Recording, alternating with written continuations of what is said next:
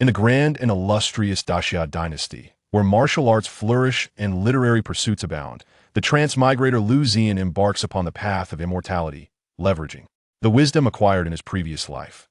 While others toil in the realm of martial arts, he ascends directly into the ethereal domain of cultivation that on a fateful day, an unparalleled sword, immortal, seemingly materializes within the royal capital. On that day, he stands alone upon the city walls of Lingzhou, confronting the formidable Li Baiyi, the pinnacle of swordsmanship, with unwavering resolve. On another fateful occasion, when an army of 300,000 threatens, he invokes the spirits of 200,000 heroes with a single poem, repelling the invaders. It is then that he comprehends the harsh reality of societal disparities, the opulence of the privileged juxtaposed against the frozen bones of the destitute. With great power comes immense responsibility. Chapter 1. The Duke's Mansion, the Scholar-in-Law. In the Xia Dynasty, within the Duke's Mansion, in the serene rear courtyard, the air resonates with profound reflections.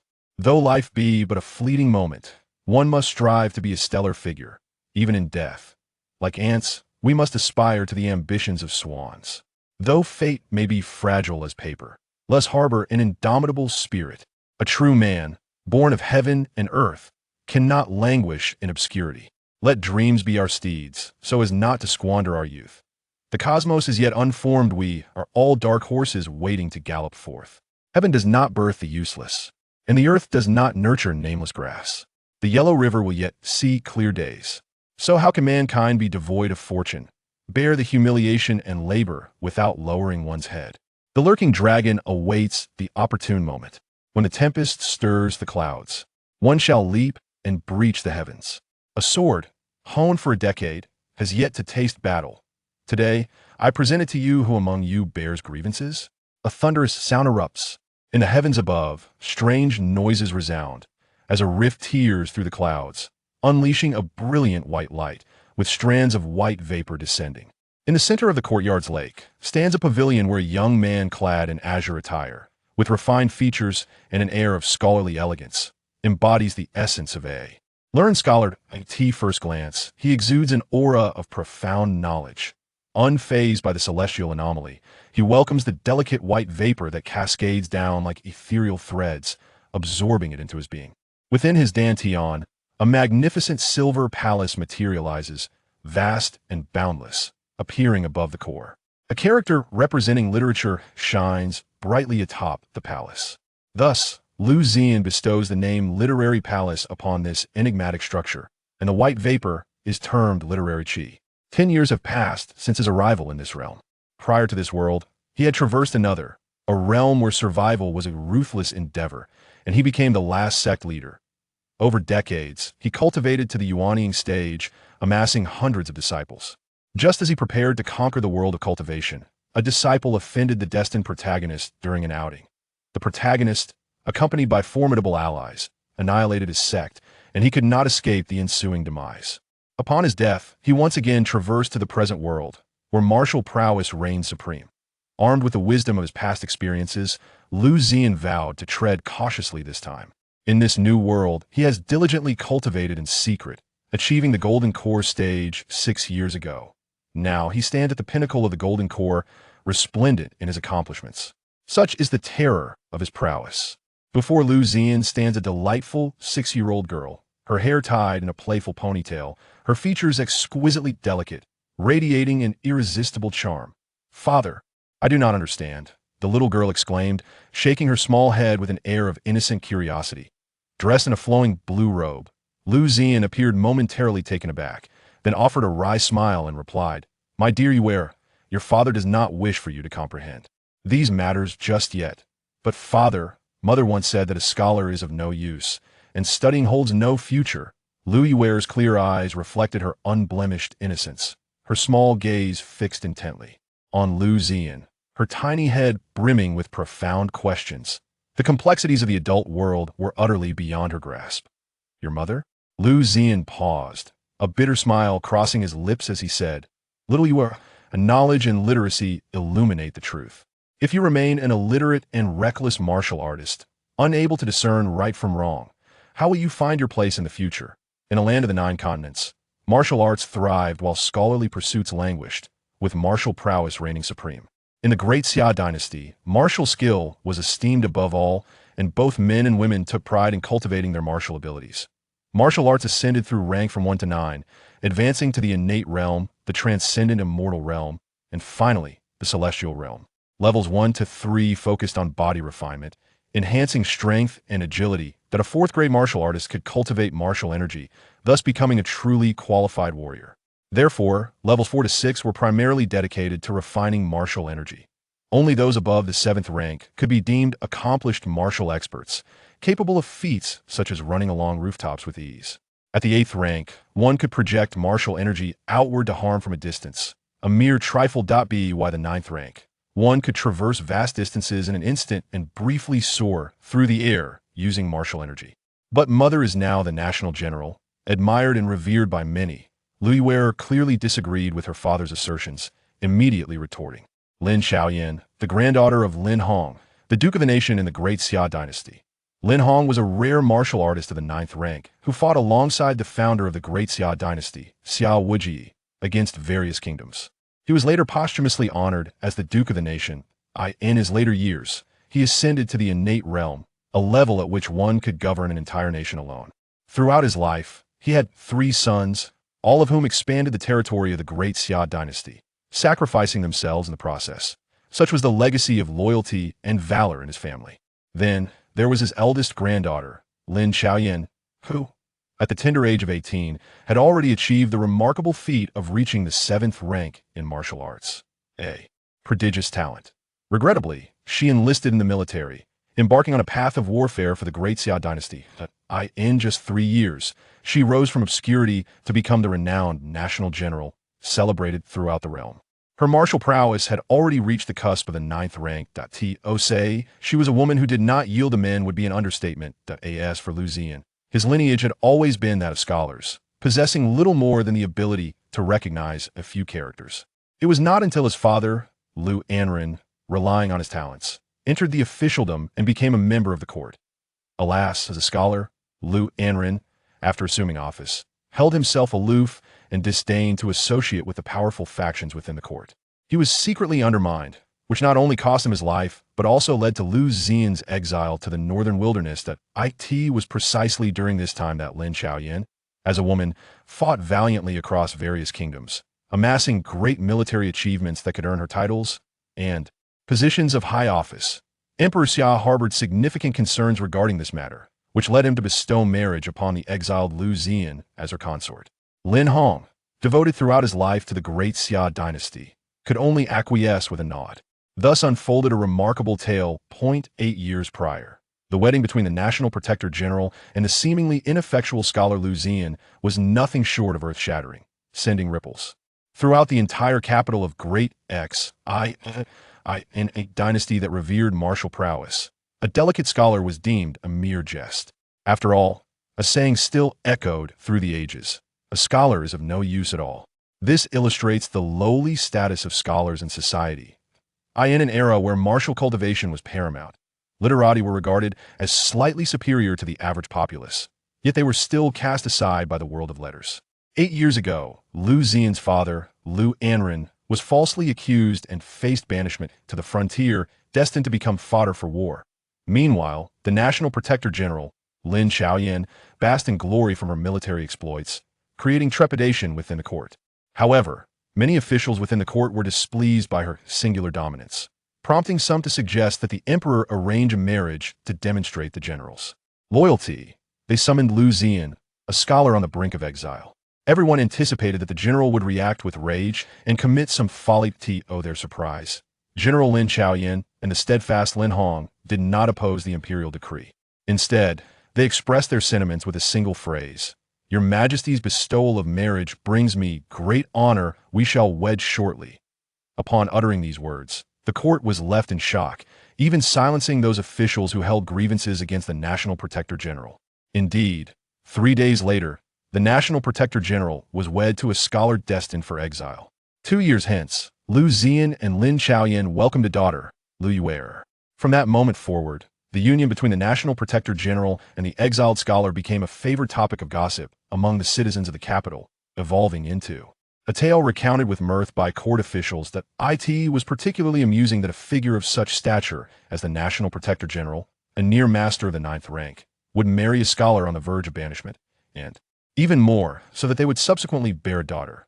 Under a pavilion, Liu Ziyan gazed at his daughter with a look of exasperation and lamented, "Liu, your mother is indeed revered by all, and is the National Protector, General of Great Xia, a fact which the people rightfully admire. However, you must not use her to dismiss the value of scholars. How can one comprehend truth or discern right from wrong without the pursuit of knowledge?" After delivering this philosophical discourse, he noticed that Liu Yi's small head buzzed with confusion, utterly unable to grasp her father's words. "I don't understand, father," she exclaimed. "I miss mother. When will she return?" This question plunged him into silence. A trace of inexplicable bitterness flickered across his handsome visage as he pondered inwardly. She'll be back soon, I suppose? Even he could not be certain, rendering him ill-equipped to respond to his daughter's inquiry. After all, yet another year had passed. Since their marriage, Lin Xiaoyan has consistently ventured to the borders, safeguarding a territory. Apart from a year, she bore little Yuer. The couple maintained a relationship marked by mutual respect, yet remained as unfamiliar as at the outset.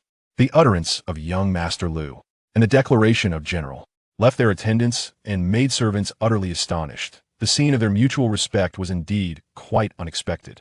"Are we almost there?" Liu Yiwer inquired eagerly, her youthful face turned towards the southern horizon. "Father, why must we conceal our ability to fight from others?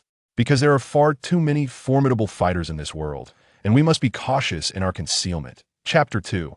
A sword drawn, the world astonished.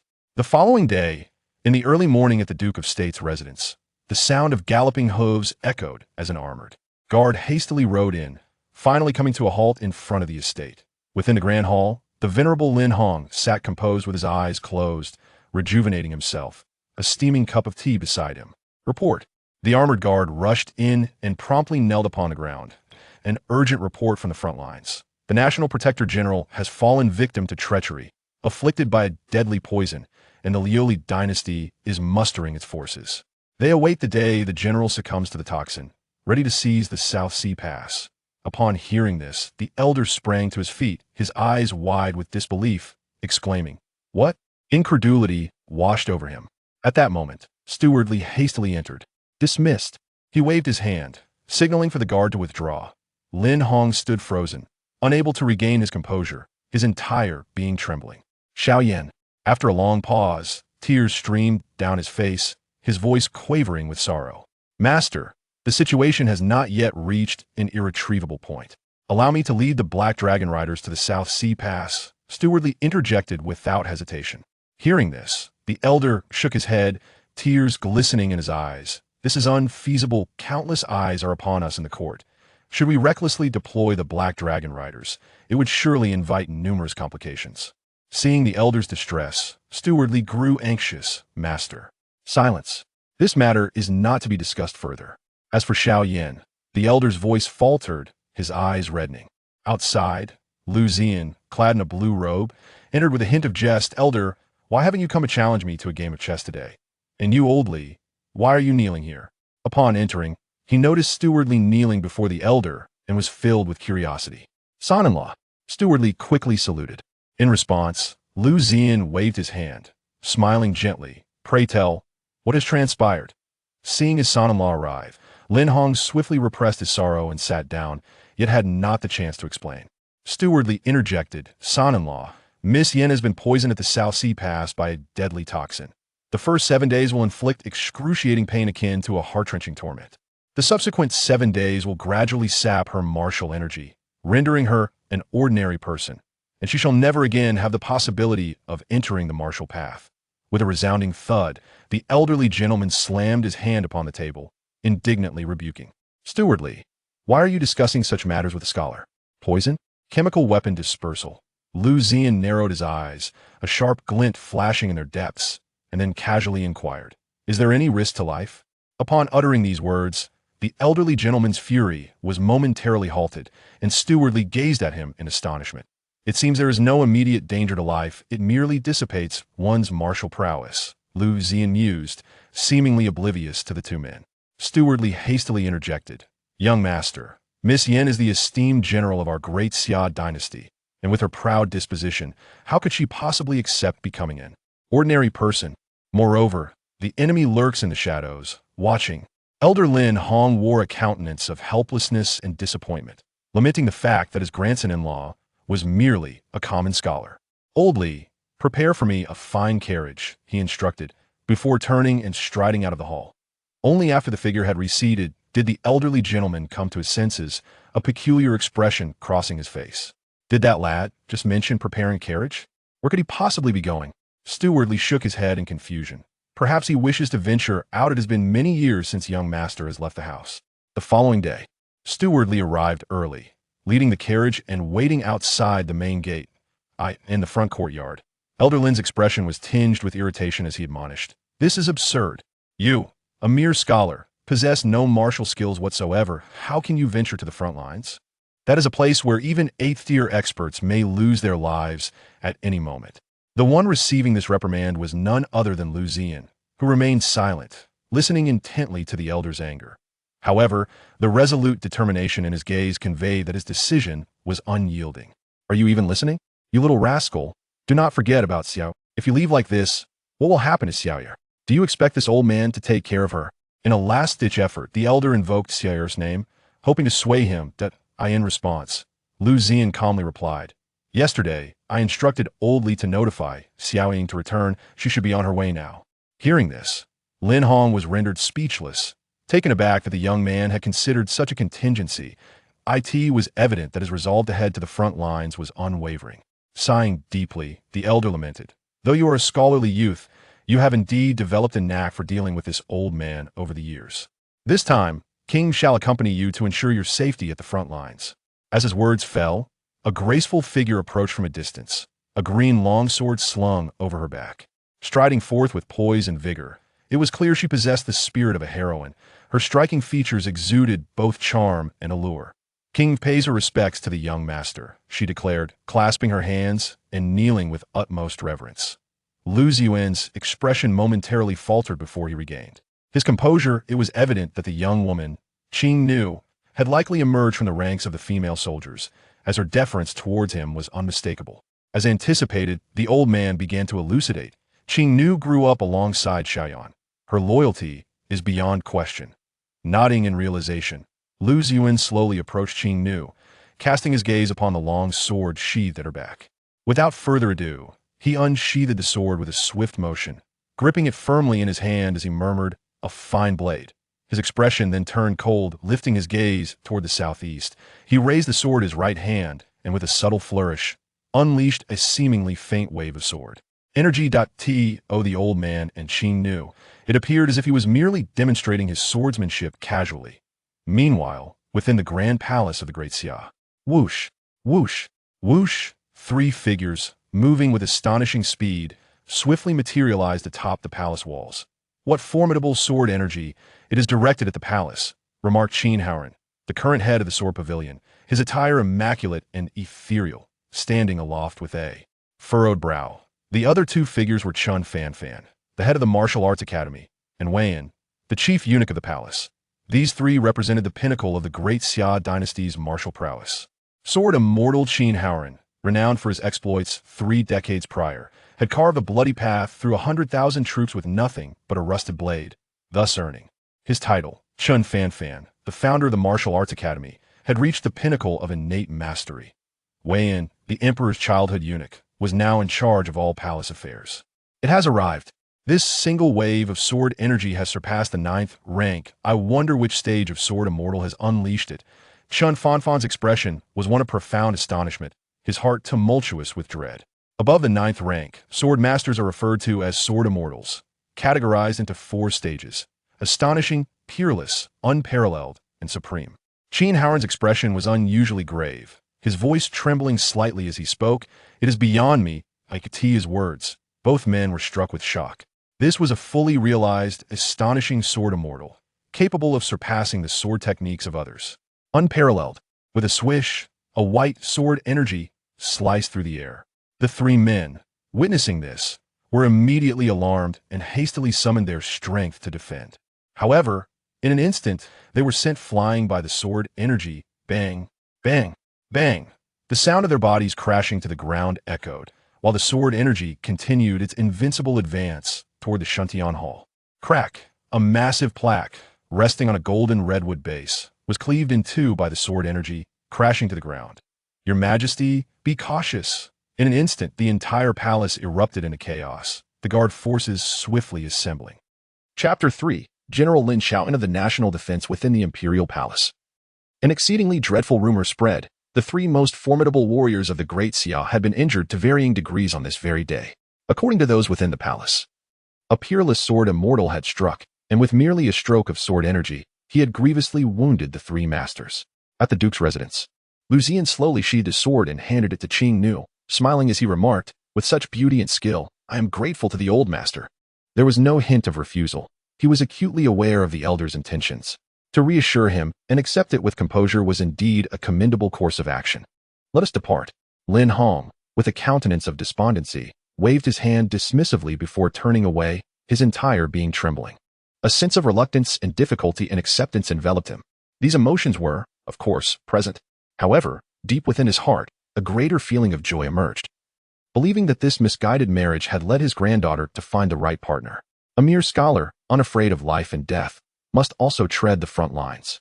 That battlefield was one where even 8th grade masters could lose their lives at any moment. He did not hesitate for a second. He was resolute in his decision to go. The spirit of fearlessness in the face of death was precisely the tenet of the Lin family. For the sake of Great Xia, for the common people, and the future. What is one's own life worth? If the death of an individual serves a purpose in the future development of the dynasty, then such a death is indeed justified and valuable. Liu Ziyan, with unwavering determination, turned and strode out. Outside the capital city, a luxurious carriage sped forth, raising clouds of dust, and soon vanished at the end of the official road. At the Duke's residence, the sound of hurried hoofbeats echoed, followed by a striking figure clad in silver armor, riding a fiery red steed. A delicate and exquisitely crafted face bore an expression of urgency and anger. Upon seeing her, the gatekeepers quickly approached with respect. "Second miss, get out of my way, do not provoke me."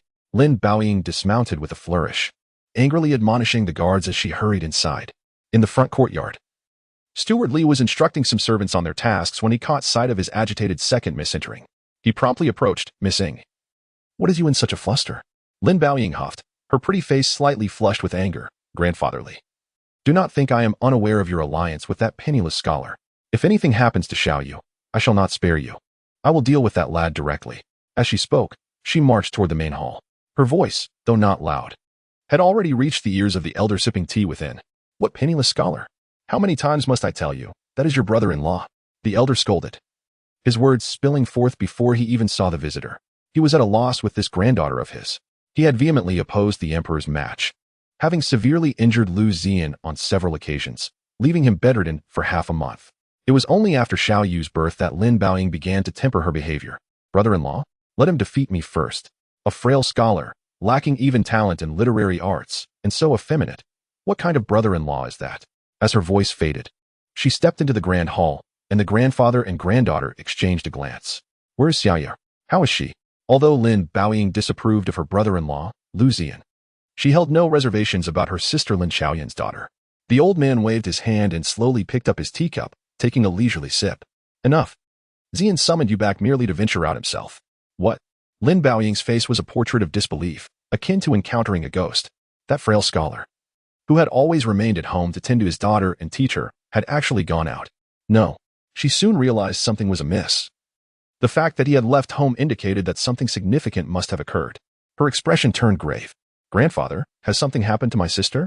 Upon hearing this, the old man exchanged a shocked glance with Butler Li, both astonished by her keen insight and immediately linking the situation to her sister. Lin Baoying had been closely observing her grandfather's demeanor, and upon witnessing the exchange of glances between him and Butler Li, her heart sank with foreboding. Her suspicions had indeed been correct. "Old Li, you explain." The old man set down his teacup, his face clouded with sorrow, as if he had aged considerably in an instant. 5 days later, at the South Sea Pass, within the southern city military camp, a woman clad in white armor sat elegantly within a grand tent, exuding an air of heroism, her fair skin and striking beauty reminiscent of a celestial being. She was none other than Lin Xiaoyan, the national general of the Great Xia Dynasty. "Miss, The poison within you cannot be delayed. You must return to the capital at once, for perhaps the old master may have a remedy, Jinshu said, her eyes filled with concern as she attempted to persuade her mistress. It's futile. This poison is beyond the reach of even its creator to neutralize. There exists no antidote in this world. Since the moment she was poisoned, she had considered numerous possibilities. Her martial prowess could dissipate into nothingness, leading her to face countless assassination attempts from enemies, ultimately succumbing to a tragic fate. However, at present, her martial abilities remained intact. And certain actions were imperative, actions that must be taken. The Lin family had a long-standing legacy of loyalty and valor, and for the sake of safeguarding the Great Xia, they would not hesitate to lay down their lives. Now, the Liu dynasty was amassing its forces, its intentions clear and menacing, compounded by her own affliction, suggesting that there were deep-seated machinations at play. A thorough investigation might even unearth connections to court officials or even regional lords. She had no desire to become entangled in the web of intrigue. At this moment, following her poisoning, her singular wish was to exert her limited strength to defend the South Sea Pass, preventing the Liu dynasty from breaching its defenses. She raised her gaze to meet Jin Shu's, her loyal attendant since childhood, who had now become one of the 10 generals of the Eastern Red Army. Although she had recently attained the 8th rank, she had endured the trials of life and death in battle. A martial artist of the 8th rank who rose through the crucible of combat was not comparable to those of ordinary families or noble bloodlines. The disparity was vast. Miss. The letter from the capital arrived yesterday, but Jin Shu finds it difficult to broach the subject, she said hesitantly. Upon hearing this, Lin Xiaoyan was momentarily taken aback. Surprised by her reaction, for Jin Shu was not the type to be so bashful. What has transpired in the royal capital? In an instant, she sprang to her feet. And upon witnessing her demeanor, Jin Shu immediately grasped that her mistress had misunderstood the situation. Hastily, she assured, "Mistress, fret not. It is nothing of great consequence. It is merely that the young master has heard of your poisoning and has set out to this place. He should arrive within the next couple of days." To prevent her mistress from indulging in wild thoughts, Jin Shu reluctantly conveyed the news that the young master had already arrived. Having served as Lin Xiaoyan's attendant since childhood, she possessed an innate ability to read her mistress's emotions and could easily discern her intentions from the slightest gesture. "What? Please repeat that." Lin Xiaoyan's beautiful eyes widened, her delicate face a portrait of disbelief, clearly overwhelmed by the incredibility of this revelation. "The young master is coming?" "But no. Young Master Liu is merely a scholar, devoid of any martial prowess. What purpose does he have in this place? He has not cultivated any literary talents worthy of classification as martial arts, but rather stands as a scholar outside the realm of martial pursuits." In that fleeting moment, an image of Liu Ziyan materialized in Lin Xiaoyan's mind, leaving her utterly astonished. "Indeed, it is true. The young master shall arrive in a couple of days," Jin Shu earnestly clarified, and at last, Lin Xiaoyan sank limply into her seat. "It is true. Astonishingly true. Absurd. How could grandfather allow such folly, permitting young Master Liu to act with such audacity?" Emerging from her stupor, Lin Xiaoyan slammed her palm upon the table in frustration. To permit a mere scholar to approach the front lines of battle, one need not ponder the outcome that awaits. "But the young master is on his way," Jin Shu shrugged, helplessly explaining. "By the way, mistress, there is another matter. Not long ago, our Great Xia offended an unparalleled sword immortal, and several have been grievously injured by a sword strike. This news has spread from the Great Xia Dynasty, and it seems unlikely to be false. An unparalleled sword immortal? Several have been severely wounded by sword energy." Lin Xiaoyan's gaze sharpened, her expression turning grave. This was no trivial matter. What has been the response to this situation? Jin Shu sighed and replied. The Liu dynasty has learned of this news and has allied with the neighboring Jinjiang imperial court and the Great Man dynasty to discuss a plan of attack against Great Xia. This was to be expected. The reactions of the surrounding dynasties were entirely predictable. Yet, what she had not anticipated was that the Great Xia dynasty had endured so much suffering over the years, growing amidst adversity, having weathered invasions from the 8 great dynasties and territorial conflicts. After enduring such trials, they had finally reached this point. Truly, the affairs of the world are ever unpredictable. Chapter 4. Knowing full well the tiger lurks, yet proceeding to the tiger's den report. A hurried voice echoed from outside the tent. Almost immediately, a soldier rushed in, kneeling upon the ground, his voice trembling with fear. Reporting to the general, a quarter of an hour ago, enemy forces were spotted 10 miles east of the city. General Qin has led the city guard out to pursue them, but they have become trapped at Longling Ridge. Succinctly, the soldier conveyed the situation, providing a clear account of the events. Upon hearing this, Both Lin Xiaoyan and Jin Shu furrowed their brows, deep in contemplation. After a moment, Jin Shu erupted in anger. What does Qin Feng think he is? A mere deputy general of the city, daring to lead troops outside? This is sheer madness. In contrast to Jin Shu's thunderous outburst, Lin Xiaoyan remained remarkably composed. Her gaze swept over the soldiers who had come to report, her fingers gently drumming against the table, producing a rhythmic sound of thud, thud, thud. Qin Feng's character was crystal clear to her after 6 months in this place, arrogant and dismissive of others. Yet, a moment later, a flicker of cold light danced in her eyes, and a look of helplessness crossed her face. What a clever ruse to draw the snake from its hole. The Liu dynasty had executed this tactic with remarkable finesse. There was no need for elaboration. A moment of contemplation would reveal the underlying truth.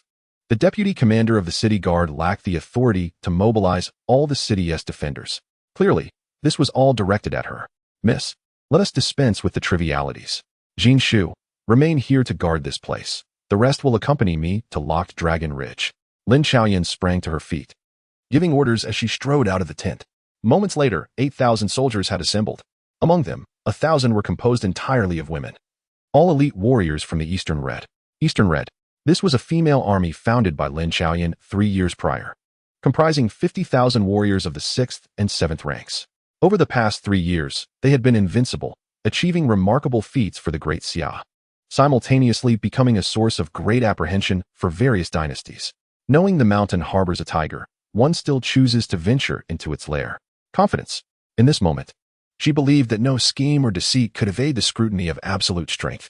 The sound of galloping hooves echoed, thud, thud, thud, before fading away, leaving behind Jin Shu, staring in shock and confusion, unable to regain her composure. From the adjacent tent, a petite figure dashed out, striding up to Jin Shu with an angry demand. What is going on? Where is the Grand General? Su Luoling was exceedingly frustrated and furious. As a fiercely loyal member of the Grand General's command, the idea of being sidelined in battle was intolerable. Surely, she was not considered part of the inner circle. Grand General, this behavior is disheartening. He has already proceeded to Locked Dragon Ridge, Jin Shu replied, spreading her hands in exasperation, her expression conveying helplessness, as if to say she was powerless to change the situation. Absurd. This is utterly absurd. Jin Shu, I must inform you that at this critical moment, the Grand General has been poisoned. How can you allow him to venture out alone? What if something were to happen? Su Luoling exclaimed, her voice rising in indignation as she chastised Jin Shu for following the Grand General's orders, treating his life as a mere jest.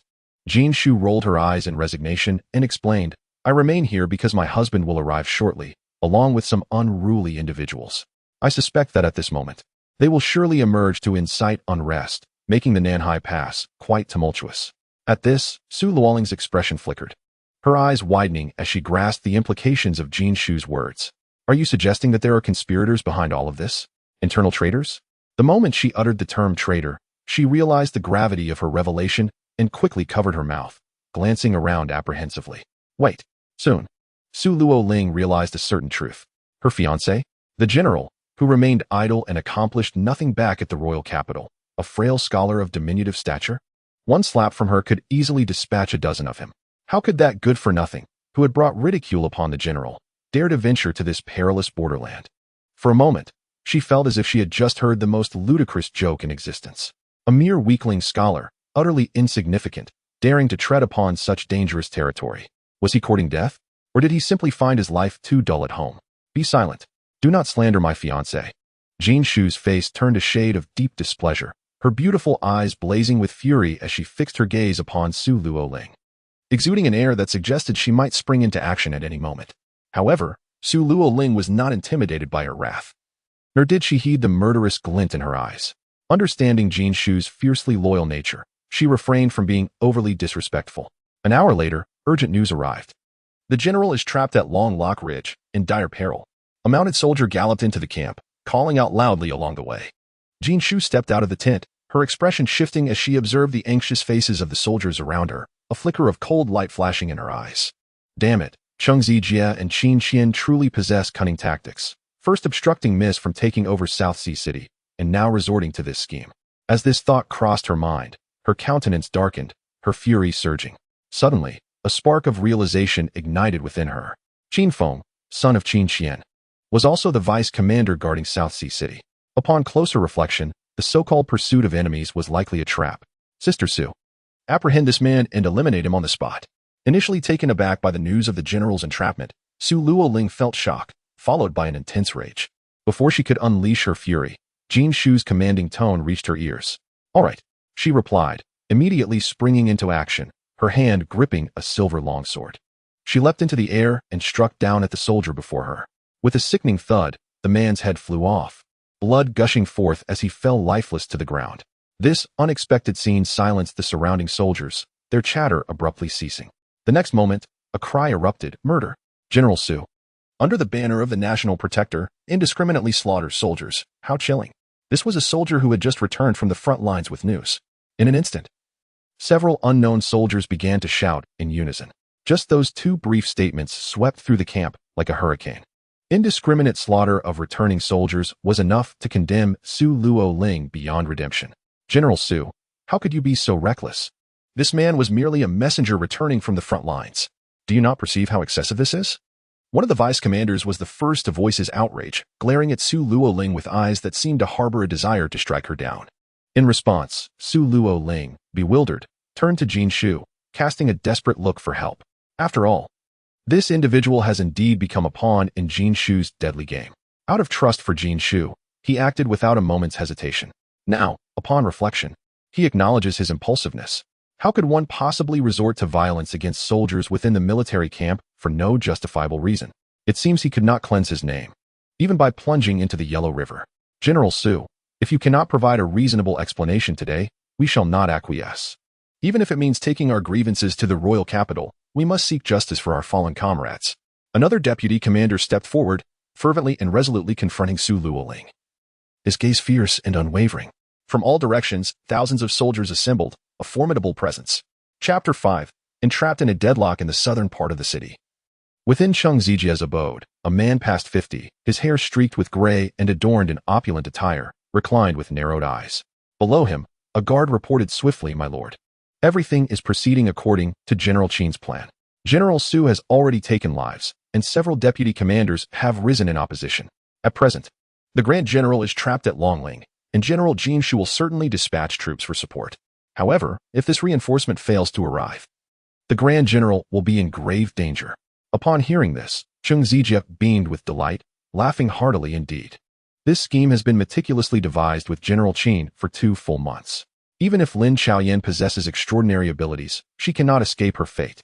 A sinister glint flickered in his eyes, brimming with unshakable confidence regarding this plot. After all, the stakes involved were monumental. Inform Deputy Commander Sure, we must, by all means, obstruct that girl Jin Shu.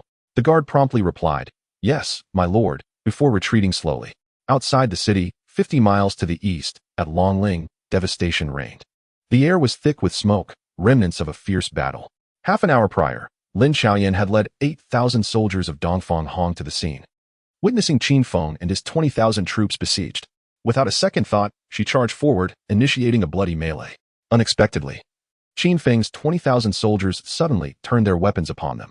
Caught off guard, after the fierce combat, only a few hundred of the 8,000 remained, each soldier bearing varying degrees of injuries. On the open grassland, clad in white armor, the National Guardian General Lin Xiaoyan was already drenched in crimson. Behind her, hundreds of female soldiers displayed signs of utter exhaustion, the toll of the battle evident. "General, if this continues, we may all perish here," spoke Qi Jingxi, one of Dongfang Hong's 10 deputy commanders, gazing at the encircling darkness. The murderous intent in her eyes remained unyielding. Beside her stood a petite figure, a girl with a cherubic face, playful and charming. This young woman was also one of the 10 deputy commanders of Dongfang Hong, known as Qing Zhu, and served as Lin Xiaoyan's personal attendant since childhood, much like Jin Shu. "Do not worry, my lady. They shall harm you only over my dead body," she declared, resplendent in white armor, her spirit indomitable, brandishing a silver spear, filled with fighting zeal. She gazed defiantly at the encroaching foes, like a swarm of locusts. The enemy army was gathering densely. On a war chariot, the main commander of the Liu Dynasty, Tuoba Hao, stood with exuberance, flanked by 2 figures cloaked in black. The thundering of the chariot echoed as Tuoba Hao's excitement surged. The thought of soon concluding the legendary reign of the Great Xia's National Protector General overwhelmed him. The Great Xia Dynasty truly produced remarkable talents, capable of such treachery. Indeed, fortune favored him. Behind the war chariot, the lifeless body of a young man was being dragged along. It was said that the Great Xia Dynasty was blessed with exceptional individuals, having produced numerous formidable martial artists. The treatment of allies by General Tuoba was likely to incite discontent among some. One of the cloaked figures, donning a silver ghost mask, spoke in a raspy voice, indistinguishable as male or female. The other, a middle-aged man with a handsome visage and eyes sharp like blades, exuded an air of malevolence. Discontent? Absurd. This traitor deserves no pity. I am the sovereign protector of the Liu Dynasty and the chief commander of this assault on the Great Xia. Those who voice dissent shall be silenced. Tuoba Hao smiled nonchalantly, dismissing such trivialities. The paramount objective remained to encircle and eliminate the Great Xia's national protector general. That was of utmost importance. In a short while, Tuoba Hao stood 100 meters apart from Lin Xiaoyan, gazing at the once magnificent figure who had slain the Liu Dynasty's best. In that moment, the valiant and strategic national protector general of the Great Xia was encircled by his 6,000 elite troops. How exhilarating!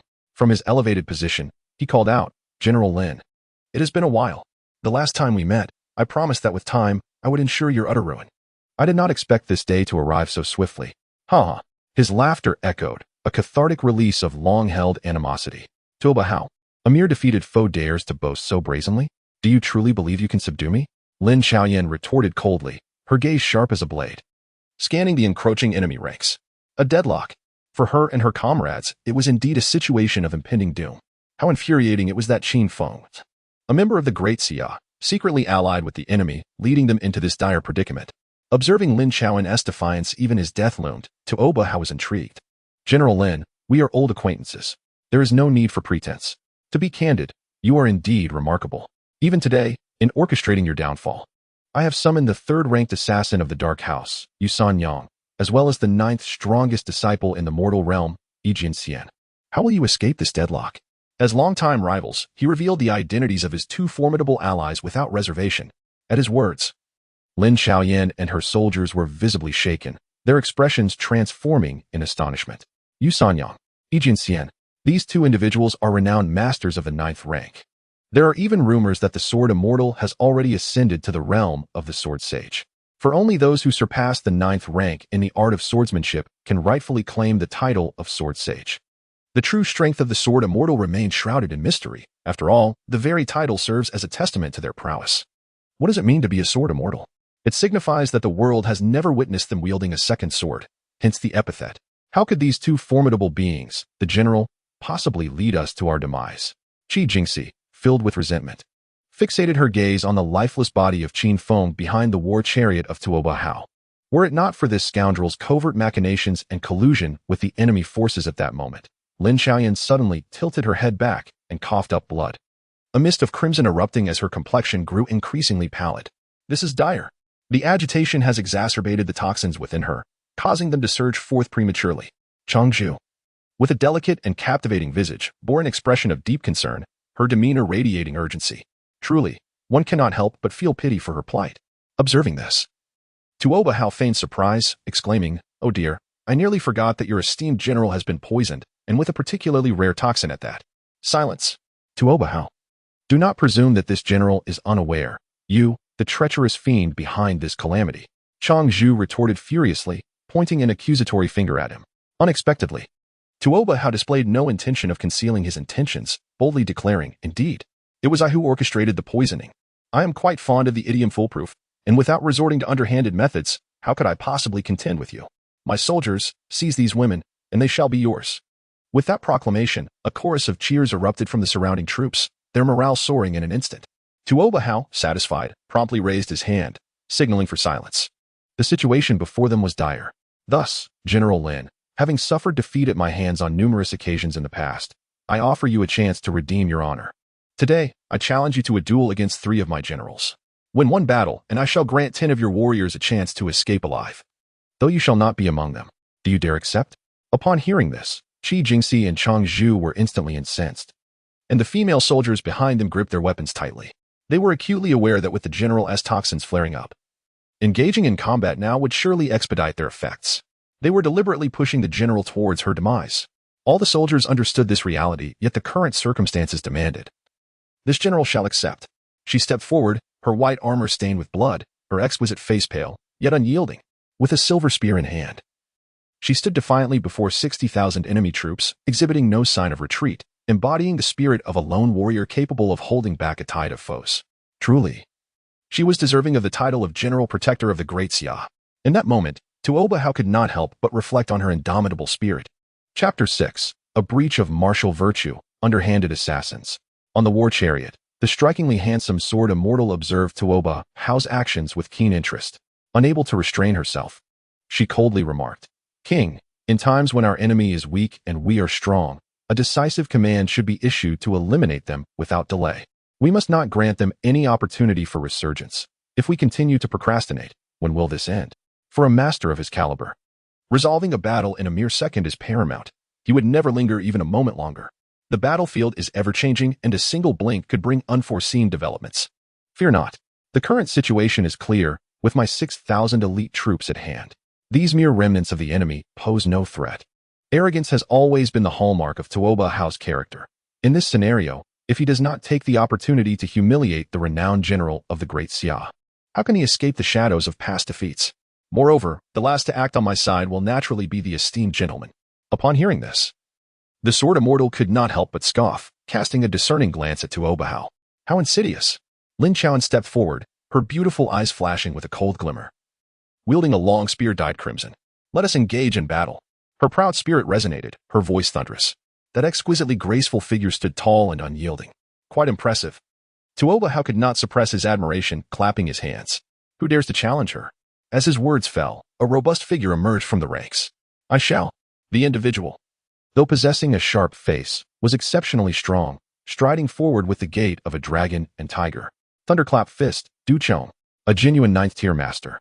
He had once defeated a long-established 9th-tier expert while barely at half-step into the 9th tier. Tuo Bahao, you are truly shameless to summon a 9th-tier master. Qing Tong pointed accusingly at Tuo Bahao, her voice rising in indignation. What a disgrace to martial ethics. This blatant disparity of strength is appallingly evident. Shameless? Huh. Are you praising me, young lady? Du Chong laughed heartily, thoroughly pleased with Qing Tong's reaction. Observing the soldiers of the Eastern Red, he could not help but sneer inwardly. Women. I have encountered many, but such a spirited woman is a rare find, especially in such numbers. Enough nonsense. Lin Chaoan, sensing Du Chong's malevolent gaze upon the valiant soldiers who had sacrificed everything to protect the Great Xia, rebuked him sharply. Despicable. Boom. With a resounding explosion, a formidable wave of yellow energy surged forth from her. Roar. A chorus of dragon roars erupted as 5 ethereal yellow dragon figures ascended from around her. Yellow Court Scripture. One of the rarest and most exceptional martial arts, mastering this technique allows the practitioner to condense the essence of the yellow dragon. When perfected, one can summon 9 yellow dragons to coil around them, rendering them nearly invincible among their peers. At that moment, on the war chariot, a masked figure in a black robe gazed at the 5 yellow dragon phantoms, his body trembling slightly, his eyes momentarily clouded with confusion. Yet soon after, a flicker of dark light flashed in his depths, and he regained his composure. 5 Dragon Realm. What an extraordinarily gifted talent, if allowed to grow further.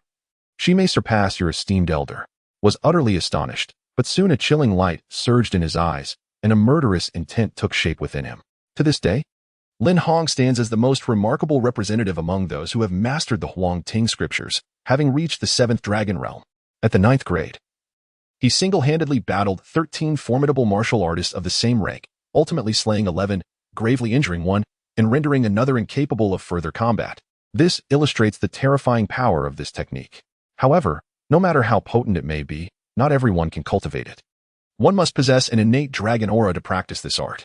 Thus far, only members of the Lin family are born with a trace of this dragon aura. Consequently, only they can cultivate the Huang Ting scriptures. The Huang Ting scriptures? The 5th Dragon Realm. Come forth. Du Chong's expression was filled with unbridled excitement as he brandished his fists, his figure resembling a ghost, elusive and unpredictable, as he instantly darted forward. Thunderous fist. With a low shout, a myriad of fist shadows followed in rapid succession, akin to the roaring thunder. The overwhelming barrage of punches surged forth. She raised an eyebrow, a cold smile gracing her lips, gazing indifferently at Du Chong, who was attacking from this direction. With this move, the thunderous fist, an ordinary 9th grade martial artist would likely falter. Break. With a delicate hand as pale as jade raised, 5 dragon shadows swiftly coalesced. Boom. The two powers collided, resulting in an earth-shattering explosion, dust billowing into the air.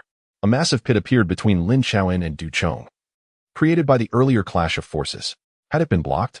Du Chong stared in disbelief, struggling to comprehend that this attack, potent enough to annihilate a ninth-grade martial artist, could not subdue the individual before him.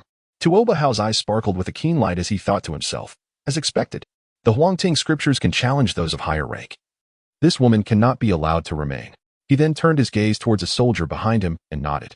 In the next moment, the soldier understood the unspoken command and stepped forward. Blocked. Truly blocked. Long live the general. The general is invincible. Qi Jingxi, Qing Zhu. And the soldiers of the Dongfang Hong shouted in unison. A half-step ninth-grade warrior effortlessly withstood the attacks of a true ninth-grade expert, revealing the extraordinary strength of their general. Securing this victory was merely a formality. Excellent. A flicker of darkness crossed Du Chong's eyes as he roared, with momentum like mountains and rivers, fist like thunder. His aura surged once more, growing formidable. Nearing the pinnacle of the ninth grade. So powerful. Lin Xiaoyan gasped inwardly, yet she harbored no intention of retreating. She understood the significance of this battle. A deadlock lay before her, seemingly inevitable. Even a seasoned warrior like her, adept in the art of war, felt an unprecedented sense of helplessness at this moment. Death appeared to be slowly encroaching upon them. 5 dragons gather. The spear strikes the astonishing dragon, with her spear held horizontally. A flicker of dragon shadow illuminated the air, finally alleviating some of the pressure from her opponent. Suppressed by realms. Accept your demise.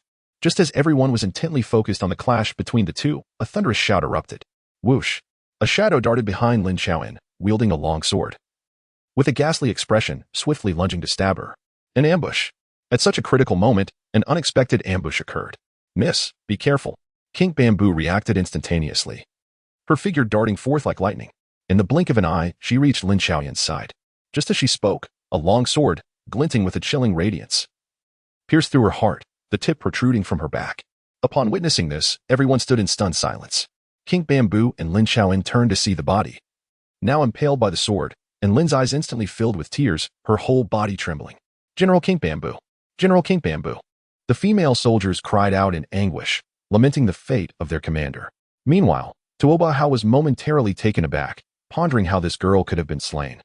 A nearby swordsman expressed his regret, commenting on the tragic demise of such a beautiful girl. The masked figure in black robes beside him showed a flicker of emotion before slipping back into indifference, embodying a dispassionate demeanor. How brazen, Tuo Bao! You barbarians are truly despicable, Qi Jingxi declared, her eyes reddened with fury as she pointed an accusatory finger at him. The sudden turn of events distracted Lin Xiaoyan. She turned to behold the pale, delicate face and the bloodied sword tip. In an instant, her mind went blank. Miss, be careful. King Bamboo struggled to speak. For behind Lin Xiaoyan, the 9th-tier martial artist Du Chong approached with murderous intent. To engage with me and still dare to be distracted, seeking death. Du Chong sneered, racing closer and proclaiming, thunderous fist. Bang! The tremendous force struck Lin Xiaoyan's back, sending her flying several meters. Thud. She crashed to the ground, yet remained oblivious. Her beautiful eyes still locked on the diminutive figure of King Bamboo, her beloved maid and sister, one of her closest confidants. Chapter 7. My son-in-law is an immortal. An ambush. Such despicable tactics were brazenly displayed before all. The barbarians from beyond the borders were indeed treacherous and cunning. Regrettably, it was only at this moment that they awakened to the truth. The enemy offered no chance for survival, but merely sought to humiliate them. Shameless fiends. Qi Jingxi gasped as she recognized the assailant. Haha. The rogue laughed mockingly, withdrawing his sword and scoffing. To die at the hands of my shameless blade is indeed a privilege. His scornful words ignited the fury of Qi Jingxi and the Eastern Red soldiers. King Bamboo coughed up blood once more, her vitality waning, as if she might fade at any moment. I will fight you to the end. Qi Jingxi could no longer contain herself, roaring as she prepared to charge, her fellow soldiers stirring restlessly behind her. Suddenly, a green long sword, shimmering with a gleam of light, appeared before Qi Jingxi, blocking her path. Watch closely, it is not yet your turn. A cold snort echoed, revealing a sword immortal on the war chariot, vigilantly observing their every move. Any further action on their part could provoke the green sword to strike them down without hesitation. The Grand General of the nation? Merely a faade.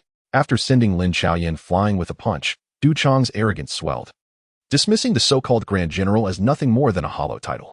However, he remained oblivious to the fact that this very action roused the barely surviving Qinzhu. In an instant, she rose to her feet, her gaze flickering with unwavering determination, bolstered by an indomitable will. "How dare you insult my lady? What are you, but a trifling being?" Her icy words swept through the surroundings, drawing the attention of all to this seemingly dying figure. A sword piercing the heart, a certainty of death. How could this be? Gasps of disbelief erupted from the onlookers as they beheld Qingju standing tall. Lin Xiaoan reached out, wishing to grasp the figure before her. Her eyes brimming with compassion, overshadowed by profound sorrow. She understood all too well that Qingju was on the brink of death, yet she persisted, fueled by her formidable willpower. Most importantly, it was to protect herself. To face death without fear, how loyal one must be to achieve such a feat she can still stand. Tuoba was rendered speechless. Impossible. The shameless one's eyes reflected terror and unease, his agitation palpable. The situation was far too bizarre, instilling a sense of dread even within the ninth-tier martial artist. Impossible? A hint of derision crossed Qingju's pallid face as she shook her head with a cold smile. My lord is an immortal. In this world, anything is possible. Upon hearing this, Lin Xiaoan, Qi Jingxi, and hundreds of surviving warriors from the Eastern Red Army exchanged bewildered glances. After all, this was not the first time Qingju had uttered such words. Since her arrival at the barracks, she had regaled every new friend with tales of her lord being an immortal, even having shared this with Lin Xiaoyan on numerous occasions. They all regarded her words as mere stories. The reputation of Liu Ziyan was known throughout the Great Xia, a scholar inept in both literary and martial pursuits. How could he possibly be an immortal? Lin Xiaoyan had repeatedly explained in public that Qingju, having spent her formative years by her husband's side, often spoke nonsensically. An immortal? Tuoba Hao, taken aback, suddenly burst into laughter. Ha! This child is so amusing with her jesting. Could she be a celestial star descended to earth? Even the sword immortal could not help but twitch at the corners of his mouth. Qi Jingxi and Lin Xiaoyan both held their heads in exasperation, resigned to the fact that this girl seemed to do nothing but utter foolishness each day. An immortal? Duchong scoffed disdainfully. That inept scholar of yours? How ridiculous! Silence! You shall not defame my lord. Qingju shouted furiously. It was her duty to uphold her lord's reputation, and she would not permit outsiders to speak ill of him, for he was indeed an immortal. Uft! Nonsense! Are there really immortals in this world? The shameless one sneered, the earlier fear evaporating in an instant. You all shall perish. With a graceful motion, Qingju reached for a crimson cord around her neck and removed a small cylindrical object. Upon opening it, a rolled-up yellow talisman unfurled before her eyes. Do you believe that the gentleman is an immortal? Does it truly matter? It does not. In this world, as long as I believe he is an immortal, that suffices. As for you, mere jesters. She flicked the yellow talisman, revealing intricate runes, with a singular character at its center, a bold lightning symbol, dancing as if alive. Each word resonated in the ears of the onlookers, stirring their curiosity about her next actions. It is human nature. Once curiosity is ignited, one cannot help but seek knowledge. Suddenly, she turned to Lin Xiaoan and offered a faint smile before speaking. I require a drop of your blood, Mississippi. Without a moment's hesitation, Lin Xiaoan raised her hand, and a drop of bright red blood soared into the air, landing upon the yellow talisman. In an instant, a phantom flickered, and the talisman hovered in midair. This spectacle astonished and bewildered the crowd. Reporting to the gentleman, there are those within the dynasty who secretly conspire with the foreign barbarians, resulting in heavy casualties among the soldiers. The young lady has fallen victim to treachery, and the situation is dire. Qingju, in a state of desperation, knelt before the floating talisman, earnestly reciting her supplication. At that moment, Tuoba Hao erupted in laughter, exclaiming, Ha! You see this foolish child, bowing and worshipping that trinket? You claim your gentleman is an immortal. How absurd. Around him, 60,000 elite soldiers roared with laughter, mocking Qingju's antics as if she were a mere fool. Yet, she remained unfazed by their jeers. After her supplication, her gaze grew resolute. She turned to Lin Xiaoan and called out, Miss. In that instant, Lin Xiaoan, as if guided by fate, responded, Granted. Thank you, gentlemen, for your guidance. Qingju bowed deeply in respect, leaving the crowd in a state of confusion. Why was it that Lin Xiaoan responded to her while she expressed gratitude to someone else? With the utterance of granted. The yellow talisman transformed into a flash of white light, soaring towards Qingju's forehead and vanishing. In a heartbeat, a lightning emblem materialized upon her brow. It was then that Qingju comprehended the true nature of the talisman, an invocation of thunder, a means to master the art of summoning lightning for half an hour.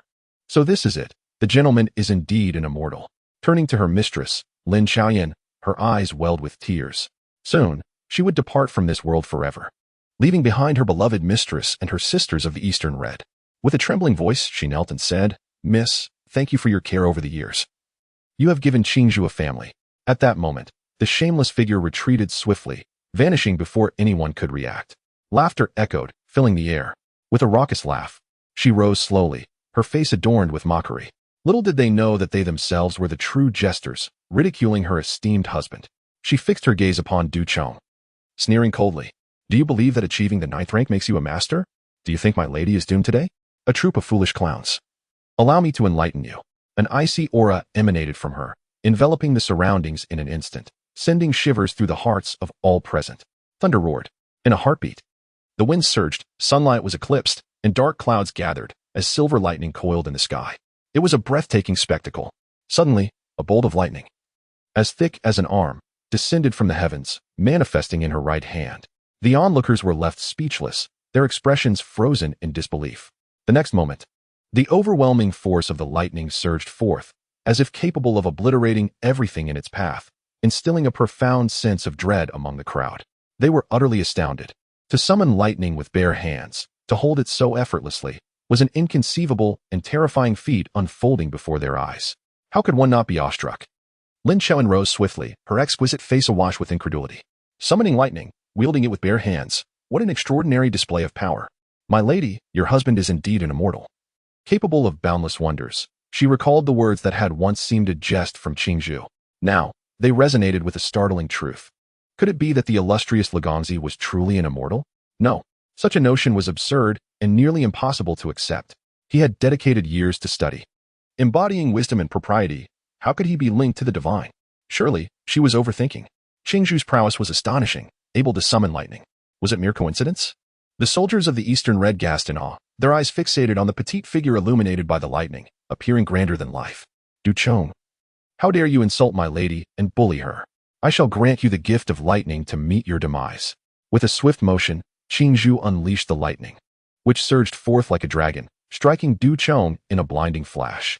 Faced with the approaching lightning and its cataclysmic power, Du Chong found no will to flee. Boom. He exploded into a shower of flesh and blood, the 9th rank master vanquished in a single blow. What? Tuoba Hao's eyes widened in disbelief. His face pale as a deep-seated fear flickered in his gaze. Was it possible for someone to wield lightning to kill? Such a phenomenon was unheard of. Terrifying indeed. General Qingzhou had truly summoned lightning to annihilate the 9th rank master Du Chong. The general was awe-inspiring and formidable, leaving all in admiration. Was it possible that the scholar at the general's home was indeed an immortal? Surely not. Legongzi, with neither mastery in literary pursuits nor prowess in martial arts, could hardly be deemed an immortal. It is likely that the thunder struck just moments ago, and General Qingzhou utilized the power of lightning to claim lives. The soldiers of Dongfanghong were engaged in hushed whispers, exchanging their thoughts, clearly harboring a profound skepticism regarding the notion of Liu Ziyan being an immortal. However, Lin Chuan's beautiful eyes glimmered with clarity. At that moment, she understood, offering a gentle smile akin to a spring breeze. Regardless of whether he was an immortal or not, he was her husband of a decade, the father of Xiaoyer. That alone sufficed. Qingzhou surveyed the surroundings with a frown, lamenting the audacity of the shameless individual who had fled. Subsequently, she fixed her gaze upon the war chariot occupied by Tuoba Hao, Yusan Yang, and the Sword Immortal. It was their turn now. A smirk graced her lips, imbued with a hint of defiance and pride. At that moment, she resembled a deity. Thunder, come forth. Once more. She raised her hand, summoning several bolts of lightning to descend upon her. Go.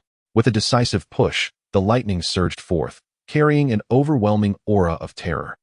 Just when everyone believed the bolts would annihilate the three, Tuoba Hao cried out in panic, convinced he was doomed. The next instant, as the lightning neared its targets, a faint yellow aura emanated from Yusan Yang, fleeting yet profound. Qingzhou's eyes widened in astonishment. She was rendered momentarily speechless, as if witnessing something dreadful. How could the lightning summoned by General Qingzhou fail to harm them? The soldiers of Dongfanghong were equally bewildered, filled with questions. Miss. Boom. Just as Qingzhou attempted to speak, she felt the vitality within her rapidly deplete. This is bad. Time is running out. Jingxi, take the young lady back. Thunder, come forth. Transforming into a flash of white light, she surged into the roiling black clouds, her voice echoing with fury. In an instant, countless bolts of lightning cascaded down. Boom, boom, boom. At that moment, within 100 miles, the sky was illuminated with incessant flashes, with serpentine bolts striking the 60,000 troops led by Tuoba Hao. In an instant, despair filled the air, blood flowed like rivers, and the acrid scent of charred earth permeated the surroundings. Gaping black pits emerged. However, what was astonishing was that Lin Xiaoyan and the soldiers of Dongfanghong standing behind her were untouched by the onslaught of lightning. Meanwhile, on the war chariot occupied by Tuobahao, faint yellow gas flickered around them, shielding them from the electric fury. "Let us go." The sword immortal narrowed his eyes, making a swift decision to turn the chariot and flee. How could a person possess such formidable power? After a while, as the clouds parted and the skies cleared, the lightning dissipated. The surroundings were charred, countless pits marred the landscape, thick smoke billowed, and corpses lay strewn about. Did we win? One soldier of Dongfanghong whispered to himself in disbelief, overwhelmed by the surreal nature of it all. Qizhu. Lin Xiaoyan's eyes brimmed with tears, through the haze. She seemed to glimpse Qingzhu smiling down upon her from afar in the sky. Whispers echoed in her ears, "Miss, in the coming summer, Qingtong can no longer accompany you in protection." Qi Jingxi grasped her hand with unwavering calmness, declaring, "General, we must depart from here post-haste. Tuoba Hao and his men are not yet dead. They will undoubtedly return with vengeance." Within the grand hall of the Qin residence, Qin Qian, seated at the elevated position, seethed with rage upon hearing the reports from his soldiers. In a fit of fury, he hurled his teacup, shattering it and splattering tea everywhere. Incompetent fools. Such disgraceful conduct from the Liu Dynasty and Tuoba Hao, who dare to disregard the principles of martial conduct and slay my son. "Bring someone to me," he bellowed. And shortly thereafter, a young attendant rushed in. "Inform General Cheng to initiate the second phase of our plan." Qin Qian's eyes gleamed with a ruthless intensity. At this juncture, the loss of a mere son was inconsequential. For the greater scheme, he would not hesitate to sacrifice not only a son, but even the entirety of the populace at the South Sea Pass. Within half an hour, news spread throughout the South Sea Pass. The National Protector General had secretly colluded with the Liu Dynasty, leading his soldiers out of the city to confront the enemy, resulting in the deaths of tens of thousands. This revelation, regardless of its veracity, ignited fervent discussions among the populace. Among the hundreds of thousands of citizens, some were swayed by the news and believed it wholeheartedly, while others staunchly defended the National Protector General, insisting he would never commit such a treacherous act against the Great Xia. Regrettably, when Qin Feng led the families of fallen soldiers to learn that their men would not return and that they had perished due to the National Protector General, they indiscriminately joined in the outcry, stirring animosity and slandering the general. Within a mere half-day, the entire South Sea Pass had united in their belief that the National Protector General was a traitor to the Great Xia, deserving of death at every hand. In the military camp, Jin Shu and Su Luoling found themselves encircled by thousands of soldiers, as the situation grew increasingly dire amidst a cacophony of accusations and doubts. Before they could respond, Chang Zijia strode in, leading 300 elite guards. "The National Protector General has been secretly communicating with the Liu Dynasty, causing the deaths of tens of thousands of soldiers. His actions are utterly reprehensible. I have come to apprehend the Vice-General beside General Lin, Jishu, and you, General Su, will accompany me." Upon entering, he wore an expression of righteous indignation, vehemently condemning Lin Xiaoyan. "Such slander! How dare you besmirch the general?" Su Luoling retorted, pointing accusingly at Cheng Zijia, her eyes glinting with murderous intent, as though she wished to flay him alive. The National Protector General Lin Xiaoyan was her utmost idol. How could she fathom him engaging in treachery with the Liu Dynasty? Furthermore, the Lin family of the State Protectorate was renowned for their loyalty and valor, having faced death fearlessly on the battlefield to safeguard the Great Xia. Cheng Zijia sneered coldly. "Now the entire South Sea Pass is aware of your deeds. Do you still wish to deny it?" At his words, Jin Shu's expression shifted dramatically, followed by a bitter smile. "Ultimately, it is you wretched individuals who are devoid of shame. Everything is becoming clear. Qin Feng's sortie was merely a trap. From that moment forth, the young lady of the household had already entered the fray, and it was a deadlock." Without further ado, General Qin was convening an accountability conference regarding General Lin in the square, having summoned the esteemed gentlemen of the Literary Academy. "Zhen Zizhu, the Grand General would not return, and you all were precisely the subjects of inquiry." After Cheng Zijia spoke, a glint of cold light flashed in his eyes. This matter had been meticulously planned for a long time, and there would be no room for error. "Jin Shu, why engage in such idle chatter with him? Let us break through."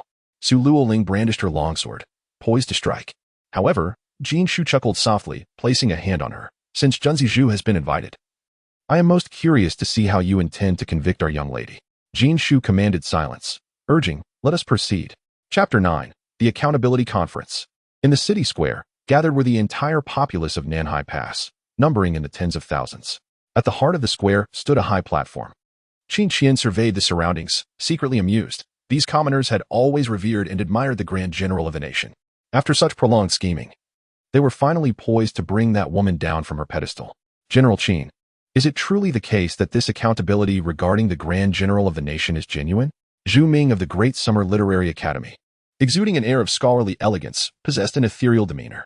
Behind Zhu Ming stood a man and a woman, his disciples, Xiang Shui and Junzi Zhu.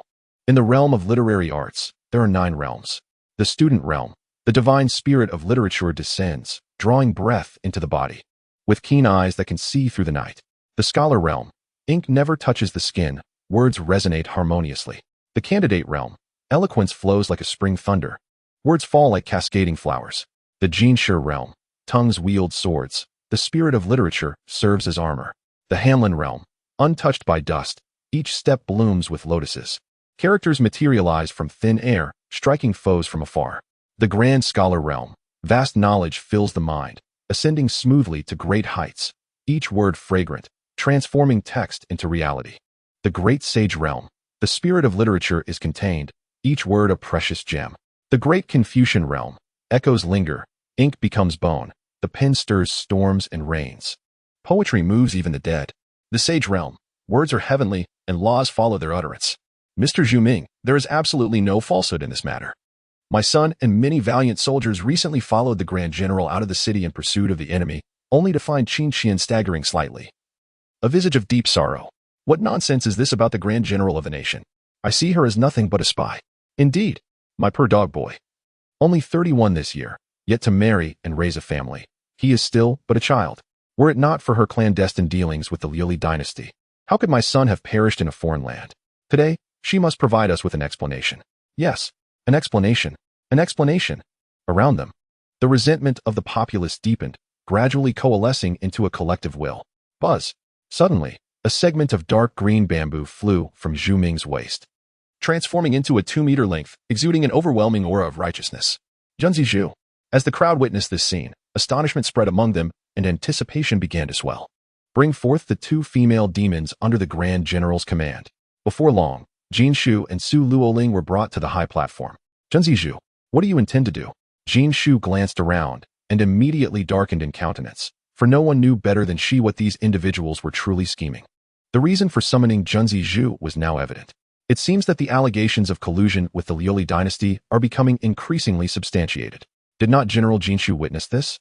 Qin Qian's lips curled into a smirk, laced with a hint of pride.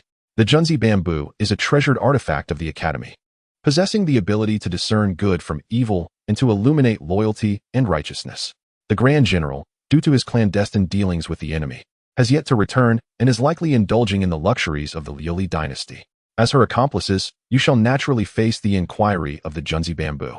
Should you withstand the 12 questions, this matter will no longer concern you, and I, the General, shall willingly kneel and confess my wrongs, even to the point of self-immolation.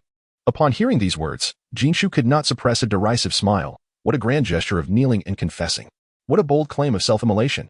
To date, apart from the former dean of the Academy, no one has withstood the 12 questions. Are you truly intent on driving us to our doom? Stop. An irate shout pierced the air, followed by Lin Qiaoan and Qi Jingxi, leading hundreds of blood-stained soldiers, emerging from the crowd. It was Qi Jingxi who spoke first. Hastily ascending the platform, standing before Jinshu and her companion, she scoffed. General Qin, how audacious you are to question our General Dongfang Hong. Yet, Qin Qian paid no heed to her words, his gaze fixated on Lin Qiaoyan's figure. She returned alive? How could that be? It was utterly incomprehensible. Far too incredible for him to fathom. Damn that Toba Hao. He could not even keep this woman. Although astonished by her survival, he quickly reflected that the accountability meeting would indeed be rather dull without its central figure present. Thus, he bellowed in indignation. Ladies and gentlemen, look at them. How do they dare return alive? They must have brokered a deal with the Liu Dynasty to come back unscathed. My poor son. As his words fell, they incited a clamor from the families of the soldiers led out by Qin Feng. Grand General, where is my Dagua? Why has my Samlang not returned? And my husband? In an instant, a cacophony of voices erupted, all demanding answers from Lin Qiaoyan. Silence. Qi Jingxi summoned her martial energy, her voice booming like a lion's roar, reverberating through the surroundings. In that moment, an unprecedented silence enveloped the crowd. Your husbands, sons, and Qin have fallen victim to the reckless and arrogant decisions of that bastard Qin Xian. Impossible, some exclaimed, recalling Qin Xian's warning that they would frame his son. Indeed, you have deeply disappointed the common folk. Another wave of fervor surged, resolutely attributing the soldier's demise to her presence. Feeling an overwhelming pressure from the collective will of the populace, Lin Chaoan understood the weight of their sentiments. Grand General, today I come at the behest of His Majesty, bringing the Junzi bamboo, along with the will of the people, to hold you accountable. Will you accept this? At that moment, Zhu Ming stepped forward, exuding a demeanor of gentle elegance. His words were like a refreshing spring breeze, instilling a sense of tranquility among the gathered crowd. As he spoke, a white aura of scholarly energy enveloped him, instantly captivating all present. With each step he took, lotus flowers bloomed beneath his feet, a mesmerizing display of grace. Easily swaying the sentiments of others, she stands gracefully, embodying the essence of the Hanlin. Great General, heed my words. Today, the gentleman Zhu has come forth to clarify the will of the people. Should you dismiss this, you may earn the infamous title of traitor. Lin Xiaoyan shook her head, drawing a deep breath. A traitor's name?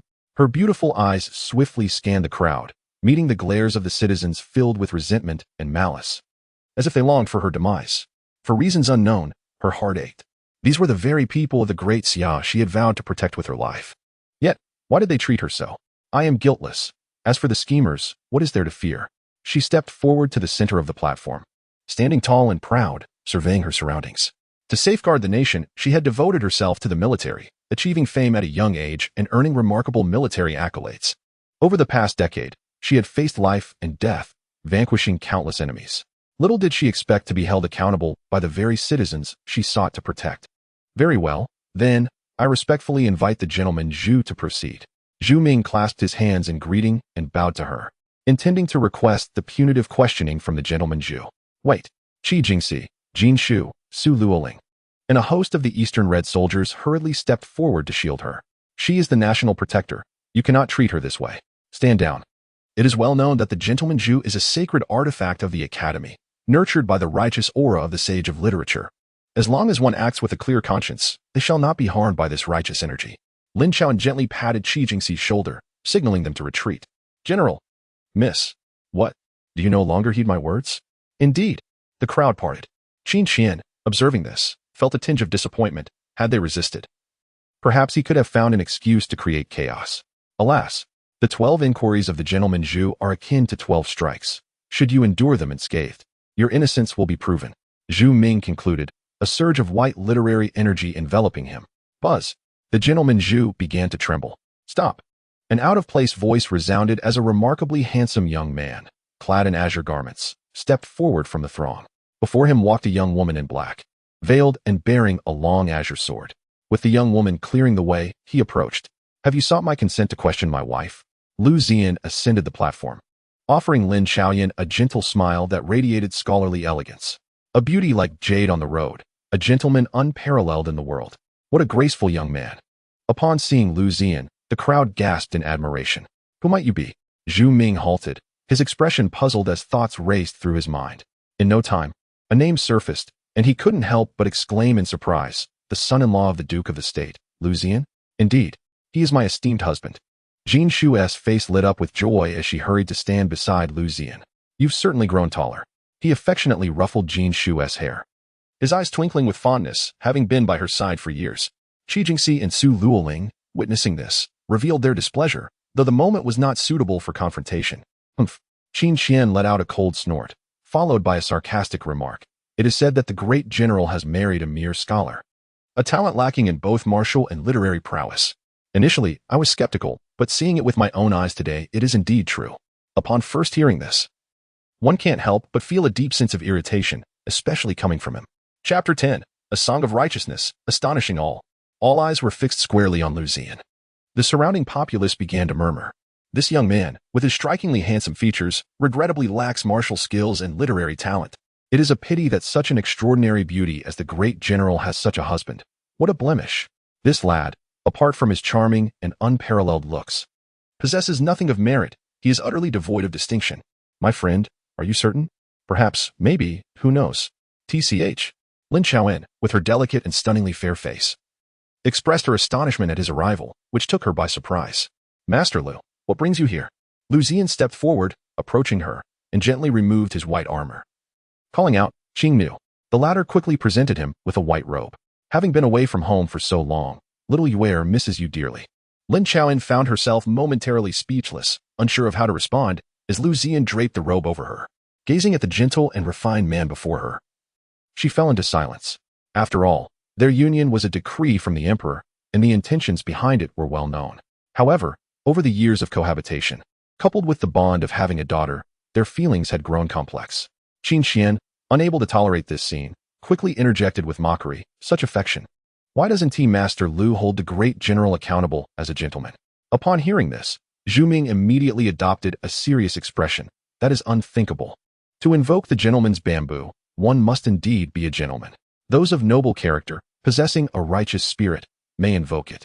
One who harbors justice, has never committed any wrongdoing, and bears no guilt towards the world or heaven may also invoke it.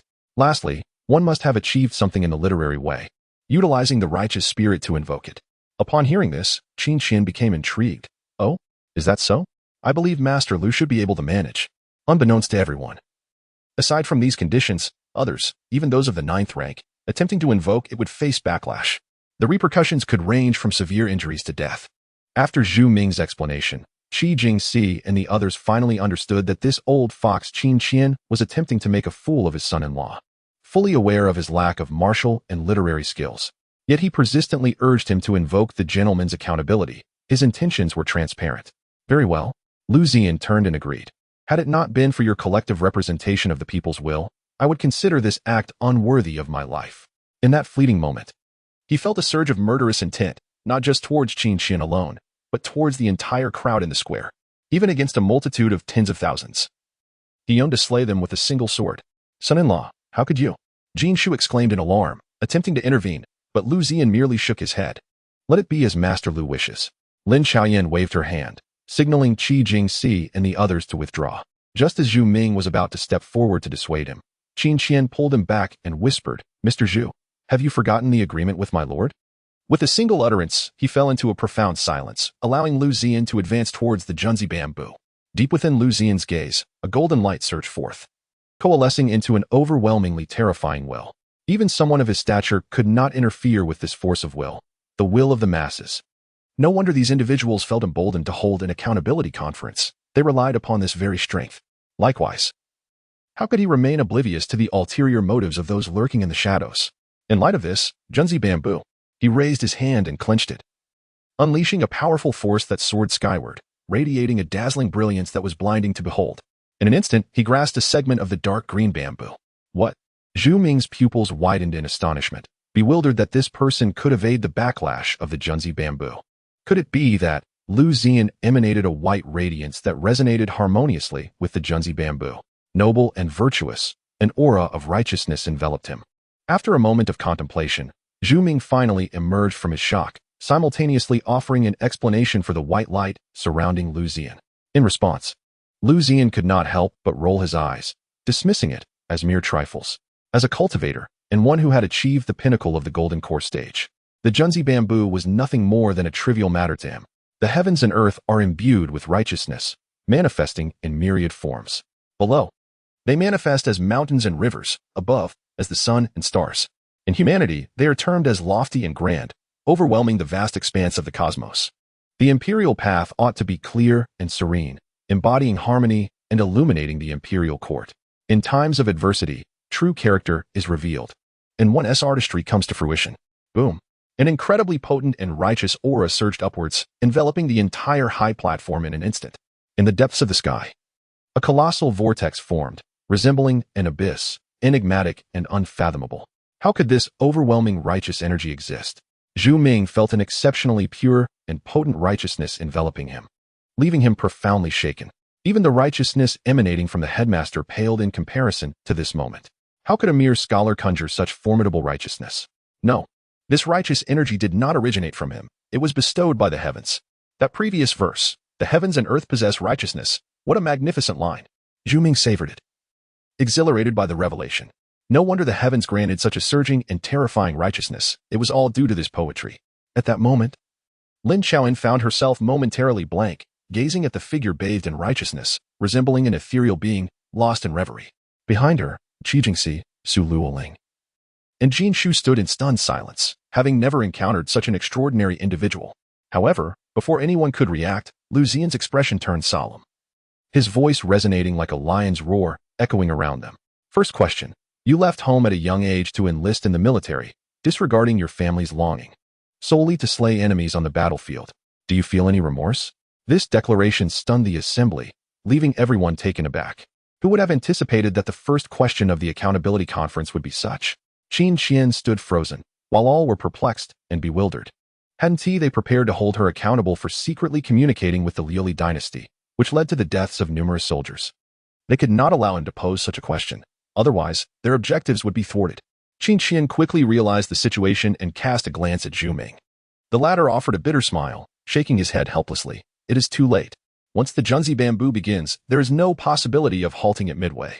If one wishes to forcibly stop it, only external forces can intervene, to my knowledge. Even the once renowned sword immortal could not prevent it and ultimately suffered a backlash from the righteous energy, leading to their demise. Everything must follow its natural course. Upon hearing this, Qin Qian fell silent. After all, if even a sword immortal could not intervene, it was likely that trouble was imminent. I feel guilty. Lin Chaoan responded without hesitation. Suddenly, a sharp sound pierced the air as Liu Ziyan waved his hand, causing the Junzi bamboo to unleash a beam of white light that struck her. The immense force overwhelmed her, forcing her to spit out a mouthful of blood. The crimson mist swirled, and her exquisite face paled considerably. General, Miss. Everyone averted their eyes from the scene, particularly Jin Shu, whose expression was filled with heartache. Their lady had sacrificed so much for the Great Xia, and she did not deserve to be treated this way. The second question. You chose to protect the nation, forsaking your family. Do you feel any guilt? Yes. The third question. You have been married for 10 years. Yet you have often been apart. It would not be an exaggeration to say you have abandoned your husband and children. Do you feel any guilt? Yes. The fourth question. Your grandfather is advanced in age but cannot enjoy family bliss. Do you feel any guilt? Yes. The fifth question. You have fought for over a decade. Yet you have failed to recognize those around you and have been poisoned. Do you bear any blame? Yes. At this moment, upon the utterance of the fifth question, all the citizens and soldiers fell into a profound silence. It was only now that they realized the devoted general, who dedicated herself to the nation and forsook her personal life, had been poisoned. Despite this, as the enemy advanced, she charged into battle without a hint of complaint. Could such a person truly be a spy? Many began to harbor doubts in their hearts. The sixth question. You have served the faith of the Great Xia with unwavering dedication, even to the point of sacrificing your life. Do you harbor any regrets? If faith were to have a color, it would undoubtedly be the red of the East. That shade of red is where our beliefs lie. I fight for the rise of the Great Xia, for peace, and I die without regrets. With her resolute response, the Junzi bamboo swung once more. Boom.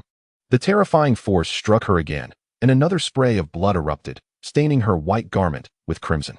Young master, please stop. If this continues, the miss will die. Jin Shu cried out in anguish, attempting to rush forward but was restrained by Qi Jingxi beside her.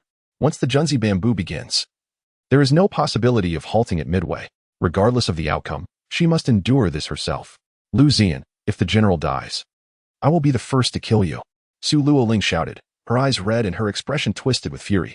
Chapter 11. The Omen of Death, not to survive beyond 7 days. With the sixth question posed, Zhu Ming gradually began to sense something amiss. This was not merely an inquiry. Each of these questions clearly recounted the general's past.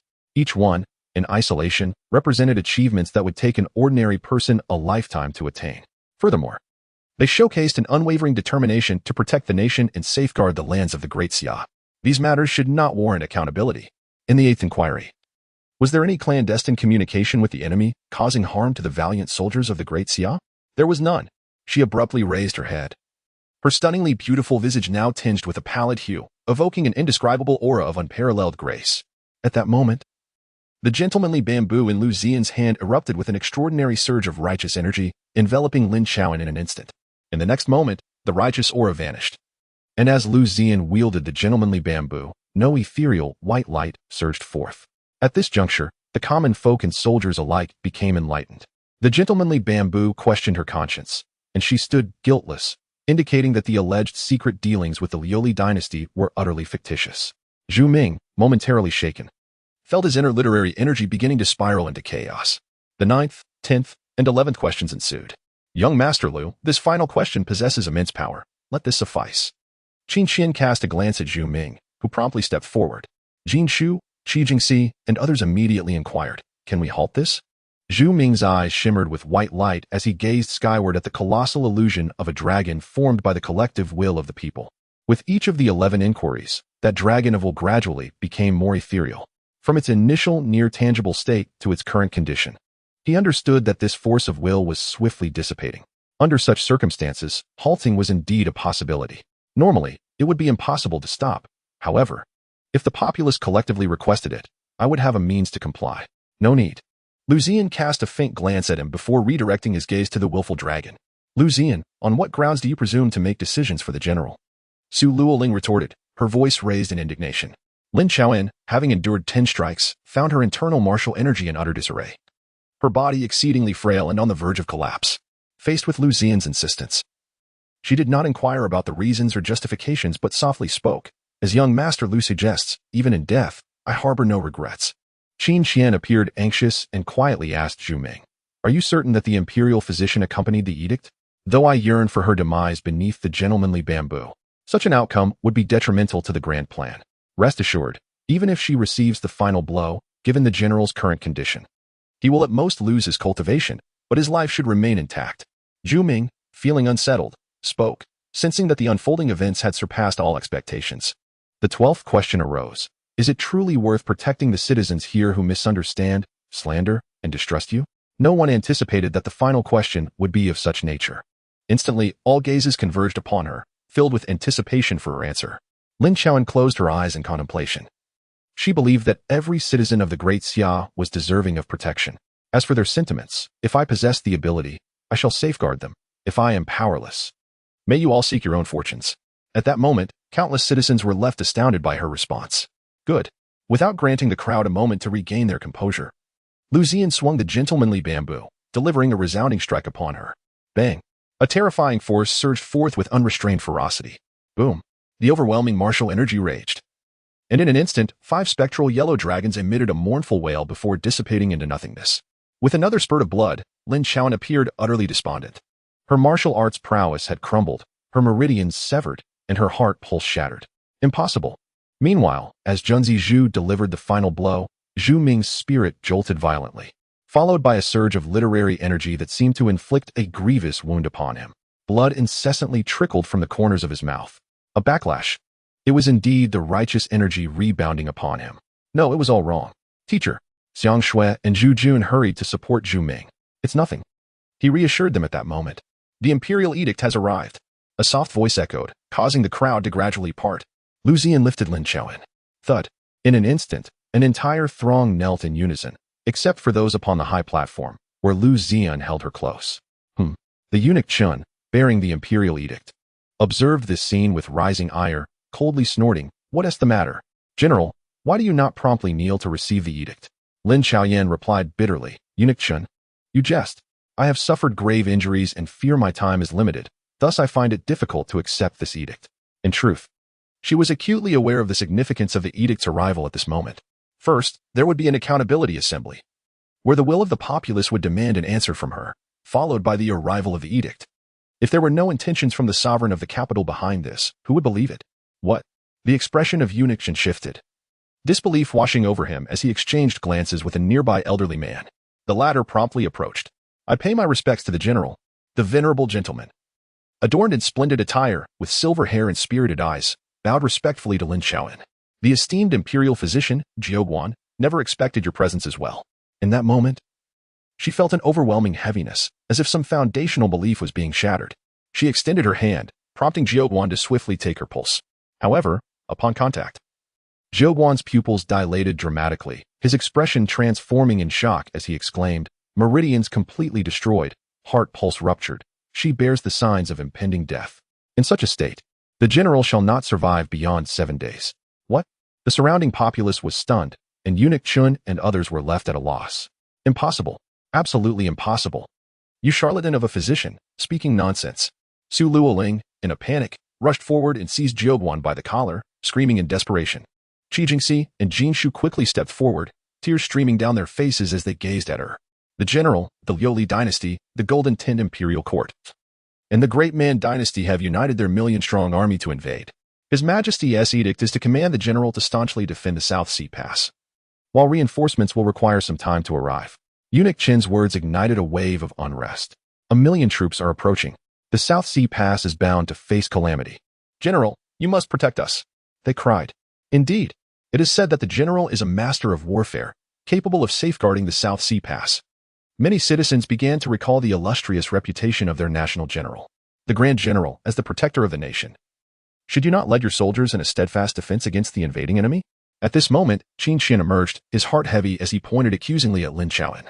A steadfast defense? Liu Ziyan cast a cold glance in his direction. Have you not already achieved the outcome you desired? What? She has but 7 days remaining and cannot even spend time with her husband? Cannot return to see her family? As the protector of the nation, she has shielded you for so long, yet now bears the dubious title of a traitor in collusion with the enemy. Her words rendered everyone speechless, leaving them at a loss for how to respond. Currently, the 3 great dynasties have amassed an army of 1,000,000, threatening the Southern Sea Pass, which is perilous indeed. Jin Shu, prepare the carriage to leave the Southern Sea Pass. Anyone who obstructs us shall be slain. Liu Ziyan, cradling Lin Xiaoyan, strode down the high platform, flanked by Qin Nu, Jin Shu, and Qi Jingxi as they cleared a path. The soldiers of the Eastern Red formed a protective barrier around them. The surrounding townsfolk, along with Eunuch Qin, Qin Xian, and Zhu Ming, were rendered powerless, as the unfolding events far exceeded their expectations. General Qin, Mr. Zhu Ming, what shall we do now? Eunuch Qin exclaimed anxiously, pacing with the imperial edict in hand, clearly at a loss. Qin Xian and Zhu Ming exchanged glances, both revealing expressions of helplessness. Originally, the plan assumed that even if the Grand General endured 12 strikes from Junzi Zhu, it would merely exhaust her abilities, never endangering her life. At that moment, the imperial physician would intervene to heal her, subsequently allowing her to defend the Southern Sea Pass under the imperial decree. The vanguard of the 3 great dynasties boasted 300,000 troops, while the combined forces at the Southern Sea Pass were roughly 12,000. If General Lin were to steadfastly defend this position, they could hold out for at least 7 days. Qin Xian deliberately raised his voice so that the surrounding townsfolk could hear. General Lin, do you truly wish to depart just like this? He sneered inwardly, realizing that moral coercion had yet to take effect. How could he easily allow her to leave? Let us beseech the Grand General. She would surely not abandon us. The common folk, as the protector of the nation, her duty is to safeguard us. Even if her martial prowess has waned, we could simply prevent her from entering the battlefield. She could still strategize and command. A voice arose from the crowd, and in an instant, it resonated with the masses, who began to voice their pleas, seeking various justifications to persuade themselves. The emperor bestowed upon her the title of Grand General to protect us, the citizens. Though she may be formidable and exalted, she cannot shrink away when conflict arises, evading the call to battle. We must implore her to remain and guard our home. The Grand General cannot be allowed to leave. Chapter 12. Please, Grand General, stay. In the southern city, a dense throng of people was gathered. Hundreds of thousands of citizens packed closely together. On the high walls, rooftops, and streets, they filled every space. At the city gates, Eunuch Qin, Qin Xian, Cheng Zijia, and Zhu Ming stood resolutely. At that moment, a carriage slowly approached along the street ahead, followed by hundreds of soldiers clad in gleaming white armor from the Eastern Red, with a blood-red banner fluttering in the air. Qi Jingxi and Su Luoling rode ahead on their warhorses, forging a path. Jishu drove the carriage, within which Lin Xiaoyan, clad in a pristine white garment, resembled an ethereal being untouched by the mundane world, her exquisite beauty tinged with a hint of pallor.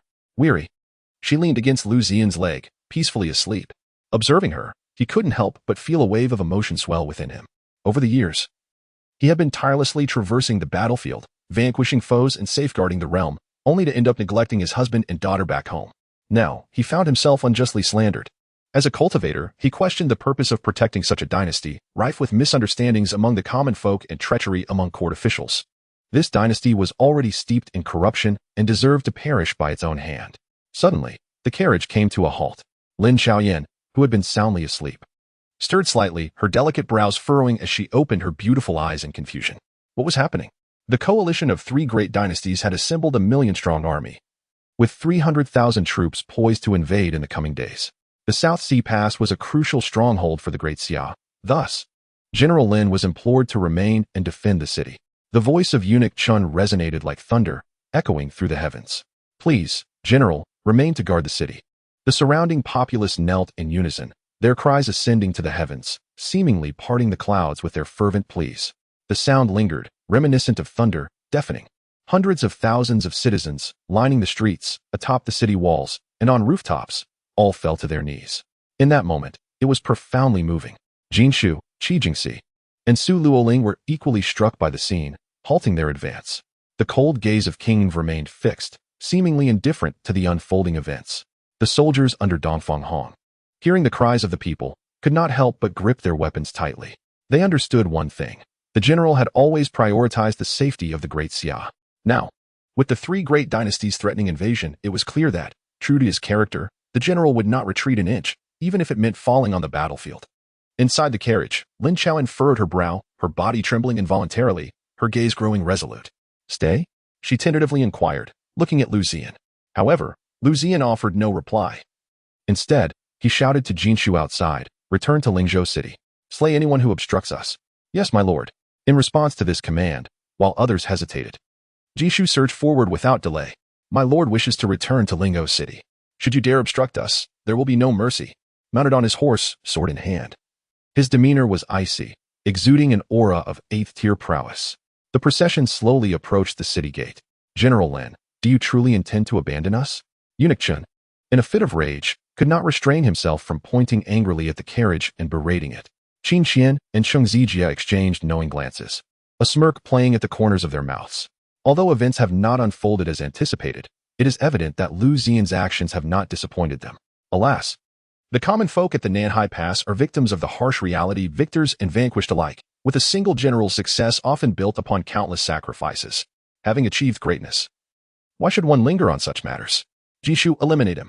The light, airy command emanated from within the carriage, rendering all present momentarily speechless. Master Chen, representing the imperial authority, bore the edict of the royal court. To slay him at such a critical juncture would indeed be most unwise. Upon hearing the directive, Qi Jingxi and Su Luoling's first thought was that Liu Ziyan had succumbed to madness. To dare kill one who embodies the imperial will is to invite accusations of rebellion at any moment. Then, a most astonishing event transpired. Jishu turned towards the carriage and respectfully clasped his hands, saying, "Yes, my lord." In an instant, he transformed into a streak of light, charging towards Master Chen. With a swift thrust, his blade severed the head, blood gushing forth.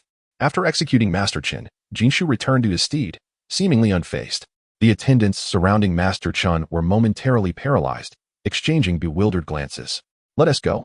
Jinshu took the lead, swiftly exiting the city gates. After a pause, Qin Qian, Cheng Zijia, and Zhu Ming gazed at the receding figures of Liu Ziyan and his entourage. Youthful and impulsive, they thought. This place would soon be besieged by the army. We must depart without delay. A day later, in Lingzhou City, at the city gates, the city lord, Baiyi, aged 80, slender in stature with a full head of white hair, dressed in elegant blue robes, resembled a learned scholar. He was accompanied by several commanding officers and the citizens of the city to welcome the return of the national general, who was to recuperate here. Such a momentous occasion could not be overlooked. "How long until the general arrives?" "We have waited here for over 2 hours, inquired General Wang Sun, one of the three main commanders, his thick brows and large eyes exuding a robust presence. 2 hours of waiting is quite enough to incite some complaints. Another commander, Chasing Wind, handsome and gentlemanly, stroked his chin and remarked, "By all accounts, the general should have arrived by now. Could there have been an unforeseen incident on the way?" "What unforeseen incident could possibly arise?" "You are simply worrying needlessly," a melodious voice interjected, belonging to the only female general among them, Yu Qiao, who scoffed at the discussions of her fellow commanders. "You are indeed worrying unnecessarily. The general is surrounded by numerous skilled warriors. What could possibly go wrong?" Baiyi stroked his beard, chuckling as he spoke. At that moment, a distant convoy appeared, a blood-red banner fluttering in the wind. "They have arrived. Quickly, prepare to welcome them." Baiyi's eyes brightened, his face alight with joy and excitement. Elsewhere, Jinshu spotted throngs gathered at the city gates and densely packed on the city walls. How remarkable! At the Nanhai Pass, when had my lady ever received such a reception? How ironic it is. At the South China seaport, the common folk can heed the winds of rumor and slander at will. In the city of Lingzhou, even before the arrival of the people, the entire populace eagerly awaited the Grand General's arrival. Indeed, the disposition of a city's citizens and the essence of humanity ultimately reflect the character of its leaders. The South China seaport holds a unique position. Lacking a city lord, It has long been governed by three principal commanders. Moreover, this situation is entangled with those in the imperial court. The official from Baiboli, accompanied by the entire city's populace, respectfully awaited the arrival of the general in Lingzhou. "Welcome, great general. Welcome, great general. Welcome, great general." The shouts reached the heavens, deafening and powerful, stirring a profound sense of pride within the ranks of Jin Shu and the other soldiers. As a subordinate of the great general, the affection and support from the citizens were palpable. Inside the carriage, Liu Ziyan gently patted Lin Xiaoyan's shoulder, remarking that Qin Zhu would be observing them from above. As for the notion of immortals, does the general truly believe in such tales? On the way, she had recounted to Liu Ziyan the tale of Qin Zhu's demise. Speaking of the girl, a hint of regret crossed his face. Over the years at the Duke of State's residence, he had devoted himself to reading, cultivating literary energy, and expanding his inner literary palace. Through relentless training, he grew stronger. Since the arrival of Liu Yuwei, apart from studying and training, he dedicated much of his time to teaching his daughter to read, comprehend, and understand principles. During that period, Qin Zhu and Jin Shu were both quite young, one aged 12 and the other 13, accompanying him in their studies and martial training. In just 4.5 years, both had made remarkable progress, achieving the rank of 6th-tier warriors. Subsequently, they were taken by Lin Xiaoyan to join the military, and within 1.5 years, they ascended to become one of the chief commanders of Dongfang Hong. If immortals truly existed, how could Qi Zhu have perished? Chapter 18, Blessings of Culture and Martial Arts. The sound of war drums urged the troops to advance, banners fluttering as they embarked on their journey, accompanied by the resounding war drums. The soldiers were filled with fervor and passion, eager to charge headlong into battle, determined to leave no enemy standing. Wielding drew his sword from his waist and raised a finger. Charge! In an instant, the battle cry soared as 200,000 valiant spirits surged forward, colliding with 300,000 enemy troops. The melee erupted. Jin Shu, Liu Ziyan called once more, and she immediately comprehended. The rhythm of the war drums began to shift. At that moment, Jin Shu struck the drums for the expedition, the beats growing increasingly urgent, akin to a mountain torrent bursting forth. It stirred the hearts of the soldiers, igniting an intense fervor. As Liu Ziyan gazed upon the scene of the fierce battle, a flicker of hesitation crossed his eyes, and he spoke, in a fit of rage. "My hair stands on end, as I lean upon the railing, the rain lightly ceasing. I lift my gaze, letting out a long, impassioned cry, my heart ablaze. 30 achievements reduced to dust, 8,000 miles traversed through clouds and moonlight. Do not idly let your youth fade into white, filled with empty sorrow. The shame of Jinkong remains unavenged. When will the grievances of loyal subjects be extinguished? Drive the chariot, trample the gaps in Helingshan. With a fervent ambition to feast upon the flesh of barbarous foes, I laugh and discuss drinking the blood of the Xiongnu. When the time comes, I shall reclaim the old mountains and rivers, facing the heavenly gate." For some unknown reason, as he gazed upon the resurrected spirits before him, he could not help but recite this poem, Manjianghong. At that moment, above the sky, a cascade of ethereal white energy descended, enveloping the valiant spirits engaged in fierce combat upon the battlefield. In an instant, these warriors appeared invigorated, as if imbued with newfound vitality. Their excitement and fervor soaring to unprecedented heights. Their power surged exponentially. "What is this?" Zuyan's gaze sharpened, momentarily taken aback before exclaiming with fervor, "A blessing from the way of literature. This is indeed a rare blessing, a once-in-a-century phenomenon. Such poetry is undeniably exceptional, capable of invoking extraordinary manifestations of literary essence and bestowing blessings. It is a peerless masterpiece." Not far away, Li Baiyi's expression was one of astonishment as he gazed up at the silhouette of Liu Ziyan. In that moment, the slender figure began to rise, transforming into an imposing presence, akin to an insurmountable peak. He gasped in disbelief. A single poem had awakened 200,000 spirits. Now, another poem had summoned blessings from the literary realm, elevating the might and morale of those spirits. "What manner of prodigy are you?" After a lengthy pause, he felt a bittersweet sensation wash over him, unable to quell the turmoil within. As the pinnacle of swordsmanship and the third strongest in the realm, he believed he had witnessed many extraordinary events. Yet today, the consecutive occurrences left him astounded, with no prior experience to draw upon. "Charge! Soldiers, advance!" The foreign rabble was nothing but a disorganized mob. This was a minor obstacle. On the battlefield, Wielding, after vanquishing 2 8th-tier generals, shouted in exhilaration. Lin Xiaoyan raised her banner high, her beautiful eyes shimmering with excitement as she beheld the spirits charging valiantly below. The sight of Liu Ziyan's poem invoking blessings astonished her, but more so, It filled her with joy and fervor. "Young Master Liu, you truly have opened my eyes." Her hands gripped the banner tightly, trembling with exhilaration. Liu Ziyan, standing 800 miles away, was equally shaken, rendered speechless by the spectacle before him. Was this inconceivable? No. It was more accurately described as unbelievable. Su Luoling and Qi Jingxi, too, were struck with unprecedented shock. For so long, they had deemed Liu Ziyan merely a humble scholar, unworthy of a General S station. Countless times, they had contemplated surreptitiously eliminating him. Yet the Liu Ziyan they witnessed today instilled a sense of doubt in their perceptions. Was he still that same scholar? Standing alone against the third strongest in the realm, unyielding, was already a remarkable feat before them, the resurrection of spirits through poetry. Defending Lingzhou City whilst engaging in battle against 300,000 enemy troops seemed almost surreal. Yet, it was undeniably unfolding before their eyes. The cacophony of battle echoed. Cries of anguish and despair mingled with the sight of bodies strewn across the field. The intensity was harrowing. However, the term harrowing could only be applied to the enemy forces. In contrast, on the side of the Great Xia, it was merely the fallen spirits. To put it bluntly, the adversaries they fought were far from human. How could one respond? Although numerically superior, 300,000 against 200,000, it was undisputed that this was a scenario of overwhelming dominance. Good heavens, these foes cannot be slain. How can mere 7th-tier opponents best those at the pinnacle of 7th-tier perfection? With a swift strike, he could still grin and return. What madness is this? On the battlefield, the combined forces of the three great dynasties grew increasingly alarming with each clash. The confusion mounted, resulting in 300,000 soldiers being overwhelmed by 200,000 ethereal warriors. In less than half an hour, half of their ranks lay fallen, leaving only a little over 100,000 resisting.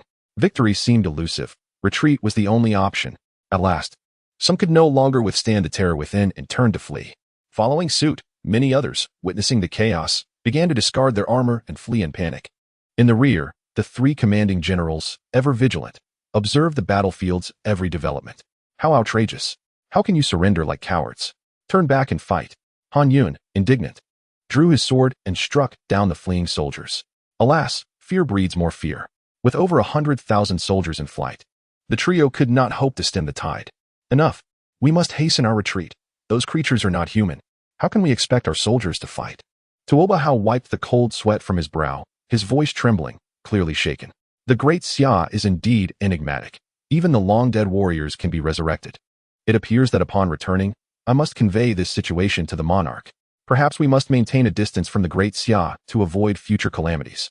Upon the city walls, an excited voice shouted, "Victory! We have triumphed! Invincible!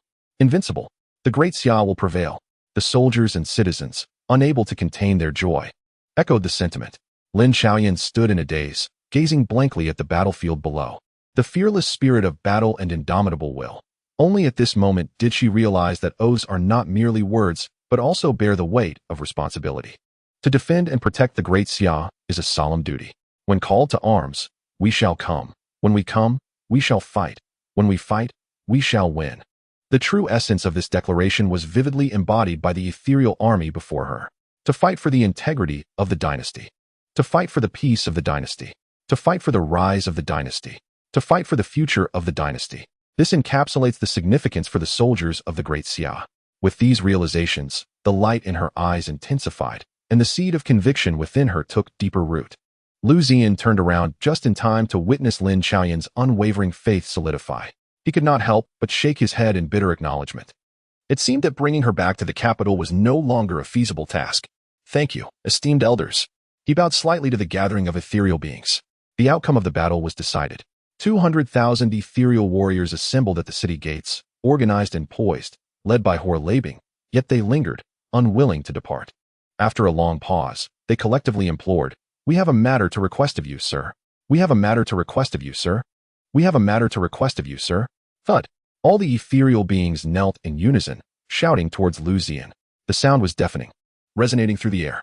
Within the city, the soldiers and citizens, jolted from their elation, looked upon the kneeling ethereal beings, momentarily at a loss, bewildered by their unexpected display. All gazes converged towards the direction of Liu Ziyan. The heroic spirits stirred to life. After the great battle, why would they implore him? Such questions arose unbidden in the minds of all present. After Lin Xiaoyan landed, she entrusted the banner to a nearby soldier. Her beautiful eyes flashing with a hint of confusion as she observed that figure, her thoughts becoming increasingly intricate. Chapter 19. The Plea of the Heroic Spirits. This battle was won. As a member of the Great Xia, no one could harbor displeasure. However, the sight of 200,000 heroic spirits kneeling in unison before Liu Ziyan left everyone astonished, incredulous, and utterly bewildered. Liu Ziyan furrowed his brow, his expression one of perplexity. What is it that you seek? He continued, my wife is the Grand General of the Great Xia. If what you desire lies within my capabilities, I shall endeavor to fulfill it, even at great peril. After a moment's contemplation, he voiced his commitment, which instantly filled the heroic spirits with joy. Thank you, sir, they exclaimed. In that instant, a tremendous force of thought surged towards Liu Ziyan, and within moments, the entirety of their plight became crystal clear. We take our leave, the heroic spirits declared, turning towards the radiant light, and in the blink of an eye, they vanished from sight. Only Liu Ziyan remained, frozen in place, unable to regain his composure for a long while. The earlier surge of thought had elucidated their demands with striking clarity. On the surface, the Great Xia Dynasty appeared prosperous, yet beneath lay a festering corruption. The descendants of those heroic spirits were oppressed and slaughtered. Some lived in abject poverty, while others toiled as slaves. Their forebears had fought valiantly for the Great Xia, even risking their lives for a peaceful future. What a formidable dilemma they have presented me. Liu Ziyan sighed in resignation. He had intended to devote his life to cultivating his immortal path and achieving future greatness, never anticipating that he would be drawn into this predicament. Are you not afraid I may fail to fulfill your expectations? Liu Ziyan was acutely aware that the heroic spirits must have sensed his unusual circumstances. Otherwise, they would not have sought his aid. Turning to glance at Li Baiyi's previous position, he found it conspicuously empty. He fled quite swiftly. He couldn't help but remark, young Master Liu, those heroic spirits. Lin Chaoyan approached briskly, clearly concerned about their requests. After all, they were the ancestors who had once fought valiantly for the Great Xia and had awakened due to their unwavering beliefs even in death. It was only right to heed their requests regardless of what they entailed. This matter is not your concern. I have pledged to them and shall see it through. He rubbed his nose, feeling somewhat helpless. He had hoped to live a quiet life, focusing on his own cultivation, but now faced the weight of 200,000 heroic spirits' requests. Liu Ziyan sensed that should he refuse their pleas, he would be plagued by an uneasy conscience, leading to an unstable state of mind. Consequently, his journey in cultivation might forever remain confined to the realm of perfected golden elixirs. Then, his gaze shifted to Lin Chaoyan, and after a brief moment, he erupted into unrestrained laughter. A wildly audacious idea began to take shape in his mind. Since achieving the pinnacle of the golden core stage, I have been unable to break through to the next realm for many years. The literary palace has remained tightly shut since the full realization of literary essence. If this current state remains unchanged, it may persist for an indeterminate period. Thus, I have firmly resolved that in order to protect and uphold the supremacy of the Great Xia, this unwavering belief is also my dream. On that day, when you lost all your cultivation, I bestowed upon you my powers, allowing me to set forth northward with peace of mind. A flicker of determination sparkled in Liu Ziyan's eyes. Due to the requests of the heroic spirits, the journey northward is imperative. Lin Chaoyan, influenced by today's events, found her resolve unwavering. It seems that even in death, she must perish in defense of the Great Xia. The bright moon hung high in the night sky, casting a hazy light. In the backyard of the Lord's manor, Liu Ziyan sat beside a stone table, sipping tea. Before him, a soldier presented a glimmering spirit stone. Placing it on the table, Sir Liu, this is a gift from Lord Qian. The soldier bowed, and then quickly retreated. Observing this, Lin Chaoyan expressed her curiosity, scrutinizing the stone before speaking. Isn't this just a piece of glazed stone? Glazed stone? Liu Ziyan was momentarily taken aback, then chuckled heartily. This is not merely a piece of glazed stone. It is a rare treasure. You wouldn't understand it now, but you will in due course. As he picked up the spirit stone, its abundant spiritual energy surged forth. At last, I have found the spirit stone. It seems Qianxin has not disappointed me. He mused inwardly. Qianxin had once been a teacher at the State Duke's residence. 6 years ago, the elder dispatched him to the backyard to instruct Liu Ziyan. Unexpectedly, Liu Ziyan captivated him with a comprehensive array of formation techniques and some knowledge of technology from the Blue Star. Thus, he remained by Liu Ziyan's side for 6 months, becoming the first person Liu Ziyan taught about cultivation. Eventually, he departed the royal capital for Tongzhou, and 6 years passed without any news of him. Liu Ziyan infused the spirit stone with a surge of spiritual power. Suddenly, a white light erupted from the stone, followed by the emergence of a vivid apparition. In astonishment, he exclaimed, "A projection?" Lin Chaoyan gasped, covering her mouth. her eyes shimmering with shock. Goodness, this has utterly astonished him. Young master, upon your viewing of this, it signifies that the spirit stone has reached your hands. I have not failed in my duty during my 6 years in Tongzhou. Throughout this period, I have continuously researched formation techniques. 5 years ago, I realized the Heavenly Palace project, establishing a formation terminal at an altitude of 100,000 meters. During these 5 years, I dispatched 5 celestial vessels to the Heavenly Palace stars, constructing an incredibly stable formation terminal. Furthermore, through these formations, I have already covered half of the 9 provinces. I believe that within a year, the entirety of the 9 provinces shall be enveloped. I have bestowed a name upon this terminal, calling it Tianxing, for it resembles the stars high above. Upon hearing this, Liu Ziyan became utterly stunned. The Heavenly Palace plan? Tianxing? Wasn't this merely a tale told in jest about the blue star? What was once a story has now been transposed into reality. 3 years ago, we successfully refined fine steel and manufactured gunpowder, achieving remarkable results. Through the engraving of arrays, the grade of fine steel has significantly improved. We are currently advancing to the next phase, the Dongfeng plan. The Dongfeng plan? Liu Ziyan's expression froze as recollections surged back. He remembered a day long past when it was said that for the Great Xia to rise, relying solely on warriors would be woefully insufficient. If only there existed a formidable weapon, one capable of instantaneously altering the battlefield, it would certainly be an anomaly. Such a weapon would be the key to command respect among the great dynasties. Thus, he recounted the former Dongfeng Express in its entirety. Who could have known that Qian's son harbored such ambitions? In fact, he had already made significant progress. Upon reflection, should Tianxing succeed and the Dongfeng plan come to fruition, would there not be no rivals left within the 9 provinces? Would he truly speak? Lin Xiaoyan took a few steps back, panic-stricken as she gazed at the ethereal figure, exclaiming in astonishment. An absurdity. A figure appearing above a stone, capable of speech, unprecedented. Chapter 20. The grateful old minister thanks His Majesty for sparing his life. In the royal capital at the Shuntian Hall, Your Majesty, the Grand General of the nation has gone too far this time, refusing even to acknowledge the imperial edict. Had she not faltered, the South Sea Pass would not have fallen. Hundreds of thousands of citizens have been slaughtered. Soon, we will reach Lingzhou City, and if this continues, even the royal capital may be in jeopardy. The Grand General is obstinate and dismissive. I implore Your Majesty to impose punishment upon her.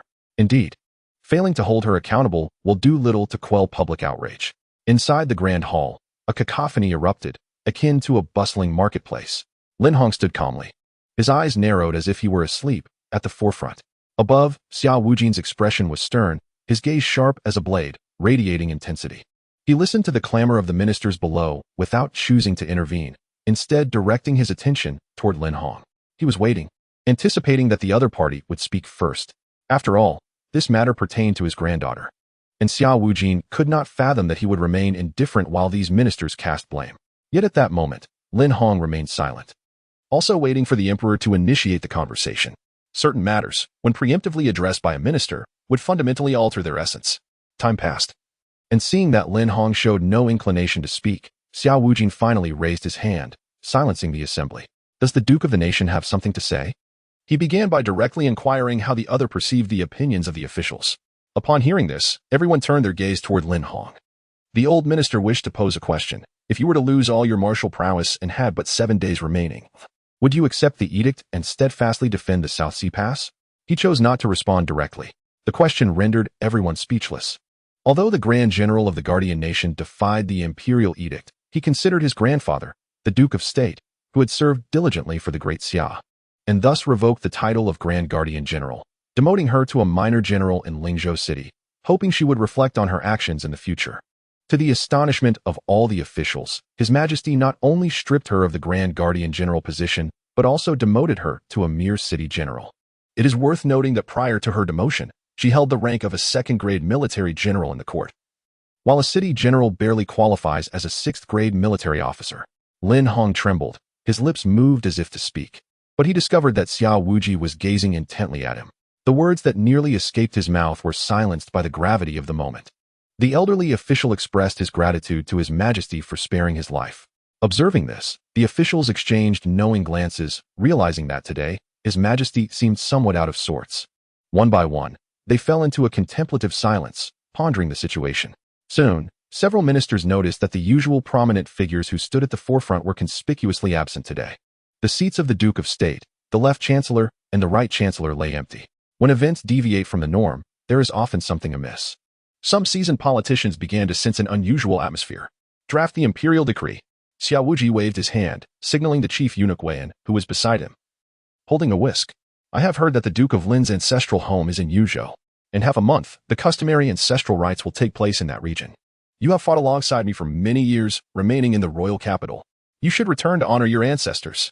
This seemingly caring remark sent shivers down Lin Hong's spine. First, he stripped his granddaughter of the title of Grand Guardian General, and now he was sending him away from the royal capital back to Yunzhou. The moment had finally arrived. Internally, he bitterly reflected on the adage, to accompany a ruler is to accompany a tiger, a saying he had heard countless times before. Even now, he could not help but feel a pang of sorrow. His Majesty had ultimately reached this juncture. The Imperial Edict and the Black Dragon Cavalry. There was no need for speculation. He understood Xia Wuji's intentions all too well. In the past, during the era of feudal lords and the suppression by the 8 great dynasties, he and Xia Wuji had forged a new dynasty. Had Lin Hong harbored ambitions of ascending the throne at that time, the Great Xia would have experienced a dual emperor scenario. It was his sense of righteousness that had deeply moved Xia Wuji, leading to the granting of the Imperial Edict. The front bore the inscription, "As if I were present," while the back depicted one duke stabilizing the state. This edict was unique. Years ago, to maintain public trust, he declared to the world that those bearing this edict could be treated as emperors, with armies yielding to them. Otherwise, military orders would be carried out with fatal consequences. The Black Dragon Cavalry was the most formidable troop of the Great Xia, with each soldier being valiant and incredibly powerful. Having once withstood 1,000,000 troops with just 5,000 men, Xia Wuji's gaze was fixed intently on Lin Hong, his patience waning. Growing impatient, does the Duke of Lin not wish to comply? The officials were taken aback and quickly interjected, "Your Majesty is showing such concern for the Duke of Lin. He must not be ungrateful." Ungrateful? He scoffed internally, fully aware of His Majesty's true intentions this time. The past was already crystal clear. I had once contemplated that Your Majesty might resort to various schemes to reclaim the state's command. However, I never anticipated it would be so simplistic and direct. It appears that the son-in-law of the Duke of Lin is still in Lingzhou City. What if an unfortunate incident were to befall such a scholar? Xia Wuji, having finally lost his patience, clenched his right fist and feigned concern for Liu Ziyan. Upon hearing this, Lin Hong, who had been contemplating deeply, felt a sudden tightening in his chest. His eyes dulled, and with a face full of despair, he replied, "This old minister is grateful for Your Majesty's concern. I shall set out for Yuzhou tomorrow." Upon hearing this, the surrounding ministers were secretly astonished. Was His Majesty compelling Duke Lin to leave the royal capital? What could be his intention? In the imperial study, Xia Wuji turned his back to his shadow and informed them that Lin Hong will depart the royal capital tomorrow. "Yes," replied the shadow respectfully before exiting the study. At the Duke of Lin's residence, a vase shattered violently against the ground, splintering into pieces. "Damn it. It has been said that penniless scholar is of no use. Yet my grandfather is still being threatened by His Majesty." Lin Baoying seethed with rage. It was she who had thrown the vase. Lin Hong, seated in the hall above, wore a lost expression, supporting himself with one hand on the table, sighing in silence. Steward Li hurriedly approached and knelt, respectfully stating, "Master, His Majesty's targeting of us is truly disheartening. Should we not make our escape from the royal capital?" Upon hearing this, Lin Baoying, who had been enraged, suddenly felt her anger dissipate, replaced by worry. Cautiously, she inquired, "Grandfather Li, is that not too reckless? After all, our Lin family has always been loyal." "Second, miss, do you not understand? His Majesty intends to place the master in peril," Steward Li exclaimed in exasperation, his words spilling forth in a heated rush. "What? His Majesty is plotting against grandfather? Using the son-in-law to threaten the master into leaving the royal capital? The journey to Yunzhou is fraught with danger. Should the master be assassinated, the Black Dragon Cavalry and the state's command would be reclaimed by His Majesty. For years, His Majesty has been orchestrating clandestine maneuvers, yet this time, it is glaringly evident." Steward Li was deeply pained, tears streaming down his face, lamenting that Lin Hong, who had dedicated himself wholeheartedly to the Great Xia, was met with such a fate. "Enough," Lin Hong thundered, straightening his posture and glaring at Steward Li as if chastising him for his reckless words. Lin Baoying trembled, her beautiful eyes wide with shock, her mind a blank canvas. A certain belief seemed to be crumbling before her, making it difficult to accept. Is it truly so? Is it really true? She bit her silver teeth, as if expending all her strength to inquire. Chapter 21. The millennia-old legend, the Black Flood Dragon's Tribulation. under the hazy moonlight in Lingzhou City. At the Lord Mayor's residence, in the western courtyard, a brightly lit chamber held two individuals, Baiyi and Yin, sipping tea and occasionally glancing out into the night. After a considerable time had passed, nearing the third watch, why was there still no sign of activity? Baiyi's murky eyes flickered with a hint of confusion. They had waited for several hours, all for a singular legend. It is said that 10 miles east of Lingzhou City flows a river known as the Heilong River. Historical records state that this river is named thus because it harbors a black flood dragon, evolved from a python. For a century, the creature has been in its larval form, and for a millennium, it has awaited its transformation into a dragon. Now, as the legends foretell, the time of transformation has arrived. Under ordinary circumstances, such tales would be met with skepticism. However, the presence of the unparalleled sword master, Li Baiyi, at this moment changes everything. He, the supreme swordsman wielding the 15 sword wheels, stands here, but is his sole intention merely to vanquish the Grand General? Thus, after meticulous analysis and careful deduction, it becomes startlingly evident that Li Baiyi's purpose in Lingzhou City is likely tied to the black dragon of the Heilongjiang River. The 15 sword wheels represent the pinnacle of swordsmanship, and to progress further, he would require extraordinary phenomena from the world to assist him. That black dragon has existed for a millennium and is poised to transform into a true dragon soon, presenting an unparalleled opportunity. Rest assured, tonight is a once-in-a-century celestial event of the lunar eclipse, coinciding with the black dragon's millennial transformation.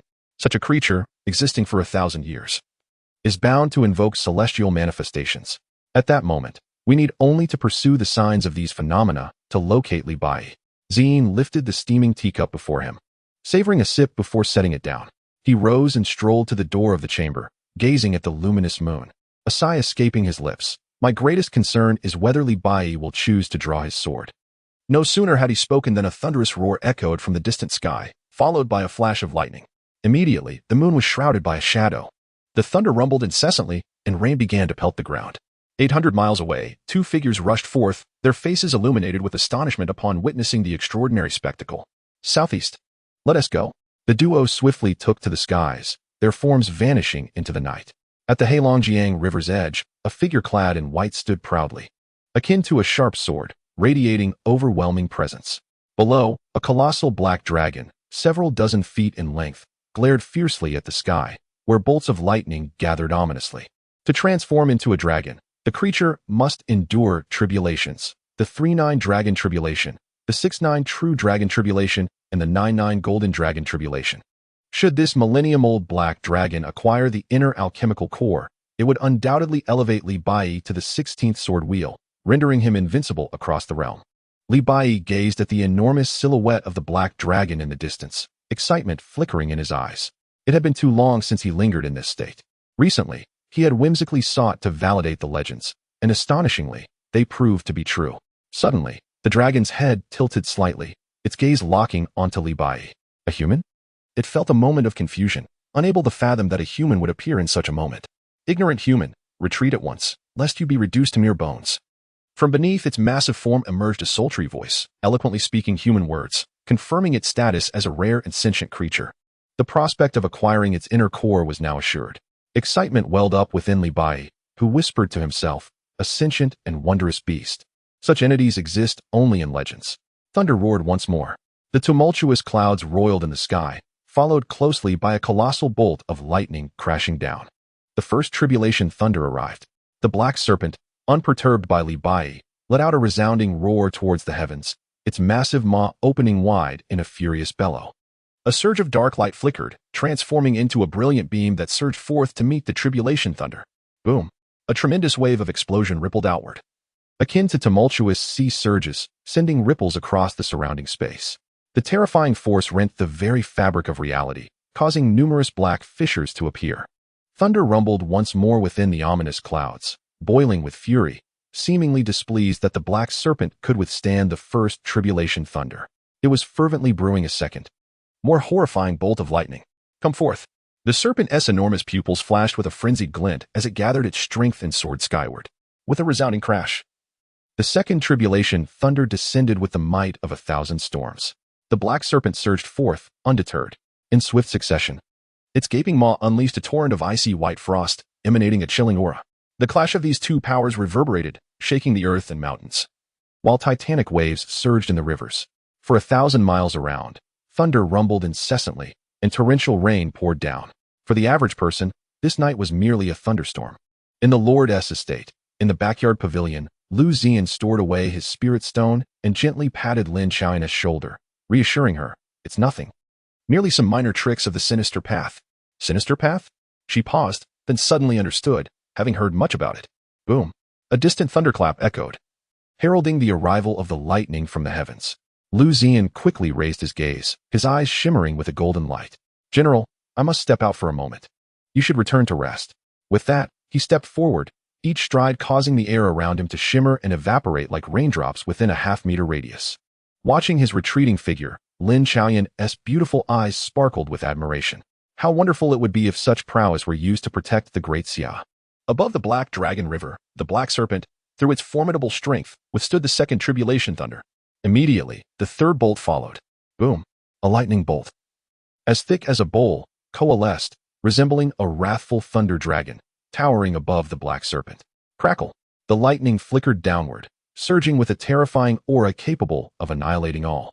The Black Serpent sensed the overwhelming might of the final tribulation thunder, a flicker of despair crossing its eyes. To it, this force was terrifying enough to obliterate it in an instant. In that case, it would fight to the death. Without a moment's hesitation, it opened its mouth to the sky, expelling a golden elixir the size of an egg, which transformed into a beam of golden light racing toward the lightning. Boom! A cataclysmic roar echoed, as if it sought to consume the heavens above for 10 miles around. The raging power swept through the vicinity, causing the rivers to rise in towering waves that crashed outward, submerging mountains and forests alike. After a long while, tranquility returned to the world, the dark clouds dispersed, and the rivers regained their calm. Were it not for the surrounding submerged peaks and dense forests, the recent scene would be utterly unrecognizable. Has the tribulation been successfully traversed? Li Baiyi observed with curiosity as the colossal figure descended rapidly. It crashed into the river with a thunderous roar, sending forth a tumultuous wave. Chapter 22. A mere sword immortal is unworthy to perish by my hand. By the riverbank, Li Baiyi remained vigilant, hesitating to make a move. Having survived for a millennium, the prowess of this black dragon was unfathomable, especially at the critical moment of the tribulation. It had chosen to wield its inner core against the final bolt of tribulation lightning. At present, it appeared to have successfully passed through the tribulation.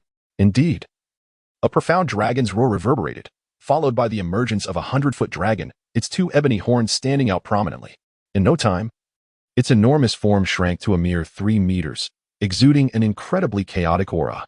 The black dragon slowly ascended above the river's surface, turning its gaze towards Li Baiyi. This human had been present long before its tribulation commenced.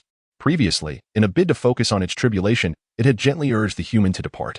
However, the latter seemed unappreciative of the gesture, appearing instead as a harbinger of ill intent. From a distance, the white figure resembled an unparalleled divine sword, erect between heaven and earth, connecting the two realms.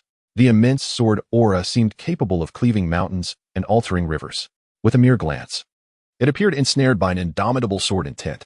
Suddenly, he moved, stepping forth into the void, where white sword energies coalesced beneath his feet, forming steps that extended endlessly ahead. Behind him, 15 sword wheels emerged, resembling colossal halos, each containing countless spinning swords. The formidable radiance of the swords was blinding, instilling a sense of trepidation in those who dared to gaze directly upon it. Clad in pristine white, untouched by the mundane world, he resembled a celestial being descended to earth. At this moment, from the nearby thicket, the figures of 2 individuals from 800 Li appeared in rapid succession. In a heartbeat, they reached the riverbank, their eyes widening at the scene before them, an awe-inspiring spectacle that defied worldly comprehension. The 15 sword wheels loomed ominously behind, their terrifying sword aura and intent relentlessly tearing at the surrounding space. Fearsome, terrifying, heart-stopping. Indeed, he was here. 800 Li, overwhelmed with excitement, called out to Li Baiyi. "Mr. Li, I am 800 Li, the Lord of Lingo City. I implore you to save the general's life." With that, he swiftly knelt on one knee. Li Baiyi, gliding through the air, paused at these words, slowly turning his head, his gaze sharp as a sword, sweeping over 800 Li. In that fleeting moment, 800 Li trembled, as if encircled by a myriad of lethal blades, poised to rend him asunder. A bead of cold sweat trickled down his forehead, splattering onto the ground. "I came to slay her. How dare you foolishly expect me to save her?" Li Baiyi sneered, his disdain palpable towards 800 Li. His gaze eventually settled on the figure of the seated man, seemingly softened by a recollection of past kindness. He spoke in a measured tone, "I am not a physician. I cannot save your general. Illness requires a doctor. It is the physician's duty to heal the sick. And I shall only wield my sword to take lives." Having spoken, I paid no further heed to the two and continued my stride outward. "Li Baiyi, I have heard whispers of your blade, known as Feng Shan, capable of reviving withered wood to bloom anew." Sitting in quiet contemplation, the old man stroked his beard thoughtfully, hesitating for a moment before ultimately succumbing to the urge to speak. In an instant, Li Baiyi's figure paused once more. Yet this time, he did not turn back. Master Ziyan needed not elaborate, for that sword is beyond my reach. Resolute and unwavering, there was no room for negotiation. Just a single strike for a master like you. Mr. Li, is it not merely a matter of a raised hand? Why do you hesitate to act? 800 miles, with reddened eyes, could not contain his fury and bellowed. The situation of Lin Xiaoan was dire, with precious little time remaining. If there remained anyone capable of saving her in this world, it was undoubtedly the swordsmanship pinnacle, Li Baiyi, standing before us. Yet he refused to act. In that moment, 800 miles could no longer hold his composure. Recalling the years of sacrifice the great general had made for the Great Xia, I came here solely for the Jiaolong's inner elixir. Such a trifling ninth-grade treasure is not worthy of perishing by my blade. Li Baiyi, clad in white, billowed in the wind. As a consummate ninth-grade master, 800 miles felt an unparalleled humiliation at this moment, yet dared not unleash his wrath, for the one before him was the third strongest in the realm. However, to prevent him from acting meant that the great general's last chance of survival would vanish. The Jiaolong's inner elixir? You believe yourself worthy? Suddenly, a gentle voice resonated. The figure not yet arrived, but the sound had already reached them. The crowd turned towards the source and beheld the elegant figure of Liu Ziyan, donned in a green robe, exuding a refined charm as he strode through the sky. Raindrops evaporated and dissipated within half a meter of him. "Young Master Liu? What brings you here?" 800 miles exclaimed in surprise, standing in astonishment. Master Ziyan pondered silently, wondering if he too had come seeking Li Baiyi to draw his sword. Yet, the manner of his entrance likely left a poor impression. Upon hearing the words and seeing the newcomer, Li Baiyi could only smile faintly. "Brother Liu, I presume you have come regarding your wife. Just a single strike. Once I acquire the Jiaolong's inner elixir, I shall accompany you." Li Baiyi regarded Liu Ziyan with caution, for even as a master of the 15th sword wheel, he remained inscrutable. Recalling the earlier scene above Lingo City, where a single poem awakened 200,000 heroic spirits, "My wife needs not your assistance." Liu Ziyan's demeanor was indifferent, not even casting a glance at him. He then raised his hand and unleashed a wave of golden energy. Suddenly, an unprecedented intensity manifested upon Li Baiyi's calm visage, for in that fleeting moment, he sensed the ominous threat of death. How is this possible? The first thought that flashed through his mind was one of disbelief. How could a mere gesture evoke such a dire sense of peril? The next moment, a sudden realization struck. This was bad.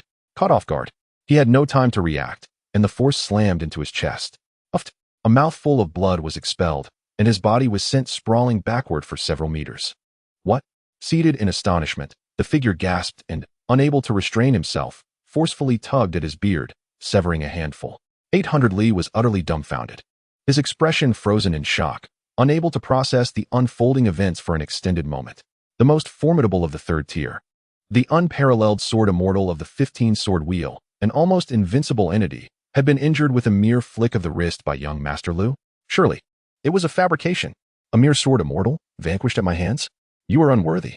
Liu Ziyan did not glance back as he continued towards the black flood dragon, his light-hearted words resonating through the heavens and the earth. In that instant, 800 Li and the seated figure finally regained their composure, their hearts surging with fervor. Upon hearing those words, Li Baiyi trembled, his eyes wide with disbelief as he gazed upon the silhouette in the blue robe. Unrestrained, recklessly audacious, overbearing, uncompromisingly domineering. Reflecting on his previous actions, he could not help but let out a bitter laugh. Compared to the figure before him, his earlier conduct appeared nothing more than the antics of a jester. Chapter 23. What are you staring at? You're coming with me. Above the river, fierce winds and fine rain swirled. Liu Ziyan stepped forward, traversing the void, golden ripples emanating beneath his feet. Without turning back, he advanced towards the black flood dragon. Beside him, 800 Li was profoundly shaken by the haughty silhouette that stood before him. With a single strike, the pinnacle sword immortal Li Baiyi had been sent flying, a feat befitting a legendary master. Remarkable, truly remarkable. Was that individual truly the young master of the great general? After a prolonged moment of contemplation, the seated figure spoke, laced with skepticism. It was too astonishing to comprehend. In that fleeting instant, there had been no trace of literary energy fluctuation.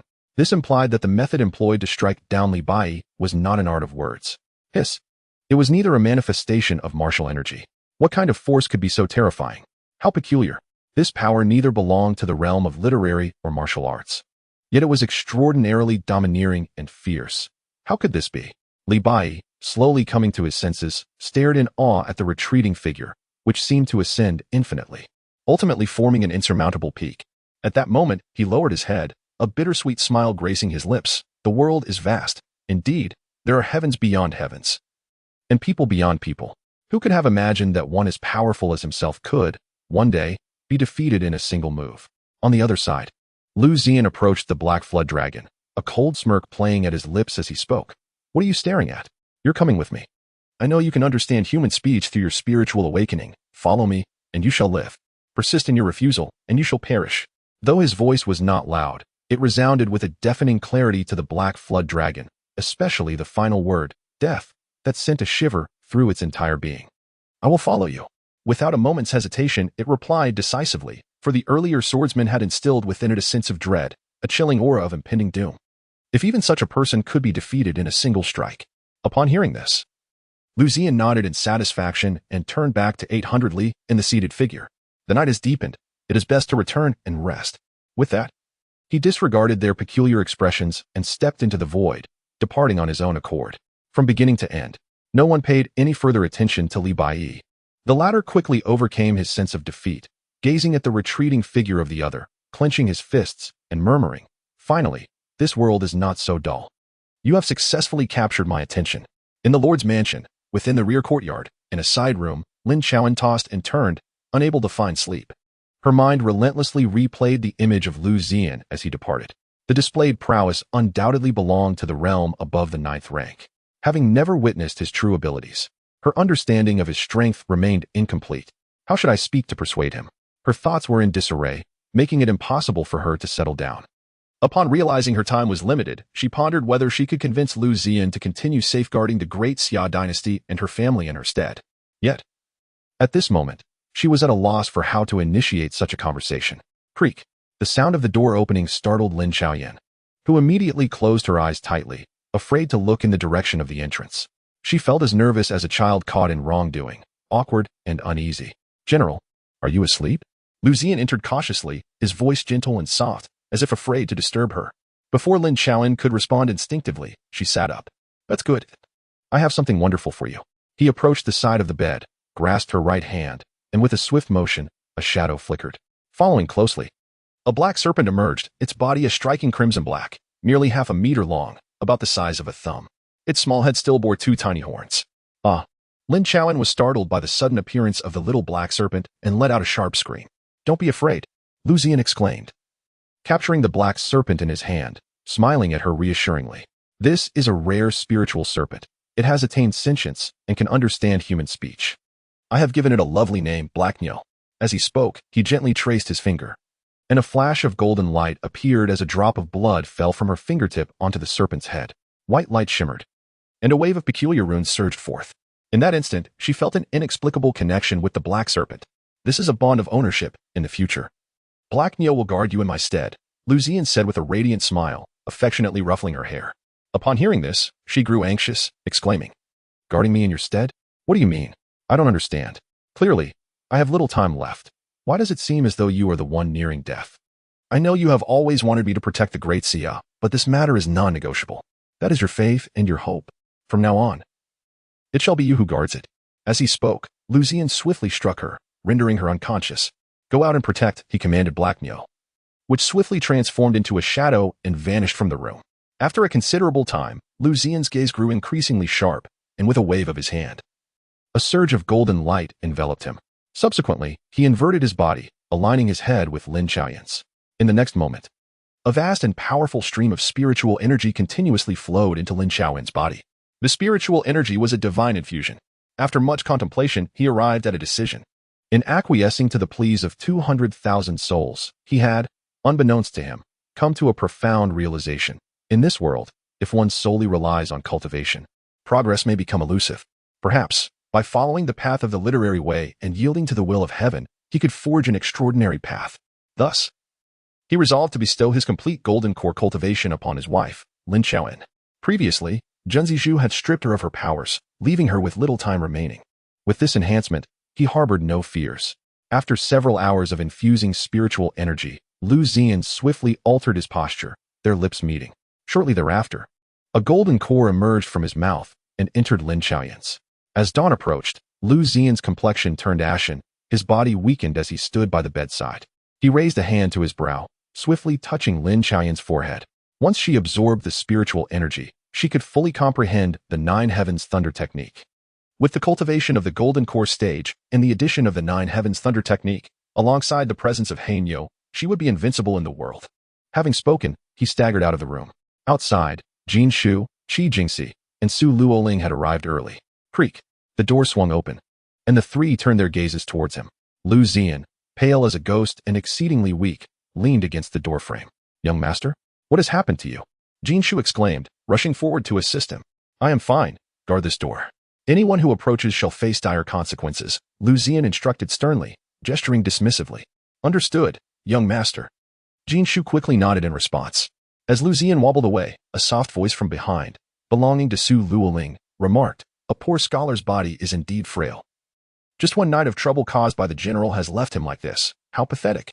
With a stumble, Liu Ziyan fell to the ground, taken aback by her words. "Qing In, help me back. Look at you, needing assistance from others. Clearly your vitality is lacking." Chapter 24, The Young Master's Command. Outside Lingo City, on the official road, an ornate carriage sped away just as the sun rose, casting elongated shadows in a scene of exquisite beauty. On the city wall, a figure observed the direction in which the carriage disappeared, sighing softly. "Young Master Liu has departed just like that. The army assembled from the three great dynasties is likely to return with renewed vigor." The general, alongside Bai Li, Yu Qiao, Chasing Wind, and Wang Sun, reacted to this statement with disdain. "What nonsense about a literary way immortal. He is merely a coward, sneaking away like this," Wang Sun fumed, his fist crashing into the wall with tremendous force, leaving a deep dent. Clearly, he was irked by Liu Ziyan's early departure without even a word of farewell. Yu Qiao sighed, rubbing his forehead, lamenting, "Such a wonderful general has found such a husband. What a misfortune." "Enough," Bai Li interjected quickly, fearing that these individuals would utter further unkind words. "In the recesses of my mind, I reflect upon the prowess displayed by the esteemed Liu Gongzi last night. He effortlessly vanquished even Li Baiyi. Such formidable strength, why must he depart? Moreover, did he not come here for the Grand General?" Upon returning to the Lord's residence, a sudden glimmer flashed in the eyes of Bai Li, who swiftly took flight back. Ziyin, momentarily taken aback, soon followed suit. The remaining trio, Yu Qiao and the others, exchanged bewildered glances, utterly perplexed. Outside the chamber, Jin Shu stood resolutely, gripping a long sword, poised to confront Qi Jingxi and Su Luoling. "My esteemed fiancé has decreed that no one is to approach before the Grand General emerges. Otherwise, it will be met with lethal consequences." Her delicate visage bore an expression of utmost seriousness, her resolve unwavering. "Jin Shu, you have crossed the line," Su Luoling exclaimed in a fit of rage, pointing accusingly at Jin Shu, ready to charge forth. Qi Jingxi, with furrowed brows, spoke slowly, "Step aside, I must see the Grand General." Moments prior, the three had called out to Lin Xiaoyan multiple times, yet received no reply. Thus, the two of them devised a plan to investigate. However, Jin Shu, sword in hand, barred their entry without hesitation. Swish, swish. Bai Li and Ziyin soared to the entrance. "General Qi, General Su, General Jin, where is the Grand General?" Upon arrival, Bai Li's expression was one of urgency, eager to inquire. Indeed, at this juncture, he sought to confirm a lingering suspicion in his heart that the Grand General had departed, for Liu Gongzi would never have left in such haste otherwise. It was feared he had gone to seek vengeance. One must admit, his imagination was remarkably vivid. Having already ventured into such territory, were Liu Ziyan to learn of his thoughts, he would surely be infuriated, perhaps exclaiming, "What a fool." Ziyin's gaze remained fixed upon the chamber door, his expression a tapestry of complexities. This bizarre scene immediately drew Su Luoling's attention, who loudly demanded, "What do you two mean by this? Several generals, the Grand General, she." Bai Li's voice grew increasingly choked, his countenance filled with sorrow and rage, tears welling in his eyes. "What do you mean?"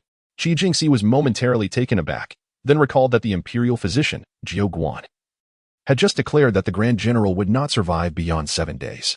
Upon careful consideration, she thought, impossible. Absolutely impossible. Her body trembled, her vision darkening, nearly causing her to collapse, as she muttered incessantly. Jin Shu brandished her sword at Bai Bailey, fuming, "Cease your baseless accusations. My lady is certainly unharmed." Then why did Lu Gongzi leave so abruptly, heading southwest, towards the Liu Ziyan dynasty? What else could it be if not for vengeance? Outside the courtyard, a furious Wang Sun barged in, his voice arriving before his presence. He has left? Qi Jingxi and Su Luoling exchanged incredulous glances, both stunned by the news. In such a moment, Liu Ziyan departed alone, and despite their repeated calls for the Grand General, no response was forthcoming. Jin Shu's gaze turned icy, her tone once again frigid as she declared, "My fiancé has commanded that no one approach. Should you wish to enter, it must be over my dead body." Completely bewitched, utterly entranced, what kind of enchantment has that insufferable scholar poured into your mind? Now, even the Great General is disregarded. Su Luoling is utterly at a loss with this headstrong girl. She is tempted to rush forward and pry open her skull to see what truly resides within. "General Jin Shu, please step back. We too wish to ascertain whether the Great General remains concealed in silence. For some unknown reason." The remaining words linger unspoken on the tip of the tongue. "I shall not retreat." Her resolute stance leaves everyone momentarily at a loss for how to proceed. Are we truly to take action against her? 800 miles is a 9th-grade consummate master, capable of dealing with Jin Shu with but a flick of the wrist. Yet, he cannot bring himself to do so. Jin Shu is not merely one of the principal commanders of the Eastern Red. She is also the personal attendant of the Great General. When it comes to loyalty, it is doubtful that anyone present is more devoted to the general than she.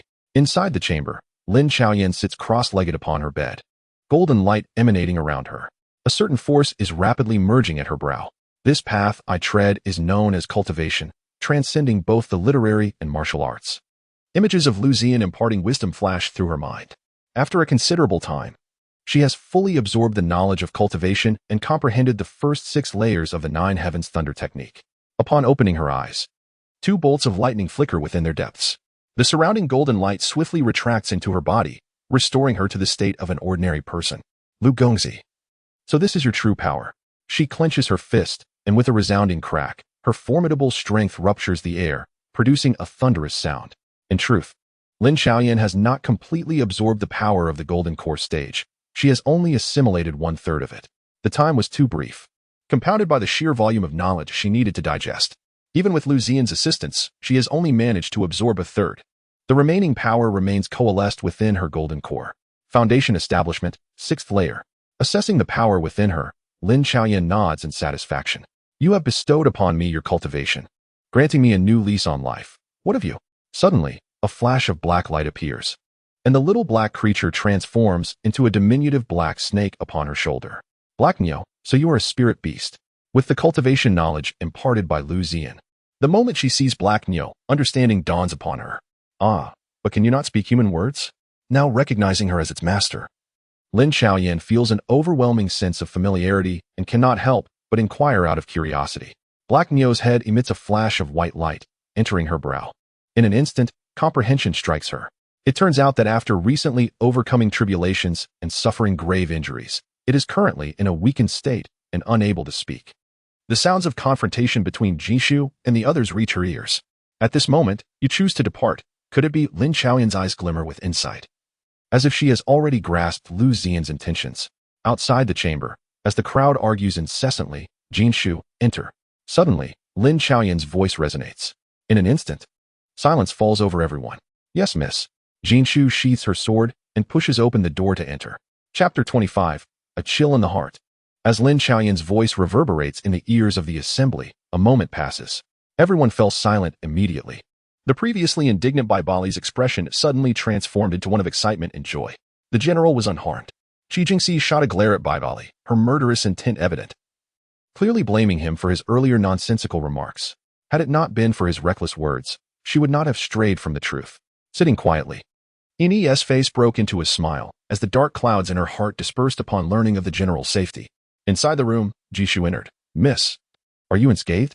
In truth, upon hearing the speculations outside, she too felt a sense of uncertainty. Yet, bound by her lord's orders, she could not defy them. "Silly girl, what could possibly happen to me?" Do you not have faith in your lord? Lin Xiaoyan seated herself and poured herself a cup of tea. I trust my lord. But the 9 officials have predicted that the mist will not survive beyond 7 days. Who are the 9 officials? The inheritor of the Divine Healer Valley. The only one to step into the mortal realm, renowned for their unparalleled medical skills, unmatched in the secular world for the past 30 years. A saying has long circulated. If the 9 officials declare your demise at midnight, even the king of hell would not dare to keep you until dawn. This reveals the terrifying nature of their words. Is it truly nothing to worry about? Jinshu still found it hard to believe. Lin Xiaoyan smiled helplessly and addressed her. Attack me with all your might. What? Jinshu was momentarily stunned, questioning if she had misheard. After all, as an 8th-rank martial artist, delivering a full-force strike was hardly a challenge. What are you waiting for? Hurry and strike. With the urgency in Lin Xiaoyan's voice, Jinshu had no choice but to brace herself, gathering her inner strength. Her figure shot forward, her entire power coalescing into a punch. Observing this, Lin Xiaoyan recognized her hesitation and waved her hand, a flash of golden light appearing. Bang! Jinshu, who had just leaped a few steps, was hurled away by an immense force, crashing violently against a nearby pillar. Ignoring the pain coursing through her body, her pupils dilated in shock and disbelief. Miss Yushu. Lin Xiaoyan quickly gestured for silence. Young master has infused his entire cultivation into me, granting me a reprieve. She chose not to conceal this from Jinshu. Infused his cultivation? Miss, I once read in an ancient tome that such an act is fraught with peril. A moment's carelessness could result in backlash. At best, one might suffer a severed meridian. At worst, instant death. Jinshu covered her mouth, her eyes filled with awe and admiration. Your lord truly is a man of valor. To extend your life, he risks his own. Lin Xiaoyan felt a deep resonance with this sentiment. Young master had indeed treated her extraordinarily well. Has young master departed? Yes. He has already left. What shall we do next? Jinshu's expression grew somewhat agitated. Do not act recklessly for now. Spread the word that young master has procured a miraculous elixir from the Divine Healer Valley, extending my life for a month. Remember, it is crucial that they understand the elixir merely prolongs my existence. I remain an ordinary person. This way, I believe many will come seeking to kill me. Perhaps even the hidden hands within the court could be drawn out. In truth, the moment she awoke, that opportunity had already presented itself. Seizing the opportunity presented by this incident, we shall summon those adversaries one by one. At that time, with my cultivated prowess, I shall undoubtedly ensnare them all. Yes, my lady. Jinshu quickly grasped her intent. Meanwhile, at the entrance of the lord's residence, a eunuch, accompanied by several armored guards, hastily approached. Before long, they arrived at the door of the chamber where Lin Xiaoyan resided. Upon seeing the newcomers, Baiyi stepped forward with courtesy, inquiring, "What brings you here, eunuchly?" The indifferent eunuch did not deign to acknowledge him, instead addressing General Qi Jingxi with a smile. General Qi, may I inquire where the Grand General is? I request that the Grand General come forth to receive the imperial decree. This display of condescension irked Wang's son, Yu Qiao, and Xue Feng. However, they could only endure. As the eunuch represented his majesty, I have arrived. Lin Xiaoyan emerged, clad in a flowing white garment, resembling an ethereal fairy. Her transformation into a cultivator bestowed upon her an air of transcendence. As she stepped out, eunuch unfurled the imperial edict and began to read aloud, by decree. The Guardian General Lin Xiaoyan, disregarding the lives of the citizens at the South Sea Pass and defying the imperial command, is to be stripped of her title as Guardian General. In consideration of her grandfather, the Duke of State's illustrious achievements, she shall be demoted to a minor general of Lingzhou City. It is hoped that she will serve the Great Xia diligently in the future. Thus it is ordained. As the proclamation concluded, a stunned silence enveloped the assembly. Jinshu was the first to react, her anger flaring, to strip the general of her title. How could His Majesty do such a thing?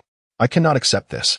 The general has tirelessly served Great Xia. Had it not been for her, Lingzhou City would likely have already fallen.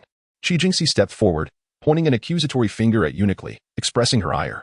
General Qi, when His Majesty made this decision, the Duke of State was also present. Eunuch wiped the cold sweat from his brow, fearful that the general might lash out and retaliate against him and his companions. After all, in the capital, who did not know the infamous name of the little demoness, Qi Jingxi, had she not been brought into the army by Lin Xiaoyan? One could only imagine how many in the capital would have suffered by now. The Duke of State was present. At this revelation, disbelief washed over the crowd. If Lin Hong had been there, how could His Majesty have dared to strip the Guardian General of her title? General Lin, since you are well, I shall take my leave, said an elder who had been observing Lin Xiaoyan for a while, sensing her vibrant vitality, which belied the notion of her imminent demise. Surely, young Master Liu had found a way to prolong her life. Thus, he felt no need to linger further, as the affairs of the court were none of his concern. Safe travels, esteemed sir, Lin Xiaoyan nodded, offering him a smile to express her apologies. At this moment, those gathered were likely here to seek a means of extending her life. Furthermore, through her connection with Han Yu, she was aware of the events that transpired the previous night. Jin Shu, please present the Guardian General's insignia, official seal, and uniform. Shortly thereafter, all items pertaining to the Guardian General were entrusted to Eunuch Li.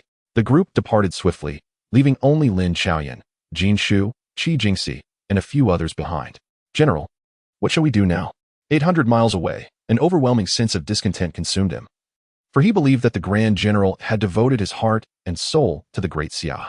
After years of selfless dedication and tireless effort, the outcome was indeed disheartening. Do not address me as Grand General any longer. His Majesty has demoted me to a mere minor general.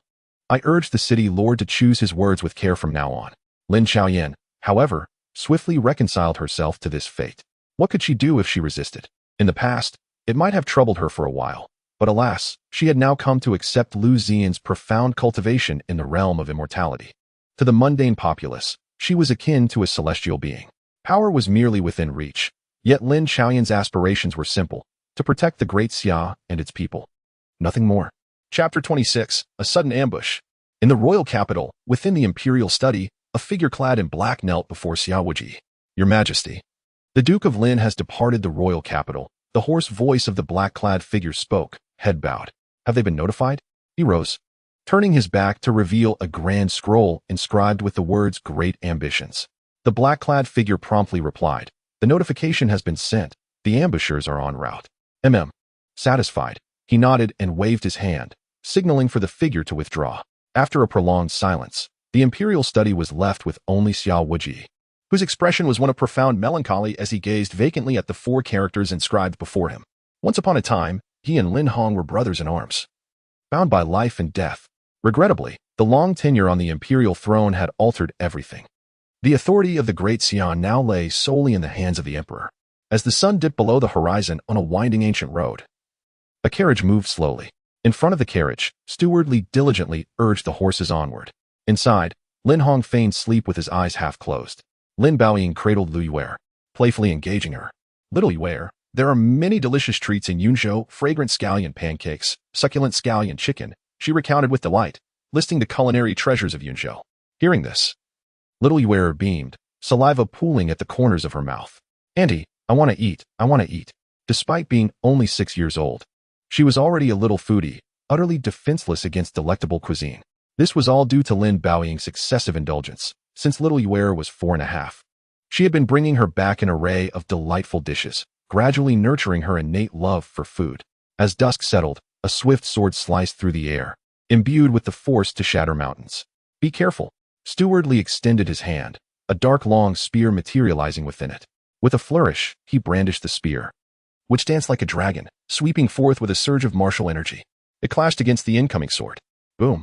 The collision unleashed a violent explosion, sending dust and debris flying as a tempestuous force erupted, uprooting trees in the vicinity.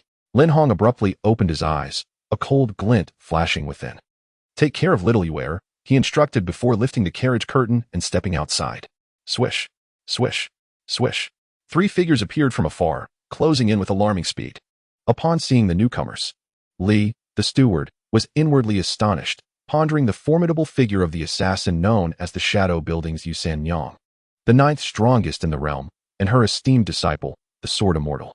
His gaze shifted to the leader of the group, a man with a head of white hair, yet a countenance marked by pronounced jowls, clad in a blue robe. Aside from his imposing stature, he appeared rather unremarkable. It was none other than Lei Li of the Thunderous Duo from the Liu Li Dynasty. Just one glance was enough to instill fear in Li.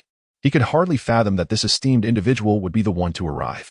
From the moment they departed the royal capital, they had anticipated attracting the attention of many, particularly that of the one within the imperial palace.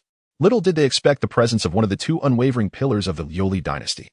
It is worth noting that the Thunderous Duo, comprised of Lei Li and Feng Xing, were the only 2 innate realm experts within the entire dynasty. They had mastered a formidable technique known as the Thunderous Combined Assault, allowing them to double their combat power through their synergy. This is precisely what secured their esteemed position among the innate realm practitioners. The distance from the royal capital to this location was merely a few dozen miles. Lei Li's appearance here was a clear indication of the emperor's impatience. Lin Hong's eyes welled with tears, his face a mask of sorrow and disappointment. It was incomprehensible that after a lifetime of unwavering loyalty to the Great Xia, he would find himself the subject of imperial suspicion. Lei Li, clad in blue robes, smiled at Lin Hong and remarked, "Lord Lin Guogong, did you not foresee this? 30 years ago, when you took my son's life, you should have known that one day, I would personally seek your demise. The timing, it seems, is fortuitous." Inside the carriage, Lin Baoying covered little Yuer's ears. Merely listening to the tumult outside left her in a state of shock and disarray. Yu Sanyang and the Sword Immortal were already renowned as exceptional masters over the past decade. As for Lei Li, he was even more remarkable, ranking among the top 10 innate realm experts across the major dynasties. This alone was a considerable achievement. Below the innate realm, the invincible figure known as the Overlord Spear, Li Hu, had unexpectedly resurfaced after years of silence to serve as the steward for Lin Guogong. Lei Li scrutinized Li for a while before a look of realization crossed his face, revealing Li's true identity. To his astonishment, Grandpa Li was none other than the Overlord Spear, an invincible presence beneath the innate realm. Lin Baoying's delicate face reflected surprise and incredulity as she was entirely unaware of the steward's background. From her earliest memories, Grandpa Li had always been the steward of their household, and she had thought him merely an ordinary caretaker. Now, with pleasantries aside, Lin Hong stepped forward, gazing proudly at the three figures. He was acutely aware of their purpose for coming. As for who was orchestrating this entire affair from behind the scenes, it mattered little now. Although he too was an innate practitioner, the toll of years of warfare had left him with lingering after-effects, causing a regression in his cultivation. He could now only be considered above the 9th tier, a half-step into the innate realm. If not for the repeated interventions of the Master to thwart my summoning of the Black Dragon Knights, how dare the three of you come here to flaunt your prowess? Butler Li deeply regretted that he had not informed the Black Dragon Knights sooner. Had he done so, this ambush could have been entirely averted. Lin Zhanshun, I have come to confront you. With a flick of his hand, the Sword Immortal unleashed a long sword that soared through the air. Whoosh! The air was split with a fierce sound, accompanied by a terrifying sword aura that tore through everything in its path, heading straight for Lin Hong. The sword mastery of Sword 9 was indeed worthy of the title of Sword Immortal. Such a skill in sword manipulation was unparalleled beneath the 9th grade, and few could evade it below the innate level. Lin Hong immediately recognized the technique employed by his opponent. It was the sword manipulation skill of the most formidable Sword 9. His figure flickered rapidly, transforming into a streak of white light. In an instant, he had retreated several dozen meters. Clang! The long sword struck the very spot where Lin Hong had just stood, leaving a deep pit in the ground. The sword manipulation technique was elusive and unpredictable. Even innate experts had to approach it with utmost caution. Yu Sanyang. It is your turn now. Lei Li sneered disdainfully, his cold gaze fixated on Yu Sanyang as he commanded her. In the next moment, behind her silver ghost mask, a fierce killing intent flashed in Yu Sanyang's beautiful eyes. Lei Lao, although you are leading this time, I am not your subordinate. It seems you cannot command me. She showed him no respect, her raspy voice laced with profound discontent. Clearly, as an assassin from the Dark Tower, she adhered to her own code of conduct. Such pretentiousness. Seeing that she did not heed his command, Lei Li could only retort sarcastically, his focus shifting back to the Sword Immortal and Lin Hong. At this moment, Butler Li stood before the carriage, brandishing a dark long spear in defense. Chapter 27. Stop. After swiftly evading, Lin Hong felt a surge of energy as 7 yellow dragon phantoms, each over 10 feet long, ascended around him. The Huangting scripture, 7 Dragon Realm. Lei Li's eyes narrowed, and his fist clenched tightly. Had it not been for this very Huangting scripture during their battle in the southern region, he and his brother would have long since slain him. Standing with hands clasped behind his back in a black robe edged in gold that fluttered without wind, the dragon phantoms intertwined ominously, a terrifying martial aura rapidly enveloping the surroundings. Half-step innate.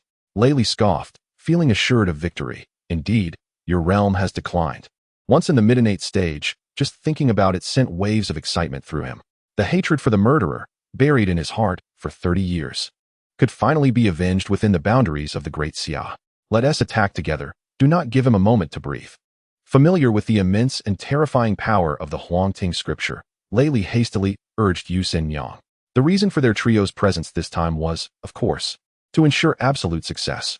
At this moment, behind her mask, Yu Sanyang's beautiful eyes momentarily widened upon witnessing the 7 yellow dragon phantoms rise. She was momentarily taken aback, then fell into confusion, only to regain her composure under Lei Li's urging. All right. She instinctively responded, her figure gradually dissolving into the void. The 100 Steps Illusion. Yu Sanyang's renowned martial skill, capable of concealing her figure within 100 steps, even against opponents of a higher rank. Glimpsing her silhouette proved exceedingly arduous. In the pinnacle of the 8th tier, she had, through this arcane technique, executed the assassination of 6 initial 9th tier masters, 9 mid-tier knights, 13 late knights, and a singular 9th tier perfected expert. These formidable feats elevated her to the esteemed position of the 3rd assassin within the Dark Guild. Upon witnessing her invoke the illusionary 100 steps, Lin Hong stood frozen in astonishment. Little Shu's eyes brimmed with tears, a look of sorrow gracing her aged visage. You old fool, still daring to be distracted, such folly. The sword immortal, perceiving the situation, hastily directed his sword, which transformed into a streak of light, soaring towards Lin Hong once more. Aha! Indeed, you still yearn for her, prepare to meet your demise. In an instant, Lei Li appeared behind Lin Hong. His innate perfected auras surging forth, coalescing into a singular fist that rushed toward his back with an unstoppable ferocity. The force was akin to a raging tempest, shattering the surrounding space and generating a thunderous crack, reminiscent of a sonic boom. Clearly, all of this had been meticulously orchestrated by Lei Li, who had anticipated the necessity of invoking Yu Sanyang first, owing to the unique nature of her technique. Lin Hong's daughter-in-law, Chen Wangshu, possessed this method, rumored to be a family heirloom from her maternal lineage, which remains shrouded in mystery to this day. With a thunderous impact, a force akin to a mountain-esque collapse struck Lin Hong's back, sending him hurtling like a kite severed from its string, soaring dozens of meters away. Yet, before he could touch the ground, a sharp glint of cold light from a long sword appeared before him, seemingly out of nowhere. With a swift thrust, the blade pierced through 7 yellow dragons and directly into his shoulder. Blood gushed forth, and his expression rapidly paled, yet he remained in a daze. Our Lin family has wronged you, little Shu. When our eldest son met his untimely demise, it was precisely when Chen Wangshu gave birth to Lin Baoying. Amidst the chaos of war, Lin Hong, leading 30,000 black dragon riders, arrived only to find Chen Wangshu and the newborn Lin Baoying captured by the enemy, held as leverage to force his retreat. As the god of war of the Great Xia, he resolutely chose to defend the city for the sake of its people, forsaking the lives of Chen Wangshu and her daughter. Subsequently, the enemy forced him to choose between Chen Wangshu and his granddaughter. Ultimately, he chose Lin Baoying, resulting in Chen Wangshu's tragic demise, a wound that has festered in his heart for years.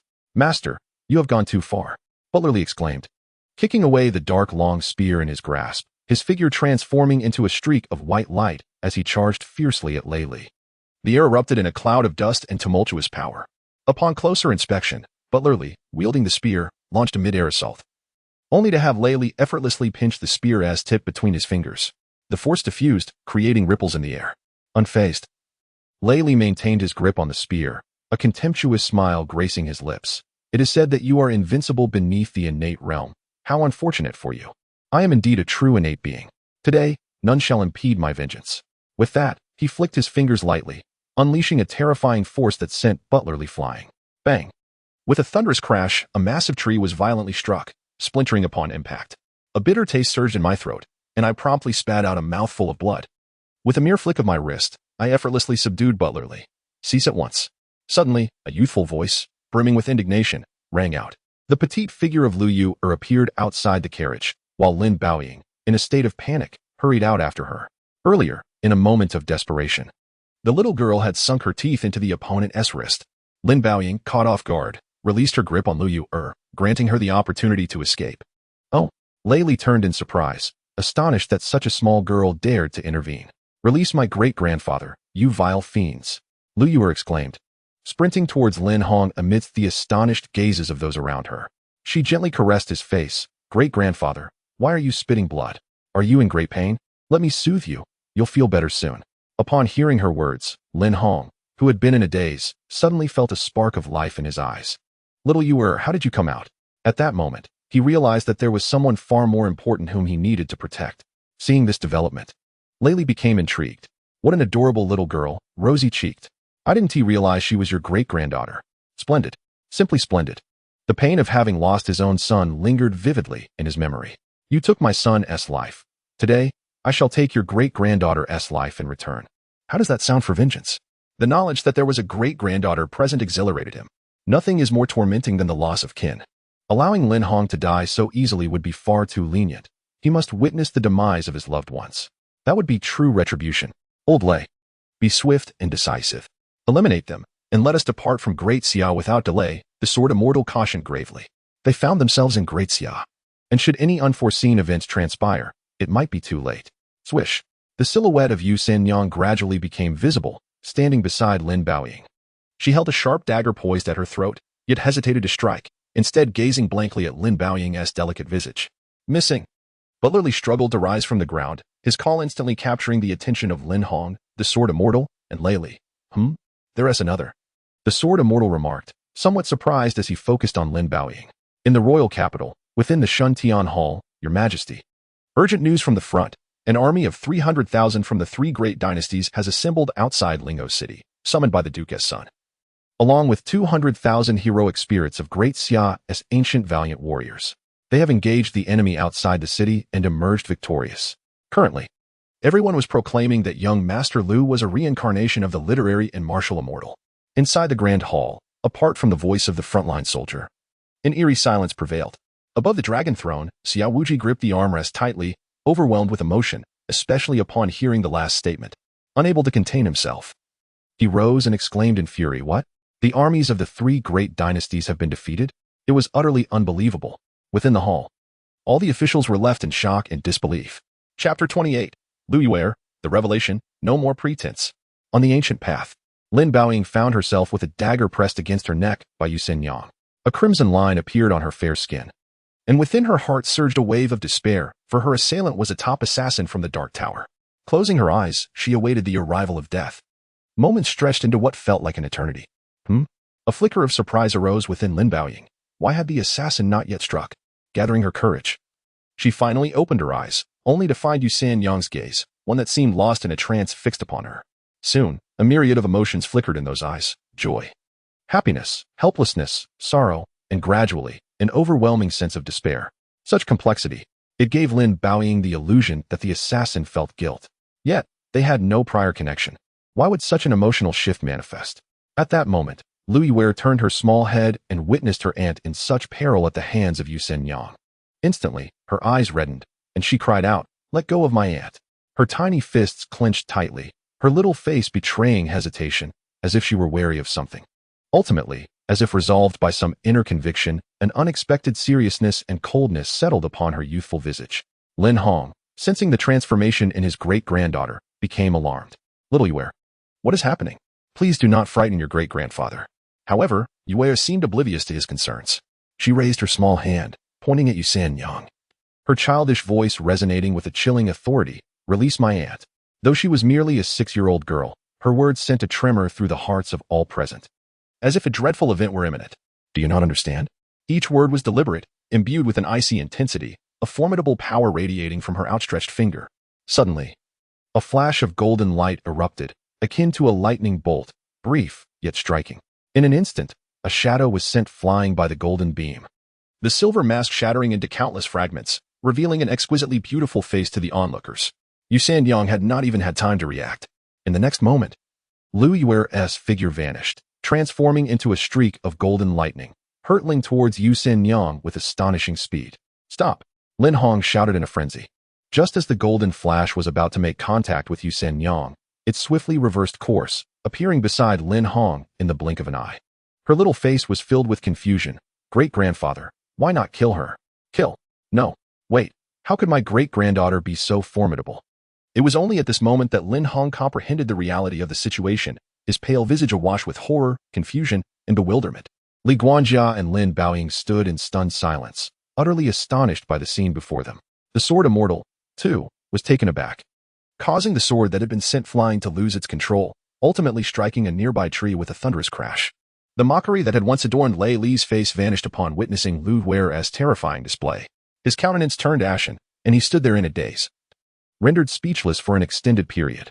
Who would dare believe that a mere 6-year-old girl could, in the blink of an eye, send a master of the 9th rank flying with her prowess? Great-grandfather? Little Yuer, with a touch of helplessness, extended her tiny hand to pat Lin Hong's old face, her countenance reflecting her exasperation. This time, she had wrestled with her thoughts for quite a while. Had it not been for the love of her dear aunt, she might not have revealed her abilities at all. After all, her father had strictly instructed her to conceal her strength from the public eye. Wait, little Yue, what is going on? Lin Hong's pale visage suddenly flushed with excitement as he swiftly propped himself up and inquired. After escaping danger, Lin Baoying, still deeply shocked, hurriedly approached her side.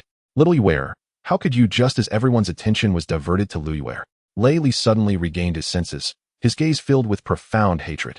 Feng Lei hand, he bellowed, accompanied by a cacophony of thunder, his attack thunderously directed towards Lin Hong's back. Vengeance. At this moment, a singular thought consumed him, to avenge his son. Be careful. Little Yue's figure flickered, appearing behind Lin Hong. She raised her hand and waved. Thunder comes. With a crack, a silver bolt of lightning as thick as an arm manifested in her tiny hand. In a flash, it surged forth, aimed directly at Lei Li. The terrifying lightning, imbued with a cataclysmic aura, swept towards him. Boom. With a resounding impact, the lightning struck, leaving nothing but emptiness in its wake. A powerful innate realm warrior was effortlessly obliterated by the lightning. All present stood in stunned silence, their minds blank, unable to articulate a word. Bad people are indeed bad. They relish in ambushes, she remarked, disdain evident on her face as she clapped her tiny hands. Then, she turned her gaze towards the astonished and dazed Jian Xian. It's your turn. With a snap of her fingers, boom. Another bolt of lightning descended from the heavens, striking Jian Xian. He was reduced to ashes. The remaining individuals were left in a state of utter shock. Ultimately, only Yu Xinyang lay gravely injured and unconscious beside them, a testament to the devastating power of that earlier strike. Had it not been for Lin Hong's timely shout, she would have surely met her demise. Father merely forbids me from fighting. It's not that I cannot. Liu Yue murmured under her breath, audible only to herself. Turning around, she beheld the astonished expressions of her great-grandfather, aunt, and butler Li. A swell of pride surged within her as she took small steps, hands clasped behind her back, exuding an air of maturity beyond her years. Wait a moment. Lin Baoying shook her head in disbelief and grabbed little Yue's shoulder. How could you possibly be so powerful? Lin Hong and butler Li mirrored her eagerness, their eyes fixated on her with insatiable curiosity. All right, now that you've discovered my secret, I shall no longer pretend. I admit it, little Yue shrugged, a mixture of helplessness and pride etched on her face. I can indeed fight. My father can as well. But he has always forbidden me from doing so. At her words, all three were momentarily taken aback, their pupils dilating in shock as they exclaimed in unison, the son-in-law can wield martial arts? Xiaoyan possesses cultivation. A mere scholar can cultivate. Upon hearing her aunt refer to her father as a worthless scholar, Xiao Yue immediately felt displeased, exclaiming, with someone as despicable as my aunt, my father could easily dispatch a multitude with a single blow. Of course, her disdain was not directed solely at her aunt. She perceived all present as equally contemptible. After uttering these words, she let out a melodious and clear laugh. Lin Hong and butler Li found themselves at a loss for words, utterly taken aback, not anticipating such collateral damage. Fortunately, she was their great-granddaughter, their little ancestor. Both thought simultaneously. No, I cannot believe it. Lin Baoying cried out, nearly driven to madness. All along, she had regarded her brother-in-law as a worthless individual. Yet one day, someone informed her that this fellow was a master. Who would believe it? Who could possibly believe it? The power emanating from Xiao Yue was neither martial nor literary. It was entirely unique and terrifyingly potent. Lin Hong pondered momentarily, but no clarity emerged. Peculiar. Xiao Yue, you assert that your husband is formidable? How does he compare to you? Butler Li inquired, unable to suppress his astonishment. Grandpa Li, you're just a big fool. All my skills are taught to me by my father, so naturally, he is far superior. Xiao Yue seemed reluctant to entertain him, considering such questions to be the domain of utter simpletons. Haha. Lin Hong erupted in laughter, wholeheartedly agreeing. Indeed, only a big fool would pose such a question. Having affirmed Liu Ziyan's prowess, he felt an immense sense of joy. Just then, Butler Li was about to speak, but Lin Hong gestured for him to refrain from doing so. Chapter 29. The youth is bullied. While the crowd marveled at Liu Yue's formidable strength, their attention shifted to Yu Xinyang. At this moment, she finally discerned the true visage of the opponent. Sister? The breathtakingly stunning face compelled her to exclaim involuntarily. No. How can she appear even younger than my sister? Do we have another sibling? Butler Li and Lin Hong, upon seeing a face strikingly similar to Lin Xiaoan's, felt their mouths twitch, tears welling in their eyes. That visage was indelibly etched in their memories, forever unforgettable. Xiao Shu, Qinhuang Shu, mother? Lin Baoying suddenly came to a realization, though she knew little about her mother. One truth was clear. Her grandfather would vigilantly guard her mother's spirit tablet for extended periods, often until he was inebriated. Sir, can you be certain? Butler Li hesitated momentarily, struggling to accept the possibility. How could someone who should be in their 50s retain the appearance of a 20-year-old? Were it not for the knowledge of Chun Wang Shu's youthful visage, he would not be so astonished. Without a doubt, it is Xiao Shu. Though I am unaware of her experiences or how she became an assassin, I could never mistake her. Lin Hong's resolute tone conveyed one undeniable truth. The woman before them, Liu Ziyan, was indeed their eldest daughter-in-law, Qinhuang Shu. Though she had been taken by the enemy forces years ago, how could she reappear now after so many years? And in a guise reminiscent of her arrival at the Duke's residence? It was utterly unfathomable. Is this truly real? Grandfather, are you certain she is my mother? Lin Baoying exclaimed with palpable excitement. For many years, she had yearned for the love and care of a maternal figure, believing she would never have the chance to experience a mother's affection. To her astonishment, her mother was still alive in this world. Yet, gazing at the visage that resembled her own youthful appearance left her momentarily bewildered. Is this my grandmother? Xiao Yuer pointed at the unconscious Qinhuang Shu. Her small face a mixture of shock and disbelief. Great-grandfather, though I am young, please do not deceive a child. She appeared to be of similar stature to her aunt. Wait. Suddenly, Liu Yuer recalled the teachings of cultivation her father had imparted. There seemed to be a type of elixir called the youth-preserving pill. Could it possibly be that? There was no doubt. Lin Hong's eyes were resolute, nodding with unwavering confidence. Ah, then grandmother must have consumed the youth-preserving pill. Upon hearing this, Lin Hong trembled, immediately exchanging glances with Butler Li. The divine physician Valley, they exclaimed in unison, clearly having deduced why Qinhuang Shu retained such a youthful appearance. We should not linger here. Let us depart. Half an hour later, a shadow appeared on the winding ancient path, surveying the scene with astonishment.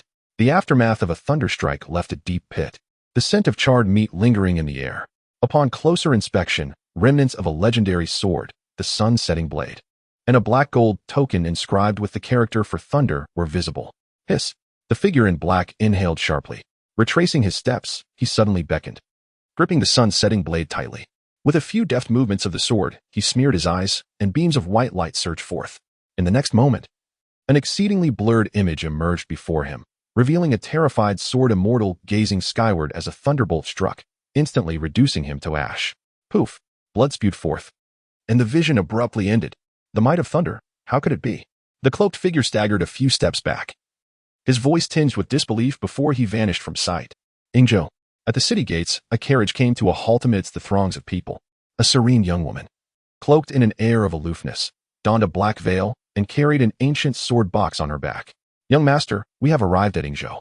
Inside the carriage, Liu Ziyan leisurely opened his eyes, stretching lazily before lifting the curtain to gaze outside. He immediately spotted the three vivid characters spelling Ingzhou above the city gates. However, the surrounding scene felt peculiar. Despite the bustling crowd, each face bore an expression of deep concern. Many individuals were making their way toward the city gates, only to turn back shortly thereafter. At that moment, a sharp voice pierced the air. Get lost. What are you living for without money? If you do not strive, you must depend on your parents' efforts. If your parents do not strive, you must rely on your ancestors. If even your ancestors are powerless, child, you are utterly wasted. Completely wasted.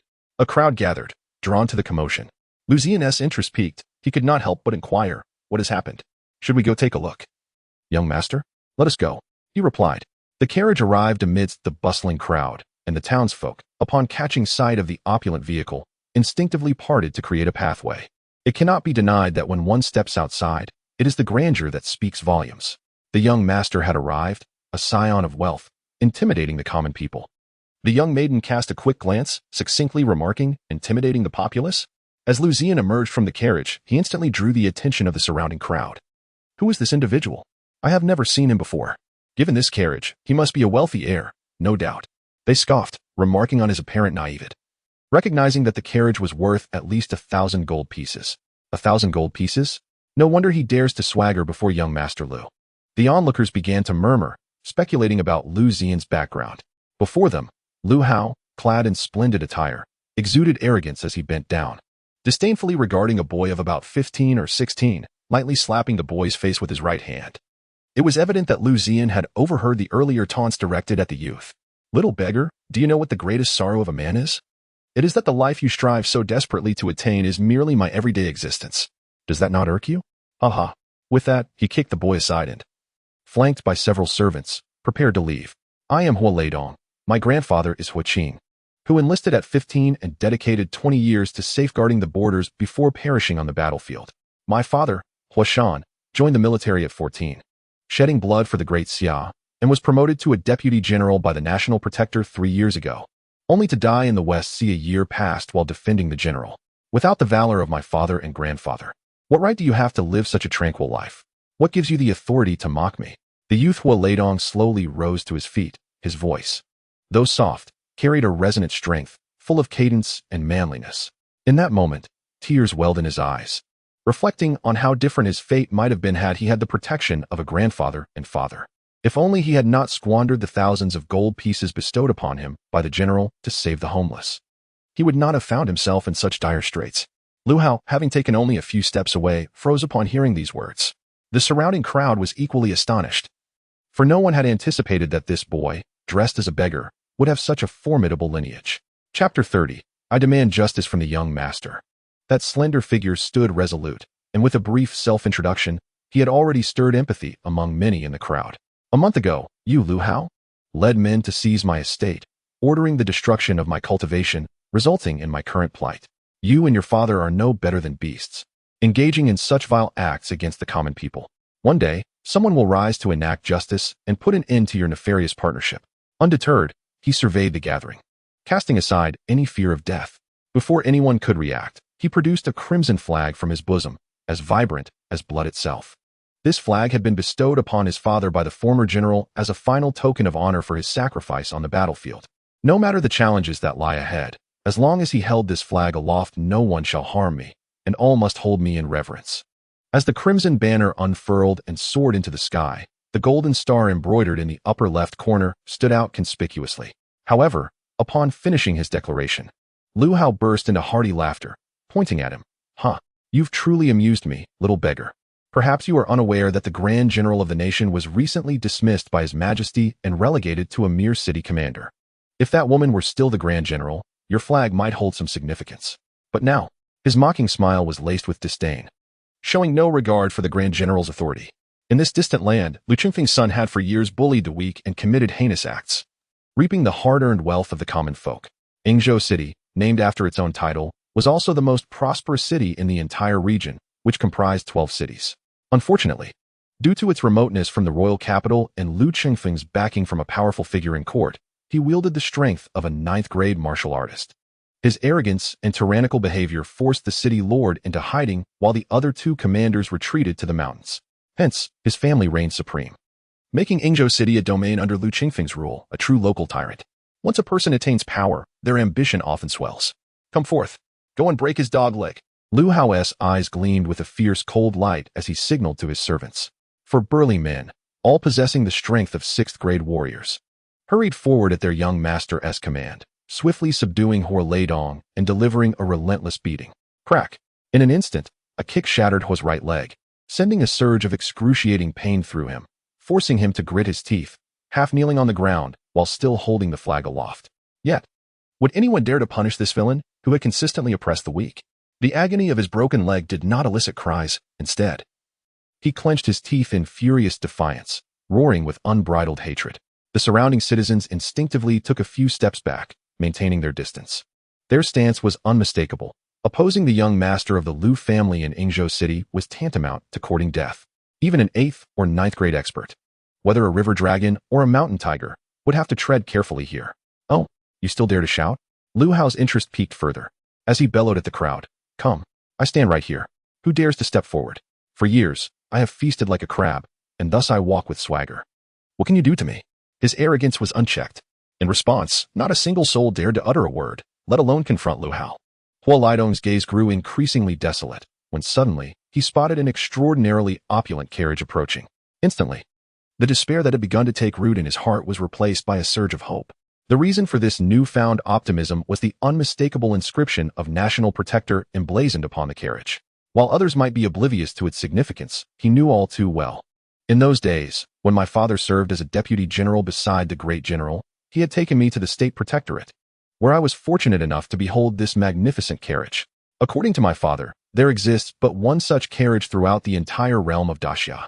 Today, Huolai Dong, son of Huashan, finds himself oppressed by the vile brigand Liu Hao. I implore the state protector to take action against him. I possess a banner bestowed upon me by the great general himself. With fervor, he knelt and bowed towards the carriage, entirely forgetting the pain of his recently broken leg. Nearby, several of his household servants, who had been brandishing their fists with fierce intent, stood frozen in place, slowly turning their heads to follow Huolai Dong's direction of reverence. At that moment, everyone was taken aback to discover that an opulent carriage had appeared, seemingly out of nowhere.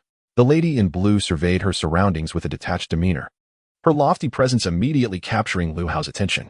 "Ah," he exclaimed, his excitement palpable. "When did such a graceful figure arrive? Even the young master has regained his composure, and the rooster has stirred." The surrounding populace, initially caught off guard, soon recognized the implications of his words, their thoughts turning to scorn as they witnessed Liu Hao's inappropriate demeanor. They cast sympathetic glances towards the lady in blue, for until now, no woman who had caught Liu Hao's eye had ever escaped his grasp. "Pray, State Protector, intervene," Huolai Dong shouted once more, his voice echoing. Initially, the crowd and Liu Hao could not discern his plea. But at that moment, the clear invocation of State Protector sent shivers down the spines of all present. Instantly, every gaze turned toward the carriage in astonishment and trepidation. Could it truly be that legendary figure of Daxia, the once celebrated war god, Lord Lingua? If this esteemed individual were to descend upon this place, would the citizens of Yenzhou not find salvation? Many hearts began to race with anticipation. State Protector? Liu Hao's voice trembled, betraying his fear of the legendary figure. Before he could fully succumb to panic, the lady in blue spoke with a cool and haughty tone. "My lord is not the State Protector. You have beseeched the wrong person." "Not the State Protector?" Liu Hao exhaled a long sigh of relief. The previously agitated crowd fell silent, their faces draining of color, engulfed by despair. Yet, Huolai Dong remained undeterred, raising his voice once more. "But he is the lord of the State Protectorate. I possess a banner gifted by the great general. I implore my lord to grant me justice." "My lord?" Oh, it dawned upon them that he referred to the scholar of the State Protectorate. They had not anticipated that he would travel such a great distance from the capital. At that moment, both Liu Hao and the surrounding citizens finally grasped the identity of the figure within the carriage, realizing the weight of his lineage. Yet, could this scholar truly stand against the Liu family? Or would he dare to confront them? The intrigues of the court were far too deep for a mere scholar to navigate.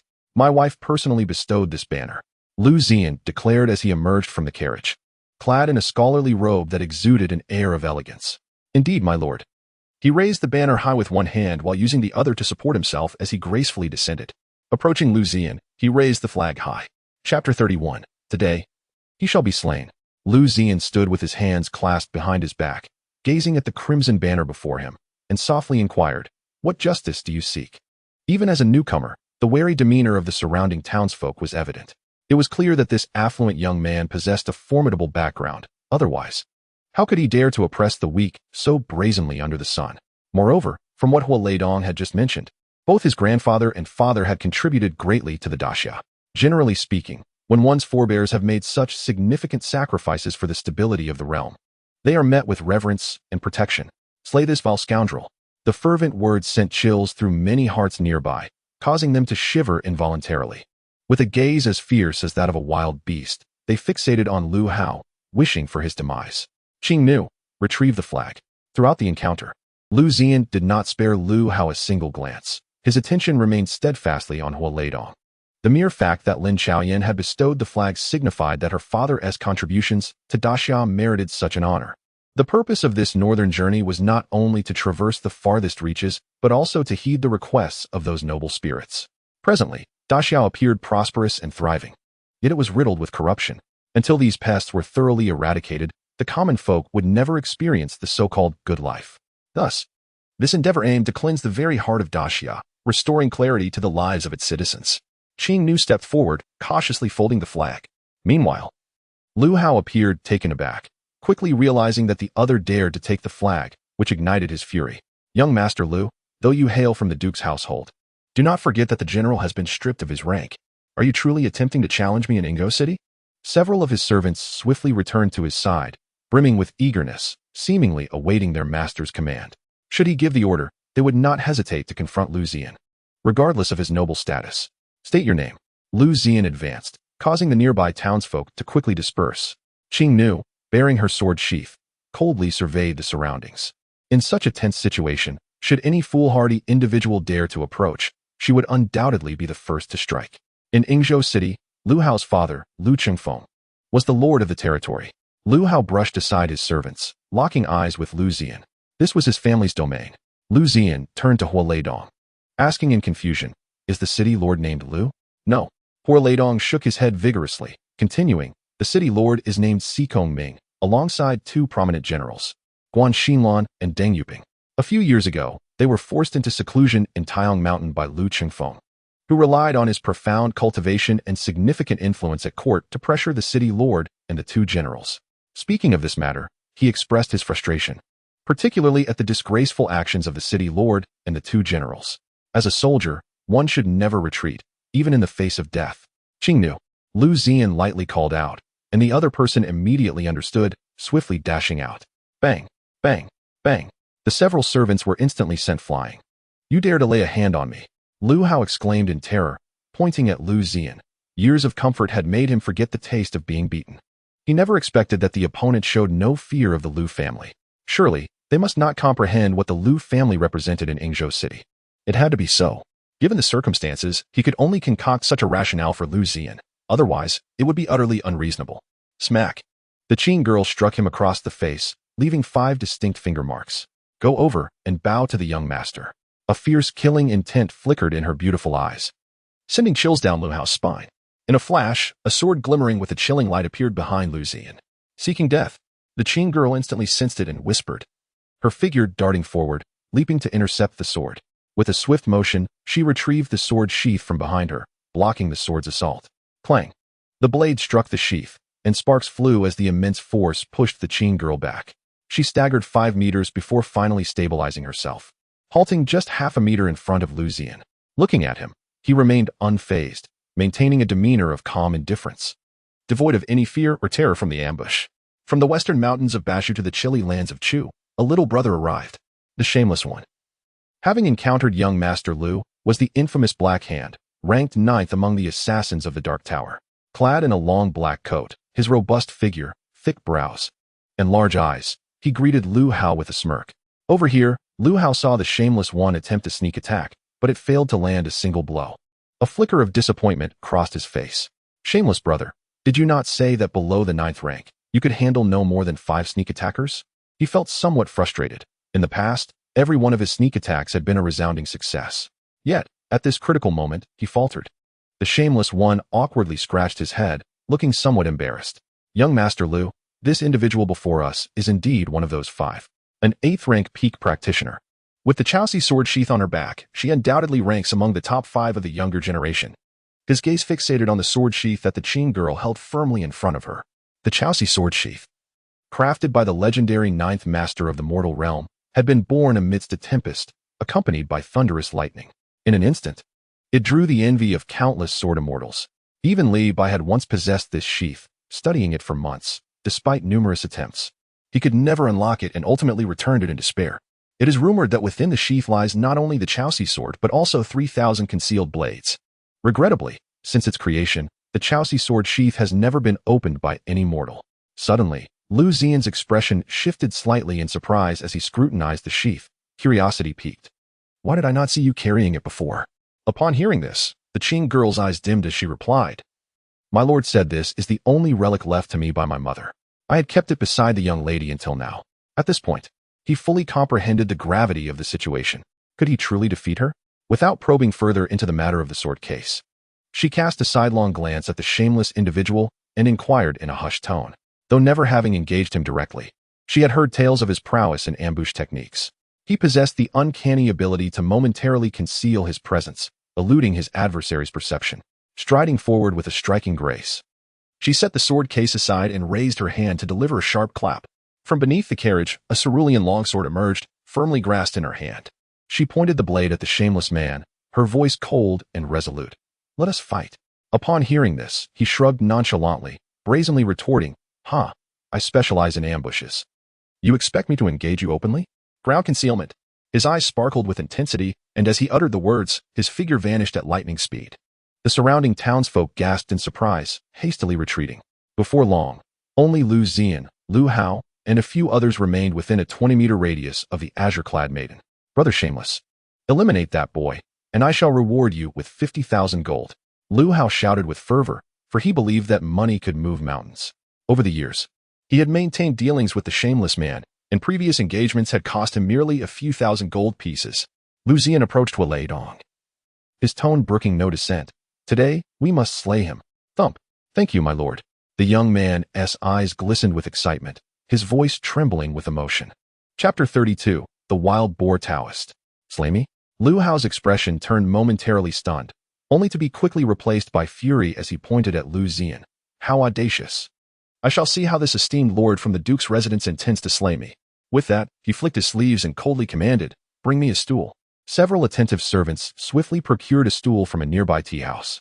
Observing this, Liu Ziyan remained silent, gently instructing Hualei, you know what to do, right? He cast a glance towards the distant tea house. One must admit, the lad possessed discernment.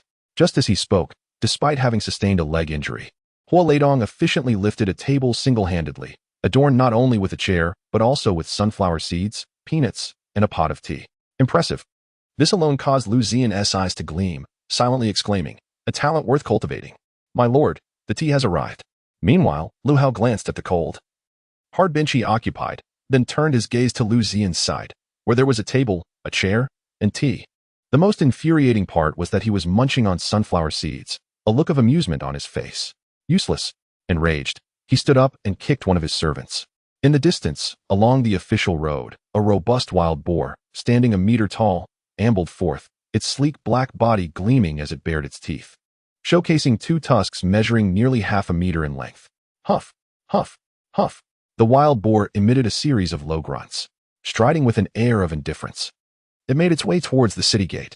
As the perspective widened, one could see a figure sprawled upon the boar's back, not just any figure, but an elderly man. Disheveled and unkempt, his white hair resembling a bird's nest. Reclining on his back, he cradled an ancient wooden sword in his arms. A gourd of wine fastened at his waist. Deep in slumber, drool trickled from his mouth, likely lost in dreams of grandeur. Come, little beauty. I shall take you to the grove to see the great birds. Suddenly, a commotion erupted around them. Wow. Look at that enormous wild boar. It's too big to fit in a pot. But wait, there's a person lying on the boar's back? It's an old man. No. It's a beggar. How is he riding on the back of the boar? In an instant. Murmurs of curiosity filled the air as many gazed in wonder at this unexpected duo. Liu Ziyan lifted his teacup, yet before he could take a sip, he witnessed a remarkable scene unfold. The wild boar boldly approached the crowd, carrying an elderly man. I shall take you to the grove to see the grand birds.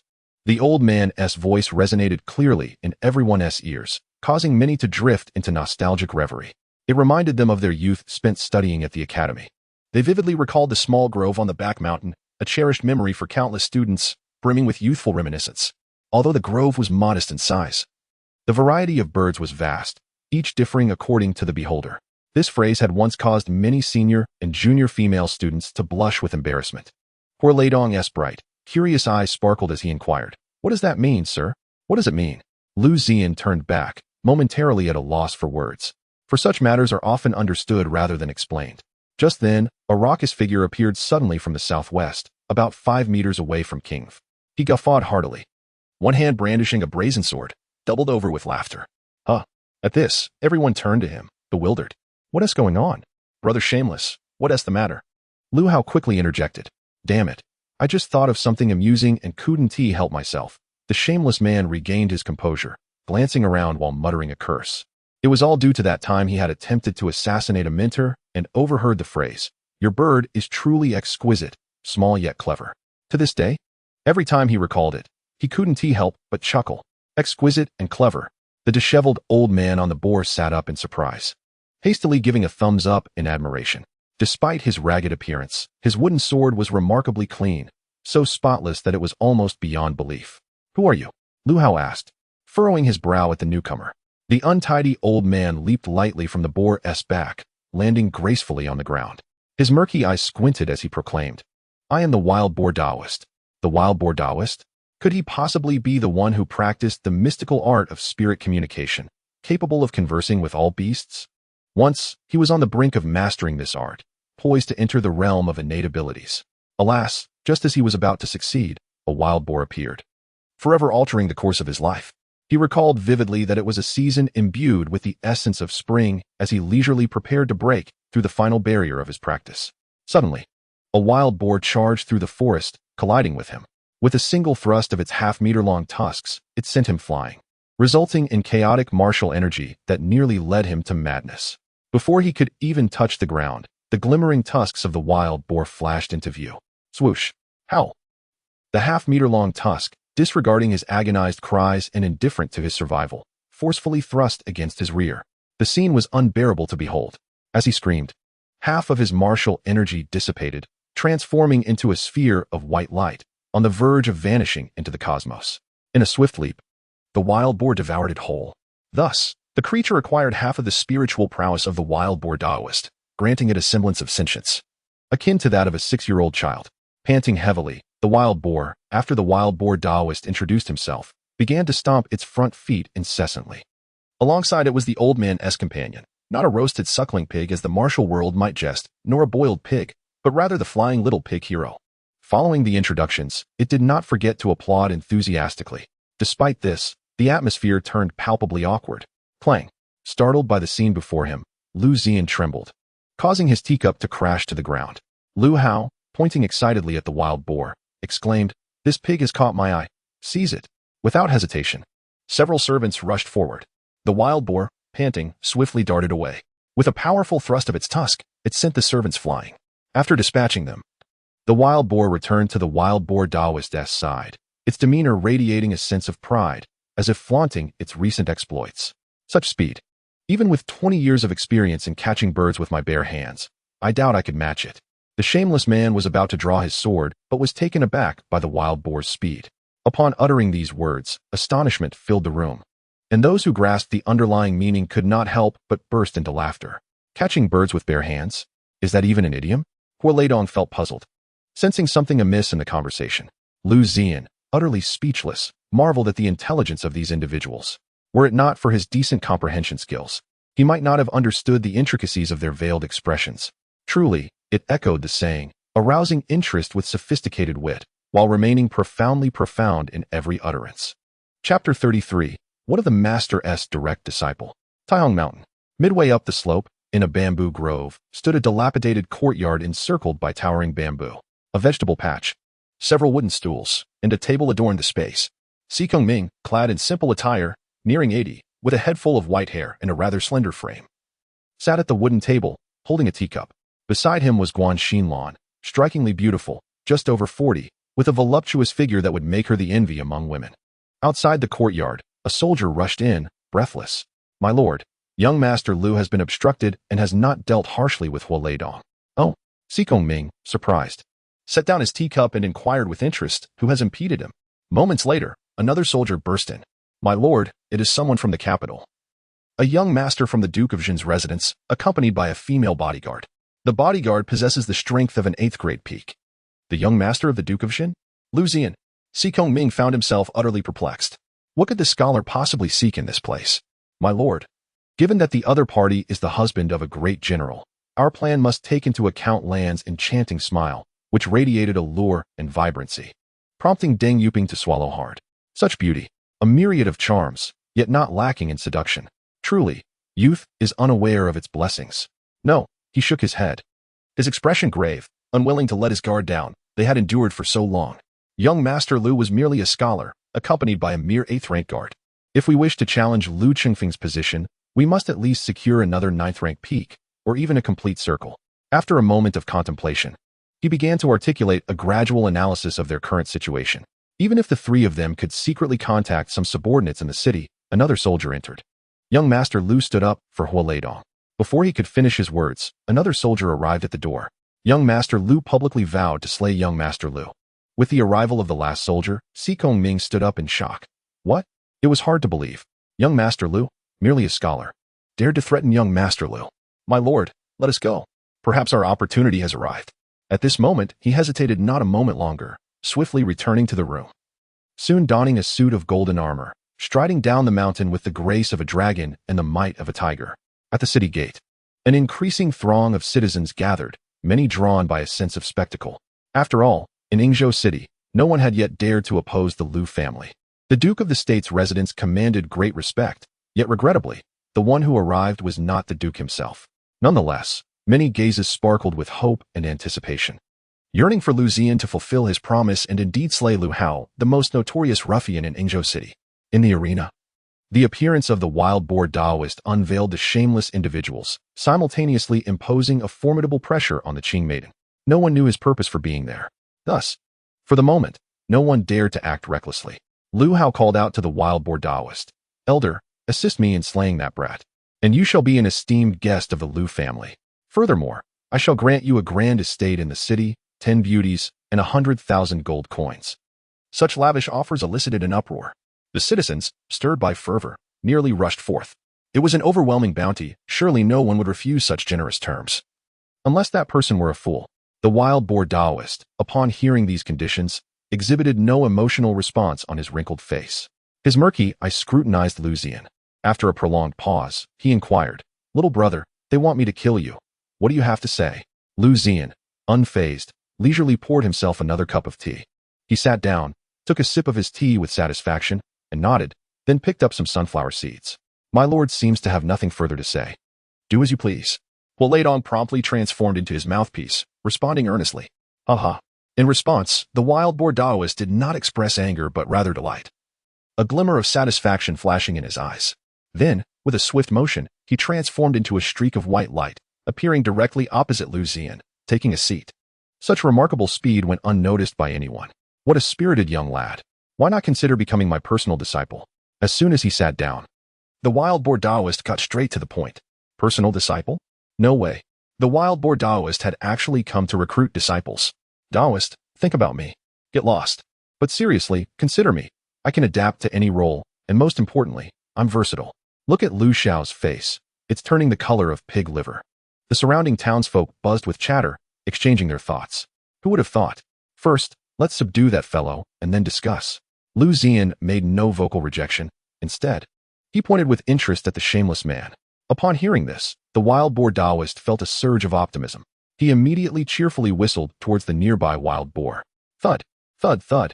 The wild boar was seen repeatedly pawing the ground, seemingly preparing for something. The moment the shameless man was locked onto by the wild boar, he felt a chill run down his spine, instinctively tightening his defenses. Many witnesses to this scene could not help but smirk with ill intentions, accompanied by looks of pity. It had been said that the wild boar Taoist wild boar possessed strength comparable to that of a half-step 9th rank. Even someone like me, at half-step 9th rank, felt utterly hopeless against it. Just moments ago, he sensed an overwhelming pressure emanating from the wild boar. As a killer, one does not engage in battles without a chance of victory. Earth concealment. A whispered command, and the shameless man's figure swiftly vanished. Whoosh. The wild boar suddenly turned its head, fixating on the southwest direction, and then, in a flash, its form transformed into a bolt of white lightning. In an instant, it charged forward. Bang! The once empty air was disrupted as a figure was sent flying by the wild boar's impact. Before he could land, still suspended in midair, the wild boar's long tusks shot up, aimed directly at the shameless man's vulnerable spot. Howl! The flower wilts, leaving trails of sorrow. Witnessing this, everyone instinctively covered their rears, fearing they might be gored by the wild boar. Meanwhile, the wild boar Taoist, with an air of pride, turned to Liu Ziyan and inquired, "How do you find it?" "Quite impressive." He gave a thumbs up, offering his commendation. "Remarkable indeed." Qing Nu's gaze remained fixed on Liu Hao. At the moment the shameless man was gored by the wild boar, she swiftly dashed towards Liu Hao, soaring into the air, delivering a sweeping kick that sent him crashing to the ground, disregarding his cries, and effortlessly lifted him as if he were a mere chick. At this juncture, Liu Ziyan rose and strolled leisurely to Qing Nu's side. "Liu Ziyan, release me quickly, or else..." Before he could finish, Liu Ziyan snatched the long sword from Qing Nu's grasp and, with a single stroke, severed the head. A fountain of blood erupted as the head flew away. Liu Hao, even in death, could hardly believe how decisively and cleanly the act was executed, devoid of any hesitation. A troop of several dozen individuals hurriedly approached, led by the city lord, Si Kongming, accompanied by the two generals, Guan Xinlan and Deng Yuping, along with a multitude of soldiers. Lu Hao, upon hearing the command to release Liu Gunya, was startled as he gazed at Lu Hao's head. The three exchanged a glance, their eyes filled with an indescribable horror. Chapter 34. Here to slay you. Si Kongming, leading the two generals and numerous soldiers, arrived belatedly, witnessing the lifeless body of Lu Hao nearby, which left them profoundly shaken. At that moment, a diminutive figure dashed toward Liu Ziyan. Uncle, Nyo has brought you a big flower. A little girl, around 5 or 6 years old, with a delicate, beautiful face and sparkling, expressive eyes, joyfully approached him, holding a sunflower aloft. Her face radiated pure delight. He lowered his head to behold the sunflower in her small hands, instantly scooping her up and accepting the flower without uttering a word. My apologies, sir. My little girl is rash and has bumped into you. I beseech your forgiveness. A woman of about 40, disheveled and flustered, rushed forward and immediately knelt before Liu Ziyan, repeatedly bowing her head. Mother, this uncle is a good man. He has slain the wicked villain. The villain took Nyo's father away, and this uncle avenged her. Thus, I wish to gift him a flower. The little girl's earnest words stirred the hearts of all present. Even the typically aloof Qing Nu displayed a fleeting glimmer of compassion in her eyes.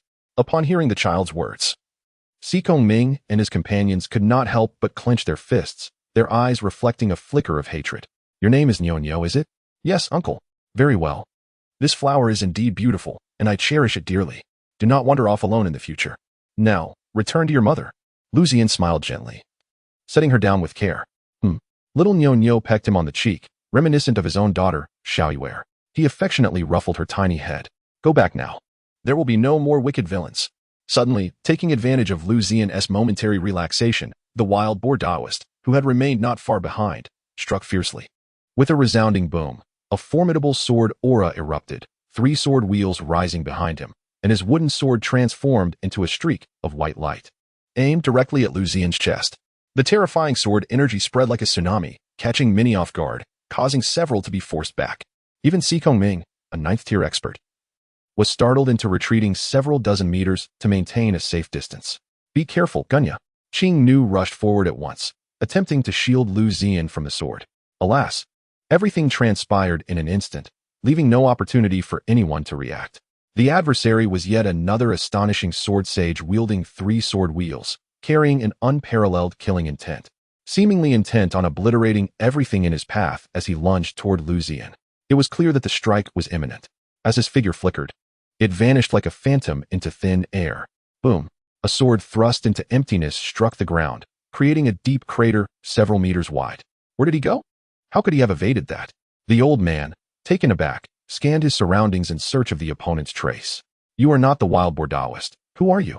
The green-clad woman sighed in relief, then pointed her sword at the wild boar Taoist, demanding an explanation. Ha! The old man laughed heartily, raising his sword and striking towards the wild boar. Boom! Instantly, it transformed into a mist of blood, dissipating before the astonished onlookers. A flash of white light enveloped him, and his tattered garments were replaced by a flowing gray robe. The disheveled image was no more. He transformed into an elder exuding an aura of ethereal grace. With thick brows and piercing eyes, he commanded respect without uttering a word. His posture was upright, radiating a sword-like presence. Standing there, he resembled a blade unsheathed. I am the 9th strongest in the mortal realm, and I am the disciple of the esteemed master. Do you dare question my identity? He gestured, and the white light coalesced into a wooden sword, spiraling around him. This was the art of sword control. The 9th strongest in the mortal realm, my senior disciple Qingmu. I have heard you possess 16 wooden swords, crafted from branches of the sacred Paulownia tree, imbued with the essence of your master's sword intent. Nurtured for nearly a century, your wooden swords have long since transformed into indestructible blades. Si Kongming regarded him with trepidation, his expression grave. It was only then that the crowd comprehended the true identity of the so-called wild boar Taoist. Indeed, Qingmu stood with his hands clasped behind his back, nodding in acknowledgement, surprised that someone could recognize him.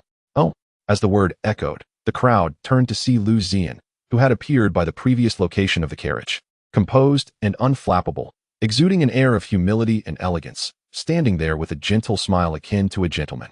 How did you discern my identity? Qingmu, perplexed by Liu Ziyan's calm demeanor, wondered where he had revealed a flaw in his seemingly flawless disguise, which was designed for a lethal strike. Liu Ziyan shook his head, exhaling softly. There are always those who think themselves clever. As far as I know, the wild boar Taoist perished 3 years ago in the Liu Dynasty, along with the complete loss of his spiritual techniques. Earlier, I had no knowledge of your identity but was aware you were targeting me. The conditions set by Liu Hao are difficult for many to refuse. If you truly were the wild boar Taoist, that infamous character, known for his greed and lust, would have never declined such an offer. Upholding principles? What worth do they hold in the face of reality? If there were a flaw, it would be in rejecting the conditions proposed by young Master Liu. After a moment of contemplation, he feigned seriousness in his response, and surprisingly, Qingmu believed this assertion. What exquisite agility! Even I could not detect your presence. At this point, he began to pay closer attention to the extraordinary movement technique Liu Ziyan had just demonstrated, silent and astonishingly swift. In an instant, a terrifying speed vanished, causing even him to feel a twinge of envy. Aoki cast a sweeping glance around, noticing Sikong Ming and the others hiding nearby, too fearful to act rashly. Finally, his gaze settled on the girl in blue, and he sneered, "You, my dear, are quite loyal. Unfortunately, you cannot impede me." As soon as he finished speaking, he raised his hand with a flick, and lo and behold, 8 identical wooden swords appeared, shimmering in the air before him. They hovered with a will of their own, oscillating up and down, left and right, constantly changing positions. "2 should suffice to deal with you," he declared, lightly flicking his fingers. The 2 wooden swords transformed swiftly into 2 streaks of white light, hurtling towards the girl in blue at an alarming speed. In an instant, a cutting sword aura surged forth, compelling her to raise her sword in defense. The overwhelming energy of the 8th rank erupted, creating a wave of force that enveloped her. With great effort, she managed to parry the assault of the wooden swords. Clang, clang, clang, the metallic sounds of their clashes echoed as she adeptly blocked each attack, sparks flying with every impact. "Young Master Liu, we are here to assist you," Sikong Ming called out, eager to join the fray. Yet, swift as a viper, 3 wooden swords targeted him, unleashing a relentless combination attack. The 9th rank posed a challenge, but restraining him for a moment was hardly an insurmountable task. Aoki then shifted his focus to Guanxinlan and Deng Yuping. Their foundational strength was mediocre, barely reaching the pinnacle of the 8th rank. Thus, he deemed it fitting to send them 2 swords as well, laced with a hint of disdain and mockery. With another flick of his fingers, 2 more wooden swords soared forth, obstructing their advance to assist Liu Ziyan. By this point, 7 of the 8 swords had been deployed, leaving only 1 suspended before Aoki. It was at this moment that he finally directed his attention towards Liu Ziyan. "Master Liu, the celestial scholar, I must confess, I hold a modicum of admiration for you. Alas, we serve different masters. My intent to slay you is merely a means to bring about the demise of the Great Xia for the 3 great dynasties. It is rumored that your poetry can summon 200,000 spirits to your aid. Thus, even one as formidable as I, a sword immortal of the 3 sword cycles, must resort to assassination. What a pity." Here, a trace of disappointment crept into his voice, lamenting the missed opportunity of a nearly full-powered strike that had ultimately been evaded. Chapter 35, Aoki departs. "Such pity?" Liu Ziyan retorted with a scornful smile, utterly dismissive of Aoki's current disappointment. "Do not presume that just a mere Aoki can threaten me. Even if your master, the strongest of the 9th rank, were to come, it would be but a folly to think he could slay me." Despite having poured all his cultivation into his wife, Lin Xiaoan, resulting in a considerable backlash that had severed many of his meridians, these setbacks did not hinder his execution of the unique movement technique, Swallow Flash, spanning 100 meters. This technique had taken him years of meticulous refinement to perfect. Without the need for martial energy, literary essence, or spiritual power, he could still perform it. The movement techniques created by cultivators are not something a mere martial practitioner can comprehend. The reason this technique is named Swallow Flash is primarily due to its ability to be executed without reliance on spiritual power. However, it possesses a critical limitation: distance. Once performed, one moves as lightly as a swallow and dodges with the speed of lightning, yet remains confined within a 100-meter radius. Beyond that distance, it becomes utterly unfeasible. With this technique at one's disposal, not even Qingmu, the strongest disciple of the 9th Order, could hope to slay him, even if he were present in person. Alas, should the opponent discern his weaknesses, they could potentially strike him down with sword energy from within that 100-meter limit, rendering him vulnerable. At this moment, Qingmu remained oblivious to these nuances, his eyes gleaming with eager anticipation, clearly intrigued by how Liu Ziyan had evaded a fatal blow earlier. "How fascinating. I shall observe how you evade this strike." His wooden sword had completely locked onto Liu Ziyan, while 3 massive sword wheels loomed behind him, radiating like brilliant suns. Within the wheels, countless swords spun incessantly, their energy surging forth like mighty waves, distorting the surrounding space. The air crackled with explosive sounds, a cacophony echoing around them. Go. Qing Mu confidently waved his hand, sending the wooden sword soaring through the air, transforming into a white streak of light that hurtled towards Liu Ziyan. Just as the sword was about to reach him, Liu Ziyan executed the swallow flash, instantly becoming a fleeting phantom that vanished from sight. Despite Qing Mu's unwavering focus and relentless pursuit, he could not discern any flaw in the opponent's astonishing speed. Unprecedented. Peculiar. Such an extraordinary technique had never been encountered before. But wait, as a being capable of summoning 200,000 heroic spirits, how could he be so utterly suppressed? Was it possible that his previous summoning had merely been a stroke of luck? A flicker of realization crossed his eyes, and he promptly relayed a message to a hidden scout in the distance.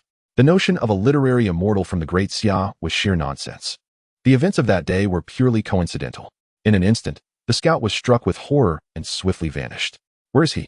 Qing Mu was taken aback to find that Liu Ziyan had completely disappeared, his presence no longer detectable in the vicinity. At the city gate, 1,000-strong cavalry approached at a rapid pace, the sound of hooves echoing. Qing Mu furrowed his brow, regarding the approaching troop with a wary gaze. Young Master Liu, consider yourself fortunate this time. With that, he swiftly retreated down the official road. In the blink of an eye, that figure had already appeared a kilometer away, vanishing from sight, while the 8 wooden swords followed suit. As Qing Mu departed, Si Kongming and the others regained their freedom upon the removal of the wooden swords' constraints. However, upon witnessing the newcomers, their expressions turned gravely serious. Who has slain my young Master Liu? Leading the group was a fierce-looking elder, approximately 60 years of age. With jet-black hair, surveying the surroundings with a fierce glare. Lord City Master? What brings you here? The elder's eyes landed on Si Kongming and his companions, prompting an immediate inquiry. Even if the other party is a lord of the city, it is unfortunate that currently, the Liu family holds absolute power in Yingzhou City. As the head of the Liu family and the son-in-law of the Duke of the State, is it not entirely reasonable for me to receive him? The Duke's son-in-law? Liu Tianhao's eyes emitted a piercing light as he fixed his gaze intently on Si Kongming. The royal city has sent people. This matter may not be simple. The Liu family has indeed been quite arrogant in Yingzhou City of late. It seems prudent to inform the family members to temper their conduct during this period, lest they provoke the Duke of the State. Liu Tianhao was deep in thought. Before long, upon noticing the body of Liu Hao, he erupted in fury, shouting, Who killed Liu Hao? Surround them. His retinue swiftly encircled Si Kongming and the others, not sparing the onlookers either. The sky has fallen. In Yingzhou, Liu Hao, as the most beloved and only son of Liu Chengfeng, was a figure of great importance. Even as the clan leader, Liu Tianhao often yielded to Liu Hao's wishes. After all, his father had become the sole authority in Yingzhou City. Clan leader Liu, what do you intend to do? Si Kongming hastily rebuked, seeking to halt the unfolding situation. Alas, it was too late. What do you mean? Liu Tianhao coldly regarded him, offering no quarter. City Lord Si Kong. Liu Hao is the son that Chengfeng cherishes most. At this point, he drew a long sword, directing it towards Si Kongming.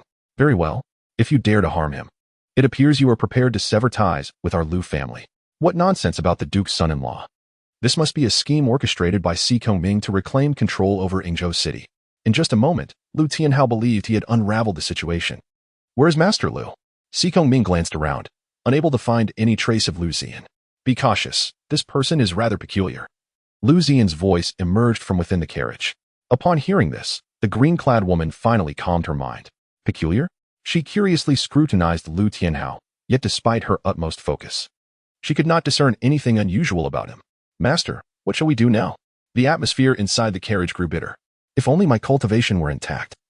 Dealing with a few clowns would be trivial. In the main city of Yingzhou, within the State Lord's residence, a soldier burst in a flurry. State Lord Liu. It is bad news. Reports have come from Yingzhou City that young Master Liu Hao has been killed.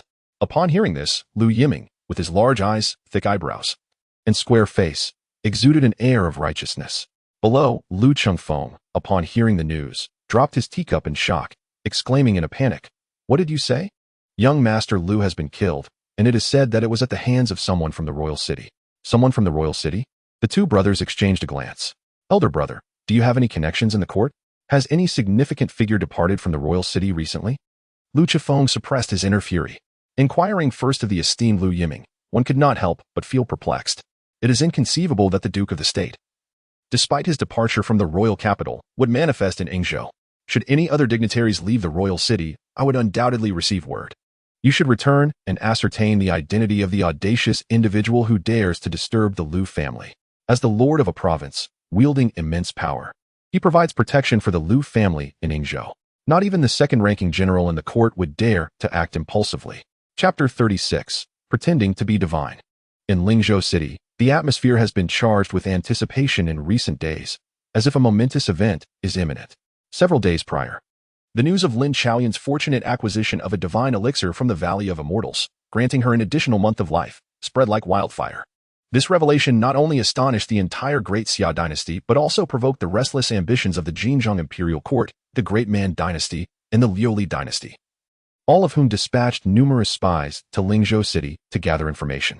It is said that within the royal capital, His Majesty was utterly enraged and refrained from attending court for several consecutive days, also sending forth a cadre of skilled warriors to Lingzhou City. In summary, over the past couple of days, an array of unfamiliar faces has begun to emerge within the city. At the Lord's residence, in the rear courtyard, Lin Chaoyan, adorned in a pristine white robe, accentuated her exquisite figure and unparalleled beauty, a true vision of earthly splendor. She sat gracefully in the center of a pavilion, resembling a celestial being, her demeanor ethereal and her beauty unparalleled. Jin Shu hurriedly entered from outside. Miss, in recent days, there has been a significant influx of unidentified masters in the city. Among them, there are no fewer than several hundred at the 8th rank, including those at the 8th rank's later stages and peaks. If this continues, we may soon attract 9th rank martial artists as well. At this point, she could not suppress her growing concern. As Lin Chaoyan's most trusted maid, akin to a sister, she had previously thought little of her mistress's actions, given that her fiancé's formidable cultivation would likely surpass that of even innate-level opponents. Hence, she had refrained from expressing her apprehensions regarding the baiting strategy. However, now she felt a sense of unease. The situation seemed to exceed her expectations. Just in these 2 days, the number of unidentified masters had already surpassed several hundred, most of whom were of the 8th rank or higher. This realization immediately alerted her to the potential danger.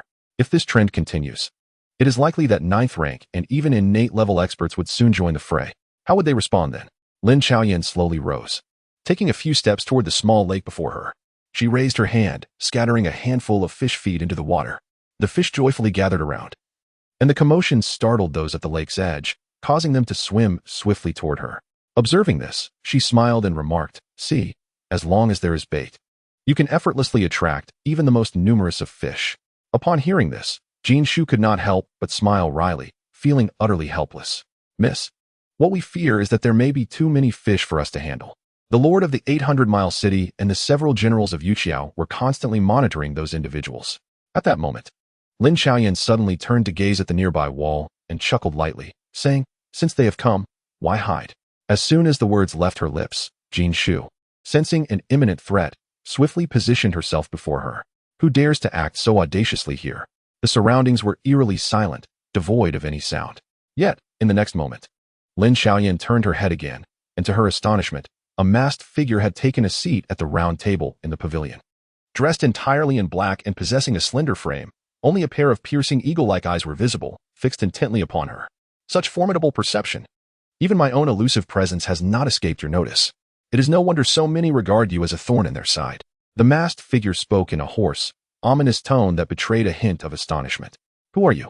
Jin Shu quickly turned around, her spine chillingly aware. Her gaze filled with trepidation as she scrutinized the intruder. To approach so stealthily without her knowledge left her feeling vulnerable. They were merely 2 meters apart. Were the figure to strike, she would likely have already met her demise. Wait, the figure's words rendered her momentarily speechless. Elusive and mysterious? You are the national master of the Golden Tent Imperial Court, a conjurer of the arcane? Her voice inadvertently rose in pitch. Oh, the masked figure revealed a trace of surprise, clearly taken aback that they had been recognized so swiftly, especially by such a young girl. What keen eyesight! It seems the young lady possesses a broad understanding, even knowing the name of this old man. Meanwhile, Lin Chaoyan nonchalantly took a seat, rolling her eyes at the remark. Needless to say, did you not announce your own identity? Elusive and mysterious. In this world, only 2 individuals possess such remarkable agility, both national masters of the Golden Tent Imperial Court. It is rather amusing that their names are indeed conjurer and arcane trickster, twin brothers. 150 years ago, they were mere simple folk from a small village within the Golden Tent Imperial Court, utterly ignorant of martial arts. By a twist of fate, they encountered the former national master, who was nearing his end. The national master, seeing their plight, imparted his martial arts knowledge to them. In a mere decade, they not only achieved the pinnacle of the 8th rank, but also mastered 2 superior techniques, the elusive and mysterious form and the phantom ghost step. Initially, they were known simply as Big Mao and Little Mao. After attaining significant prowess in martial arts, they decided to sever ties with their past, adopting the names Conjurer and Arcane Trickster. Subsequently, they gained fame within the imperial court by challenging numerous masters. In just 30 years, they ascended to the 9th rank of martial cultivation and, due to the peculiar nature of their techniques, they swept aside all contemporary 9th rank experts. Their burgeoning renown captured the attention of the emperor, ultimately leading to their appointment as national masters. 50 years ago, during a turbulent era in the Great Xia, various dynasties launched multiple assaults. On one occasion, the Golden Tint imperial court was invaded by the duo, leading an army of hundreds of thousands. They ravaged and pillaged, leaving desolation in their wake. Particularly notorious were the Conjurer and the Arcane Trickster, whose methods were exceedingly brutal, allowing their subordinates to perpetrate atrocities against women. Later, according to incomplete statistics, over 300,000 commoners perished at the hands of the 2 brothers.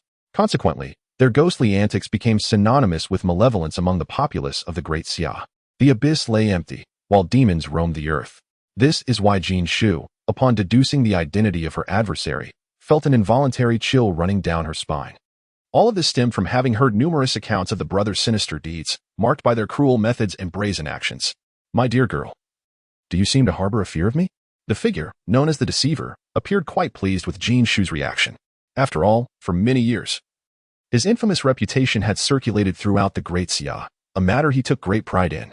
It was precisely due to these tales that the brothers had risen to prominence within the royal court, nearly rivaling the emperor himself. What brings you here, demon? Jin Shu, suppressing her inner dread, pointed an accusatory finger at the Deceiver. Suddenly, he was taken aback to discover that Lin Xiaoyan exhibited neither fear nor surprise towards him. Instead, she leisurely poured herself a cup of tea, her demeanor unflappable. Truly, as the national protector of the Great Xia, even in such dire circumstances, she maintained her composure. Was she aware that her time was drawing near and had resolved not to engage in futile resistance? The Deceiver felt confident that Lin Xiaoyan's intentions were now abundantly clear. Rest assured, such a remarkable woman as yourself shall receive a dignified end. It is a mark of respect for a formidable opponent. Although Lin Xiaoyan possessed striking beauty, to someone of his advanced years, such allure was merely a superficial fade. After more than a century of life, there was little that could astonish him. He understood the adage, beauty is a double-edged sword. As chapter 37 unfolded, the courtyard descended into tranquility. The Deceiver's arrival did not evoke any emotional upheaval in Lin Xiaoyan. Her exquisite visage remained composed and indifferent as she poured herself a cup of tea, savoring a sip before gently setting it down. My lady, how can you remain so composed when someone seeks your life? Jin Shu's delicate face betrayed her anxiety. She estimated her mistress's strength to be around the 9th rank, perhaps even nearing the innate realm. Given the Deceiver's long-standing notoriety and his mastery over martial arts, having stepped into the innate realm for many years, it was incomprehensible not to be alarmed in such a situation. Suddenly, the sound of applause echoed, followed by an aged voice proclaiming, truly deserving of the title, National Protector of the Great Xia. A flash of azure light swiftly approached, revealing an elderly man in a blue robe, his sword-like eyebrows and fierce eyes exuding authority. His robust physique emanated a palpable sense of pressure. Tammy of the Great Man Empire, I did not expect that you would also be stirred by this event, the Deceiver remarked, momentarily taken aback by the newcomer's presence. Old Tammy, my dear brother Deceiver, have I arrived too late? With a flicker of blue light and a hearty laugh, a diminutive figure with shifty eyes and a sly demeanor swayed into view. Emperor Luli of the Liu Dynasty? Upon hearing the designation, both Tammy and the Deceiver swiftly turned their attention, their eyes widening in recognition. Upon discerning the newcomers, a gasp of astonishment escaped. Observing the situation further, one could not help but feel a chill. The 3 individuals that had appeared were each renowned primal realm experts, celebrated for nearly a century. The most crucial point, however, was that, to the outside world, their esteemed miss was presumed to be an ordinary person, devoid of martial prowess. An ordinary individual, yet summoned such significant attention from the 3 great dynasties.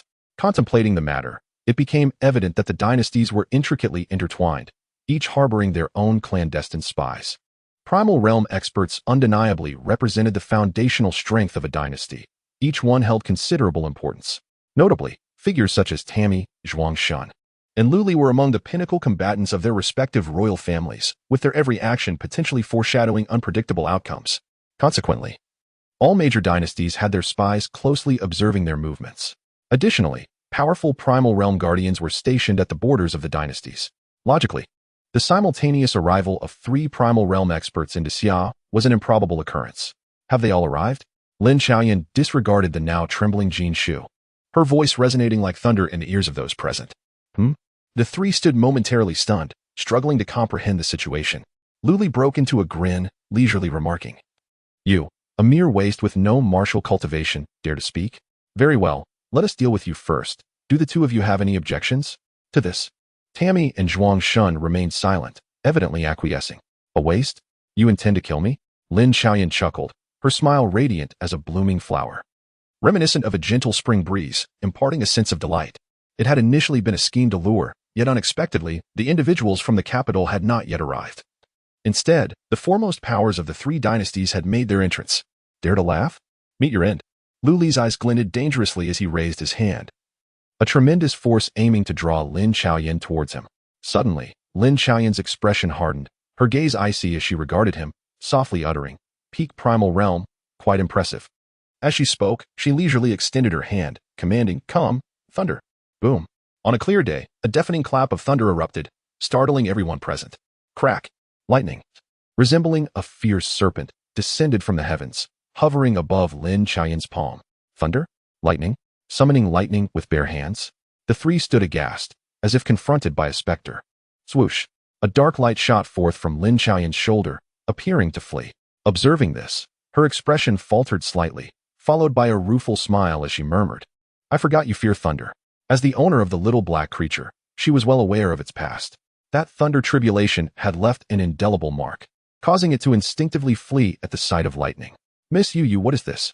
Jin Shu was utterly bewildered, her small face staring blankly at her mistress, her speech stammering. "The young master's little trick is insignificant. Go." As she spoke, she waved her hand, sending the lightning forth like wild stallions galloping, fierce and tumultuous. Boom. In the blink of an eye, lightning struck Lu Li, resulting in a cataclysmic explosion that scattered flesh and blood across the scene, leaving only a lingering scent of charred remains. Tammy and Zhuangshun, once arrogant and composed, now exchanged frightened glances, their immediate thought being, "Flee." The terror was overwhelming. Summoning lightning. This transcended the comprehension of martial practitioners. It was akin to battling a celestial being. Engaging in combat with such entities was tantamount to courting death. Was escape even possible? Lin Xiaoyan smiled serenely, gesturing once more as 2 bolts of lightning descended, obliterating the duo into mere fragments. The events unfolded with astonishing speed. Jin Shu barely grasped what had transpired before it was all over. After a moment, she exclaimed, "That was lightning." Those were 3 innate realm powerhouses. The rapid sound of footsteps echoed as Qi Jingxi, Su Luoling, and Bai Bailey rushed into the scene. "General, there was thunder here. What transpired?" Qi Jingxi approached Lin Xiaoyan, scrutinizing her closely. Only upon seeing the general unharmed did she release a silent sigh of relief. "It was merely a thunderstorm," she replied nonchalantly, placing a hand on Jin Shu's shoulder, calming her previous agitation. However, Su Luoling pressed further. Lin Xiaoyan smiled lightly, shaking her head. "Any martial cultivators above the 8th rank who have infiltrated in the past 3 days are to be eliminated without exception." Upon hearing this, the crowd shuddered with excitement, responding in unison, "Yes." On the Yunzhou Road, amidst a forest path, "Giddy up. Giddy up." Steward Li urged the horses pulling the carriage. Inside, Lin Baoying, Lu Yuer, and Lin Hong were fixated on the unconscious Chun Wangshu before them. "How much longer until she wakes?" Lin Baoying inquired anxiously, noting that over an hour had passed with no signs of awakening. "I don't know," Lu Yuer replied absently, resting her chin on her hand. Lin Hong placed his hand on her wrist, his brow furrowed.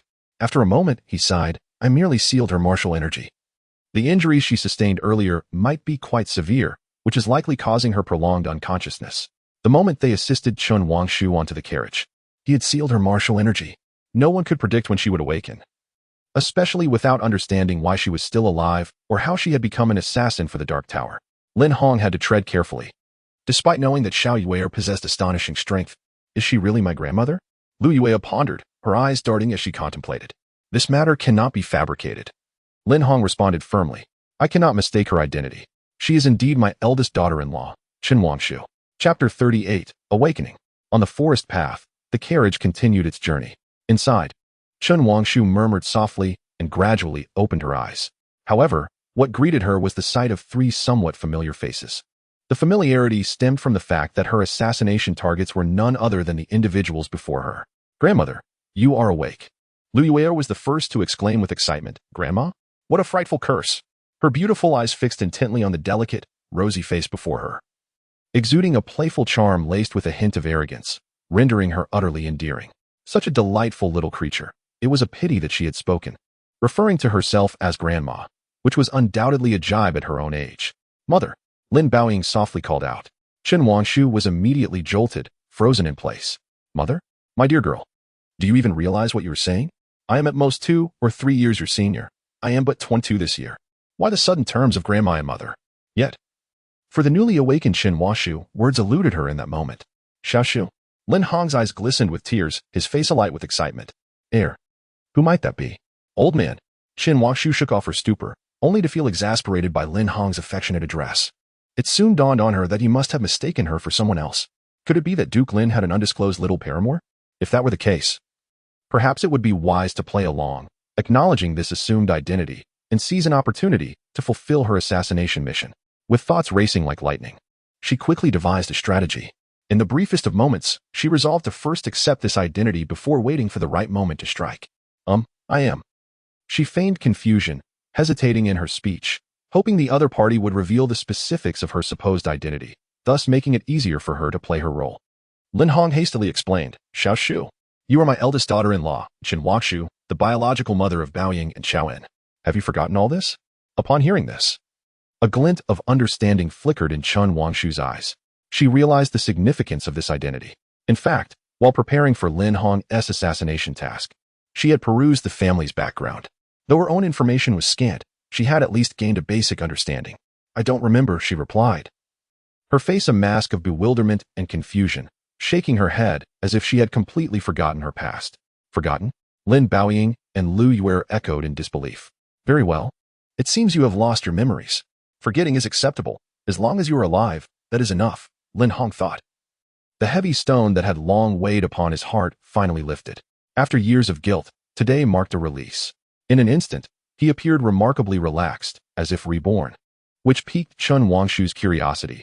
What could have transpired to transform him so dramatically? Unintentionally, she caught sight of her dark moon dagger lying quietly beside Liu Yue. Excellent. They had not disposed of her weapon. This dagger, forged from a celestial meteorite, was immensely sharp and invincible. Once she reclaimed the dark moon, even if her adversary were in the innate realm, she could strike decisively while they slept. Feigning ignorance, Chen Wangshu tentatively inquired about her own cultivation level. Secluded within, before the recollection of all things dawns upon you, simply exist as an ordinary person following in our midst. With the passage of time, perhaps certain memories of the past may resurface. Lin Hong, with a resolute demeanor, directly conveyed to her that there was no need to ponder over the matter of martial prowess. In the forthcoming days, there was no intention of unraveling it. Stripped of her past memories, she was merely the shadowy assassin known as Yu Sen Yang. Under such circumstances, how could one dare to unlock her potential? Very well. Chen Wangshu nodded, harboring no anger regarding this.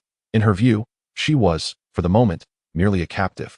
An existence whose life and death rested entirely in the hands of the other. Given this reality, she could only endure and seek a suitable opportunity to eliminate the few individuals before her completely. Grandmother, may I call you that? Liu Yue exclaimed with sparkling eyes, once more uttering the title that rendered Chen Wangshu utterly petrified. A cold sweat trickled down her forehead as she hastily waved her hands, saying, No. I have no recollection of you. Following her refusal, the glimmer that had ignited in the little girl's eyes quickly dimmed. Very well. The youthful voice carried a hint of hurt, evoking a sense of pity in those who heard it. Observing the little one's disheartened expression stirred an inexplicable ache within Chen Wangshu's heart, leaving her with a sense of emptiness. If you wish to, then call me that.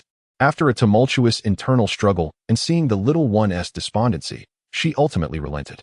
Upon receiving such a response, Xiao Yue beamed with joy, exclaiming, Grandmother. I finally have a grandmother. With that, she leapt into Chen Wangshu's embrace. The fervor of the little one caught her off guard. After all, to be addressed as grandmother right from the outset was a role rather challenging to adapt to. Reluctantly, she embraced the young girl, yet her gaze remained fixated on the dagger. Her mind racing with calculations. They were exceedingly wary of her. Reclaiming the dark moon would likely take some time. Lin Baoying looked on with envy at Xiao Yuer, wishing for a similar embrace from her mother. Noticing the longing in her eyes, Chen Wangshu contemplated briefly before explaining, "Give me a moment. I need time to process all this information." Xiao Yuer, being so young and adorably charming, made it temporarily bearable. However, as for Lin Baoying, it was a different matter. She found it difficult to accept being called mother by someone of a similar age. Xiaoying, grant her some time. There will be ample opportunities for bonding in the future. One day, recognition will come, Lin Hong reassured her with a gentle pat on the shoulder. Chen Wangshu could only cast an apologetic glance in her direction. Nightfall. Under the hazy moonlight, by a small creek in the woods, a carriage was parked beside a tree. By the campfire, Lin Hong and Butler Li sat facing each other. Inside the carriage, Lin Baoying and Lu Wei had both succumbed to slumber, leaving Chen Wangshu alone, illuminated by the soft glow of a luminous pearl hanging above. Her gaze remained fixed on the dagger, her heart entangled in turmoil and conflict. At this moment, driven by his primal instincts, there surged an impulse within him to seize the dagger and swiftly eliminate Lin Baoying and Lu Yue. Outside, two formidable presences loomed, akin to fierce tigers. Watching with keen interest, any movement on his part could spell disaster for his life. However, their confidence in his presence here was palpable. After much internal conflict, Chen Wangshu extended his right hand, grasping the dagger firmly. He turned, brandishing it directly towards Lin Baoying. Yet his cultivation had been sealed, rendering his strike sluggish. As the dagger approached its target, Lin Baoying, in a critical moment, deftly twisted her body, evading the attack entirely. Chen Wangshu was momentarily paralyzed, astonished by the sheer fortune of her escape. Chapter 39. A coordinated performance. Within the confines of the carriage, the space was rather limited, especially with Lin Baoying lying asleep and Xiao Yue beside her, creating a somewhat cramped atmosphere. It was precisely under these circumstances that, after Chen Wangshu thrust the dagger, she miraculously evaded it. This singular failure did not dishearten her. Instead, she resolved to strike again, aiming for Lin Baoying's heart with the intention of delivering a fatal blow. Just then, Xiao Yue, with her tiny hand, playfully slapped Lin Baoying's face. Witnessing this, Chen Wangshu hastily retracted the dagger and stepped back, promptly closing his eyes. "Xiao Yue," she exclaimed, waking up in a huff, her expression reflecting the annoyance of a disrupted dream. In fact, the moment Chen Wangshu had seized the dagger, Lin Baoying had already stirred from her slumber. However, she could not confront her directly, fearing it might frighten her mother. Moreover, she was acutely aware of the dagger's lethal prowess and dared not approach it recklessly.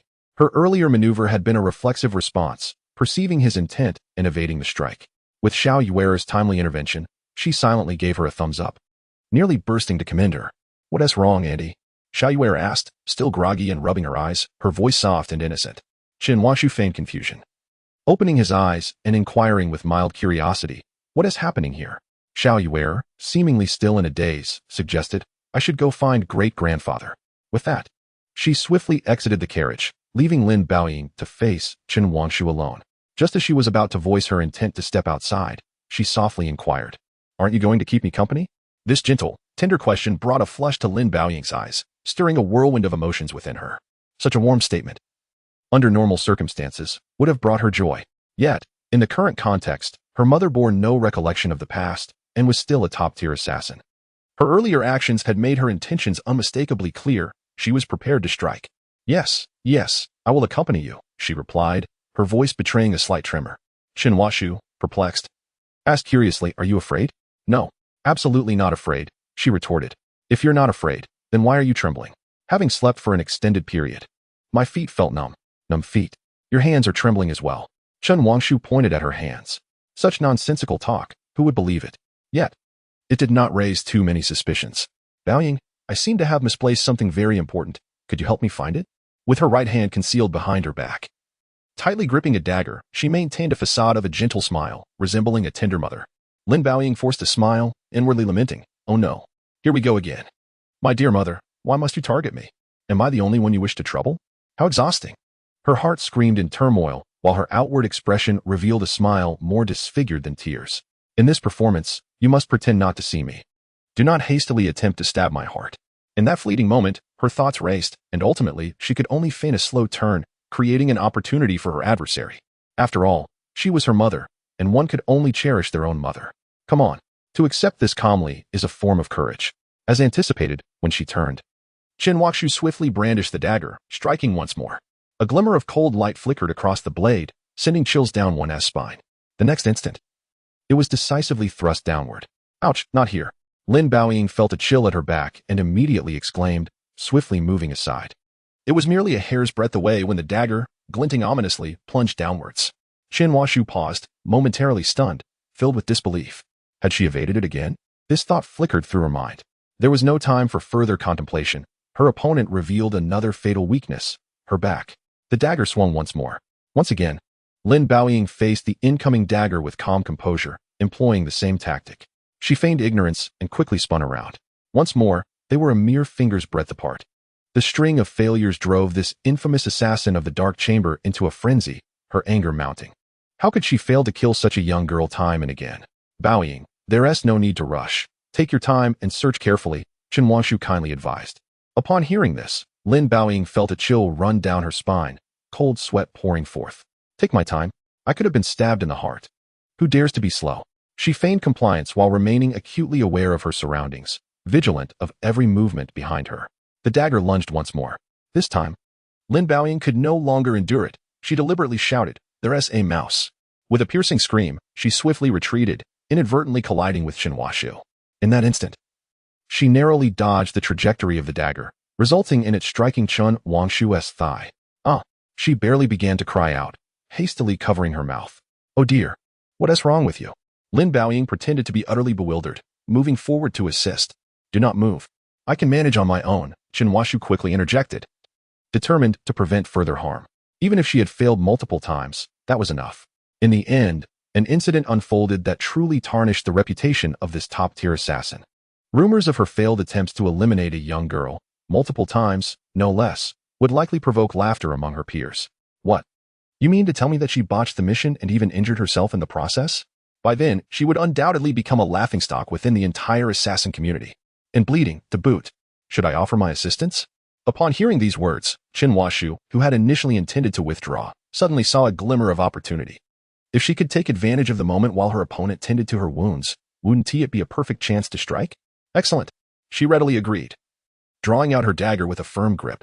At that moment, Lin Baoying was rendered utterly speechless by Chen Wuxu's decisive action. Good heavens! Why does your murderous intent run so deep? Helplessly, she realized that she could only follow through with her own words. Should I call my grandfather to take a look? Lin Baoying, having procured a piece of white cloth, deliberately inquired. No need. It's just a minor injury. We shouldn't trouble him. Chen Wuxu's heart raced as she quickly explained. In such a situation, if the other party were to arrive, everything would become painfully obvious. Thus, she dared not take that risk. Very well. With that, she began to bandage Chen Wuxu's wound. As she lowered her head, meticulously tending to the injury, the urge to kill surged anew within her. Raising the dagger high, she prepared to bring it down forcefully upon her opponent's head. Yes, with all her might. I forgot to apply the medicine. Lin Baoying turned her head, and the dagger whistled past, narrowly missing her ear. With a swift thrust, she once again struck Chen Wuxu's left leg, this time penetrating even deeper than before, the blade sinking in completely. What are you doing? Are you stabbing yourself again? Lin Baoying feigned ignorance as she turned back. Chen Wuxu, enraged, thought to herself, Chapter 40, soft-hearted. Their eyes met, and upon hearing Lin Baoying's question, she nearly spat blood in frustration. Why would one stab themselves? Is there no one to witness this? Nevertheless, she dared not voice her complaints too loudly. Grinning through the pain, she bitterly explained, my hand slipped. I didn't manage to grip the dagger properly. Hand slipped? Lin Baoying was momentarily taken aback, secretly raising her thumb in admiration, wishing to award her the title of best performer. Be careful. You shouldn't wield the dagger any longer. Denying her the opportunity to retort, Lin Baoying swiftly seized the dagger, hastily applying the medicinal powder and wrapping the wound with care. With the dagger now out of her possession, Chen Wuxu finally settled down, refraining from any reckless movements. A day later, they arrived at a small town, where they secured 2 guest rooms at an inn bustling with patrons. Among them, Chen Wuxu, Lin Baoying, and Liu Ziyan shared one room. Upon hearing this news, Lin Baoying could hardly contain her excitement for a considerable time, as the night would undoubtedly present an excellent opportunity to strike. However, lacking martial prowess made it a challenging endeavor to contend with the two of them. Inside the guest room, Chen Wangshu scanned her surroundings, deep in thought about the strategy for the night ahead. Having narrowly evaded Lin Baoying on 3 occasions and having inadvertently injured herself twice, she was fortunate to possess a fine healing balm. In just 1 day, her wounds had significantly healed, causing no hindrance to her movements. After much contemplation, she finally realized that the inn's kitchen must contain a kitchen knife. Seizing the moment while Lin Hong and the others were engaged in their meal, she quietly made her way to the inn's back kitchen. After a meticulous selection process, she chose a hefty kitchen knife weighing over 10 pounds, satisfied to grasp it firmly. Returning to her room, she awaited the onset of nightfall. Creak. The door swung open, and Liu Ziyan entered, cheerfully exclaiming, "Grandma, it's dark. I want to sleep." Without further ado, she hopped onto the bed, burrowing under the covers. Chen Wangshu observed her adeptness in climbing onto the bed and pulling the blanket over herself, seemingly oblivious to the world as she began to drift off to sleep. For reasons unknown, a pang of sorrow stirred within her. How mature the little girl was. Typically, girls of that age would need their parents to coax them to sleep. Why dwell on such thoughts? She shook her head vigorously, admonishing herself not to indulge in fanciful musings. As a competent assassin, how could she allow herself to feel pity or compassion? She glanced around, noticing Lin Baoying was nowhere to be seen. A thought crossed her mind. If it were merely such a young girl, it would be a pity to end her life. Although she harbored such thoughts, her actions were resolute as she retrieved the heavy kitchen knife from the side. Stealthily, she approached the bed, her gaze fixated on the little girl before her. Finally, she turned, raising the knife high, aiming for the delicate neck, and brought it down with force. Thud! The knife struck the pillow, colliding with the bed, producing a dull sound. Something was amiss. Upon hearing the unusual noise, she swiftly turned back, only to discover that the little girl had somehow rolled over and clutched a pillow, deftly evading the earlier strike.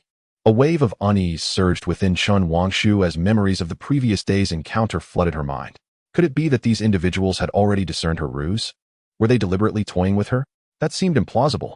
The events involving Lin Baoying from yesterday, while peculiar, had not raised significant concerns. It was her hesitation that had allowed the girl to evade. Perhaps it was at that moment that she had turned. Given the circumstances, she could not bring herself to believe that Lin Hong and the others were playing tricks on her. According to the information at her disposal, the Duke of Daxia held his 2 granddaughters in the highest regard. Judging by Lin Hong's character, he would never jeopardize his granddaughters for the sake of a prank. With this realization, her doubts dissipated. The knife, glinting with cold light, descended once more toward the tender neck of the little girl. "Grandma!" The child called out in a sweet, innocent voice as the knife hovered in midair. Chen Wangshu abruptly halted, her body trembling, her eyes fixated on the child's face. That single utterance of "grandma" seemed to possess a certain enchantment, rendering her unable to strike. Deep within her heart, a complex emotion stirred, a subtle yet indescribable sensation. In the city of Yingzhou, within the Lord's residence, the main hall was tranquil as Liu Ziyan leisurely poured himself a cup of tea, while a maid, Qing Nu, attentively presented a plate of desserts before him. Opposite him, Si Kongming, Guan Xinlan, and Deng Yuping wore expressions of deep concern. Before long, Guan Xinlan caught sight of Liu Ziyan's relaxed demeanor, which ignited a surge of frustration within her. She swiftly approached him, pointing an accusatory finger and demanding, "How can you still be enjoying tea at a time like this? If it weren't for your insistence on stepping forward and slaying young Master Liu yesterday, how could we possibly be cornered here?" In truth, the events of yesterday unfolded outside the city, where the newcomers, emboldened by the banner bestowed upon them by Lin Chaoan, did not hesitate to act, resulting in the death of the notorious Liu Hao. Subsequently, they were surrounded by Liu Tianhao, the head of the Liu family. It was only when Si Kongming deliberately revealed Liu Ziyan's identity that Liu Tianhao hesitated, unable to make a rash decision, and chose to await the return of Liu Chifeng before proceeding. Qing Nu stepped forward to prevent Guan Xinlan from advancing further. Observing this, Si Kongming quickly admonished General Guan. "The matter concerning young Master Liu is not one for us to discuss frivolously. You should return to your post." He then donned a facade of insincere cordiality, clasping his hands in a gesture of respect towards Liu Ziyan. "General Guan is simply forthright. I hope young Master Liu does not take offense." Upon hearing Guan Xinlan being reprimanded, Deng Yuping's expression darkened. Lord of the city, if young Master Liu were truly that formidable, why would he only bring a single guard? Moreover, it is not Xinlan's fault. Why berate her? These words rendered everyone present utterly speechless, their gazes turning in unison towards him. Even Guan Xinlan appeared bewildered. Does this imply that General Deng has a fondness for me? Liu Ziyan soon regained his composure, letting out a scoff and shaking his head slightly. Lord Sikong, cease your manipulations. If I am not mistaken, the reason why Hua Leidong has been oppressed by young Master Liu is undoubtedly due to your involvement. He set down his teacup and adjusted his attire, speaking in a measured tone. His words left Sikong Ming momentarily stunned. How could he possibly know? As this thought crossed his mind, he directed his gaze toward Guan Xinlan and Dang Yuping, the latter quickly shaking his head in response, indicating ignorance of the matter. This affair had been conducted with utmost secrecy, known to only a handful of individuals. Moreover, the plan had been set in motion several months prior, and the current situation was entirely unpredictable. Liu Ziyan's arrival could only be described as unexpected, especially given that he was the only visitor from the capital in the past 2 to 3 years, not to mention his distinguished status as a son-in-law of the State Protectorate. Young Master Liu, what are you implying? I find myself somewhat perplexed, Sikong Ming replied, his smile faltering as he feigned ignorance of the situation. Chapter 41. Hua Leidong is dead. Perplexed, Liu Ziyan shook his head. Do you truly not comprehend? All are astute individuals. To appear at the city gates at such a pivotal moment, staunchly supporting me, had it not been for my backing from the State Protectorate, how could I have drawn such attention? Clack, clack, clack. The hurried footsteps of a guard rushed in, their expression fraught with anxiety. Lord of the city, Hua's family member. Their voice trembled, fragmented, as if they were wary of something. But there was no need to hesitate. Sikong Ming cast a furtive glance at Liu Ziyan, urging him to speak plainly. The young master of the Hua family has been killed.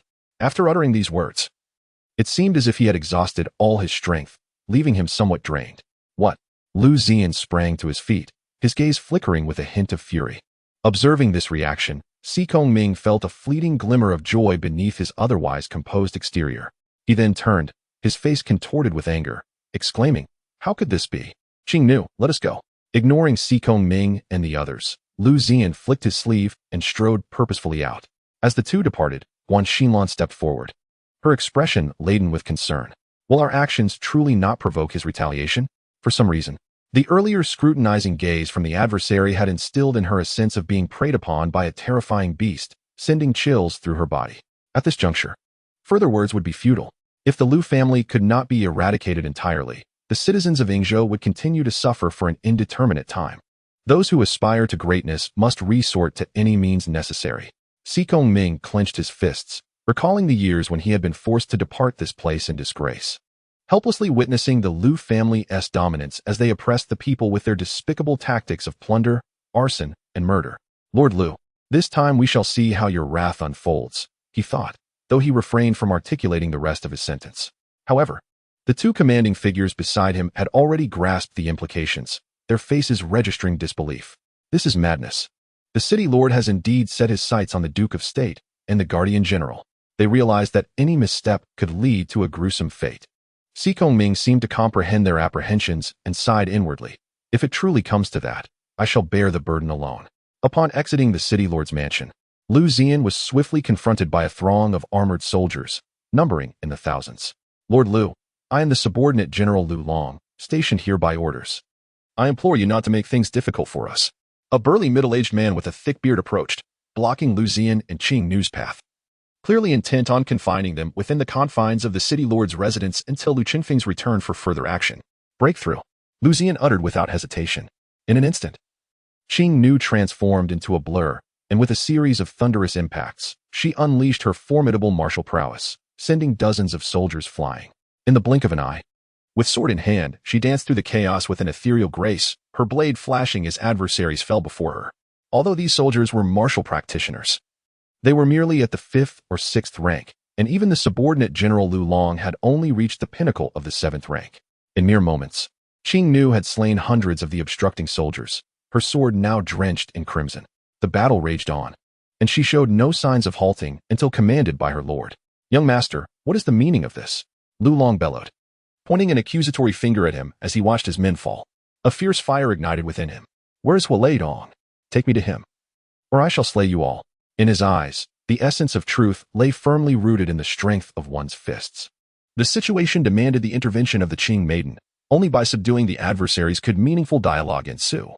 Liu Long, his teeth clenched in anger, responded, I shall escort you. The once thriving contingent of over 1,000 warriors had dwindled to a mere 200 or 300, causing him profound anguish. these were his own men. He instructed a subordinate to notify the clan leader, murmuring under his breath. Reluctantly, he led Liu Ziyan toward the city gates. Before long, a mournful wail echoed from the gates. Woe is me! My Nonyo, my Nonyo! Upon hearing this, Liu Ziyan looked on from a distance and beheld a disheveled woman kneeling on the ground, cradling a small girl in her arms. The child lay lifeless, her chest pierced by a long sword, her bloodied form evoking a swirl of emotions within him. Just moments ago, this little girl, Nonyo, had presented him with flowers, sunflowers, symbols of hope and sunshine. Yet now, she had fallen victim to unspeakable cruelty, meeting a tragic end. Close by, within mere meters, a young boy lay silently, surrounded by a pool of blood. The Qing maiden, upon witnessing this, hurriedly approached. After a thorough examination, she turned to Liu Ziyan and shook her head. She is gone. In that instant, it felt as if lightning had struck, leaving his mind in a fog. The murmurs of the townsfolk reached his ears. It was warned not to offend the Liu family. Look at how tragically the child of General Hua has perished. Indeed, in Yingzhou City, even the Lord Mayor dares not provoke the Liu family. What use are those from the royal capital if they end up sacrificing their lives? At that moment, Liu Ziyan acutely realized that had it not been for his presence, Hua Leidong and the little girl Nonyo would likely still be alive. Suddenly, the grieving woman saw Liu Ziyan and rushed toward him, kneeling at his feet. Sir, she implored, I beg you to seek justice for my Nonyo. She was just a child, innocent, who only wished to present you with a flower. The Liu family took her life mercilessly. You must stand for my Nonyo.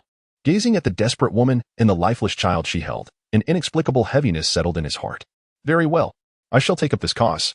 His eyes narrowed, a glint of cold fury igniting within him, stirred by the events unfolding before him. Let us go to the Liu family. He turned and strode resolutely down the street. Instantly, his bold declaration caught the attention of many onlookers. The Liu family was the pinnacle of power in Yingzhou City, and here was one audacious enough to challenge them. Regardless of the outcome, the mere spectacle of such defiance was enough to elicit applause from the crowd. At that moment, within the grand and opulent Liu residence, clan leader Liu Tianhao received word from his subordinates about Liu Ziyan's advance toward the city gates. Enraged, he slammed his hand on the table, his fury palpable as he glared at the members of the Liu family gathered in the hall. Who ordered you to touch Hua Leidong and that little girl? No matter the circumstances, Liu Ziyan remains the son-in-law of the Duke of the State and the spouse of the former Grand General. Such an esteemed identity is beyond measure. Within the city of Yingzhou, he can wield considerable influence. However, once entangled with the royal capital, the prospects of a prosperous future may swiftly diminish. As the clan leader, his considerations must naturally be comprehensive. Furthermore, Liu Ziyan's background is fraught with complexities that can only be resolved upon the return of Liu Chifeng. Unexpectedly, someone took matters into their own hands, proceeding to eliminate Hua Leidong and the young girl who delivered flowers. Chapter 42. In front of the Liu residence with Liu Ziyan's command to go to the Liu family, a considerable stir ensued. Many townsfolk, eager to witness the unfolding drama, closely followed in their wake. As they made their way to the Liu residence, Qing Nu led the charge, bearing the Chaosi sword case, and noticed an increasing throng of citizens trailing behind. Young master, should we disperse them? She began to inquire, but Liu Ziyan, his voice icy, interjected, they are the townspeople, long subjugated by the Liu family. For years, they have harbored grievances, yet have been too intimidated to voice them. Now, witnessing someone confronting the Liu family, regardless of the outcome, they yearn to see it unfold. After all, human nature tends to cling to a glimmer of hope. They are acutely aware of what lies within their hearts. After dwelling in darkness for so long, the sight of light compels anyone to step forward, for it may represent their chance to reclaim hope. Meanwhile, Si Kongming, accompanied by Guan Xinlan and Deng Yuping, arrived fashionably late, coinciding with Liu Ziyan's return. Liu Ziyan's expression remained impassive, yet his gaze, imbued with a chilling intent, cast a fleeting glance at Si Kongming. That solitary look plunged Si Kongming into a frigid despair, as if he had fallen into an icy abyss. This young master likely harbors a grudge against me, he pondered. Have someone retrieve Hua Leidong's body, and ensure the family of that little girl is taken care of, he quietly instructed Deng Yuping, having gleaned the implications from their brief exchange. It was evident that once Liu Ziyan resolved matters with the Liu family, he would undoubtedly turn his attention toward him. Yes, my lord, came the response, as he swiftly turned and departed with several soldiers. Let us see what fortitude the Duke's son-in-law possesses. Even at this moment, a sense of unease lingered within him, as he remained uncertain of Liu Ziyan's true capabilities. He questioned whether the Duke's influence could indeed withstand this confrontation with the Liu family. Should it falter, he too might face ruin. Regrettably, once the game is afoot, there is no turning back. It is either a resounding victory or a complete defeat. At the Liu residence, before the grand entrance, a dozen guards stood watch. Suddenly, they caught sight of a tumultuous crowd approaching with alarming speed. Who dares to gather so brazenly before the Liu residence? Are they courting death? The lead guard, accustomed to the arrogance of the Liu family, bellowed in anger. To the uninformed, one might assume he held a significant position within the Liu household. The young woman stepped forward, coldly commanding, "Enough of the nonsense. Bring forth your leaders." Her face death. With a swift motion, she unleashed her formidable aura, sending a shockwave that propelled a guard 3 meters away. "Haha, young Master Liu. I had no intention of intersecting with you so soon. I had planned to wait for that child Shifeng to return before making any conclusions. However, your blatant disregard for the Liu family is rather disrespectful." Before the figure arrived, his voice resonated through the air, and soon after, Liu Tianhao appeared before the crowd. Flanked by numerous members of the Liu family, Liu Ziyan showed no regard for pleasantries and stated flatly, "Hand over the perpetrator. We are all intelligent individuals here. No further reminders are necessary." His uncompromising stance ignited a flicker of anger among the Liu family members. Liu Tianhao narrowed his eyes, a glimmer of murderous intent visible within their depths as he replied in a calm tone. "The reckless actions of 2 unruly descendants of the Liu family today in broad daylight are indeed excessive. As the patriarch, I cannot tolerate such behavior. They have already been dealt with severely." He surveyed the crowd, spotting Xikong Ming among the commoners. Realization struck him. He surmised that this matter was likely tied to him. Xikong Ming, bold enough to oppose the Liu family, should never have been allowed to live, even if appointed by the emperor as the city lord. Clenching his fist in regret, he thought, "If only I had acted sooner." "Qing Nu, proceed." Liu Ziyan leisurely summoned a stool from the side and sat down, casually instructing her. "Proceed? How dare you?" Liu Tianhao thundered, glaring at him. "You are the patriarch of the Liu family, are you not? Rest assured, once she has killed a member of the Liu family, I will see to it that those who have perished are avenged." Liu Ziyan spoke earnestly, a mocking seriousness to his tone. The crowd gasped in disbelief. "Is it reasonable to punish after killing?" they murmured, finding the logic absurd. Yet, this was the manner in which the Liu family operated. Liu Ziyan's actions seemed to be a reflection of their own tactics, a taste of their own medicine. Suddenly, a deep and resonant voice echoed from the crowd. "Who dares to harm a member of the Liu family?" The throng parted, revealing armored soldiers clearing the way. A middle-aged man appeared, clad in luxurious attire, adorned with a jade belt, exuding an air of authority with a square jaw and fierce tiger-like eyes. This was Liu Chengfeng, freshly returned from the main city of Yingzhou. Seeing the Liu family surrounded by so many, his fury ignited. He longed to eradicate all those present to prevent such incidents from recurring in the future. "Chifeng, you have finally returned." Liu Tianhao breathed a sigh of relief, rushing forward to greet him. The members of the Liu family welcomed him with smiles, showering him with flattering words, clearly relieved and elated. Liu Chifeng is truly the backbone of the entire Liu family, holding a position of such eminence that even the clan leader pales in comparison. "I have only been away for a few days, and already my son has been murdered, and the Liu family is besieged. It seems they have no regard for me." Very well. He disregards the flattery from the Liu family members and instead casts a fierce gaze around. The citizens under his scrutiny hastily retreat. In no time, they have withdrawn to over 100 meters away, leaving only Xikong Ming and Guan Qinglan standing boldly behind Liu Ziyan. "Is the city lord planning to take action against me?" Liu Chifeng speaks slowly, with an air of arrogance. At present, the entire Yingzhou city is firmly under his control, with 60,000 soldiers at his command. To him, Xikong Ming is merely a buffoon. He has spared him over the years solely because he is the emperor's appointed city lord. Liu Qingfeng, the individual before you is the son-in-law of the Duke of the State and the husband of the national general. If you have any sense, hand over the murderer immediately. Otherwise, Xikong Ming bellows with righteous indignation, earning the respect of the surrounding citizens. Liu Ziyan gazes meaningfully at him, choosing not to say much. Chapter 43. The appearance of darkness. Xikong Ming's shout incites the surrounding populace to join in. "Hand over the murderer! Hand over the murderer! Hand over the murderer!" In such critical moments, the common folk, emboldened by the crowd, dare to raise their voices in unison. Of course, Xikong Ming has not been idle in stirring the flames of discontent. "Silence!" Liu Chengfeng roars, unleashing his overwhelming ninth-tier might, which envelopes him in a dark red aura. Waves of energy ripple outward, creating a palpable pressure that descends upon everyone within 100 meters, akin to Mount Tai bearing down upon them. Even Xikong Ming, a master of the same rank, is forced to step back 2 paces, his expression one of astonishment. Your cultivation has advanced. It is hard to believe. And even more so, unfathomable. Unexpectedly, Liu Qingfeng's martial prowess has grown even more formidable since their last encounter. Qing Nu stands like a spear, resolutely positioned before Liu Ziyan, braving the pressure of the opponent's aura without flinching. Beads of sweat form on her forehead, yet she does not retreat a single step. Her azure blue energy fluctuates, forming a protective barrier around herself and her lord. The unmoving mountain technique. Liu Tianhao exclaims in surprise upon observing the fluctuations of energy around Qing Nu. Lu Qifeng pauses momentarily, then dismisses it with a scoff. No wonder you dare to withstand my pressure with mere 8th-tier perfection. It seems you have cultivated the unmoving mountain technique, reputed to be among the top 5 defensive techniques in the world. However, the disparity in strength is too great. No matter how excellent your technique, when the intent to kill arises, my aura surges once more.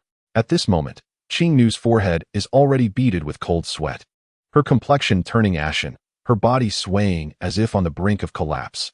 My lord, Qing Nu may not be able to hold on much longer, she speaks, her voice tinged with weakness and regret, as her strength wanes in the face of the current situation.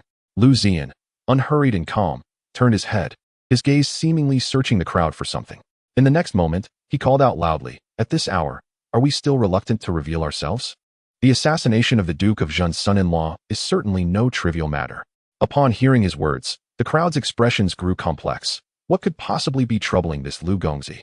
Was there still a hidden agenda? Xikong Ming's eyes brightened at this remark, as if he had glimpsed a glimmer of hope. Liu Qingfeng, puzzled by the other's actions, scanned the surroundings with uncertainty. Suddenly, a shadow flickered into view beside Qing Nu, gently patting her shoulder. "Leave the rest to me." "Thank you, Lord Ni." Although the newcomer was completely shrouded in black, with a cloak obscuring their features, Qing Nu, a former member of the Shadow Guard, immediately recognized the individual. Ni, the leader of the Duke of Zhen's privately maintained Shadow Guard, had once fought alongside Lin Hong across the battlefield. He was one of the few innate realm experts of his time. However, a fierce battle had resulted in his regression in cultivation, forced back to the half-step innate realm after being besieged by 2 half-step innate opponents and several 9th-grade masters. To prevent him from returning to the front lines, Lin Hong had relocated him to a supporting role, where he became the head of the Duke's Shadow Guards. Over the years, he not only trained numerous adept Shadow Guards but also counted Qing Nu among his former subordinates. How did the Gongzi come to know that his subordinate was tracking them in secret? With a mere gesture, Ni suppressed Liu Qingfeng's imposing presence.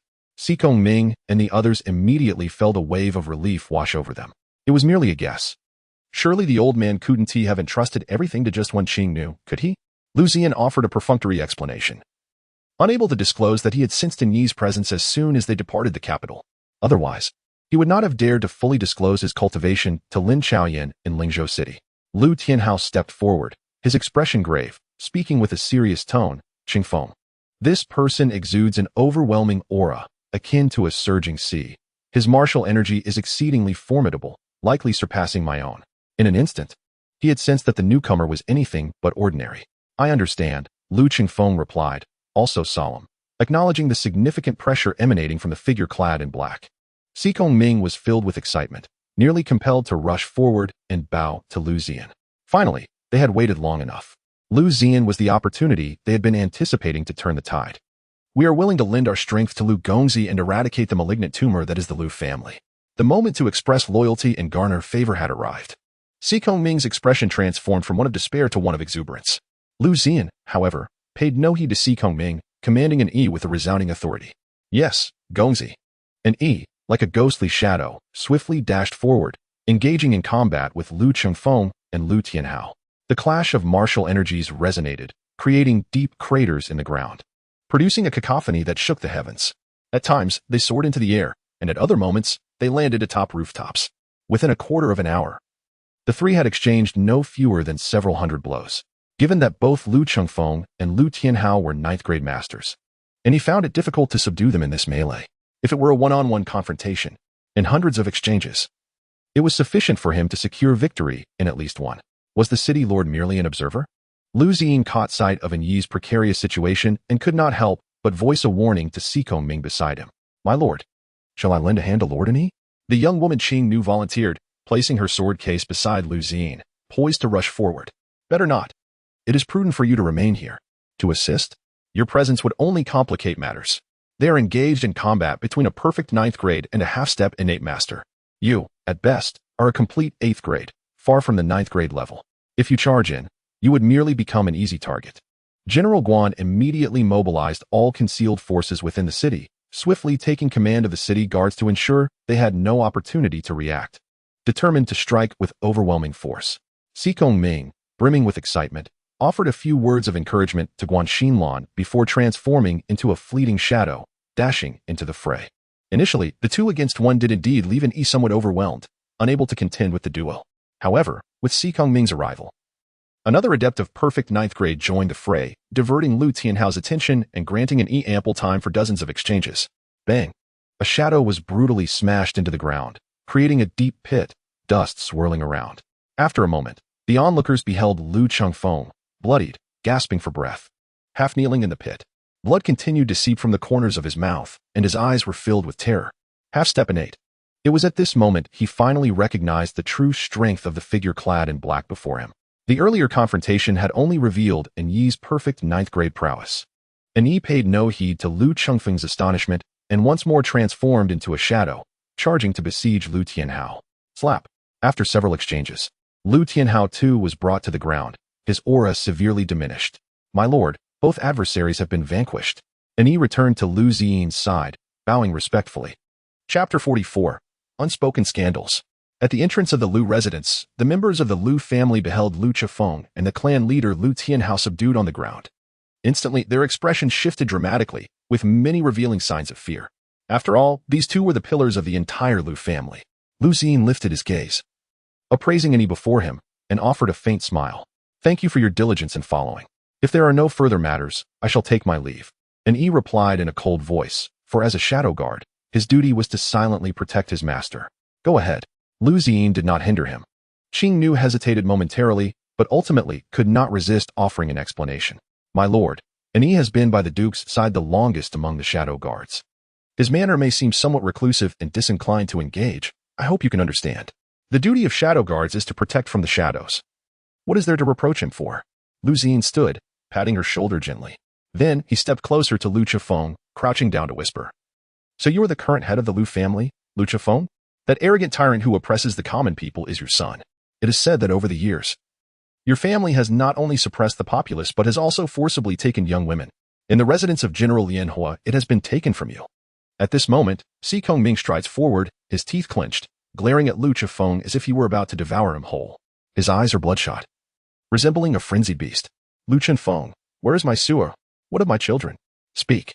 Where have you imprisoned them? Upon hearing this, Liu Ziyan could not help but be taken aback, completely unprepared for the entangled matters at hand. Ha! Liu Chefeng erupted in wild laughter, his expression dripping with disdain. Your wife was quite remarkable, but alas, she only played a role for a few days back then. Unable to bear the humiliation, she chose to end her own life. What a pity. As he spoke, he seemed to revel in the memory, a devilish grin spreading across his face, sending chills down the spines of those who witnessed it. Beast! You wretched beast! The explosive revelations plunged Xikong Ming into despair. He had initially believed that Liu Chefeng was merely using his wife and children as leverage to force him away from the city lord's residence. Little did he know that his beloved Suo had suffered such cruel fate. Had he known this, he would have refused to leave from the outset. Ready to fight to the bitter end. Your son and daughter were commendable. On the very day they were captured, they took their own lives in the dungeon. Otherwise, how could I have compelled your departure instead of simply killing you? Liu Chefeng's eyes flashed with a fierce light. He held a grudging admiration for the decisiveness of Xikong Ming's children. What? Xikong Ming immediately collapsed in sorrow, aging a decade in an instant. Naively, he had thought that Liu Chefeng would refrain from targeting his family, respecting his status as city lord, and would only use them to threaten him. Slapping his own face twice in frustration, he lamented, "It is all my fault. Had I been more resolute back then, perhaps this tragedy could have been averted." Seeing him weep, Liu Chefeng scoffed. What a fade of deep emotion. Years ago, I merely took a few personal belongings of theirs and forced you away. Xikong Ming, are you a fool? After all these years, you could not find a trace of them, yet you never considered that they might no longer exist? At this, Xikong Ming's body trembled as realization dawned upon him.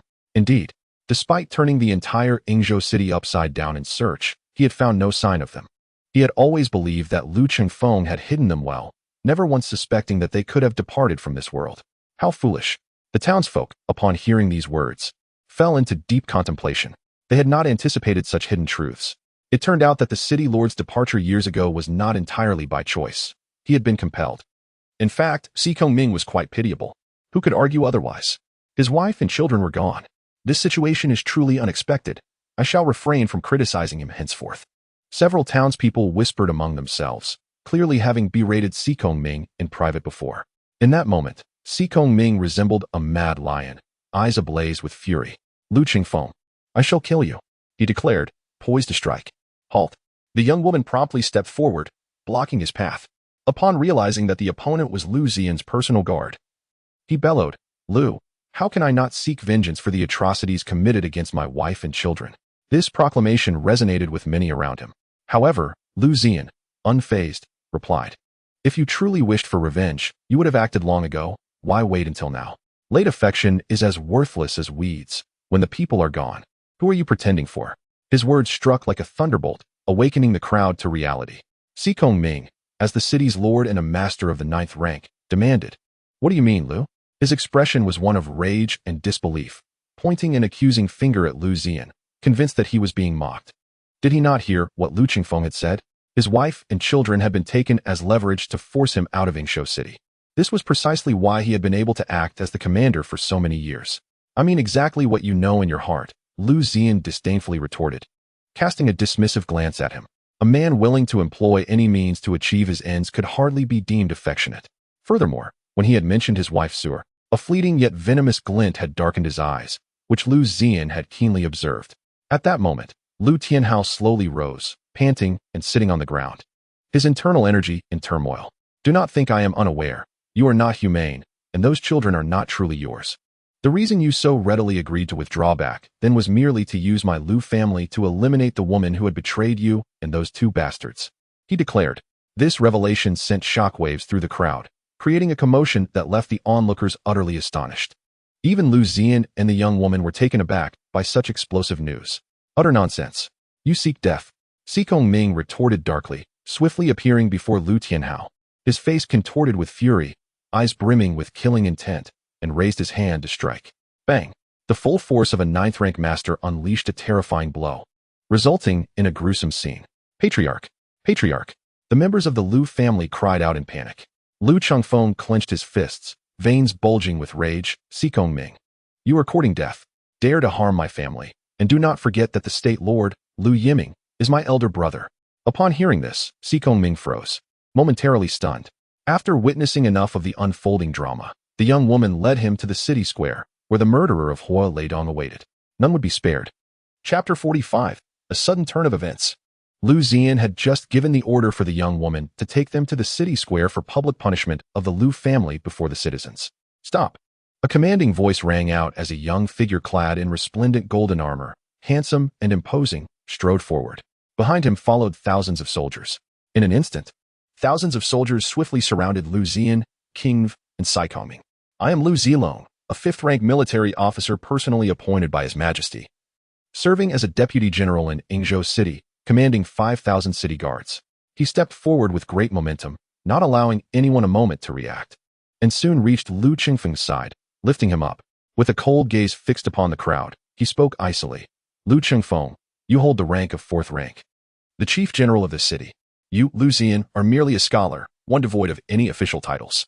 What qualifications do you possess to deal with officials of the court? His powerful words resonated with authority, causing many to secretly break into a cold sweat for Liu Ziyan. Regardless of his past misdeeds, Lu Qingfeng was still a 4th-rank military officer. Such matters should be handled by the state lord or brought back to the capital to await the emperor's judgment, not resolved through private punishment as it is now. Liu Zilong's voice boomed once more. I tell you, this young man has maliciously harmed officials of the court. Do you think he should be executed? If you believe he should not, you shall all be treated as accomplices. At that time, do not say that Yingzhou City will not have a place for you. Even the entire Yingzhou will become a dead end. I urge you all to think carefully. Should this young man live or die? Upon hearing such threatening words, the surrounding populace trembled in fear. No one doubted their authenticity, for Lu Qingfeng was indeed the state lord of Yingzhou. Offending him would undoubtedly be tantamount to courting death. He deserves to die. He deserves to die. Kill him. With the first hesitant voice raised, soon the entire populace began to chant fervently. Liu Zilong approached Liu Ziyan, his face brimming with confidence. Young Master Liu, if you are wise, let this matter end here. Leave Sai Kongming and the others, and pretend as if nothing has happened. What do you say? Otherwise, even if you have a half-step innate master to protect you, do you think you can survive against an entire city of citizens? It must be said that his adversary was indeed a rare talent, capable of manipulating the situation to his advantage without any official title, inciting an entire city to fall into a state of panic. In such a scenario, dealing with the populace became the only recourse. Moreover, he dared to threaten so brazenly before Liu Zilong. Remarkable. Sai Kongming's face turned ashen upon seeing Deng Yuping, Guan Xinlan, and several loyal soldiers being escorted from the crowd. A misstep. After years of scheming, it had all come to this moment, ultimately slipping through his fingers. Ladies and gentlemen, years ago, the city lord, in a drunken frenzy, personally slaughtered his wife and children, along with over 100 lives from the city lord's estate. I happened to witness the entire process, and then General Liu took righteous action, driving the city lord out of the city for many years. What do you all say? Liu Zilong's voice rang clear in everyone's ears, unmistakably heard. Indeed, everyone, soon the state lord will lead troops to inspecting O City. I sincerely hope that by then, we can all gather together as one family for a meal. Initially, the common folk exhibited a degree of hesitation, struggling to accept his assertions. However, as he supplemented his words with 2 additional statements, clarity emerged. Indeed, years ago, my family's black dog passed by the Lord's manor and witnessed the entire affair. Precisely as Lord Liu has articulated. What a beast, to have slain his own wife and children. My good sir, your words are flawed. What do you mean by own wife? Ahem ahem. In an instant, fury ignited, and he regretted his slip, urging not to dwell on such trivialities. Around them, a chorus of curses erupted. For despite enduring oppression from the Liu family, they felt compelled to voice their support in this moment. Though Liu Ziyan was formidable and accompanied by skilled allies, it was regrettable that he could not possibly execute every member of the Liu family in one fell swoop. Liu Yiming, being the governor, would soon arrive in Yingzhou City. They were acutely aware of the gravity of their situation. After all, it was merely a matter of survival. Suddenly, Si Kongming felt a darkness envelop him, as though something had constricted his chest, rendering his face ashen with rage. He struggled to articulate a single word for an extended moment. Finally, overwhelmed with fury, he spat a mouthful of blood. Liu Qingfeng regarded the youthful heir with admiration, noting his composure in the face of adversity. What if I insisted on their punishment? Liu Ziyan's words struck like a thunderclap, swiftly spreading through the crowd. In an instant, a dreadful silence fell, an eerie stillness where even breaths could be distinctly heard. The onlookers cast perplexed, bewildered, and anguished glances towards him, filled with confusion and pity. Upon hearing this, Liu Zilong paused momentarily before scoffing. Should young Master Liu persist in his obstinacy, whether he can depart from this place remains uncertain. Rest assured, our Liu family shall not harm you. However, should anything happen to our patriarch, the governor's arrival here may very well lead to a massacre in retribution for his only brother. What? A massacre? In that instant, all present were rendered speechless, utterly shocked by the escalation of events. They had merely come to observe, never anticipating that the flames of conflict would consume them as well. Young Master Liu, dear sir, please do not act rashly. Liu Darren, I implore you, let this matter rest. Indeed, should the governor rise, one cannot fathom the extent of his vengeance upon us. We beseech young Master Liu to grant us a path to safety. We plead for your mercy, young Master Liu. In an instant, the crowd of commoners knelt en masse, a sea of supplication before him. A glance revealed thousands of beseeching faces, all imploring him not to pursue the matter further. No one wished to bear the consequences. Liu Zilong, how shameless you are. Si Kongming, consumed by rage, once more pointed an accusatory finger, denouncing them vehemently. Years of plotting for naught, and now, when there existed a clear opportunity to eradicate the source of their woes, Liu Zilong effortlessly swayed the masses to the side of the Liu family, even daring to contemplate his own punishment. Liu Ziyan surveyed the scene, a wry smile creeping upon his lips. Indeed, human nature is inherently selfish, yet simultaneously, it is imbued with a fear of death. Perhaps having knelt for too long, one forgets how to rise. Dark One. Upon the utterance of Liu Ziyan's voice, the figure of Dark One materialized instantly. Seize him. The latter comprehended immediately, his silhouette flickering as he directly apprehended Liu Qingfeng, a sharp blade pressed against the latter's throat. Liu Ziyan, what do you intend to do? Are you truly indifferent to the lives of countless citizens? Liu Zilong's expression shifted slightly before he raised his voice in protest. He sought to leverage the lives of an entire city as a threat against Liu Ziyan. Can you truly hold the lives of the city as populace in your grasp? Chapter 46. Without official status. An entire city's citizens cannot be so easily condemned by a mere subordinate. Not even a lord of a province would dare to commit such an atrocity. The oppressed citizens could hardly comprehend this, nor could he. Moreover, Liu Ziyan's intentions extended beyond merely dealing with the Liu family. He had no plans to spare Liu Yiming, who resided far away in the capital of Yingzhou. A scoundrel is undoubtedly no virtuous being. Yet, what piqued his curiosity most was how such a morally bankrupt individual came to hold the title of provincial lord. In the realm of Daxia, if everyone were as Liu Yiming, shielding their own families while imposing tyranny upon the region, how could the common folk ever find peace and contentment? The very Daxia that his wife fought desperately to protect had already become a breeding ground for corruption, riddled with afflictions. Given this, the journey northward was bound to incite considerable upheaval. Liu Ziyan, as a mere scholar without any official title. You lack the authority to deal with Lord Liu. Liu Zilong reminded Liu Ziyan once more. Even if you possess formidable guardians, what does it matter if you have taken Liu Qingfeng hostage? Recklessly slaying officials is a capital offense. Observing Liu Ziyan's nonchalance, he swiftly contemplated his options and finally recalled a specific regulation. Intentionally harming court officials, regardless of one's accomplishments in the literary realm, is also punishable by death. Liu Ziyan appeared momentarily taken aback, turning to Qing Nu and inquiring, is there such a rule? Indeed.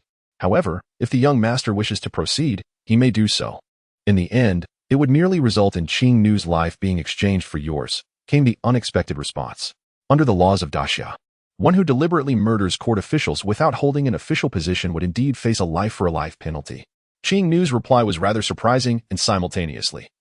He felt a mix of emotions. The hidden guard arranged by the elder truly was exceptional. Nonetheless, the notion of exchanging lives held no significance in his mind. Young Master Liu, you must not waver. Si Kongming, misinterpreting his inquiry as a sign of retreat, stepped forward. There is no path left to turn back. Retreat? Liu Ziyan scoffed. Seize him. He gestured for Dark One to escort Liu Changfeng towards the city square. After a short incense stick's burning time, the square was teeming with citizens, a veritable sea of humanity. However, this time, the populace was not gathered to witness a spectacle. Rather, they had come to beseech Liu Ziyan for the release of the Liu family members. Liu Zilong, leading thousands of city guards, surrounded the elevated platform. Simultaneously, the Liu family had presented the perpetrator responsible for the murder of Hua Leidong and the young girl. After all, Liu Ziyan once proclaimed that if the murderer was not surrendered, the entire Liu family would be taken hostage, compelling the culprits to emerge and confess. At noon, with the sun blazing overhead, the murderers from the Liu family, who had slain Hua Leidong, felt not a trace of the oppressive heat. Instead, they were engulfed in a chilling cold. Liu Qifeng maintained a serene demeanor, unfazed even when a sword was pressed against his throat, exuding an air of nonchalance. Liu Ziyan, seated at the table in a grand chair, waited patiently for the right moment. If I recall correctly, in this city, aside from the city lord and a few key generals, there should be 2 deputy generals, right? Additionally, there must be at least a dozen county officials present. Upon hearing this, the crowd was taken aback, puzzled by his sudden mention of such matters. Indeed, my lord, replied Liu Gai, but the deputy generals are primarily civil officials, tasked with logistics and routine affairs. Si Kongming was also somewhat bewildered but responded truthfully. Within half an hour, I demand to see all officials in the city, otherwise, execution awaits. Liu Ziyan reclined in his chair, legs resting on the table, his eyes narrowed as he uttered this statement lightly. Yet it was imbued with a fierce killing intent. Should anyone fail to appear, they shall face death. Si Kongming moved into the crowd to relay his orders. Liu Qingfeng found himself baffled by the unfolding events, questioning the necessity of summoning the deputy generals and county officials. As half an hour passed, the city officials arrived one after another. The 2 deputy generals, both elderly scholars of righteous bearing, were perplexed by their summons. Upon seeing Liu Ziyan seated in a lofty position, exuding an air of reckless abandon and disdain, along with the tense atmosphere created by Liu Zilong and the surrounding city guards, they noted the long-absent city lord was also present, albeit merely standing, without the privilege to sit. When they finally recognized the main general, Liu Qingfeng, they were startled. After all, he was a figure of immense power in Yenzhou City, now held at sore point by a man in black. This must be a dream, they thought, rubbing their eyes and pinching themselves to confirm their reality. Nevertheless, the 2 deputy generals, seasoned and perceptive, quickly focused on the seated Liu Ziyan. Realizing the gravity of the situation, they were quick to discern the underlying dynamics. I am Zheng Ling, Qiu He, and I pay my respects to you, my lord. The subsequent county officials stood there, bewildered, many wanting to pay their respects to Liu Qingfeng, yet he was being held captive. The situation was too convoluted to comprehend, leaving them awkwardly standing in place. Liu Ziyan adjusted his posture, somewhat surprised as he regarded Zhang Ling and Qiuhe. Before he could speak, Liu Zilong interjected with a disdainful snort, Deputy General Zhang. Deputy General Qiu, this man is merely an unranked scholar. How can you, two esteemed officials, bow to such a person? What sort of decorum would that convey? As this question arose, the two men exchanged bewildered glances, their expressions frozen in disbelief. No official rank. How could that possibly be? Unexpectedly, how could they possibly fathom it? A scholar without an official title dares to summon a multitude of officials with such grandiosity, even going so far as to take the city as chief commander, Liu Qingfeng, hostage. Fear not, for although young Master Liu lacks an official position, he is the son-in-law of the Duke of the State and the husband of the Protector General. The past deeds of the Liu family have already incurred the wrath of heaven and the resentment of the people, if we do not seize this opportunity to eliminate them. You shall only endure a life shrouded in darkness. Si Kongming stepped forward, attempting to persuade them. Enough. City Master Liu Zilong interjected, wishing to prevent him from continuing, fearing that the fickle-minded citizens might waver in their resolve. Generals Zheng and Qiu, I have summoned you here for one matter only. Within an hour, enumerate the crimes of Liu Qingfeng over the years. If he is guilty of heinous offenses, I shall execute him. If he bears no wrongdoing, I shall release him. This opportunity is singular. The decision is yours to make. Liu Ziyan spoke succinctly, without further ado, casting a meaningful glance at Si Kongming, who immediately understood and began to pull the two aside for persuasion. Very well, everyone is present. He stepped away from the platform and slowly approached the three murderers of Hualeidong. The three young men stood trembling, their eyes vacant, their steps unsteady. Unmistakably the epitome of spoiled aristocrats. Seizing the longsword from Qing In, he advanced towards them. Which hand struck him? What? One of the young scions, terrified, went pale and fell to his knees. The other two retreated in panic, flustered. Which hand struck Hualeidong? Liu Ziyan's voice, cold as ice, resonated once more, tinged with impatience this time. Chapter 47. Forceful. Is there yet another obstruction? In the city square, upon the elevated platform, the three scions of the Liu family stood trembling, their expressions frantic and fearful. Observing this situation, Liu Qingfeng, despite being held at sword point, bellowed, Liu Ziyan, what do you intend to do? I warn you, should any harm befall them, I shall undoubtedly slay you. Upon hearing this, Liu Ziyan turned his head, offering a gentle smile, shaking his head to himself. In the next moment, he raised his hand, and with a swift motion, the longsword became a flash of cold light, severing the right hand of one young scion. Swoosh. The sound echoed as the arm fell away. Ah, my hand is severed. The Liu family scions wept and cried out in despair, their faces etched with hopelessness. This sudden turn of events sent a shiver through all present. He truly acted without hesitation. How audacious.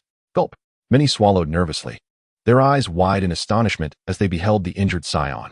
Liu Ziyan, you have gone too far. Liu Zilong shouted, drawing his sword, ready to charge forward. Qing In stood firm in front, her aura of the 8th rank emanating powerfully. However, Liu Ziyan paid no heed to this. He continued, Hualeidong, whether it be his father or grandfather, has rendered immense contributions to the Great Xia. It may have been tolerable in the past for you to oppress and humiliate him. But why must you resort to murder? That little girl is but so young. What harm could she have possibly done to you? Why is it that even such a small girl is not spared? Are you still human? With these words, he raised his sword once more, aiming at the other arm, and struck again. Ah, my hand is severed again. The pain is unbearable. Master, help me, cried the young disciple of the Liu family, weeping profusely and rolling on the ground. Among the crowd, the mother of the little girl, witnessing this scene, was also in tears, kneeling down and repeatedly bowing to Liu Ziyan. Were it not for this adversary, she feared she would never have the chance to avenge her daughter. On the high platform, the other two disciples of the Liu family were thoroughly terrified, their faces as pale as paper, trembling uncontrollably, and repeatedly pleading, it's not my fault. Please spare me. Liu Ziyan, with sword in hand, blood still dripping from the tip, declared, it is now your turn. Ignoring their wails, he struck down several times, severing their arms completely. Ah, my arm is gone. Someone, save me. Father, mother, it hurts so much. The cries echoed, instilling fear in the hearts of those surrounding them. Yet, despite their punishment, not a single person felt sympathy. In their daily lives, the Liu family was known for oppressing the common people. Even the guards in their estate flaunted their power outside, collecting protection fees. Stop. Liu Ziyan, you have crossed my threshold. If you do not dare to kill me today, the citizens of this city will surely perish because of you in the future. Even if you slay me, when my elder brother arrives, you all shall meet your demise. Lu Qingfeng's eyes were bloodshot, resembling a lion enraged beyond measure, as he roared at Liu Ziyan. Liu Zilong, go? Kill them. He glared at Liu Zilong, no longer concerned with anything else. Thousands of city guards were present, yet they allowed such humiliation to befall the Liu family. Yes. Liu Zilong, equally enraged, drew his sword. Onward. Cut them down. At this moment, the surrounding city guards surged towards the high platform, intent on tearing Liu Ziyan apart. Protect young Master Liu. Si Kongming was the first to step forward, unleashing the aura of a perfected 9th-tier practitioner. With a single palm, he sent hundreds flying. We are here. Zhongling and Qiuyi stood back to back, guarding Liu Ziyan. Their aura surged forth, enveloping them in a swirling white energy, creating a protective barrier. When she protects the body, this was a characteristic only attainable at the scholar level in the realm of literary cultivation. Oh, Liu Ziyan exclaimed in surprise, not expecting that the two were indeed scholars in literary cultivation. The benevolent cannot be spared, Zhongling casually recited, and his white aura rapidly thickened, transforming from a singular energy into countless white characters, resembling white serpents swirling and dancing in rhythmic motion. Confucius once said, "My literary path can withstand all forms of weaponry." With a wave of his hand, the white serpents of energy immediately morphed into a massive shield. The soldiers who charged forward had not even had the chance to strike. With a powerful thrust of his hand, he swiftly suppressed them with his shield. Boom. In an instant, dozens of 5th and 6th grade soldiers were sent flying. The gentleman proclaimed, "For the greater good, all enemies may be slain." Qiuyi, unwilling to lag behind, summoned a massive sword formed of characters with a mere gesture. Get back. He bellowed as the colossal sword soared through the air, momentarily sending hundreds of soldiers tumbling.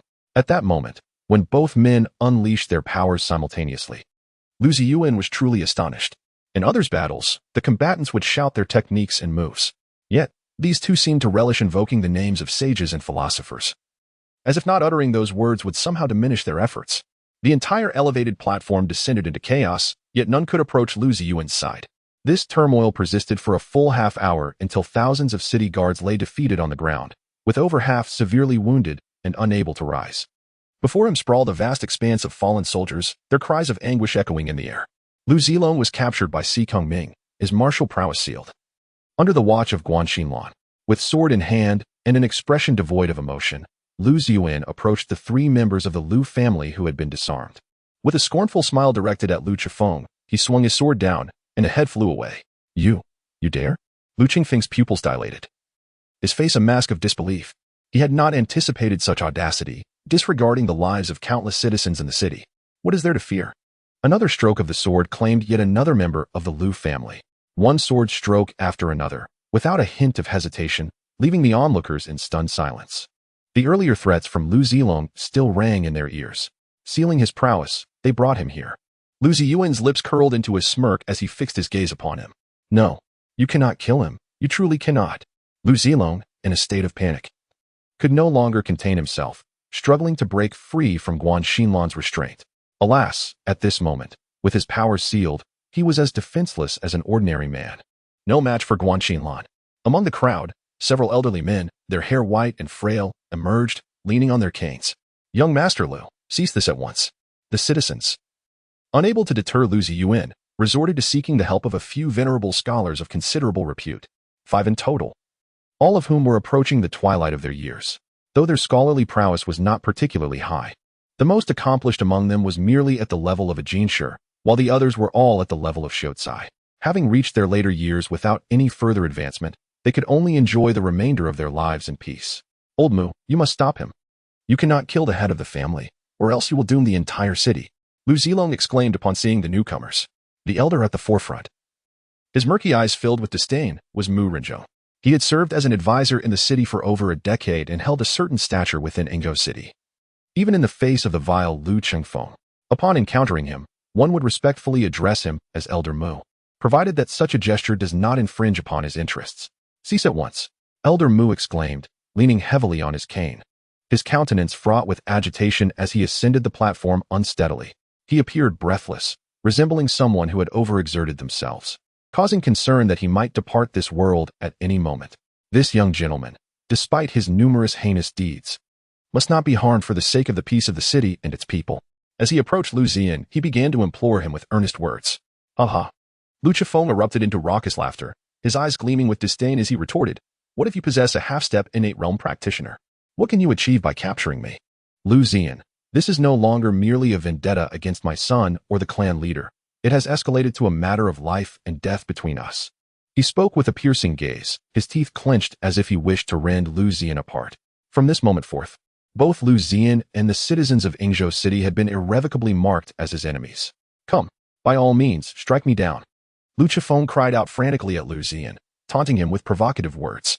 With figures such as Mu Rinzhong, revered for their integrity, present, he felt certain that Liu Ziyan would never dare to kill him.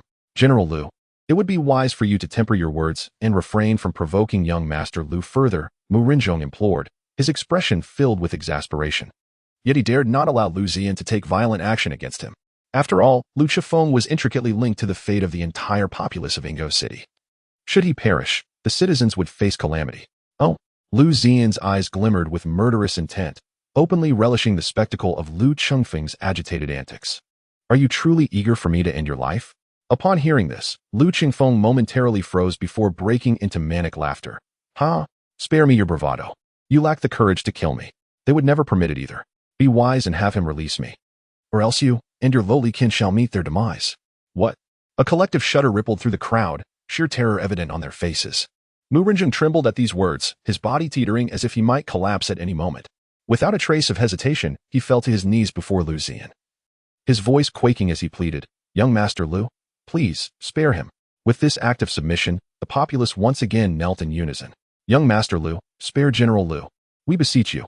Their fervent cries echoed, shaking the very heavens and earth as they united in their plea for Liu Chengfeng's mercy. Very well, very well. The scene before Liu Ziyan was disheartening beyond measure. Ha! Liu Chengfeng reveled in his triumph, as if mocking Liu Ziyan's impotence. "Elder Mu, you possess a remarkable talent for diplomacy. Following this affair, I shall grant your family a path to survival. And you few, your performance has been commendable." Despite the sword of an E resting ominously against his neck, Liu Chengfeng remained composed, unfazed by his precarious situation. With so many citizens advocating for his clemency, even the venerable Mu Rinzhong had taken the lead in this endeavor. Stabilized. Yet, at that moment, Liu Ziyan showed no inclination to engage with Mu Rinzhong and the others. "General Zhang, have you accomplished the task I assigned to you earlier?" Zhang Ling wiped the cold sweat from his forehead, clutching a hefty tome in his hands, his voice trembling with anxiety. These are the transgressions committed by General Liu over the past few years. Please, take a look, young Master Liu." In truth, as he uncovered these revelations, his heart was in turmoil. Ultimately, rationality triumphed over fear, and he recognized that if the situation in Yingzhou City continued as it was, within a decade it would devolve into a living hell, inevitably attracting the attention of the court. At that point, even if he had no direct involvement, he would likely meet a grim fate.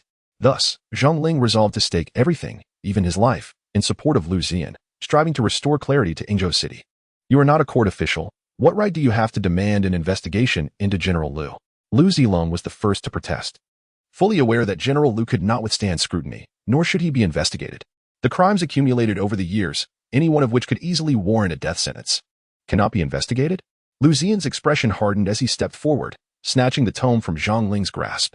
He began to leaf through the pages, his teeth clenched as he absorbed the damning accounts. The transgressions were appalling: seizing others' residences, forcibly taking another man's wife, abducting virtuous women. To date, Liu Chengfeng had claimed 132 women for his harem. He had ruthlessly slaughtered thousands of innocent civilians, the sole justification being that they obstructed his path. At his most brazen, he had even kicked a beggar in the streets, leaving the poor man crippled. And he had mercilessly slain a stray dog simply for barking at him. A fiend. He was undoubtedly a merciless villain, showing no mercy even to a stray dog. Each recorded incident ignited Liu Ziyan's fury. He had never encountered such blatant disregard for the law. Particularly infuriating was an incident from just over 10 days ago when Liu Chengfeng, upon encountering a funeral procession, had seized a stunningly beautiful woman from among the mourners. The unfortunate Wang lady, having just lost her husband, was taken to his residence, where she endured days of torment before dying in anguish. This scandal had caused quite a stir, yet Liu had suppressed it through his influence and power. There was no moral compass. Having only read half of the accounts, Liu Ziyan rendered his judgment. Execution. Such a scoundrel must be slain. If he were not put to death, Yingzhou City could descend into an even worse abyss. He thought of his wife, Lin Qiaoan, fighting valiantly on the front lines to protect the Great Xia, while such a vile parasite festered in their midst. Bring him to me, Liu Ziyan declared, casting the tome aside as if it were a bitter pill. The crowd, witnessing this, erupted into pleas. Young Master Liu, have mercy on us. Above, there are the elderly, below, the young, and in between, a delicate young wife. In such a blissful and harmonious family. Can you truly bear to witness our demise at the hands of General Liu? Though I do not possess a perfect family, even the lowly ant harbors a desire to survive. How much more so does a wretched being like me, who merely subsists in idleness? Spare him. We do not wish to perish. Young Master Liu, please show him mercy. In an instant, cries filled the air, more fervent than during their father's demise. However, Liu Ziyan remained oblivious to it all. Dark E forced Liu Chengfeng to kneel at the center of the platform, pressing him down before the gathered populace. Do you dare to humiliate me thus? Liu Chengfeng, compelled to kneel, glared at Liu Ziyan with fury. Humiliate you? He brandished his sword, advancing towards Liu Chengfeng, raising a hand to signal the crowd to silence. I shall not relent. With that, he swung his sword downward, a spurt of blood erupted, and Liu Chengfeng's head fell, his expression frozen in disbelief and profound shock. General Liu Zilong bellowed in a frenzy, attempting to rush forward, only to be firmly restrained. Thud! The head struck the ground. At that moment, the entire square fell into an eerie silence, as if time had been suspended. The crowd's pupils dilated, revealing their utter disbelief. Soon after, despair enveloped them, leaving them devoid of hope. Chapter 49. What is there to prevent? Tick-tock. Tick-tock. Within the square, the silence was terrifying. Even the sound of blood dripping to the ground resonated with alarming clarity. Liu Chengfeng was dead. Just like that, Liu Ziyan had slain him with a single stroke. What madness! Mu Rinzhong, recovering from the shock and despair, pounded the ground with fervor, tears streaming down his face. Madness. Liu Ziyan paid no heed to the stubborn old man. In the face of such a nefarious villain, it was difficult not to strike him down. It is over. You are all finished. The Lord of Lu Prefecture will soon arrive in Yingzhou City. None of you shall escape.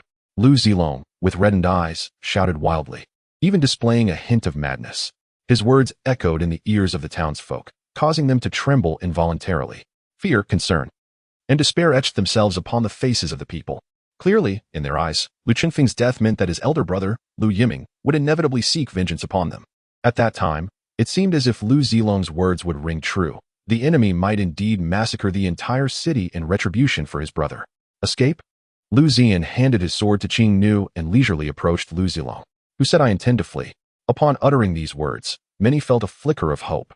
Some composed individuals began to ponder the implications of his statement, considering that if he dared to publicly slay Liu Chengfeng, might he not also dare to strike down the prefect Liu Yiming?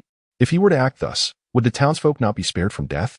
After all, the current situation indicated that they had already caught the attention of Liu Yiming due to Liu Chengfeng's demise. In any case, it appeared to be a dead end. But what if Liu Ziyan, in a moment of inspiration, were to slay the governor? How splendid that would be. You are not leaving? Liu Zilong's expression froze, uncertainty clouding his features as he inquired once more. Do you understand why I journeyed from the royal capital? And why I ascended north from Yingzhou City? Liu Ziyan's voice resonated through the square, echoing in the ears of every citizen. It is because I have come for the people, to eradicate the parasitic elements of your Great Xia. Until I cleanse this filth from your ranks, I shall not rest. These few words, akin to a solemn vow, reverberated with conviction. Suddenly, a thunderous rumble broke the serene sky. Almost immediately, he sensed a stirring within him, as if the essence of the literati responded. A wisp of golden literary energy seeping through the cracks of the great door. A sense of foreboding. Indeed, upon perceiving that fleeting golden aura, Liu Ziyan pondered silently. In the realm of literature, beyond mere reading and composition, there exists the imperative to advocate for the people. Moreover, he could perceive that the incompleteness of the literary path might stem from those practitioners who are overly singular in their pursuits, relying solely on poetry to elevate their own status. In truth, while martial prowess can dictate the fate of nations, it is literature that must secure peace for the realm. What? You still entertain the delusion of slaying the governor? Liu Zilong appeared to find it a grand jest, utterly disbelieving. The surrounding populace was similarly stirred, unable to fathom Liu Ziyan's audacity. To slay a city lord was one thing, but to target a state governor was sheer madness. Insanity. Utter lunacy. If he acts with righteousness, I shall respect him. If he oppresses the people, I shall slay him. What is there to prevent me? Liu Ziyan spoke with an expression as tranquil as a still pond, his words delivering a seismic shock to all who heard. Could it be that someone possesses such noble intentions, desiring to champion the cause of the common folk? Liu, young Master Liu, truly intends to stand for the people? Zheng Ling could scarcely believe his ears, unable to suppress his urge to ask again. After all, since the day he became a deputy general, he harbored similar lofty aspirations, once yearning to contribute to the well-being of the populace. Alas, the reality was that individuals like Liu Chefeng, wielding their formidable power alongside a state governor, brazenly oppressed the commoners. Liu Ziyan approached him, placing a reassuring hand upon his shoulder. You are a good official, unafraid of the Liu family's threats, and you have exposed their crimes to the public. Then, he turned his gaze towards Si Ming, a flicker of murderous intent flashing in his eyes. An assassin strike. In an instant, an E acted, dispatching Si Ming before he could even react. Lord City Governor. The commanding officers Guan Xinlan and Deng Yuping rushed forward in panic, cradling Si Ming's lifeless form. This shocking turn of events left everyone in utter disbelief. Just moments ago, the city governor had been so supportive of young Master Liu. Why had he been slain? What was Liu Ziyan's intent? Zheng Ling felt utterly bewildered, shaken by such an inexplicable act of violence. I am not one to kill indiscriminately. The moment he dared to conspire against me, his fate was sealed. What? General Hua's descendants have been ensnared by the lord of the city to scheme against young Master Liu? The surrounding individuals were utterly astonished by this revelation. Young Master Liu, this matter does not pertain to us. It is purely the machination of the lord of the city. Furthermore, we are aware of many of his unsavory deeds. Guan Xinlan's expression turned fearful as she hurriedly knelt and pleaded for mercy. Enough. This matter will be entrusted to you to handle, the remaining members of the Liu family. Does General Guan know what to do? As Liu Ziyan passed by Guan Xinlan, he patted her shoulder firmly, a slight smile gracing his lips. I understand. The following day, Liu Ziyan languidly awoke in the chambers of the city lord's residence. Soon, Qingnu entered, carrying a bowl of rice porridge and several steamed buns. Young master, please wash up. Breakfast is ready. After setting the meal, she thoughtfully brought a basin of water before him. In response, he could only helplessly say, how many times must I repeat? Such trivial matters do not require your involvement. Simply find a maid to attend to them. It is only by having my subordinates handle these tasks that I can rest assured of your safety, young master. In Yingzhou, within the state lord's residence, in the study, Liu Yiming, clad in a blue robe, held a brush, diligently inscribing something. Before long, a guard rushed in with urgency. My lord, news has arrived from Yingzhou City. General Liu has been executed. Upon hearing this, Liu Yiming's actions came to an abrupt halt, his focus fixated on the guard, his eyes flashing with ferocity. What? Suddenly, he darted forward, grasping the guard by the throat, his expression a mask of wrath. My lord, please spare me. The guard trembled, pleading for mercy. Liu Yiming, however, remained unmoved, twisting fiercely, and with a sickening crack, the guard's eyes widened in shock as his breath was extinguished. Discarding the lifeless body, he strode out of the study with purpose. Immediately, several guards approached to dispose of the deceased. Qinsheng, mobilize 50,000 troops and swiftly accompany your state lord to Yingzhou City. Upon reaching the entrance of the state lord's residence, a middle-aged warrior approached him, his countenance grave and respectful. Yes, my lord. Acknowledging, Qinsheng hastily began to marshal the forces. Half an hour later, an imposing army of 50,000 set forth toward Yingzhou City. Chapter 50, The Stolen Command of the City Lord. In the royal capital at Shuntian Hall, Emperor Xia sat upon his throne, his expression tinged with anger as he surveyed the assembly of officials below. Recently, a series of alarming reports had plunged the court into silence. Numerous unfamiliar warriors had appeared in Yingzhou City, including those of innate mastery, and even more alarmingly, several innate experts had fallen. 5 ninth-grade masters, dozens of 8th-grade consummates, and hundreds of 8th-grade warriors had been slain by General Lin Chaoen and his troops. Your Majesty. Even without martial prowess, General Lin's reputation enables him to lead the soldiers to vanquish so many foreign foes. An official stepped forward, clasping his hands and speaking with conviction.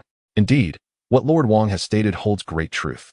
Even after General Lin has lost his formidable prowess, he still possesses an unparalleled strategic acumen, a quality few can rival.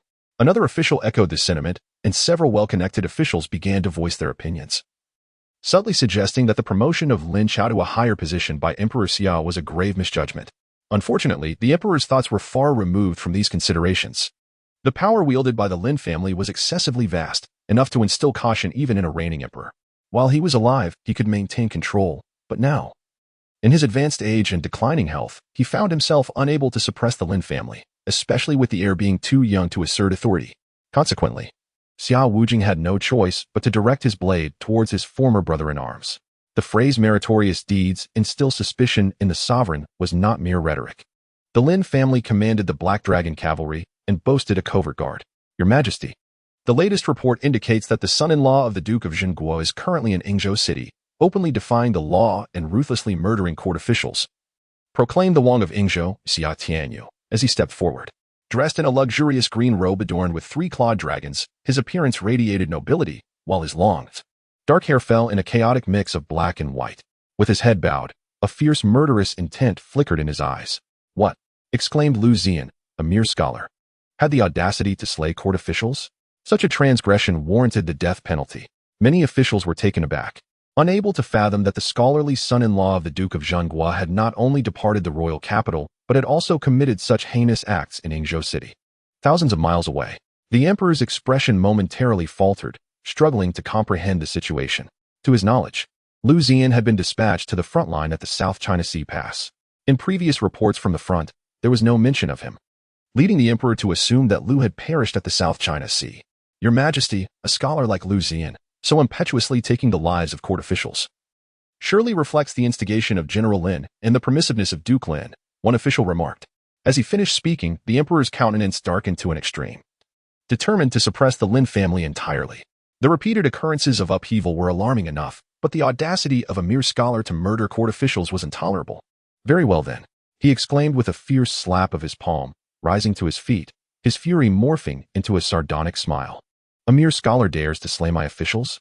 Let it be known, Liu Ziyan, a mere scholar, deliberately killing court officials, shall face execution without clemency. Commanding Yingzhou's Wang Xia Tianyu to return immediately, and by any means necessary, ensure the execution of this rogue. Your command shall be executed. In Yingzhou City, within the Lord's manor, Zheng Ling and Qiu he rushed in with urgency. Upon seeing Liu Ziyan seated in the Grand Master's chair, his eyes narrowed. They couldn't help but smile wryly. Young Master, news has reached us that the Lord of the State is personally leading an army of 50,000, advancing towards Yingzhou City. The ensuing chaos may be catastrophic.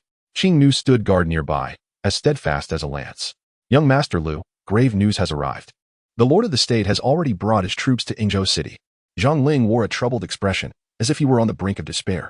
Upon noticing Zheng Ling, Yu opened his eyes and, in a state of disbelief, remarked, Lord Zheng, what good does your frantic demeanor do? Qiu he hastily interjected, urging, son-in-law, we must flee at once. Liu Yiming leads an army of 50,000. One misstep could cost us our lives. Their urgency was clear. They had come to warn Liu Ziyan to make preparations for a swift escape. At this juncture, fleeing seemed to be their best option. However, Liu Ziyan was taken aback by the suggestion that he should abandon the city. And what about you? He inquired. Zheng Ling and Qiu he exchanged glances before responding. As deputy generals of this city, we are sworn to fight to the death rather than retreat. Meanwhile, many citizens had already begun to leave, with only those reluctant to abandon their homes or the elderly remaining. As it stood, the majority had chosen to evade the impending danger by vacating the city. The death of Liu Chifeng would undoubtedly provoke retribution from the regional lord. Liu Yiming, a figure of immense power commanding over 100,000 troops and possessing formidable skills of the 9th tier. Were it not for this, a mere battalion commander like Liu Qingfeng would not have dared to oppress the city lord. Does this mean the population of the city has dwindled significantly? Liu Ziyan inquired, intrigued and surprised. He had not anticipated this development. This only underscored the fearsome influence of the Liu family. The mere act of purging a few corrupt individuals had incited such a tumult that it forced the populace to abandon their homes to escape disaster. Reflecting on this, Liu Ziyan suddenly sensed that the requests from the spirits were far from ordinary. It felt as though an unseen force was guiding him along a path distinct from the rest.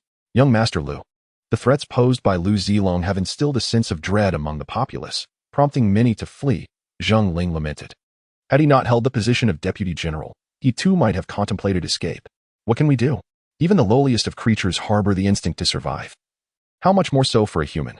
Suddenly, Liu Ziyan realized the significance of the city guard. In any city, even the most modest, there would be at least 80,000 guards. In comparison to a population of over 1 million, 80,000 was not a formidable force. Zheng Ling scratched his head awkwardly and admitted, well, the city guards only obey the city lord's commands. even if Commander Liu has ruled tyrannically for years. Without the city lord's orders, he cannot command those guards. New guards would have to be trained from scratch. With this explanation, Liu Ziyan began to understand why. During the previous day's gathering, Liu Zilong had brought only a few thousand soldiers. Those were merely the newly formed city guards. What are the city lord's orders? He asked, a hint of curiosity in his voice, while being certain that neither Liu Chenfeng nor Si Kongming would possess the city lord's commands. Otherwise, with the mobilization of 80,000 city guards, Si Kongming could likely contend with Liu Chenfeng. There is a rumor that the city lord's decree was stolen by one of Si Kongming's wives shortly after their marriage, after which she vanished. This is one of the reasons why Liu Chenfeng dared to openly challenge him upon arriving in Yingzhou City. Over the years, many have speculated that the person who absconded with the city lord's decree had some connection to Liu Chenfeng or to those who stand behind him. What? Stolen? Liu Ziyan was momentarily taken aback, but quickly regained his composure, understanding why Si Kongming appeared so powerless. Not long ago, he had been pondering how a ninth-tier master and the esteemed lord of a city, commanding 80,000 guards, could be suppressed by a mere general. Even if that general were also a ninth-tier master. It all made sense now. Without the city lord's decree, the city guards could not be commanded. Zheng Ling was aware of this fact. Military orders are as solid as a mountain, and without the city lord's decree, even the lord himself could not mobilize a single soldier. At this moment, Liu Ziyan's lingering doubts were finally clarified. No wonder the Summer Emperor held such apprehension towards the Lin family. It must be due to the significance of the national decree. For many years, Liu Ziyan had remained hidden within the confines of his estate, not venturing outside, largely due to the understanding that the Summer Emperor harbored ill intentions towards the Lin family. The transition from a revered general, respected for his martial achievements, to marrying a seemingly inconsequential scholar was profoundly significant and worthy of deep contemplation. Consequently, he gradually began to perceive certain discrepancies. However, he had refrained from stepping outside, leaving many questions unanswered until this moment. The city lord's decree wielded such immense power that it compelled 80,000 city guards to heed but one command. This highlights the terrifying nature of the national decree, which exists almost as a divine edict. Historically, emperors have been known for their suspicion. The Summer Emperor is aging and nearing the limits of his endurance, likely contemplating the ascension of a successor. Yet, should a new emperor rise to power with an unstable foundation, troubles may easily arise. Moreover, the Lin family, with its members akin to dragons, comprises numerous generals who wield significant military authority over the Great Xia. Upon reflection, it seems that my father-in-law's fate may not merely be a casualty of war. Liu Gongya, what are you pondering? Zheng Ling noticed Liu Ziyan lost in thought, silent for an extended period, and waved his hand to interrupt his reverie. It's nothing. Liu Ziyan shook his head and responded with a gentle smile. The atmosphere thereafter remained quite tranquil. Although the departing citizens harbored some grievances against Liu Ziyan, they dared not express them openly. It is important to understand. He was indeed a ruthless individual who had slain Liu Chenfeng and numerous members of the Liu family. Not even the regional lord, leading his troops, could instill fear in him. The following day, at dawn, outside the city gates, the sound of urgent hoofbeats echoed, causing the earth to tremble. A formidable contingent of tens of thousands of soldiers appeared on the horizon. It was Liu Yiming, weary from his journey from the main city, accompanied by his loyal forces. Upon seeing the three characters spelling Yingzhou City, Liu Yiming's expression turned cold as he urgently inquired of his companion Qin Sheng. Is the murderer still within the city? His haste was driven by the desire to prevent the assailants' escape. Before him, the city gates stood desolate, devoid of citizens entering or exiting. Even the guards stationed at the gates were nowhere to be seen, likely having received word of his arrival with an army. Qin Sheng, mounted on his horse, surveyed the surroundings with a piercing gaze and affirmed, "My lord, the murderer has not yet left the city." Zheng Ling and Xiu are also still at the city lord's residence. Only a few elderly women remain. The rest of the populace has long since departed. Listening to this, Liu Yiming's face darkened. He had not anticipated that so many citizens would have fled. Issue the command. Upon entering the city, unleash a massacre. His fury was palpable, and thoughts of vengeance for his brother's death had already taken root in his mind.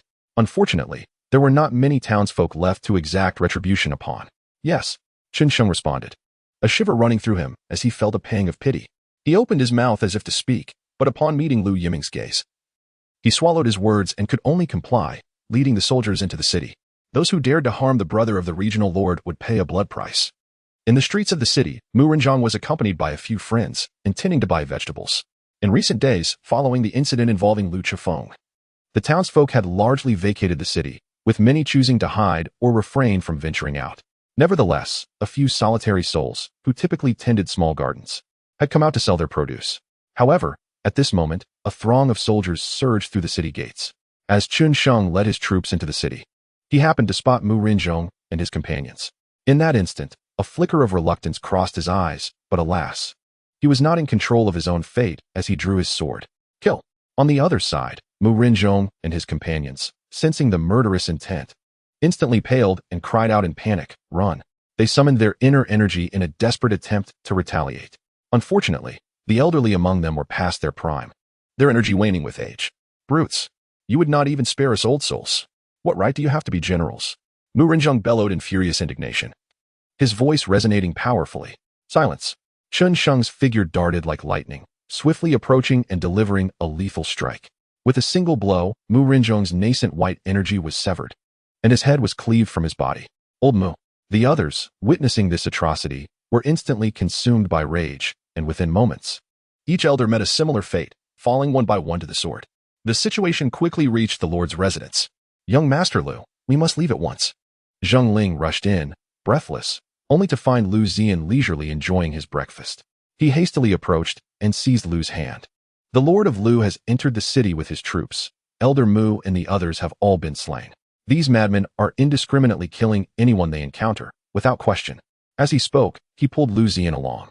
Outside, He was waiting with Guan Shilan, Deng Yuping, and dozens of soldiers. As soon as Liu Ziyan was pulled out, He spoke succinctly and calmly. "The situation is dire. Lord Liu commands a formidable force, no fewer than 50,000 soldiers. Let Generals Guan and Deng escort you out of the city while Zheng and I remain to hold them off." Previously, they might have considered relying on Liu Ziyan to confront Lord Liu Yiming, but that was under the assumption that the other party would not engage in senseless slaughter. Now, however, the opposite was true. Liu Yiming had entered the city and begun a massacre, behaving like a rabid dog devoid of reason. Liu Ziyan was their only hope of toppling Liu Yiming, hence this arrangement. "Young Master Liu, I hope you will fulfill your promise and truly cleanse the vermin from among the populace," Zheng Ling said, his heart resigned to the possibility of death. All men must face death, whether light as a feather or heavy as a mountain. To die for the future of the people is indeed worthwhile. Liu Yiming has come. He has killed Elder Mu and the others? Liu Ziyan suddenly grasped Zheng Ling's arm, demanding answers. Upon receiving a nod of affirmation, he shouted to Qing Nu, "Let us go," and stepped out of the Lord's residence. "Young Master Liu, do not act impulsively. It is best that you leave with General Guan at once," he urged, attempting to dissuade him further. Yet Liu Ziyan paid him no heed. Qing Nu, carrying her sword case and brandishing her blade, quickly followed. In the town square, Liu Yiming sat in a commanding position, surrounded by the remaining members of the Liu family, who were lamenting their fate.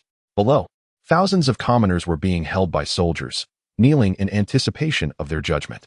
So, the clan leader is dead, Cheng Feng has perished, and even Xiao Hao has been slain. With each revelation, Liu Yiming's expression grew increasingly cold, a fierce fire of hatred smoldering deep within his gaze. Chapter 52. All because of you, they died. From his elevated position, Liu Yiming listened to the lamentations of the Liu family. Finally, with a voice as chilling as if it emerged from the abyss, he uttered, "Since they are all dead, what purpose do you serve by remaining alive?" This single, succinct statement sent shivers through the Liu family, their faces paling with dread as they began to grasp the horrifying implications. "Why, Yiming, what do you mean by that?" An elder stammered, struggling to suppress his fear, his voice trembling. The elder's anxiety was palpable, his heart racing, revealing that he had understood the meaning behind Liu Yiming's words, though he dared not consider it further. At this juncture, memories long buried began to resurface in their minds. A title long forgotten, Liu the Madman, known colloquially as the protector of his brother. This moniker is entirely a testament to Liu Yiming's extraordinary devotion to his sibling, truly unparalleled. He is indulgent and unperturbed. In their youth, when the two brothers were merely in their early teens, Liu Changfeng faced oppression from the scions of prominent families. At that time, the Liu family was still an obscure clan, which deterred anyone from standing up for Liu Changfeng. Upon learning of this injustice, Liu Yiming did not hesitate to confront the young members of their clan, chastising them for their failure to defend his brother. Later, under the cover of night, he resorted to subterfuge against the clan's elders, administering a beating that even included their parents. Ultimately, he swiftly sought out a master of the 9th rank, and within a month of rigorous training, returned with his mentor to exact revenge on the family that tormented his brother. He annihilated the entire clan, sparing neither man nor beast. This incident cemented his reputation as Liu the Madman.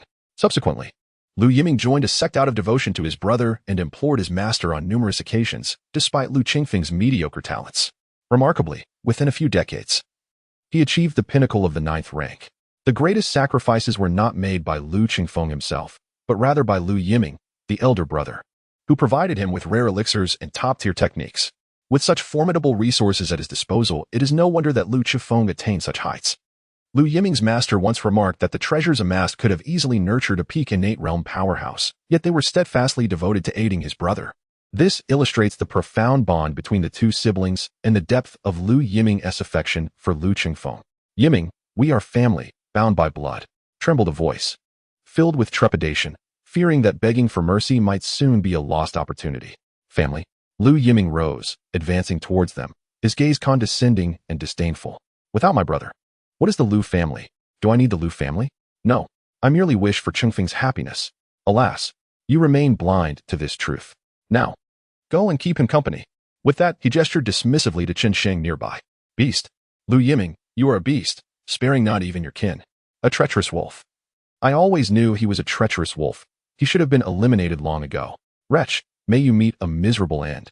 The stream of curses could not alter the unfolding tragedy as one Liu family member after another fell. Below the platform, the common folk appeared ashen, their eyes filled with despair. Cruel, utterly ruthless. If he can so heartlessly slay his own kin, what hope remains for us, mere strangers? Lord of Luzhou, as the governor of a state, do you not fear the emperor's wrath for such wanton slaughter? As death approached, some citizens, stripped of fear, dared to question him. Liu Yiming's expression turned icy, and he regarded the speaker with the look one reserves for a fool. Once you are dead, how could the emperor possibly know? The mountains are high and the emperor is far away. In the entire Ying province, the provincial lord reigns supreme. This audacious declaration left the populace below in a state of shock. Is it not so? A thunderous inquiry echoed through the square, and there appeared Liu Ziyan, striding in with great purpose. The citizens turned to see the figure clad in blue, refined and scholarly, yet radiating an aura of lethal intent. "Young Master Liu, save us. Please, come to our aid." The surrounding people, upon his arrival, regarded him as their last hope, urgently beseeching assistance. "Are you Liu Ziyan?" Liu Yiming questioned curiously from the high platform, studying the newcomer with intrigue. Liu Ziyan reciprocated the gaze. "Are you Liu Yiming?" In that instant, their eyes locked, igniting a palpable tension between them. "Since you have come, prepare to witness a grand spectacle." Liu Yiming retook his seat and gestured to Qin Sheng. "You may execute him." "Yes, my lord," Qin Sheng affirmed, raising his sword, and in one swift motion, a citizen's head was severed. Following this, the soldiers followed suit, their swords descending mercilessly. "Stop!" Zheng Ling arrived late, and upon witnessing the horrific scene, she bellowed in fury. Qing Nu and Guan Xian, disregarding the number of foes, charged into the fray, clashing with the soldiers. Only Liu Ziyan remained standing at the forefront, his gaze sweeping over the fallen citizens. At that moment, his previously calm demeanor began to waver. Humans are not mere wood or grass. Who can remain unfeeling? "Young Master Liu, behold these citizens. They have perished because of you. Had you not been so arrogant, murdering my brother, these lives could have been spared." Liu Yiming's laughter rang out, resonating like thunder around them. Some citizens, still alive, cast resentful glances at Liu Ziyan upon hearing his words. "Lord Liu, you reside high above, oblivious to the lives of the common folk. Please, do not intervene on our behalf." One individual knelt in desperation, pleading with him. "What pretense is this? You possess no real ability, yet feign greatness. Had you simply eliminated Liu Hao from the outset and eradicated the Liu family, Hualedong would not have perished, nor would the girl who brought you flowers have met her end. How are you any different from Liu Yiming?" One man, pierced by a sword yet clinging to life, accused Liu Ziyan. "Ha! How are you different from the provincial lord?" Liu Yiming laughed uncontrollably. Suddenly, a tremor resonated within his body, and a golden aura of literary energy surged forth. It dawned on him he had misjudged the situation. As this energy manifested in his dantian, understanding blossomed within him. He had been so focused on punishing the true culprits and defending the people that he had neglected the importance of safeguarding their lives as well. His earlier indifference towards the lives of the citizens stemmed largely from his cultivation temperament, compounded by the betrayal he had experienced from those in Nanhai. This had fostered a certain bias within him. As the saying goes, prejudice is an insurmountable mountain. No matter how hard one strives, it remains a formidable barrier. "You are mistaken, though I harbor no affection for them. I would never actively seek to strip them of their right to live. In the past, perhaps my biases led to the demise of certain individuals. However, I shall seek justice on their behalf. Such righteous words caused Liu Yiming to erupt into uncontrollable laughter. Zheng Ling, Xiao He, and others looked at Liu Ziyan with expressions of sheer disappointment. They never anticipated that he could be so callous. Indeed, those in positions of power are utterly indifferent to the plight of ordinary mortals. While professing to seek justice for the common people and to eradicate corruption, in reality, he exhibits no concern for their lives. Such behavior is truly disheartening. Chapter 53. The Terrifying Power of the Sword Box. Liu Ziyan soon sensed the change in the gazes of those around him, particularly Zheng Ling and his companions, whose eyes now reflected disdain. Clearly, they believed that his actions were fraught with numerous errors, especially regarding his dealings with the Liu family. Had he confronted the Liu family directly from the moment he arrived, and executed Liu Hao, Liu Chengfeng, and other malevolent members of the Liu clan, the tragic fate of Huo could have been averted, and matters would not have escalated to this extent. Humph. I never claimed to be a good person, much less the first to stand up for you. Certain matters inevitably require contemplation. Liu Ziyan smiled gently, speaking in a calm and serene manner, devoid of any trace of anger or emotional turmoil. Such a reaction astonished Liu Yiming. Furthermore, from the moment I arrived in this place, you all stood by as General Huo's descendants were oppressed by Liu Hao. Yet not a single one of you stepped forward. Since you prefer to remain indifferent, why then is it so difficult to accept when misfortune befalls you? These words left everyone in stunned silence. Even Liu Yiming found himself swayed by this reasoning. How compelling! Is it not the duty of scholars to uphold the principles of establishing a heart for the world, securing the fate of the people, continuing the teachings of the sages, and fostering peace for all generations? Some directly quoted the 4 verses of Henku, questioning Liu Ziyan, asserting that as a scholar, he ought to prioritize the people and advocate for their well-being. These are indeed the sacred words of the literary path. Have you not even read the words of the sages? Others among the common folk vocally criticized him, arguing that if a scholar has not even studied the words of the sages, then his mastery of the literary path is utterly devoid of value. Little did they know, at that moment, Liu Ziyan regarded them with contempt, unfazed by the cries of agony and the horrific scenes unfolding around him. I am merely a scholar, not a practitioner of the literary path. What need have I for the words of the sages? For me, the 4 tenets are simply, to survive against all odds, to strive for familial unity, to preserve ancestral lineage, and to ensure the flourishing of future generations. Upon reflection, he retorted boldly. After all, what he contemplated more was the notion that one must act in their own interest or face dire consequences, were it not for the unwavering spirit of his wife, Lin Xiaoyan, who safeguarded the Great Xia, and the promise he made to the spirits of the departed. He would not have sworn such an oath.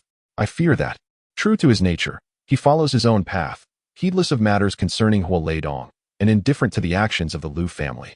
It must be said that an individual's transformation requires time. Take Liu Ziyan, for instance. Although he has begun to gradually shift his mindset, he remains utterly unconcerned with past events. The realities of life and death, deceit, and the treachery inherent in the world of cultivation are stark truths.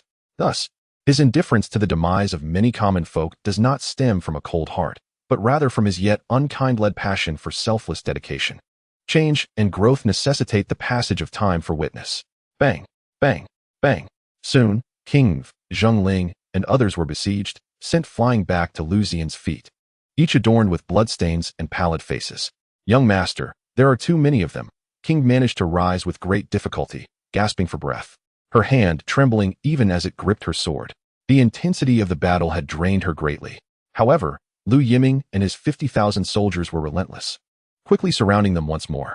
Subordinates have arrived, and he appeared in a flash, exuding an overwhelming martial aura, as if a tempest had been unleashed.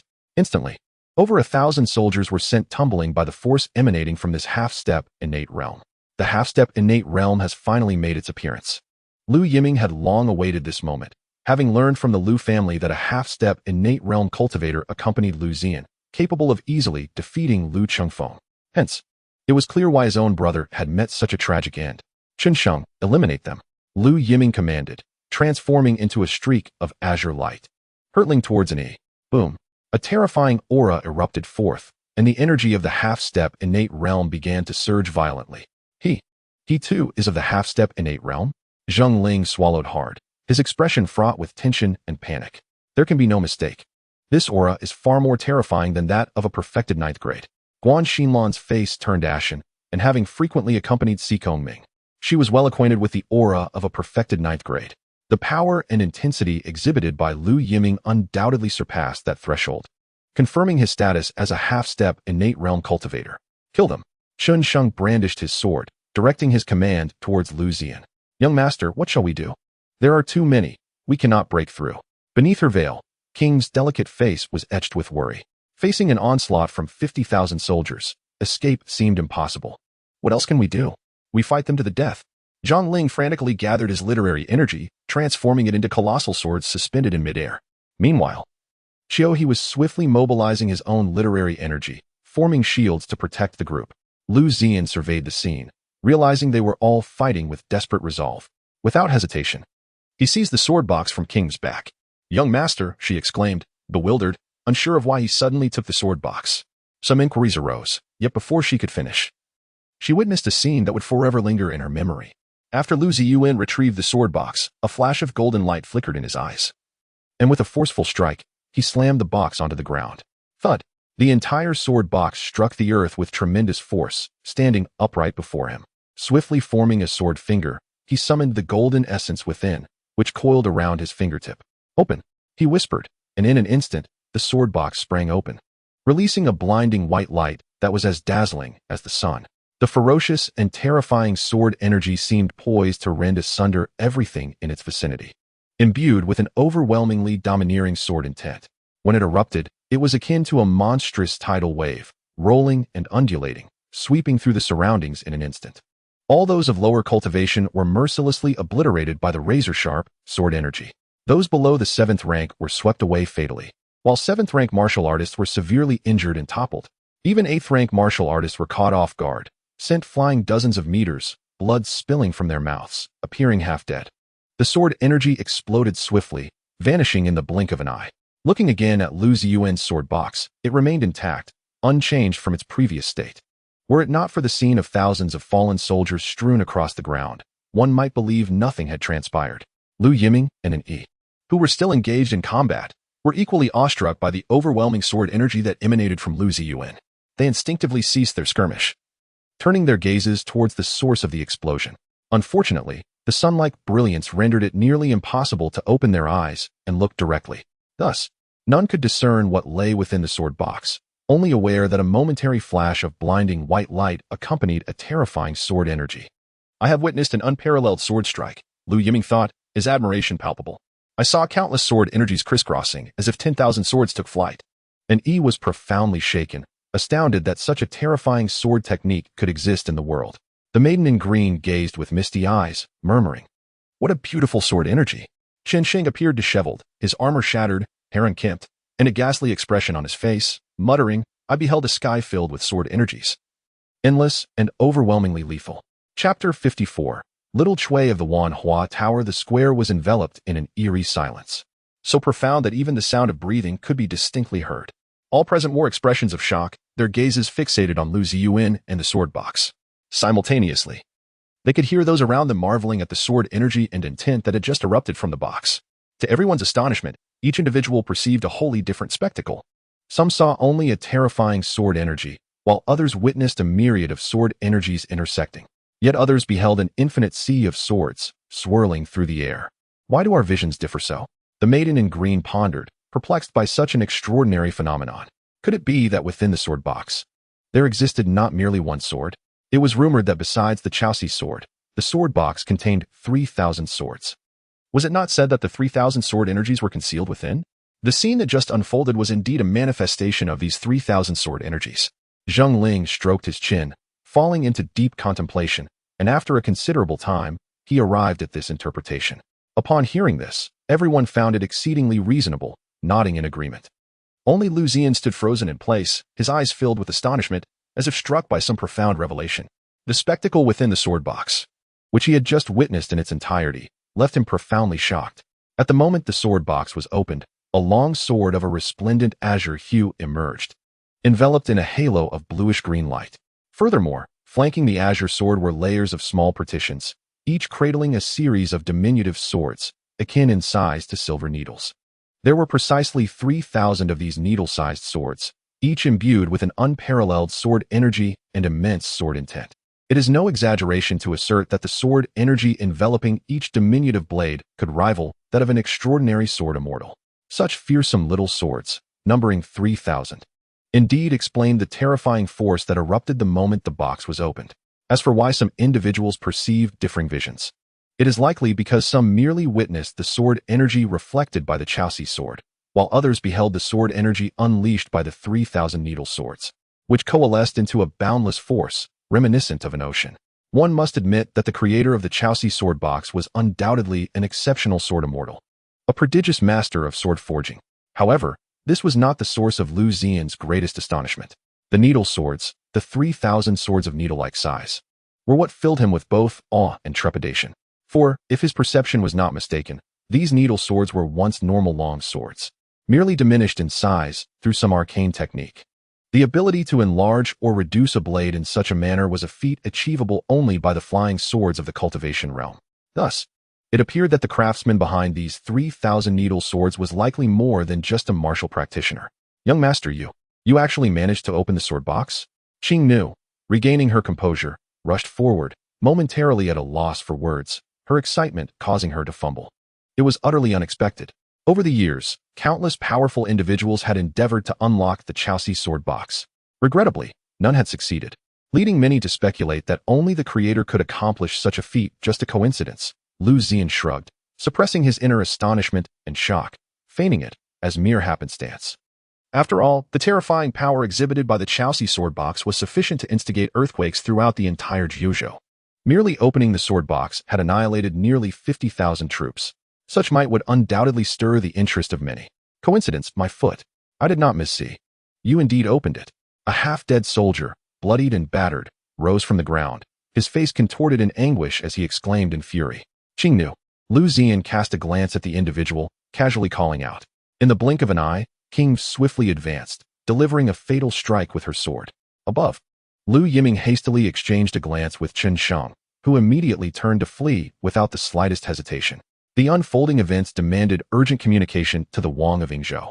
The revelation that someone could unlock the Chaosi sword box was explosive enough to potentially instigate monumental changes across the entire Great Xia. Young Master Liu, has he escaped? Zheng Ling and others were perplexed by Chen Shang's sudden retreat. This is bad. He intends to relay what has transpired here, Qiu observed, his murky eyes flashing with insight as he bellowed, clearly deducing the opponent's intentions.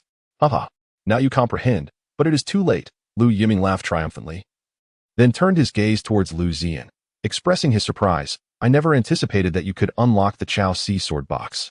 However, within 3 days, this news will spread throughout the Great Xia, perhaps even the entire Jiuzhou. By then, possessing such a treasure will be your undoing. Prepare for your demise. Whether by accident or design, the ability to unlock this sword box, which had remained untouched since its creation, would undeniably draw attention and intrigue. Capture him. Liu Ziyan commanded his accomplice, and the two engaged in a rapid exchange of blows.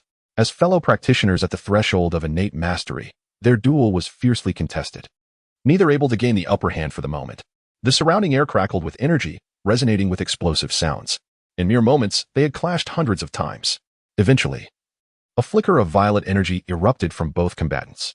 As this purple force emerged, the air seemed to still. Innate purple chi. Is this the transformation that occurs upon reaching the innate realm? Gasps of astonishment filled the air as onlookers marveled. The violet martial energy, a powerful manifestation born after transcending the 9th rank, was commonly known as innate purple chi, a hallmark unique to innate practitioners. The innate realm is a pivotal milestone for martial artists, signifying their ascent into true martial prowess. Achieving this level grants the ability to traverse the skies, engage foes from a distance, and even materialize their martial energy. The violet martial energy is indomitable, capable of morphing into various forms as a formidable means of attack. In Yingzhou's principal city, Qinshang, before the state lord's residence, a rotund middle-aged man, exuding an air of opulence in silken attire, accompanied by dozens of guards, made his appearance. Deputy State Lord, I genuinely do not know the whereabouts of the State Lord. Please do not make it difficult for me, pleaded the diminutive steward. Lao Huang, his large yellow teeth and gaunt features betraying his distress. Deputy State Lord Zhang Qian, with eyes like green beans, fixed his gaze on Lao Huang, sneering. Old Huang, we are old acquaintances. When Liu Yiming rescued you years ago, I carried you back from the Tiger Ridge. Do not engage in ingratitude. With that, he patted Lao Huang's slight shoulder with force, his smile laden with unspoken meaning. The sight made old Huang break into a cold sweat. Goodness! With the current demeanor of the deputy prefect, it seems he is poised to vie for the position of prefect and perhaps even take lethal action against Liu Yiming. His eyes darted around as his mind raced to devise a countermeasure. Zhang Qian, observing old Huang's furtive expression, immediately discerned that he was concocting a plan to deal with him. He promptly said, "Old Huang, tell me, where is Liu Yiming? How about a fortune?" Old Huang responded, "I, Old Huang, cannot betray my master. What about a mountain of gold?" Zhang Qian pressed, "It's not merely a matter of wealth. My loyalty is paramount." Xiao Chui from the Wanhua Tower, Prefect Liu took 50,000 soldiers to Yingzhou City not long ago. Old Huang divulged Liu Yiming's whereabouts without reservation. There was no choice. After all, his life was being threatened. Xiao Chui was indeed his lifeline. Ha! Zhang Qian nodded in satisfaction, then placed a firm hand on Old Huang's shoulder and said softly, "Xiao Chui will be waiting for you tonight at the second floor of the East Street Inn." Upon hearing this, Old Huang's excitement was palpable, his broad grin revealing his large yellowed teeth, unable to contain his joy. For justice, I, Old Huang, shall not waver. Chapter 55, A Towering Background. Qin City. In front of the prefect's residence, Deputy Prefect Zhang Qian, having received the desired information, was very pleased. He gestured to a nearby attendant, indicating for him to step forward. "Is the intelligence from Yingzhou City accurate?" The attendant respectfully replied. "The Liu family has been thoroughly eradicated by Lord Liu."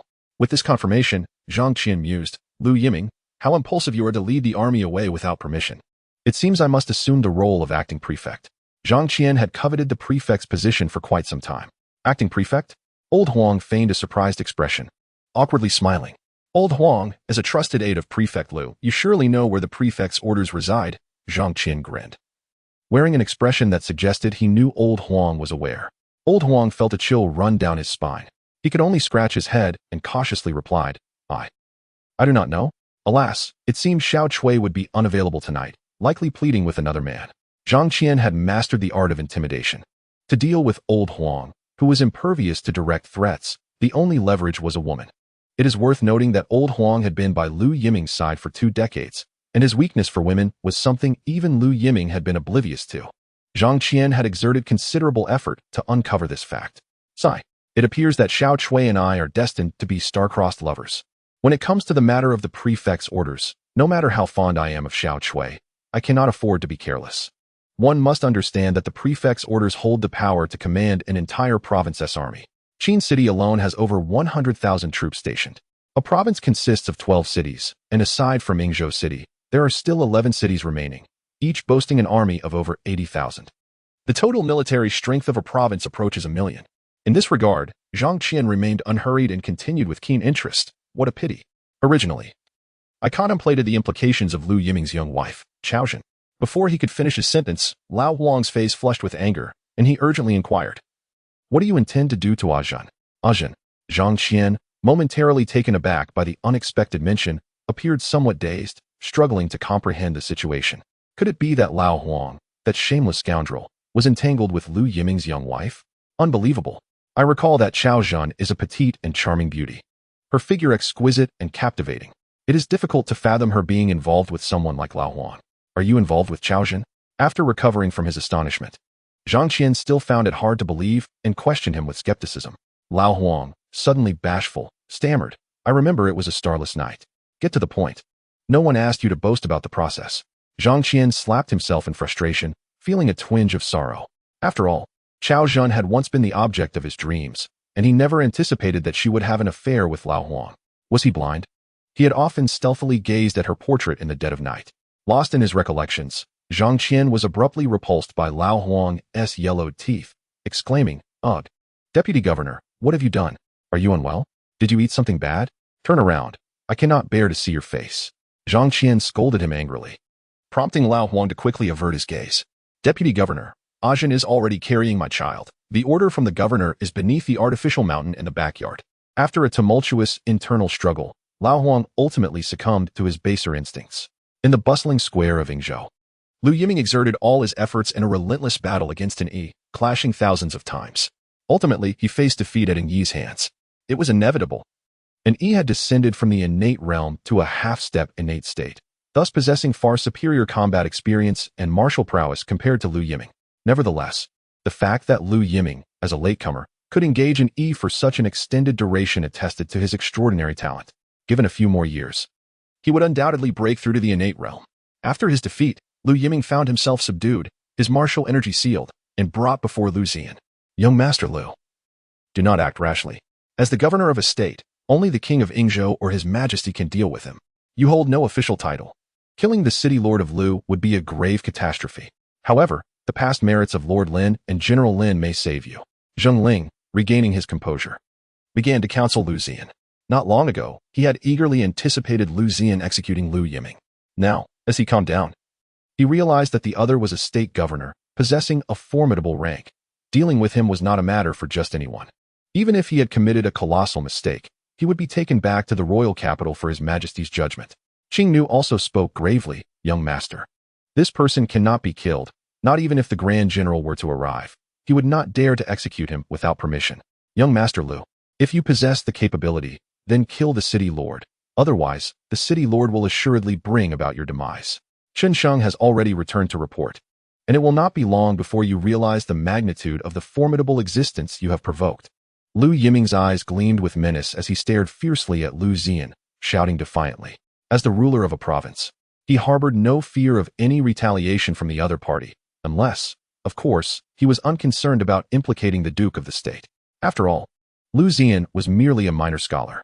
Qiu He, noticing Liu Ziyan's indifferent demeanor, hurriedly approached and whispered, "This Liu Yiming is a man of Prince Xidianyu of Yingzhou. If you were to kill a city lord, the Duke of Lin might still protect you, but should you harm him, even the Duke's house could be drawn into the fray. Given the gravity of the situation, I must remind you of this." "Is that so?" Liu Ziyan replied, extending his hand to seize the long sword from Qingnu's grasp, striding towards Liu Yiming. Witnessing this, the crowd gasped in alarm. "Young Master Liu, you must not. Do you truly believe I would hesitate to take your life?" He coldly pressed the sword against Liu Yiming's neck. The audacity of his actions sent the hearts of those present racing. "Young Master, do not act rashly. If you do, even the Duke cannot save you." "Haha." Liu Yiming laughed heartily, unfazed. "I am the 6th adopted son of Prince Yingzhou, a third-rank marshal general personally appointed by His Majesty, and I hold the esteemed position of a provincial lord. My master, Qin Tianwu, is the ruler of Shuzhou, a veritable innate realm expert. Even Duke Lin must show him respect. What makes you think you can kill me? How dare you attempt such a thing?" As his words unfolded, the crowd stood in stunned silence, their expressions a mix of disbelief and shock. Even the well-informed Qiu He was taken aback by the immense power behind Liu Yiming. The prince's adopted son, with a master who is a governor and an innate realm powerhouse, such credentials alone could allow him to act with impunity outside the capital, let alone his multitude of affiliations. "Come then, if you have the courage, kill me," Liu Yiming taunted, reveling in the palpable fear among the onlookers. Liu Ziyan fell into a moment of contemplation, taken aback by the revelation of Liu Yiming's formidable background. Chapter 56, like a guardian appearing, one duke to secure the nation. The atmosphere grew eerily quiet, with only Liu Yiming's voice echoing in the air. With the identities he had just proclaimed, even a prince would need to weigh the consequences before daring to act against him. Otherwise, any move against him might bring about repercussions from His Majesty. The likes of Prince Yingzhou and Governor Qin of Shuzhou were not to be trifled with. Both wielded real power, capable of mobilizing tens of thousands, even hundreds of thousands, with a mere wave of their hand to level everything in their path. At this juncture, everyone wisely chose to remain silent. All that needed to be said had been uttered, and all counsel given. As the saying goes, it is difficult to persuade a doomed soul. No wonder the Liu family could dominate and oppress the common folk. It was precisely because of the powerful connections they wielded behind the scenes. In the realm of the Kingdom of Wen, there exists the figure of Xia Tianyu, while in the dominion of Shuzhou reigns the Lord Qin Tianwu. A most intriguing situation indeed. Liu Ziyan maintained a serene demeanor. His voice, though tranquil, betrayed a palpable undercurrent of lethal intent, perceptible to all present. In the past, he had spent his days in the mansion, engrossed in a myriad of curious tales and miscellaneous texts, devoted solely to the cultivation of his own path, believing that he would remain largely unentangled with the affairs of the world. Even after the birth of his daughter, which bestowed upon him a sense of home in this realm, his thoughts remained fixated solely on the protection of his family. He gradually lowered the long sword in his grasp, softly articulating words that seemed to convey his innermost thoughts, or perhaps recounting his stark reality. A decade prior, his singular desire was for tranquility, to survive for a century or more. And only after the Lin family had faded from existence would he seek a means to depart this world. As a cultivator, he was well aware that beyond the 9 provinces, other worlds lay in wait. However, the birth of his daughter instigated a shift in his mindset, leading him to gradually cherish his wife, Lin Xiaoyan, though not to the extent of deep affection. Their union had merely been a strategy devised by the Summer Emperor to suppress the Lin family. It was not until a month ago, following the poisoning incident involving Lin Xiaoyan, that he was compelled to leave the royal capital. At that juncture, his sole objective was to safeguard her. He harbored no aspirations of becoming a savior, much less a champion for the common folk.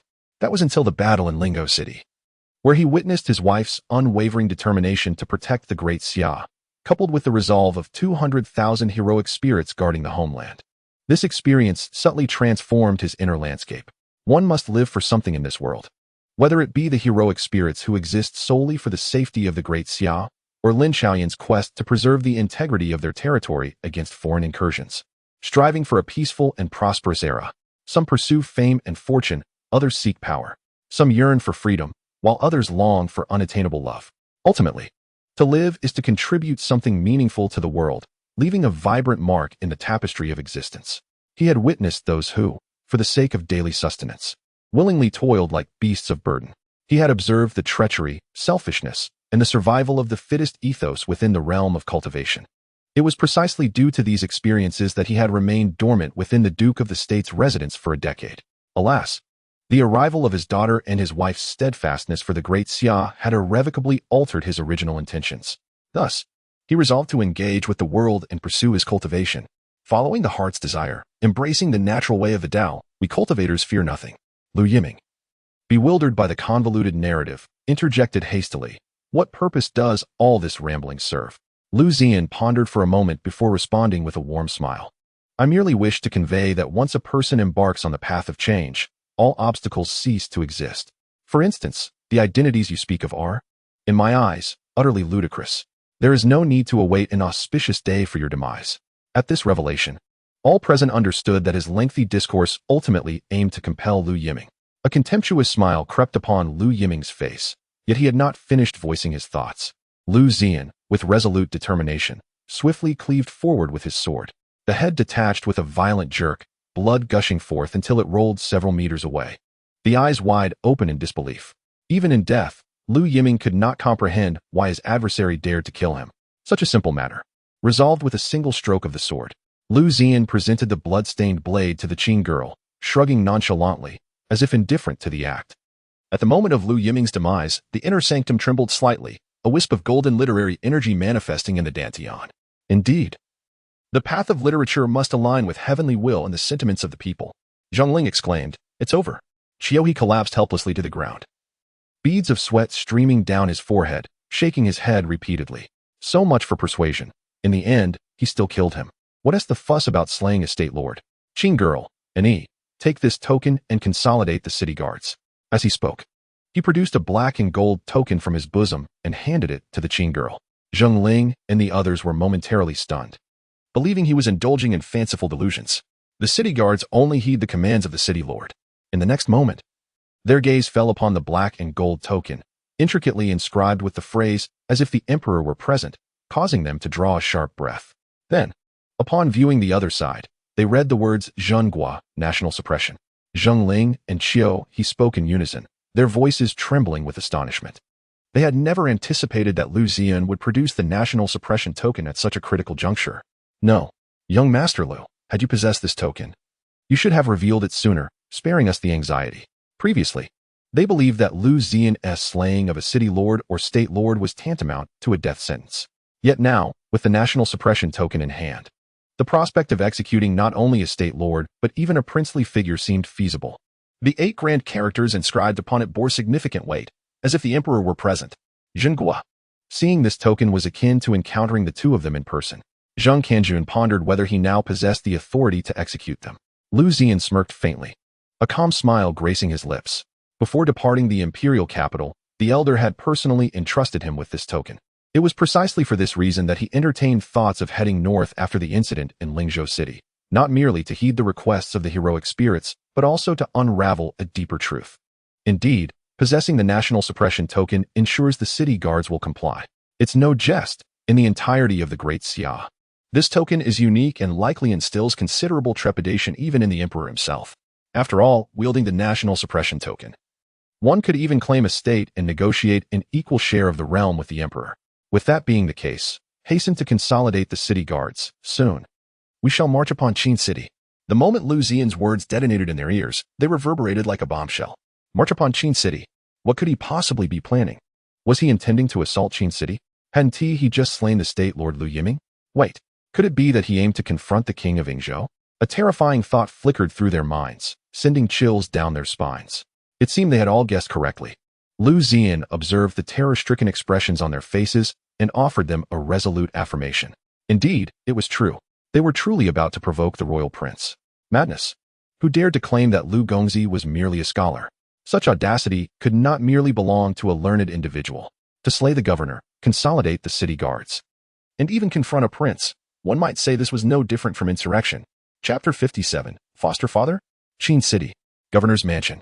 After Zhang Qian received the governor's decree, he swiftly commanded his men to encircle the governor's mansion. Simultaneously, he utilized the decree to relocate the city guards of Qin City to the adjacent early city under cover of night, leaving only his own contingent of 1,000 guards to patrol the city. Chen Xing rushed into the city without hesitation, heading straight for the governor's mansion. Upon arrival, he was met with a large number of soldiers clad in city guard armor surrounding the estate. This sight immediately ignited his fury. He drew his sword and charged forth, bellowing, "Who gave you the audacity to besiege the governor's mansion? Do you all wish for death?" One soldier stepped forward and, upon recognizing Chen Shang, quickly greeted him. "General Chen, you have returned. Where is the governor? I have not seen him with you." As he looked around, he noticed only the other soldier and his eyes betrayed a hint of disappointment. In response, Chen Xing, enraged, retorted, "Zhu Yiba, you had better provide me with an explanation. Otherwise, you shall face certain death. Who gave you the gall to encircle the governor's mansion?" "I did." "So what?" From within the mansion, a rotund figure slowly emerged, Vice-Governor Zhang Qian. Upon seeing the visitor, his expression momentarily froze before he suppressed his rage and inquired with feigned calmness. "What is the meaning of this action, Vice-Governor?" "Rebellion. Cannot you see?" It must be said that Zhang Qian was quite brazen, showing no inclination for subtlety. He boldly declared his intentions to usurp the governorship. "What of it?" Chen Shang was taken aback, standing frozen in place.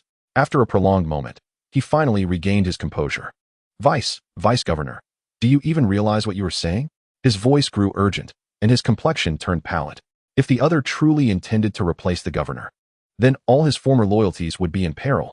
However, the primary reason for his return was to deliver news to Prince Ying. "What are you saying?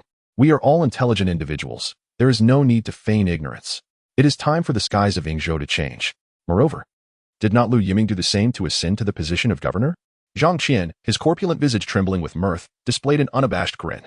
Seeing his demeanor, Chen Xing thought to himself, "This is disastrous. Wait, there is still a chance. If memory serves me well, the governor had once mentioned that the prince would arrive in Qin City in the coming days." With this thought, he anxiously interjected, "Vice-Governor, you cannot kill me. The prince is coming to Qin City imminently. The governor is the prince's foster son, should he learn of your actions." He trailed off, knowing that both were astute individuals who required no further elaboration. Indeed, as expected, upon hearing those words, Zhang Qian's plump visage immediately betrayed a flicker of alarm, prompting him to whisper urgently to Zhu Yiba, "Quickly, summon old Huang." In that moment, his mind was in disarray. The king of Yingzhou was en route to Qin City. How could he have received no prior notice? This was untenable. The actions he had undertaken must remain unbeknownst to the prince. Otherwise, the only fate awaiting him would be one of utter annihilation. After a brief interval, old Huang appeared, clutching a sugar cane, reluctantly being pulled out by Zhu Yiba. "Brother, hold on. I have yet to pacify Asian." The two burly men engaged in a tug-of-war, and as their gazes met, a shiver coursed through old Huang. He hastily expelled the remnants from his mouth, replacing his expression with a jovial grin, exclaiming, "My lord, what is your command?" At that moment, old Huang had already noticed Chen Shang's presence, and thus refrained from addressing him as deputy prefect, opting instead for the more respectful "my lord." "Old Huang, cease your pretense. You are now aligned with our cause," Zhu Yiba countered, showing no leniency for his trivial ruse. Just recently, in an effort to curry favor with Zhang Qian, he had been incessantly referring to him as deputy prefect. Now, upon seeing Chen Sheng, a trusted aide of Liu Yiming, in attendance, Old Huang deliberately tempered his demeanor, perhaps intending to play both sides. Chen Sheng could scarcely believe his ears. Had Old Huang truly betrayed the deputy prefect? Old Huang, he stammered, incredulous as he pointed at him, momentarily at a loss for words. This was a man who had stood by the deputy prefect's side for over a decade, serving as the steward of the prefectural residence. Ah, General Chen, what a coincidence. What brings you here? Old Huang awkwardly waved the sugar cane in his hand, his eyes darting, revealing his palpable guilt. Observing the scene, Chen Sheng glanced around to ensure no one was watching before he knelt before Zhang Qian, exclaiming loudly, at long last, "My adoptive father, I can return to your side with rightful claim." The utterance of adoptive father resonated like thunder, startling everyone but Zhang Qian, who felt a surge of emotion. Old Huang was so taken aback that he let the sugar cane slip from his grasp, his mouth agape, revealing a set of prominent yellow teeth. Even Zhu Ba was momentarily stunned by this unexpected declaration, unsure if he had misheard. After scrutinizing both men for a lengthy moment, they ultimately confirmed that their ears had not deceived them. Zhang Qian, wearing a look of joyous reunion, extended his arms, tears welling in his eyes as he trembled. Good child. He was about to embrace Chen Sheng when suddenly he was struck by a sense of foreboding. Something was amiss. Quickly reining in his emotions, he hesitated and inquired, "Liu Yiming?" "Fear not, adoptive father. The individual in Yingzhou City is Liu Ziyan, the son-in-law of Duke Lin, accompanied by an 8th grade perfect guard and a master at the half-step innate realm. This time, Deputy Prefect Liu faces dire peril. If we can eliminate him in alliance with Duke Liu before the prince arrives, our troubles shall be resolved," Chen Sheng declared, his eyes glinting with ferocity as he mimicked the act of slitting a throat. "It is unthinkable. Just a moment ago, you claimed that the prince was on his way. If he were to discover Zhang Qian's unease, he would hastily dismiss his suggestion." "Wait." Lao Huang leaped between the two, glancing at Zhang Qian and then at Chen Sheng. His small, beady eyes were filled with an abundance of questions. Something felt amiss. The situation was too peculiar for him to accept. Wasn't Chen Sheng supposed to be a loyal confidant of Liu Yiming? How did he come to be regarded as Zhang Qian's adopted son? Lao Huang turned his head, raising an eyebrow at Zhu Yiba, and inquired, "Are you aware of this?" "I have no idea." Zhu Yiba shrugged, his expression conveying exasperation and helplessness, which spoke volumes. Even he was oblivious to this development. It was imperative to know, for he was Zhang Qian's staunch supporter and right-hand man. "Lao Huang, regarding my affairs, even if you racked your brain, it would be impossible for you to fathom," Zhang Qian declared with a proud demeanor. Simultaneously, he couldn't help but reflect that everything was predestined. Chen Sheng was the son of an old friend of his, who later perished on the battlefield for the Great Xia, leaving behind him and his mother. Unfortunately, his mother, a woman enamored with vanity, abandoned Chen Sheng shortly after his father's departure, eloping with a wealthy gentleman. Fortunately, during that time, Zhang Qian found him and took him in as his adopted son. This continued until Chen Sheng was 9, when he was taken as a named disciple by Qin Tianwu while passing through Qin City. From that moment on, he stayed by Qin Tianwu's side for over a decade. Fate has a curious way of weaving its tapestry. Zhang Qian silently lamented the serendipity crafted by the wheel of destiny. Otherwise, how could Chen Sheng have gained Liu Yiming's trust so deeply? What? He is that named disciple of Qin Tianwu? Lao Huang was utterly taken aback. He never anticipated that Chen Sheng had concealed such depths. No wonder even Liu Yiming was oblivious. Impressive. Even I, Lao Huang, have been deceived for so many years. Previously, General Chen had repeatedly sought trouble with you. Wait, so every time General Chen sought you out, it was merely to relay a message? In an instant, forgotten memories surged back, illuminating many previously inexplicable events. Until this moment, everything received a perfect explanation. Foster father. Lao Huang is the person who was saved by the Lord of Luzhou. Logically, he shouldn't be so easily swayed. Chen Sheng, with a skeptical expression, fixed a penetrating gaze on Lao Huang and said, "Shall I test his loyalty?" "What? He is involved with Liu Yiming's mistress?" "What? A Zhen?" Chen Sheng exclaimed, his emotions surging as he shouted, unable to accept the revelation. Chapter 58, Lao Huang's Dream. A Zhen? Lao Huang's eyes widened in disbelief, staring intently at Chen Sheng. Simultaneously, Zhang Qian was equally bewildered. "No way. Could it be that my adopted son?" "General Chen, what do you mean by this?" Lao Huang, visibly agitated, stepped forward and grasped Chen Sheng's arm. "You wouldn't have feelings for a Zhen as well, would you?" At this question, Chen Sheng stood frozen, utterly dumbfounded. Meanwhile, Zhu Yiba looked around in bewilderment, his mind a blank slate.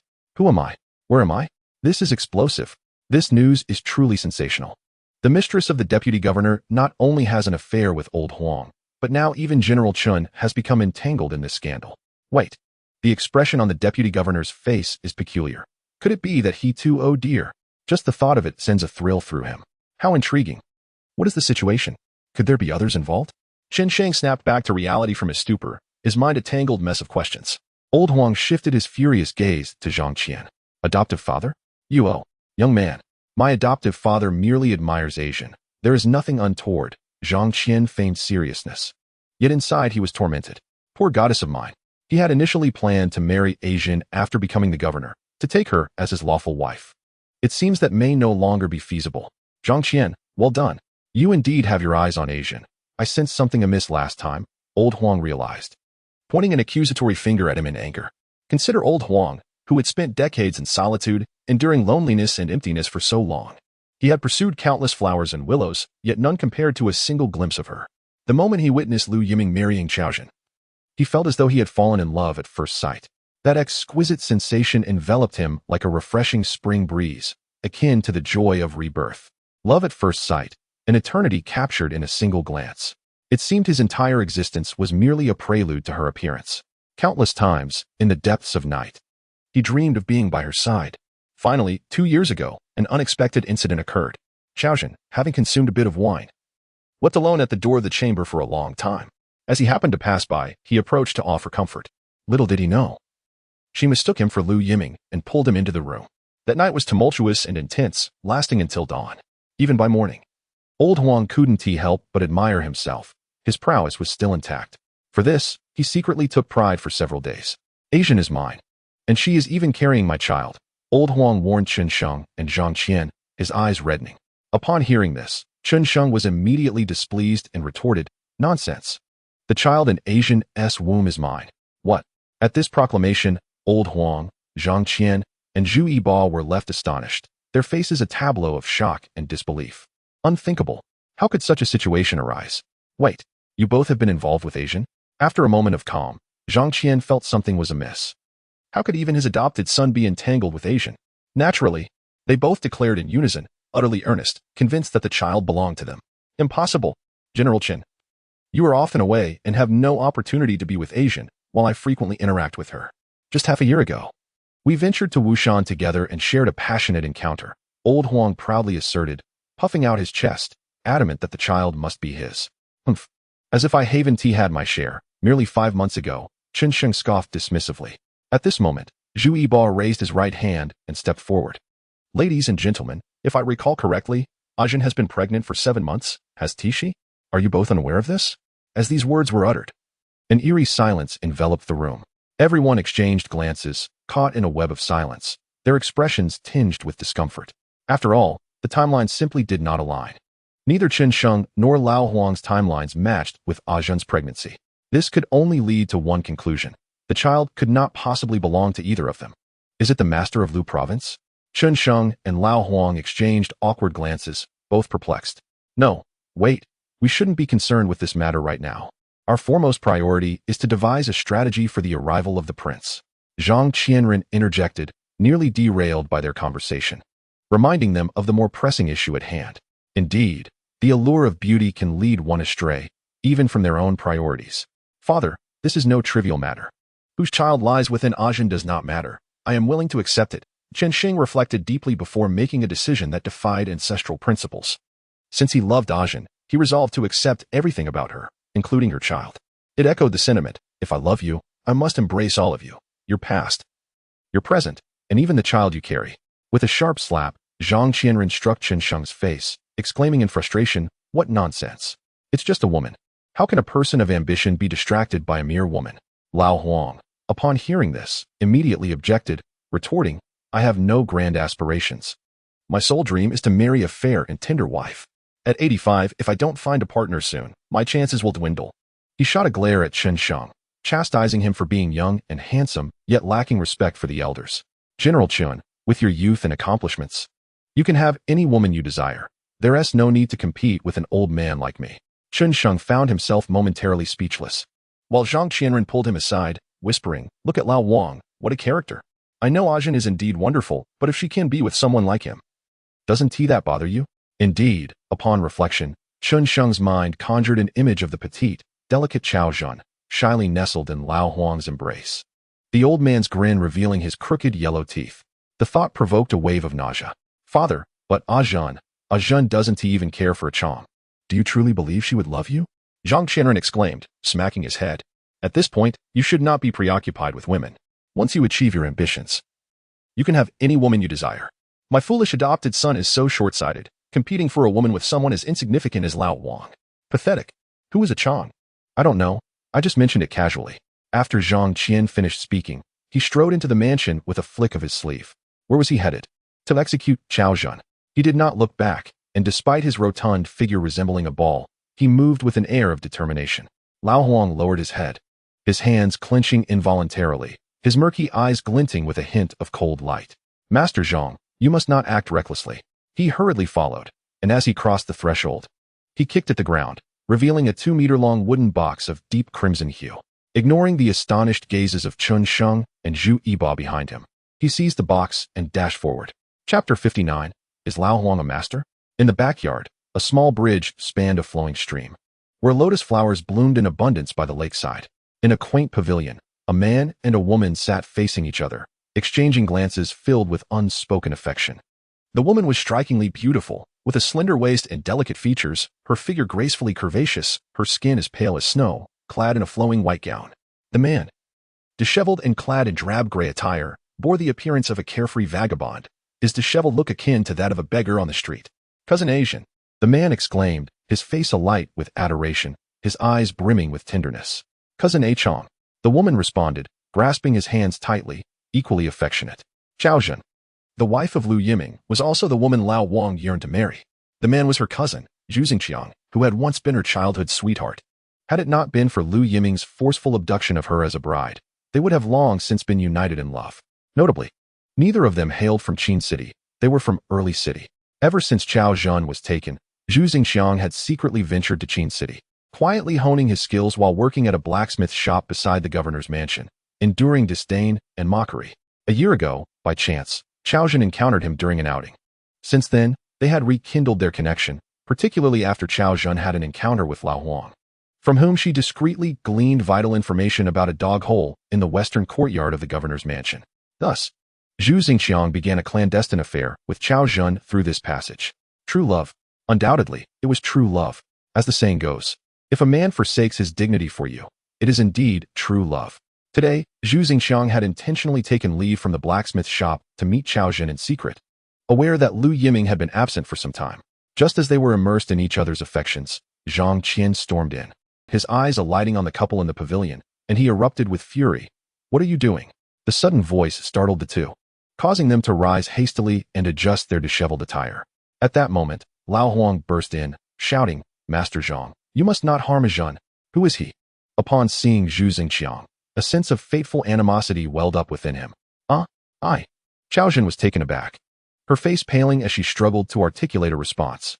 "And you are?" "I am her cousin, Zhu Xingqiang." Zhu Xingqiang? As Zhu Yiba entered, Chun Sheng and others chorused in unison, "What an intriguing name." Laughter erupted among them momentarily. "Asian, provide me with an explanation." Old Huang, clutching a wooden box, glared at Zhu Xingqiang with a glint of chill in his eyes. In her haste, Chao Zhan felt a pang of anxiety, unsure of how to respond.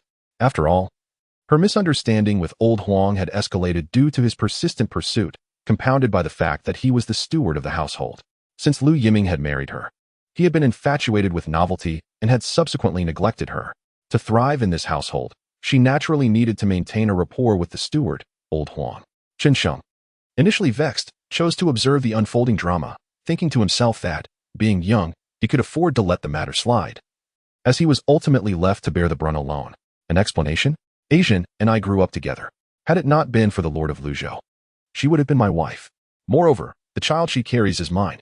Zhu Xingqiang bluntly revealed his origins. "What?" The crowd gasped in astonishment, unable to fathom that the child in Chao Zhan's womb belonged to the man before them, not to Liu Yiming. In that instant, Zhang Qian felt a sense of relief. while Chen Sheng experienced an unexpected clarity. Only Old Huang, clutching his chest, appeared to be on the verge of tears. Rest assured, Old Huang. Once I eliminate him, all will be well. Zhang Qian gestured for Zhu Yiba to confront Zhu Xingqiang. Kill me? Zhu Xingqiang's expression shifted dramatically as he unleashed a formidable aura, revealing the peak of the 8th rank, enveloped in a faint yellow martial energy. At this critical juncture, Chao Zhen trembled and fell to her knees before Old Huang. Steward Huang, I beg you, spare his life. I will agree to anything you ask. Tears glistened in her eyes as she choked on her words. Cousin Asian, do not plead with him. I will take you away. Take her away? By your own means? Zhang Qian scoffed. Zhu Yiba had grasped the intent and drew his sword, equally emanating the peak of the 8th rank. In the next instant, a beam of sword light surged towards Zhu Xingqiang. Spare him. At this critical moment, Old Huang's voice resonated with an unyielding authority, echoing in everyone's ears. Instantly, the martial energies surrounding both Zhu Yiba and Zhu Xingqiang receded involuntarily, suppressed by his command.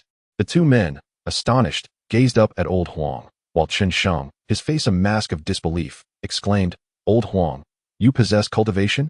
Meanwhile, Zhang Qian displayed a knowing expression, utterly unfazed by the revelation of Old Huang's prowess. For years, the steward had maintained the faade of an ordinary person, devoid of any discernible cultivation. Master Zhang, are you surprised? Old Huang, shedding his previous relaxed demeanor, now exuded an air of a remarkable individual. Slowly approaching Chao Zhen, I helped her to her feet amidst her expression of astonishment and disbelief. Observing this, Zhu Xingqiang was seized by a wave of anger. His fists clenched so tightly that his nails dug into his flesh. How could this be an accident? I merely sought to test whether you truly possessed exceptional skill. I had no intention of harming Chao Zhen. Zhang Qian chuckled, his flesh quivering with delight. I had long suspected that Old Huang was no ordinary man. I had witnessed him maintain an air of nonchalance even under the oppressive aura of a 9th-tier martial artist on several occasions. It had made me suspicious for quite some time. Thus, this incident involving Chao Zhen served as a perfect opportunity to probe his true capabilities. To my surprise, I indeed managed to uncover something. Yet, something felt amiss. Why could I not sense any martial energy emanating from Old Huang? Chen Sheng voiced his confusion, still unable to perceive even the slightest ripple of martial energy from him. This is unusual. Even an innate expert should not be capable of concealing their martial aura so effectively. Lord Zhang, I understand your thoughts. You simply desire additional strength to secure your position as the provincial lord. Allow me to marry Ajin, and I shall assist you once. Old Huang's gaze remained fixed on Chao Zhen. Absolutely not. I oppose this. Zhu Xingqiang was the first to voice his dissent, aghast that an old man would covet his woman. Cousin Ajin could never harbor feelings for you, an old fool, aged and unattractive. Unfazed by such accusations, Old Huang gently grasped Chao Zhen's chin and inquired softly, do you wish for him to die? No. Please, spare him. Chao Zhen's eyes were frantic, and in a state of panic, she pleaded earnestly. Old Huang grinned widely. Marry me, and he shall leave this place alive. Do not agree to him, you old wretch. You shall not have a peaceful end. Zhu Xingqiang was on the verge of madness, astonished that the other party could be so shameless as to issue threats. The onlookers wore expressions of amusement, thoroughly entertained by the unfolding drama. This scene was far more riveting than any tale could convey. The most striking aspect was the age difference between Old Huang and Chao Zhen, proving that true love transcends all, including age. I will marry. Chao Zhen sobbed softly, then shook her head at Zhu Xingqiang with a look of helplessness that evoked sympathy. Excellent. Old Huang exclaimed with excitement. Someone, throw this man out. But do not harm him. Zhang Qian commanded that Zhu Xingqiang be expelled. In the hall, Zhang Qian paced back and forth, his face etched with distress, occasionally sighing. Alas, adoptive father, I have news that might divert the prince's wrath. Chen Sheng recalled the matter of Liu Ziyan opening the Chao Si sword box. If this news were to be conveyed to the prince, it might indeed shift the tide of resentment. What news? Chen Sheng hastened to his side and began to whisper. Aha, good. Let us proceed in this manner. Upon hearing this, Zhang Qian was filled with elation, his previous anxiety and concern dissipating entirely. Chapter 60. Request for Rain. In the region of Tongzhou, the journey had been arduous for Lin Hong and the others. Along the way, they faced numerous trials. And after multiple assassination attempts by Qin Huashu, the group found themselves in a state of exasperation, particularly Lin Baoying. Each time she faced an assassination attempt from her own mother, it was a matter of intricate planning. Not only did she have to evade the lethal strikes, but she also had to ensure that her mother remained completely unaware. On the official road, the carriage sped along. Inside, Chun Wangshu furrowed her brow, anxiously observing Lin Baiyi, Lin Hong, and Liu Yue. Not long ago, she had secretly sought an opportunity to interact with Liu Yue. It was needless to say that the moment presented. Her murderous intent was ignited. Just as she was about to act without restraint, Lin Baiyi fortuitously entered the room. She recalled the dagger that had been thrust into her own thigh. In her moment of despair, there was no one to inquire after her plight. After spending several days together, Chun Wangshu believed she had seamlessly integrated into Lin Hong's family. However, when the night grew silent and she initiated her lethal actions, she sensed something was amiss. Each time she attempted to strike, her target seemed to effortlessly evade her. Once could be chalked up to luck. But what of the second or third time? Gradually, Chun Wangshu began to question whether there was a flaw in her plans. Yet, upon self-examination, she could not identify a single reason. Something felt profoundly wrong, beyond mere suspicion. As a top assassin from the Dark Tower, how could she repeatedly fail? An accident might explain one failure, but three? Inside the carriage, Liu Yue lay in Lin Baoyin's embrace, whispering softly, "Aunt, is it truly right for us to treat grandmother this way?" Lin Baoyin, with a look of resignation, lifted her head and scrutinized Chun Wangshu, who sat opposite them. A deep sigh escaped her lips. After all, she was your mother. No matter how unreasonable she may be, one cannot simply stand by and watch her suffer. Therefore, regardless of the changes in her mother, as long as she remained her mother, Lin Baoyin would remain steadfast in her resolve. Grandfather has stated that for now, this matter shall remain as it is. Lin Baoyin wished to care for her mother earnestly. Yet she was thwarted at every turn by her own mother's treacherous attempts on her life. Even without any recollection, the memories weighed heavily. In Tongzhou, on the outskirts, the carriage had traversed a long and arduous journey, leaving them utterly fatigued. However, the events in Molong City rendered their progress exceedingly difficult. The root of their troubles lay in the prolonged drought that had plagued Molong City for years, particularly this year, where the drought had persisted for 6 months. The populace was left with nothing to harvest, and the land was barren, unable to yield any crops. If this situation continued for several more months, it would likely lead to the starvation of the entire population of Molong City. The oppressive heat gradually exacerbated their irritability. Great-grandfather, why is it becoming increasingly hot? Little Yue, drenched in sweat, felt that the outside temperature was abnormal. Butler Li, while driving the carriage, explained, "Master, the Tongzhou region has long been classified as a drought-prone area. It seems we have entered the Tongzhou territory, which accounts for the sweltering heat." Tongzhou territory? As a premier assassin, Chun Wangshu naturally possessed knowledge about various regions of the Great Xia, especially in the Tongzhou region, where drought has persisted for years. The populace has long been plunged into a state of dire straits. Little did I anticipate that I would find myself accompanying the Lin family to such a desolate place. In the city square, the Lord, Zhu Xingnan, is leading the townsfolk in a fervent plea for rain. Due to the perennial aridity, a number of so-called rainmasters have emerged here. Each year, the city summons a renowned rainmaster to perform rituals in hopes of invoking favorable weather. Regrettably, these ceremonies have been conducted for several years without any success. At the center of the square, upon a raised platform, an elderly man clad in a yellow robe clutches a yellow talisman, chanting incantations. He then raises a bamboo staff inscribed with characters that denote compliance with celestial will. Below, the townspeople earnestly pray, engaged in a complex and perplexing chant, a cacophony of voices intertwining. Although the masses may not comprehend the meaning, there is an unsettling feeling that these incantations bear ill tidings. It is often in the depths of despair that one turns to the divine. Clearly, while these individuals appear to pray with sincerity, their faces betray a hint of hopelessness, indicating that for them, the act of seeking rain is a last resort. As the carriage approaches the edge of the square, Steward Li brings it to a halt, observing the scene with a mixture of confusion and curiosity. "I never imagined these people would beseech a master for rain," he remarks. Inside the carriage, Lin Baoying, intrigued, lifts the curtain and gazes at the sea of people awaiting the rainmaster's arrival. Such a convoluted rain incantation is indeed difficult to grasp. Yet, to those listening, it seems these words are anything but benign. Lin Hong, noticing the spectacle outside, shakes his head in dismay. "Alas, I have long heard of Tongzhou's unending drought. The common folk are unable to cultivate crops." The thought weighs heavily on his heart. "Grandfather, this is the will of heaven as mere mortals. How can we interfere with the divine's intentions?" Lin Baoying, sensing her grandfather's emotional turmoil, quickly offers words of comfort. They are merely newcomers, passing through. It is disheartening to witness so many regions in the Great Xia suffering from drought. The people are left in a state of hunger. How many lives have been lost due to this plight? Lin Hong's heart aches for the suffering populace, unable to bear the sight of those who perish from starvation brought on by drought. Along the way, he has witnessed countless souls succumb to hunger, their lives extinguished by the lack of food and water. Each has their own fate. Life and death are in the hands of heaven. If they cannot endure, it signifies that their time had not yet come. What use is there in self-reproach? Chen Wangshu's emotions are complex. Outwardly, she maintains an air of indifference as she absorbs these words. Lin Hong gazed at her in disappointment for a while, bitterly remarking, "To exist is not merely to live for oneself.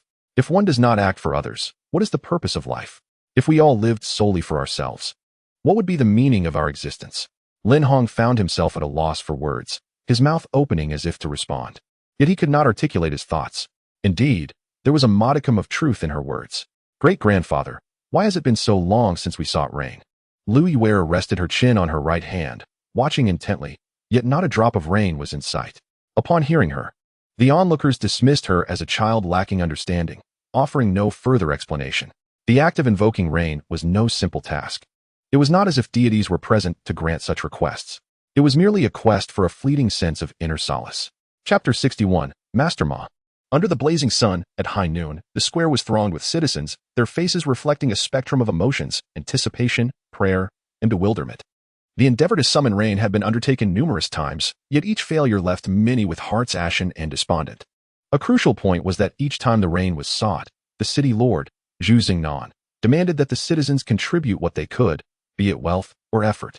They were compelled to stand alongside the master under the scorching sun, parched and weary. Even though many possessed considerable martial prowess, standing in the heat for several hours, even half a day, was a daunting task. For 7 consecutive days, the ritual to invoke rain had been held, yet not a single drop had graced the parched earth. The populace began to entertain thoughts of surrendering their hopes. Alas, how difficult it was. It seemed that this month would yield no promise of rain. The heavens were unkind, with a drought persisting for 6 months, and the toll it would take on lives was incalculable. It was said that yesterday, Elder Chen and Widow Li had perished due to prolonged water scarcity. The previous Master Lei and Master Hao had proven to be frauds, swindling them of thousands of gold coins before vanishing. Could Master Ma also be a charlatan? One could only hope not. They had no choice but to place their hopes on Master Ma now. A few citizens shook their heads in despair at that moment. Their prayers had shifted from seeking rain to wishing fervently that Master Ma was not a deceiver. For 8,000 gold coins, if he were indeed a fraud, the entire city would find itself unable to muster such a sum again.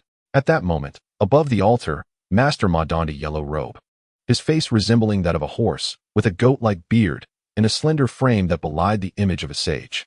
He mumbled incantations while squinting his eyes, discreetly observing the movements of the citizens below. Occasionally, he glanced skyward, internally panicking, while his 2 disciples, Jia Wu and Jia Lu, stood motionless beside him, drenched in sweat as they guarded him.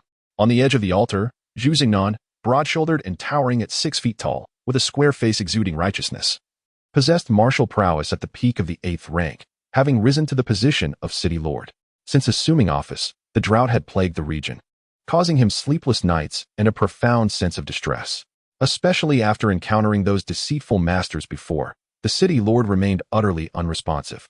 Behind him, the chief general, Liu Ziyan, continuously wiped the sweat from his brow, growing increasingly impatient.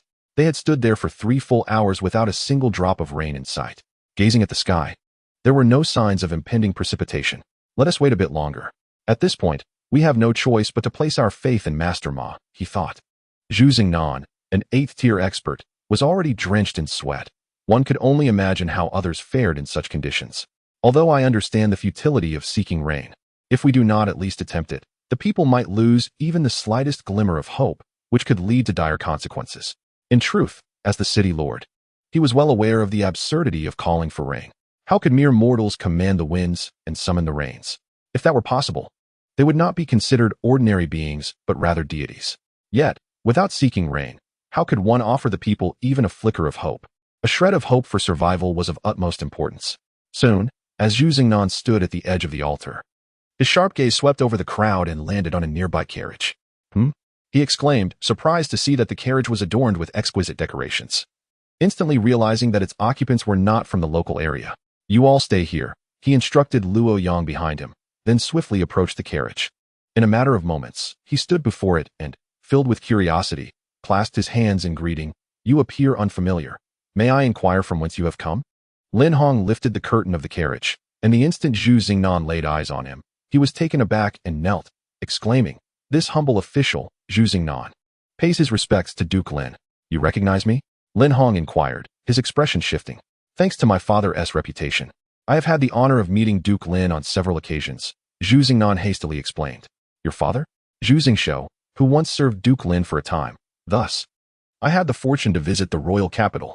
Zhu Xingnan suppressed his astonishment and continued to elucidate, albeit puzzled as to why this esteemed duke, residing far in the royal capital, would appear here. Pig truly thin? What a peculiar name. Little Yu mumbled, her innocent tongue betraying her as she spoke without restraint. This immediately caused the expressions of those present to falter. Little Yu, mind your manners. Lin Hong's face darkened as he admonished her sternly. Zhu Xingnan, feeling the awkwardness, scratched his head and quickly waved his hand. It's quite all right. You must be General S. daughter, Liu Yu, am I correct? If it were anyone else, they would have rushed forward to retaliate for such jesting about their father's name. However, she is the great-granddaughter of the Duke and the daughter of the Protector General. Furthermore, children speak without a filter. Their innocence can be excused. Ah, so you are the son of that fellow. At such a young age, you have already become a city lord. Quite impressive indeed. Lin Hong dismounted the carriage and approached him with a beaming smile. I am honored that Duke Lin still remembers my father, Zhu Xingnan responded, his face brightening as he quickly bowed in respect. Lin Baoying, Jinhua and Liu Yu subsequently disembarked from the carriage. Feeling the oppressive heat, everyone involuntarily frowned. Noticing this, Zhu Xingnan promptly explained, the environment in Molong City is somewhat unique, leading to prolonged droughts for over half a year. The people. He struggled to continue. Natural disasters and man-made calamities are beyond your fault. But what about up there? Lin Hong, filled with curiosity, gazed at the altar where Master Ma was energetically performing incantations. Liu Yu clapped her hands cheerfully, exclaiming, Great-grandfather, look over there. Someone is entertaining monkeys. Entertaining monkeys? Zhu Xingnan was nearly driven to the brink of fury. That was the esteemed rainmaster he had hired for 8,000 gold coins, currently engaged in a solemn rain invocation. How had her words transformed such a serious affair into mere monkey tricks? Aunt, that person is quite amusing. Grandmother, don't you think it's funny? Liu Yu, utterly absorbed in the spectacle, tugged at Lin Baoying and Chen Wangshu, clearly reveling in the chaos. As these words escaped her lips, even Lin Hong felt a tinge of embarrassment. Butler Li feigned a serious demeanor, although he could hardly suppress a smile. Internally, he reassured himself, I am rigorously trained. No matter how humorous the situation, I shall not laugh, unless I absolutely cannot contain it. Ah, Miss Ware, you are truly innocent, humorous, and delightful. Zhu Xingnan lamented, on the verge of tears, as he attempted to rationalize the situation. Why don't you all rest at the Lord's residence? The rain ceremony is still in progress, and I cannot step away to host you just yet. Don't worry, you attend to your duties. We shall remain here to see if we can be of assistance. Lin Hong, under the relentless sun, felt a deep discomfort within. In such dire circumstances, he could only imagine how many common folk would suffer. However, Zhu Xingnan's greeting of Lin Hong was fortuitously noticed by Master Ma on the altar. Upon seeing the opulent carriage, an audacious scheme began to brew in his mind. 8,000 gold coins represented merely the limit of the townsfolk, not the extent of Master Ma's avarice. Previously, the entire city could only muster that much, but now, with Lin Hong and his companion's arrival, Master Ma sensed the tantalizing scent of wealth. Ladies and gentlemen, allow me to share a word, Master Ma proclaimed, halting his performance and projecting his voice, his eyes gleaming with fervor. The contrast between him and the weary townsfolk below was stark. I have just petitioned the celestial beings for rain, but alas, they deemed our sincerity insufficient. To invoke their favor, we must offer a sum of 10,000 gold coins to receive the promised downpour. He feigned regret, as though he had made contact with the divine, implying that the celestial beings would only respond if they were presented with such an extravagant tribute. This declaration stirred the crowd into a frenzy. 10,000? Where do we find such an amount? We have already been swindled by previous masters. The cries of the people echoed, what shall we do?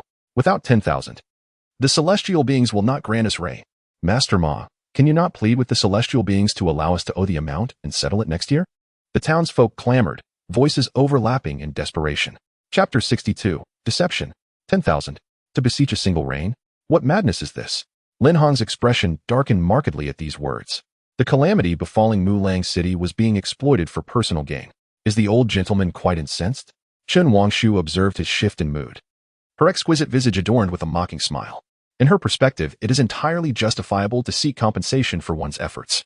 Although she harbored skepticism regarding the so-called Master's ability to summon rain, she believed that without his presence, the citizens of the city would have succumbed to fear long ago. Naturally, she felt a surge of indignation. Were these masters truly blinded by greed? It was appalling that so many common folk were suffering while still being asked to pay. Her tone was impassioned and resonant, tinged with a hint of anger.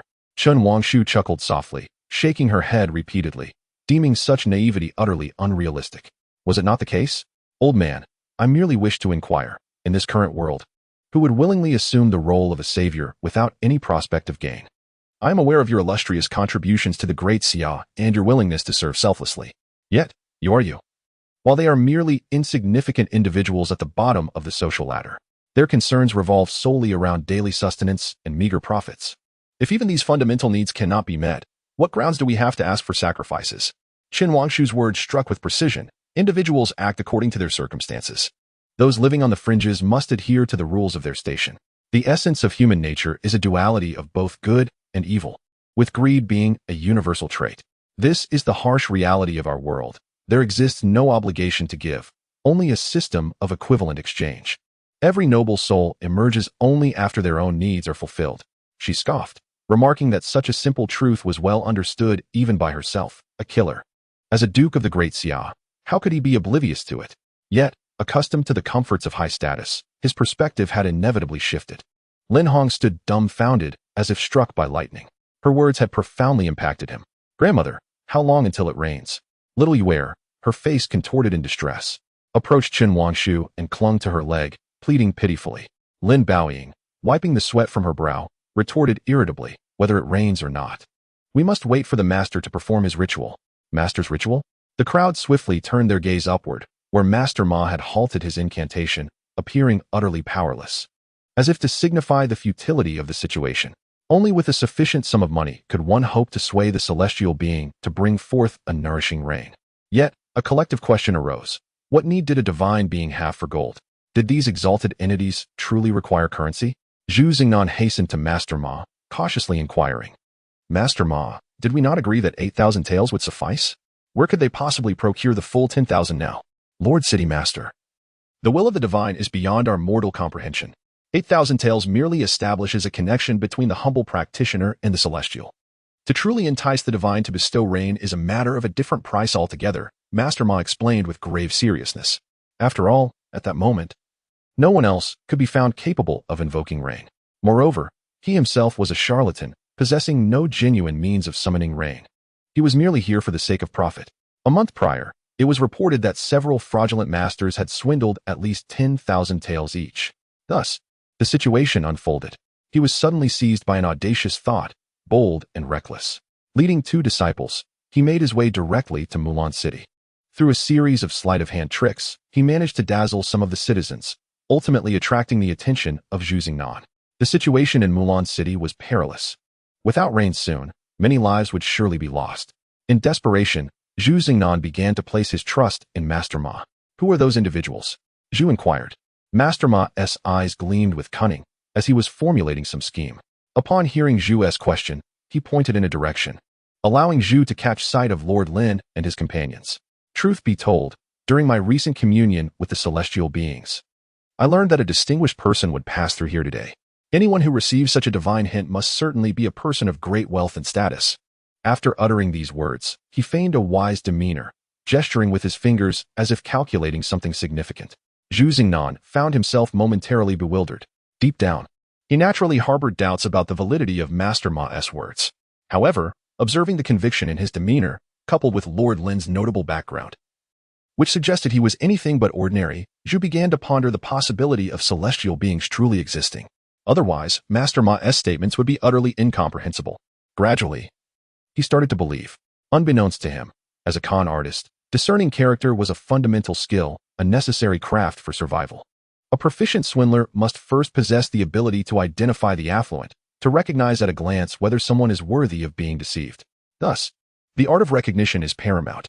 Clearly, Master Ma's talent in this regard was formidable, with merely a glance at the horse-drawn carriage. He had classified Lin Hong and his entourage as prime targets. As the saying goes, a con artist's greed knows no bounds. Only the wealth of their target defines the extent of their avarice. I perceive that individual enveloped in purple aura. He must be a person of significance. Should he lend his assistance, the heavenly rain should arrive by tomorrow noon. Master Ma boldly specified the time of the anticipated rainfall to Zhu Xingnan. What? Truly? Zhu's face lit up with excitement, as if he were in a dream. Previous masters had never been so certain about the timing of rain. At that moment, he set aside doubts. The mere fact that Master Ma could articulate such a prediction filled him with exhilaration. After enduring a long period of disappointment, how could he not feel a surge of hope? I do not speak lightly. Whether we gain the support of that noble person depends on you, City Lord Zhu. Master Ma reached for the feather duster on the table and gently patted Zhu Xingnan on the shoulder, casting him an encouraging glance, as if to say, "Go forth. With celestial protection, you will surely succeed in your persuasion." Then I shall attempt it. Indeed, upon hearing these words, Zhu Xingnan was infused with confidence, striding down from the altar with determination. "Go forth, my esteemed city lord. My financial freedom for the next 50 years rests upon your success. Do not let me down." Master Ma, with a cunning heart, began to envision a future of untroubled prosperity and sumptuous living for the next 50 years. The corners of his mouth involuntarily lifted, nearly bursting into laughter. Jia Wu and Jia Lu approached. "Master, these people are incredibly easy to deceive, aren't they? They all seem rather dim-witted." Jia Wu whispered with a sense of pride. Jia Lu nodded in agreement. "Indeed, this Lord Zhu truly lives up to his name, a lord as foolish as a pig. Shoo, do not make a sound. Once we complete this operation, we shall retire and live comfortably." Master Ma quickly gestured for silence, signaling to the two not to be overly brazen. However, deep inside, he was bursting with pride. If this venture succeeded, coupled with the previous 8,000, it would amount to a staggering 18,000 gold. "Master Ma, what are you laughing at?" Some nearby villagers inquired curiously. "You must be mistaken. I rarely smile." Master Ma replied. "No, Master Ma, the corners of your mouth are lifted. You are clearly smiling," they insisted. "It's merely a twitch, not a smile," he retorted. "Then why are they laughing?" Someone pointed at the two disciples behind Master Ma. "Their wives have given birth. They are joyous. That is their happiness." Are their wives the same person? Undoubtedly. The villagers were momentarily at a loss for words. Ahem, it is impossible for them to be the same. They merely gave birth on the same day. If their wives have given birth, why are they not by their sides? Jia Wu and Jia Lu declared with righteous indignation. "To seek heavenly blessings, it is our duty." Such noble principles. The villagers cheered. Chapter 63, Fleeing with Money? Everyone can speak beautifully, especially deceivers. On the edge, Zhu Xingnan mustered his courage to approach Lin Hong. He recounted the celestial hints mentioned by Master Ma in detail. "Lord Zhu, I can't shake the feeling that something is off about this. Could it be a deception?" Lin Baoying remarked skeptically, stroking her chin, feigning profundity. Xin Huangshu bent down, cradling Liu Yu in her arms. Her eyes filled with scorn, for she had already discerned that the so-called Master Ma on stage was undoubtedly a fraud. Therefore, she asked expressionlessly, "What is his name?" "Ma Bianzi." I too had my doubts about his deceitful nature. However, just a few days ago, he indeed caused the skies to darken and thunder to roar, almost bringing rain. Such power, if not genuine, could not be achieved. Dark skies? Thunder and lightning? Chen Huangshu furrowed her brows in surprise, realizing that these con men were more capable than she had anticipated, easily deceiving even the peak-level Zhu Xingnan. By the way, it is rumored that within the Liu Dynasty, there exists a plant called soul-lost grass, which can create illusions. Surely, he has utilized this grass to concoct incense and ignited it around, causing nearly 100,000 villagers to experience hallucinations. Such a grand scheme naturally raises suspicions about their true identities. Recently, Chen Huangshu had surveyed the surroundings and discovered numerous remnants of incense, naturally allowing him to infer the methods employed by Master Ma. "Many people have witnessed his techniques?" Lin Hong inquired. "Indeed, half of the populace in the city has observed Master Ma's prowess." Lin Hong nodded, believing in the authenticity of the other's claim regarding the Master's abilities. After all, with so many citizens having experienced his talents, there was no doubt about the genuineness of his skills. Given this, it seems that Master Ma indeed possesses considerable capabilities, Lin Baoying remarked, casting aside her doubts and donning an expression of admiration. However, nestled in Chen Huangshu's embrace, Liu Yu rolled her eyes, muttering, "I could do that too." After uttering this, she yawned, resting her head on his shoulder and closing her eyes to nap. "Goodness, I'm so hot." Chen Huangshu sighed, moving to the front of the carriage to sit down and fan her continuously. As for the matter concerning Master Ma, he had no desire to intervene. He was no savior, The lives of the common folk were of no concern to him. Furthermore, they were merely passing through and not planning to settle here long term. Gazing at the gradually slumbering little Yuer in his arms, his once cold demeanor softened with tenderness. Reflecting on his past as a top assassin, he found it amusing that now he was cradling a young girl to lull her to sleep. If this were to get out, it would undoubtedly become a source of ridicule within the assassin community, not to mention he would be subjected to public shame. Nonetheless, over the past few days, he had sensed something amiss. Regardless of his attempts to strike, it seemed they always managed to evade harm. Once or twice could be attributed to luck, thrice could be deemed misfortune, yet if it persisted, it could only mean that all his actions were laid bare before them. And they chose not to let him know. Hence, they continued to play along with him. After all, with his martial prowess sealed, to them, he was merely an ordinary individual. It appeared that a gradual strategy was necessary. Chen Huangshu sighed inwardly, recognizing his current predicament was exceedingly unfavorable. Lin Guogong, unaware of Zhu Xingnan's momentary confusion, casually mentioned a sum of 10,000, which was no trifling amount. Lin Hong sighed, directing his gaze towards Steward Li. How much money did we bring on this outing? Upon hearing this, Steward Li immediately grasped his master's intent and quickly produced a stack of gold notes, stating, approximately 20,000 gold, along with some silver and copper notes. Throughout the 9 provinces, transactions were conducted using notes made from gold. The denominations of gold notes were 1, 10, 100, and 1,000 gold. Silver notes were valued at 1, 10, 100, and 1,000 silver. Copper notes were valued at 1, 10, 100, and 1,000 copper. 1 gold was equivalent to 1,000 silver and 10,000 copper. A single gold note measured merely the width of a finger, while a 10 gold note extended to the length of a finger. The largest, 1,000 gold note, was as large as a palm. Regardless of whether it was gold or silver, the notes were inscribed with characters common throughout the 9 provinces. If the citizens had needs, then they could certainly part with 10,000 for him. Lin Hong pondered for a moment, unhesitating in his decision to take from the people and use it for the people. In the present day, they all awaited the rain. As if a fortune could summon a downpour upon the city of Moyang. It was undoubtedly worth every penny. Reluctantly, Steward Li began to count the golden tickets, tallying 10 notes of 1,000 each, before handing them to Zhu Xingnan. Shortly thereafter, Master Ma, upon receiving the 10 golden tickets, proclaimed, "This shall conclude today's endeavors. By noon tomorrow, ensure all offerings are prepared. I shall, without fail, beseech the celestial beings for their sweet dew." The night was enchanting, shrouded in a dreamy haze beneath the silvery moonlight. In the backyard of the Lord's residence, before a dog hole, Master Ma donned a dark cloak, leading 2 disciples stealthily to the entrance. "Master, shall we not just climb over the wall?" Zhao Wu, seeing the dog hole, felt an inner turmoil and hesitated. Zhao Lu, rolling his eyes in exasperation, retorted, "Brother, in this day and age, money is hard to earn, and it's difficult to swallow one's pride. If you lack even this sense of urgency, you might as well wait here for death." With that, he promptly squeezed through the hole. "Your junior is right. The guards within the residence are numerous. Should we reveal our martial prowess, it would surely attract attention. The best course of action now is to crawl through the dog hole. Today, I shall impart another profound life lesson.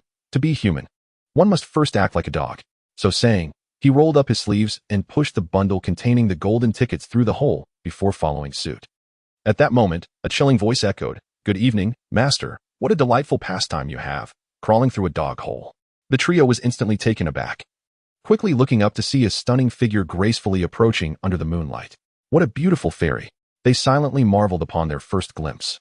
Just then, Master Ma had yet to fully enter, his body caught in the dog hole. Chen Huangshu stood atop the wall, surveying the 3 with a faint, ethereal smile that rendered them spellbound.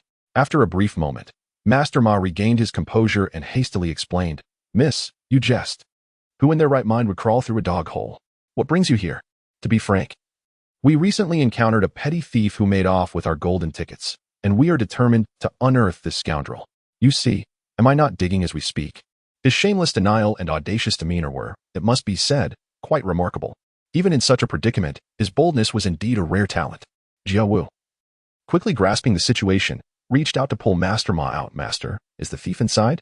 Master Ma, with a grave expression, shook his head and sighed, "Alas, the thief must have fled swiftly. Otherwise, I would have surely torn him limb from limb. Well then, since the rogue is absent, let us return to our slumber." In a harmonious exchange, the 3 prepared to retreat to rest. Chen Huangshu, arms crossed, observed them as if they were fools. "Continue your charade. They say that con artists have no shame, and today, witnessing your mental fortitude. It is indeed terrifying." With a sly smile, she added, "I shall inform Lord Zhu to send someone after the little thief." With a splash, she turned away. 3 individuals knelt in unison, with Master Ma exhibiting a mournful expression. "Please spare us, my lady." A hesitant Jia Wu inquired, "Master, could she possibly be aware that we intend to abscond with the money?" Thud. Master Ma struck his head with a swift motion, exclaiming in frustration, "Fool, is it not obvious? My lady, how about we split it 50-50? Chen Wangshu remained silent, merely observing him. 60-40, 70-30, 80-20. As he continued to gesture various ratios, the other party remained indifferent, causing Master Ma to grow increasingly agitated. He shouted, "You cannot be thinking of 90-10, can you? I have no interest in money.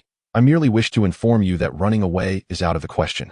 Return obediently and pray for rain tomorrow." Chen Wangshu smirked disdainfully, regarding money as mere refuse, inciting a wave of resentment from the 3 men. A blatant threat. Chapter 64, Illusion. The following day, before noon, in the city square, under the blazing sun, a multitude of citizens gathered, their expressions animated and filled with anticipation. A stark contrast to their previous bewilderment and disappointment. After all, Master Ma had distinctly proclaimed that at noon today, the heavens would surely bestow refreshing dew. Having endured a prolonged drought lasting 6 months, both men and women exhibited darkened, cracked skin. The entire populace converged here, with even greater numbers than the day prior, all eager to witness the spectacle of rainfall. Beside the altar, Master Ma, clad in a yellow robe, was drenched in sweat and appeared flustered, devoid of the calm demeanor he had displayed yesterday. After being caught last night while attempting to escape, the spirits of the 3 men had plummeted. There was no way out now. "Master, what shall we do?" Jia Wu surveyed the throngs of citizens, realizing that if they failed to summon rain, these people would likely crush them to pieces in the next moment. "How should I know?" Master Ma retorted irritably, his own heart racing with anxiety. Jia Lu, however, appeared considerably calmer, whispering, "Do not worry, Master. The soul-confounding incense has already been lit, but with so many people, I am uncertain if it will yield the anticipated effect." It was evident that they intended to employ their old trick, using the incense to conjure an illusion. While everyone was entranced by the mirage, they would quietly slip away. "Master, that woman is watching us." Jia Wu pointed to the other side of the altar, where Chen Wangshu sat beneath a large canopy. At that moment, she was fixated on the 3 men, her expression a blend of amusement and scrutiny, sending shivers down their spines. This woman was undoubtedly formidable. It seemed she had discerned their deceit from the very beginning. Master Ma had a foreboding sense that their downfall would indeed be at her hands. Regret washed over him. Had he known that deceiving 8,000 gold would lead to such dire straits, he would have ceased his schemes. "Master, it's time for you to take the stage." Under the watchful eyes of the gathered populace, Master Ma ascended the altar step by step, holding a whisk. "Master Ma, why are you trembling?" questioned a perplexed citizen observing the visibly shaken master. "I rose early and overexerted myself in morning practice, resulting in somewhat weak legs. But it will not affect the rain invocation," he replied. "Why does your complexion appear so pallid? Are you unwell?" inquired another citizen, drawing closer to the altar. Master Ma found himself in an awkward situation. "Haha. As I mentioned earlier, excessive morning exercise not only leaves my legs weak, but also causes some discomfort, wouldn't you agree?" "It's not unreasonable," came the reply, "but Master Ma, your robe is on inside out. Haven't you noticed?" A few sharp-eyed townsfolk pointed and exclaimed. Master Ma glanced down and, indeed, realized the truth. He quickly explained, "As I said before, excessive morning practice can lead to momentary dizziness. That should be understandable, right?" "That is understandable, but what are they shaking about?" the crowd questioned, pointing at his 2 disciples behind him. Master Ma turned around, muttering a curse beneath his breath, and clarified, "Shaking? No, my 2 disciples are not shaking. They are entering a state of trance. Surely, you've heard of the practice of spirit invocation, right?" "Precisely. They are in that state, albeit with a smaller amplitude, which has led to some misunderstanding." "Oh," the crowd responded with a sudden realization and ceased their inquiries. "All right, now, I shall commence the invocation. I kindly ask everyone to remain silent." With a wave of his hand, he signaled for silence, and the square fell completely quiet. He first placed his whisk on the altar, then took a handful of glutinous rice and scattered it over the wax altar. A plume of flame erupted, resembling a spirited fire dragon, creating a striking spectacle. Next, he picked up a yellow talisman, closed his eyes tightly, and began to chant, "May you encounter fortune in every gamble, whether in mahjong or any endeavor. May all proceed smoothly." The obscure incantation left many townsfolk in a daze. Though they could not comprehend it, they sensed its formidable power. As the yellow talisman burned down, he suddenly opened his eyes, took a sip from a bowl of wine, and then sprayed it towards the wax altar. Another fiery dragon leapt forth, vanishing in an instant. Today, the citizens of Woodlang City beseeched the celestial beings for the grace of rain. Having said this, he once again took a yellow talisman, ignited it, and resumed his incantation. You argue with me, I argue with you. If you challenge me, I shall challenge you back. As he completed the chant, Master Ma began to sway, occasionally trembling slightly. Then, he feigned a profound demeanor, his voice cold and lofty. I am the celestial being of the 9 heavens, the rain deity, having heard of the drought afflicting the mortal realm. I descend with the intent to bestow heavenly dew upon you, mere mortals. Now, let the winds and clouds converge.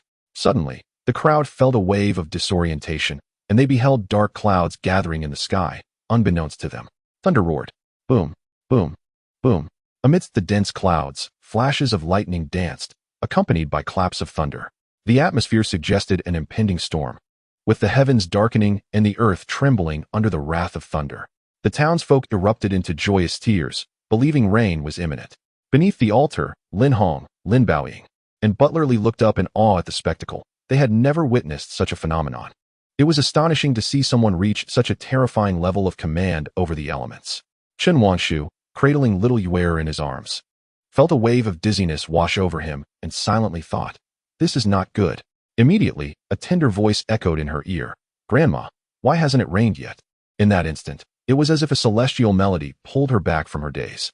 Looking around, the scorching sun still blazed overhead. Yet the townsfolk were frantically dancing and weeping. This scene made her realize that these people had all fallen victim to the soul-dissolving incense, ensnared in an illusion. What astonished her most was that even Lin Hong, with his formidable cultivation, had succumbed to the hallucination. Such a masterful technique. She had nearly fallen prey to it herself. However, as she lowered her gaze to the little girl, Liu Yu in her arms, she acknowledged that had it not been for the child's call of grandma, she too might have been lost in the illusion. Little Yu, what do you see? She asked, noticing the child's clear, innocent eyes filled with uncertainty. I see them going mad, Grandma. What is wrong with them?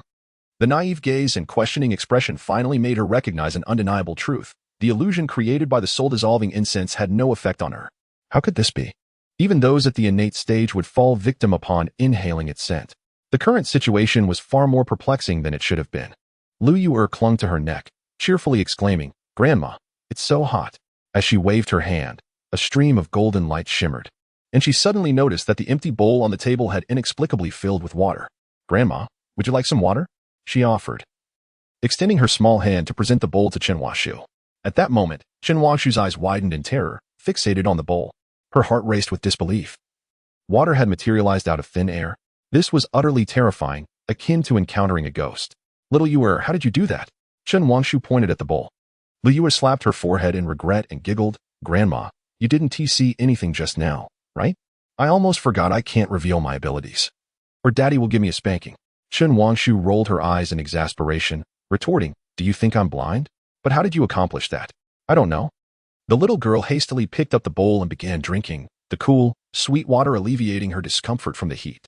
Chapter 65. No, are you serious? As the illusion set in, Master Ma secretly breathed a sigh of relief. Let us go. These people won't awaken anytime soon, giving us ample time to escape. Just as he began to gather his belongings, preparing to leave, a voice interrupted. What are you doing? Of course we're fleeing. Master Ma instinctively replied, only to realize something was amiss. A woman's voice? How could there still be a woman here? Turning towards the sound, he saw Chen Washu standing before him, cradling Liu Yu. You're all right? The 3 men wore expressions of disbelief. How could it be her again? If it hadn't been for this girl the previous night, they would have successfully fled by now instead of being caught here, roasting over a fire. Grandpa, why hasn't it rained yet? Liu Yu inquired with her innocent, wide eyes, filled with curiosity. Rain? Master Ma wore a face of bitterness, yearning for rain himself, yet lacking the ability to summon it. If he could truly command the elements, why would he resort to deceit for survival? My dear girl, one should leave a thread of hope for future encounters, he remarked, his gaze fixed on Chen Wangshu. There was not a trace of martial aura about her. Such a condition could indicate either an ordinary person or one of superior cultivation. Given the circumstances, it was likely the latter. At that moment, Liu cheerfully addressed Chen Washu, Grandma, This old gentleman cannot summon rain. What shall we do? Why not let little Yuer bring the rain? As soon as the words left her lips, Master Ma, Jiao Wu, Jiao Lu, and Chen Wangshu, 8 eyes in unison, turned their attention to her. After a brief pause, the 3 men burst into hearty laughter. Ha! Little girl, what are you saying? Clearly, they all believed Liu was speaking nonsense. Summoning rain was no task for a mere child. Young lady, boasting at such a tender age is hardly commendable, Jiao Wu scoffed, his expression suggesting that if she could indeed summon rain, he could soar to the heavens himself. Without a doubt, they regarded her as merely indulging in fanciful dreams. However, Chen Wangshu suddenly recalled Liu's extraordinary ability to conjure water out of thin air. Could it be that this little granddaughter truly possessed the power to call forth rain? A whirlwind of thoughts ensued, leaving her uncertain. Despite the girl's youth, she had proven to be quite forthright during their encounters. Just then, Lin Hong and Butler Li were the first to awaken from the illusion. Observing the surrounding crowd in a frenzy, they unleashed a surge of martial aura, a wave of golden energy rippling forth. In an instant, it enveloped the entire square, awakening the populace from their stupor. Where's the rain? Was it not about to fall moments ago? Why is it still so hot? The citizens began to murmur in confusion, some questioning Chen Wangshu's presence at the altar. Zhu Xingnan, drenched in perspiration, hurried forward.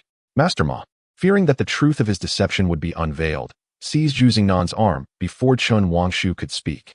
City Lord Zhu. The rain was on the verge of being summoned, but alas, he gestured meaningfully towards Chen Wangshu and Liu. Upon hearing this, both Zhu Xingnan and the citizens below the altar grasped his implication. It was due to the interruption by these two that the rain had not fallen. In an instant, the crowd turned their ire upon Chen Wangshu and Liu, their expressions filled with resentment. After enduring countless disappointments and despair, just as they had nearly awaited the arrival of rain, the interruption of the Master's ritual had ignited their fury. Witnessing this, Lin Hong and the others quickly stepped forward to defend them. Everyone, is there some misunderstanding here? Misunderstanding? What misunderstanding could there be? It must be that they cannot bear to see us succeed. I propose we deal with the two of them decisively. Shall we eliminate them? With children involved. Isn't that rather cruel? Perhaps we should first dispose of the adult and raise the child for a few years, only to then eliminate her as well. The crowd erupted in fervent outcry. Ladies and gentlemen, allow me to speak, urged Zhu Xingnan, bearing immense pressure as he raised his hand, bringing an abrupt silence over the throng. Xiaoye pouted, her expression one of indignation. Fools. You all are such fools. That old man cannot possibly bring the rain. Upon hearing her words, the crowd fell into stunned silence. Cannot bring the rain? That cannot be right. Just moments ago, dark clouds had loomed ominously overhead, accompanied by the rumble of thunder. What slander! Utterly unfounded. You little brat, do not presume your youth grants you the liberty to defame others. Were it not for your age, I would unleash my wrath upon you. Master Ma exclaimed, fervently pointing at Liu, his heart racing with trepidation. This situation was decidedly unfavorable for them. Wait, that cannot be. Did they not claim they could summon rain? With this thought, he continued. Allow me to clarify. These two have boasted of their ability to invoke rain. That is why I paused. I wished to see how they would perform this feat. As Master Ma concluded his statement, Chen Wangshu and Liu found themselves the targets of the crowd's scrutiny. Young lady, are you truly capable of summoning rain? You possess such delicate beauty, ethereal charm, and an extraordinary demeanor. You must not deceive us. Begone. What does beauty matter if we are all to perish in this drought? Miss, why not prove your abilities? Indeed, hasten to summon rain, or let Master Ma take over. The townsfolk engaged in a lively exchange, their voices intertwining in a cacophony of anticipation. Yet, they did not pursue the interruption of the rain summoning. Xiaoshu, feeling a sense of disappointment, opened her mouth to persuade them. But faced with such a multitude, she found herself at a loss for words. But when has Madame Shufu ever summoned rain? Inquired stewardly. Isn't rain summoning a task reserved for masters? When has mother acquired such skills? Replied Lin Baoying. Zhu Xingnan glanced at Master Ma, and then at Chen Wangshu. Sensing that the unfolding events were rather unexpected, Liu stepped forward, defiantly addressing Master Ma. Old rascal, you shan't bully my grandmother. I can summon rain. Child. Cease your nonsense, and step down. Jiao Wu interjected, attempting to usher her off the stage.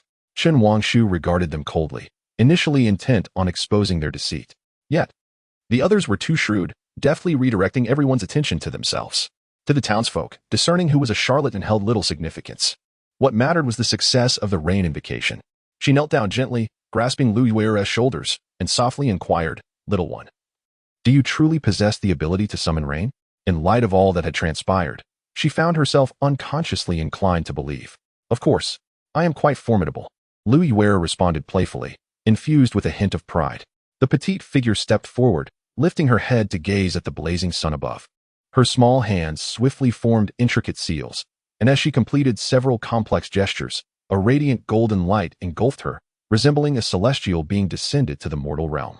She hastened to the altar, took up 3 incense sticks, ignited them, and inserted them with a solemn expression etched upon her cherubic face. With utmost reverence, she intoned, "On this auspicious day, with the heavens opening wide, I offer this incense, allowing the fragrant smoke to ascend, reaching the lofty expanse, bestowing blessings upon all directions, compelling spirits to join in harmony, and wishing for favorable winds and abundant rain, along with peace and well-being for all." The ethereal smoke spiraled upwards, piercing the 9 heavens. Her youthful voice recited incantations incomprehensible to the onlookers, reverberating throughout the square and resonating in the cosmos. In an instant, a resplendent aura enveloped Liu Ziyan, and a formidable psychic force surged skyward. A tempest arose. The surroundings were suddenly swept by a fierce wind, sending chills down the spines of all present. "Surely not. Little one, are you serious?" Master Ma was taken aback, initially planning to let the 2 girls become targets of public ire, allowing him to slip away unnoticed. To his astonishment, the little girl truly possessed remarkable powers. Yet, Liu Ziyan remained oblivious to her surroundings, continuing her chant, "Clouds gather." Suddenly, dark clouds amassed in the sky, swirling ominously like boiling water. Thunder. With her utterance, a tremendous roar echoed. Boom, boom, boom. Within the vortex of clouds, thunder crashed relentlessly, and lightning flashed incessantly. The blazing sun retreated, plunging the earth into darkness. Master Ma gasped, "This is disastrous. Other children are mere children, but you are indeed a formidable being." His disciples, Jiao Wu and Jiao Lu, were left speechless, pointing at the tumultuous sky, unable to articulate a coherent thought. Chen Wangshu's beautiful eyes shimmered with astonishment, her heart already overwhelmed by the sheer magnitude of the little one's prowess, for she had indeed summoned the rain. Lin Hong pondered, could she truly be my great-granddaughter? Liu Ziyan raised her small head, extending her hand toward the heavens, and commanded in a firm voice, "Rain, come." With a splat and a splatter, raindrops the size of beans began to pelt the ground, producing a hissing sound as steam rose. In a breath, a torrential downpour ensued. The rain fell heavily, causing some citizens to dance with joy, exclaiming, "Hooray! We are saved." Chapter 66. King of Yingzhou, Xia Tianyu. In a darkened sky, thunder and lightning clashed, and the rain poured down relentlessly. This spectacle persisted for a full half-hour. Liu Ziyan stood upon the altar, radiating golden light, resembling a little celestial being. Cocooned in this golden glow, the rain could not touch her. Such an uncanny scene left the onlookers trembling with awe. Master Ma, observing her in this state, trembled uncontrollably. He quickly knelt and cried out, "Little immortal, spare us." In his eyes, the powers Liu Ziyan displayed were beyond the capabilities of mere mortals. To possess such mastery over wind and rain could only signify divinity. Hearing Master Ma's plea, the citizens, filled with reverence, knelt in unison. "Thank you, little immortal. You are truly magnificent." Several common folk roared in unison. "When others douse me with cold water, I shall summon a deluge of my own. When they hurl mud at me, I shall use it to scrub myself clean." The tumult was interrupted by a loud crash as someone struck a bench, cursing vehemently. "Oh, spare me your nonsense." After a brief moment, the dark clouds dispersed, the wind ceased, and the rain abated. A clear sky emerged, with the sun shining brightly once more. Liu Ziyan scampered over to Chen Wangshu, beaming with joy. "Grandmother, am I not remarkable?" Chen Wangshu, still in a state of shock despite being drenched by the rain, remained oblivious until that very moment. Awakening from her reverie, she reached out and gently ruffled Liu Ziyan's hair, absent-mindedly responding, "Remarkable indeed. Little Ziyan, how could you possess such extraordinary abilities?" Lin Baoying, overwhelmed with excitement, rushed forward and embraced her, feelings of astonishment mingling with envy. To summon wind and rain, surely such powers belonged only to immortals. To think her own niece possessed such talents was both astonishing and enviable. Zhu Xingnan approached, barely able to contain his enthusiasm, and respectfully declared, "Little immortal, your great kindness will be remembered for eternity." Meanwhile, Liu Ziyan grasped Chen Wangshu's hand and approached Lin Hong, playfully saying, "Great-grandfather, if my father learns of today's events, you and grandmother must protect me. Otherwise, he will spank me." Lin Hong burst into hearty laughter, replying, Fear not. Great-grandfather will surely safeguard you. Turning to Qin Huaxu, Lu Wei pleaded with wide, innocent eyes. And you, grandmother? I shall protect you as well, came the affirmative response. Instantly, she began to dance with joy, exclaiming, oh yay. In another realm, in the royal palace of Huangdu, Emperor Xia sat upon his dragon throne, scrutinizing a letter. With each passing moment, his expression darkened further. Before him stood a figure clad in black robes. Moments later, Emperor Xia slammed his hand on the table, exclaiming in frustration, useless, a pack of inept fools. Despite deploying so many skilled fighters, they have failed to subdue her. Lin Xiaoyan, why must you be so elusive? The black-robed figure bowed slightly and addressed him respectfully. The combined forces of the three great dynasties remain inactive. They likely harbor ulterior motives. If we rashly collaborate with them, we may face dire consequences. Emperor Xia sighed, fully aware that they were a band of ravenous wolves. I understand the risks well. However, until the national decree is reclaimed, the imperial authority cannot be consolidated. If I do not secure my position, my reign will be unstable. Summer Ziming, the crown prince and future emperor, was the driving force behind all of Emperor Xia's actions. Yet, the black-robed figure seemed poised to offer further counsel. The emperor waved his hand dismissively, sighing. Choosing to negotiate with a tiger means one must prepare for a bite, even the possibility of losing a limb. My greatest concern now is that unknown swordsman who managed to injure Wei and the others with a single strike. Their strength is unfathomable. We must continue our investigation into their identity. Furthermore, issue a decree summoning Lin Xiaoyan back to the capital. If she cannot be eliminated outside, I refuse to believe she can escape our grasp within the city. The black-robed figure responded with respect. Understood. I shall take my leave. In Qin City, at the governor's residence. At this moment, an unexpected guest arrived. Wang Yingshou, Xia Tianyu. In the grand hall, Xia Tianyu sat confidently in the elevated position, exuding an air of calm authority. Below, Zhang Qian stood with sweat beading on his forehead, his demeanor one of utmost respect. Behind him stood Qin Sheng and Zhu Ba. After a considerable pause, the conversation turned to Ming'er, who had indeed ventured to Yingshou City and confronted the duke's residence. Accompanying the adversary was a master of innate prowess. Leaving their fates uncertain, Xia Tianyu lightly tapped the table with his right hand, his expression unreadable as he inquired nonchalantly, "Is that so?" Zhang Qian, wiping the sweat from his brow, responded with trepidation, "Indeed, my lord." Then, Xia Tianyu rose from his seat, fixing his gaze upon Chun Shang, and slowly remarked, "I recall you are Ming'er's trusted confidant. Did he not take you with him when he left Qin City?" At this, Chun Shang hurriedly stepped forward and knelt, saying, "Your Highness, I did accompany the lord to the state, but upon discovering a secret, he commanded me to return and inform you." Faced with the imposing presence before him, he dared not utter a falsehood, for this individual was the embodiment of Yingshou's authority, with an extensive network of informants. Thus, honesty was his only option. Oh, Xia Tianyu's interest was piqued. A secret that prompted Liu Yiming to dispatch someone to inform him must be of great significance. Chun Sheng continued, "Your Highness, Liu Ziyan possesses the Chaosi sword box." It was not surprising. The Chaosi sword box had long been in General Lin's possession, and its transfer to Liu Ziyan was hardly remarkable. However, Xia Tianyu's indifference turned to astonishment as he questioned, "What? Liu Ziyan can unlock the sword box?" He rushed forward, staring intently at Chun Sheng, fearful that he had misheard. Absolutely true. Upon receiving confirmation, Xia Tianyu was momentarily taken aback before bursting into laughter. Ha ha ha. The legendary Chaosi sword box, deemed a weapon of unparalleled might, has indeed been opened by someone. Chun Sheng eagerly added, "I had the fortune to witness it firsthand. The moment Liu Ziyan unlocked the sword box, 50,000 soldiers perished in an instant. Is it truly that formidable?" Xia Tianyu's eyes widened in disbelief. 50,000 soldiers, merely slain by the release of sword energy. Such a weapon, if it were to be wielded by me, would certainly alter the balance of power in the capital. He then turned, approaching Zhang Qian and patting him on the shoulder, saying, "I am aware of your ambitions. But if you wish to ascend to the position of State Lord, you must act swiftly. The State Lord's command rests with you. Immediately recall the city guard. If you can procure that sword box and capture Liu Ziyan alive, the position of State Lord shall rightfully be yours." At these words, Zhang Qian felt a chill run down his spine. He had not anticipated that the other party would be aware of the command resting with him. The most terrifying aspect was that he knew of Zhang Qian's deliberate withdrawal of the city guard from Qin City. It was utterly daunting. Xia Tianyu, noticing Zhang Qian's silence, understood he was intimidated and reassured him, "Fear not, a mere adopted son does not concern me. but you would do well not to harbor any ulterior motives. Otherwise his gaze turned icy, akin to a sharpened blade, as if it could cut him to shreds. Startled, Zhang Qian hastily knelt down to express his loyalty, assuring the prince, "Your Highness, rest assured, I shall not betray your trust." "Very well, you may leave," came the response. Chapter 67. I bear a royal edict. In the vast world, a cup of wine.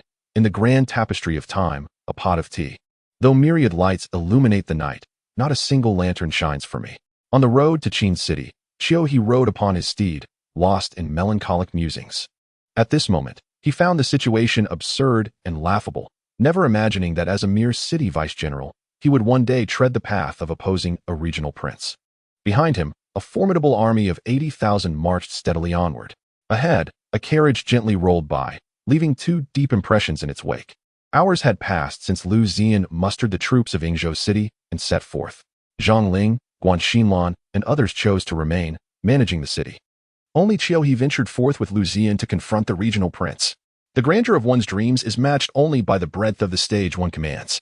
As long as one dances the dance of rebellion, a swift end is all but assured. "Giddy up," Qiu urged, hastening to ride alongside the carriage. Liu Ziyan lifted the curtain of the carriage, a smirk playing on his lips. "Regretting your decision?" Upon hearing this, Qiu's face flushed with embarrassment, realizing that his earlier musings had been overheard. He quickly shook his head, proclaiming, "A true man must stand tall against the heavens, living fiercely, drinking the strongest wine, courting the wildest women. This is the essence of manhood." Such profound words drew the attention of Qing Nu, who regarded him with newfound respect. The old man was quite rebellious indeed. "Qiu, one would assume that as a scholar, you should adhere to decorum and tradition.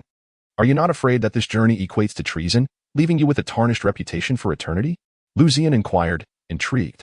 After all, scholars typically hold their reputation in high esteem and often pride themselves on being gentlemen.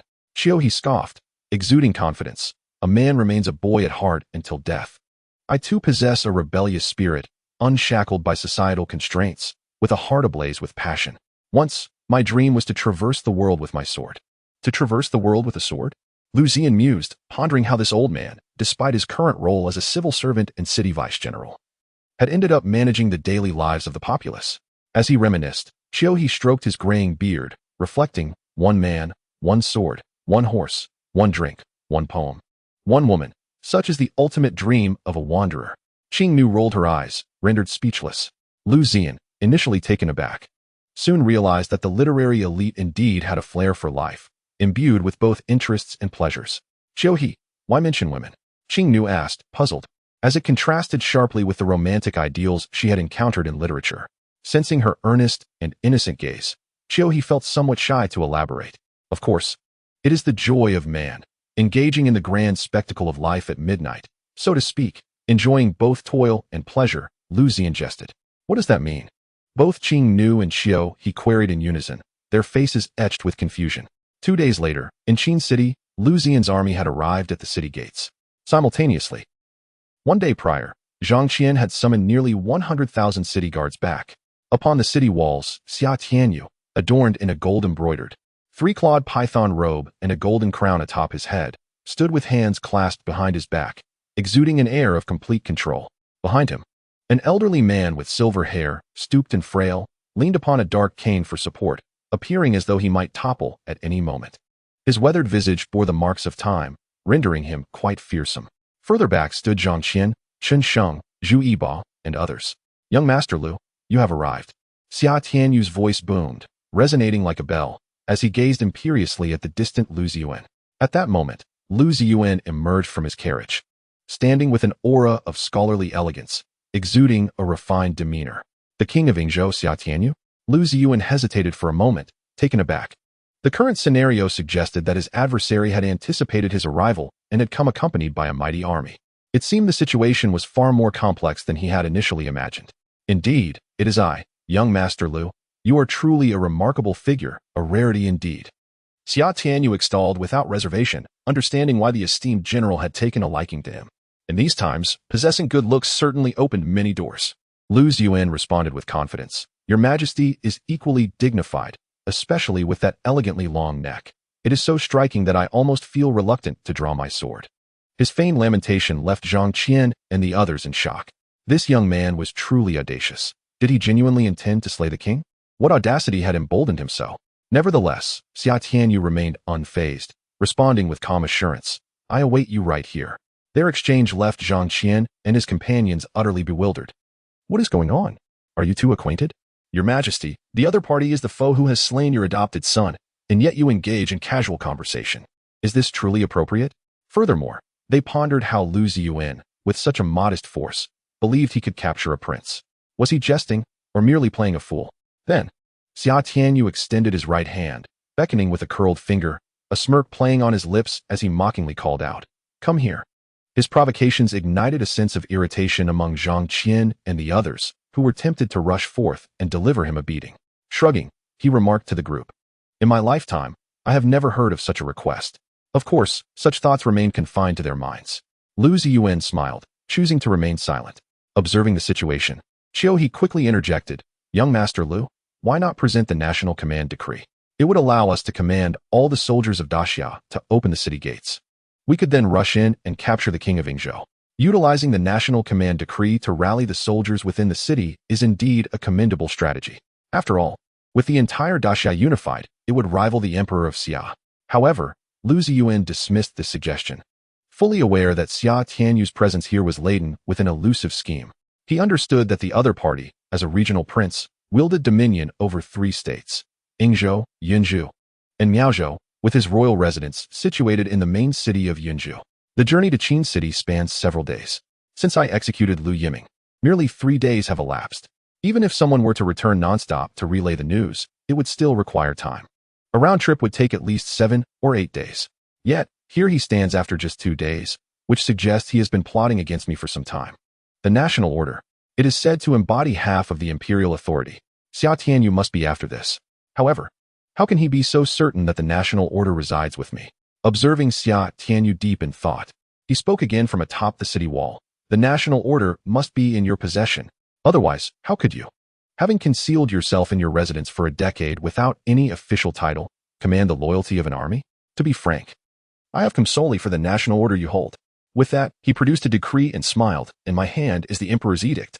The Grand General of the nation has committed a grave error and has been demoted to a mere city commander. The Duke of the nation has been exiled from the royal capital. Therefore, His Majesty has specifically dispatched me to reclaim the national order. This display clearly indicated that he anticipated the national order to be in Liu Ziyan's possession, attempting to seize the initiative by directly presenting the imperial decree to overshadow the national order. Consequently, even if Liu Ziyan produced the national order, he could not command authority over one holding the imperial edict. An edict? He nearly fell from his horse, inwardly exclaiming, "It's over. My life is forfeit." Furthermore, how could there be no news of the Duke's exile from the royal capital? The city guards behind him also felt a wave of anxiety wash over them, uncertain whom to heed. On one hand, there was the emperor's edict, and on the other, the national order, which was comparable to the emperor's authority. The two were adversaries. Adding to the tension, clap, clap, clap, Liu Ziyan applauded, exclaiming, "Your Highness, this maneuver is truly remarkable. It not only disrupts the morale of my soldiers, but also establishes your credentials." However, one must not forget that when His Majesty established the national order, he emphasized that it represents half of the imperial authority. Upon hearing this, the soldiers gradually fell silent.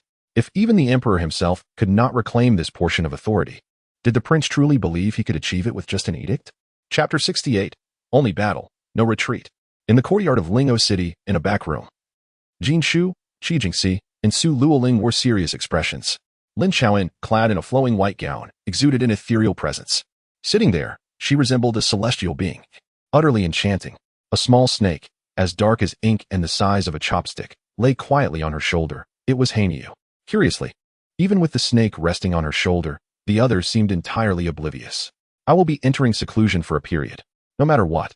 No one is permitted to approach this room. Remember, no one must come near. She instructed the others with utmost seriousness, as she needed to completely absorb the cultivation left by Liu Ziyan. If successful, she would undergo a profound transformation, becoming a cultivator at the golden elixir stage. At that time, few in the 9 provinces would be her equal. Understood. The 3 responded and promptly exited the room. In the dimly lit chamber, she found herself alone. She reached out and gently stroked the dark figure, whispering, "Remember the Guardian, you must not allow any outsiders to enter." With those words, The figure transformed into a wisp of shadow and flew to the door. After completing this task, Lin Xiaoyan returned to her bed, sitting cross-legged as a radiant golden light enveloped her. Meanwhile, the armies of the three great empires gathered in the outskirts, amidst the dense forest where tents towered. In the central tent stood 2 rows of generals, and at the center sat an elderly man with a head full of white hair and piercing, fierce eyes. Clad in a gray robe adorned with a cloud motif on his chest, he was none other than Feng Xing, the steadfast anchor of the Liu Empire. He scanned the assembly, his gaze ultimately resting on Tuoba Hao as he slowly inquired, "Is there still no news?" Upon hearing this, Tuoba Hao, drenched in sweat and visibly anxious, responded, "Reporting to you, Elder Feng, it seems that Lei and the others have encountered setbacks." The weight of his words seemed to drain him of all strength. "What?" Feng Xing rose in anger, his expression icy and his fists clenched in fury. "Is this what the Summer Emperor claims?" "Indeed, even those dispatched to Lingo City have also suffered defeat," Tuoba Hao replied, his voice trembling. The room fell into a stunned silence as the assembled generals struggled to comprehend the gravity of the situation. Such a multitude of elite warriors, several of whom were in the innate realm, had been utterly vanquished. Useless. I warned you all that the Summer Emperor could not be trusted. If they could take down my brother and the others, it is likely that some ancient monstrosities have intervened. Relay the orders to advance towards Lingzhou City immediately. I refuse to believe that the combined forces of our 3 empires, numbering 800,000, cannot crush a mere city, Feng Xing commanded through gritted teeth, his fury palpable. "Yes, Elder Feng," Tuoba Hao replied hastily before rushing out. Half an hour later, the army began its advance towards Lingo City. A day later, outside the city, a massive force appeared as if locusts were sweeping through the land. Within the city, the Lord Baiboli, along with General Yu Qiao, rushed to the rear courtyard in a state of panic. "General Jishu, quickly report to the Grand General. We are in grave danger. The armies of the 3 great empires are upon us, and this time, they number a staggering 800,000. In their frantic state, it became painfully clear that Lingo City was on the brink of disaster. Most troublingly, they had yet to see any reinforcements dispatched by the dynasty. At that moment, a decree arrived. A eunuch, bearing the imperial edict and accompanied by several guards, strode in swiftly. The crowd knelt in reverence to receive the decree. The eunuch scanned the room and, upon noticing Lin Xiaoyan's absence, raised his voice. "Where is General Lin? I have come on behalf of the emperor to summon her. Hurry and fetch her to receive the edict." With a calm demeanor, Jinshu raised his head and replied, "My lady is currently absorbing the medicinal essence of a pill bestowed by a revered master and is unable to attend at this moment. Please, Your Excellency, you may hand the decree to me." His eloquent and precise words earned him approving nods from Qi Jingxi and Su Luoling, who praised his quick thinking. It was no wonder he was the Grand General's trusted confidant. Upon hearing these words, the eunuch did not dwell on them for long. The matter of Lin Xiaoyan's poisoning was widely known, leaving little room for doubt. He then unfurled the imperial edict and began to read aloud. As the audience absorbed the contents of the decree, they stood in stunned silence, for it summoned Lin Xiaoyan back to court. "General Jinshu, the edict has been delivered. We request that General Lin hasten to return to the capital to report," the eunuch stated as he handed the decree to Jinshu. Beside him, Baiboli remarked bitterly, "I fear we cannot return. The armies of the 3 great dynasties have arrived at the city gates and will soon breach our defenses." "What?" the eunuch exclaimed in horror, his attendants visibly shaken. "Let us go and see for ourselves." Clearly, he chose not to take Baiboli's word at face value. Just half a day prior, upon entering the city, there had been no mention of a looming army. "What shall we do now, generals?" Yu Qiao inquired urgently of Jinshu and the others. Qi Jingxi and Su Luoling responded in unison, "To the death. Gather every able-bodied person in the city for battle. Jishu, stay here and guard General Lin. We shall fight alongside you." Even upon hearing of the impending attack by an army of 800,000, she resolutely chose to confront it head-on. "The Eastern Red soldiers shall fight without retreat." Su Luoling's gaze was unwavering, her faith unshaken. The group hurriedly made their way out. And just as they reached the courtyard entrance, Jinshu spoke gravely, "Return alive." Qi Jingxi and the others paused momentarily before declaring, "To die on the battlefield is our honor." With that, they stepped forward without hesitation. On the city walls, upon their arrival, the eunuch and his companions were met with the sight of an overwhelming army. It was over. Instantly, fear gripped them, their legs buckling, faces paling as they fell to the ground. Shortly after, Qi Jingxi and the others arrived. Casting scornful glances at the frightened men and coldly remarked, "If you fear death, find a place to hide. With luck, you might see the sun rise tomorrow." Hearing this, the terrified men scrambled down the city walls, presumably to seek refuge. At that moment, a low, resonant horn sounded, its clarion call piercing the air and echoing throughout Lingzhou city, reaching the ears of every inhabitant. The charge had been sounded. The 100,000 troops surged forward. They advanced in a fan-shaped formation, charging with remarkable speed. General Qi, the enemy has launched their attack with such decisiveness. Baiyi likely never anticipated their boldness, denying us even a moment to react. The thunderous sound of hooves reverberated, shaking the very earth as the 100,000 troops raced onward. To everyone's astonishment, as the army approached, the city gates began to creak open slowly. On the city walls, a soldier rushed up in a panic, kneeling before Baiyi, bloodied and breathless, exclaiming, "My lord, it is bad. Someone has opened the city gates to let the enemy in." What? The faces of the crowd turned pale, never expecting that at such a critical juncture, someone would dare commit such an act of treachery. Who has the audacity to do this? Baiyi's expression was one of pure fury. Before my eyes, the grand army had already arrived. Below, a figure emerged, flanked by dozens of attendants, rushing out from the city while calling out, "We are allies. I am Zhengzijia." Upon recognizing him, the warriors of Baiyi felt an overwhelming urge to rend him to pieces. The commander of the Nanhai Pass. How could he possibly be here? Time was of the essence. It was time to confront the enemy. Without hesitation, Qi Jingxi leapt down, brandishing her sword as she sprinted towards Zhengzijia. "You scoundrel! How dare you collude with the enemy and recklessly open the city gates, disregarding the lives of countless citizens?" At that moment, her fury was palpable. All of this chaos stemmed from Zhengzijia's shameless actions. "General Cheng, a woman is pursuing us." One of the attendants turned back, only to be met with Qi Jingxi's icy gaze, which sent shivers through their spines. "Run!" Zhengzijia dashed forward, not daring to look back, fully aware of the repercussions of his actions, but unable to afford the distraction. In the blink of an eye, he joined the main force. Kill! The army swiftly surrounded Qi Jingxi, and the battle commenced. At the city gates, soldiers rushed out to engage in fierce combat with the enemy. The city stands as long as its people endure. Kill! Baiyi radiated martial energy, soaring through the air, and in an instant, he arrived beside Qi Jingxi. With a wave of his hand, a powerful surge of energy sent dozens of foes flying. Chapter 69. The Windwalker strikes with the might of an arrow. Dust and smoke billowed amidst the cacophony of battle cries. The vanguard of the three great dynasties had completely encircled Qi Jingxi and Baiyi. Observing this, Su Luoling, Yu Qiao, and their companions swiftly led their troops into the fray, striving to rescue their comrades. Here, surrounded on all sides, Qi Jingxi's eyes glimmered with a fierce azure light as she roared, "Great Underworld King's technique." Her internal martial energy surged, enveloping her in a brilliant blue aura. From behind her, a colossal azure phantom arose, with sharp fangs and multiple limbs, resembling a monstrous entity. It ascended, reaching a height of 8 zhang, nearly solidifying before their very eyes. The Qi family's Great Underworld King's technique manifested a formidable avatar, impervious to all. Baiyi gasped upon witnessing this, fully comprehending Qi Jingxi's determination to fight to the death. After all, when the Qi family unleashed their Underworld King avatar, it would undoubtedly lead to a battle of life and death. "Bring forth the blades." Baiyi, unwilling to lag behind, waved his hand, causing several bricks above the city gates to tremble violently. With a resounding clang, a terrifying blade's intent reverberated through the air. Boom! The bricks exploded, and a dark, massive sword transformed into a streak of light, hurtling towards Baiyi. "Old fool comes." On the city wall, an elder, whose presence had gone unnoticed until now, flicked his sleeve, unleashing an overwhelming literary energy that shone brilliantly like the sun.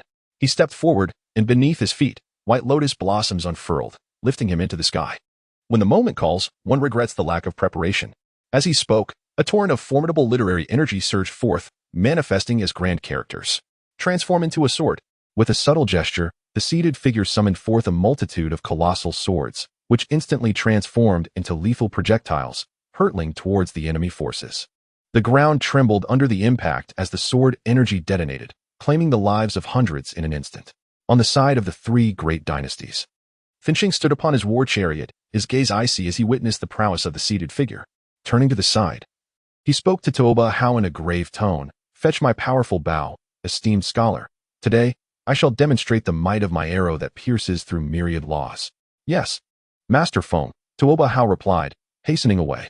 Shortly thereafter, two 7th-tier warriors, drenched in sweat, approached bearing a grand bow, 3 meters in length, its dark golden frame exuding a faint, radiant glow. Behind them, Several soldiers carried 10 arrows, each resembling a long spear. Each arrow weighed over 100 pounds, meticulously crafted from black gold. Notably, the bow itself weighed an astonishing 10,000 pounds, a masterpiece forged by the renowned weapon master, Liu Ziyan, in his twilight years. This bow was unique in the world, said to have been created to confront a formidable being of innate strength, utilizing all of Liu Ziyan's skill. Tragically, as the bow was completed, a thunderstorm struck, and a bolt of lightning claimed his life, while simultaneously imbuing the bow with extraordinary power, rendering it shrouded in mystery. Come forth. With a beckoning gesture, the powerful bow, as if possessing sentience, swiftly flew into his grasp. Regardless of one's status, be it a sage or a transcendent being, my arrow demands respect. He knocked an arrow, drawing the bow with fluid precision. With his entire being enveloped in azure martial energy, he slowly pulled back the string. Finching's third arrow shall strike true, he murmured before releasing. The arrow screamed through the air like a meteor, its tip igniting with sparks as it soared, transforming into a multitude of arrow shadows that danced ominously in the sky. At that moment, the seated figure, traversing through the air, sensed the impending threat and looked up, only to be confronted by a vast array of arrow shadows. Alarmed, he realized too late the peril he faced. With a sickening thud, a black gold arrow pierced directly through his heart. In that instant, the multitude of arrow shadows vanished from sight. Finching's archery prowess was undeniable. Lowering his head, a sharp pain coursed through him, and his vision began to blur as his martial energy dissipated, causing his body to plummet to the ground. Crash! The crowd gasped. Master Ziyan. The onlookers cried out in anguish, utterly shocked that even Master Ziyan had fallen to a single arrow. With fervor, Baiyi wielded his great sword, unleashing waves of sword energy that cleaved through the throng of enemies, leaving a swath of corpses in his wake. Without a moment's hesitation, he dashed towards Ziyan's side, where he beheld the lifeless form, the arrow having pierced through his chest, blood pooling around him, with traces of crimson spilling from the corners of his mouth. The army led by Su Luoling descended upon this place, forcing the hidden figure to conceal himself. Quickly take the gentleman's body back, ordered Baiyi, raising his blade and charging forward once more, his eyes ablaze with fury, resembling a maddened lion. Qi Jingxi summoned her formidable essence, striking with her hand, sending hundreds of enemies flying.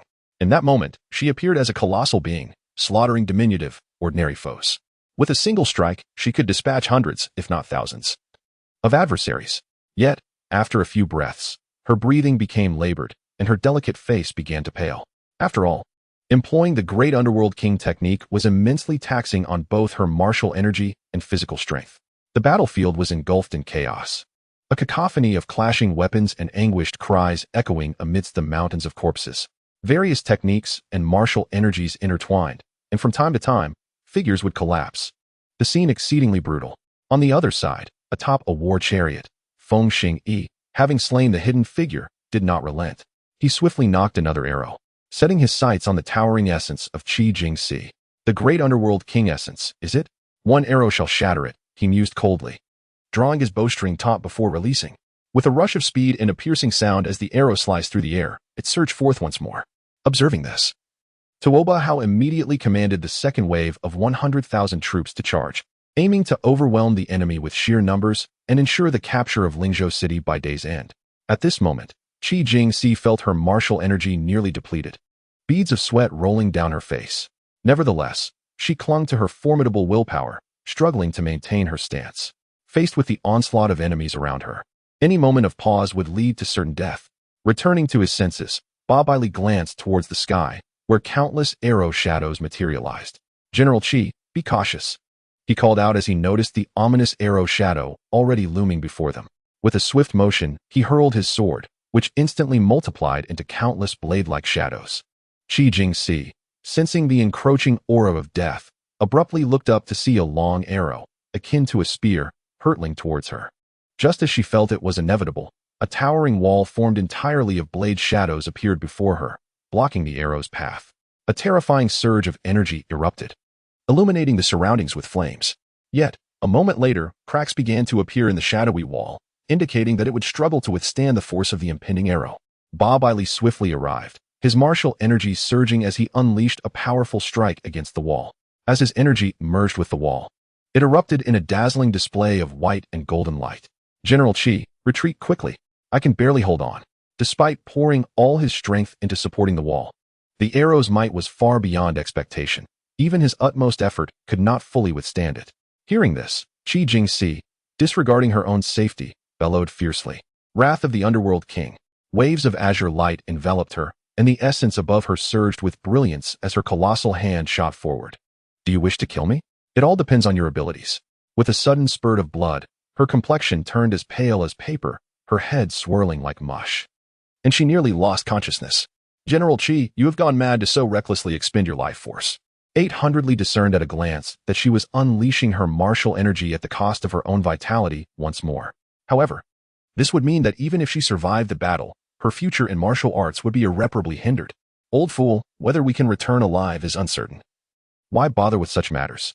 Qi Jingxi smiled serenely, as if she had long since come to terms with her own mortality. In the face of such a formidable army, Lingzhou City would inevitably fall. Yet, as a member of the Eastern Red and a soldier of the Great Xia, her unwavering faith compelled her to fight to the death on the battlefield, refusing to retreat even a single step. Surrounding enemies fixated on her as she focused on countering the long arrows, charged recklessly, weapons clashing against her protective barrier. Each impact inflicted a backlash-like injury, causing her to vomit blood incessantly, her pallor deepening, the azure glow enveloping her form beginning to dim. Chapter 70. 800 Li's Heroic End. On the war chariot, Feng Xing gazed into the distance at the battlefield, where 800 Li and Qi Jingxi struggled valiantly against the barrage of long arrows. Beside him, Tuoba Hao could not help but boast. Old Feng truly lives up to his reputation. That arrow could likely even pierce the defenses of a celestial being. A mere 9th-tier perfection is far from sufficient. The other generals from the two major dynasties offered their praises. The individual before them was a true innate realm powerhouse, the very foundation of the Liu Dynasty. They spoke in hushed tones of another who could summon spirits through poetry. Why had he yet to make an appearance? Feng Xing's true purpose for being here was to eliminate the Great Xia's literary immortal. Otherwise, why would he have brought such a powerful bow? His intent was to strike down the Great Xia's literary immortal with a single blow. His 7 arrows had been honed to perfection. Even a consummate innate realm practitioner would hesitate to face one of his arrows. According to reports from scouts, that individual had already left Lingzhou City. However, he wondered why the National Protector General's daughter was nowhere to be found. Tuoba Hao expressed his confusion, searching the battlefield for her elusive figure. With so many skilled fighters deployed and still unable to capture the Lin family's daughter, it was likely that some old veteran from the Great Xia was stationed there. A hint of trepidation crossed Feng Xing's weathered face. Others may not grasp the true depths of the great dynasties, which extend far beyond mere innate powers, especially those with a long-standing legacy. Did not the 3 from the Great Xia royal capital sustain injuries? Tuoba Hao queried, puzzled by the implications of Feng Xing's words. To this, Feng Xing scoffed. Can you guess why all the major dynasties are aware of their injuries yet still refrain from acting rashly? Let us consider our 3 great dynasties. If one dynasty were to deploy 2 innate experts to directly assault the capital of the Great Xia, and subsequently eliminate the Xia Emperor, would not the entire Great Xia be plunged into an abyss of despair? Upon hearing this, Tuoba Hao was momentarily taken aback, but soon regained his composure and remarked, Indeed, why do we not pursue this course of action? Feng Xing rolled his eyes, regarding him with an expression of incredulity, and replied, Although the Great Xia Dynasty was established not long ago, do you not realize that its martial civilization has endured for 5 millennia? It is the most ancient martial legacy within the 9 provinces. Even the united assault of the 8 great dynasties in the past could not obliterate it. The martial heritage of the Great Xia Dynasty is a source of trepidation for all dynasties across the 9 provinces. Consequently, throughout history, numerous invasions of the Great Xia have invariably ended in failure, particularly after the invasion by the 8 great dynasties. The Xia Emperor and Lin Hong emerged, rallying the shattered remnants of the Great Xia and restoring it within a mere few decades. This instilled a sense of caution among the great dynasties, deterring them from rash actions. This time, had it not been for the Xia Emperor's tacit agreement, the joint assault of the 3 great dynasties would have been utterly inconceivable. Moreover, do you believe that a dynasty with such a long-standing heritage has no formidable beings beyond the innate realm? Even though our Liu dynasty has only existed for 2 centuries, the previous emperor successfully ascended to the realm of the immortal of freedom. Feng Xing's words profoundly reshaped Tuoba Hao's understanding of the Great Xia, as well as his perception of martial arts. Until now, he had believed that the pinnacle of martial arts was the innate realm, with various strong individuals existing within the great dynasties. Thus, they were often regarded as the stabilizing force. What, then, should be our course of action? Tuoba Hao found himself at a loss, realizing that their so-called alliance of 3 dynasties required the Xia Emperor's approval. Is this Xia Emperor mad? He pondered. Why would he conspire with outsiders to invade his own dynasty? What could he possibly gain? Feng Xing seemed to discern his thoughts, letting out a sigh. It is merely a transaction. The Xia Emperor, having ceded half of his imperial authority to that old man Lin Hong, has resulted in a fragmented imperial power. Now, as his demise approaches, he naturally seeks to eliminate the Lin family and reclaim the remaining half of his authority. The agreement with our 3 great dynasties entails that, regardless of success or failure, he will cede a province for us to divide among ourselves. Otherwise, how could they so easily seize the southern coastal stronghold? Even with the current army besieging the city, the forces from other provinces have yet to provide support for numerous reasons, all orchestrated by the Xia Emperor behind the scenes. A province with 12 cities. Does the Xia Emperor intend to relinquish 12 cities for our division? Upon hearing this, Tuoba Hao was left in a daze, immediately thinking that the Xia Emperor must be a fool. How reckless! To risk so much merely for the sake of consolidating power. What if it backfires? On the battlefield, the valiant warrior of 800 miles was exerting every ounce of his martial energy to withstand the relentless barrage of arrows, as waves of terrifying blade intent erupted from the defensive wall. Despite the presence of the formidable Qi Jingxi, who joined to counter the assault, the long arrows continued their relentless advance, showing no sign of slowing down. However, Qi Jingxi, having exhausted her life force to unleash her martial energy, found it increasingly ineffective. As the surrounding foes unleashed a barrage of martial attacks, a resounding crack echoed. Her colossal form began to shatter, dissipating into the air. With a violent cough, she spat blood, collapsing to one knee, gasping for breath. At that moment, a spear lunged from behind her, flanked by several swords gleaming with lethal intent. Exhaustion overcame her. She had completely surrendered to the onslaught, her remaining martial energy barely sufficient to evade the impending strikes. Damn it, General Qi, move. In a split second, Babai Li, disregarding the oncoming arrows, leapt in front of Qi Jingxi, grasping her tightly. He forcefully hurled her towards the city gate. The black golden arrow struck him squarely in the abdomen, pinning him to the ground. Blood erupted from his mouth, his complexion paling rapidly. The prowess of the Windrunner's arrow was indeed formidable. With a surge of martial energy, he sent a shockwave that propelled the assailants backward. Straining to rise, he seized the long arrow embedded in him and yanked it out with a forceful pull. Blood gushed forth, yet he remained oblivious to the pain. Channeling his remaining energy into the arrow and aiming it towards the distant Windrunner and his companions. Die! He bellowed in a fit of rage, launching the arrow with all his strength. It soared through the air like a streak of light, hurtling toward the war chariot. Windrunner, witnessing this, felt a surge of admiration as he quickly readied another arrow, drawing and releasing it in one fluid motion. Boom! The 2 arrows collided, unleashing a terrifying shockwave that swept through the vicinity. In an instant, thousands of enemies within 100 meters were obliterated by this devastating force. Meanwhile, Qi Jingxi, having been thrown aside, witnessed the harrowing scene unfold before her. You old fool, why did you save me? She cried out in agony, tears streaming down her face, especially as she recalled the moment he pulled the arrow from his body. She had never wept easily, yet now, tears flowed uncontrollably, realizing that he had put himself in such peril for her sake. The soldiers around them pressed their attack relentlessly. Soon, Babai Li, drained of strength, fell victim to the relentless onslaught of blades. In mere moments, this 9th-grade martial master met his demise. The lord of the city. For the lord, kill. The soldiers led by Yu Qiao witnessed Babai Li's tragic end, their eyes blazing with fury as they disregarded their own safety, launching frenzied assaults. Even when struck by an enemy S-blade, they fought back without hesitation, engaging in a nearly suicidal charge that forced the enemy to retreat. Chapter 71. The general arrives. With a resounding thud, Qi Jingxi fell heavily to the ground, lost in despair. Su Luoling rushed forward immediately, positioning herself protectively beside her. Faced with the onslaught of enemies surrounding her, she wielded her long sword with finesse, the blade's energy sweeping across the battlefield. Sister Jingxi, this is not the time for sorrow. The Lord of Baiboli has made his choice, she urged. You must not let his sacrifice be in vain. With the situation at hand, she felt compelled to offer words of comfort. I swear I will avenge him. Qi Jingxi resolved, hastily composing herself, and, with the assistance of several soldiers, swiftly vacated the battlefield.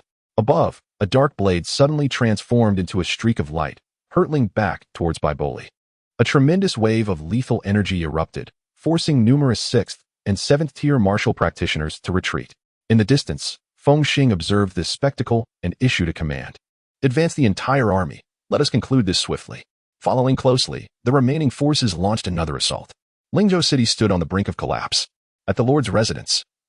In the backyard, Jinshu paced anxiously outside the door, her delicate features etched with urgency, frequently glancing at the entrance.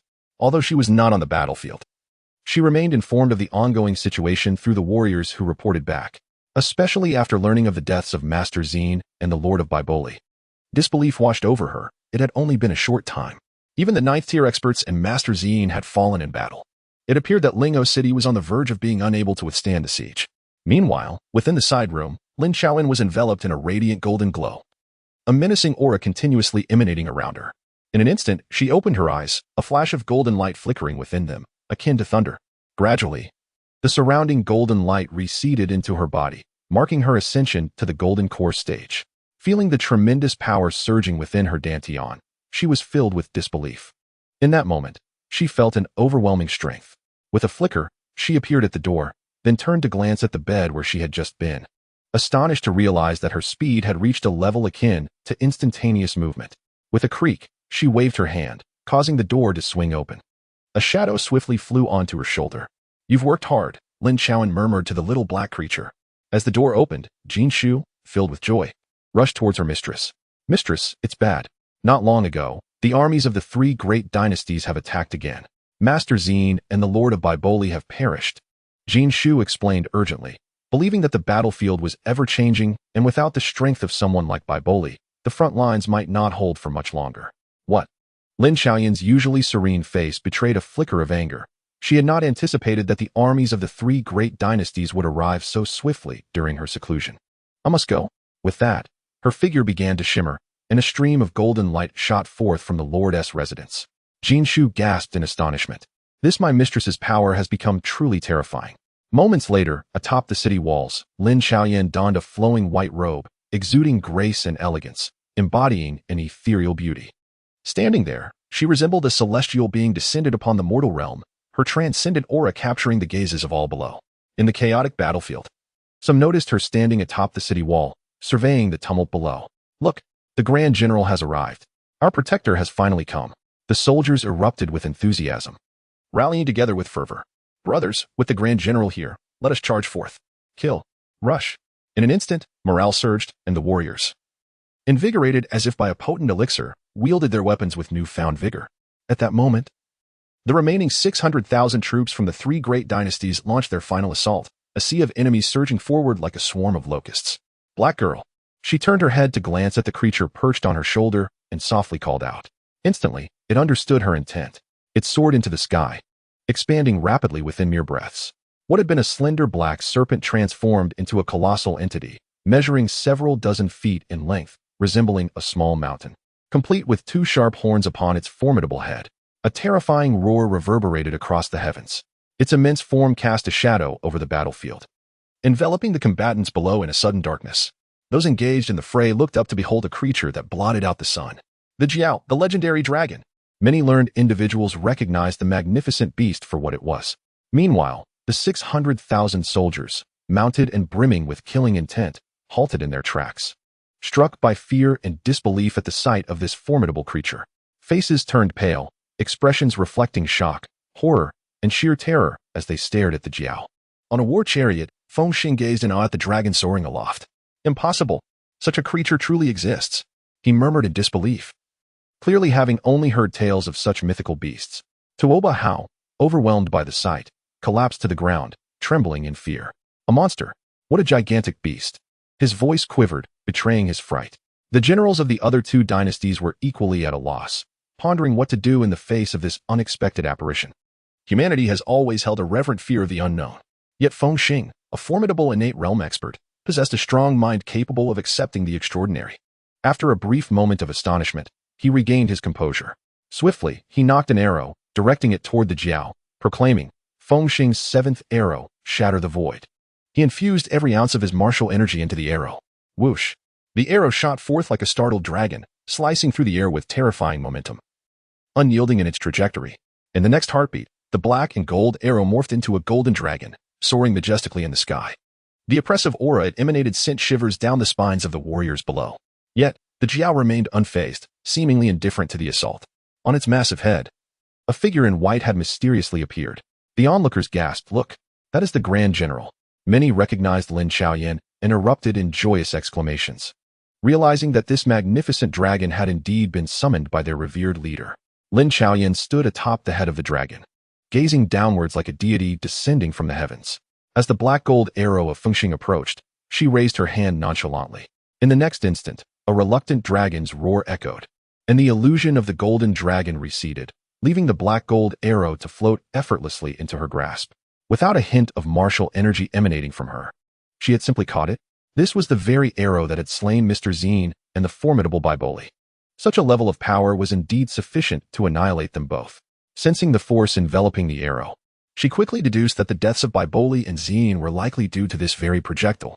Beyond this, nothing else could have instantaneously vanquished a master of the 9th rank. "Black girl, let us go." The dragon soared into the sky, heading toward the enemy's army of 600,000. In a short while, it loomed above them, its colossal form casting a shadow that rendered the soldiers trembling with fear. Even the warhorses fell prostrate on the ground, motionless. Chapter 72. Those who invade Daxia shall be punished. The dragon hung in the air, obscuring the sun. Confronted with such a monstrous sight, half of the enemy troops had already collapsed in terror, particularly when the dragon occasionally opened its gaping maw. Baring its teeth in a menacing display, it appeared especially ferocious. They could scarcely dream that one day they would face such a creature. How could they possibly fight? The beast regarded them as they would ants scurrying beneath their feet. To muster the courage to stand was already a remarkable feat. Moreover, Fengxing unleashed his most powerful arrow. Even a perfected innate expert would likely suffer injuries from its impact. Yet, this figure had effortlessly caught it with a mere gesture. Was she human? Was she merely an ordinary person? Such thoughts swirled in the minds of the enemy soldiers. The dread was overwhelming, and with it came a profound sense of despair. It was over. What nonsense celebration banquet could they hope to attend now? Dining had become a trivial matter. The phrase about having a companion on the road to the underworld rang true. Given the current predicament, it was not just a solitary companion, but rather a multitude of comrades embarking on the journey together. What loneliness could they speak of? What emptiness? Let alone the chill of death. They likely would not dare to believe that they, mere martial apprentices who had diligently trained for decades, had been slain by a monster during an offensive against Daxia. Imagine presenting such a story to the king of hell. It would undoubtedly be a sensational tale. Meanwhile, Lin Xiaoyan cast aside the arrow, and a radiant golden light enveloped her. In an instant, the brilliance shone like the sun, dazzling and blinding, rendering it nearly impossible to gaze upon her. "You petty beings, repeatedly daring to invade. Do you truly believe Daxia is a soft fruit to be squeezed at will?" Her voice, amplified by spiritual energy, thundered through the air, reverberating across the heavens and earth. Lingering long after, upon hearing her words, Fengxing's face turned pale with terror as he collapsed to the ground, muttering to himself, Has she truly reached that level? The realm of the immortal. Wrapped in golden radiance, Lin Xiaoyan stood atop the head of the dragon, exuding an aura that was anything but mortal, majestic and sacred. Her presence was impervious to violation. A celestial among mortals, she embodied freedom and autonomy. Fengxing, with a mere glance, was unequivocally certain that she had attained this exalted realm. When the previous emperor ascended to the immortal realm, he exhibited an aura indistinguishable from that of Lin Xiaoyan before him. The emperor's voice echoed in his ears, lamenting that the realm of immortals was beyond the reach of mere mortals. It was evident that upon reaching such heights, both strength and personal enlightenment underwent a transformative metamorphosis. Fengxing's unwavering conviction in Lin Xiaoyan's status as an immortal stemmed fundamentally from the formidable spiritual energy emanating from her being, mysterious, domineering, and terrifyingly powerful. It mirrored the celestial force he had sensed in the emperor. Impossible. Absolutely impossible. How could this girl, who had only recently hovered on the brink of death, suddenly ascend to the ethereal realm of immortals? Moreover, how old could she possibly be? At most, she was nearing 30. Even if she had been cultivating since her mother's womb, it would only amount to 30 years. Besides, is it conceivable that anyone could cultivate from the womb? Such notions are absurd. Thus, achieving such heights in merely 2 decades, a feat that even the most gifted martial artists could not attain in a century, or even 2, was nothing short of farcical. While everyone is entitled to their opinions, one must not boldly engage in such blatant exaggeration. Accept it. The aura she radiated was identical to that of the previous emperor. It seemed the summer emperor's plans were destined to fail. Fengxing, rendered powerless, slumped against the war chariot. His eyes vacant, having lost all previous fervor for battle. A surge of primal survival instinct ignited within Tuoba Hao, who hastily crawled to Fengxing's side. Old Feng, isn't your arrow said to make even immortals retreat? Get up and shoot her, he urged, a frantic urgency in his expression, wishing he could be old Feng himself. Drawing the bow and knocking an arrow. Humph. Foolish child, that is merely a claim, not reality. We are but mere mortals. We might as well await our demise. Fengxing was too weary to resist, fully aware that should the opponent strike, he would be the first to perish. This was beyond doubt. High above, Lin Chaoyan surveyed the quaking figures below, some trembling so violently they might as well have soiled themselves. Her golden aura was radiant, resembling a celestial being. Having chosen to invade, they must be prepared for the inevitability of death. Come, thunder, she commanded, raising her hand as dark clouds swiftly gathered overhead. In the blink of an eye, it appeared as if countless serpentine bolts of lightning danced and intertwined. With a resounding cry of thunder come, several bolts of lightning, as thick as a wrist, descended from the heavens. In an instant, the lightning hovered above Lin Chaoyan's outstretched right hand. The flickering light illuminated her exquisite visage, rendering her strikingly beautiful, yet terrifyingly formidable. Grasping lightning with bare hands, what kind of sorcery was this? Was this the act of a mortal? Below, chaos ensued. Everyone was ensnared in a stupor, their mouths agape as if they could accommodate a whole egg.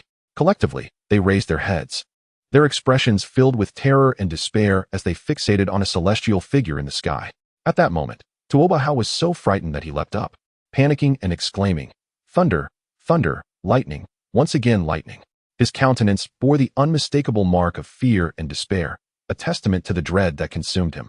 The vivid memory of the scene where 300,000 troops were obliterated by terrifying thunder still lingered in his mind. Now, this spectacle had returned. He was lost. He was afraid. He was engulfed in despair. Heavenly Lord, what sins have I committed to warrant such relentless torment? Fengxing, though equally troubled, stood frozen in shock at the manifestation of lightning. He pondered within. This is not the realm of immortals I once knew. With such a display, is it not akin to conjuring thunder with mere words? Even the celestial beings would not dare to act in such a manner. What manner of creature is this girl? A dragon and lightning? Those who dare to invade the Great Xia shall surely be punished. Lin Chaoyan waved her hand, and the lightning swiftly struck towards Fengxing's war chariot. Boom. In an instant, an explosion erupted, reducing both man and chariot to mere fragments. Even Tuoba Hao was not spared. Then, she impassively gestured again, unleashing a torrent of lightning that rained down without restraint, wreaking havoc among the crowd. In that moment, cries of anguish and wails echoed continuously.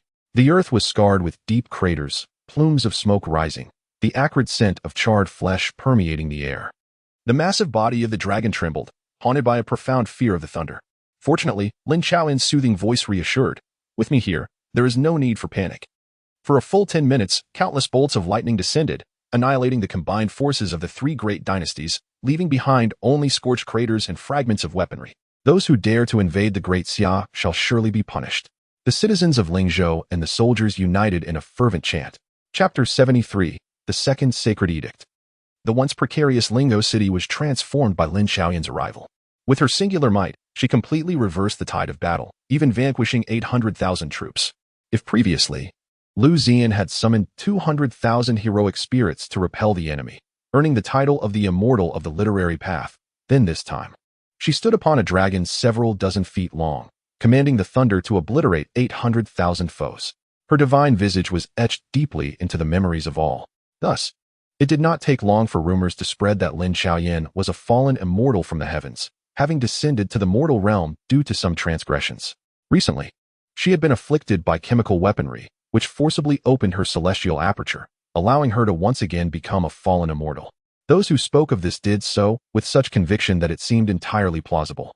Moreover, there were those who claimed that Lin Chaoyan was, in fact, a pinnacle cultivator of the realm of free immortals, having lived for 200 years, practicing some form of beauty-preserving technique that allowed her to maintain her youthful and attractive appearance.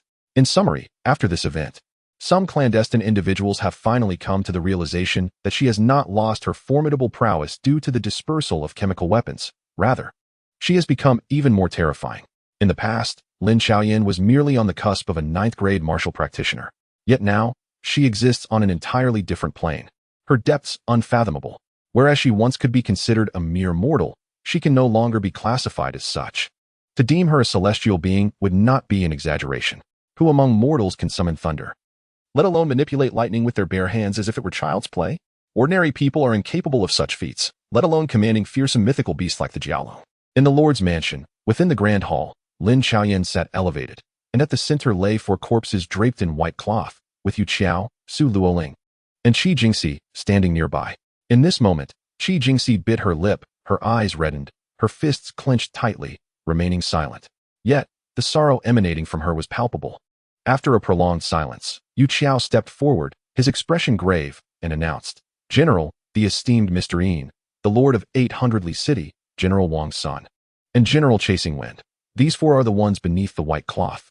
As Yu Qiao enumerated them, Lin Xiaoyan realized that not only had the city lord perished in battle, but also 2 principal generals had fallen. Furthermore, over 40,000 soldiers and more than 20,000 civilians had sacrificed their lives in this conflict. Yu Qiao's expression was one of profound sorrow as he spoke in a hoarse voice. Upon hearing these numbers, a tremor ran through the assembly, and all eyes turned towards Lin Xiaoyan.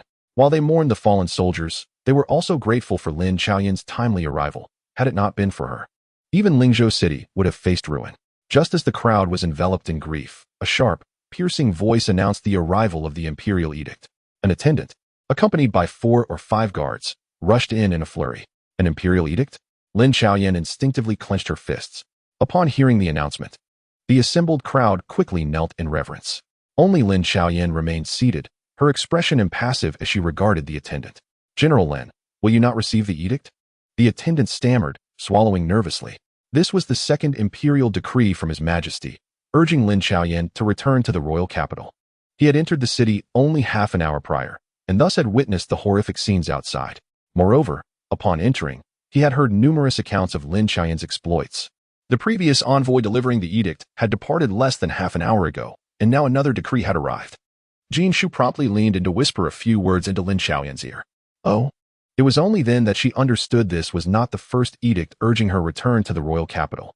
Was it possible that, due to the treacherous terrain, they wished to summon her back and then strike? Given the developments thus far, she could hardly be oblivious to the fact that all of this was tacitly approved by His Majesty. With a sense of indifference, she couldn't even be bothered to rise, merely casting a cold glance at the attendant. The attendant was left dumbfounded, at a loss for words, utterly unprepared for such a turn of events. It is astonishing that someone would refuse to kneel before the imperial edict, especially when that individual was once a valiant general who defended the nation. Was it not said that her loyalty to the Great Xia and to His Majesty was unwavering? How could this be? The eunuch found himself momentarily perplexed. Jinshu, having witnessed the lady's formidable presence, wasted no time and boldly stepped forward to seize the edict. "You may take your leave now," she declared. Ultimately, the eunuch had no choice but to retreat in resignation. Upon opening the edict, Jin Shu discovered, as expected, yet another summons for Lin Xiaoyan to return to the royal capital. "Miss, why does His Majesty insist on your return to the capital?"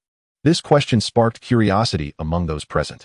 However, Lin Xiaoyan's eyes glimmered with insight as she bitterly remarked, "I fear my grandfather has already departed the capital."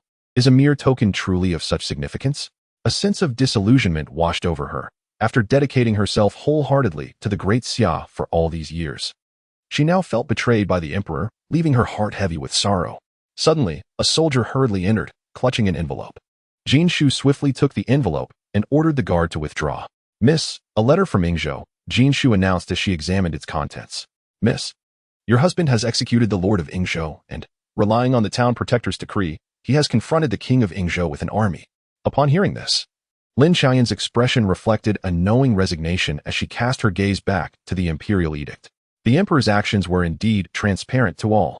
"Miss, your husband's reckless audacity may provoke the emperor's suspicion," Jin Shu cautioned, her brow furrowing in concern. She believed Liu Ziyan's impulsive actions could lead to dire consequences. After all, his position was exceedingly sensitive. Should certain individuals in the court tarnish the reputation of the town protectorate and accuse him of treason, it could spell disaster. Their conversation unfolded without any attempt to conceal it from Qi Jingxi and the others. Upon learning that Liu Ziyan had ventured from Lingzhou to stir up trouble in Yingzhou and had the audacity to slay a city lord, they were astonished by his audacity, daring to oppose a local prince. It was as if he were searching for death in the dead of night. Suspicion?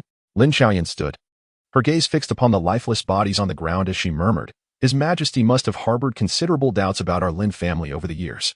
Otherwise, how could your husband have ventured north?" At that moment, even her naivety could not obscure her understanding.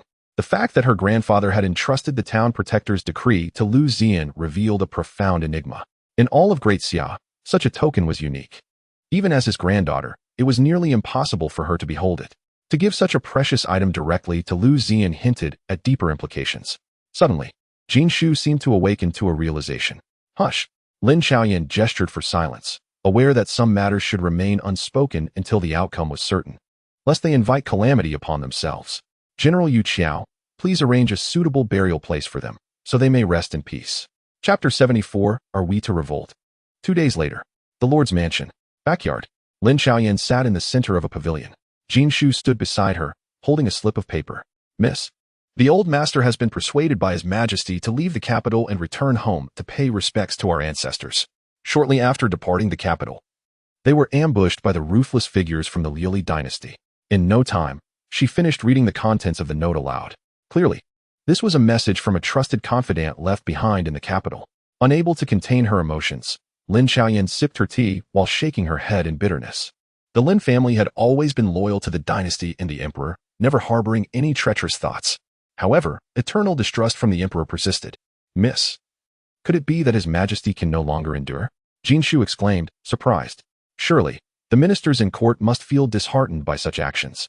After decades of diligence, giving their all for the dynasty, to be treated in this manner is unconscionable. The stability of the Great Xia Dynasty was largely attributed to the Lin family's contributions, undoubtedly paramount among them. A cold glint flickered in Lin Xiaoyan's eyes as she scoffed. "It seems his end is nigh, and the heir apparent is incapable of assuming his position. Naturally, he seeks to consolidate power, clearing all obstacles for the heir, even if it means wrongly sacrificing loyal subjects." Jin Shu, filled with indignation, responded, "What about the old master and the others?" Before she could finish, Lin Xiaoyan interjected, "Do you truly believe that their deaths were mere accidents?" Mentioning this sent a shock through Jin Shu, her expression quickly morphing into one of horror. "Not an accident? Of course not. Since I joined the military, I have uncovered some clues from those years past. However, after gaining some insight, my grandfather intervened." Addressing this matter stirred immense dissatisfaction within her. The implications were too profound for the stability of Great Xia. The old master was willing to endure the pain of losing those who should have outlived him. Suddenly, Lin Xiaoyan smiled faintly. "Do you think His Majesty chose this moment to sever ties with my grandfather for no reason? Moreover, how could my position as the National Protector General be revoked at such a critical juncture? Everything stems from the increasing power I have amassed on my journey. It is human nature that when one possesses considerable strength, they inevitably seek the truth behind past events. This is precisely why, having recently uncovered leads, I discovered that the true reasons behind my parents' and 2 uncles' deaths were inextricably linked to that prince from the north. Furthermore, evidence suggests that his actions were sanctioned by His Majesty. All of this transpired within less than half a month of my recent discoveries. First, there was the incident with Zhonghua Wusan. Then Cheng Zijie and Qin Qian conspired to tarnish my reputation. Now, they are eagerly summoning me back to the capital, likely because my grandfather has left. Upon my return, I can expect to be besieged by several innate realm masters. Lin Xiaoyan's heart was as clear as a mirror. She had already surmised why the Summer Emperor was so eager to summon her back. Despicable. Jin Shu could not help but exclaim in anger. Everything stems from the Emperor's suspicions. Approaching noon, at the city lord's residence, 3 groups of a dozen men hurriedly approached the entrance. The leaders were all dressed as eunuchs, each bearing a decree in their hands. Upon arriving at the door, the 3 exchanged glances, their faces reflecting resignation. "Why are you 2 here, Eunuch Yi and Eunuch Mu?"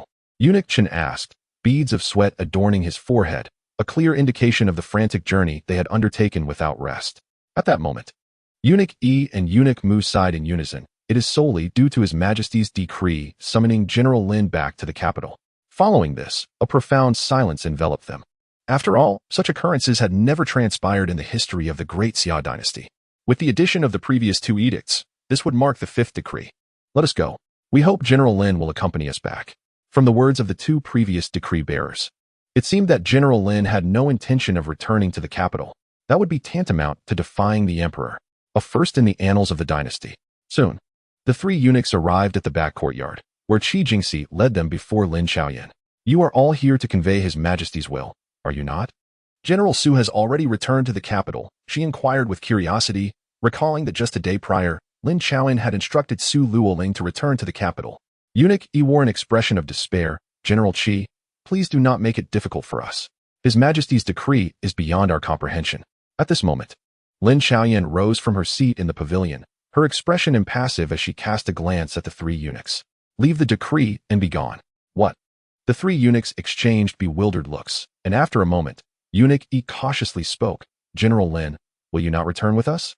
No. Her response was succinct and remarkably imposing, leaving the three in a state of confusion. General Lin, are you truly that audacious? You refuse even the imperial decree? Qi Jingxi's eyes sparkled with admiration as she gazed at Lin Chaoyin, thinking to herself, I too wish to become a person like the great general. One who dares to disregard even the emperor. Jin Shu stepped forward, retrieving the three decrees and examining their contents, only to find them identical to the previous two. As Eunuch Yi attempted to speak further, Jin Shu's sword gleamed ominously. In an instant, Eunuch Yi felt a sharp pain at his neck, a crimson line appearing upon it as Jin Shu returned to his original position, the tip of his sword still dripping with blood. Return and inform His Majesty that I shall return when I deem it necessary. And as for the decree, I shall not accept it. Lin Chaoyin's voice was cold, clearly dismissive of the imperial decree. The reason for her defiance was entirely due to Lin Hong's departure from the capital and Liu Ziyan's journey northward. Despite possessing formidable skills, she was not yet confident enough to consider herself invincible. The capital resembled a den of dragons and tigers. To tread upon it lightly could lead to irreversible consequences. Moreover, the emperor's urgent summons could very well be a pretext for her assassination. The moment she set foot in the capital, in the wake of the summer emperor's coercion, individuals were dispatched to deal with Lin Hong and Liu Ziyan. General Lin, did you kill Eunuch Yi? Chen Gonggong stammered, his throat dry with anxiety. Do you not comprehend my words? Lin Chaoyin's brow furrowed, revealing a hint of impatience. Observing this, Chen Gonggong immediately responded with utmost respect. I shall return at once, and hurriedly exited the rear courtyard. Qi Jingxi approached her with a face full of admiration, exclaiming excitedly, General, are we planning a rebellion? Jin Shu smacked her forehead in exasperation, rendered speechless by this individual's absurdity. Nonsense. Lin Chaoyin shot her a glare before retreating to the pavilion once more. Are we not already in rebellion? Qi Jingxi questioned, puzzled, noting that they had already defied imperial orders and even slain a messenger eunuch. My lady does not aspire to be any emperor. Why are you prattling on about rebellion? Jin Shu remarked as she approached, shaking her head with a sigh, as if lamenting the folly of her friend. Chapter 75. Wang Diuan. Qin City. Under the blazing sun, the king of Yingzhou, holding the imperial edict, looked down imperiously at Liu Ziyan and thundered, Liu Ziyan, you are but a mere scholar, yet you possess a decree of national importance. In the face of the emperor's command, do you not intend to surrender promptly? Shall I have to order the death of the tens of thousands of soldiers who accompany you? His words, imbued with martial vigor, resonated in the ears of all present. Clearly, he aimed to position himself in the light of righteousness and imperial authority, offering Liu Ziyan a grave warning. Beside him, an elderly man with silver hair and a stooped back, wearing a peculiar smile, leaned on his cane. His wrinkled visage, coupled with such an odd expression, was quite disconcerting. After a moment, the elder spoke, My lord, perhaps I should take matters into my own hands? At the back, Zhang Qian and his companions were instantly roused, casting uncertain glances at the old man. Since his arrival, he had remained by the side of the king of Yingzhou, and despite not exhibiting a shred of martial aura, no one dared to underestimate him. Even though he leaned on a cane, his appearance belied any connection to strength. Go ahead. It would be interesting to see if there are any other formidable figures surrounding Liu Ziyan. Xia Tianyu did not reject the elder's offer, nodding as he tucked the imperial edict away. In the next moment, the silver-haired elder, who stood beside him, suddenly vanished.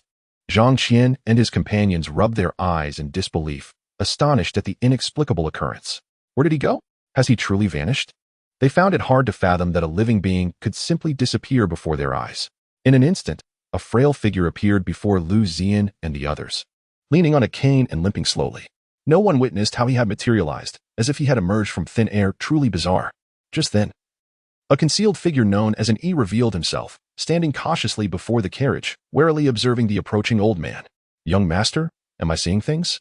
The young woman stared in astonishment at the silver-haired elder, rubbing her eyes in disbelief, questioning whether she had misinterpreted the scene before her. An empty expanse had seemingly conjured a figure, an occurrence both eerie and unsettling. You are not hallucinating. This is indeed the long-lost technique known as instant 100 meters, allowing one to traverse a distance of 100 meters in the blink of an eye. This method has only been witnessed in the presence of one individual, the formidable Wang Daoyuan, the 11th strongest in the realm. When Dark One mentioned this person, even his voice trembled with reverence. The elder's movement technique was exceptionally peculiar, enabling silent instantaneous relocation. What? Xiao, he exclaimed in shock, gazing at the limping old man, and then cried out, He is Wang Daoyuan, the one who almost broke into the top 10 of the strongest in the world. He utilized his instant 100 meters technique to evade a strike from the third strongest, the sword master Li Baiyi. Li Baiyi was no ordinary figure. His sword could shatter mountains and sever seas, capable of overwhelming even those of equal strength. Of course, Wang Daoyuan became well known due to his confrontation with Li Baiyi before the latter achieved the status of an illustrious sword immortal. During that encounter, Wang Daoyuan managed to engage Li Baiyi, utilizing his technique to exchange blows with him. Subsequently, after Li Baiyi ascended to become a sword immortal, they clashed once more, reportedly over a woman. That battle became legendary for its intensity, ultimately concluding with Wang Daoyuan losing his right leg to a single strike. Hence, he now relied on a cane for mobility. This old fellow, over a century old, possessed strength beyond measure. He felt a wave of distress wash over him. He had not anticipated facing such a formidable opponent. This was perilous. Liu Ziyan quickly recalled Wang Daoyuan's exploits, having glimpsed mention of him among various renowned figures. His most notable tale was, perhaps, his competition with Li Baiyi over a woman, which he ultimately succeeded in winning. Most importantly, Li Baiyi had spared him due to that very woman. So it was this man. Liu Ziyan's expression remained relatively unchanged, though a realization dawned upon him. In the blink of an eye, Wang Daoyuan had approached within 20 meters, leaning heavily on his cane. His wrinkled visage broke into a smile more ghastly than tears. Young Master Liu, surrender the national order, and you shall live. Refuse, and you shall die.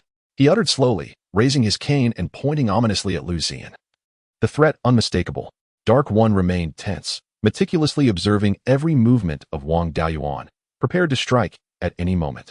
However, facing Dark One's wariness, Wang Daoyuan merely smiled dismissively, stating, You are no match for me. How would I know without trying? Dark One retorted, his figure vanishing in an instant. In the next moment, a gleaming dagger appeared beside Wang Daoyuan's left side, mere inches from his head.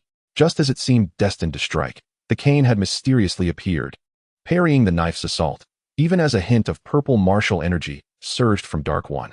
As the cane intercepted the dagger, the aura of innate purple energy abruptly ceased. Wang Daoyuan spoke in a leisurely manner. I have already stated that you are no match for me. Why do you refuse to listen? You self-righteous individuals seem oblivious to the adage that ignoring the wisdom of elders leads to immediate misfortune. Though he appeared to be imparting wisdom, his words were laced with derision. Come again. The shadow of an E vanished once more. In the next instant, he reappeared above Wang. A surge of violet martial energy emanating as the dagger lunged downwards. Clang. The cane re-emerged silently, once again thwarting the dagger's assault. Subsequently, an E began to flicker, appearing alternately in front and behind, to the left and right. Clang. Clang. Clang. Regardless of his relentless attacks, the cane seemed to possess a sentience of its own, accurately blocking every offensive move. Even with each strike executed with utmost effort, an E could not land a single blow. Wang Daoyuan not only effortlessly neutralized the attacks but, most importantly, had yet to reveal even a hint of martial energy. Solely through the motions of his cane, he toyed with an E. A warrior on the cusp of innate mastery. An E relentlessly attacked for a full half hour, yet could not inflict the slightest harm upon his opponent. Panting heavily, he appeared before the carriage, his eyes filled with astonishment. Young master, his strength is unfathomable. I am clearly no match for him. An E warned Liu Ziyan, his expression betraying his vigilance. At present, he was the strongest protector by Liu Ziyan's side. If he himself could not contend, their mission seemed perilous. What is this? Are you exhausted so soon? Wang Daoyuan grinned, looking at an E with a playful gleam in his murky eyes. This scene did not escape the gaze of the army behind Liu Ziyan. In an instant, anxiety spread among the ranks, with many contemplating retreat. Chapter 76. Is the approach incorrect? Before them, Wang Daoyuan's strength was inscrutable. Even in the face of an ES tempestuous onslaught, he remained unfazed, effortlessly countering each strike. Remarkably, he had yet to display any martial energy. With merely a cane, he dominated an E, who was on the brink of innate mastery. Have you heard that young Master Liu can unlock the sword box of yearning? Wang Daoyuan appeared indifferent. Yet his gaze remained fixed on the sword box carried by the green-clad maiden, as well as on Liu Ziyan's every movement. Given the sword box's formidable power, its true nature remained largely unknown to many. Chun Sheng's description had piqued his interest, igniting a desire to witness its prowess firsthand. For a martial artist of his caliber, the singular pursuit was strength, an unending quest for power to transcend one's limits and extend one's lifespan. No matter how formidable others claimed to be, nothing compared to witnessing it with one's own eyes. You wish for me to unlock it? Liu Ziyan regarded him with intrigue, somewhat surprised by the sword box's potential. Even if he had not seen its capabilities, he had likely heard of its reputation. In such circumstances, the fact that the other party dared to request he unlock the sword box spoke volumes about Wang Dayuan's confidence in his own strength. Merely desiring to witness the legendary weapon, which has been spoken of for decades, he nodded in tacit agreement, a flicker of anticipation gracing his weathered visage. The reason for his deliberate hesitation lay in his eagerness to see Liu Ziyan unveil the sword box. Of course, he was not alone in his anticipation. The king of Yingzhou behind him shared the same sentiment, both yearning to behold the sword box's formidable power and whether it truly possessed the terrifying strength capable of annihilating tens of thousands of troops, as Chun Sheng had claimed. Liu Ziyan spread his hands and feigned helplessness, stating, "Since it is so, I shall acquiesce to your wishes." The Qing woman, perceptive to the mood, promptly retrieved the sword box and presented it. Beneath her veil, her exquisite features radiated a sense of eager curiosity. Having witnessed the last occasion when the sword box was opened, unleashing a terrifying force, her heart brimmed with anticipation and intrigue. What spectacle would unfold when the sword box was unveiled once more? The moment Liu Ziyan grasped the sword box, Wang Dayuan became wholly engrossed, his spirit taut with concentration. In the next instant, Liu Ziyan summoned a thread of golden energy from within, striking the sword box. With a sharp crack, the expansive box swung open, revealing a long sword, entirely azure, its blade enveloped in a cerulean glow. Following this, layers of small partitions emerged alongside the long sword, each housing diminutive blades, slender as silver needles. "Ah!" exclaimed the Qing woman, taken aback, for this scene starkly contrasted with the last. There was no dazzling brilliance nor the overwhelming sword energy reminiscent of a boundless ocean. What could this mean?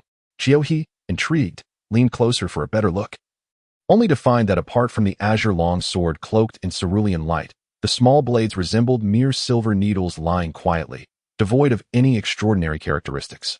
At that moment, Wang Dayuan, upon witnessing the sword box's revelation, felt his internal martial energies stirring in response. Yet upon observing the scene before him, he was left in a state of stupor, gazing incredulously at the sword box. Was this it? Where was the promised sword energy that could sweep across the battlefield? The sword intent that wreaked havoc? Above the city walls, Xia Tianyu, who had initially been brimming with excitement, now stood frozen in disbelief upon witnessing this spectacle. He was not alone. Zhang Qian and others shared his bewilderment. However, it was Chun Sheng who appeared most flabbergasted. The sight that had greeted him during the last unveiling was certainly not like this. Could it be a deception? Chen Xing took a moment to entertain such doubts. Yet, the sword box was a rare treasure, unique in the world. Was it possible that the method of opening it was flawed? Xia Tianyu, his face a mask of frustration, turned to glare at Zhang Qian, exclaiming, "Is this truly it? You claimed that this artifact could obliterate tens of thousands of soldiers in an instant?" Zhang Qian, caught off guard, felt his face flush with embarrassment, unable to muster a retort. With a thud, Chen Xing hastily knelt, fear evident in his demeanor as he addressed the prince. "Your Highness, I speak only the truth. I would not dare to deceive you. As for why it has come to this, I do not know." Xia Tianyu suddenly awoke, pondering the implications of the previous statements. If the individual had not spoken falsely, then could it be that the spectacle upon opening the sword box twice differed significantly? If this were indeed the case, did it imply that the initial unveiling and the subsequent one were not the same? A sense of uncertainty flickered within him. The prince speculated that perhaps the prolonged disuse of the sword box had allowed it to accumulate a formidable sword energy, which would be quite natural. Zhang Qian hurriedly came to Chen Xing's defense. As expected, upon hearing this explanation, Xia Tianyu nodded in agreement, finding it highly plausible. However, this realization left him somewhat disheartened, for it rendered the sword box rather inconsequential in its utility. He gazed at the seemingly unremarkable box with disappointment. Wang Dayuan scrutinized the open sword box for an extended period, unable to discern any extraordinary qualities. Nonetheless, the delicate silver needle-like swords piqued his curiosity. The ability to forge such exquisite small swords was perhaps a rarity in the world, a true marvel of craftsmanship. Yet, he wondered why there was no manifestation of a myriad of sword energies. After observing for a while, he voiced this inquiry. Meanwhile, even Liu Ziyan appeared somewhat bewildered by the unfolding scene. However, clarity soon dawned upon him. Ultimately, the phenomenon was a consequence of the previous opening, which had allowed the sword energy and intent to leak out, resulting in such a spectacle. At this moment, both the silver needle-like swords and the renowned Chaosi sword had retracted their energies. What's going on? Could this be a counterfeit sword box? Qing Nu rubbed her eyes vigorously, beginning to doubt her perceptions. Something was amiss. There was an overwhelming sense of wrongness. This sword box is indeed authentic. Qiuhe approached, examining it closely and affirming with certainty. An ominous presence lingered as he closely monitored Wang Deyuan's every move, remaining highly vigilant. If this sword box were merely ordinary, Lu Gongzi might as well proceed with his journey in peace. Disappointment lingered in Wang Deyuan's heart as he resolved to take action. He slowly raised his cane, and with that singular motion, he felt an immense pressure descend upon him, akin to a mountain bearing down. Liu Ziyan extended his right hand into a sword gesture, a glimmer of golden light surging forth. With a swift motion, he sliced through the partition within the sword box, and a white light shot forth. Upon inspecting the partition, one of the silver needle-like swords was now missing. Boom! As that small sword flew out, an overwhelming torrent of sword energy surged forth, akin to tumultuous waves crashing upon the shore, bearing down upon Wang Deyuan. What? He was taken aback, retreating several dozen meters in alarm. Whoosh! The sharp sound of slicing air echoed as Wang Deyuan hastily evaded. A sharp sting appeared on his right arm, a streak of blood oozing forth. What is this? Wang Deyuan looked in horror at the wound, his mind racing back to that perilous moment. Just moments ago, a sword energy, as swift as lightning, had nearly struck his heart. Thankfully, his reflexes had allowed him to narrowly escape the fatal blow. Whoosh! The silver needle sword rapidly returned to Liu Ziyan, hovering gracefully in midair. How about that? Have you witnessed its splendor?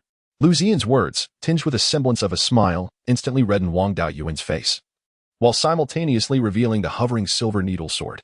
Just moments ago, it was that very blade that nearly cost him his life. Chapter 77, If I Wish It. I can be invincible in the world. A slender silver needle sword possessed such formidable power, leaving the onlookers utterly astonished. However, what truly shocked Wang Deyuan was that Liu Ziyan was merely a scholar. Previously, he had shown no trace of martial energy or even the slightest fluctuation of sword intent. How then could he have activated the sword box? Not only was Wang Deyuan filled with curiosity, but Xia Tianyu and the others also wore expressions of bewilderment and confusion. To my knowledge, young Master Liu has no understanding of martial arts, lacks proficiency in literary pursuits, and has never practiced the sword path. How did you manage to open the sword box and control the sword to combat? It was only at this moment that Wang Deyuan, still shaken, inquired. It is widely acknowledged that to control a sword, one must cultivate the sword path, sensing and manipulating the sword through sword intent. Additionally, martial energy or literary energy could achieve this as well. Yet, Liu Ziyan had never exhibited these powers. What then was the source of that fleeting golden light? He was not blind. He had clearly seen the golden glimmer that flashed at Liu Ziyan's fingertip. King, Qiuhe, and Ani shared their curiosity, all fixated on him, hoping for a response. Unheard of. Naturally, they too had witnessed the golden light, but while they could see it, they could not comprehend the nature of its power. Liu Ziyan retracted his finger, standing with his hands clasped behind his back, his scholarly demeanor radiating elegance. With a gentle smile, akin to a spring breeze, he appeared calm and transcendent, embodying the essence of a refined gentleman. Is it true that one cannot control a sword without practicing the sword path? Liu Ziyan countered directly, then smiled softly and shook his head. If I were to practice swordsmanship, I would be invincible in this world. If I were to delve into literature, I would be invincible. If I were to train in martial arts, I would be invincible. With such audacious declarations, the crowd was left utterly stunned. Arrogance, hubris, and insolence dripped from his words, leaving everyone at a loss. I asked you how you could control the sword, yet you deflected the question and resorted to boasting. Even the strongest in the mortal realm would not dare to claim invincibility. King, Ani, and Qiuhe were collectively rendered speechless, frozen in disbelief. Wang Deyuan initially stood in shock, before bursting into hearty laughter. Ha ha ha, Liu boy, you speak with such gravity. I almost believed you. But do you understand what it means to be invincible? In this vast world, within the 9 provinces, who dares to claim invincibility? In the realm of martial arts, who would dare to proclaim themselves as invincible? Even from a distance atop the city wall, Xia Tianyu could not suppress a twitch at the corner of his mouth. How ludicrous. A scholar is merely a scholar, having seen little of the world, akin to a frog at the bottom of a well. Initially, I thought he was someone of substance. Who would have thought it was merely this? Are you ready? Xia Tianyu asked without turning back. Behind him, Zhang Qian responded respectfully. Your Highness, all preparations are complete. We have already exited from the south and north city gates, and within half an hour, we shall encircle them. What lies before us is but an illusion. Xia Tianyu has long since dispatched his forces beyond the city, to the south and north. An army of 50,000 has emerged, coupled with the 100,000 troops that Wang Daoyuan recently brought, who now await within the city. We are faced with a formidable total of 200,000 soldiers. Should they succeed in encircling Liu Ziyan's forces, the ensuing battle will undoubtedly tilt overwhelmingly in their favor. Urgency is paramount. They must capture this boastful individual within half an hour. Xia Tianyu finds himself increasingly intolerant of Liu Ziyan's braggadocio. Indeed, the response came swiftly, and he descended with haste.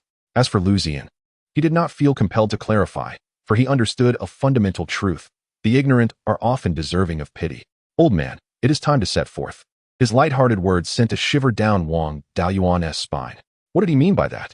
Was he referring to himself? Surely not. How could he still utter such hubris at a time like this? Did he truly believe that the fantasies of a fool could manifest into reality? Before he could finish his thought, a blinding flash of light surged through the air, akin to a lightning bolt, swift and ephemeral. In an instant, the white light silently severed Wang Daoyuan's throat, a crimson stain appearing. Agonizing pain enveloped him as terror widened his eyes. He grasped his neck, blood gushing forth like a torrent. Struggling for words proved futile, and with a final thud, he collapsed, leaving all to realize in horror that he was dead. Return. Liu Ziyan murmured, as the silver needle-like sword swiftly returned to its sheath. The sword's casing closed, and he cast a casual glance at an E, declaring, "Is this all? Utterly tedious."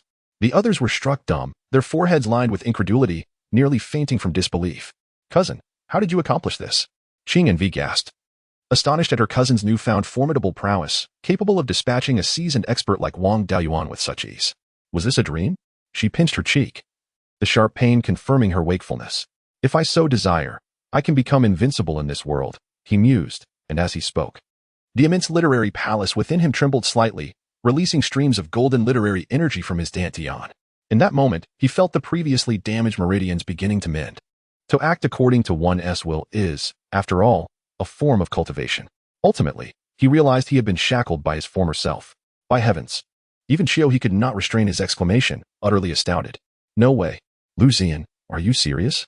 I thought you were merely jesting." The shock left him numb, and Yi's eyes flickered with an enigmatic light as he swiftly melded back into the ranks of the army, evidently shaken by the revelation.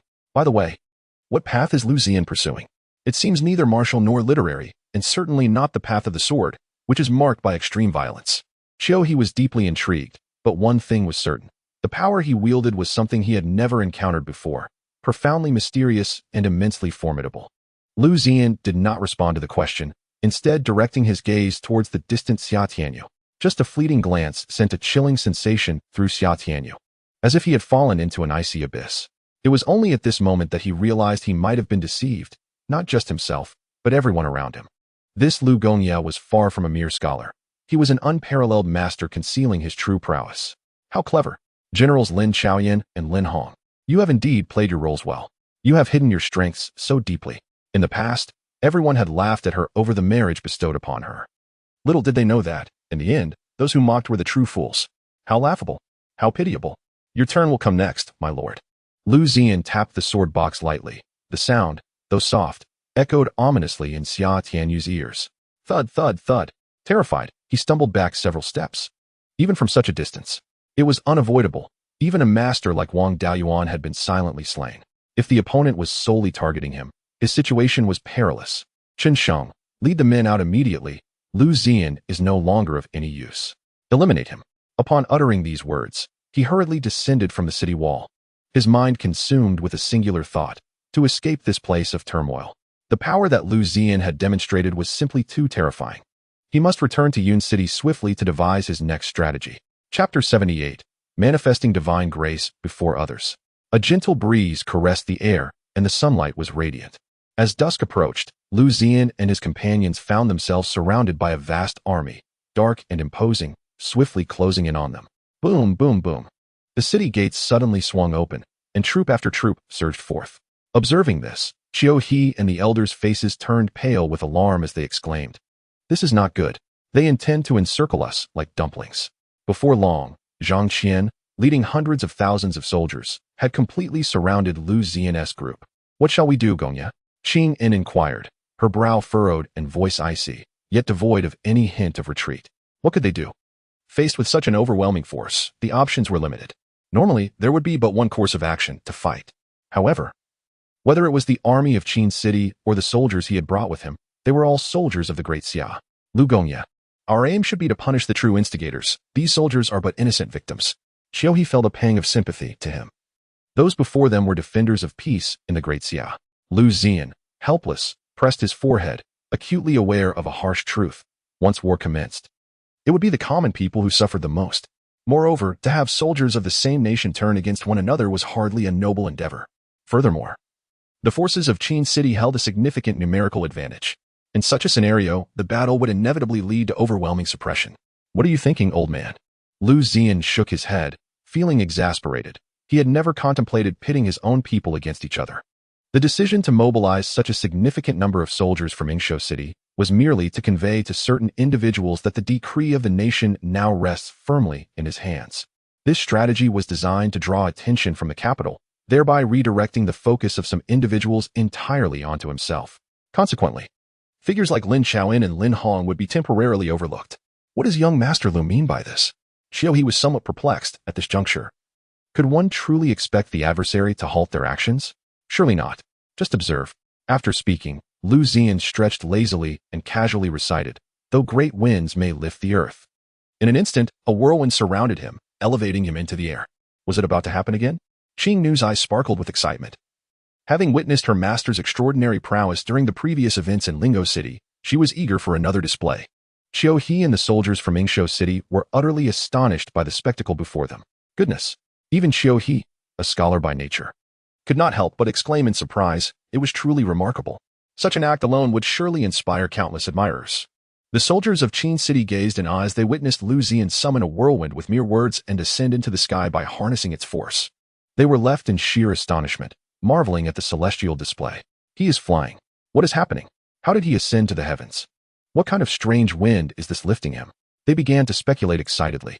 Zhang Qian rubbed his eyes vigorously, convinced he must be mistaken. Why on earth was he soaring into the sky?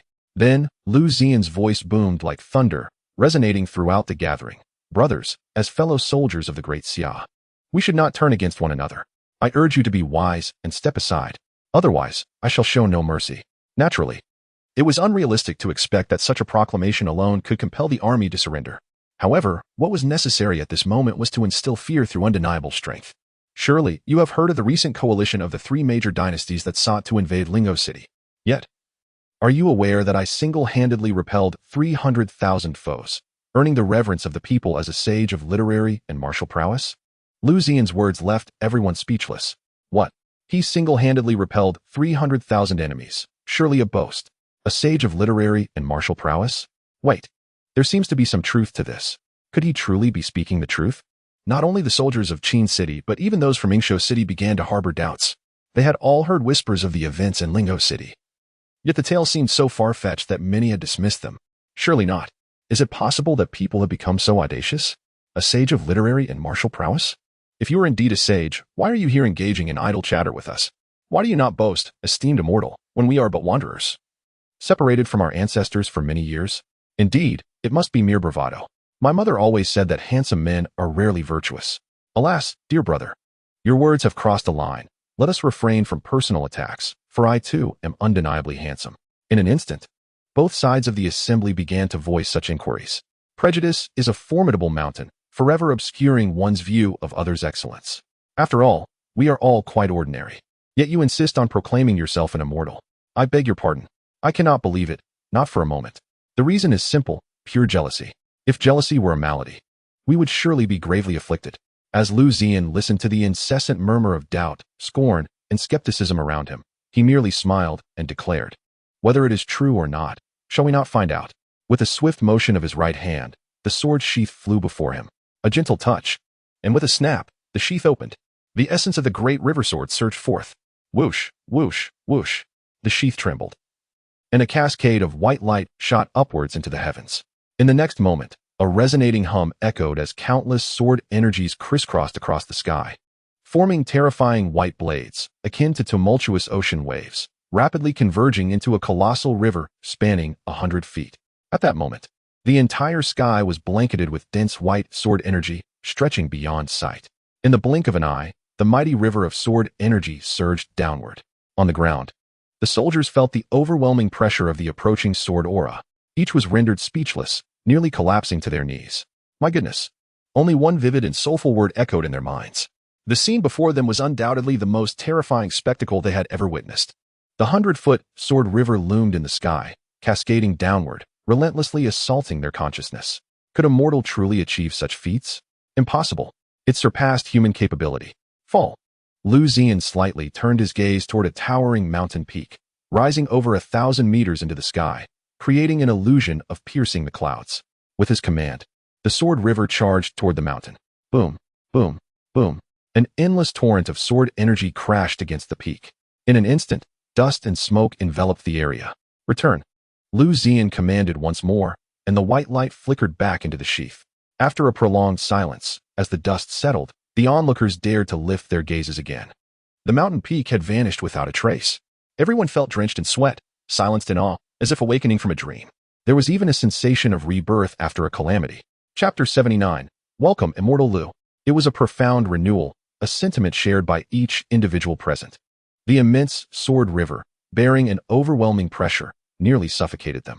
Having witnessed such a scene, no one dared to question Liu Ziyan's words any longer, even if he was not a celestial being of the literary path. Such a terrifying display of power could not possibly be executed by an ordinary person. Quickly retreat. Liu Ziyan commanded sternly, and the encircling army of Qin's city, understanding the gravity of the moment, promptly withdrew. Make way. Clear the path for Immortal Liu to enter the city. It must be said that Zhang Qian had a knack for handling situations after this incident. He quickly grasped the situation and signaled for the army to part. Sweating profusely, he galloped on horseback to the front of the carriage. Qing'er and Qiuhe were momentarily taken aback by what they had just witnessed. Was this something a mere human could achieve? Such methods could easily be deemed those of an immortal. Immortal Liu, Zhang Qian is coming. He bellowed, his voice booming. Though his steed seemed to struggle under his ample weight, panting heavily. In the rear, Chun Sheng and Zhu Yiba exchanged astonished glances, their hearts brimming with shock. When had Zhang Qian, the deputy governor, ever adopted such a humble demeanor? Rarely, if ever, had they seen him like this. Deputy governor, wait for me. Father, please be patient. The two of them also rode after him. Meanwhile, in the state governor's residence, moments prior, in the front courtyard, old Huang was contentedly sweeping the ground while humming a cheerful tune. Hey, sister, you sit at the bow, while brother walks on the shore. Suddenly, he ceased his sweeping, his expression turning solemn as he gazed towards the city gates. This Liu gentleman is quite extraordinary. In that case, I shall prepare a little gift for him. With that, his figure gradually became ethereal before vanishing completely. At the northern city gate, Xia Tianyu rode a war horse, galloping forward. Soon, racing along the pathway, he muttered angrily, "Damn it! I should have brought more skilled fighters with me. I underestimated that gentleman from the Lin family. I thought Wang Daoyuan alone would suffice against his guards." Regret and remorse washed over him as he realized his miscalculation. If not for the time constraints, he could have summoned a multitude of experts from Cloud City. Alas, having only recently returned from the capital, he had just Wang Daoyuan at his side. As he pondered his predicament, a sudden whoosh of azure sword energy sliced through the air from behind him, startling him greatly. He swiftly leapt aside to evade the lethal strike. Bang! The sword energy struck his steed, leaving a gruesome scene of blood and flesh. Who goes there? Xia Tianyu leapt to the side of the pathway, his face awash with vigilance as he scanned his surroundings. He looked left and right, then glanced behind him. The area was eerily quiet, save for the occasional gentle breeze, devoid of any other peculiarities. Yet, the stillness only heightened his sense of unease. "Are you targeting me?" he called out. Curiosity piqued as he wondered if the assailant hailed from the Lin family or was a servant of the emperor. Fully focused, not daring to relax even a fraction, beads of sweat began to trickle down his forehead, and until this moment, he had yet to perceive anything amiss, were it not for the gruesome pool of blood and flesh left by his fallen horse. Xia Tianyu found himself questioning the reality of his perceptions, doubting that everything he had just experienced was genuine. "Your Highness, please do not rush away." A voice, laced with playful mockery yet tinged with nonchalance, echoed in the air. In the next moment, he noticed a dark figure rapidly approaching from the distance, moving with astonishing speed, akin to a fleeting meteor. Within mere moments, the figure stood before Xia Tianyu, who, taken aback, inquired, You are the steward, old Huang? Upon recognizing the visitor, disbelief washed over him as he scrutinized the figure for a while before speaking. It was indeed preposterous. He was quite familiar with old Huang, the steward of the state lord's residence. Over the past 5 years, each visit to see his foster son, Liu Yiming, had been met by this very man. Your Highness, am I not simply old Huang? He replied, shrugging his shoulders with an expression of resignation, as if greeting an old friend without any formality. Xia Tianyu's expression shifted to one of anger as he admonished, Old Huang, why are you obstructing me? To which old Huang leisurely responded, Your Highness, at this juncture, your first inquiry should be why I possess cultivation. His demeanor was calm, as if everything were anticipated. Upon hearing this, Xia Tianyu's countenance changed dramatically, and a wave of shock surged within him. He had nearly forgotten that old Huang, whom he had encountered numerous times, had never disclosed any prowess. In his memory, old Huang had always been an ordinary man, devoid of any martial aura. Many times, he had led his innate realm guards to test old Huang, receiving only the singular answer that he was a commoner. Old Huang, you are clearly an ordinary person. How can you possess strength that even I cannot perceive? Xia Tianyu protested, for he himself had been a martial practitioner at the 9th rank for many years. To remain undetected by his senses indicated that old Huang's power was indeed profound, given the earlier sword energy, which was at least comparable to the peak of the 8th rank's full-force strike. He wondered, could it be that you have mastered the sword path? But no, that could not be the case. Even those at the innate realm or sword immortal level would reveal their aura when employing such speed. Old Huang had not. Suddenly, a dreadful realization struck him. During that extreme speed of movement, old Huang had exhibited no discernible aura. It was as if he were a specter, leaving behind only a fleeting shadow while devoid of any trace of energy. This was highly abnormal.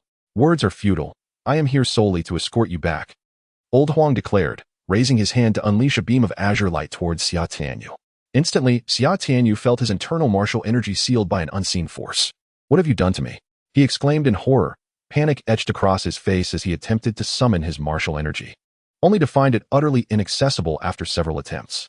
You need not concern yourself with that, old Huang replied, his expression serious as he grasped Xia Tianyu's shoulder.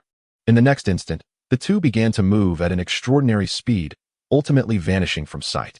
Welcome, Immortal Liu. Welcome, Immortal Liu. Welcome, Immortal Liu. The streets were lined with kneeling citizens, their voices raised in fervent adulation. The carriage of Liu Ziyan ambled slowly down the center of the street. Ahead, Zhang Qian rode on horseback, gesturing animatedly to the surrounding populace. Clearly, this spectacle was meticulously orchestrated by him.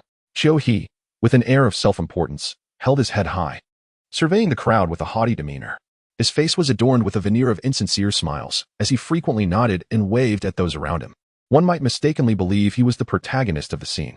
Old Qiu, what is this all about? Qing Nu inquired, her curiosity piqued by Qiu He's behavior.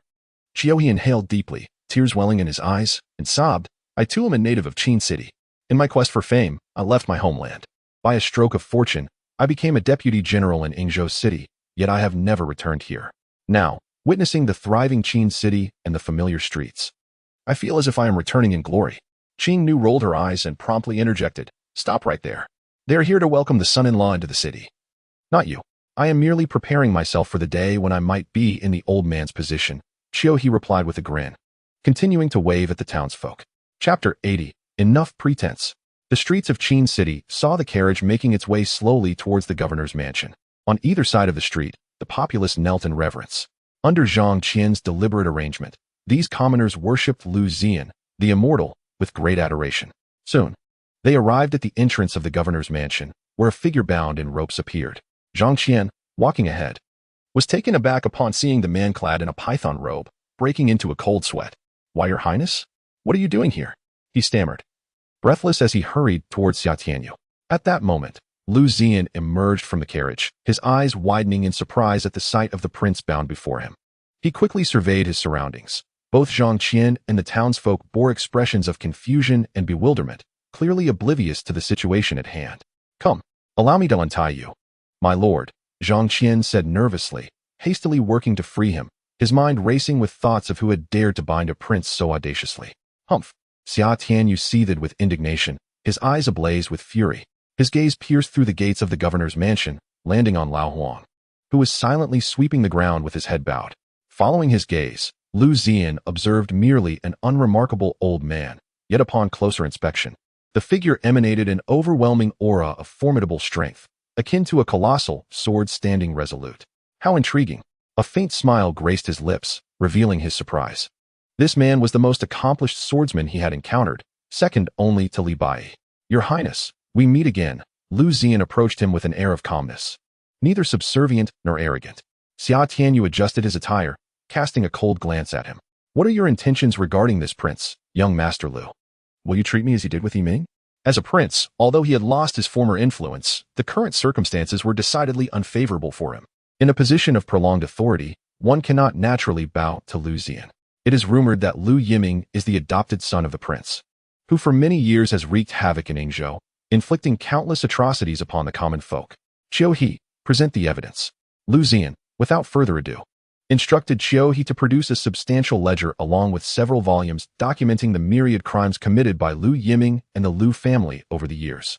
Xia Tianyu fixed his gaze intently upon him, then took one of the tomes, casually leafing through it, dismissively stating, Yiming is already dead, and the Liu family has been eradicated by you. What do you intend to do with these to convict me, the prince? Nearby, Zhang Qian and others trembled, overwhelmed with anxiety, secretly breaking into a sweat at Liu Ziyan's bold actions. What should one do?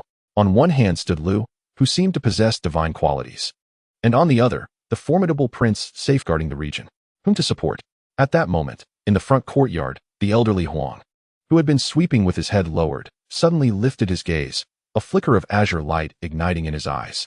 The next instant, whoosh, a stream of azure sword energy manifested before Xia Tianyu, slicing through his neck, and his head flew off. The sword energy appeared without a sound, eluding the notice of those present until the moment Xia Tianyu fell. A cacophony erupted around them, astonished gasps echoing. The prince! Zhang Qian exclaimed in terror, his heart racing as he beheld the severed head, its eyes wide open in death's final stare. Liu Ziyan raised his head, hastily glancing towards the main courtyard, only to find that the old man who had been sweeping had mysteriously vanished. Anti-you! Qing Nu exclaimed in astonishment. Clearly, in her view, the only one capable of such a silent and lethal strike against Xia Tianyu could only be her own master. Zhang Qian, with palpable anxiety, questioned, Liu Xianren, what is this? In an instant, all eyes turned towards him, convinced that he had been the one to execute Xia Tianyu. Thank you, Liu Xianren, for ridding us of this scourge. Numerous citizens, filled with fervor, knelt in homage, exclaiming in unison. It was only at this juncture that Qiu He, his strength giving way, collapsed to the ground, murmuring, Master, this is folly. Impulsiveness, it is far too reckless. Before the multitude, in front of so many commoners, to kill a prince so brazenly. Should this news reach the court, it would undoubtedly attract severe criticism, and perhaps even lead to charges of rebellion. Liu Xianren's righteousness, delivering the people from harm. As a voice rang out from the crowd, it was swiftly followed by an uproar of support from the masses. Liu Ziyan quickly turned his gaze towards the gathering, inadvertently catching sight of the old man who had been sweeping, murmuring to himself, intriguing, using a knife to kill. This thought flashed through his mind. Yet in the current scenario, explanations would serve no purpose, for the people had already determined that he was the one who had slain Xia Tianyu. Reflecting on the precise sword energy from earlier, he realized that though none present had perceived it, he was acutely aware that it had originated from the front courtyard of the estate. But why would the other party resort to such tactics? To frame him? Liu Ziyan found himself perplexed, unable to comprehend why such elaborate measures were undertaken merely to cast blame. What was the purpose of this blame-shifting? He could not fathom it. After all, it was merely a prince. What of it if he were to die? Liu Ziyan did not even spare a glance at the corpse of Xia Tianyu, nonchalantly stepping into the governor's manor. What? Merely a prince? Oh, Liu Gongya, do you not wish to reflect on what you were saying? Adoptive father. Should we report this matter to the capital? Shenxing inquired, somewhat dazed. The significance of this issue was paramount. Should they fail to report it promptly, it could later implicate them, leading to a charge of clan extermination. We must report it. There are grave consequences that we cannot bear. After a moment of contemplation, Zhang Qian resolved to report immediately. And what of Liu Xianren? Chun Sheng hesitated, fearing that if Liu Ziyan learned of their report, he might harbor resentment against them. Fear not, I shall placate him, Zhang Qian replied, wiping the sweat from his brow and quickly adopting a smile as he approached, saying, Liu Xianren, please feel free to issue any commands to little Zhang. His subservient demeanor was astonishing to behold. Upon entering the front courtyard of the governor's manor, Zhang Qian bellowed, Old Huang, Come out this instant. Before long, old Huang emerged lazily, broom in hand, appearing as though he had just awoken. Here I am, Master Zhang. The moment old Huang stepped out, Liu Ziyan's gaze immediately fixed upon him, recognizing him as the very one who had just dispatched Xia Tianyu. Old Huang. This is Liu Xianren, Zhang Qian explained animatedly, gesturing as he had done earlier outside the city. After a while, old Huang feigned surprise, his pupils dilating in horror as he stammered, "A immortal? There truly exists such a being in the world?" His exaggerated demeanor was transparent to Liu Ziyan, who felt no trace of astonishment. His murky eyes remained tranquil, as if untouched by revelation. Enough with the pretense, speak. Why attempt to pin this on me? Liu Ziyan expressed his disinterest in old Huang's theatrics, asking his question before walking expressionlessly into the main hall, the others following closely behind. Chapter 81, Prejudice. In the main hall, Liu Ziyan took his seat at the upper table, pouring himself tea from the kettle with a sense of self-importance. He savored a sip from his cup. Shortly thereafter, Zhang Qian, old Huang, Qing Nu, Qiuhe, and others entered one after another. At this moment, aside from old Huang, the others found themselves at a loss regarding Liu Ziyan's earlier statements. Blame shifting? What did that even mean? They were somewhat bewildered. Gongya, what do you mean? I do not understand. Qing Nu, both curious and astonished, was the first to voice her question. The others turned their gazes toward him, awaiting an explanation. Old Huang also feigned a look of astonishment, scratching his head with a foolish grin. Esteemed gentlemen, how about I go prepare some meals for you? Sensing Liu Ziyan's malevolent gaze, he hastily sought an excuse to escape. It was imperative that he did not linger too long. How peculiar.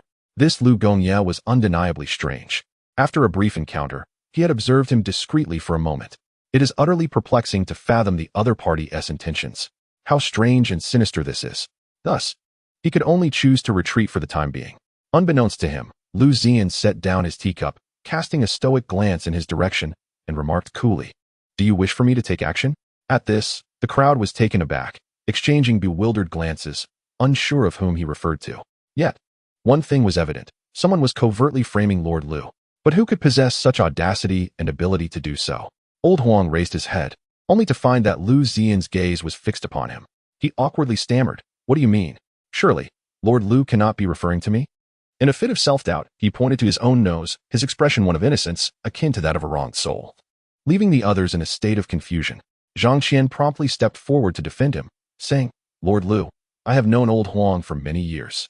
He has served diligently as the steward of the governor's mansion, embodying hard work and integrity. He is not a man of schemes." Qiuhe and Qing En fell into contemplation, regarding old Huang with unexpected scrutiny. However, they sensed no trace of martial aura emanating from him. He appeared to be an ordinary man, unworthy of such attention from the Lord. Liu Ziyan, unwilling to engage him further, sneered disdainfully, "Oh, if that is the case, then Qing En, eliminate him." This declaration left everyone in stunned silence, frozen in disbelief. To kill a man over a mere disagreement seemed excessively harsh. After all, he was just an elderly gentleman. Such an act would be rather inappropriate. Wait, Lord Liu, what is the meaning of this? Why would you wish to kill me? Old Huang feigned fear, hurriedly wiping the sweat from his brow, his expression one of trepidation. His act was so convincing that none present could discern his pretense. However, Liu Ziyan was different. As the golden literary essence flowed from the Wind Palace, mending his damaged meridians, his perception sharpened. He quickly discerned that old Huang was not as he seemed. A forceful sword aura, vast as the ocean, lay suppressed within him. No matter how well concealed, it could not escape his keen sight. Qing En hesitated, expressing her concern, "My lord, it seems rather unjust to slay an old man without cause." Qiuhe concurred. "Though he may have a somewhat unseemly appearance, we must adhere to reason, must we not?" Meanwhile, Zhang Qian and Qin Xing were utterly bewildered. Did old Huang have a prior acquaintance with Lord Liu, and perhaps a grudge? This seemed implausible. Considering Lord Liu's age, likely just over 30, there should be no intersection between him and old Huang. Moreover, old Huang had been a lackadaisical steward, unkempt and fond of indulgence, with a sharp tongue. Aside from these flaws, he appeared to possess no significant shortcomings, except perhaps for his lecherous tendencies. Surely, Lord Liu had not discovered his previous escapades in the brothel, particularly his entanglement with Asian. However, if old Huang were to be killed, Ajin would be left utterly alone and vulnerable. In that moment, I, Zhang Qian, pondered deeply with a tilted head. Rationally, I could not condone old Huang's demise, yet emotionally, I found myself tempted to take action. Upon hearing such remarks about himself, old Huang's displeasure was palpable, and he retorted with indignation, "Prejudice. You all harbor bias against my appearance." Liu Ziyan's tone grew frosty. "Do not hesitate to act." Qing Yin, jolted back to reality, stepped forward, emanating an aura of martial prowess. "Old man, I apologize." With that, she swung her fist towards old Huang. "Wait. Are you truly going to strike?" Old Huang exhibited no signs of agitation, moving like a specter, effortlessly evading the blow. The punch missed entirely. Qing Yin stared incredulously at her own fist, exclaiming, "He dodged it?" Zhang Qian, initially taken aback, then pointed at him in disbelief, stammering, Old Huang? How is this possible?" The others were equally astonished. Moments prior, they had merely witnessed a fleeting shadow evade Qing Yin, a formidable 8th grade expert. "Hold on, young lady. You are not a match for old Huang," he said, raising his hands in a gesture of surrender, his expression tinged with resignation. Hoping to dissuade Qing Yin from another assault, he then shifted his gaze to Liu Ziyan, nodding in quiet satisfaction. "Liu, you truly see through old Huang's facade. Indeed, it was I who killed the prince. You admit it?" Zhang Qian could hardly fathom how readily old Huang acknowledged it. "Wait, how did you kill the prince?" The thought of the earlier scene outside the door struck him. "Goodness, old Huang, you are indeed the most concealed one here." He stepped forward, taking a seat beside Liu Ziyan, pouring himself a cup of tea and taking a sip. "Did Liu intend to eliminate him? I merely acted as a catalyst. If I wished to kill him, why would I need your assistance?" Liu Ziyan regarded him with a bemused expression, his gaze piercing. The latter shuddered, his demeanor freezing. "Why kill in my presence?" Old Huang met his star-like eyes, deep and unfathomable, exuding an aura of dread. It was a gaze that no ordinary person could possess. "Indeed, I had underestimated Liu Ziyan. I hold a profound enmity with Xia Tianyu," old Huang began, letting out a quiet sigh as he delved into the past. It was a tale of a patriarch from a prominent family in Yun City who had toiled for decades, only to suffer under Xia Tianyu's rise to power. Upon arriving in Yun City, Xia immediately suppressed their family, leading to the slaughter of hundreds of kin. Old Huang was left alone, stripped of his powers, fleeing for his life. He later encountered Liu Yiming, who saved him. For years, he had concealed his strength, seeking a new path to rebuild, ultimately finding success. When Liu Ziyan appeared, he seized the opportunity to eliminate Xia Tianyu in plain sight, diverting all attention to himself. Thus, the narrative unfolded. At heart, old Huang was but a tragic figure. Old Huang's eyes glistened with tears, and he gently wiped them away, presenting a pitiful visage that immediately resonated with those present. At that moment, Liu Ziyan stifled a yawn, stretched his back, stood up, and calmly remarked, "Old Xiao, please verify the truth of this matter." Chapter 82. Has he fled? In the royal capital, within the Shuntian Hall, Emperor Xia sat upon his throne, his expression one of fury as he surveyed the assembled officials. How could a mere scholar dare to slaughter a city lord and create such a commotion? The absence of any capable individual to quell the unrest was intolerable. As he spoke, his martial aura surged forth, a powerful presence emanating from his being. The officials below fell silent, drenched in sweat. "Your Majesty, this scoundrel is exceedingly arrogant, especially since this incident occurred in the territory of the King of Ing. I propose that we dispatch a great army to suppress him," suggested one official. Many officials rose in agreement, believing that given the circumstances in Yingzhou, a concerted military effort could certainly bring the situation under control. I second this motion." Numerous ministers voiced their support, convinced of its feasibility. "Your Majesty, I suggest we send skilled warriors to eliminate this rogue," declared General Meng Long. A figure of integrity and strength, his voice resonating with authority. As a third-rank martial general, he was second only to Lin Xiaoyan in terms of martial achievements, and had once been the fiercest rival of Lin Xiaoyan when she was appointed as the Grand General of the kingdom. Today, upon learning that Liu Ziyan, without any official title, had the audacity to murder a city lord, Meng Long was filled with righteous indignation and chose to take a stand. The emperor regarded him for a moment before softly responding, "Let it be decreed that General Meng shall lead an army of 50,000, bearing my solitary command, to Yingzhou to slay Liu Ziyan. Additionally, issue another decree summoning General Lin back to the capital. Should she refuse, let there be no mercy." Upon hearing this, some officials were elated while others were filled with trepidation. Those rejoicing were those opposed to the Lin family, while the worried ones were those closely allied with them. In Qin City, at the prefectural lord's residence, old Huang's explanations were met with skepticism from Liu Ziyan. He instructed Qiao He to investigate the matter. Subsequently, he rose and approached Qing Nu, gently caressing the sword case. "Open," he murmured, and the case swiftly sprang open. With a flick of his hand, A slender white sword shot forth with astonishing speed, akin to a flash of lightning, hurtling towards old Huang.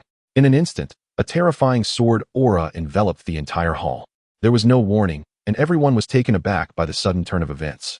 Old Huang's countenance shifted in horror, and he hastily retreated, his figure appearing at the doorway. "Young Master Liu, why disregard the martial code?" he exclaimed as he dashed out into the courtyard. Behind him, the white sword pursued relentlessly, transforming into a sea of blades, an endless torrent of sword energy converging like crashing waves, surging towards old Huang. Inside the hall, Qing Nu, Zhang Qian, and the others were utterly stunned. The moment the dreadful sword aura materialized, they were overwhelmed by a sensation of suffocation, as if a hand had gripped their throats, rendering them breathless. A pall of death enveloped the surroundings. Liu Ziyan, silent, raised his hand, and with a swift motion, the sword box soared forth. His figure followed suit into the courtyard. With a delicate flick of his finger, two slender swords shot forth from the box, transforming into two streaks of luminous light. Such audacity! Lao Huang sensed the onslaught of two formidable sword energies approaching him and immediately shouted in alarm. The reason was simple. He had not anticipated the sudden assault from his opponent, caught completely off guard, utterly unprepared. "Young Master Liu, this requires explanation. I have already clarified everything. Why do you still strike with such lethal intent?"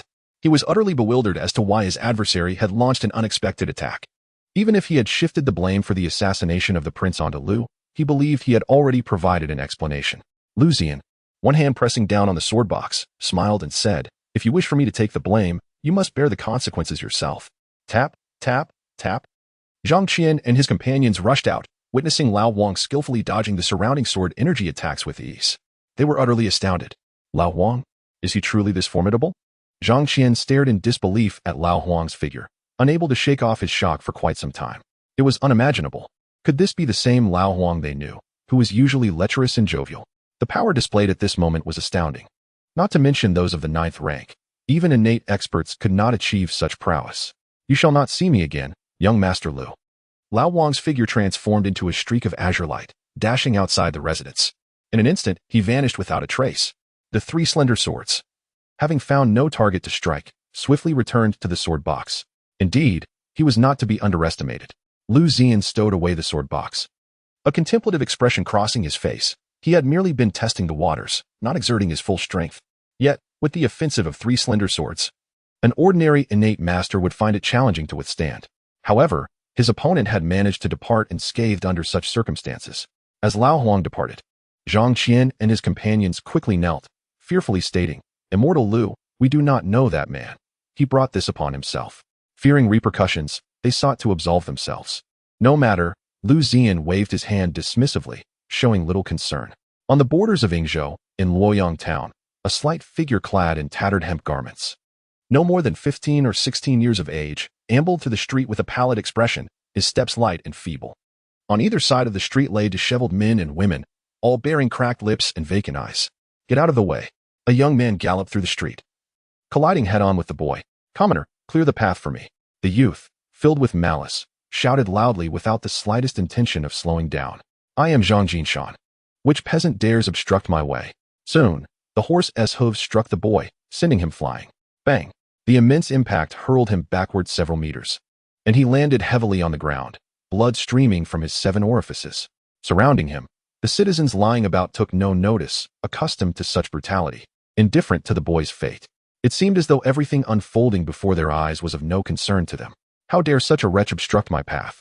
Zhang Jinshan dismounted, filled with rage, and stormed towards the nearly lifeless youth, seizing a stick from nearby.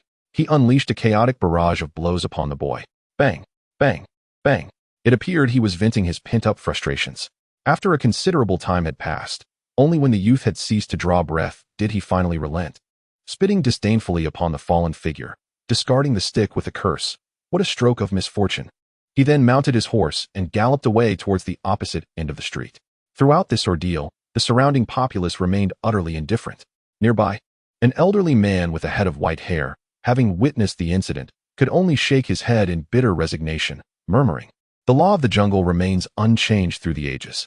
Soon, he reclined upon a bamboo mat, turning his head aside, surrendering to slumber.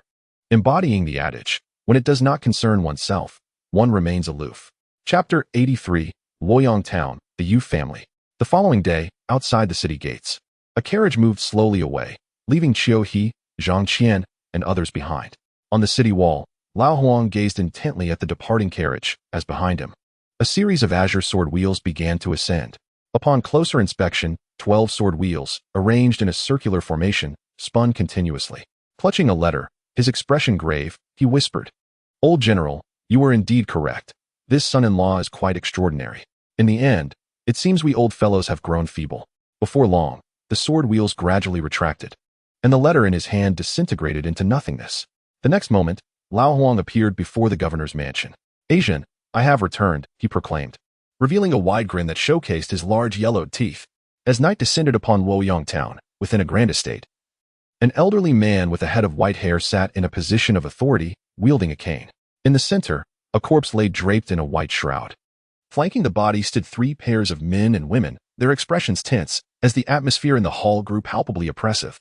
The white-haired elder was Yu Zhong, the patriarch of the Yu family, while the remaining individuals were his sons and daughters-in-law. His eldest son Yu Hong, his second son Yu Jianshu, and his third son Yu Yinhox. After a lengthy silence, Yu Hong was the first to speak. "Father, the only grandson of our second uncle has been brutally slain in the street by that Zhang lad. Shall we remain idle?"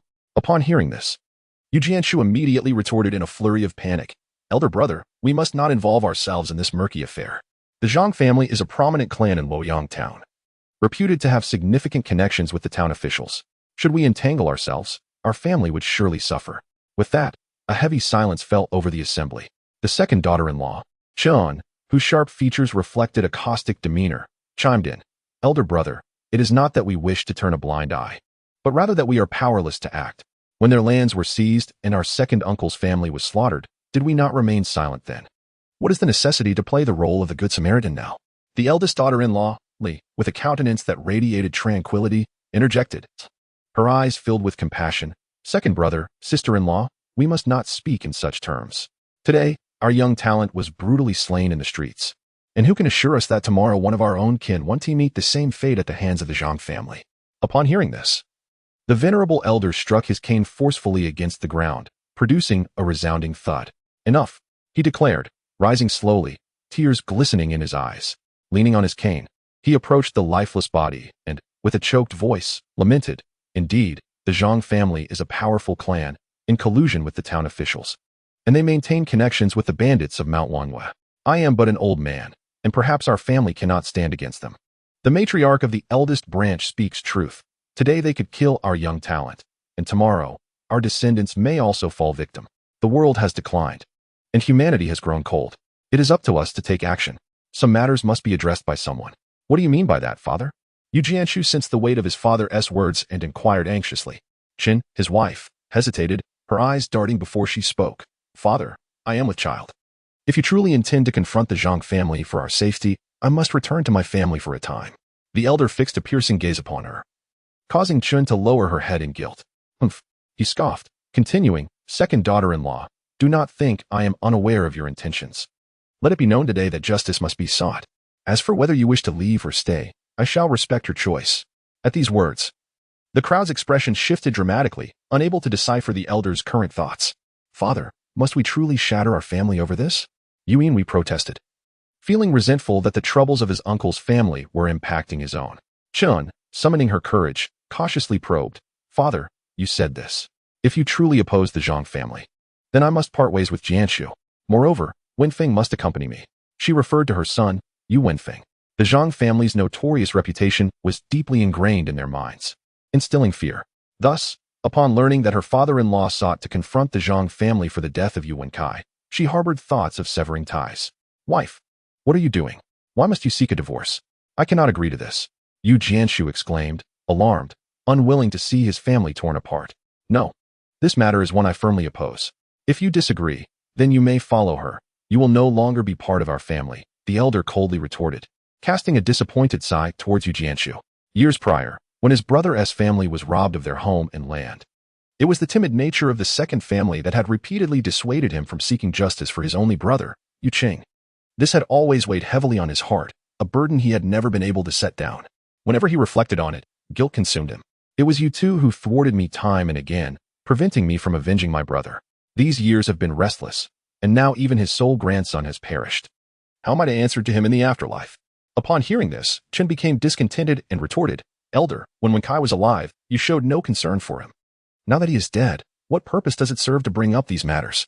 Moreover, she yearned to express more, yet was silenced by Yu Jianshu, who covered her mouth. The old man's countenance darkened increasingly, enveloped by a palpable aura of menace. Despite his advanced age, he was still a formidable 8th-grade martial artist. In an era dominated by martial prowess, even an ordinary citizen was likely to possess some martial or scholarly skills. However, the common folk, lacking in innate talent, could only aspire to reach the 3rd or 4th ranks.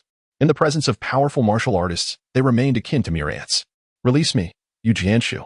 I shall inform you that we shall part ways immediately, Chen exclaimed, forcefully pushing aside Yu's hands, her frustration evident. She perceived the old man as a senile fool, audacious enough to seek retribution from the Zhang family, a venture that was undoubtedly tantamount to courting death. Given this reality, she felt no reservations. Absolutely not. I oppose the separation vehemently, Yu Jianshu countered, his resistance unwavering. Chen scoffed coldly, then sever your ties with the Yu family. This left Yu Jianshu in a predicament as he turned his gaze toward the old man, his demeanor betraying a flicker of temptation. His nature was inherently one of self-preservation. Should the old man remain resolute in seeking justice for Kai, severing ties with the Yu family could indeed become a viable option.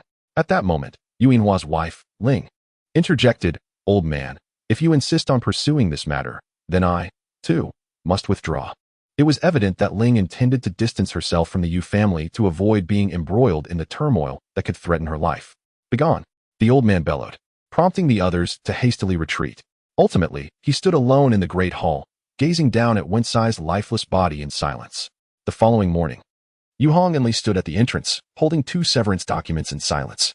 The old man emerged with a stoic expression, inquiring, have the 2nd and 3rd families departed? Yu Hong, returning to reality, wiped away a tear and handed over the severance documents. Father, they signed the documents early this morning and departed in haste. A bunch of worthless individuals, humph. The old man scolded vehemently before turning his gaze towards Li, speaking gently, eldest daughter-in-law, why do you not leave? He was quite taken aback that she chose to remain. As the saying goes, when disaster strikes, everyone flees. Li smiled serenely, responding with remarkable composure, Father, my maternal family has long since vanished. Since joining with Hong, I have become part of the Yu family. The Zhang family's actions will inevitably lead us to confrontation. Observing this, the old man's murky eyes filled with remorse as he gazed deeply at her. His lips moved as if to speak, yet he hesitated. Coincidentally, Li witnessed this moment, her heart shaken as she pondered. Why does the old man feel remorse towards us? Chapter 84. Young Master Zhang is truly kind-hearted. Luoyang Town, situated on the border of Yingzhou, lies at the juncture with Yunzhou. The impoverished living conditions of its inhabitants have rendered it a uniquely independent entity. A century ago, this area was dotted with several villages until a certain Commandant Luo Shi arrived, a 7th-grade martial artist who unified all the villages and established Luoyang Town. 50 years ago, under the diligent management of Luo Shi for several decades, Luoyang Town flourished remarkably, with its population once surpassing 200,000. This prosperity, however, caught the attention of King Yingzhou, who ordered the current town official, Hu Fei, to assume the role of magistrate in Luoyang. Upon taking office, Hu Fei engaged in rampant financial exploitation, oppressing both men and women, and seizing homes and lands. He formed cliques for personal gain, engaging in corrupt practices. In the past, Luoyang Town boasted several prominent families, all of which were suppressed by Hu Fei, leaving only the Zhang family to dominate. Within a mere few decades, the town descended into chaos, and the populace suffered greatly. Over the last 2 years, tens of thousands of citizens perished from starvation. Moreover, many promising martial arts prodigies succumbed to their dire living conditions, their potential extinguished prematurely. Throughout these years, not a single 6th-tier martial artist emerged from this vast town. Those who once reached the 7th or 8th tiers were either oppressed by Hu Fei or had aged, their vitality waning, leaving them with little hope for progress. The elder of the Yu family, Yu Zhong, a rare 8th-tier martial artist in the early stages, had thus far escaped Hu Fei and the Zhang family's ire, as they feared he might retaliate fiercely and take down a few of them with him. Before the Yu family's gates, the elder held 2 letters of severance, feeling a profound sense of relief at this moment. Shortly thereafter, 3 youths and a young woman emerged from within, the children of Yu Hong, Yu Wenji, Yu Wenli, Yu Wenha, and Yu Wenjun. The 3 young men exuded vigor and vitality, their appearances strikingly handsome. The young woman, Yu Wenjun stood gracefully, radiating poise and elegance. Her eyes as clear as autumn waters. With delicate brows, a slender face, and cherry-like lips, she was truly a beauty of fair complexion. "Dad, what has transpired? Why have the steward and the servants been dismissed?" Yu Wenjun inquired, her voice melodious like a lark, filled with deep curiosity and confusion. Early in the morning, she had overheard the servants discussing their departure, even noting that her uncles were leaving with their families. Yu Wenji, with a scholarly demeanor despite his slight frame, approached Li Shi, gently placing an arm around her shoulder and speaking in a calm tone. "Mother, what is happening?" Witnessing this scene, the elder felt a tumult of emotions within, guilt increasingly evident in his eyes. Yu Hong managed a bittersweet smile, saying, "Yesterday, when Kai was killed by members of the Zhang family in the street, your grandfather seeks justice for him." Li Shi's expression turned serious and grave as she addressed her children. "My dear ones, if we confront the Zhang family, the outcome may be dire. Your second and third uncles have severed their ties with us and are no longer part of the Yu family. Initially, we should have consulted your opinions on whether to stay or leave." As she spoke, her eyes reflected both compassion and helplessness. Yu Wenjun grasped her hand firmly, her gaze resolute. "Mother, I will not leave. Zhang Jinshan has been attempting to curry favor with me for some time, and after I rejected him multiple times, he is bound to harbor resentment. Even if we leave the Yu family, I would still face his vengeance. After all, she was renowned as the beauty of Luoyang town. Zhang Jishan, that fellow, was captivated by her during a chance encounter 6 months ago. Despite numerous attempts to pursue her, he was met with her unyielding rejection." The elder gentleman pursed his lips for a while before sighing. "Since you have both chosen to remain, let us proceed to the town's magistrate." With that, he stepped forward, leading the way. Behind him, the Yu family resolutely followed. At the magistrate's office, Hu Feiwei furrowed his brow, hands clasped behind his back, observing Yu Zhong with keen interest, as if he were a performer in a circus. Nearby, several guards wore expressions of disbelief, questioning whether they had misheard. Who would dare to seek justice against the Zhang family? It was common knowledge that the town magistrate maintained close ties with them. "Sir Hu, this is how the matter unfolded," Yu Zhong stated, leaning on his cane, his throat parched, finally recounting the entire sequence of events. Hu Feiwei's eyes brimmed with mockery as he replied nonchalantly, "And what do you wish me to do? Bring the culprit to justice and restore honor to the Yu family." Yu Zhong asserted with unwavering conviction, his words resonating with authority. At this moment, there was no room for hesitation. Upon hearing this, a profound silence enveloped the room. "I shall be most curious to see who dares to seek justice from the Zhang family." Zhang Jishan pushed through the onlookers, striding forth with an air of indifference. Flanked by several servants, he surveyed Yu Zhong and the others, finally resting his gaze upon Yu Wenjun. Instantly, his demeanor brightened, and with a beaming smile, he exclaimed, "Ah, is this not my future bride, Wenjun? What brings you to the magistrate's office?" His grin resembled a dog's delight upon finding a treat, exuding an exuberant joy tinged with a hint of madness. The term future bride seemed to assert his claim over her. Impudent wretch. Yu Zhong struck the ground forcefully with his cane, producing a resounding thud. He glared at Zhang Jinshan, his voice thunderous. "You dare to slay my kin in the streets, and yet have the audacity to toy with my granddaughter? You shall pay for this." With a powerful aura of martial energy radiating from him, his garments billowed as if caught in a tempest. "Old man, do you intend to commit murder before this magistrate?" Hu Feiwei stepped forward, a gentle aura enveloping him, placing a hand upon Zhang Jinshan to pull him back behind his protection. Initial stage of the 8th rank. Yu Zhong narrowed his eyes, gradually retracting his martial energy, suppressing his anger as he inquired, "Are you, Sir Hu, attempting to shield the culprit?" Zhang Jinshan peeked from behind Hu Feiwei, retorting, "Culprit? What culprit? Old codger, do not slander my name. The entire populace of Luoyang town knows that I, Zhang Jinshan, am a man of my word, who never oppresses the weak." He scanned the crowd, his gaze laced with menace, glaring fiercely. In an instant, the townsfolk fell silent, trembling in fear. "Indeed, young Master Zhang speaks the truth. He is a rare gem in our town," one citizen proclaimed. Just last month, when Widow Wang from next door felt lonely and desolate, it was young Master Zhang who brought her warmth. And just a few days ago, an elderly lady lost her way. It was young Master Zhang who reunited her with her family. Even the Blessing family, with their numerous shops unattended and vast fields untended, were graciously assisted by young Master Zhang. During the wedding of the young Master of the Sun family, he was utterly clueless about consummating the marriage. It was the kind-hearted young Master Zhang who stepped in to assist him. Just last month, they celebrated the baby's first month. Have you forgotten? Why did young Master Zhang selflessly contribute so much? It is simply because of his benevolent nature. Amid the crowd, several individuals emerged, vocally recounting past events, stirring a sense of frustration among the onlookers, who could hardly voice their grievances. Offering warmth to the widow Wang, it was evidently motivated by the widow's considerable beauty, for he chose to forsake familial responsibilities and instead became a historical figure akin to Cao Cao, assisting the elderly grandmother in finding her family. Indeed, he did locate them, albeit by pushing her into the river, which garnered significant attention. By the time her family arrived, only a lifeless corpse remained. As for the Zhu family, with their numerous shops and vast fields, they were completely annihilated by his hand, sparing not even the guard dog, which met a cruel fate. Ultimately, it was Zhang Jinshan who took control. It is worth noting the unfortunate plight of the young master of the Sun family, who, during his wedding festivities, succumbed to the influence of alcohol and disrupted the nuptial chamber, taking advantage of the bride's beauty to sate his desires, thereby tormenting her. The Sun family, intimidated by the Zhang family's power, could only silently endure their humiliation while still hosting a feast for their son's first month. Chapter 85, Hu Fei. The human heart is treacherous and self-serving. Human nature is to fear the strong and bully the weak. In the present moment, the local populace laid bare this reality. No matter how despicable or detestable Zhang Jinshan may be, even if he were the epitome of evil after years of oppression, they dare not resist nor even speak a word of justice. They are too preoccupied with their own survival. If they cannot safeguard their own well-being, how can they assist others? Even though they know the truth, they are compelled to acquiesce to the Zhang family's tyranny. Yu Zhang surveyed the surroundings, a profound sense of helplessness washing over him, causing his body to sway involuntarily. These people, have long suffered under the Zhang family's oppression. And now you cannot even afford a warm meal. Watching your loved ones languish in the streets and starve to death, have you never considered standing up against this injustice?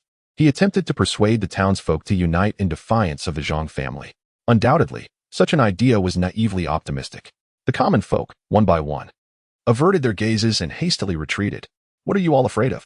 If you allow the Zhang family to continue their tyranny, you may soon find yourselves in peril as well. Yu Zhong, with heartfelt urgency, sought to awaken their latent courage.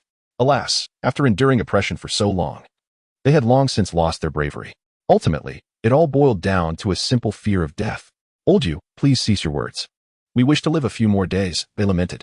Indeed, the Zhang family is the sole powerful clan in Luoyang town. To call for our resistance is tantamount to seeking our demise. The local officials were present, so why not seek their aid? I do not understand why you, old Yu, insist on opposing the Zhang family. The death of Wen Kai has little to do with you. Many townsfolk, unable to bear the situation any longer, sought to dissuade Yu Zhong.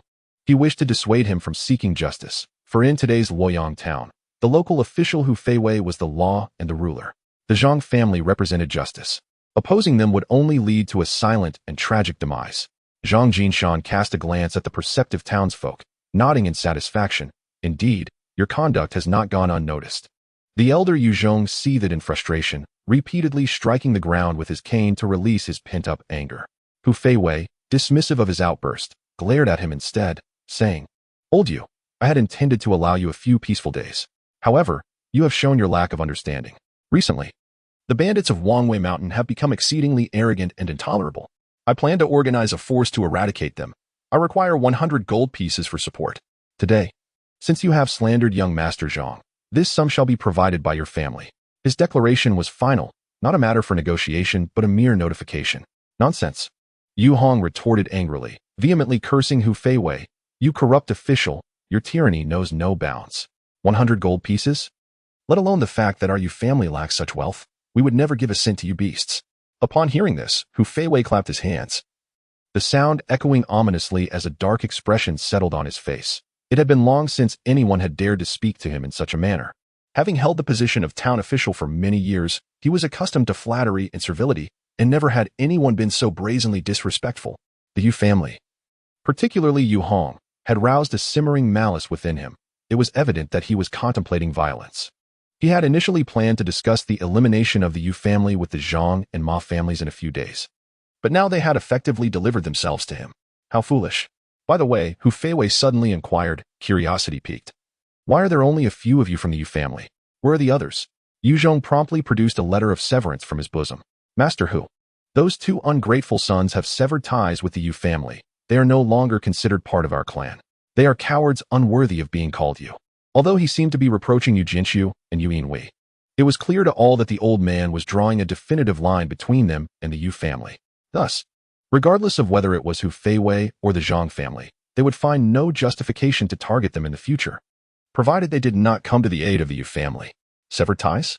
Hu Feiwei examined the document closely, indeed confirming its authenticity, complete with their signatures. Quite clever.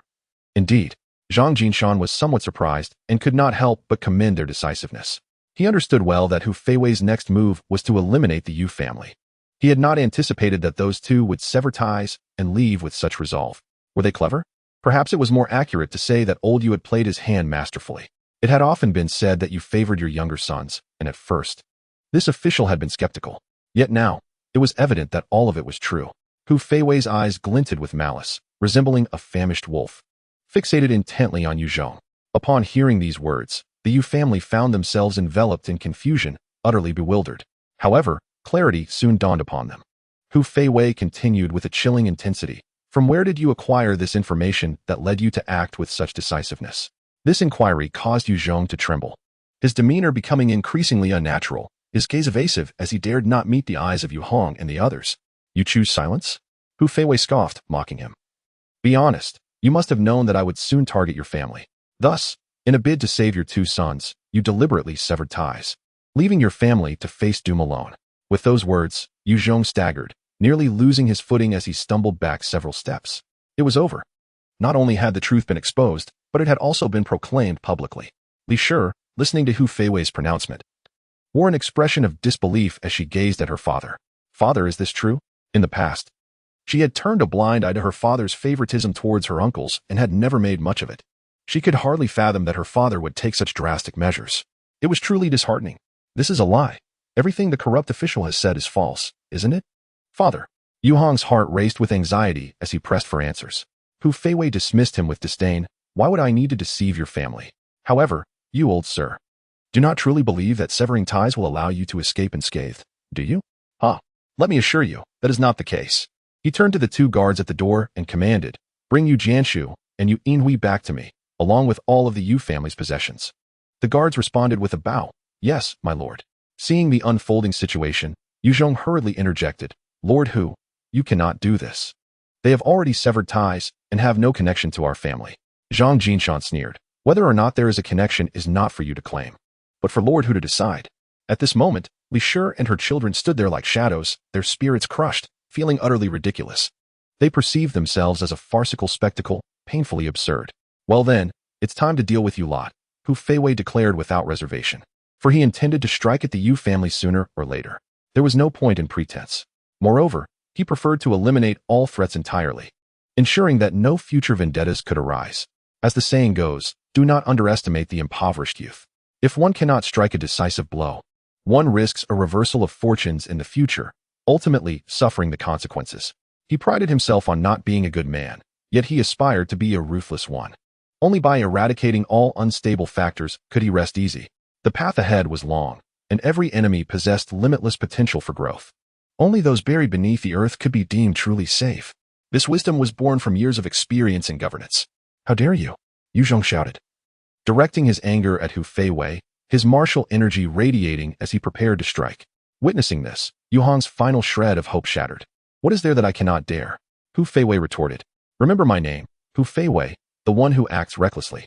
Chapter 86, Arrival. Outside Luoyang town, the bumpy path creaked as the cart jolted over the uneven ground, producing a series of harsh sounds. Surrounding trees flourished with lush foliage.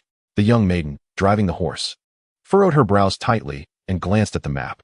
After surveying the area for a moment, she remarked, Young master, we are clearly at the boundary of Fengqing County. Yet this location is not marked on the map. Doubting her own eyes, she cross-checked several times, only to discover that this expanse was indeed absent from the map. It was quite peculiar. The vast territory of the Great Xia often left remote areas uncharted, which was not entirely surprising, as long as the northern route remained unchanged. All would be well. Liu Ziyan sat in the cart, eyes closed and mind at ease, not troubled by such trivial matters. Indeed, young master. After a while, the cart ventured further into desolation, with only a solitary path remaining. Mountains encircled them, and the vegetation thickened, with human presence scarce. As the sun dipped below the horizon, they finally arrived outside Luoyang town. Young master, it's nearly dark. Ahead lies a small town, the young maiden softly cautioned. It would be unwise to travel at night. Let us explore the town. Liu Ziyan lifted the curtain of the cart, assessing the twilight, and soon after they entered the town. What greeted their eyes were shadows lining the streets, some seated, others lying asleep. A solitary figure lay alone, while small clusters of 3 or 4 were gathered together. Their tattered garments hung limply, and they were grimy all over, a foul odor wafting through the air. Young master, these people are quite strange. Why are they not returning home? Their attire resembles that of beggars, the maiden observed as they traversed a short stretch of the street, estimating the number of figures to be in the thousands. Liu Ziyan gazed outward, his brow furrowed in contemplation. Stop! The cart came to a halt, instantly drawing the attention of many townsfolk. They turned to scrutinize the newcomers, their expression shifting to surprise and bewilderment. As Liu Ziyan disembarked from the cart, they hastily averted their gazes, bowing their heads, unwilling to meet his eyes. This bizarre scene piqued Liu Ziyan's curiosity. He stepped aside, and the dirty, tattered townsfolk quickly recoiled, hesitant to linger. Only an elderly man, with snow-white hair and a benevolent visage, lay sleeping on a bamboo mat. The young maiden approached, observing the retreating crowd, and inquired curiously, "Young master, what troubles them? They seem frightened, avoiding your presence." Something unusual was at play. If she was not mistaken, those individuals were indeed the townspeople. However, why were they outside as darkness approached? Was it some sort of custom? Moreover, why did they flee at the sight of him, their expressions laced with fear? Everything felt amiss. Liu Ziyan surveyed the surroundings, picked up a small stick, and gently prodded the sleeping old man. Who is this? Such a lack of discernment. Can one not see that the elderly gentleman has already succumbed to slumber? His voice, though tinged with a hoarse and weathered quality, possesses a depth and strength that betrays an overwhelming impatience. Reluctantly, he turns his head, squinting as if still ensnared in the realm of dreams. He sizes up Liu Ziyan, and in the next heartbeat, a spark of realization jolts him awake, his expression morphing into one of astonishment and a hint of bewilderment. His gaze shifts to the young woman clad in azure behind him, and he is instantly engulfed in shock. Through her, he catches sight of an exquisitely opulent carriage, transforming his astonishment into sheer awe. In that fleeting moment, the old man's countenance undergoes a remarkable transformation, a display of emotions so vivid and compelling. What is the name of this venerable elder? Liu Ziyan discards the wooden staff he had been holding, paying no mind to the disorder on the ground, and takes a seat with an air of nonchalance. A gentle smile graces his lips, leaving the old man utterly dumbfounded. Almost instinctively, he responds, "I did not call out. No, dear sir. I am called Luo Qing. May I inquire what business you have with me?" He swiftly adopts a servile grin, rising to his feet with utmost reverence, rendering the azure-clad maiden utterly astonished. She witnesses a long-lost art of transformation, the art of changing one's face. "Old Luo, do not be overly anxious. I observe that your martial prowess has reached the pinnacle of the 7th rank. Why do you find yourself resting here? And what is the situation with these common folk?" Liu Ziyan steps forward, gently adjusting Luo Qing's attire, and inquires in a calm manner. In an instant, Luo Qing's body trembles violently, a flicker of fear flashing across his eyes, his expression wavering as he hesitates to respond. Is it too difficult to articulate? Seeing this, Liu Ziyan's curiosity deepens, prompting him to probe further. At that moment, Luo Qing's gaze drifts toward the carriage, his face a portrait of conflict. "May I ask where you hail from?" "My lord?" Luo Qing inquires cautiously, for it has been decades since any outsiders have graced Luoyang town. The carriage before him is undeniably exquisite, unmistakably of noble origin. Unsure of his interlocutor's status, Luo Qing hesitates to speak freely. Liu Ziyan, narrowing his eyes, replies without a moment's thought, "The capital, the capital, the capital." Initially, Luo Qing dismisses it, but in the next heartbeat, he comprehends the implication and gasps in terror. In an instant, his expression shifts to one of elation, and he kneels before Liu Ziyan. "Old Luo, why do you do this?" Liu Ziyan hastily reaches to assist him. Luo Qing, with tears welling in his eyes, chokes out, "My lord, do you hold an official title?" With that, he gazes up with eager anticipation, awaiting Liu Ziyan's reply. The azure-clad maiden, arms crossed and imperious in demeanor, interjects, "Though my esteemed son-in-law bears no official title, even a city lord must show him utmost respect." "An official title? Yet, even a city lord must bow in deference?" Luo Qing regards Liu Ziyan with a skeptical gaze, scrutinizing him intently for a considerable time. "I am Liu Ziyan, son-in-law of the Duke of National Defense." "Liu Ziyan? Son-in-law of the Duke of National Defense?" Luo Qing gasps. "Is he not the husband of the National Protector General? It is said he is merely a scholar, unremarkable in stature. Yet, appearances can be deceiving." Luo Qing perceives an extraordinary essence emanating from Liu Ziyan, a quality that utterly surpasses that of a mere frail scholar. Has he perhaps cultivated the path of literature? No, that cannot be right. Throughout my life, I have encountered countless individuals, and this young man is certainly not an ordinary character. Perhaps he is the very person I have been waiting for. With this thought in mind, I called out loudly, "Master Liu, I have a matter to discuss. I beseech you to take charge." Upon finishing my words, I hastily bowed my head in reverence. "Old Luo, there is no need for such grand gestures. Speak your mind," Liu Ziyan responded, nearly rendered speechless by the sight of an elderly man bowing before him.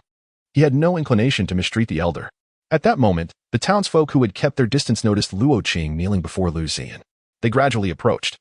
Their curiosity piqued. Upon hearing the mention of taking charge, they began to murmur among themselves. "Old Luo, who is this person? Why are you bowing to him?" One asked. "I just heard he came from the capital. Where is that? And what of that girl? Could she be exaggerating? How could the city lord show him such deference? It seems impossible." Many townsfolk expressed their skepticism, unable to believe the claims made by Qing Nu. As lifelong residents of Luoyang town, they had never ventured beyond its borders.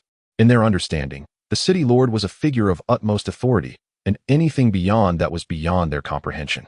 After all, how can one appreciate the vastness of the world while confined to a well? "Silence!" Luo Qing shouted fiercely, chastising the crowd. "What do you know? This individual is far more formidable than any prominent figures you can conceive. Town officials, county magistrates, and city lords are nothing in his presence." His authoritative voice silenced the surrounding townsfolk, establishing that even the city lord was insignificant beside him. Such status undoubtedly belonged to a transcendent being. Yet, doubts lingered in their minds. If he were indeed such a remarkable person, how could he be found in a humble place like Luoyang town? Liu Ziyan surveyed the gathering, noting that despite their curiosity, they maintained a respectful distance of 5 to 6 meters. Upon closer inspection, he realized that the individuals before him, regardless of age or gender, appeared emaciated and weary, their eyes devoid of vitality. Disturbingly, a few children, no older than 7 or 8, gnawed on tree roots, while some elderly women cautiously placed dark, unidentifiable objects into their mouths. What is this? Liu Ziyan's mind went blank. He had initially overlooked the items they were holding, but now, upon closer examination, he recognized that they were indeed consuming tree roots and those dark substances. If he was not mistaken, it appeared to be soil. Were those elderly women actually eating dirt? How could this be? In the current era of the Great Xia, there are still people resorting to such a desperate measure. Having studied the historical records of the Great Xia, he knew that after the ascension of the Xia emperor, the emphasis was placed on martial prowess over literary pursuits. In that dynasty, everyone practiced martial arts. While not every individual was extraordinary, and not every family affluent, the populace had long been self-sufficient. Even the weakest among them had access to land and resources. Under such circumstances, maintaining a stable livelihood should not pose a challenge. Yet here we are. Before me lies a scene of unimaginable cruelty. Even in a place like Yingzhou City, plagued by the malevolent actions of the Liu family and the oppression of its citizens. While many have suffered grievously, a significant number of the populace managed to survive, with the matter of sustenance never a pressing issue. Lord Liu observed these children, mere 3 or 4 years old, some merely 5 or 6, who have known not the sensation of a full belly since their birth. Who could fathom that? Mere decades ago, this land flourished, with its people never wanting for food and drink. Present-day Luoyang town resembles a veritable hell on earth. Tears well in Liu Qing's eyes each time she witnesses the wretched state of the people around her, her heart enduring a relentless torment, filled with sorrow. How has it come to this? The beauty of Qing Nu's gaze cannot bear the sight, especially of those emaciated children, their bones protruding, and the weary elders. At such a tender age, they should be free from worry, yet they are forced to endure such human suffering. Is it the world that is unjust? Undoubtedly. It is due to the town official Hu Feiwei, that scoundrel, who since his appointment has repressed noble families and amassed wealth for himself, supporting the Zhang family and colluding with bandits, plunging Luoyang town into chaos. In the span of a mere 3 years, tens of thousands of citizens have starved to death. The very mention of Hu Feiwei's name fills Liu Qing with rage, wishing she could swallow him whole. If it were not for this rogue, would Luoyang town be in its current lamentable state? Once, this place was not even known as Luoyang town. It was merely a collection of villages, where the people struggled to survive, often embroiled in petty conflicts. Then my elder brother, Luo Shi, traveled here and, unable to bear the sight of their self-destruction, resolved to stay and bring order. Within a few short years, he united all the villages. This long-buried tale has now been unveiled. Luoyang town was named after Luo Shi himself. He was a remarkable figure, Upon hearing this, Qingnu could not help but exclaim in admiration. Yet Lu Qing continued his narrative. For after he unified the surrounding populace and named it Luoyang Town, they elected him as the town official. In the decades that followed, Luoyang Town thrived in unity and harmony, with bountiful harvests and every household enjoying surplus grain. Everything seemed to flourish splendidly until the arrival of the current town official, Hu Feiwei, which ultimately cost my brother his life. At this moment, Liu Ziyan began to comprehend the situation. It was shocking to realize that the reason these people resorted to gnawing on tree roots and consuming earth was entirely the consequence of Hu Feiwei's regime. An official who disregards the welfare of the people is unworthy of the title. Despite having foreseen the rampant corruption within the Great Xia, he could never have anticipated its descent into such depravity.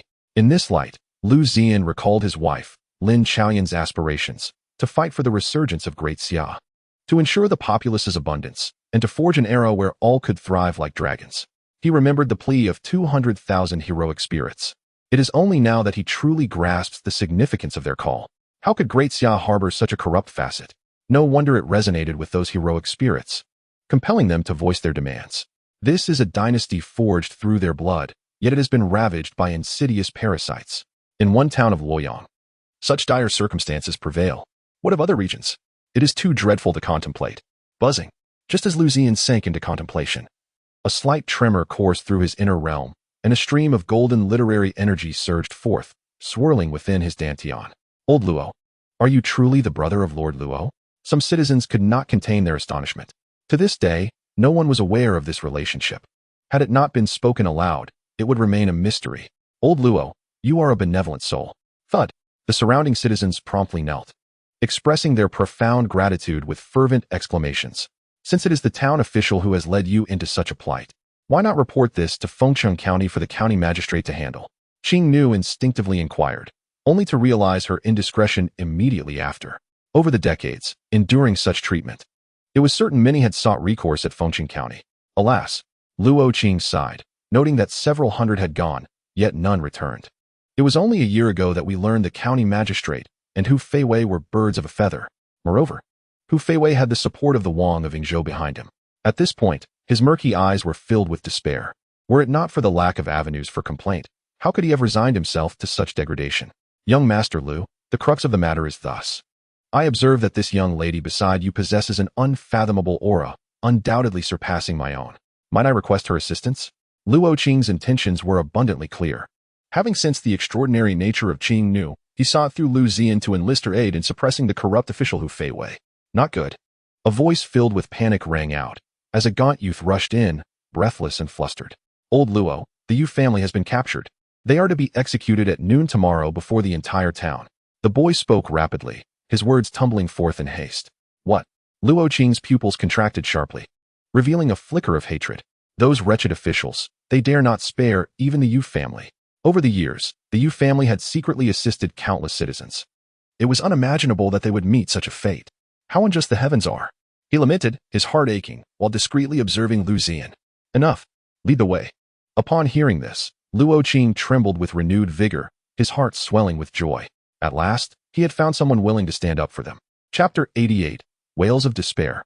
The next day, at noon, in the western street, an open area lay before Hu Feiwei, who sat in a position of authority. Clad in a black official robe adorned with several soaring cranes, exuding an air of formidable authority, hundreds of officials and soldiers maintained order, while the surrounding populace, clad in tattered garments and looking gaunt and sickly, gathered to witness the spectacle. Even so, their desire to observe could not be quelled. Among them were many who had received aid from the Yu family, present merely to bid them farewell. Notably, Yu Wenjun was regarded as a benevolent goddess among the people. Not only was she strikingly beautiful, resembling an ethereal being, but she also possessed a warm heart, frequently assisting the common folk. Over the past few years, in the shadows, she selflessly aided countless families, numbering in the thousands. Oh, virtuous Wenjun, we have come to bid you farewell. In a world rife with injustice, how could such a benevolent soul meet an untimely demise? Many common folk, their faces streaked with tears, fell to their knees in despair. This poignant scene brought tears to Wenjun's eyes, yet she found herself at a loss for words to console them. Bound at the guillotine, she beheld, not far from her, the Yu family, along with the entire Yu Inhu clan. A multitude of voices cried out in anguish, a truly heart-wrenching spectacle. Lord Hu, We have severed ties with the Yu family. I implore you to see the truth." Yu Inhu shouted frantically, confronting the executioner wielding a glistening black blade. A chilling dread enveloped him, causing beads of sweat to form on his brow. "Lord Hu, we do not wish to die." The Yu Jianshu family lamented incessantly. Only the Yu Hong family remained silent, facing the impending execution with unwavering composure. Zhang Jinshan sat nearby, his expression conflicted, eyes filled with resentment. He had initially planned to coerce Wen Jun into marrying him. To his dismay, she seemed utterly indifferent, preferring death over his company. At first, he believed her to be feigning superiority, thinking that when faced with mortality, she would inevitably submit. Beside him sat a robust middle-aged man, his father, Zhang Mu, reclining on a chair with eyes closed, offering no words. When Zhang Jinshan attempted to rise, his father cautioned, "Son, do not let your infatuation with a woman leave our family with a ticking time bomb. The situation has escalated beyond just Lord Hu. Our Zhang family is entangled as well. Should we spare her, she may seek vengeance in the future." Zhang Mu, never once opening his eyes, spoke slowly yet pointedly.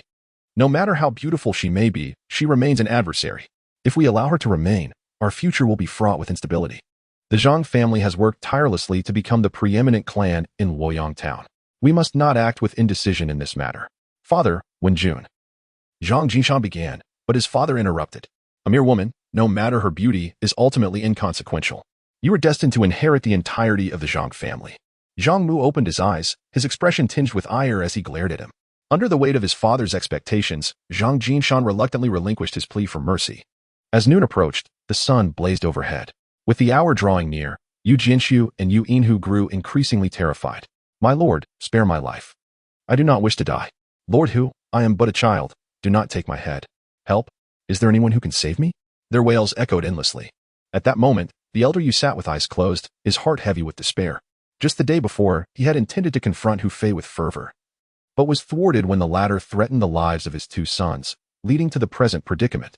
Unworthy of being a son, devoid of honor, Yu Zhong sighed inwardly, cursing his own gullibility for believing their words. Thus, he resolved, amidst the throng of spectators. As the clock struck 15 minutes past noon, he would take the initiative, striking first with a speed that was both startling and profound, completely disrupting the order. This was to permit the families of Yu Jianshu and Yu Inhua to blend into the crowd and subsequently escape. This plan had been quietly discussed with the two of them the previous night. Of course, the family of Yu Hong remained entirely unaware of this scheme. "Spare me, kind sir," Yu Jianshu cried out in sheer terror. Despite the fact that the elder had already warned him the night before that action would be taken at the appointed time.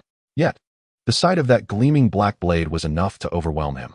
The executioner lifted a bowl of water to his lips, took a sip, and then, with a loud splutter, sprayed it all over the blade. Witnessing this, Yu Jianshu's dread deepened. "Whoa, brother, why is there chives on the blade?" The executioner, scratching his head in embarrassment, replied, Hee, I had a chive bun for breakfast and left a bit behind. What's the matter? Want a taste?" Yu Jianshu felt as if he were on the brink of death. "Eat. Isn't that utterly disgusting? That's the very blade meant to sever my neck. Could you not maintain some semblance of hygiene? I'm not asking much. Just to have it cleaned up a bit before you." The executioner cast him a disdainful glance and retorted, "Look at the one beside you." Following his gaze, Yu Jianshu beheld another executioner's blade, crawling with dozens of ants. What is happening? Why are there ants? Yu Jianshu was on the verge of collapse, realizing that not only were these executioners' blades frightening, but each was more repulsive than the last, a grotesque assortment of horrors. The bashful executioner lowered his head and muttered softly, "I just became an executioner, and I was so excited last night that I slept with the blade. Who would have thought I would wet the bed? How old are you, brother? Still wetting the bed? You might wet the bed, but how do you end up with ants? Oh, that. I have diabetes, so I thought, since you are all on your final journey, I would give you a little sweetness to savor. Yu Jianshu, I can't." He spewed forth a mouthful of blood, enraged to the point of bleeding. The most pitiable was Chun Shi, who had been deep in thought about the elder's words from the previous night. However, upon overhearing her husband's conversation with the executioner, she could not help but turn her head to look. Ugh, ugh. Elder Yu, witnessing this scene, turned pale, remaining silent for a long moment. Internally, he had already scolded them 1,000 times. He had previously advised them to remain calm and rational. Only in this manner could they seize a fleeting chance to blend into the crowd and escape. "Stop." The crowd gradually parted as Luo Qing's sharp voice rang out. Behind him trailed an exceedingly lavish carriage. Hu Fei, upon recognizing the newcomer, immediately shouted in anger, "Impudent! Luo Qing, do you intend to rebel? In the past, I spared you, considering your family's financial ruin, allowing you a path to safety. Today, daring to cause a disturbance here, it seems you are weary of life." Old man Yu, poised to act, was momentarily taken aback by the sudden shout. Upon realizing it was Luo Qing, a glimmer of hope ignited within him. And he called out, "Luo, my young brother, have you come to rescue us? Today we shall confront the corrupt officials, restoring clarity to Luoyang town, regardless of their intentions. We must seize the initiative and drag them into the fray.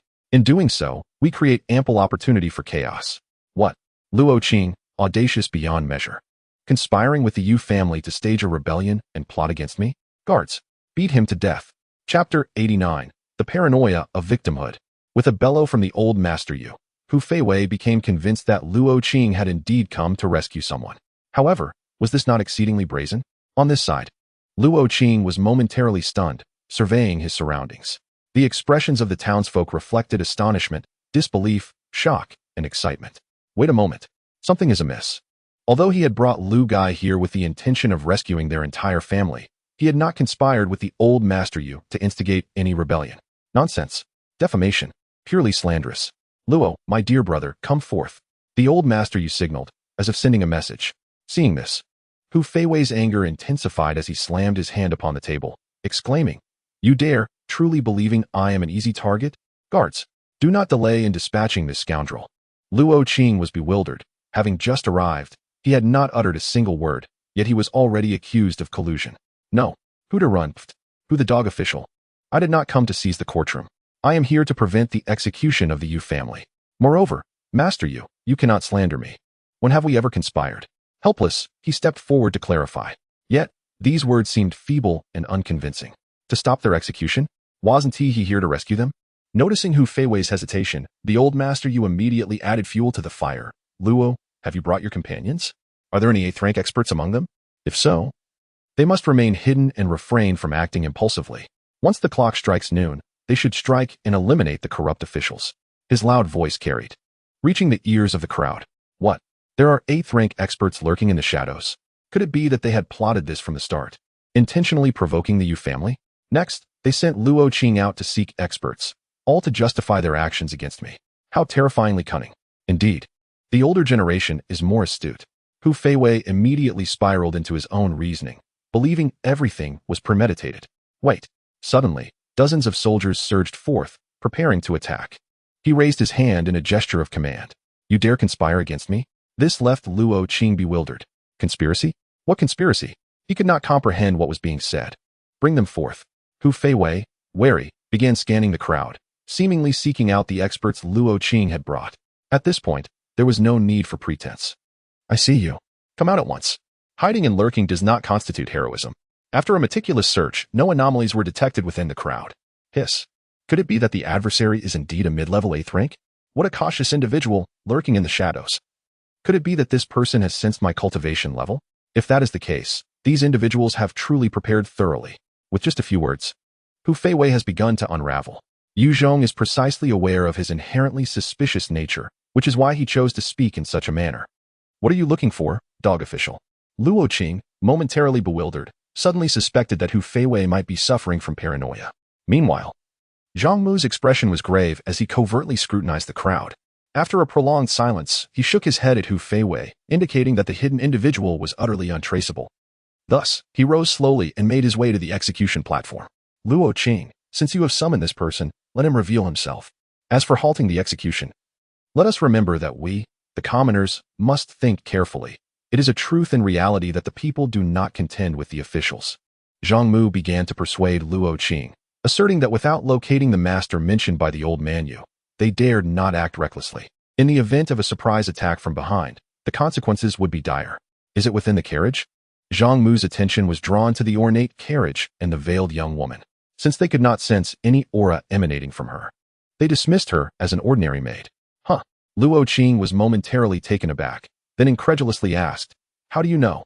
At that moment, Hu Feiwei and Zhang Mu immediately tensed up. They had indeed found the adversary hiding within the carriage, demonstrating remarkable concealment. Both men mused inwardly. If Luo Qing were aware of their thoughts, he would surely find it amusing. Such a large carriage, conspicuously present, and yet they had spent so long speculating, only to end up blaming others for hiding too well. However, Luo Qing instinctively responded, instantly shocking the Yu family, particularly the elder Yu. No, I merely mentioned it casually. You really brought a master here? He had simply intended to draw the opponent into a trap.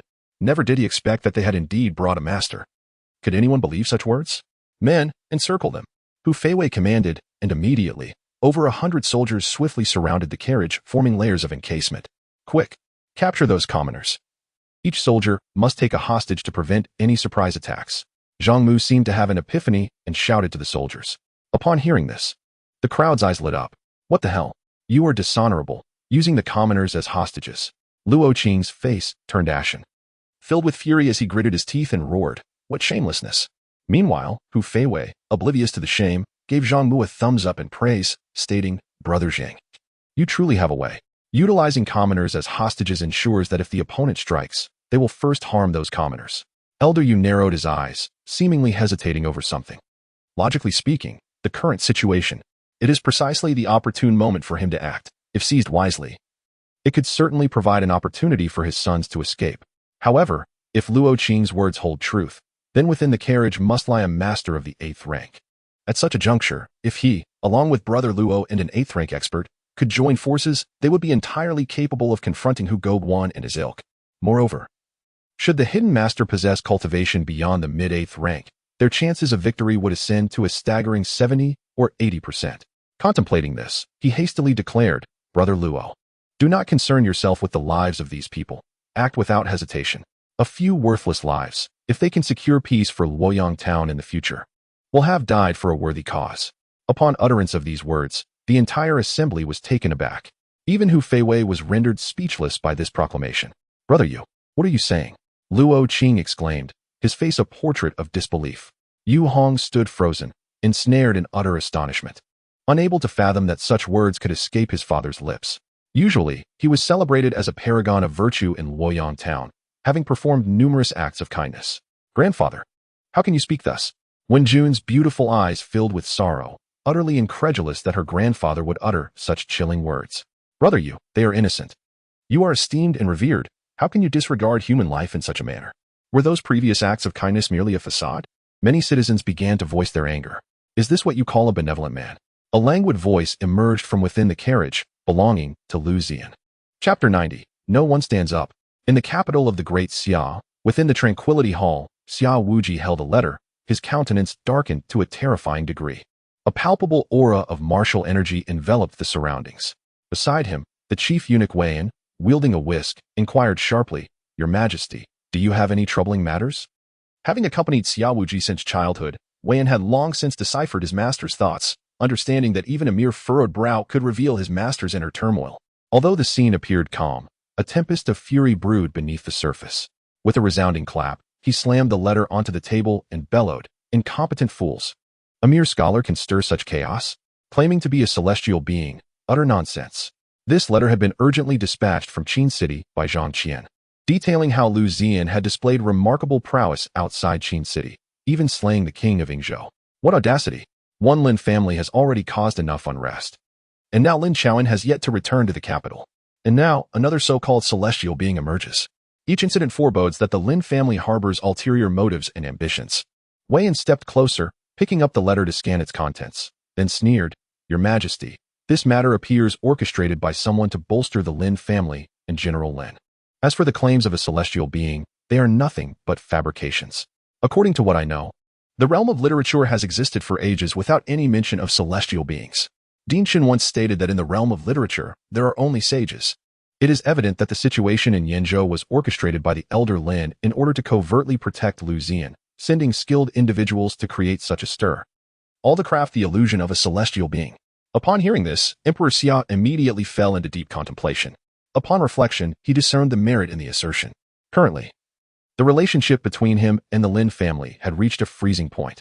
Weiyan, you have accompanied me since childhood. In terms of loyalty, you are foremost. Do you believe my actions are justified? In recent days, Emperor Xia had been particularly introspective, especially regarding matters concerning the Lin family.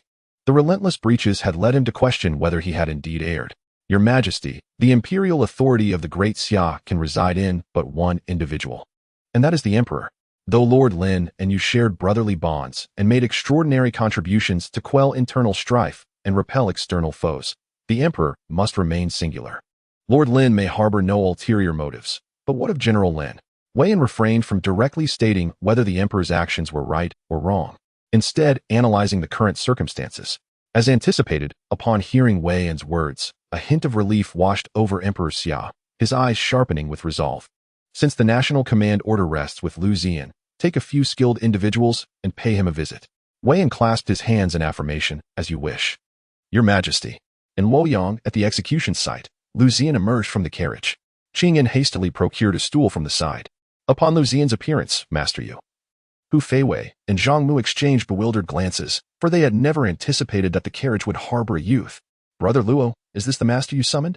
Yu Zhong was taken aback, unable to comprehend how a mere boy could be considered a formidable expert, devoid of any martial energy or aura, clearly an ordinary person. Weren't we promised an 8th grade master? Hu Feiwei erupted in raucous laughter, finally able to ease his previously tense heart upon sensing no unusual energy emanating from Liu Ziyan. Caution is warranted. This may merely be a ruse, with the true expert concealed within.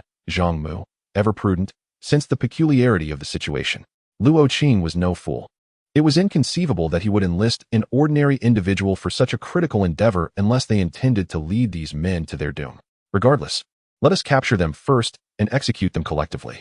Enraged, Hu Feiwei issued a command, and the surrounding soldiers surged forward with fervor. Qing Yan. Liu Ziyan leisurely took a seat on the stool, propping his right cheek lazily, his demeanor exuding an air of nonchalance, as if he were merely a spectator at a spectacle rather than an intruder at an execution. Indeed, my lord, Qing Yan responded promptly, swiftly employing her agile movements, leaving behind a flurry of afterimages in her wake. The moment her aura surged forth, it became evident. 8th grade, great perfection.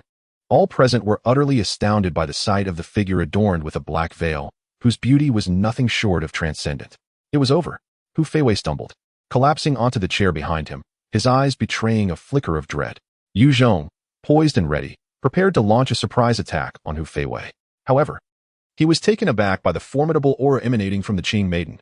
With astonishment, he exclaimed, This, Brother Luo, impressive indeed. You have summoned such a powerful ally. Yet, amidst the commotion, only Zhang Mu remained unfazed, even as he marveled at the Qing maiden's displayed prowess. Unlike the others, he exhibited no trace of fear. Master Hu, do not be hasty. The 8th grade great perfection is not equivalent to a 9th grade expert. For safety's sake, I have already informed the leader of Wangwei Mountain. Upon hearing this, Hu Feiwei, who had initially shown signs of trepidation, gradually regained his composure.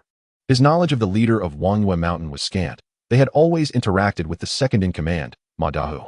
The elusive leader had remained at Wangwei Mountain, never descending. This very fact contributed to their unfamiliarity with the enigmatic figure. However, in earlier years, Zhang Mu had shared several drinks with Ma Dahu and, in a drunken state, had overheard hints regarding the leader's strength, which was said to approach the 9th grade. Brother Zhang, we have yet to meet that leader, and Ma Dahu's words may not be entirely trustworthy. Just as his anxiety was easing, Hu Feiwei felt a wave of concern wash over him again. In the midst of the fray, the Qing maiden moved with the swiftness of lightning, akin to a wolf among sheep, in mere moments.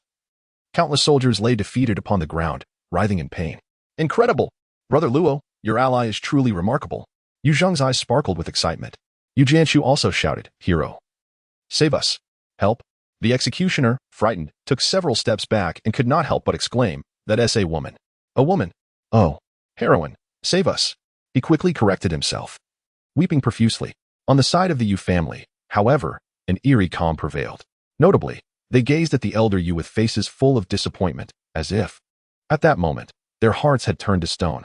Perhaps it was the elder's concealment of truth, deliberately severing ties with the other two families, that had extinguished their hopes. Or perhaps it was the choice to bring them along to face certain death that had crushed their spirits, even when faced with the lives of dozens of common folk. His unhesitating declaration of indifference to their fate had utterly shattered their resolve. Luo Qing's eyes widened in shock as he beheld the Qing maiden's figure. At such a young age, she had already attained the 8th grade great perfection, her future accomplishments boundless. Completely astounded, he regained his composure and shouted at Hu Feiwei. You wretched official, Even now you cling to your delusions? Ladies and gentlemen, heed my words. This young man is a person of great stature and will stand with us. Surely you have witnessed the prowess of his guard. Stand up and enumerate the misdeeds of this rogue official over the years, if you possess even a modicum of courage. If you wish to escape this life of hunger and despair, then rise and join us in opposing this vile official. His impassioned speech left the surrounding populace in stunned silence. It was not that they lacked the will, but rather that the suddenness of it all left them momentarily unable to process the call to action. Decades of oppression have rendered them emotionally numb, instilling an unparalleled fear of Hu Feiwei within them. It is not merely a few words that can sway their resolve. Indeed, after Luo Qing's call to action, the surrounding crowd remained motionless, frozen in place. Hu Feiwei sneered, "I shall see who dares to step forward." Among the throng, a few had initially shown signs of stirring, but upon hearing his words, they retreated once more. Chapter 91, a farce. Silence enveloped the entire scene, so profound that one could hear a pin drop. No one dared to confront Hu Feiwei's actions. Luo Qing, bewildered, gazed at the multitude of common folk in disbelief. Why? There were already those here willing to support them. It seemed that Hu Feiwei's malevolence had deeply penetrated their hearts, causing them to forget their courage and their will to resist. Yu Zhong struggled to rise from the ground. His tone resolute. "I will stand up. What is there to fear when death is already upon us? And what of you all? Have you forgotten how this corrupt official has treated you all these years? Ernyo, your land was seized by him. And what of your wife? Senhua. Once your family thrived, living in abundance and happiness. What has become of you now? All because of this vile official, your family has been destroyed. And he dares to sleep with your fair young bride, making your son call him father. If you wish to live like a man, you must stand up." The elder understood the gravity of the situation, scanning the crowd and recounting the misfortunes they had endured. It was this speech that ignited a fire of anger within the two initially timid individuals, their fists clenched tightly, their eyes ablaze with hatred. Memories of past horrors flooded their minds, their loved ones harmed, the image of a delicate bride, and the unbearable thought of their newborn son calling their enemy grandfather. They could no longer endure such humiliation. Resist. If it comes to it, I will die fighting. Ernyo's voice, tinged with a hint of a sob, betrayed his overwhelming fury as he pointed an accusing finger at Hu Feiwei. Beside him, Senhua wept bitterly, yet clung to a shred of reason. "Brother Nyo, we cannot possibly defeat him, but we must fight with all our might. My wife has suffered in solitude and despair, especially at night, when that scoundrel employs the long-forgotten Kuan technique against her. What was even more heart-wrenching was that just days ago, he had passed by their home. Now seized. Stay calm, Brother Nyo. I know your anger is profound, but it is crucial to remain composed if we are to seek vengeance," Senhua implored, despite his own fury bubbling beneath the surface. At that moment, a neighbor, Wang Matzi, gaunt and etched with pockmarks, stepped forward, a look of guilt upon his face. "Senhua, given the circumstances, I can no longer keep this secret. I fear my conscience will not allow me to. In truth, the dog you refer to as Gasheng is my son. The reason I introduced you to Shufan back then was solely due to our proximity. Moreover, I had no intention of marrying her for her wealth." "What?" He stood there, dumbfounded, trembling all over, his mind a blank slate. After Wang Matzi finished speaking, he let out a deep sigh, appearing considerably more relaxed. "Senhua, I thank you for taking care of Gasheng all these years and providing Shufan with a warm home. Such immense gratitude is beyond my means to repay. I shall bow to you." With that, he knelt before Senhua and bowed his head. A benefactor indeed, an absolute savior. "The treacherous dog, are you mocking me?" Senhua, coming back to his senses, his eyes reddening like a frenzied lion, felt utterly constrained. Ernyo, having just calmed down, seized him and urged, "Senhua, keep your composure. Keep my composure, my foot. This scoundrel introduced me to her, and I sensed something was amiss from the start. Now, reflecting on it, I finally understand why that wretched woman claimed to be exhausted every night. Apparently, during the day, while I was away, she was entangled with him." Upon hearing this, the crowd gasped in shock. So, the land that belonged to them was being cultivated by others as well. The most infuriating part was that the fruits born from that land were not theirs. The atmosphere shifted dramatically from tense and oppressive to one of revelry, with scandalous revelations unfolding one after another. Old Master Yu glanced around, bewildered. This was not the outcome he had anticipated. "No, I merely intended to awaken the last vestige of your courage, never imagining that events would spiral into this situation. I certainly did not foresee such a splendid performance unfolding. Everything was in chaos, utterly disordered. Everyone, please remain calm. Let us set this matter aside for now and discuss how to deal with corrupt officials." Yu Zhang attempted to regain control. Senhua wept, Old Yu, have you ever been betrayed? Yu Zhong awkwardly replied, No, I have. Samwa exclaimed, Have you ever raised another son? Yu Zhong scratched his head, No. Samwa, in despair, declared, I have. At that moment, Yu Zhong noticed the surrounding townsfolk glaring at him with palpable hatred. Consequently, he bellowed, Kill him. I will not share the heavens with this beast. Raising his right hand, he shouted with righteous indignation. Had he not done so, he would have surely faced the scorn of the masses, with countless fingers pointing at his back. Without hesitation, Sanwa, filled with rage, unleashed a flurry of blows upon Wang Matzi. Even as a mere third-tier martial artist, the force of his strikes rendered Wang Matzi nearly lifeless. Ouch! Not there, it hurts. Seeing such a farcical scene unfold, Luo Qing found himself at a loss for words. How had things devolved into such chaos? Feeling somewhat embarrassed, he whispered to Liu Ziyan, My apologies, Liu, for the spectacle. Was it truly a jest? This was, in fact, a reflection of reality. The myriad facets of life each possessed their own uniqueness. The events at hand, though seemingly absurd, mirrored the stark truths of daily existence, revealing the most pragmatic side of human nature. When one encounters unrequited love, introducing that person to a good neighbor facilitates future warmth and care. It perfectly elucidates the saying, Your son may not necessarily be yours, but your daughter-in-law is a shared endeavor.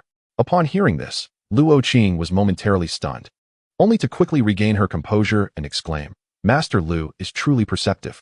Enough of this farce. We must attend to serious matters. Qing Nu, apprehend him. With a command from Liu Ziyan, Qing Nu stepped forward towards Hu Feiwei.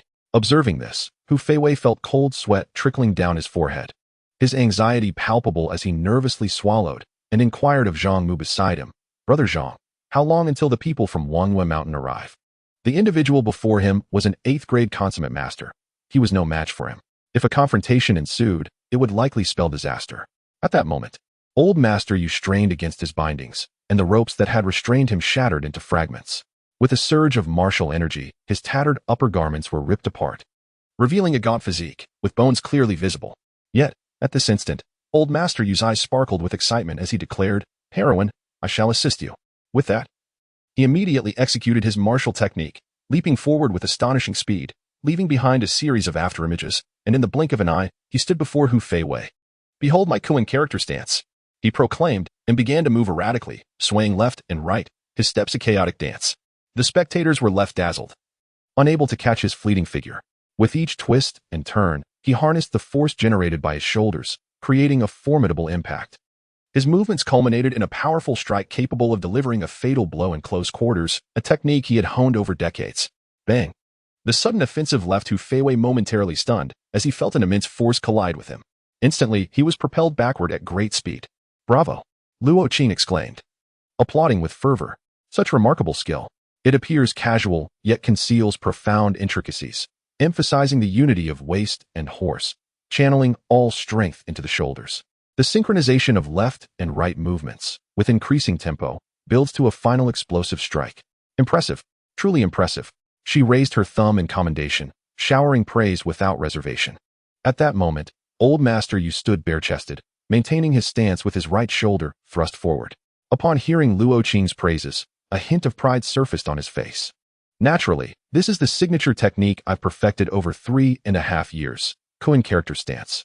Meanwhile, Liu Ziyan observed old Master Yu's rather provocative display, his expression darkening as he couldn't help but facepalm, muttering, Impressive. If a certain trainee were to see this, I suspect you would receive a legal notice. Luo Qing, with keen ears, inquired curiously, What is a trainee? What is a legal notice? A hidden master, perhaps? Chapter 92, The Chief. Qing Nu halted her advance. Due to Yu Zhong's sudden action, she turned to her husband, seemingly seeking confirmation on whether to proceed. Liu Ziyan directed his gaze towards Zhang Mu, and Qing Nu followed suit. In the next instant, she dashed forward like a leopard, leaving only a blur in her wake. With her sword drawn, she executed a sweeping strike, infused with a fierce sword energy, aimed directly at Zhang Mu's throat. This is bad. With a soft exclamation, he swiftly retreated, enveloped by a crimson aura. Gathering his strength, he propelled himself backward with a powerful push. Whoosh! The long sword sliced through the air, seemingly intent on severing the very atmosphere itself. The 8th-tier pinnacle was indeed formidable. Zhang Mufei withdrew several meters, a chill of dread creeping in as he contemplated the consequences had he not reacted in time.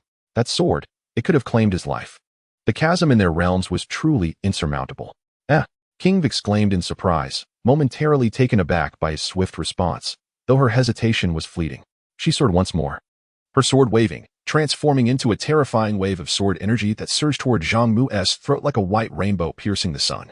The sword energy rampaged, instantly engulfing the surrounding area for dozens of meters. Nearby tables and chairs erupted with a thunderous crash, splintering into fragments. Again, feeling the sharp intent to kill, Zhang Mufei's expression changed drastically as he hurriedly leapt backward once more. Clenching his fists tightly, the crimson aura coiled around him as he struck out into the void. Explosive fist. A strike from afar. Channeling all his martial energy into his right fist, he unleashed a powerful blow, crackling with sound. A crimson fist shadow met King Vest's sword. Boom! In an instant, the collision of his fierce punch and the sword energy erupted, unleashing a blinding flash of light. Yet the long sword wielded by King pressed on relentlessly, unfaltering in its momentum. In the blink of an eye, it was almost upon him, moving with the speed of lightning, offering him no time to react. It's over. A sense of despair enveloped Zhang Mufei as the crimson aura shrouded him. He could only choose to meet force with force. He would gamble it all. Summoning all the martial energy within him, he struck with both fists towards King. Boom. Upon contact, another violent explosion erupted between his fists and the sword energy. A dreadful power rampaging through the surroundings. Zhang Mufei was thrown back by the immense recoil. In the next moment, he felt a hand support him from behind, dissipating the shockwave. A wave of relief washed over him as he turned to see a petite figure, around 1 meter and 50 centimeters tall, standing before him. Her eyes sparkled like water, her features delicate and charming, with rosy lips, pearly teeth, and brows shaped like crescent moons. She exuded an elegant demeanor, clad in a fitted black outfit that accentuated her spirited aura. Most strikingly, she bore a massive sword on her back, measuring 1 meter and 60 centimeters in length, standing taller than her own height. Its width was 80 centimeters and thickness 50.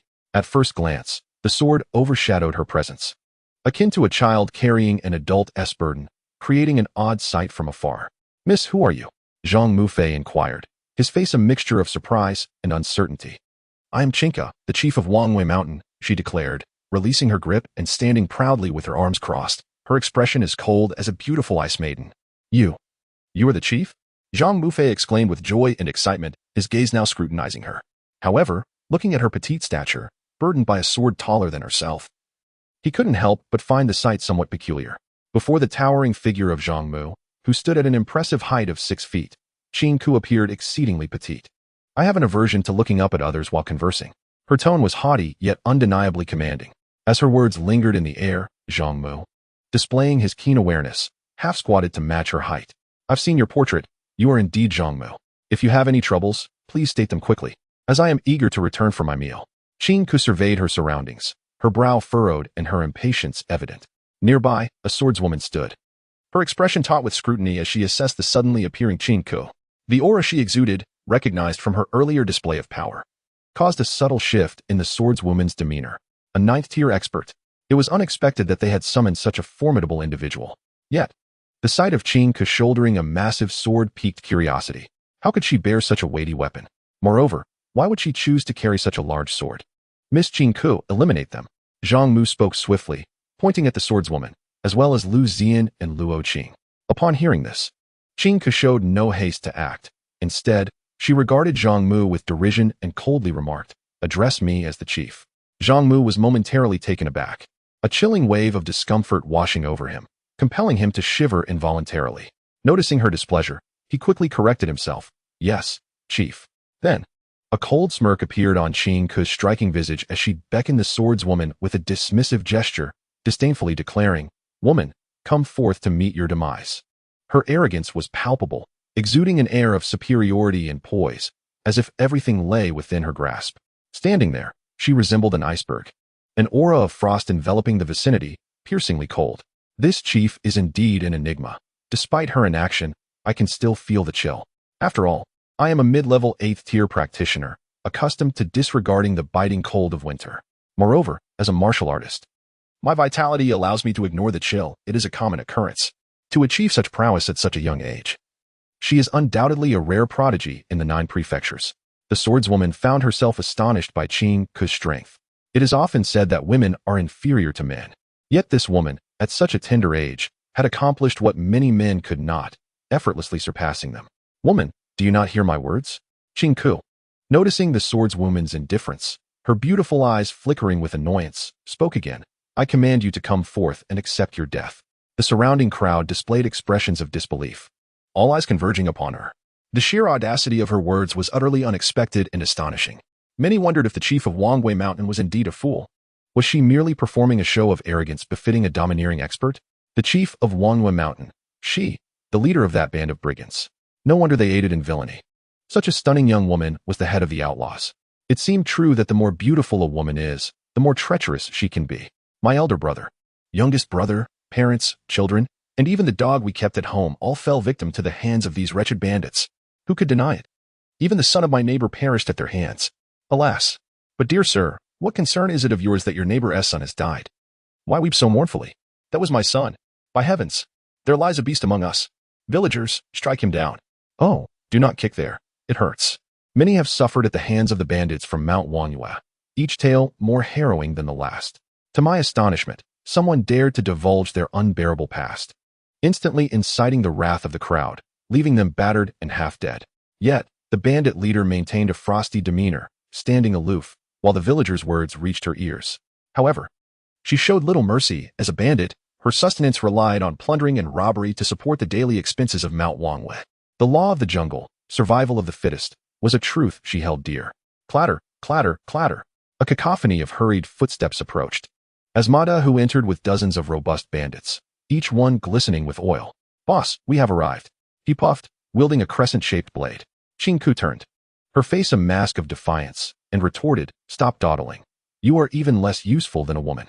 Chapter 93. The Green Maiden Cannot Prevail. Asmada, who led his entourage, all the villagers transformed, their gazes filled with fury and hatred, fixated on them. When enemies meet, their eyes burn with animosity. These bandits had long plagued this region with their thievery and wickedness. For nearly a decade, countless villagers had fallen victim to their brutalities. Wealth and provisions had been stripped bare. You scoundrel! How dare you brazenly collude with bandits? Such a disgrace renders you unworthy of being a town official. Luo Qing's eyes blazed red, veins bulging, as he seethed with rage. The memories of the bandits' past transgressions against the villagers were etched deeply in their hearts. Vivid images of the past haunted them. Now, Hu Fei, in his audacity, had summoned the bandits directly, seeking to suppress them. Villagers, behold these despicable bandits who have harmed our kin. Do you not wish to strike them down at this very moment? As these words fell, the villagers responded in unison. Kill them. Wretched bandits, may you meet a gruesome fate for daring to return here. Let us all rise against them. O ancestors, we have failed in our duties. Our lineage teeters on the brink of extinction.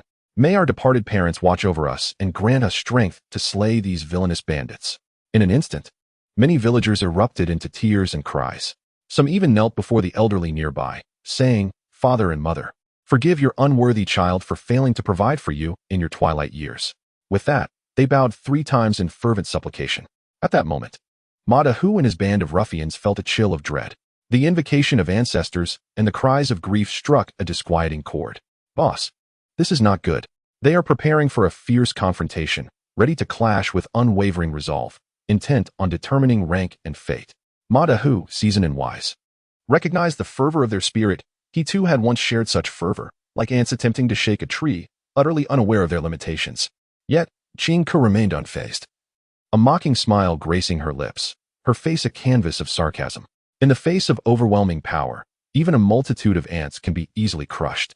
Hu Feiwei felt a surge of anxiety as he observed a continuous influx of people from all directions. In just a brief moment, the crowd swelled to over 10,000. The people's anger was palpable. It was over, he thought to himself. On the execution platform, the Yu family had also been rescued by some citizens and immediately joined the rebellion against the bandits. Bring forth reinforcements. Quickly suppress these rabble, Hu Feiwei commanded, directing the remaining soldiers to confront the masses. However, faced with the overwhelming crowd, the soldiers were gripped by fear and trepidation, trembling uncontrollably. Their hands gripping their swords so tightly that they nearly slipped from their grasp. Stand down. Qingku stepped forward, raising her hand as a surge of icy energy emanated from her. Instantly, the area within 10 miles was enveloped in frost. With a thrust of her palm, the frigid air rapidly spread forth, radiating from her center and extending outward. Wherever it passed, a layer of ice formed, swiftly encasing the advancing citizens, freezing them in place like statues of ice. How dare these mere commoners provoke us? Qingku's expression was one of icy disdain.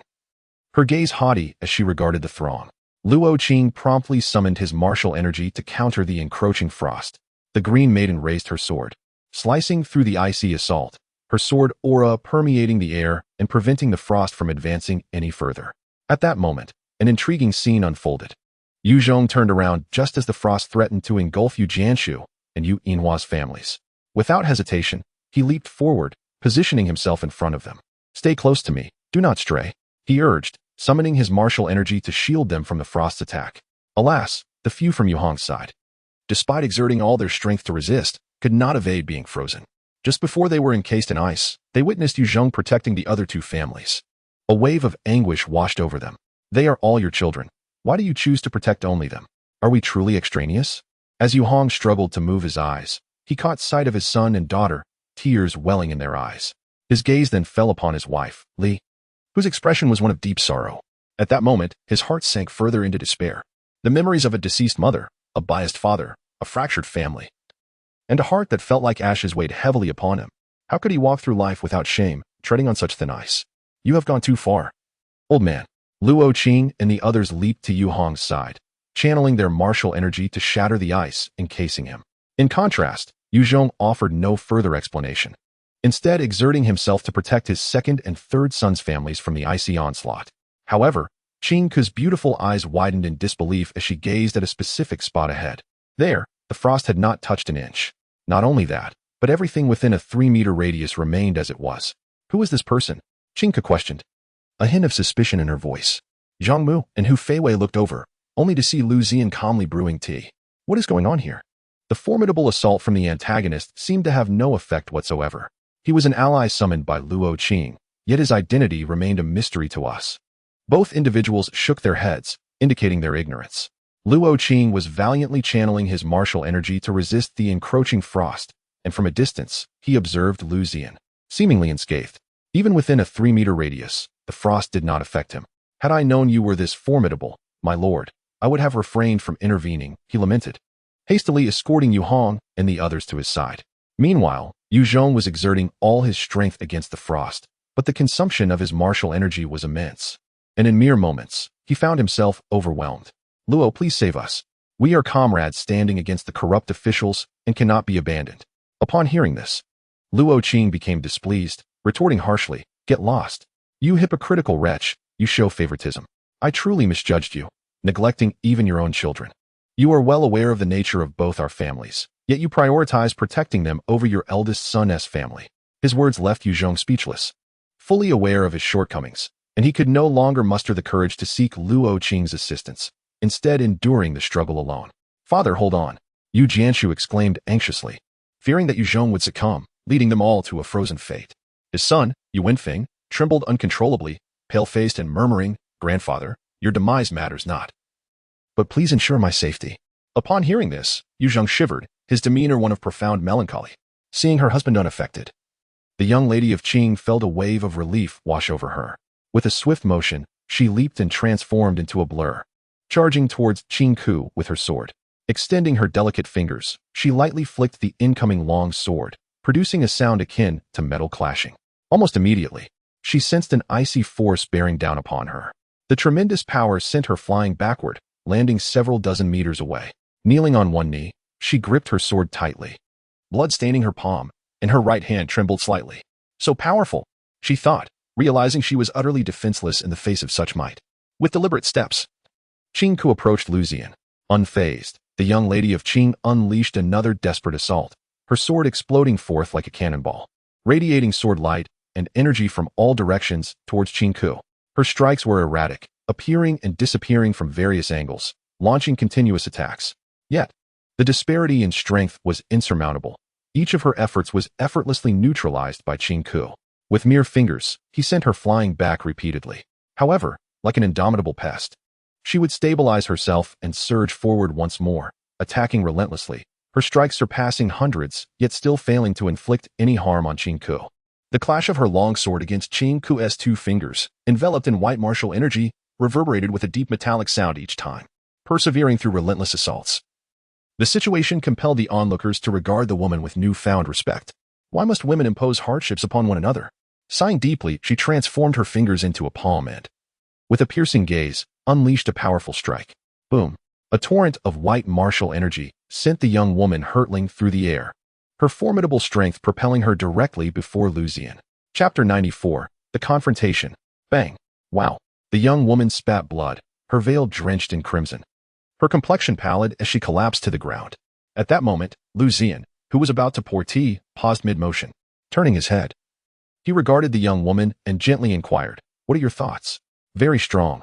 I am no match for her," the young woman replied, struggling to rise, her words instinctive. "I did not ask you this. It's rare to encounter an opponent of this caliber.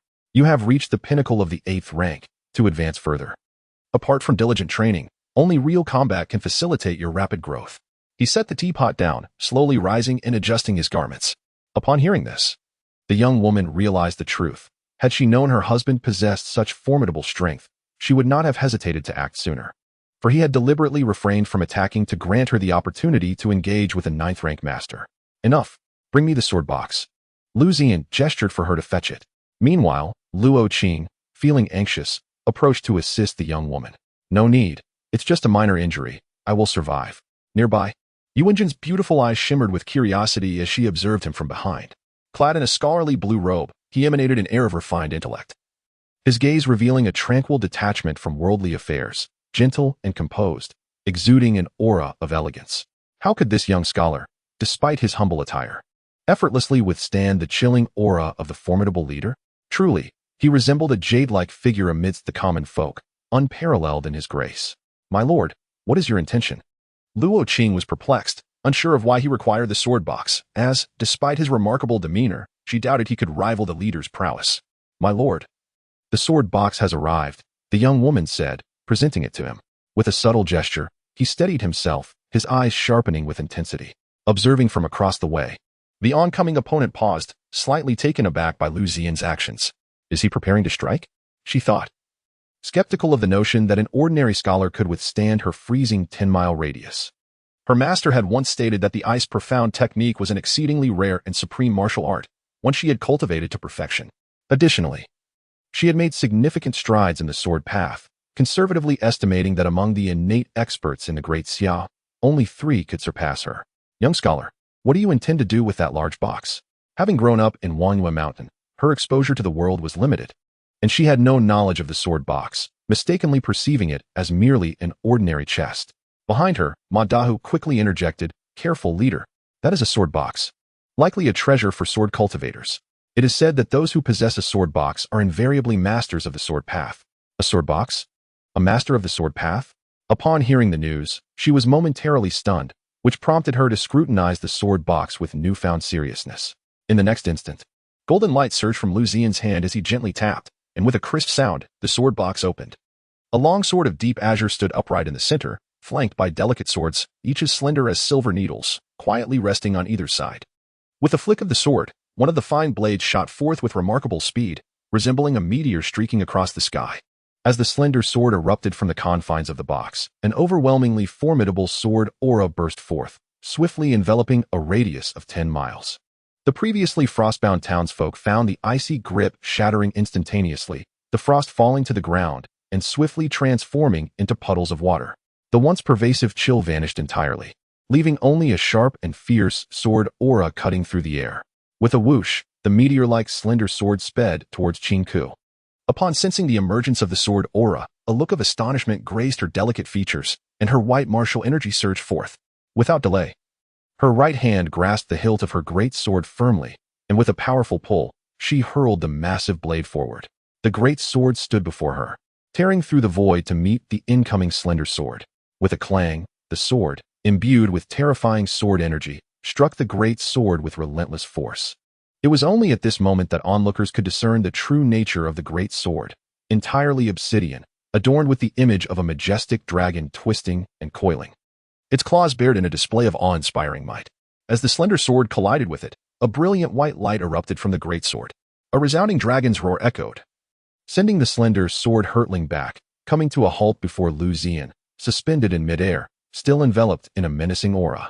The Azure Maiden was profoundly astonished, never having anticipated such terrifying capabilities from the great sword, which had proven impervious even to those within the sword box. Qing Ke's expression turned grave as she fixed her gaze upon Liu Ziyan, remarking on the overwhelming sword energy, suggesting that this strike rivaled that of a sword immortal. Behind her, Zhang Mu, Hu Feiwei, and the bandit Ma Hu, along with their comrades, displayed expressions of shock. A sword immortal. Such a title belonged only to those who transcended the 9th rank of swordsmanship. Had their adversary chosen to strike first, they could hardly bear to contemplate the consequences. Boss, what shall we do? Ma Hu had not anticipated encountering such formidable opposition, realizing the gravity of their predicament. What is there to fear? It's merely comparable to a sword immortal, not the true article. We shall only know our strength upon engaging. Despite her serious demeanor, Qing Ke's beautiful eyes, reminiscent of autumn waters, began to shimmer with burgeoning battle fervor. Having lived in Wangyue Mountain for years without encountering an equally matched opponent, she was now faced with a worthy rival. If she did not engage in a proper duel, how could she find satisfaction? I believe you have yet to unleash your full potential. Come forth. With that, she dashed forward, her right hand gripping the hilt with renewed vigor, lifting the great sword, which towered over her with ease. The dance was imbued with an invigorating vigor, each horizontal sweep, each sweeping motion, and each flick of the wrist emanating an overwhelming martial presence. At this juncture, many observers began to discern certain peculiarities. Despite wielding a great sword as her weapon, there was an utter absence of sword energy, a most abnormal occurrence. Generally speaking, a swordsman would possess a modicum of sword techniques or some comprehension of the sword's path. Yet, at that moment, Qing Ke exhibited not a trace of sword aura. Meanwhile, Liu Ziyan lowered his gaze, his sword finger moving once more as he flicked his wrist, causing 3 slender swords to soar from the sword box. They transformed into beams of white light, tearing through the void before hurtling toward Qing Ke. With a deft motion to the left, one slender sword rapidly flickered to her flank, launching an assault. A similar motion to the right summoned another slender sword at her right side. The previously rebounded slender sword joined the fray as Liu Ziyan wielded his sword finger once again, encircling Qing Ke from all directions. In the face of the onslaught from the 4 slender swords, a glimmer of excitement sparked in her eyes as she exclaimed, "Sword control technique. The legendary art of manipulating swords from afar to vanquish foes." The ice profound technique coursed through her body, enveloping her in a dense martial energy. White tendrils coiling protectively around her. As she wielded her great sword, a chilling frost emanated from her petite form, creating a striking contrast in visual perception. Back off. With a forceful flourish of her great sword, she sent all the attacking slender swords hurtling away. However, those that had just been repelled quickly shifted their positions and renewed their assault, weaving through the air. Every so often, a slender sword would shoot toward her. Clang, clang, clang. Qing Ke swiftly swung her great sword, persistently parrying the oncoming slender sword strikes. The thrill of battle invigorated her spirit, even as she found herself retreating under the relentless barrage. Yet, her fighting spirit surged, for since stepping into the 9th tier, she had not experienced such exhilarating combat. This battle offered her profound insights, particularly in her comprehension of the sword path, elevating her understanding to an entirely new echelon. With each swing of her great sword that sent slender swords flying, her martial energy grew increasingly robust. Gradually, over the span of several minutes, her battle intent reached its zenith. Ecstasy surged within her as she let out a triumphant roar, unleashing a fierce and domineering sword energy that erupted from her being. Behind her, a colossal sword wheel began to ascend, radiant and blinding, akin to the sun's glare. Witnessing this spectacle, the crowd stood in stunned silence. A sword? A sword immortal? An astonishing sword immortal. How could this be? She, a veritable sword immortal, was revealed. Qing Nu's jaw dropped in disbelief, as if one could fit an egg within. It was simply unfathomable, a reality too incredible to accept. Chapter 95, The Great Martial 13 Styles. In such a humble locale, a sword immortal of such caliber lay hidden. Most astonishing of all was Qing Ke's age, barely in her 20s, yet she possessed such formidable prowess. It was indeed a revelation that defied belief.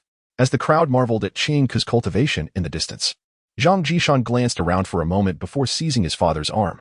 "Father, the situation appears dire. Should we not retreat?" He was no fool. Luo Qing had summoned a formidable 8th-rank master, and even someone as skilled as Liu Ziyan was present. In the blink of an eye, several slender swords could engage their chief in a fierce struggle, and who could ascertain if the adversary had any hidden cards left to play? If so, how should they navigate their predicament? After all, they possessed only one top-tier warrior on their side.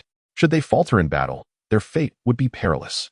Thus, Zhang Jinshan contemplated a hasty escape.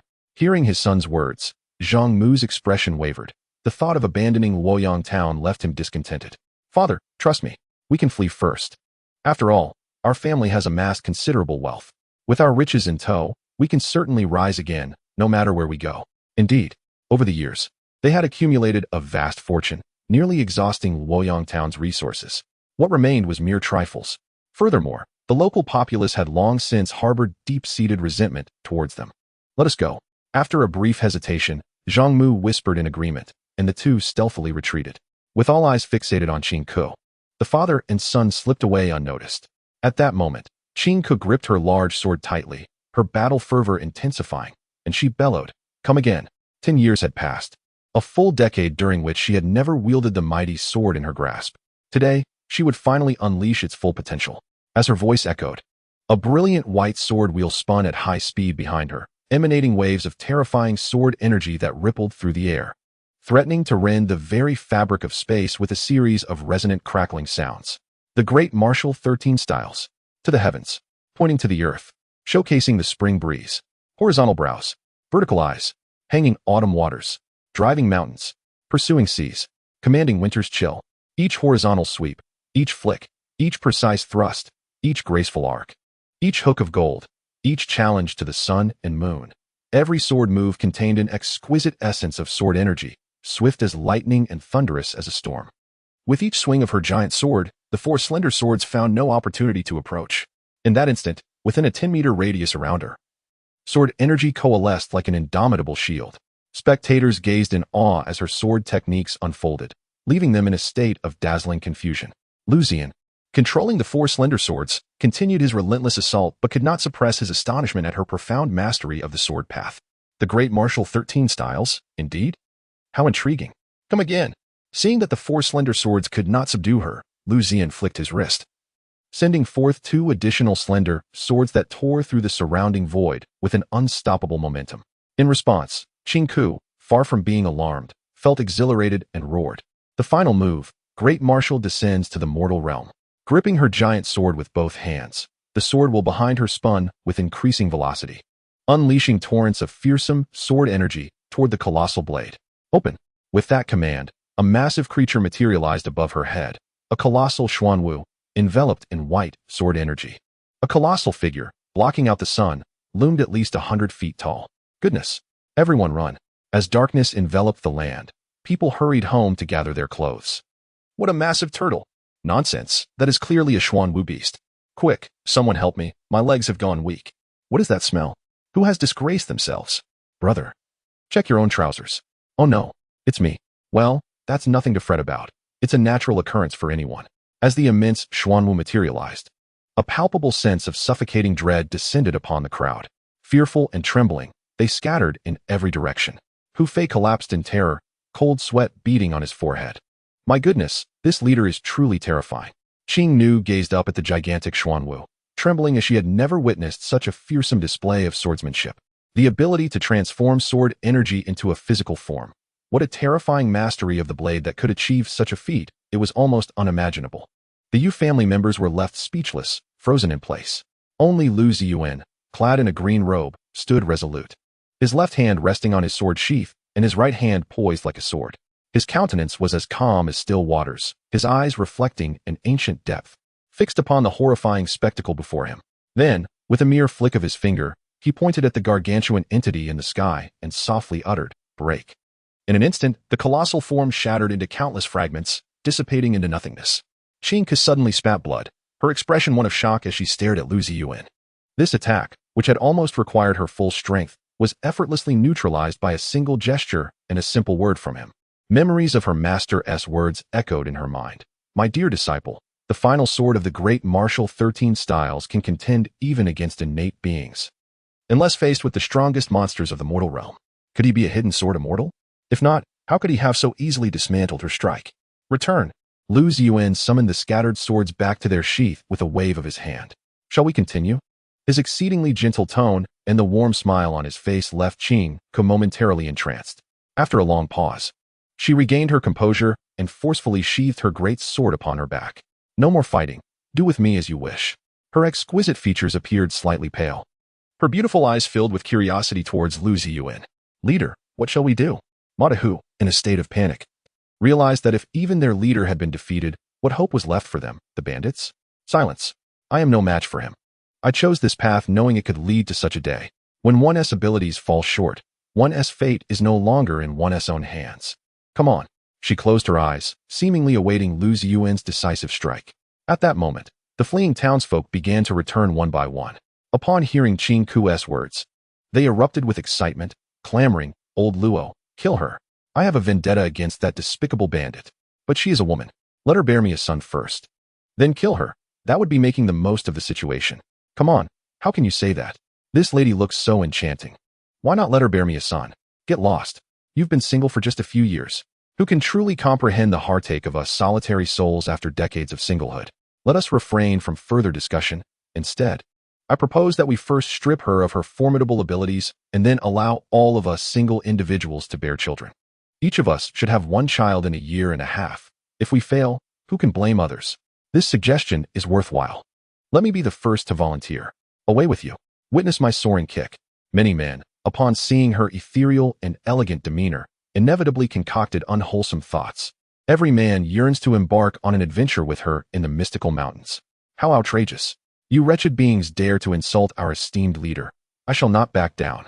Mad Tiger, with fury in his eyes, was ready to charge into battle. However, he was restrained by the calm, yet commanding presence of Qing Ku, who coldly remarked, "What need is there to regard such incompetent and enraged fools?" She then turned her gaze to Liu Ziyan and demanded, "Strike. Grant me dignity and allow me to be laid to rest alongside these brothers." In the twilight, all eyes turned towards Liu Ziyan, eagerly awaiting his command. "Old Luo, apprehend Hu Feiwei and the Zhang father and son."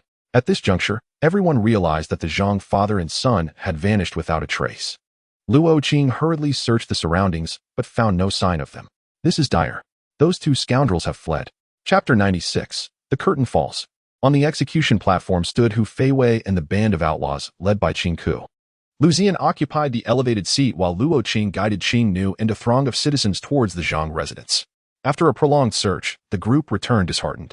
The Zhang father and son had already absconded with the wealth from their estate, leaving no trace behind. They had, however, turned the official's residence upside down, uncovering a trove of riches.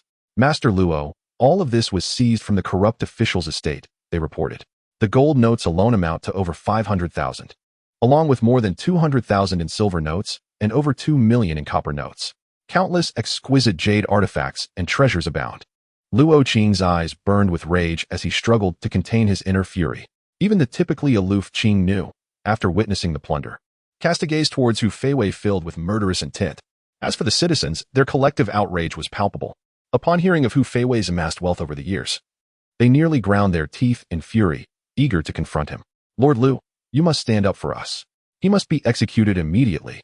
"Wait, what about our land deeds? If such vast wealth exists within the corrupt official's estate, what treasures has he bestowed upon the bandits over the years? And the Zhang father and son likely possess a fortune as well. Did you not hear old Luo say that the Zhang father and son have fled? Seize him. Where shall we capture him? They have already absconded." The crowd was ablaze with indignation, vehemently denouncing Hu Feiwei and the Zhang father and son. Qing Ku surveyed the surrounding citizens, noting their gaunt faces and tattered clothing. Listening to their furious denunciations, she inexplicably felt a pang of sympathy for them. "What is happening to me?" she mused, shaking her head in bitter self-mockery, reflecting on her unwavering belief in the survival of the fittest, wondering why the plight of others should concern her. Liu Ziyan raised his hand, signaling for silence.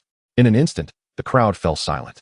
"Hu Feiwei, you are an unprincipled official, corrupt and unjust, oppressing the common people and amassing wealth through unscrupulous means. Today, in accordance with the will of the people, I sentence you to death." His gaze shifted to the band of outlaws known as Qing Ku. "As for you, you have aided tyranny, plundering homes and leaving the citizens of Luoyang in despair and fear. Thus, you shall all be executed." With a decisive tone, the proclamation was met with jubilant cheers from the populace, exclaiming, "Lord Liu is wise and formidable." "Wait," cried Ma Dahu and his group of bandits, hastily kneeling in submission, fully aware that their fate was sealed. "Do you have anything to say?" Liu Ziyan regarded them with curiosity, wondering if they dared to resist. "My lord, this is all our doing." The leader was completely unaware. For years, she has been secluded in the mountains, never descending to harm a single soul. We implore you to show mercy and spare her life." Ma Dahu and his fellow brigands pleaded for the leader's pardon. Suddenly, a citizen shouted in anger, "No! Such a beautiful girl must bear me a son. She is a bandit chief and deserves to be executed. Who would believe that a bandit could be virtuous? Her nature is unchangeable. If she is not killed today, she will surely seek revenge in the future. Wildfires may be extinguished, but they will spring anew with the arrival of spring. As the saying goes, 30 years in the east and 30 years in the west. Do not underestimate the young and impoverished. Have you forgotten the story behind those words? Moreover, she is now a 9th-tier expert, should she return to slaughter the town. Who could stop her? Many clear-headed citizens began to passionately urge the crowd. We must eradicate the root of the problem. Qing Ku must be executed. Ma Dahu indignantly retorted, "You speak nonsense. Our leader is not a bandit. She merely resides in the mountains. We were the ones who provoked her. And it was only after she defeated us that we acknowledged her as our leader." As he explained, the crowd began to comprehend. The so-called leader was merely a title they had conferred upon her. Over the years, their offerings of food had fostered a sense of goodwill between Qing Ku and them, leading her to protect them for many years. Liu Ziyan was taken aback by this revelation. If what Ma Dahu said was indeed true, then Qing Ku was not deserving of death. "Xiao Ma, since I promised to protect you, I shall do so without fail. If I cannot, I will share your fate." There was no need to plead. The law of the jungle prevailed. Qing Ku, however, was remarkably composed, acknowledging that as a defeated foe, her life or death mattered little. Why waste time with idle chatter? To extend one's neck is to face a blade. To retract is to face a blade as well. Upon witnessing her demeanor, the crowd fell into a profound silence. "Lord Liu, I believe that our daxia is in dire need of top-tier experts. If we could recruit her." After a moment of contemplation, Luo Qing felt a twinge of reluctance to let such a young talent perish. If she were sent to the battlefield, she would undoubtedly become a valorous warrior. Liu Ziyan smiled warmly, shrugged his shoulders, and adopted an indifferent demeanor as he remarked, "As a person of considerable virtue and renown in Luoyang town, it is fitting for you to assume the position of town magistrate. Furthermore, I propose that Yu Hong serve as the deputy magistrate. Once this matter is settled, he will inevitably depart. In the days to come, Luoyang town will certainly require management and maintenance, making Luo Qing the most suitable candidate for this role. Additionally, I have perused Yu Hong's credentials, and his assistance to Luo Qing would be quite appropriate. What do you think?" Luo Qing glanced symbolically at the common folk below, who echoed Liu Daren's words. "Indeed.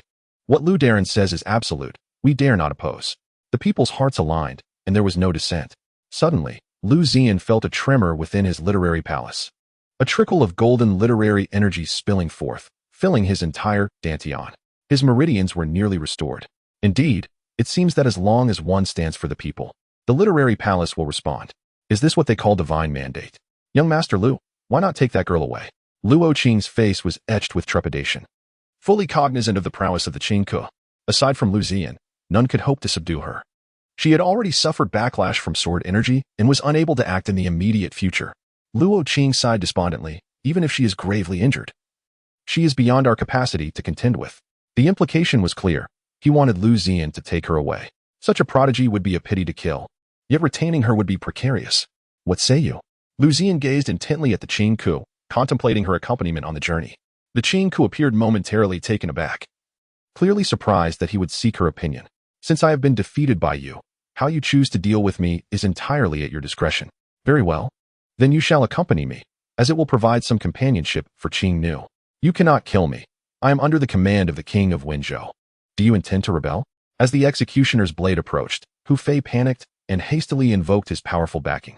"The mountains are high and the emperor far away. Execute." Luo Qing showed no hesitation, undeterred by his mention of support. With a single command, the executioner struck, severing the head, blood spraying forth like a fountain. "Excellent." The populace erupted in exhilaration, their spirits soaring amidst a cacophony of gratitude. "Thank you, Liu Daren, for your benevolent act." Thousands of citizens knelt in unison, their voices resounding like thunder. As night fell, in the Yu household, Yu Zhong, leaning on his cane, glared fiercely at the family of Yu Hong, admonishing, "Eldest, are you truly intent on severing ties with the Yu clan?" Ever since Yu Hong was appointed as deputy magistrate, the families of Yu Jianshu and Yu Yinhui had returned to the estate, completely disregarding their previous severance. Yu Wenjun wore an expression of despondency, her eyes dull and devoid of light, and she lamented, "Grandfather, do you intend to treat us as fools?" When you unreservedly chose to side with Uncle Air and Uncle San, did you ever consider our feelings? Are we not your grandchildren? Her words rendered Yu Zhong speechless, his anger dissipating as he halted in his tracks. How outrageous it was for a junior to dare question the actions of their elders. Yu Jianshu glared at her with a menacing expression. Yu Tian stepped forward, feigning amiability, and said, Now, we are all family. Why the heated quarrel? We cannot bear the weight of your claim of family. Li's lips curled into a bitter smile as she turned to leave the hall. Upon reaching the doorway, she declared, You all should gather your belongings. This place is no longer your home. What purpose remains in lingering here? Chapter 97, Lin Xiaoyin's Choice. Tongzhou, Hanlin City. In a high-end guest house. 5 days had elapsed since their plea for rain in Moyang City. Lin Hong and his companions arrived in Hanlin City just as nightfall enveloped the surroundings, compelling them to seek temporary refuge here. Liu Ziyan sprawled on the bed, soundly asleep, her small mouth making soft smacking sounds. Chen Huaxu sat nearby, the flickering candlelight casting a glow upon her beauty, akin to a crystal-clear mountain spring pure and natural. Her brows resembled dark mountains, her eyes glimmered like autumn waters, her skin was as smooth as fine cream, and her lips were as if brushed with rouge. Each expression, each smile, radiated an enchanting grace that could captivate any heart. Propping her chin on one hand, she fell into contemplation, her beautiful gaze observing the sleeping girl. Through their time together, she gradually found herself fond of the little one, especially after witnessing her miraculous rain-calling abilities in Moyang City, truly a little fairy. After a long while, she retrieved a dark moon dagger from behind her, its blade glinting with a chilling light. I am a competent assassin. I must not allow a moment of compassion to overshadow my true identity. The little girl is indeed adorable, but alas. Rising to her feet, she tightened her grip on the dagger and approached the edge of the bed, step by deliberate step. Her eyes narrowed as she raised the dagger, poised to strike without hesitation. Grandma, murmured the still sleeping Liu Ziyan, causing Chen Huaxu to halt abruptly, gazing deeply at her. Sighing, she realized she could not bring herself to act. For some reason, upon hearing Liu Ziyan call her grandma, a flutter of emotion stirred within her heart. She sheathed the dagger, her eyes softening as she gently caressed the girl's small face. Pulling the blanket from the side, she carefully covered the little one before rising and slowly exiting the room. Creak. As the door clicked shut, Liu Ziyan immediately opened her eyes, a triumphant smile blossoming on her small face. Grandma must have found me too adorable to harm. In the adjacent room, Lin Baoying lay on the bed, troubled and anxious, occasionally straining to listen to the door's every movement. In recent days, Chen Huaxu had been relentlessly seeking opportunities to strike.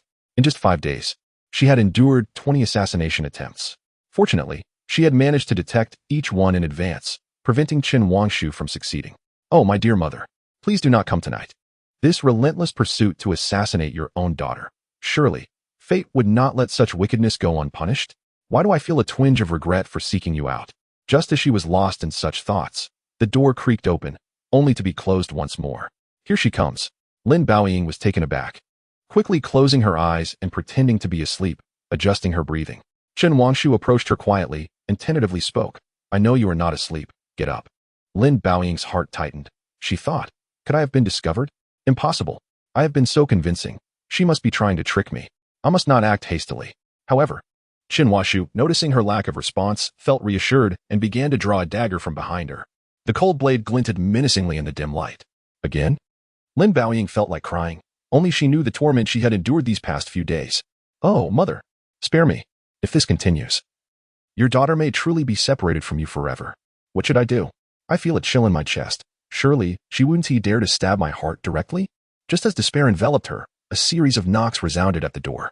At that moment, the sound was incredibly comforting, akin to a celestial melody. Xiaoying, are you asleep? Lin Hong's deep voice outside stirred Lin Baoying's heart. My savior, my grandfather. Chen Huaxu quickly concealed the dagger, her beautiful eyes narrowing as she scrutinized Lin Baoying with a flicker of suspicion. This girl was undoubtedly hiding something. Each time an assassination attempt nearly succeeded, an unexpected event would occur. When such incidents happen repeatedly, they can no longer be mere coincidences. A glint of coldness flashed in her eyes as she cast a long, penetrating glance at Lin Baoying. Then, she stood up and briskly walked to the door. Shushu, what are you doing here? Lin Hong feigned confusion, his face a mask of surprise as he opened the door. Chen Huaxu narrowed her eyes, surveying the old man without uttering a word. Coincidence? What does this mean? Xiaoshu, what is wrong? Don't overthink it. I came here thinking of little Ling. She didn't eat much at dinner, so I planned to bring her something to eat," Lin Hong earnestly declared, holding a freshly roasted leg of lamb. It was only upon seeing the glistening meat that Qin Wangshu quietly relaxed. Moments later, in the adjoining room, Lin Baoying sat beside the table, her face etched with worry as she addressed her grandfather. "Grandfather, what should we do?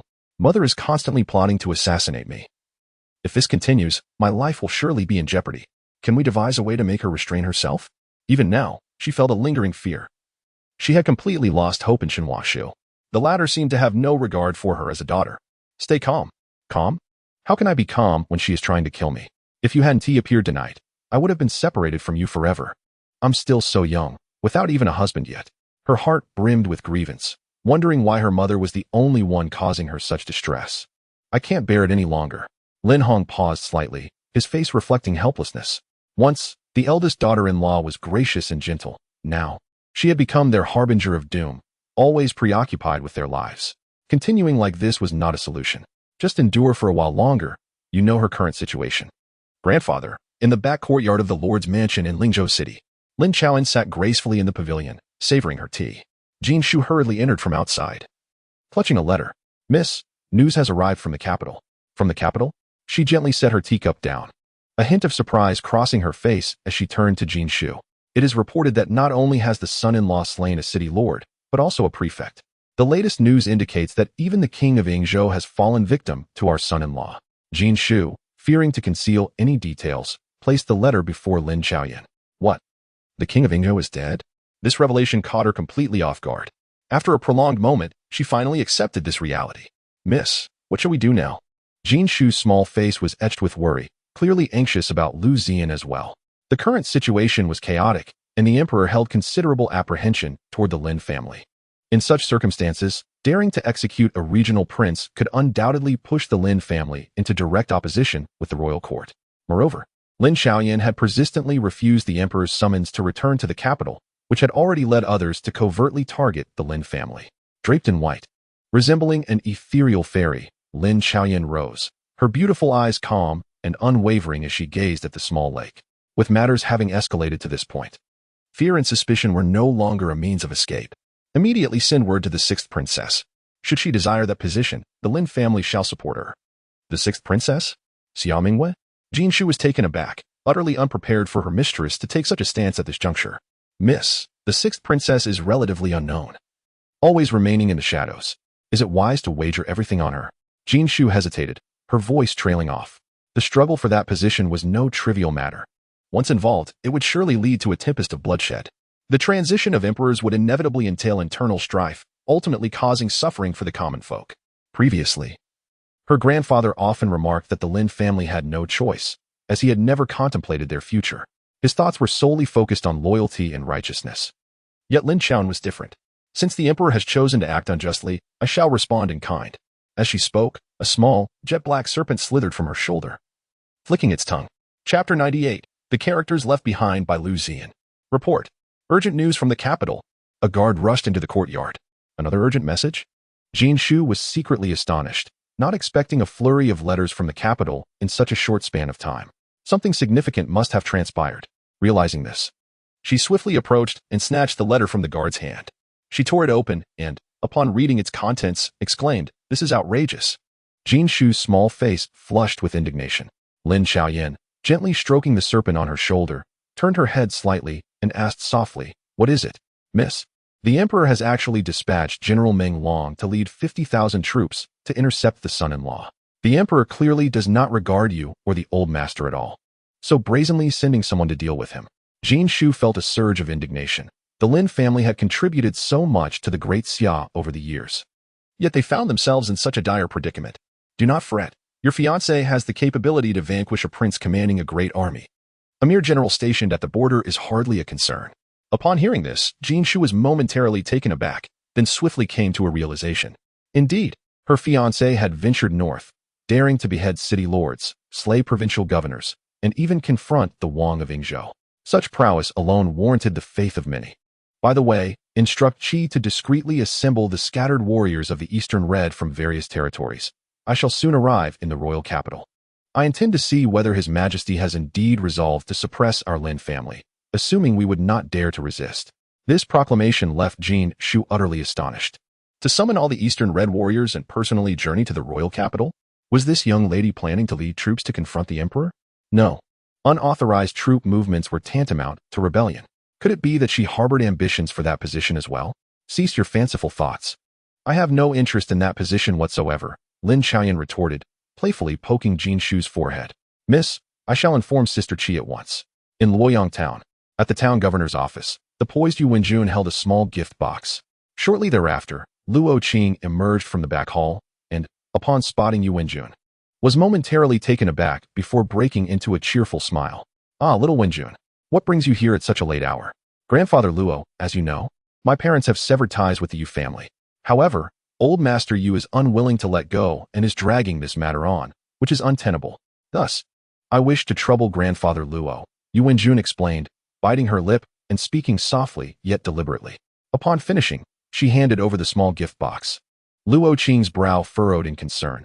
He could not help but sigh, equally vexed by old Master Yu's bias. What kind of parents are these, unable to be equitable? Little Wenjun, this is a matter for your family. As an outsider, it would be inappropriate for me to intervene. As for this gift, you should take it back. He recalled the words left by Lu Gai, etched in his mind. With a hint of hesitation, he carefully retrieved a piece of paper from his bosom, inscribed with the words Liu Ziyan had penned before his departure. Yu Wenjun's beautiful eyes sparkled with curiosity as she inquired, Grandfather Luo, what did Lord Liu write? May I have a glimpse? Luo Qing chuckled heartily, generously offering the paper to her. Here, take a look. Upon holding it, she read the clear inscription, govern with integrity as the foundation, serve diligently as the priority. Purity resides in virtue, and integrity in ambition. Integrity stems from self-discipline, while moral decline begins with greed. Integrity earns the love of the people, while greed leads to their abandonment. Remain detached from fame and fortune, prioritize the people, exercise self-restraint, and uphold principles. Cultivate oneself, manage the family, govern the state, and bring peace to the world. Lu Gai used these words to awaken my conscience, reminding me of what is right and what is wrong. Water can carry a boat, but it can also capsize it. However, Yu Wenjun's clear gaze fixated intently on the paper, her voice barely a whisper as she read each word aloud, unable to contain her emotions. Suddenly, a resounding thunder reverberated through the night sky. Luo Qing, startled by this phenomenon, quickly looked up. Before her eyes, the night sky was torn open. A beam of pure white light, cascading down like a column, illuminating Yu Wenjun. In an instant, she was enveloped in a radiant glow, strands of literary energy descending upon her. Within her dantian, a resounding boom echoed, and a palace bathed in white light materialized. Immediately, her eyes were also enveloped in this brilliance, granting her the ability to see in the dark. Buzz. In the next moment, words on the paper transformed into ethereal white shadows, rushing toward her forehead. The resonance of the characters was palpable. What is this? Luo Qing was utterly astonished, rendered speechless by the unfolding spectacle.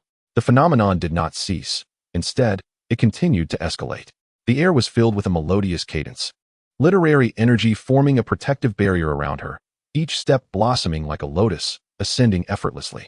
A unique fragrance permeated the atmosphere, as one extraordinary manifestation after another surged around Yu Wenjun.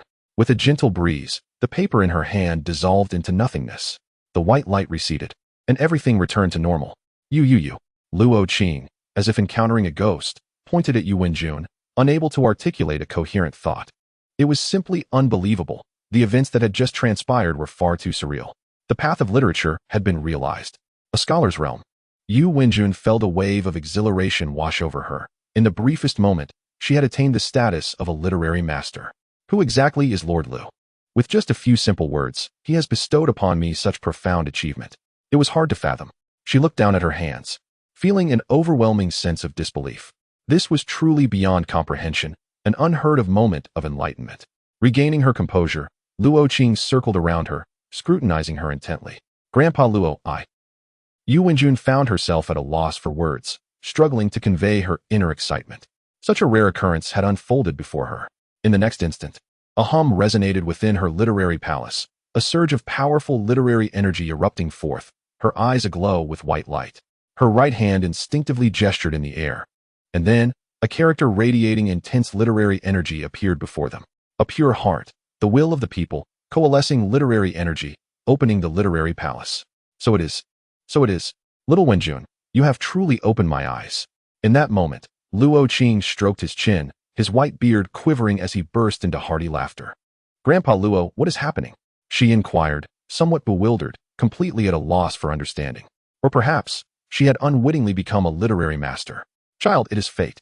Perhaps only by stepping beyond this place will you uncover the answers you seek. With great power comes great responsibility. The path of literature may indeed be inextricably linked to the people.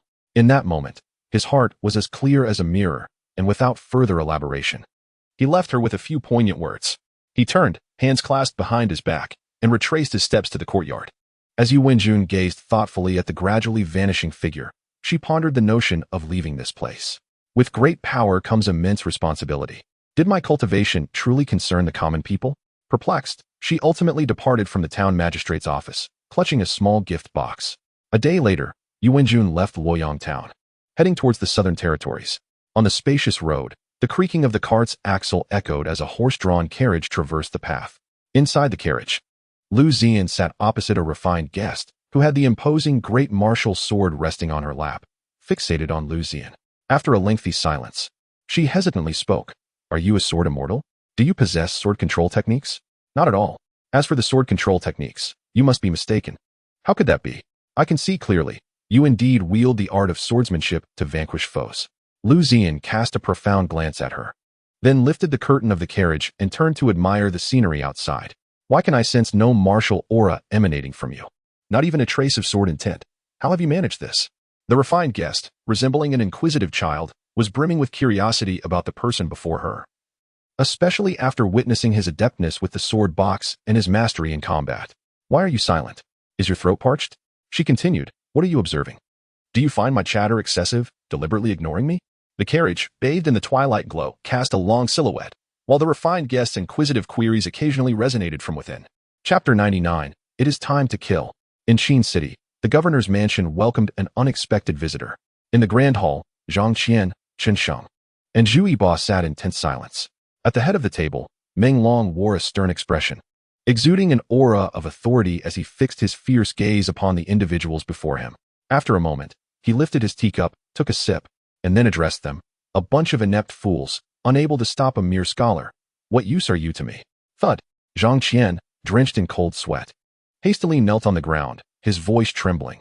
General Meng, you are unaware that the immortal Liu is a sage of the literary path, his strength unfathomable. We mere mortals stand no chance against him. I implore you, General Meng, to show mercy and spare us. Nonsense.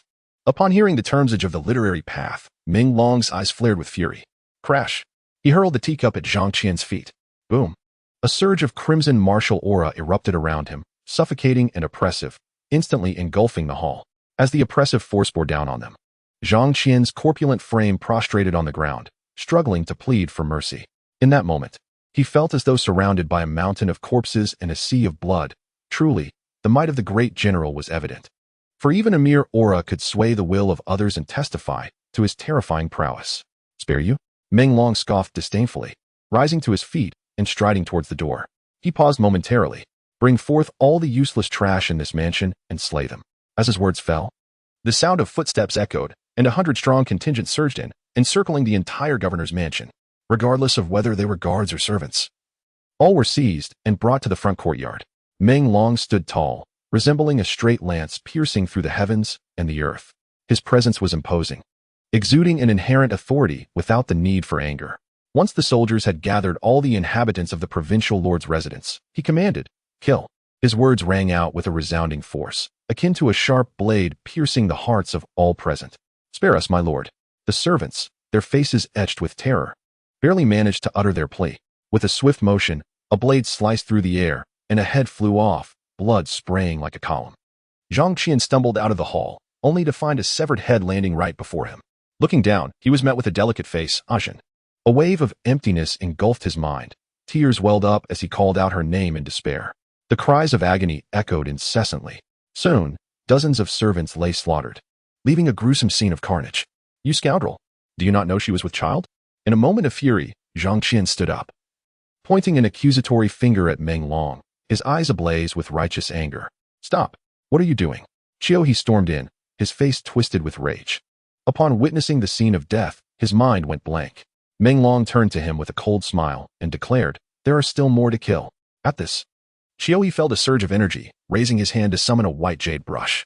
A gentleman's words can shatter rebellion, move mountains, and vanquish foes. Infused with his qi, the brush radiated a brilliant white light as he inscribed characters into the air. Go. With a flick of the brush, the characters surged forth, attacking the surrounding soldiers. Such trivial skills, daring to show off before me? Witness the might of the great dragon palm. Meng Long shifted his stance, spreading his legs, as his martial energies surged forth, creating a rhythmic phenomenon. His right hand transformed into a palm, condensing his energy. Dragon imprisoned, rise. He struck forth, and amidst an ethereal resonance, a dragon's roar echoed. Immediately, his martial energy transformed into a blood-red dragon form, surging toward Qiuhe. "Be careful!" Zhang Qian cried out in alarm. Alas, it was too late. A resounding crash echoed as Qiuhe was caught off guard and sent flying. He slammed into a pillar several meters away, blood gushing forth, his bones shattered. After a brief struggle to rise, he ultimately succumbed to the ground.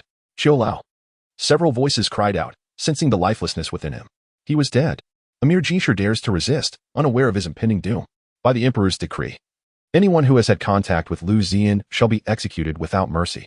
Meng Long looked down upon Zhang Qian and the others with an air of superiority. What? They were taken aback, never having anticipated the Emperor's ruthlessness in ordering the execution of those associated with Liu Ziyan. "I refuse to accept this." Meng Long slowly approached Zhang Qian, patting him on the shoulder with force, his demeanor cold and mocking. "Refuse? Then hold it in, General." Just then, a deep voice interrupted. "Who do you think you are to make my brother Zhang hold back?"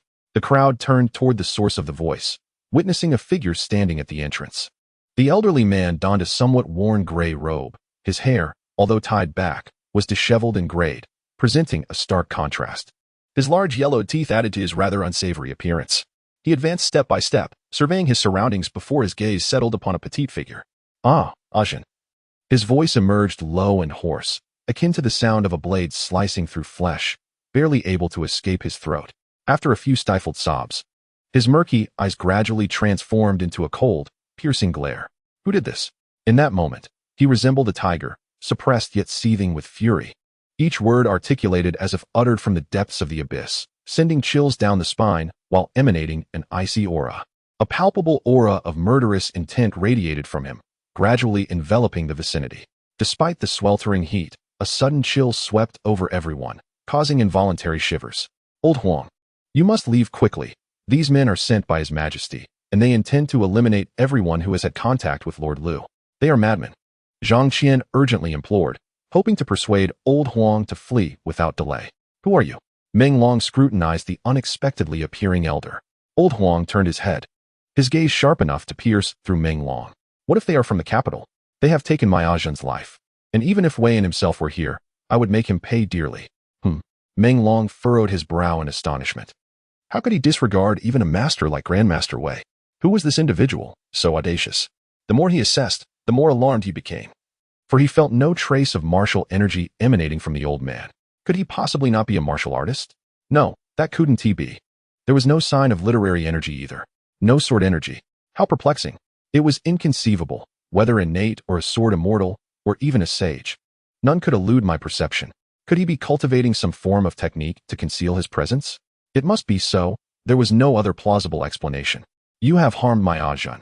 Have you contemplated how you shall meet your demise?" The chilling words resonated. In an instant, azure sword wheels surged forth behind Old Huang. A tempestuous and fierce sword energy quickly enveloping the entire courtyard. Swords? Sword immortal? The crowd gasped in horror, cries of alarm erupting. Meng Long too was taken aback, for he clearly observed the sword wheels slowly manifesting from the elder. 10, 12 sword wheels? You are an unparalleled sword immortal. The revelation was astonishing. At that moment, his voice trembled with disbelief. A sword immortal with 12 sword wheels was a rarity, indeed an exceptional existence in this world. Old Huang cast a cold glance at him before slowly approaching Chao Zhan's lifeless body, ultimately cradling her in his arms. "In all my life, I have loved but one woman, even if the child she bore is not mine. Why was I not granted even this opportunity?" His sorrowful voice seemed to be a monologue, yet it resonated for all to hear. 30 years ago, I sheathed my sword, yearning for a mundane existence. Yet, the whims of fate are unpredictable. Some things simply do not align with my desires. As he spoke, he began to stride towards the gate, the sword wheels behind him gradually retracting until they vanished completely. As everyone believed the matter had passed, a haunting voice resonated, echoing like a death knell, proclaiming, "It is time to kill." Before anyone could react, a blue long sword swiftly shot out from the threshold, multiplying into countless blades. The air filled with the sound of swords slicing through, followed by a cacophony of anguished cries. In an instant, whether in the courtyard or outside the estate, thousands of soldiers fell to the ground in response. Subsequently, an array of azure sword shadows surged towards Ming Long. Panic washed over him as his expression shifted dramatically. He attempted to summon his internal martial energy for defense, only to be horrified to find it utterly suppressed by the terrifying sword aura. How could this be? Before he could comprehend the situation, the sword shadows struck him directly. A piercing agony akin to 1,000 swords piercing his heart engulfed him, his screams echoing until his last breath faded away. The sword shadows coalesced into a single azure-long sword, conveying a message to the capital. It was I, Huang Shisan, who executed this deed. Stepping boldly beyond the threshold, the blue long sword transformed into a streak of light, pursuing its target, leaving behind Zhang Qian and the others, their faces etched with shock and disbelief. In the region of Yunzhou, in Wubao County, Qing Nu drove her carriage swiftly along the official road, kicking up clouds of dust. Suddenly, a blood-soaked figure rushed toward her at breakneck speed, accompanied by a torrential downpour of arrows raining down upon them. "My lord, we are ambushed." Qing Nu quickly halted the carriage and leapt out, her figure flickering as she wielded her sword, fiercely deflecting the incoming barrage of arrows. Clang, clang, clang. As she valiantly battled the rain of arrows, a deep voice warned, "Miss, get away. They are targeting me." An elderly man, covered in blood and tattered clothing, shifted positions to evade the lethal projectiles. On the official road, the air was filled with the relentless sound of arrows whistling through the air. Despite Qing Nu's utmost efforts to fend off the incessant onslaught, she found it increasingly difficult to cope. With a graceful form dancing amidst the chaos, her sword moved fluidly, slicing through the air. "Hurry, leave. They are coming for me." The elder, disheveled and weary, revealed himself as a one-armed man, relying solely on his left hand to unleash a flurry of strikes. Transforming his fist into a palm, his martial energy surged forth, deflecting countless arrows. With a roar reminiscent of a ferocious beast, a white tiger manifested behind him. Inside the carriage, Qing could sense the turmoil outside, gripping a massive weapon and charging forth. He positioned the weapon before him, blocking all incoming arrows. Liu Ziyan lifted the curtain, his demeanor unchanged, surveying the elder with eyes that sparkled like stars. The individual exudes an aura of somber intensity, their entire being enveloped in a palpable atmosphere of martial energy, tinged with the scent of blood. Such individuals are only formed through years of combat on the battlefield. They are soldiers of high rank. How did you manage to provoke them? Even from several hundred meters away, he could discern the assailants approaching. Upon witnessing this, the elderly man instinctively took a few steps back, his expression filled with apprehension as he regarded Liu Ziyan. "How do you find the prowess of my two guardians?" he inquired. Upon hearing this, the one-armed elder shifted his gaze to King and Chinka. One was at the pinnacle of the 8th rank, while the other remained inscrutable. However, observing her casual wielding of the large sword revealed a surging martial energy, indicating her cultivation was undoubtedly above his own. "My young master, allow me to introduce myself. I am Zhao Tuyun, a native of Wubao County. I enlisted in the military at the age of 20 and have spent my years in relentless battle. 2 years ago, I lost this arm during a confrontation and subsequently retired." Zhao Tuyun's weathered face was etched with nostalgia and complex emotions. Chinka extended his hand, unleashing a surge of white martial energy that swiftly formed a high wall to fend off the incoming arrows. "Dizzy? Old man, your name carries some weight. Do you have a son named Yanhua?" At this, the others paused. Liu Ziyan chuckled silently, while King's lips twitched as she struggled to suppress her laughter. Yet, Zhao Tuyun did not take offense at Chinka's jest. Instead, he seriously explained, "My father was a farmer, illiterate, and named me Tuyun, meaning to rise above others and soar to great heights, as I was his firstborn. My son is named Zhao Railong, a name bestowed by my father, hoping he would become a dragon among men. Unfortunately, he sacrificed himself in the southern territories a year ago, leaving only a granddaughter behind. I sought the counsel of several scholars in the county to name her Zhao Yanhua." A hint of pride flickered across his aged face, seemingly satisfied with the name he had chosen for his granddaughter. Upon hearing his explanation, Liu Ziyan rolled his eyes and fell into silence. King's lips quivered, her amusement barely contained. Only the naive Chinka appeared enlightened, exclaiming, "Oh, I see now. You truly have a Yanhua in your family. Zhao Tuyun, slightly exasperated, could only suppress his irritation, daunted by her inscrutable cultivation.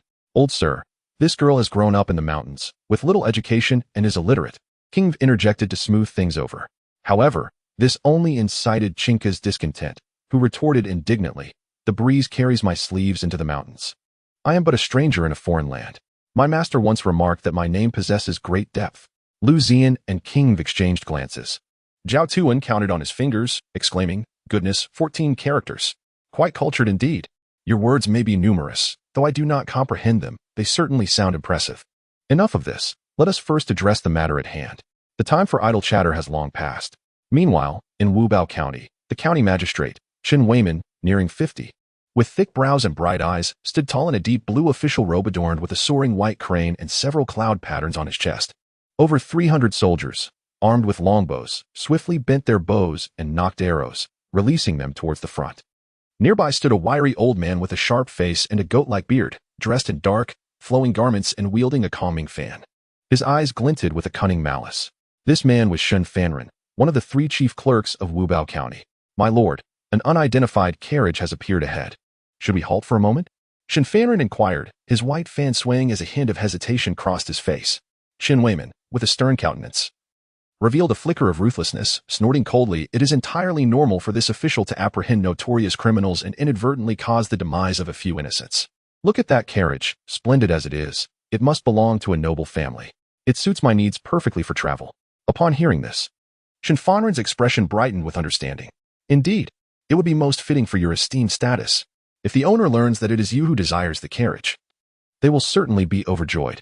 Suddenly, a surge of white martial energy rippled through the air, transforming into a colossal barrier that intercepted the arrows. This aura seems to approach the 9th rank, Chen Weiman gasped, his body trembling, his pupils dilating in shock. 9th rank. Cease. Everyone halt. Shen Fanren gestured frantically for his men to stop, his expression one of horror. My lord, how could a 9th rank master possibly be in such a remote location? Typically, only the lords of cities reach such heights, or at the very least, a city commander. Without a doubt, this presence was indeed close to the 9th rank. All of you, follow me to pay respects to the senior. Shortly thereafter, they arrived before the carriage. Although Liu Ziyan and his companions appeared youthful, Chen Weiman dared not underestimate them. Adopting an air of nonchalance, he lowered his voice to inquire, I am the county magistrate of Wubao County. May I ask who these young heroes are? By the way, this man is a notorious criminal who has embezzled the pensions of over 1,000 soldiers, accumulating wealth exceeding 100,000 gold. He then pointed an accusatory finger at Zhao Tuyun, cursing him vehemently. At that moment, upon hearing this, Zhao Tuyun instinctively attempted to retreat. Oh, is that truly the case? Liu Ziyan questioned, turning to face the retreating Zhao Tuyun. Internally, he was alarmed, thinking, it's over. I should have fled sooner. Perhaps I could have escaped this place of turmoil. However, his gaze drifted toward the 2 women, King and Chinka. Though their strength was formidable, Chen Weiman was a government official, and they would likely hesitate to oppose the dynasty. Thus fleeing seemed the wisest course. In a flash, he grasped the essence of the situation and slowly extended his left hand towards his bosom. Young master, please allow me to explain first. Following this, he produced a handful of white powder, his eyes narrowing as he coldly declared, I am sorry. With a swift motion, he scattered the powder, and without a second thought, Zhao Tuyun turned and fled. Infusing his legs with martial energy, he leapt forward, covering more than 20 meters in an instant. You corrupt official. One day you shall reap your just deserts. His voice echoed with fury as he departed. Upon witnessing this situation, Shen Fanren exclaimed sternly, quick, do not let him escape. The soldiers hurriedly pursued. Ha! Despite my age, I am still in the mid-8th rank. Do you truly believe you can catch me? Before he could finish his words, he suddenly felt a tightening around his waist, and his entire body was lifted off the ground. What is happening? Could it be that my speed is so great I have taken flight? No, that cannot be. Looking down, he spotted a petite figure grasping his belt with one hand. What the? Heroine, when did you arrive? He cried out in terror, struggling in vain against her grip. King held him aloft with one hand, mocking him, old man, daring to ambush your own great-aunt. You must be tired of living. With that, she flung Zhao Tuyun directly before Liu Ziyan, where he landed face first on the ground, prostrating himself in a gesture of submission. Chen Weiman, taken aback, murmured, such speed. I could scarcely discern when she made her move. She is not to be trifled with. Shin Fanren pondered momentarily before whispering in agreement. Meanwhile, the soldiers exchanged glances, utterly at a loss. "Thank you, young heroes, for apprehending this scoundrel," Chen Weimin said with a deep bow, his face brimming with gratitude. He then instructed the soldiers beside him, "Take him away." "Hold on." King raised her hand to stop them, and then helped Zhao Tuyin to his feet. "My fiancé travels north to stand for the people, specifically to eliminate corrupt officials. Do you have evidence for your claims against Zhao, that he embezzled the soldiers' compensation?" She coldly regarded Chen Weimin and Shin Fanren. "Miss, who is your fiancé?" Zhao Tuyin, dejected, felt that he was likely doomed. "The Duke of the State." "What?" "He is the renowned literary and martial sage, Liu Gai, whose name has spread throughout the Great Xia." Shin Fanren exclaimed, his voice trembling with shock, involuntarily stepping back, nearly losing his footing. Chen Weimin was equally struck dumb, unable to articulate a word. A month prior, had they heard Liu Ziyan's name, they would have scoffed. Yet, within this brief span, he had demonstrated miraculous powers in Lingzhou City, awakening 200,000 spirits with a mere poem, subsequently driving back the coalition of 3 great dynasties. He then traveled north, advocating for the people, toppling the Liu family, and slaying the city lord. He descended upon Qin City with an ethereal presence, reciting a poem that conjured celestial phenomena, even obliterating a mountain with a single strike. Moreover, they had heard a chilling tale. In Qin City, the king of Yingzhou had perished from a fart released by Liu Ziyan. Reflecting on this, both Chen Weimin and Shin Fanren felt a shiver run down their spines, rendered speechless. "I, Chen Weimin, have had the honor of meeting Liu Gai." "I, Shin Fanren, the county clerk of Wubao, have also had the privilege of meeting Liu Gai." The two bowed simultaneously to Liu Ziyan. Liu Ziyan smiled warmly and waved his hand, gesturing. "You have heard of me?" "Indeed, Liu Gai's name resonates like thunder. We have long known of your deeds in ridding the people of their woes." "You are a model for us all," Shin Fanren flattered, fanning himself with exaggerated admiration. Chapter 101. The misfortunate Old Huang in the outskirts of Qin City, amidst the trees. Old Huang leaned against a withered tree, clutching a gourd of wine. Beside him lay a half-broken sword, quietly resting. He took a swig of the wine, tilting his head back, and wiped the remnants from his lips. His murky eyes were filled with a sense of bewilderment. 5 meters ahead of him stood a small mound of earth, marked by a wooden sign inscribed with the name of his one true love, Chao Zhen. "Alas, my life is destined for solitude," he lamented. "The only companion to see me through this existence is likely to be you, my dear Zhen." As he spoke, his hand instinctively reached out to caress the broken sword. Suddenly, the sword emitted a faint azure glow, as if responding to his melancholy. "When will this lonely life come to its conclusion?" he mused, shaking his head in self-mockery. Slowly he rose, one hand grasping the gourd and the other holding the broken sword. Approaching the mound, he raised his hand and poured the wine onto the ground. "Zhen, you were the love of my life," he declared. "Now, as I depart, let me bear this solitude alone." It was as if he were bidding a final farewell. With that, he turned, raised his head, and drank deeply, striding forward. After a brief moment, a pigeon flew in, and he sheathed the broken sword at his waist. Grasping the bird, after retrieving the message, he released the pigeon once more. "Weiyan has left the royal capital. Brother, I entrust you with a task. Protect my son-in-law." Old Huang read the notes swiftly, and with a surge of sword energy, he disintegrated the letter into nothingness. "Old General, you truly know how to find people," he remarked, stepping forward, his figure flickering as he vanished, reappearing 100 meters away. With a swift motion, he traversed the distance as if it were mere inches. An hour later, he found himself outside Luoyang town. 2 hours later, he had completely entered Wubao County. On the streets, dozens of soldiers were conducting searches, apprehending anyone they encountered. Unfortunately, Old Huang, in his haste, had overexerted himself, leaving him somewhat fatigued. His legs felt weak, and his complexion paled, as if he had just fought a fierce battle for several hundred rounds. "Goodness, I've overdone it, exhausting all my strength. This will take at least 3 to 5 days to recover." He shook his head, unable to suppress a sarcastic remark. "What are you doing? What are you doing? Old man, you appear shabby and suspicious. I seriously suspect you harbor intentions of harassing women.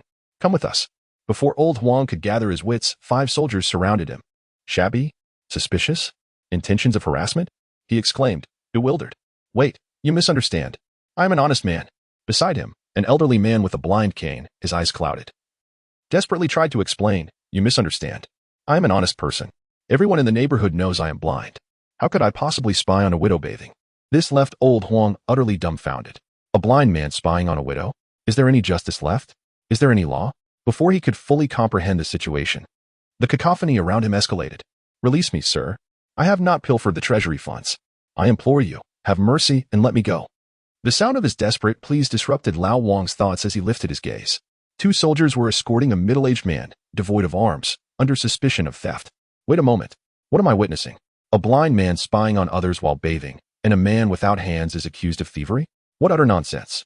With a sharp clap, the leading soldier smacked Lao Huang on the shoulder, a smirk playing on his lips as he remarked, "Look at these criminals. Not a single one is willing to admit their transgressions. So, do you believe I could wrongfully accuse you? Good heavens. In broad daylight. This is akin to forcing a dead cat upon oneself." Instantly, his murky eyes narrowed, and he angrily whispered, 11, "It is time to dispense justice." He was now entirely convinced that these individuals were wrongfully accusing an innocent. Thus, he felt no need to hold back. Yet, after a prolonged moment, the surroundings remained eerily still. 11. This is not good. The old man must have accomplices. The soldiers quickly grew wary, scanning their surroundings for suspicious figures. Noticing something amiss, Lao Wang looked down to find that his broken sword had mysteriously vanished from his waist. What on earth? Where is my sword? This is disastrous. The exertion of my hurried journey has drained me. Without 3 to 5 days of recovery, I cannot regain my strength. But still, where on earth did my sword go? Old man, you may now choose to remain silent, for every word you utter could serve as evidence in court. Remember, I am Wang Mu Yuan, and I shall never wrongfully accuse a good person, nor will I spare any wicked soul. Wang Mu Yuan proclaimed with a face full of integrity, exuding a sense of noble sacrifice. It was only then that Lao Huang noticed that the attire of this man differed from that of the other soldiers. While the others bore the insignia of soldiers on their chests, this man wore a uniform marked with the character for official. "Wait, Lord Wang, did you see my sword?" Lao Huang asked, utterly at a loss. He had initially intended for the broken sword to unleash a wave of carnage. Who could have anticipated this unexpected turn of events? Wang Mu Yuan nodded seriously in response. "Are you referring to the broken sword at your waist?" "Yes. Lord Wang, you saw it?" "Oh. I observed a clever rogue snatch it from a distance just moments ago." "What? My sword was stolen? How did I not notice?" Lao Huang felt tears welling up in his eyes, wishing to slap himself in frustration. All of this was due to a moment of impulsiveness. Had I known this would happen, I would not have rushed so hastily. Wait. He suddenly realized, his anger flaring. "Lord Wang, are you saying you witnessed the thief take my sword?" "Indeed. Just moments ago." "Then why did you not intervene? He is but a child. Why would you engage in conflict with him over such matters? But he is a thief. He stole my sword. Yet he is still just a child." After some time, in the prison, Lao Huang was escorted by 2 guards to his cell. Inside, there were already a dozen individuals present, comprising youths, middle-aged, and elderly men. Upon entering, one should remain composed and refrain from instigating trouble. Otherwise, the consequences may be dire. "Old man, did you hear that?" One of the guards glared menacingly at old Huang, as if issuing a command. A foul stench assailed the senses. "My dear brother, there seems to be an overwhelming number of inmates here. Is it possible to be transferred to a solitary cell? Preferably one that accommodates only a single occupant." Old Huang was acutely aware that it would be unwise to provoke conflict at this moment. He resolved to bide his time until he regained his strength in a couple of days. How could mere prison bars confine a dragon such as I? What are you contemplating? Given the current overcrowding, this is the only cell available. If you refuse to enter, you will be dragged out for execution. With that, the guard forcefully shoved him inside and shut the door behind him, departing with an air of arrogance. Such a mere guard had already sealed his own fate. As he pondered the inevitable restoration of his internal sword energy in a few days, he vowed to make the guard his first target. Turning his gaze, he surveyed the cell, noting that some inmates lay sprawled, others sat, and some leaned against the walls. All wore expressions devoid of emotion, their eyes vacant, resembling mere shadows of life. Upon closer inspection, he was surprised to recognize 2 familiar faces, a blind man wielding a cane in the corner and a thief who had lost both arms. "Ah, what a coincidence. You 2 are in prison here as well. Why do you look so grim?" "It's merely a matter of 10 days or so. A man of fortitude will emerge unscathed." Little did he know that his words drew the collective attention of the cell's occupants, who regarded him with expressions suggesting he was a fool. "What is this? Why does everyone stare at me? Are you all so captivated by my dashing visage? Please, do not fall in love with me. I have a fondness for women, particularly the beautiful ones." The inmates exchanged glances, their eyes rolling in disdain at his display of yellowed teeth before they turned away, reverting to their original demeanor. "What is happening here? Was I not merely attempting to lighten the mood and alleviate the monotony of the cell? Why are you all so unappreciative? My good sir, you would do well to cease your chatter. Once inside, there is little chance of escape. Unless you possess wealth, our only fate awaits, serving as scapegoats. The armless man. Devoid of hope, elucidated. What nonsense is this? Scapegoats? From the expressions of those around him, old Huang discerned that the depths of this predicament ran far deeper than he had anticipated. Thus, he hastily approached the man and seated himself beside him. What is the situation here? Are you perhaps wrongfully accused? Old Huang inquired with uncertainty. My hands have been lost since childhood. Do you truly believe a man without hands could steal? And as for Elder Mei, he has been blind for decades. How could he be accused of spying on others while they bathe? Those despicable creatures simply wish to ensnare us as scapegoats, fabricating charges against us. After hearing this, old Huang realized that he was not alone in his plight. It appeared that all the inmates had been unjustly accused and imprisoned. Just then, Wang Muyuan strode in with an air of arrogance, flanked by several soldiers. Ladies and gentlemen, is there anyone who wishes to venture outside? He bellowed, his resonant voice echoing throughout the confines of the cell. Upon hearing this, old Huang exclaimed, "Oh, what a delightful opportunity." Immediately, he rushed to the forefront, raising his hand high, declaring, "It is I, old Huang, who desires to exit." Wang Muyuan, noticing this, lit up with joy and chuckled. "Ah, this esteemed gentleman wishes to leave. Someone, prepare the luxurious feast." With a clap of his hands, 2 guards emerged, carrying fine wine and delectable dishes. "Wang, what is this?" Old Huang queried, sensing a hint of guilt in Wang's demeanor regarding the unjust treatment he had received, and he seized the chance to graciously accept this gesture of goodwill, temporarily forgiving past grievances. With a smile, hunger gnawing at him, he welcomed the timely arrival of sustenance, choosing to overlook previous transgressions. Suddenly, he detected an odd stillness among the others in the cell. None seemed eager to escape. Were they not longing for freedom? It seemed unlikely. Haha, indeed. This gentleman is quite forthright. In that case, let us proceed. Wang Muyuan was equally surprised, as this was the first time he had encountered someone so understanding. He nearly succumbed to the urge to offer him extra chicken legs. However, old Huang, bewildered, inquired, "Proceed with what?" "My good sir, do not jest. Of course, we are speaking of money." Wang Muyuan's expression briefly darkened, yet he managed to suppress his irritation for the moment. Chapter 102.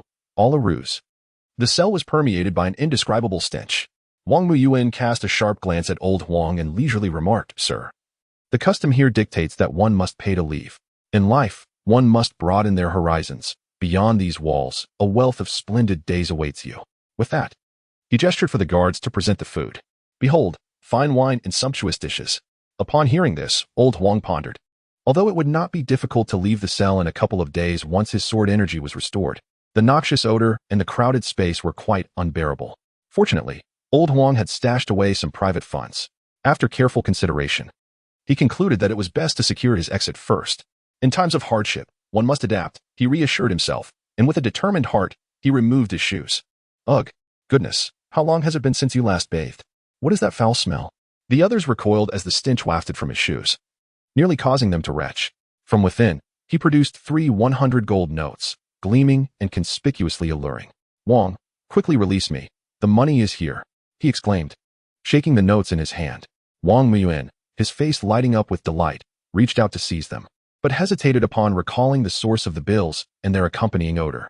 "Guards, take the money." The nearby soldiers, reluctant and pinching their noses, stepped forward to retrieve the notes. "Present the food to the gentleman.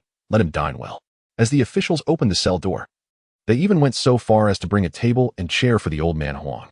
"Haha, Lord Wang, you are indeed quite gracious. I shall not be polite."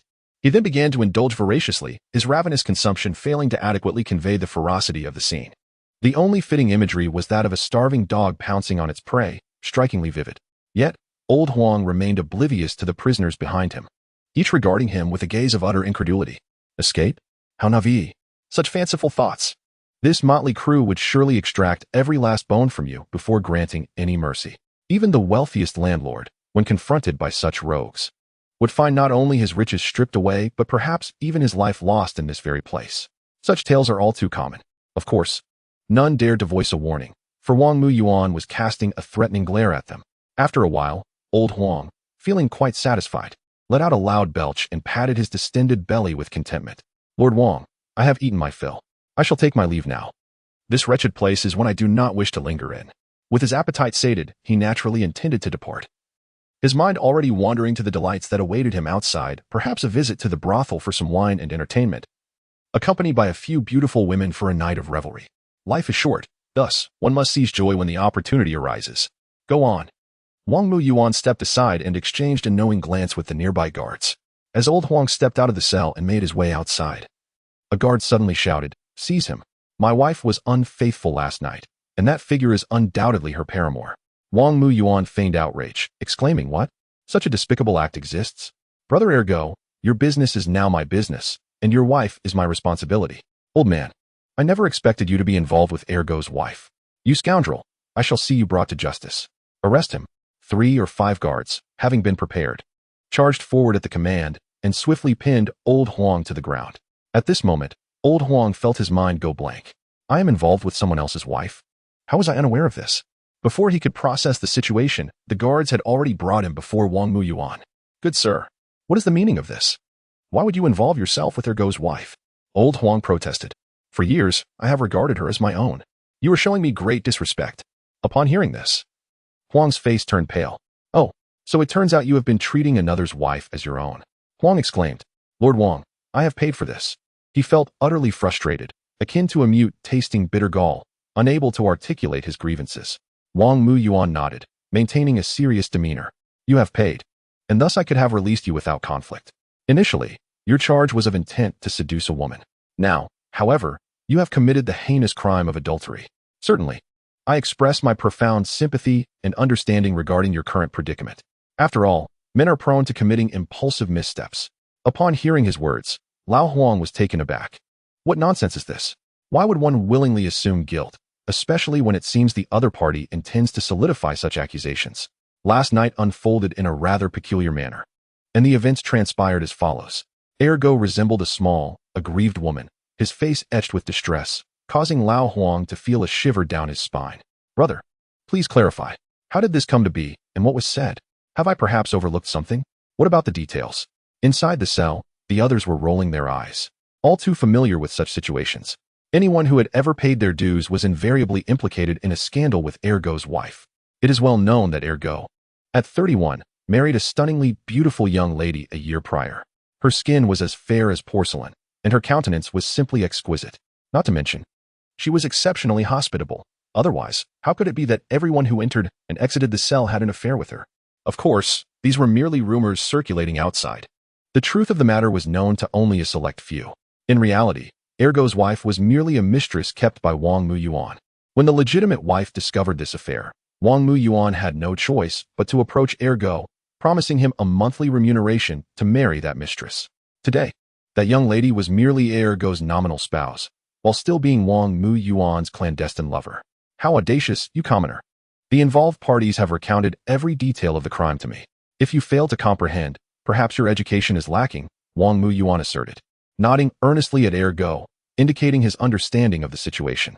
At that moment, Lao Huang experienced a sudden revelation. He realized he was being falsely accused and entrapped. "Out with you." Ergo kicked Lao Huang back into the cell, and a familiar scene began anew.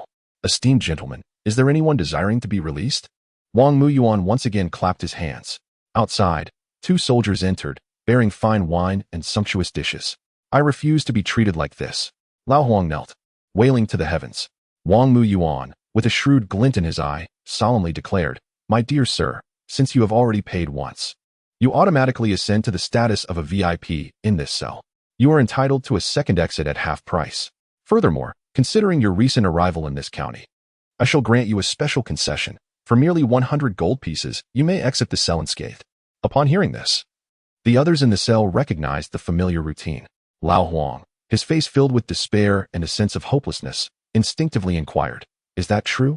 Wang Muyuan, secretly delighted, thought to himself, "This fellow still possesses wealth."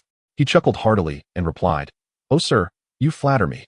As a man of authority, I hold reputation in high regard and pride myself on integrity.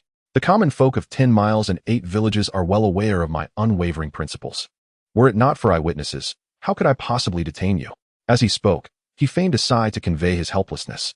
"No, my Lord Wang. My arrival in Wubao County is of no consequence. What matters is that you were caught last night in an illicit liaison with Ergo's wife, witnessed by him. Thus, Ergo stands as the witness. How could I have engaged in such a liaison when I hadn't even arrived?" Lao Huang's tone grew increasingly agitated, hinting at an impending outburst. Wang Muyuan remained unperturbed. Why are you fixated on when you arrived? It has been established that regardless of your arrival, your indiscretion last night was observed. Damn it! Lao Huang nearly fainted from rage, a profound hatred swelling within him. He glanced at the motionless figures in the cell, then signaled ergo once more. Upon receiving the cue, ergo bellowed, "My lord, the county magistrate is about to return. This morning, he mentioned that there are currently too few cells for the number of offenders, and tonight, a batch must be dealt with approximately 10 individuals." Upon hearing this, Wang Muyuan feigned surprise and inquired, "How will they be dealt with?" Ergo responded, "Executed on the spot." He mimicked the motion of a blade across his neck, glaring fiercely at the prisoners. Executed on the spot. Lao Huang felt a chill run through him. Given just 2 days, he could ensure these individuals faced death. Yet now the execution was imminent. "Mercy, my lord." The previously desolate cell erupted into a cacophony of pleas as all kneeling prisoners begged for their lives. Wang Muyuan displayed a facade of helplessness, sighing, "Gentlemen, I too wish to spare you. However, having committed offenses, you must accept the consequences." He then shifted his tone. "If you could offer some funds towards the construction of a new cell, I might intercede on your behalf with the county magistrate. Perhaps, just perhaps, it could save a life." He emphasized that the funds were not for his personal gain, but strictly for the purpose of building a new cell. The decision to contribute was entirely voluntary. He claimed never to coerce others. His grandiloquent speech was eloquently delivered.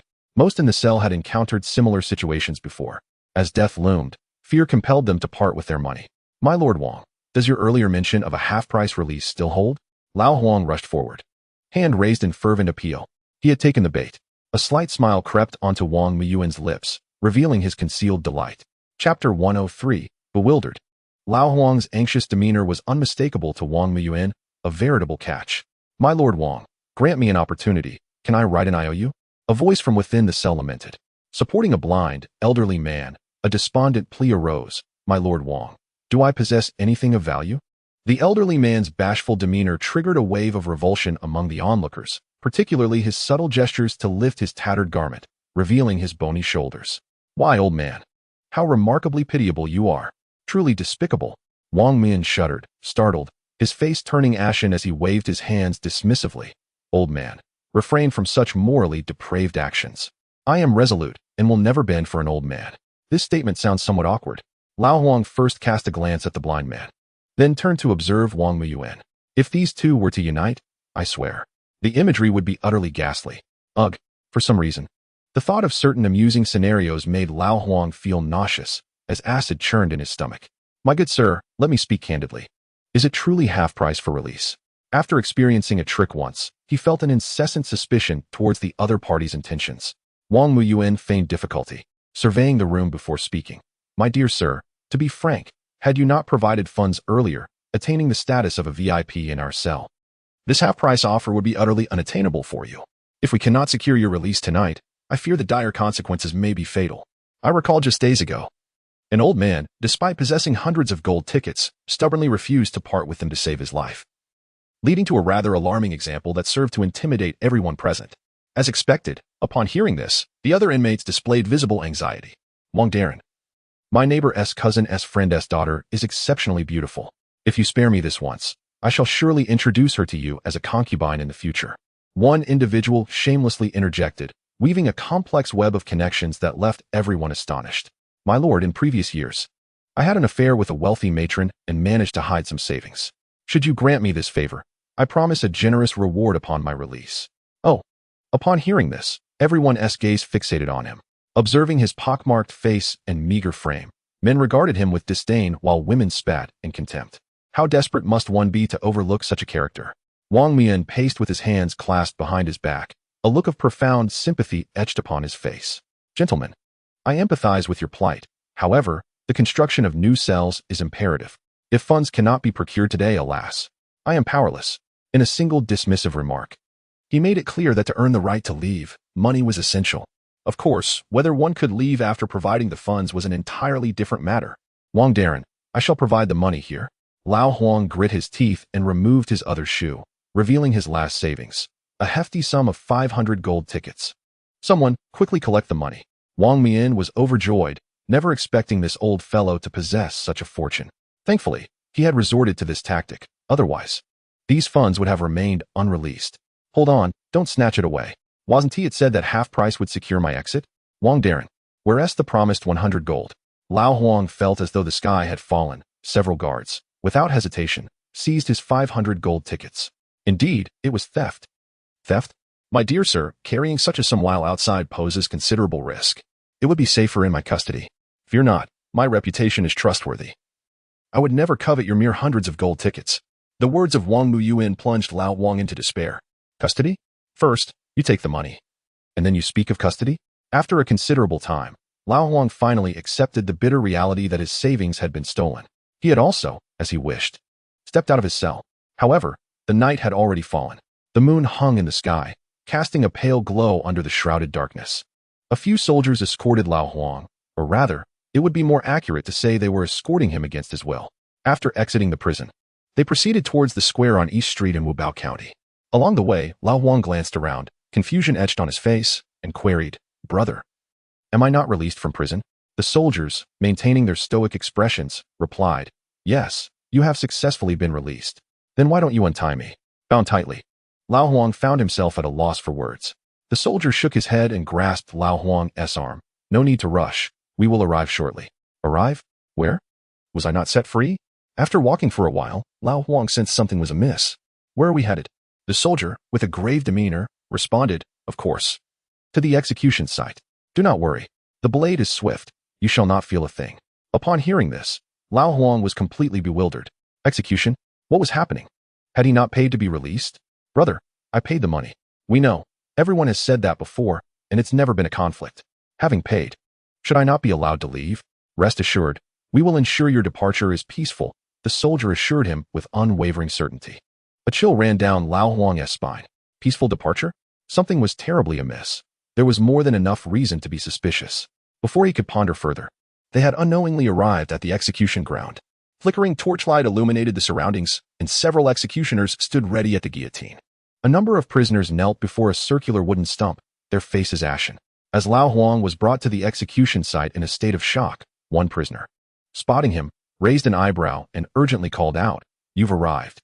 We've been waiting for you, hurry." Lao Huang's heart raced. This was a death sentence. "Brother, I paid the money." Before he could finish, another prisoner at the guillotine screamed desperately, "My lord, I have paid the money. Why must I be killed? I am so afraid. Mother and father, I am terrified." The horrific scene sent shivers down Lao Huang's spine. "Brothers, I know your Lord Wang."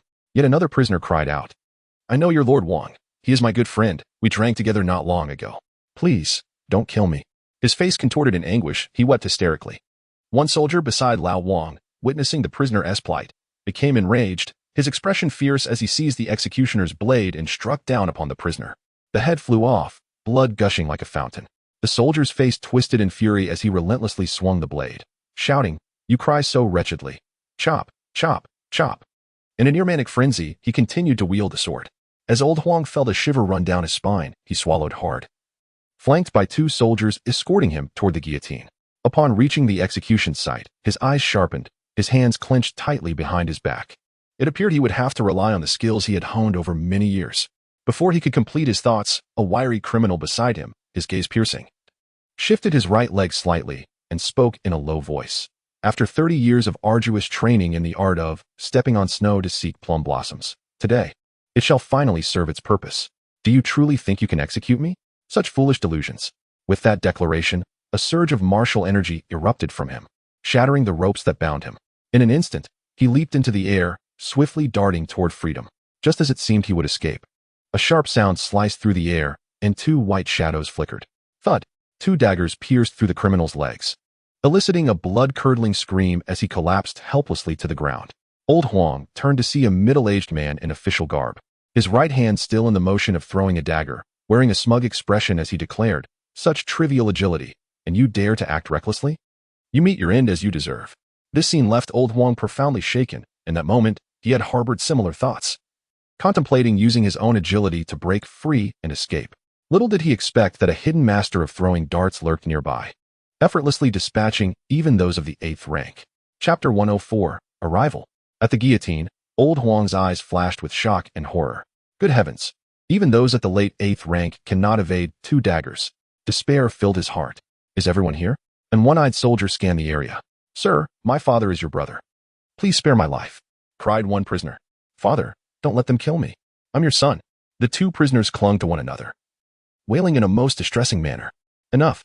The soldier, seething with rage, charged forward, brandishing his sword, and unleashed a flurry of strikes upon the two, blood spraying in all directions. A splatter of blood hit his face, twisting his expression into a mask of fury. What a pitiful sight, he muttered as he continued his savage assault, nearly losing his sanity after delivering over 10 blows, his body twitching uncontrollably. Old Huang felt utterly speechless. Not only had he failed to recognize Lord Wang, but even his son was not spared the fate of execution. It was over. In his heart, only one thought lingered. It was truly the end. On the high platform, Go Yaoren, one of the 3 chief clerks of Wubao County, donned in a blue robe, exuded an air of scholarly authority. His sharp gaze scrutinized the prisoners below as he glanced at the sky, noting the full moon's position.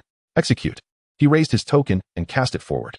Old Huang's heart tightened, an overwhelming sense of helplessness washing over him, his face etched with despair. Charge. Kill. We must rescue the elder brother first. In an instant, arrows began to rain down, whizzing through the air. The tension that had gripped Old Huang surged anew as he turned to witness the unfolding chaos. Countless arrows whizzed through the air as a group of cloaked figures surged forth. What was happening? He was utterly bewildered at such a moment. Who would dare to raid an execution site? On the high platform, Go Yaoren wore a solemn expression, showing no sign of surprise, as if he had anticipated this unforeseen event. Humph. With a cold smile, he stepped forward, clasping his hands behind his back, and declared, "How dare these treasonous rebels act with such audacity? Seize them." At his command, hundreds of officers and soldiers rushed forth from all directions. The clash of steel echoed as the soldiers engaged with the black-clad assailants, the battlefield erupting into chaos, illuminated by the glint of swords and flashing blades. Old Huang was once again at a loss. How could he find himself in such a situation? He had paid his dues and was rightfully released from prison. Why was he now facing execution, only to encounter a raid on the execution site? What on earth had he experienced in just one day? He felt exhausted and speechless. Outside Wubao County, on the official road, under the dim night sky, a carriage moved slowly forward, creaking ominously. Chen Weiman's gaze was sharp as a knife, chillingly intense. As he leaned close to Shen Fanren and whispered, "Is everything arranged?" "Rest assured, my lord, everyone in the county has been notified. All the troublesome elements have been confined to their cells, leaving only the more sensible citizens." It was clear that Shen Fanren had devised a strategy well in advance, having informed all within the county of Liu Ziyan's identity at the earliest opportunity, ensuring they were prepared. After all, this was not their first encounter with such a situation. Faced with the inspecting imperial envoy, they were well versed in the protocol. Thus, upon learning Liu Ziyan's identity, they maintained their composure, relying on years of experience in dealing with such inspections. When one has faced the same circumstance multiple times, confidence naturally follows. Excellent. We must ensure they remain sensible, otherwise, this individual will not spare us, Chen Weiman stated with utmost seriousness, recognizing that this situation was unlike any before. Just the reputation of Liu Ziyan surpassed that of any ordinary imperial envoy, not to mention the city lord and the provincial governor, both wielding significant military power. Even they had not escaped a fatal end. He, a mere county official, would hardly be regarded by such figures. Nevertheless, if the county appeared prosperous upon their arrival, he would find no justification to act against them. This very reason led to Old Huang's arrest upon entering Wubao County. The rampant extortion was merely one factor. The most critical aspect was their intent to eradicate all instability within the county. "Fear not, my lord. Clerk Go has already dealt with those troublesome elements. Upon our return to the county, there will be no disturbances from the unruly," Shen Fanren assured, fanning himself while occasionally glancing back at the carriage behind. Though the occupants of the carriage remained unseen, a sense of trepidation washed over him. Half an hour later, the carriage trailed behind Chen Weiman and his companions as they entered the county streets. By this time, the moon had already ascended the night sky. Upon entering the thoroughfare, Zhao Tuyun's nerves instantly became taut. He remained vigilant, attuned to every sound and movement around him, fearing that a multitude of soldiers might suddenly emerge and encircle him. "Old Zhao, there is no need for such anxiety. As long as your words bear no falsehood, my esteemed son-in-law will undoubtedly advocate for you," Qing Nu remarked, observing Zhao Tuyun's anxious demeanor. "Is that truly the case?" he inquired, his voice laced with skepticism. "Indeed, my son-in-law has the audacity to behead even a regional prince. How could a mere county magistrate compare?"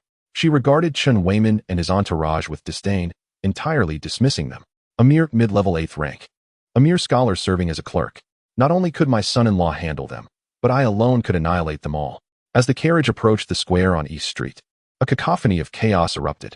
Everyone halted, turning in unison to gaze at the square, where soldiers clashed with figures clad in black.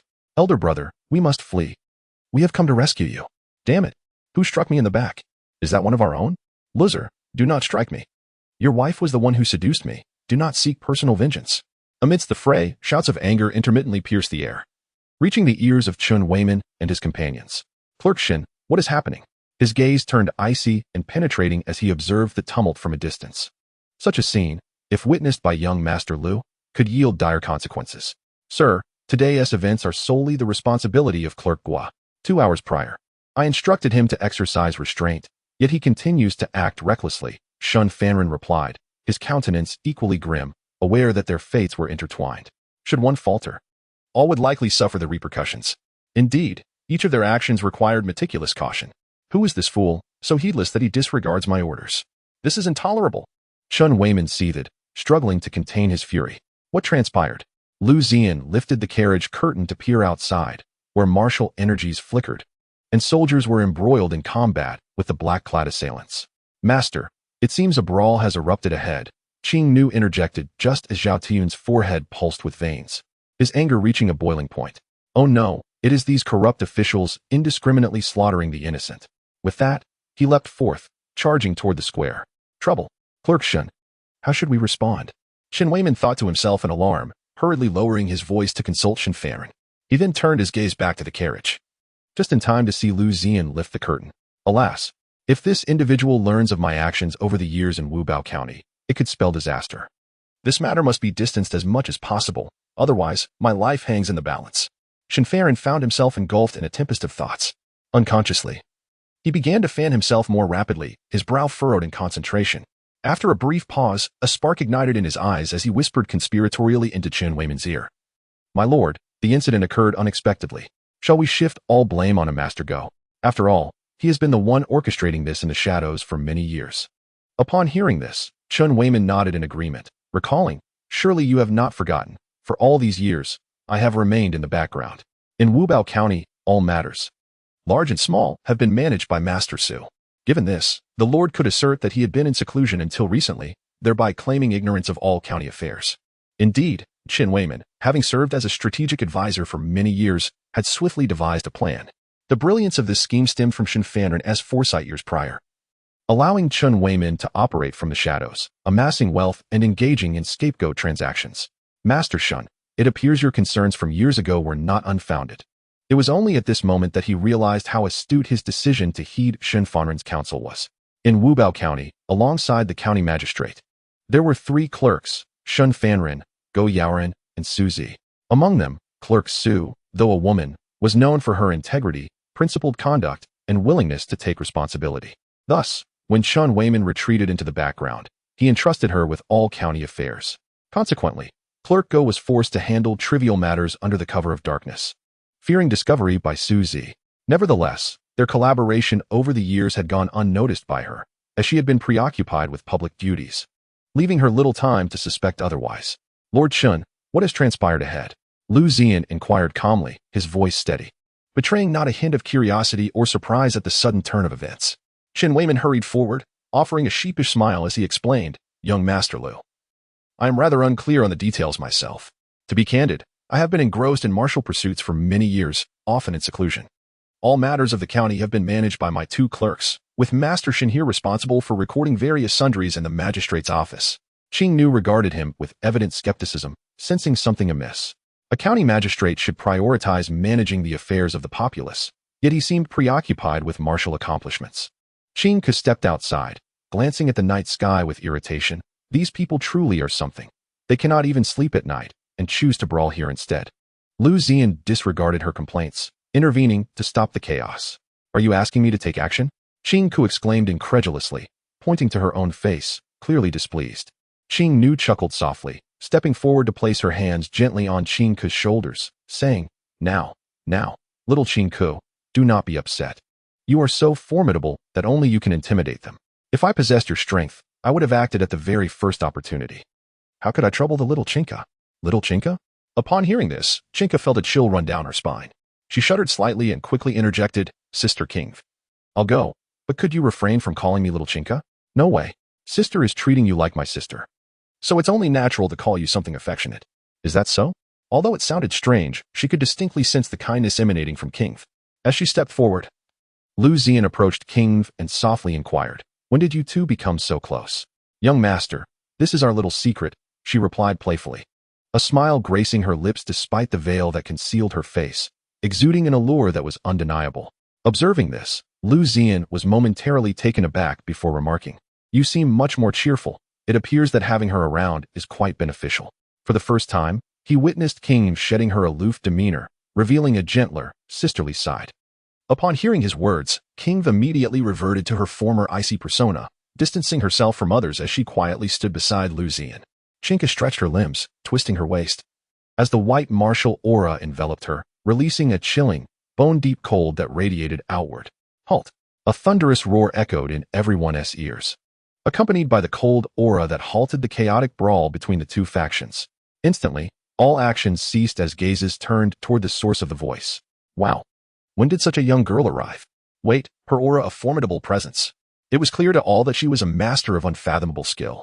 As everyone paused, a shared thought emerged in their minds. Chinka withdrew her martial aura, nonchalantly returning to Liu Ziyan's side. All done. She clapped her hands, her face brimming with pride. Qin Weiman wiped the cold sweat from his forehead, staring at her in astonishment. How terrifying. At such a young age, she is already a 9th grade master. Her future accomplishments are incalculable. Meanwhile, on the execution platform, the previously panicked Lao Wang, with murky eyes, turned his gaze toward Liu Ziyan. In an instant, upon spotting that familiar figure, an overwhelming sense of familiarity washed over him. Excitedly, he shouted, Young master, Lao Huang is over here. Hurry and save me. Woo-woo. Do you have any idea how I've spent this day? Not only was I swindled of all my savings, but I almost lost my mind, shouting and running heedlessly. For in this moment, seeing Liu Ziyan was like witnessing a ray of hope emerging from darkness. Lao Huang was exhilarated, his prominent yellow teeth particularly striking. Chinka, frightened, took several steps back, her eyes filled with suspicion as she asked, Sister King, who is this person? He seems rather unseemly and hard to look at. Upon seeing Lao Huang, King's expression grew grave, and she quickly stepped in front of Liu Ziyan. Young master, it's him. Little Chinka, this person is rather peculiar. Despite the absence of any martial aura, his strength is extraordinarily formidable. He is conservatively estimated to be a sword immortal. Sword immortal? Chinka was so astounded that her jaw nearly dropped to the ground. This lecherous-looking old man is actually a sword immortal? It's hard to believe. Not just her. Qin Weiman and Shun Fanren harbored profound doubts about old Huang being a master swordsman. At first glance, aside from his disheveled appearance, advanced age, and a mouthful of yellowed teeth, there was nothing remarkable about him. How could such an unremarkable, decrepit old man possibly be a swordsman? It seemed implausible. Moreover, at this moment, old Huang was bound tightly. Young master, please, save me, loosen these ropes. He hurriedly implored as he approached Liu Ziyan. Are we that familiar? Liu Ziyan replied, casting him a nonchalant glance. Oh, indeed. We are exceedingly familiar. Back in Qin City, when you entered the prefect's residence, it was I, old Huang. Who opened the door for you? Have you forgotten? Surely not. Have you so soon forgotten the charming, handsome old Huang, who rivals even the illustrious Panin? No, I refuse to believe it. Old Huang lamented like a wronged child. Sister Qing, is this truly the so-called swordsman? My previous skepticism has only deepened. Which swordsman is not dignified, with an ethereal demeanor and an extraordinary presence? Even the least of them possesses a unique grace. How could this be a rogue-like individual? Qing Nu was equally speechless, doubting her own perception. Are you truly the steward old Huang? She asked, her confidence wavering. Indeed, it is I, little beauty. Have you forgotten old Huang? My fervent heart has been wounded yet again. Chapter 106, The Evil Deeds. What is this? Shen Fanren inquired, eyeing old Huang with genuine curiosity. Uft. Qing could no longer contain her laughter and burst out. In the distance, Zhao Tuyun approached, flanked by several ragged, foul-smelling men, seething with anger. Young Master Liu. These individuals are unfortunate commoners, drained of their wealth by unscrupulous officials. Under the cover of darkness, they intend to do them harm. Upon hearing this, Liu Ziyan became intrigued, discovering such a situation existed. Yes. Within Wubao County, there exists a multitude of corrupt officials, who not only imprison people for no reason, but also exploit their wealth through nefarious means. Old Huang, am one such victim. He lamented, my hard-earned savings, which I had intended to use for a joyous outing, have been taken from me. He began to wail, behaving like an unruly child. Who are you? Zhao Tuyan asked, perplexed and scrutinizing Old Huang. What does it matter who I am? I, Old Huang, am an enemy of all evil. As he began to untie himself, he turned again to Liu Ziyan, asserting, young Master Liu, today you must help me seek justice. There is a man named Wang Muyuan who swindled me out of 800 gold notes. Wang Muyuan? Shen Weiman and Shun Fanren exchanged glances, silently noting the name. How careless to leave such a clue behind. Minister Qin, you have returned. Go Yaran hurriedly approached, accompanied by dozens of soldiers, hastily pursuing Zhao Tuyan and his companions. Little did they expect at the first opportunity. I caught sight of Chun Weiman and promptly approached to pay my respects. Go Zhubu, what is the meaning of this? It has come to my attention that you have been colluding with your subordinates, employing unscrupulous methods to extort the hard-earned wealth of the common people. Is there any truth to these allegations? Chun Weiman shot a furtive glance at Liu Ziyan and immediately questioned with a voice laced with indignation. This matter must be entirely laid at Go Zhubu's feet. Otherwise, given his temperament, he might well stand up for the populace and expose us all publicly. Go Yarn was momentarily taken aback, his gaze swiftly shifting towards Liu Ziyan and the others, his heart sinking with alarm. This is dire. These individuals are likely of considerable stature. Even Chun and Shun seem wary of them. What shall I do? And what does Chin's statement imply? Suddenly, a flash of insight illuminated his mind, and he comprehended the gravity of the situation. As a county official, Go Zhubu must not engage in actions that harm the families of the people, nor can he commit irrevocable acts against the sons and daughters of others. Do you understand?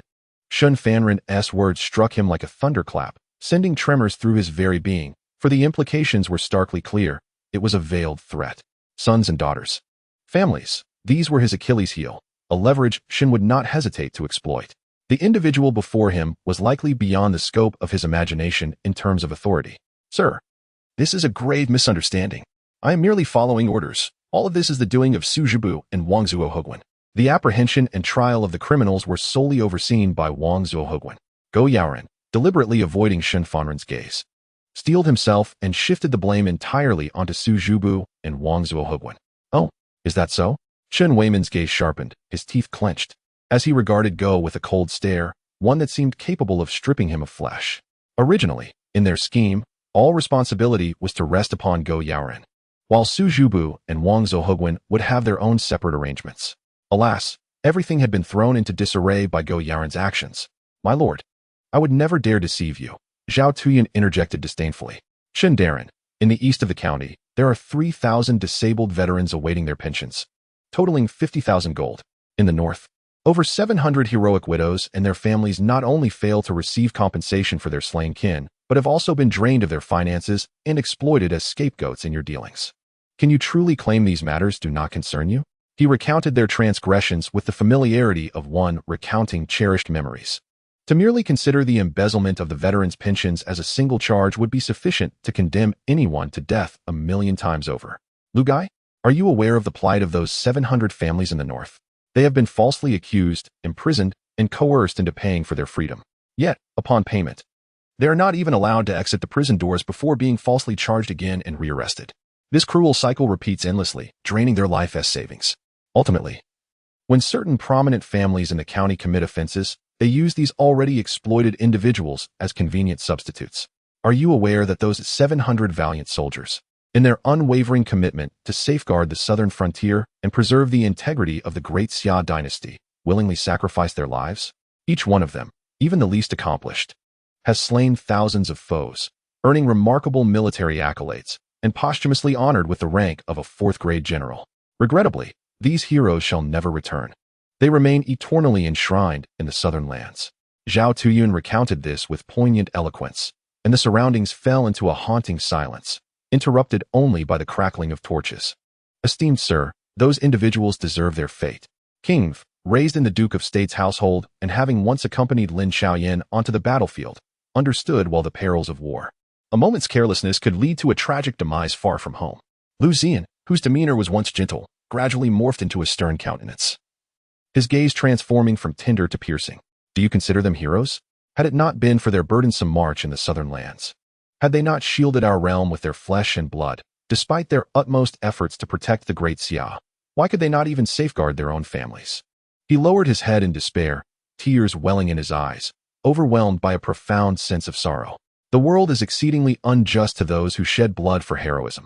Though the Great Xia steadily ascends towards prosperity and strength, it fails to protect even the families of a few hundred heroes. To this day, I vividly recall their words. They pledged their lives solely for the Great Xia. Zhao Tiyun's heart ached as he remembered the fallen soldiers before him, feeling as though pierced by a dagger. Scoundrels! Beasts! Old Huang trembled with rage, vehemently denouncing their actions. King Vinchinka, upon hearing the accounts, felt that those responsible deserved the utmost punishment. Liu Ziyan's expression hardened, his gaze sharp and frigid as he turned to fix his steely stare upon Chen Weiman. Do you comprehend these matters, Lord Chen? At that moment, Chen Weiman and Shen Fanren were drenched in sweat, as if pricked by thorns. Young Master Liu, I truly do not know, he stammered, wiping the cold sweat from his brow, appearing more anxious than deceitful. Nonsense. If it weren't for your tacit approval, how could they dare to act so? Zhao Tuyun erupted in fury, pointing an accusatory finger at Chen Weiman. Old Huang, with a fierce glare and gritted teeth, declared, You are in league with these wretches. You are surely no good. As a victim, I propose they be executed. His words sparked immediate agreement among many, notably those previously condemned to execution. Seize Guizhubu and Wang Zuohua. Apprehend them all. Chen Weiman, taking the initiative, commanded, and a dozen soldiers surged forward to capture Guizhubu and the officials behind him. When will Zhu Su return? Shen Fanren quickly grasped the situation and responded. Reporting to you, my lord, Zhu Su went to Qingmu town on business and is expected to return by tomorrow noon. Very well, we shall await her return. And young Master Liu and I will publicly try them here. The decisive and rigorous measures taken were indeed impressive. Liu Gai, what are your thoughts on this matter? Chen Weiman, with years of official experience, has clearly arranged everything meticulously. Only now does he begin to inquire about Liu Ziyuan's opinion. Very well then. He turned and returned to the carriage. Young master, does Qingnu still wish to persuade further? However, Liu Ziyuan interrupted him with a firm voice. Let us see what tricks they can conjure. Lao Huang and Zhao Tuyun still intended to approach. In such a vast county, someone must ultimately take charge. We shall discuss this tomorrow. This succinct statement conveyed his stance and resolve. Upon hearing this, both individuals displayed expressions of joy, glaring fiercely at the retreating figures of Chen Weiman and his companions. Chapter 107. Progressing with an unusual smoothness. The bright moon hung high in the sky. At Zhao Tiyun's residence, within an aged quadrangle, in the main hall illuminated by the flickering candlelight, Liu Ziyuan sat regally in the upper seat. A lively little girl, around 7 years old, with an upright posture, cautiously presented tea. Sir, please enjoy your tea. Her soft, melodious voice evoked an instinctive sense of familiarity. Who is this little girl? Lao Huang, lounging nearby with his legs crossed, exuded a casual demeanor. You old man, this is my granddaughter, Xiao Yanhua.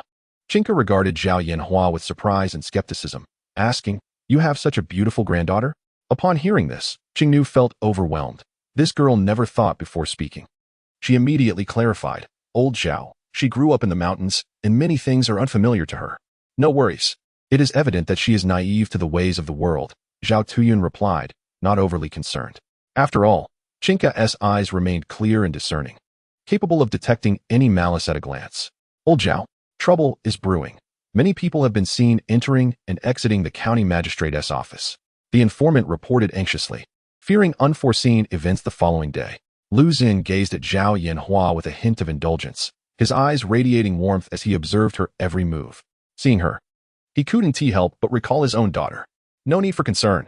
There will be no mishaps tomorrow, he assured in a calm tone, yet with an undeniable authority. In the deep of night, a knock resounded at Liu Ziyuan's chamber. Come in. Young master, a letter has arrived from the young lady. The general's letter?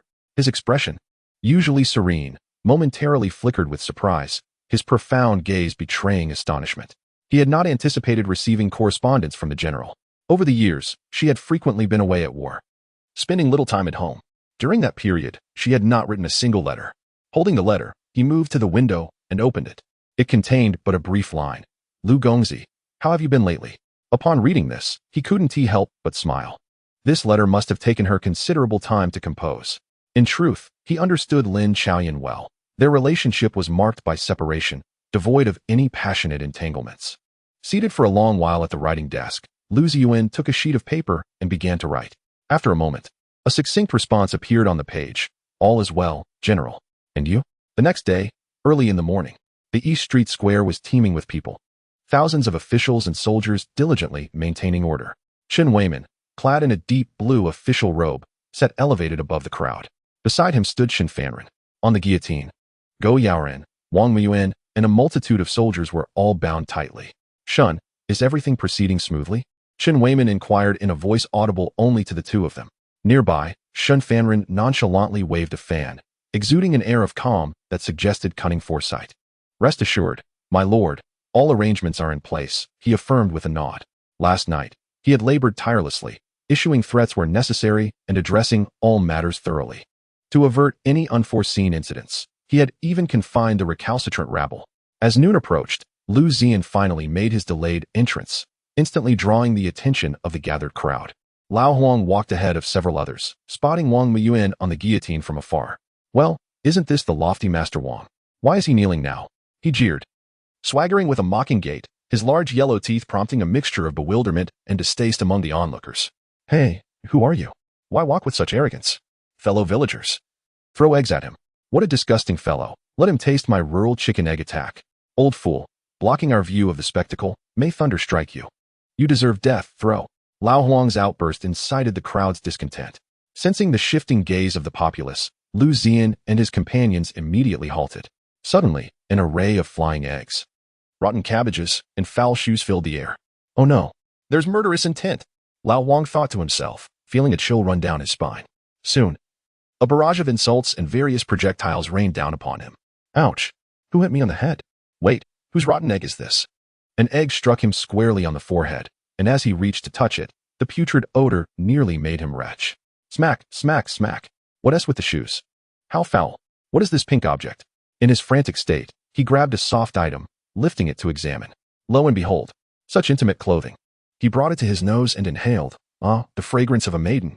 Among the crowd, a stout woman with a large head and thick waist, her figure easily weighing over 200 pounds, caught the eye. With bushy eyebrows and deep-set eyes, her rough, dark skin was alarming, especially the long hairs sprouting from her chin. Dressed in a strapless dress, she revealed dark hair beneath her arms, startling all who beheld her. As she brandished a belly band, wiping it under her arm, she declared in a voice as coarse as an old bull, "Old man, that is the belly band of a great beauty." Her proclamation sent chills down the spines of those around her. Lao Huang focused closely, realizing she clutched yet another item. Ugh, he retched immediately. Liu Ziyan could only facepalm, recognizing that all of this was self-inflicted. A nearby patron spat at him. Serves you right. Chen Weimin struck the table with great force, the resounding noise abruptly silencing the previously chaotic scene. What kind of disorder is this? Liu Gai, please come forth, he commanded, initially scolding the surrounding populace before adopting a more amiable demeanor to invite Liu Ziyan. Once Liu Ziyan ascended to his designated position, the two attendants, Qing In and Qing Ku, took their places at his sides. Good.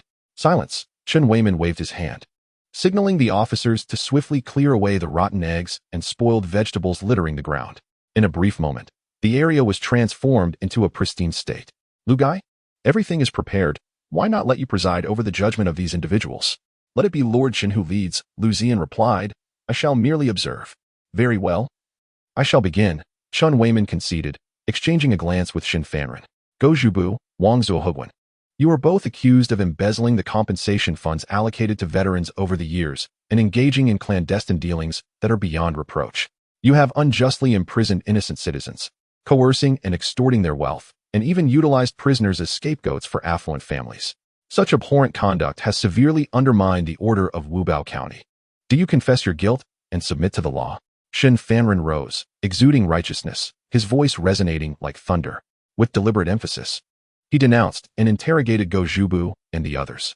Go Yaoren and Wang Miyuan exchanged resigned glances, their eyes reflecting an understanding of their plight. With bitter smiles, they spoke in unison. We have betrayed your trust, Lord, allowing our selfish desires to lead us to actions that have harmed the people. We are willing to accept the consequences. Upon hearing this, the crowd erupted in furious denunciations. So it is you vermin, not only embezzling the funds meant for veterans, but also dishonoring the sacrifices of fallen heroes. You have unjustly imprisoned innocent citizens for your own gain, even finding scapegoats for wealthy families. You are unworthy of being called human. Scoundrels, meet your demise. We implore you, Lord, to execute them at once. Execute them. Execute them.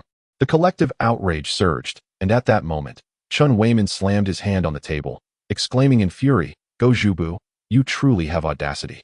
Committing such heinous acts that incite the wrath of both heaven and man. It is my fault for having isolated myself for so long, failing to supervise you adequately. I too bear responsibility for my lax governance." He lamented, pounding his chest in a display of self-reproach. "Lord Chen, you were unaware, it is not your fault." Some among the populace began to defend Chen Weiman, though Lord Chen bears an undeniable responsibility as the county magistrate. He was completely oblivious to these matters and should not be blamed. Zhao Tuyan observed the unfolding events with a sense of unease, feeling an odd dissonance in the atmosphere. However, the fact remained that Chen Weiman's seclusion over the years was indeed a reality. Yet, just days prior, he had been apprehended by Chen Weiman's men while secretly investigating the embezzlement of compensation funds, a fact that could not be disputed. Qing En furrowed her brow, sensing that events were progressing with an unsettling ease. "Guy, why do I feel that everything is proceeding too smoothly? Something feels amiss." Liu Ziyan remained silent, merely observing Chen Weiman's fervent performance. Was it going smoothly? Indeed, for this was precisely what they yearned to witness, having prepared well in advance. "The county clerk has arrived." The announcement echoed, and the crowd gradually parted to create a pathway. In walked a striking figure, elegant and graceful, exuding an air of refinement, donned in a blue garment. Her expression hurried. This was none other than Su Zi, one of the 3 chief clerks. "Your Excellency, I greet you," she said, her face reflecting fatigue as she bowed deeply and knelt. Chen Weiman's gaze sharpened, a glimmer of excitement flickering in his eyes as he jovially exclaimed, "Ah, it is Su Zi who has returned. You have worked hard these past days. Please, rise." Chapter 108. Su Zi. Under the blazing sun, the fervor of the onlookers remained unquenched. For Su Zi, freshly returned from her travels, Chen Weiman's simple acknowledgement of her efforts left her both flattered and taken aback. Surveying the throng surrounding her, she fell into deep contemplation. Her beautiful eyes caught sight of the execution platform, where Guozhuji and others were bound and kneeling, causing her heart to sink in alarm. What on earth was happening? She quickly began to reflect on her recent actions. Fortunately, over the years, she had diligently worked towards the development of the local towns, often venturing forth herself. In many instances, she had taken the lead in resolving difficult issues. Within Wubao County, there were numerous towns of varying sizes. Through years of effort, she had transformed 3 towns, once mired in poverty and despair, into thriving communities where every household had surplus grain, and all were engaged in the pursuit of martial arts. "My lord, what are those individuals?" Su Zi gestured towards the execution platform, a hint of confusion crossing her weary face. Given her frequent absences over the years, her understanding of Wubao County's circumstances was quite limited. Chen Weiman glanced at Liu Ziyan, his eyes filled with disappointment as he replied, "What you are unaware of, Su Zi, is that during my seclusion, these individuals took the opportunity to embezzle funds allocated to the veterans, not to mention appropriating the pensions meant for the fallen soldiers. They have systematically oppressed the populace, arbitrarily imprisoning individuals, and even sought scapegoats for the wealthy families guilty of heinous crimes. Such acts are shocking and deeply distressing." Upon hearing this, Su Zi's pupils dilated in shock. Unable to fathom that Guozhuji and others would dare commit such heinous acts that would incite the fury of both heaven and man. "What is your plan for these individuals, my lord?" she inquired tentatively, her clear eyes betraying her growing anger. As the county's chief clerk, she should be devoted to the welfare of the people, yet these individuals had devoted all their thoughts to amassing wealth. Such behavior is intolerable to the populace and to justice. It must be met with immediate and decisive punishment. "Indeed, Su Zi, this gentleman beside me is Liu, hailing from the capital. This matter must also be addressed with his input," Chen Weiman remarked, clearly indicating that the ultimate decision regarding the fate of these individuals rested with Liu Ziyan. A visitor from the capital? She was profoundly shaken, for this was the very epicenter of power in the Great Xia. Merely presenting any individual from this realm would undoubtedly overshadow local officials. It was no wonder that Lord Chen appeared so anxious and cautious, fearful of inciting dissatisfaction. "Subordinate Su Zi, I pay my respects to Lord Liu," Su Zi said without hesitation, bowing deeply with utmost reverence. Liu Ziyan was somewhat taken aback by her actions, having only heard a brief introduction from Chen Weiman. In fact, he had not even thoroughly comprehended his own identity, yet she had already performed the duties of a subordinate. "I hold no official title. Why do you pay homage?" His profound gaze, akin to a drawn sword, locked onto Su Zi. The latter felt an intense pressure bearing down on her. However, the phrase "no official title" momentarily stunned her, prompting her to glance towards Chen Weiman.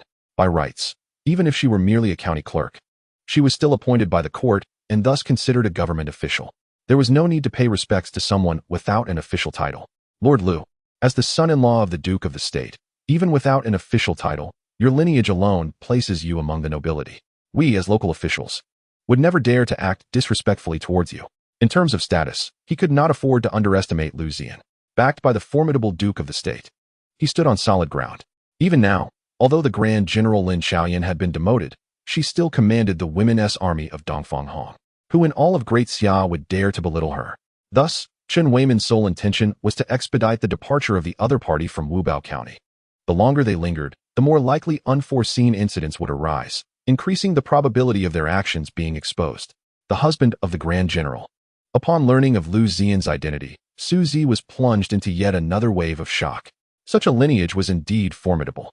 Now, let us dispense with idle talk. Su Clerk, you have managed all affairs in the county in recent years. With such a grievous incident now occurring, you cannot escape responsibility. Upon hearing this, Su Zi was struck with realization. She was likely to be thrust forward as a scapegoat by Chen Weiman. Shen Fanren held a thick stack of ledgers, instructing someone to present them to Su Zi. As she perused the alarming transgressions detailed within, it felt as though her very essence had been drained, leaving her powerless and collapsing to the ground. She had never imagined that during her tenure, such numerous atrocities had transpired. Each entry felt like a thorn in her back, leaving her restless and uneasy. The most chilling were the final figures, an accumulation of 270,000 gold and 521,000 in silver notes. After reviewing the ledger, Su Zi's eyes became vacant as she murmured, I am willing to bear all responsibility. With that, she gathered her strength, unsteadily rising to make her way towards the execution platform. Su Clerk, what are you doing? Chen Weiman feigned ignorance, having anticipated this reaction the moment he had instructed Shen Fanren to produce the ledger.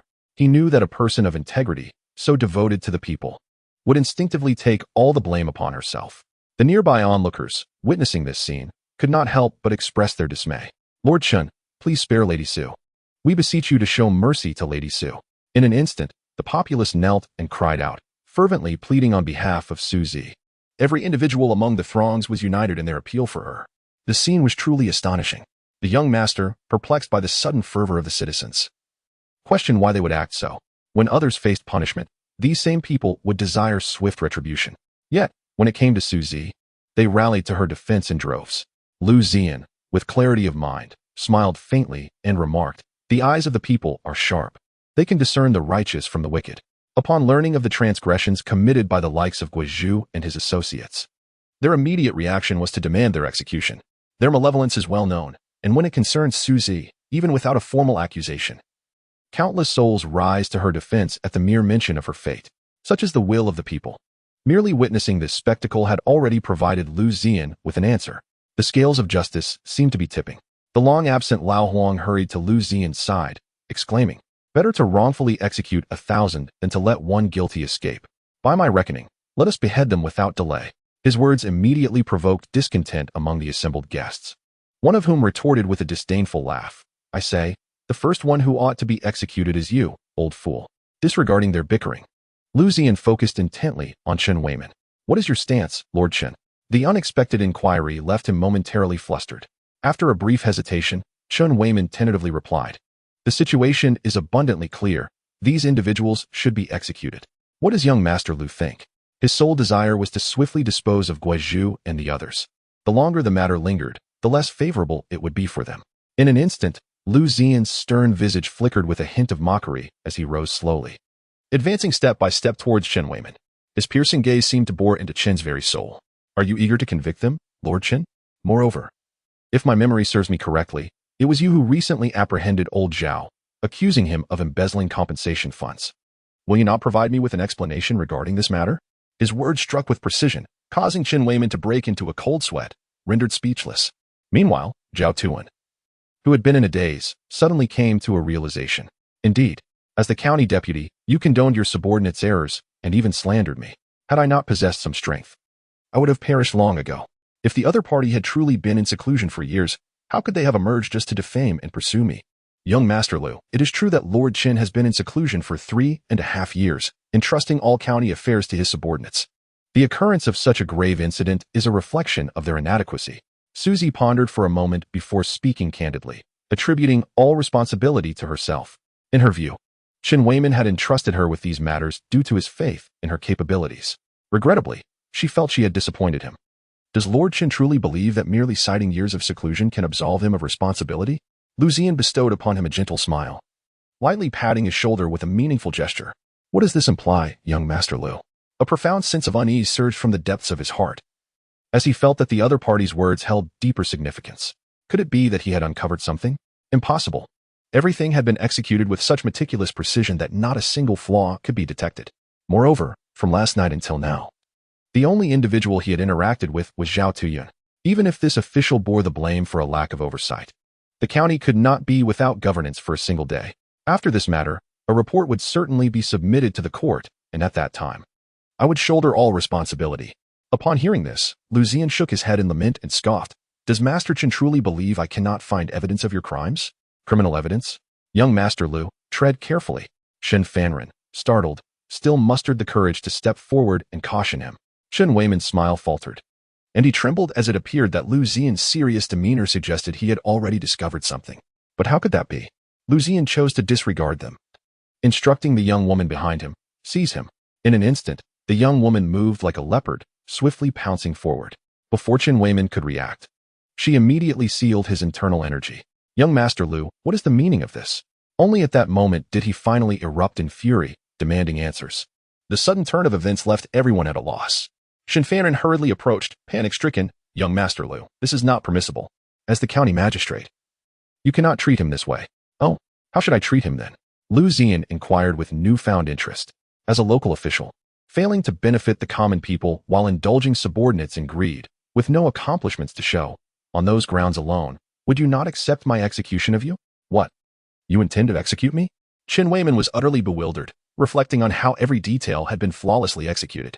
In such a situation, how could he dare to act thus? To arbitrarily eliminate a court official without cause, even if you are the esteemed son-in-law of the Duke, you cannot behave so recklessly. Shen Fanren gritted his teeth and pointed at Liu Ziyan, exclaiming, apprehend them. Zhao, take your men and thoroughly investigate the magistrate's residence. Leave no corner unchecked. Liu Ziyan gestured, and the young woman advanced once more, swiftly subduing Shen Fanren. The surrounding officials were left speechless, exchanging glances, paralyzed by indecision. What are you still dawdling for? Quickly apprehend them. Qin Weimin shouted in exasperation. The young woman raised her hand, summoning a chilling white mist that enveloped the 1,000 officials, rendering them immobile. Zhao Tuyan, accompanied by dozens of townsfolk, turned to leave. Upon noticing Su Zi at the execution platform, he approached with a solemn expression, saying, Young Master Su, you are a good official, devoted to the people. I know you harbor many doubts. Trust me, as long as you accompany us, you will surely discover what you wish to know. Chapter 109.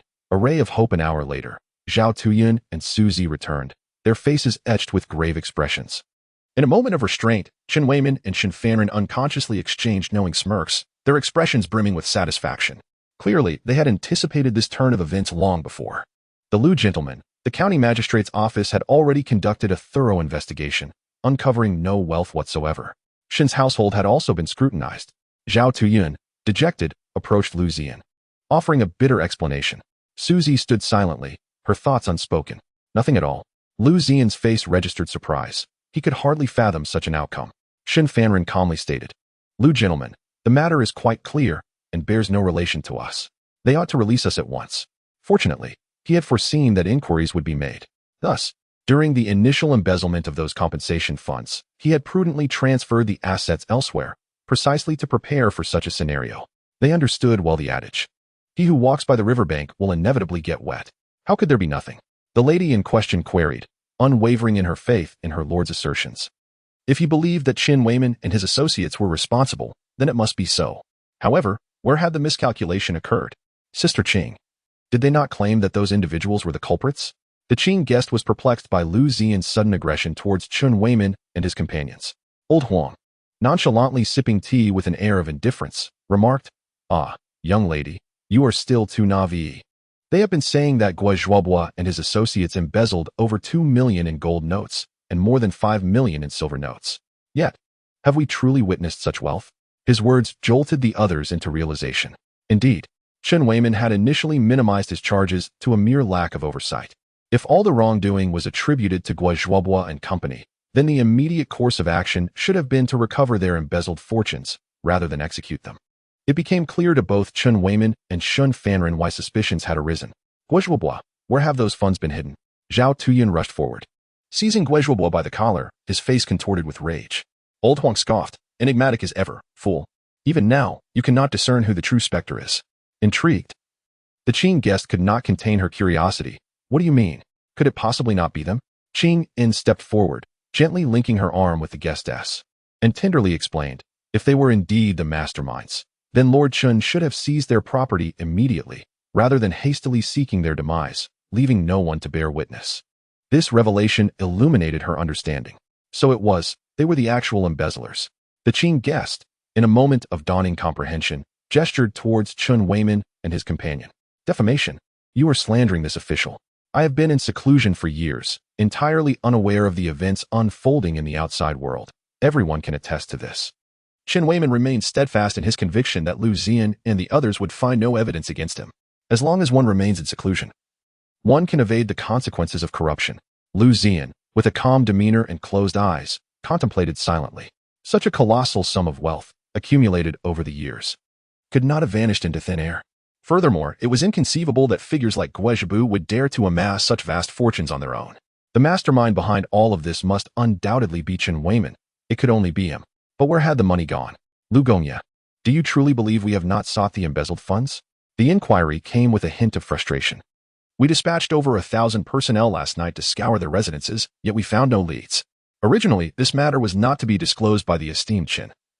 Yet now we find ourselves cast as suspects. Shin Fanren's eyes darted as a strategy formed in his mind. Since the money was elusive, it was evident that they had gone to great lengths the previous night to address certain matters. Those with insight would surely uncover traces of their activities from last night. It dawned upon them that they had been investigating the concealment of the funds. Understanding this, Liu Ziyan experienced a flicker of realization. Last night? This notion sparked a reminder. According to the mindset of corrupt officials, wealth amassed over years could not be swiftly relocated. A portion must remain within the county magistrate's residence. The inability to locate it was likely connected to their recent actions. As this thought crossed his mind, a subtle tremor coursed through his literary palace, and a surge of golden literary energy spiraled within his dantian. Indeed, it was as he suspected. At the moment of that tremor, he became unequivocally certain that any embezzled funds within the county magistrate's residence had undoubtedly been transferred last night. Slowly opening his eyes, he surveyed the assembled crowd with an air of indifference. Zhao Lao, lead a team to thoroughly search every location the individuals dispatched last night visited. Young girl, accompany them. As a ninth-tier martial artist, your perception surpasses that of ordinary folk. Conduct a meticulous search. I refuse to believe we will not find anything. As soon as he issued the command, Chen Weiman's complexion turned ashen, his eyes wide with horror. Even Shin Fanren beside him felt a wave of panic, astonished at Liu Ziyan's insight. How could he have deduced that? 2 hours later, Zhao Tuyan, leading a dozen men, returned bearing 2 large chests. We found it. We truly found it. Upon hearing this, Chen Weiman and Shin Fanren's faces drained of color, collapsing weakly to the ground. It was over. This singular thought echoed in their minds. Is this real? Wasn't it said that Chun had been in seclusion for years? What is happening? Are these all the treasures hidden by Chun? Most of the onlookers were bewildered, with only a few grasping the incredibility of the situation. Susie's countenance darkened ominously. Her teeth clenched in fury as she fixed her fiery gaze upon Chen Weiman and his accomplice. My lord, I never anticipated this. At that moment, she finally comprehended that they had not been in seclusion, but had instead retreated behind the scenes to amass wealth indiscriminately. The purpose is to respond to the investigation conducted by the officials dispatched from the central government. At this point, how do the two of you feel? Old Huang hurriedly descended, opening the chest before him. What met his eyes was a dazzling sight. A large box filled to the brim with golden notes. In another box lay stacks of silver notes. Goodness! At that moment, Old Huang's eyes widened in astonishment. If only this wealth were his. He could indulge in a life of lavish pleasures for the rest of his days. Yet, he chastised himself, realizing that what he saw was not merely money, but the hard-earned blood and sweat of the common people. Filled with righteous indignation, he scolded vehemently, stealthily reaching for a few gold notes when no one was watching. Just as he intended to tuck them into his bosom, a cold voice interrupted. I wouldn't mind severing that hand you don't wish to keep. Old Huang froze. his expression stiffening with embarrassment as he returned the notes. Master Liu, such jokes are ill-timed. Chen Weiman, snapping back to reality from his shock, hurriedly explained. Even if you unearth this wealth, you possess no evidence to prove that I embezzled it. You cannot execute me. Liu Ziyan stepped forward with a mocking smile. To behead a county magistrate requires no evidence. King, take him to the execution platform. Yes, my lord. King restrained Chen Weiman while Chinka single-handedly led Shen Fanren. Master Liu. This is not my affair. Spare my life. I am merely a scribe. Though I have no merits, I have endured hardships over the years. Shen Fanren finally lost his composure, facing the execution platform and the glistening blades of the executioners, utterly terrified. What on earth is happening, Shen scribe? Chen Weiman's murderous gaze bore down on him. I don't know. I had already distributed all the wealth. Theoretically, it is impossible for them to find it so quickly. Shen Fanren was equally bewildered. It shouldn't be happening. Judging by the two large boxes, they likely contained the accumulated wealth of recent years. It must be fake. It couldn't possibly be real. At this moment, Shen Fanren was almost driven to madness, shouting incessantly. Liu Ziyan cast a sweeping glance at the gold and silver notes within the boxes. Master Su, do you have anything to say? Su Zi's expression momentarily faltered. Feigning ignorance as he hesitated. What do you mean by that, Master Liu?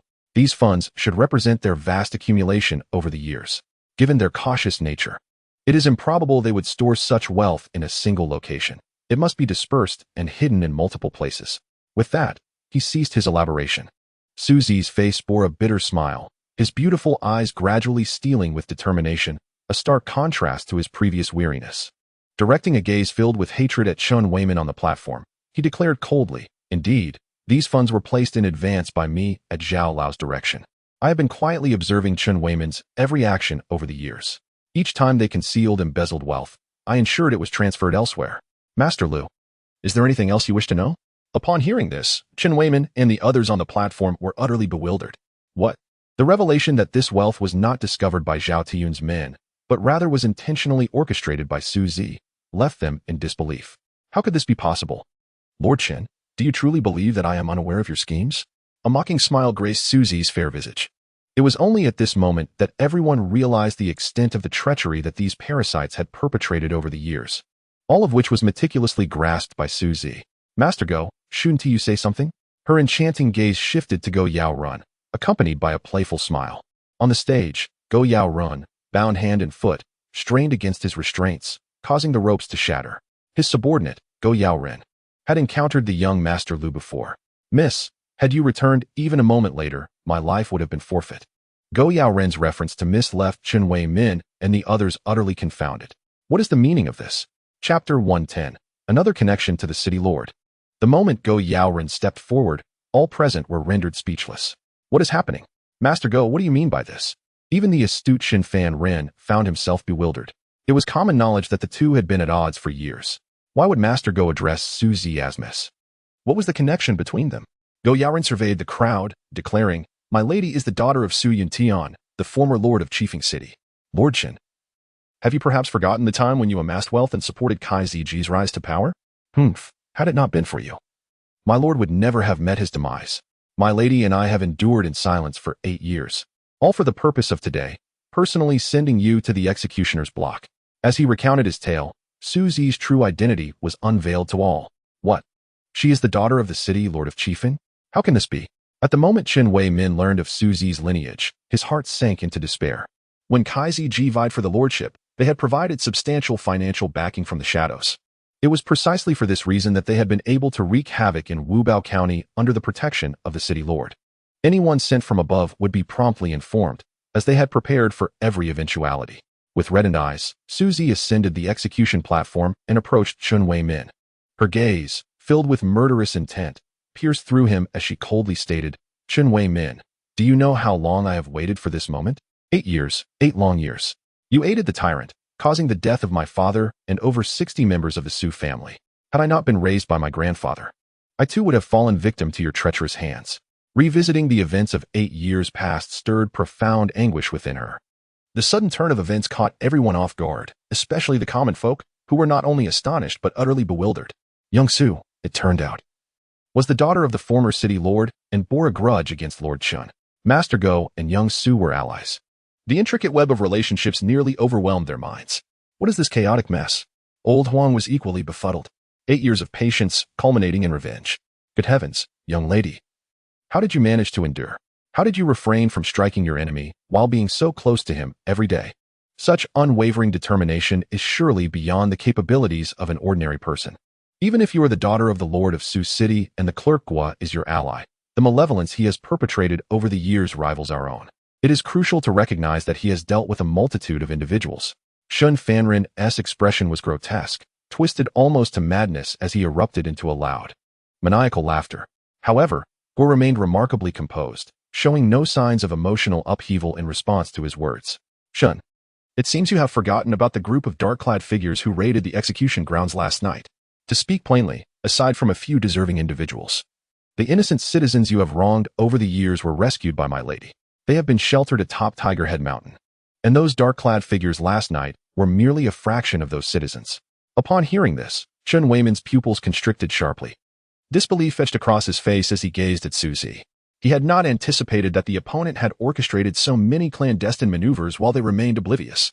Impossible. If you truly rescued those citizens, how could we not have known? Shun Fanrin's distorted visage faltered momentarily as he shook his head vigorously. If it were true that they had saved those citizens, then over the years, the number would surely exceed 10,000.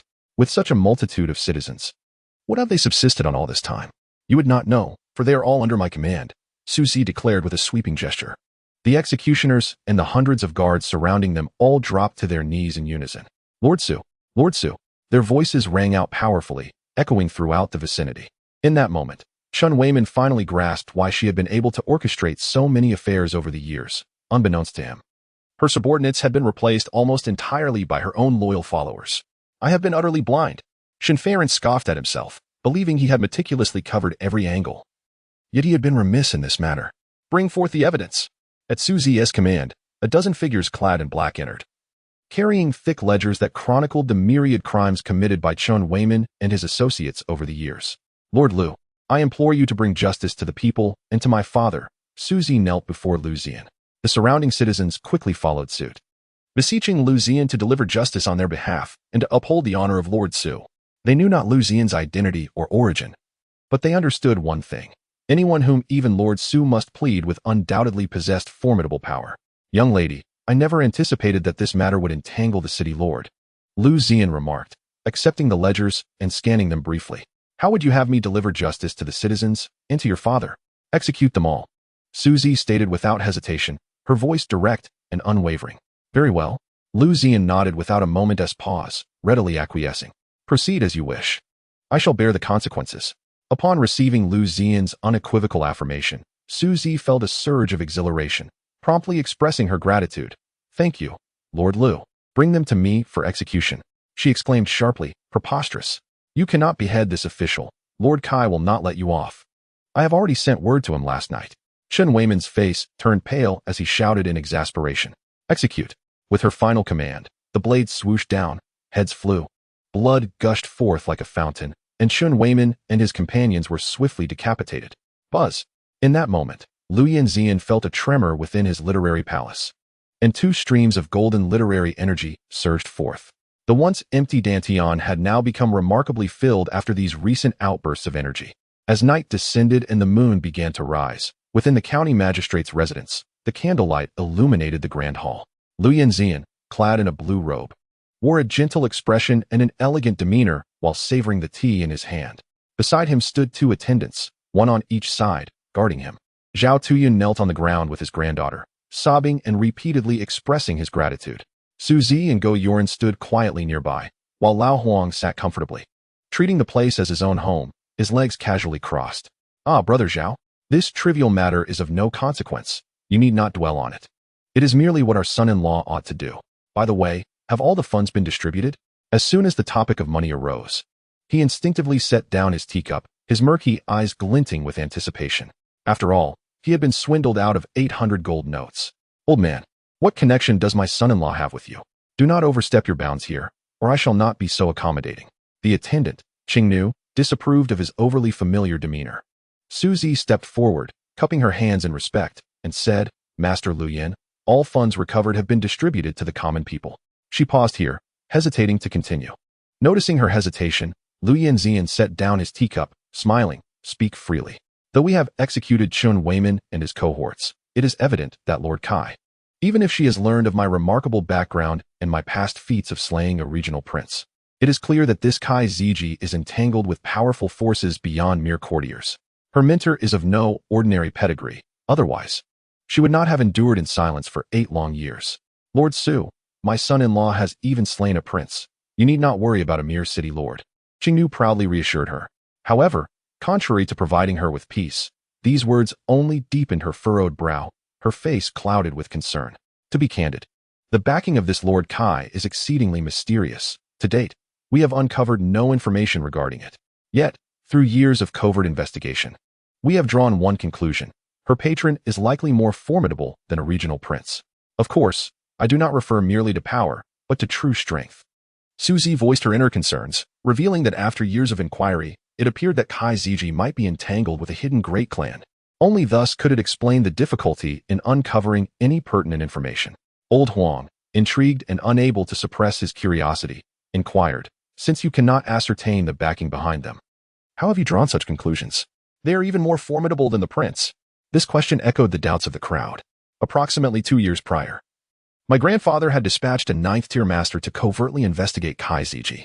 It was discovered that among those he associated with, there were no fewer than 3 9th-tier powerhouses. To simultaneously mobilize such a number of 9th-tier experts, aside from a prince, could only be the work of certain reclusive noble families. This logical reasoning persuaded the audience. Liu Ziyan, with keen perception, caught the mention of the grandfather who was capable of sending a 9th-tier master. This indicated that her grandfather possessed considerable strength and status. Reclusive noble families? Old Huang, adjusting his posture, declared with pride, "Little girl, they are merely reclusive noble families. In a couple of days, with a mere snap of my fingers, I could obliterate them." Revealing his true self, he proclaimed, "In truth, I am an unparalleled master." Upon finishing his declaration, he closed his eyes, bracing himself for the worship, cheers, and screams of the crowd. However, after a prolonged silence, no one uttered a word. When he opened his eyes again, he found that except for Liu Ziyan, everyone else regarded him with expressions of disbelief. Hey, what do those looks mean? Do you not believe me? Let me tell you, even the swordsmanship pinnacle Li Baiyi would address me as Brother Huang upon meeting. At this point, he deliberately turned his back to the crowd, presenting a solitary and arrogant silhouette. I am not boasting. In my prime, I, Old Huang, wielded a sword and was accompanied by a dog, traversing the world, having once taken the head of an enemy general amidst a million foes. That year, when the peach blossoms were in full bloom, a girl named Xiao Hong, Liu Ziyan had already signaled for the others to withdraw. Soon, only Old Huang remained in the main hall, talking to himself. Chapter 111. The little ancestor has arrived. The following day, during the midday period, Liu Ziyan's carriage slowly departed from Wubao County, with Suzy accompanying them. Only Go Yarn remained, methodically organizing all affairs within the county. Old Huang was still scouring the streets for his lost broken sword.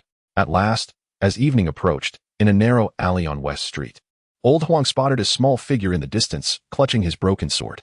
"Stop. Return my 11. The figure ahead turned around an 8 or 9-year-old boy, dressed like a beggar, filthy all over. Upon hearing the shout, the boy's face changed dramatically upon seeing Old Huang, and he took off running. "Hey, little brat, put down my sword. 11, return." Buzz. In an instant, the broken sword trembled, sending the boy tumbling backward. Whoosh. Transforming into a streak of azure light, it flew directly to Old Huang's side. "At last, I found you, 11. Grasping the broken sword, a surge of energy enveloped him, and the aura of swordsmanship surrounded him. In that moment, he returned to his prime state. This was the sensation he had yearned for, exhilarating. The past few days had been unbearably stifling. After this incident, he vowed never again to exert himself to the fullest. From now on, whatever he undertook, he would ensure to retain some reserve. Otherwise, a life of despair, where even dogs find it difficult to survive. In the outskirts of the county, amidst a chaotic burial ground, a flicker of azure light appeared as Lao Huang manifested. A foul stench of decay permeated the air. Heavenly sword technique, annihilation. With a swift motion, he raised his sword, and with a thunderous roar, an expanse of 10 miles was engulfed in azure sword energy. In a mere breath, flora and fauna, along with discarded corpses, were reduced to mere powder. Dare to swindle Lao Huang of 800 gold tickets? I shall render you to ashes. In the royal capital, within the Shuntian Palace, the Emperor Xia Wujing sat regally upon the golden dragon throne. His countenance was chillingly ominous, eyes blazing like an enraged lion as he fiercely scrutinized the gathered ministers below. Reports had arrived that the Lin family's eldest daughter had summoned the scattered warriors of the Eastern Red. Such a blatant mobilization of troops showed a blatant disregard for his authority. The emperor's cold laughter echoed, his tone frigid enough to send shivers down the spines of the ministers, enveloping them in dread. The Duke of the Kingdom, Qi Songming, remained aloof, seemingly untroubled, occasionally glancing at the ceiling. The Grand General of the North, Qi Songlong, kept his head bowed, focusing on his shoe tips, maintaining a posture of silence. What choice did they have? His daughter, Qi Jingxi, had always been at Lin Xiaoyan's side. In such a sensitive moment, silence was their only recourse. Your Majesty, I believe General Lin's wolfish ambitions are glaringly evident. I beseech you to dispatch an army for suppression. Otherwise, should she set foot in the royal capital, it would spell disaster. The military minister, Zhua Guran, was the first to voice this counsel. Upon hearing his words, the majority of ministers rallied in agreement. We concur. Only a scant few, those with ties to the Lin family or those adopting a neutral stance, refrained from joining in. Upon hearing this, the emperor's fury began to subside, and he casually cast his gaze upon the duke. What say you, Duke? His tone grew increasingly sharp. Qi Songming stepped forward, clasping his hands in a respectful gesture. Your Majesty, I believe that should we engage in a full-scale conflict and send troops to intercept, it may incite internal strife. General Lin has fought valiantly on the battlefield for many years, establishing the Eastern Red, which has proven formidable. Over the years, her military achievements are not to be underestimated, including 10,000 female warriors of considerable strength. To act rashly would ultimately bring calamity upon the common folk. By affirming Lin Xiaoyan's past accomplishments and the military prowess of the Eastern Red, the Duke's words were clear. He did not intend to provoke enmity with the Lin family. The ministers soon realized that the Duke was indeed shielding General Lin. Furthermore, it was known that the Duke's granddaughter had been closely associated with General Lin. With General Lin's current mobilization, perhaps your granddaughter is among them, is she not? Zhua Guran retorted indignantly, suggesting that the Duke's stance was merely protective of his kin. And so what? Qi Songming shot back without hesitation, displaying no pretense. He harbored no admiration for these foolish individuals, especially those who dared to question him. Witnessing this exchange, Xia Wujing's brow furrowed deeply, his fists clenching involuntarily, eyes glinting with a ruthless gleam as he struggled to contain his mounting rage. Feigning tranquility, he spoke with authority. Impudent. I firmly believe that Duke Qi remains loyal to the dynasty and would never engage in any partiality. Since General Lin has unilaterally assembled the army, regardless of his intentions, it is a provocation against me. General Jinbei, heed my command. Lead 200,000 troops to intercept him. Ensure that General Lin is brought back to me. With that, Xia Wuji rose and issued the order in an unequivocal tone, fully aware that continuing this meaningless debate would yield no resolution, no matter how long it persisted. 5 days later, 50 miles outside the royal capital, the Eastern Red Army of 100,000 had encamped. Lin Xiaoyan, clad in resplendent white armor, exuded an air of gallantry atop her white steed. Her long hair was elegantly tied back, revealing a flawless visage that radiated purity and freshness. A beauty akin to an exquisite masterpiece. Especially after her ascendance, she emanated an otherworldly aura, enhancing her beauty with an unparalleled grace. Clip-clop. Huzzah! Jinshu rode back at a gallop, his expression somewhat peculiar as his gaze involuntarily wandered to the side, fixating on Qi Jingxi. Miss, 10 miles ahead. General Qi commands 200,000 troops, awaiting our arrival. Upon mentioning General Qi, she cast a resigned glance towards Qi Jingxi. What? My father, that old fool, has come? Rest assured, General, I shall teach that old fool a lesson right away. Wait for me. Without awaiting a response, she hastily mounted her steed and sped off. Qi Jingxi remained as fierce and unyielding as ever, her fiery temperament unchanged even in the face of her own father. Jinshu stared in astonishment, eyes wide as he watched her retreating figure, lost in a moment of reverie. Lin Xiaoyan could only shake her head with a wry smile. Years ago, Duke Qi had permitted her to stay by his side precisely to temper her character. Let her be. Half an hour later, within the encampment led by Qi Songlong, Qi Jingxi galloped in single-handedly, her fiery spirit evident. As the army prepared to encircle, she proclaimed, I am the daughter of General Qi. You shall make way for me. The soldiers, upon hearing this, fell into a collective stupor, though a few senior commanders recognized her identity and quickly signaled the encircling troops to part. Here comes this little tyrant. The general is in for a rough time. Several commanders exchanged knowing glances, silently acknowledging the situation. Inside the tent, Qi Songlong reclined comfortably in an armchair, eyes half closed, humming a tune. Suddenly, a familiar voice pierced the air. "Old Deng, come out." The unexpected call sent a shiver down his spine. He quickly sat up straight, his nerves taut, scanning the surroundings. Upon seeing no one, he let out a slight sigh of relief. That girl was likely off somewhere. Why scare oneself like this? It was evident that he had been frequently at the mercy of his little cotton-padded jacket, for such a reflex could not arise without cause. "General, it's bad. Outside." A commander exclaimed anxiously, helmet in hand, his tone urgent. Upon observing the demeanor of the individual before him, Qi Songlong felt a surge of anger and sternly exclaimed, "General Ma, why do you appear so flustered and reckless? Even if the sky were to fall, there is still someone tall enough to hold it up. What a disgrace." General Ma immediately stood upright, contemplating inwardly. "My lord, the sky is indeed about to fall." He then inquired, "Pray tell, what is the matter?" Qi Songlong rose, donned his red robe, and glared fiercely at General Ma, demanding, "What is it?" "My lord, your little ancestor has arrived." "What? Pray, repeat that. Who has come?" "Your little ancestor."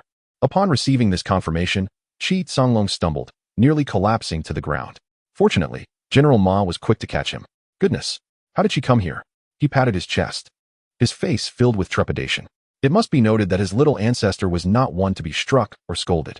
"By the way, my lord, General Qi Shaojun has declared her intention to have a duel with you. She insists on doing so in front of the entire army." Chapter 112, The Daughter's Slave. Qi Songlong. A duel? And in front of the army? Qi Songlong's countenance resembled that of a wilted eggplant. His little ancestor certainly knew how to create dilemmas for him. "General Ma, you must go out and tell her that I have a stomach ache." "Yes, that will suffice." After much deliberation, he ultimately resolved to contravene his ancestor's wishes by feigning illness. There was no other option. General Ma turned his head, stifling a laugh. Indeed, the only person capable of making the northern general so cautious, to the point of feigning illness, was none other than this little ancestor. However, before General Ma could exit, Qi Jingxi barged in, hands on her hips, radiating fury. Several soldiers were forced to retreat under her imposing presence. "Old Deng, what will you do if your men dare to stop me?" Upon entering, she fixed an angry glare at Qi Songlong. General Ma, witnessing this, cast a helpless glance in his direction before slipping away. There was no choice. He knew all too well that if this little ancestor truly became enraged, he would likely find himself bettered in for a fortnight. "CC, what brings you here?" Qi Songlong was unaware when beads of cold sweat began to form on his forehead. He forced a smile while wiping the perspiration from his brow. The oppressive aura emanating from his daughter was unchanged. Qi Jingxi, still fuming, approached him, a cold smile curling at her lips. "Old Deng, have you become so ambitious that you now lead troops against your own daughter?" Before she could finish, Qi Songlong hastily shook his head in denial. No, no, no. My dear daughter, you have misunderstood your old father. This endeavor is by the Emperor's decree. And as a loyal subject, how could I dare defy His Majesty?" His expression fell, revealing a blend of grievance and helplessness as he hurried to her side, cautiously extending his hands to gently massage her shoulders, pleading for her understanding. Had he known she would come seeking him, he would have declined this assignment at all costs. "I do not care. You must provide an explanation to our esteemed general today. Come, let us duel." Qi Jingxi, eager and ready for action, left Qi Songlong utterly speechless. "A duel? Perhaps it is merely a one-sided beating. By the way, as before, you are forbidden to use your martial energy."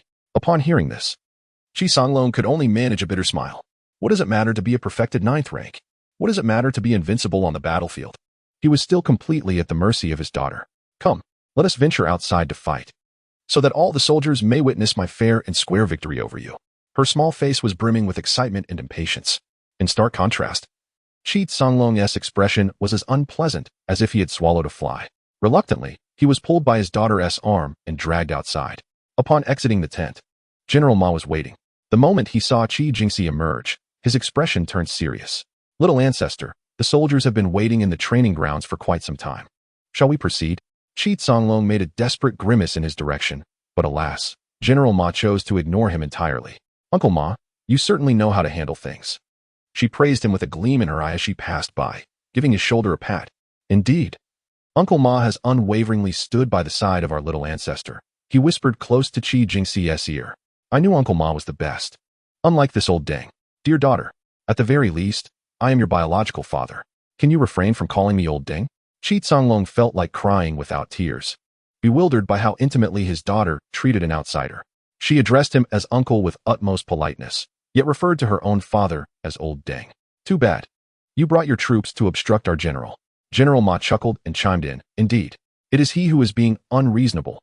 Uncle Ma is strongly opposed to this. Thank you, old Liu. Qi Songlong retorted. Moments later, the three arrived at the training grounds and the arena. General Ma swiftly ascended the stage, bellowing, Brothers, have you been waiting long? The long-anticipated sparring session between our general and our little ancestor has finally arrived. In his eagerness, he nearly revealed the fact that they would be exchanging blows. Below, the soldiers wore expressions of eager anticipation. Some veteran officers even shouted, Go, little ancestor. We believe in you. These veterans, along with General Ma, had watched Qi Jingxi grow up and had long regarded her as their own daughter. Qi Songlong was nearly incensed to the point of spitting blood, angrily pointing at the soldiers. You all, great underworld king technique. Qi Jingxi summoned her martial energy. And in an instant, a blue aura enveloped her. Behind her, a colossal azure phantom arose, a monstrous being with sharp fangs, 3 heads, and 6 arms. All aglow with blue light, roaring and howling as it ascended. In the blink of an eye, it grew to a height of 8 zhong, looming over Qi Songlong. Wow! After wielding the great underworld king technique, she is even approaching the 9th rank. The little ancestor has indeed made progress. Indeed, the last time I saw her, she was merely at the mid-stage of the 8th rank. Now she has reached perfection. How formidable the younger generation is. How long do you think the general can hold out? The veteran officers engaged in lively discussions, each contributing their thoughts. Some new soldiers, puzzled, inquired. Isn't the general a perfected 9th rank? After invoking the great underworld king technique, can she not contend with innate realms? How could she possibly lose? Beside her, an elderly general hastily intervened, gesturing for silence. Can you fathom why everyone affectionately refers to her as little ancestor? The reason is unmistakable. They have all watched her grow up, showering her with boundless affection. Each one considers her as their own beloved daughter. The elderly general gazed at Qi Jingxi on the stage with a warm and tender expression. Old dang, come here and take your punishment, Qi Jingxi declared, swinging her mighty fist. Instantly, her colossal avatar mirrored her action. The shadow of her fist, resembling a small mountain peak, surged toward Qi Songlong with tremendous force. Boom! With a single punch, the arena was shattered, leaving a gaping hole. As her fist retracted, Qi Songlong lay in the pit, appearing quite disheveled, yet remarkably unscathed. He swiftly rose to his feet and dashed to the side. Where do you think you're running? Qi Jingxi's face broke into a mischievous smile as she swung her fist once more. Boom! Just as Qi Songlong had sprinted a mere dozen meters, he was struck again. In a moment of desperation, a surge of azure martial energy coursed through him. General, you mustn't cheat. Remember, you're not allowed to use martial energy, General Ma quickly reminded him. Reluctantly, Qi Songlong relinquished the use of his martial energy and hurriedly resumed his flight. Below the arena, the elderly generals erupted in hearty laughter. Although they had witnessed such a scene countless times, every instance of the general being pummeled brought an inexplicable delight. Some even eagerly shouted instructions. Little ancestor, strike his face. Yes, the left one. No, that's not right. It looks lopsided. Give the right one a hit too. Exactly. Hit him hard, but don't kill him. The excitement grew to such an extent that I felt an urge to leap into the fray myself. The elderly generals took on the role of enthusiastic coaches, and Qi Jingxi did not disappoint. She followed their every request. She struck his left cheek, then his right, and kicked at his abdomen. The crowd became increasingly animated, gesturing with their fists and feet. After a full half-hour, Qi Songlong emerged from the pit, bruised and battered. Stop. Good daughter, have you calmed down now? He implored, looking at his daughter with a face full of grievance. To be publicly beaten by his own daughter in front of so many witnesses was a historic first for him in the Great Xia. What's more, this spectacle was not an isolated incident. Since Qi Jingxi had frequently trained in the military camp from a young age, whenever Qi Songlong displeased her, she would summon him for practice. Although it was termed practice, it was, in reality, a session of being pummeled. He was forbidden from using any martial energy and had to refrain from running too fast. Otherwise, she would be unable to land a blow. Under such unreasonable demands, Qi Songlong had no choice but to comply. After all, he was a devoted father. Not only him, but even his father, Qi Songming, indulged Qi Jingxi with a similar leniency. It was no wonder that she had become a feared little tyrant in the capital within just a few years. Satisfied with her performance, Qi Jingxi concluded her display and approached Qi Songlong with a contented demeanor. He immediately approached with a concerned expression, grasping her arms and asking, "My dear daughter, are you tired?" She replied, "Father, my anger has subsided considerably, but you must not impede our esteemed general. Kindly step aside, or I shall return to summon grandfather to deal with you, and mother will have you kneel on pebbles, without resorting to martial energy." A sly smile graced her lips as she playfully patted her father's shoulder. However, regarding his majesty, she reassured him, "Do not worry. I have already prepared a reason for you. Simply state that we could not overpower them." Qi Songlong shook his head with a wry smile, helplessly raising his hand to ruffle her hair, a look of exasperation adorning his face. "Uncles, I must take my leave. Next time, I shall perform for you against the esteemed general." Hee. Qi Jingxi waved her hand mischievously as she rode away swiftly. Qi Songlong called after her, "Daughter, do not run so fast. Be cautious." "Understood, father." He continued to gaze in the direction of her departing figure long after she had vanished from sight. Chapter 113. Approaching the royal capital, the army prohibited from entry, nearing sunset. Qi Jingxi galloped forth, appearing outside the army camp. Within the main tent, Lin Xiaoyan sat at the center, a tiny black snake slithering back and forth on the table before her. Jin Shu and Su Luoling strode in with purpose. "Miss, General," they both exclaimed in unison. "How are the preparations coming along?" she inquired, lifting a piece of raw meat to feed the miniature snake without raising her gaze. Su Luoling bowed and replied, "In response to the general, the entire army is prepared. As soon as you issue the command, we can proceed to the royal capital." "Very well," she responded. Jin Shu's face briefly reflected concern as she remarked, "Miss, Qi's sister has yet to return. Could something have happened?" Qi Jingxi had been gone for a considerable time, and her prolonged absence was understandably worrying. Moreover, the northern general, Qi Songlong, was leading 200,000 troops to intercept them. Could it truly be that Qi Jingxi alone could persuade such a vast army to retreat? This seemed rather implausible. What could possibly happen? After all, that is Qi's sister's father, who dotes on her greatly. It has been a while since they last met. Naturally, they would have much to discuss upon reuniting. Su Luoling mused that it had indeed been quite some time since Qi Jingxi had seen her father. An encounter after such a long absence would inevitably involve reminiscing. "Ah, did you miss me?" At that moment, Qi Jingxi's voice echoed from outside as she stepped in. Jin Shu brightened instantly upon seeing her, exclaiming, "Qi sister, you have finally returned. How did it go?" Qi Jingxi promptly clasped her hands in greeting to Lin Xiaoyan, assuring her, "General, do not worry. I have thoroughly swayed my father, and he will not obstruct our return to the royal capital." "Really?" Jin Shu questioned, somewhat skeptical. When did the northern general become so accommodating? A triumphant smile spread across her face, the corners of her lips curving upwards into an enigmatic grin as she replied, "Naturally.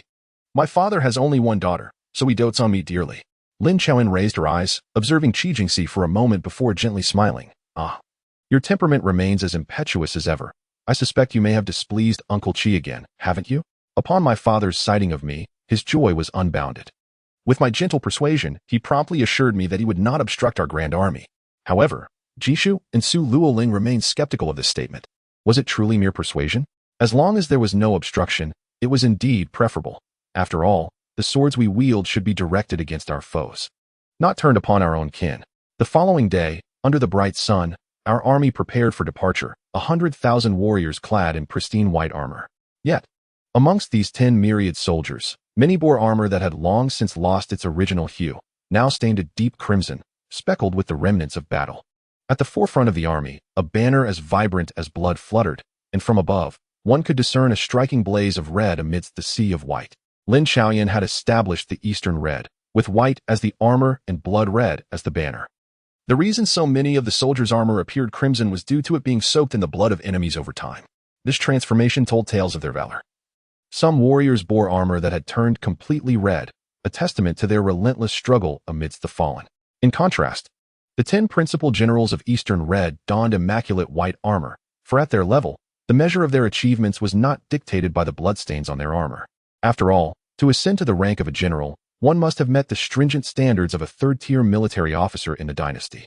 Thus, their unblemished armor was a hard-won symbol of their prowess. From pristine to blood-splattered, then to entirely stained, and finally back to untainted. This journey symbolized the unwavering commitment to their initial ideals.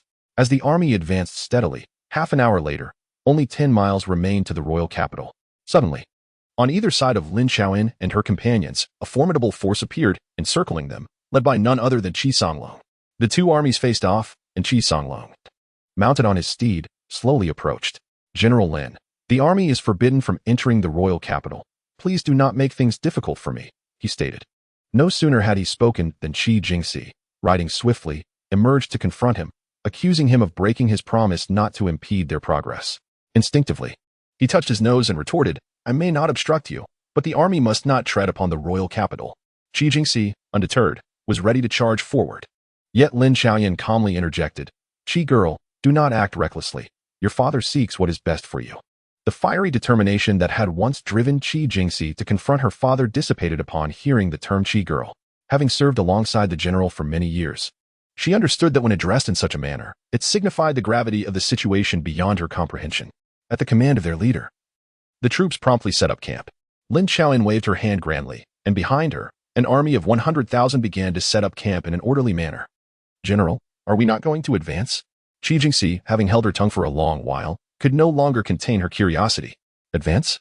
Sister Qi, your father and an additional 200,000 troops are waiting for us.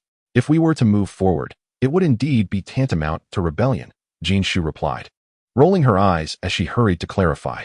Miss has amassed this army merely to exert pressure on the emperor. She never intended to incite a rebellion. Otherwise, given Qi Jingxi's fiery temperament, Jin Shu feared she might act impulsively. No rebellion? How utterly disappointing. Qi Jingxi expressed her disappointment upon realizing that the general's gathering of troops was not aimed at usurping the throne. It is worth noting that she had prepared herself to sever ties with the Qi family, determined to follow the army into the royal capital, ultimately enabling the general to become the first female emperor in history. At that moment, she envisioned herself basking in glory, perhaps even securing a position of nobility. The prospect of becoming the first female duke in the Great Xia was exhilarating.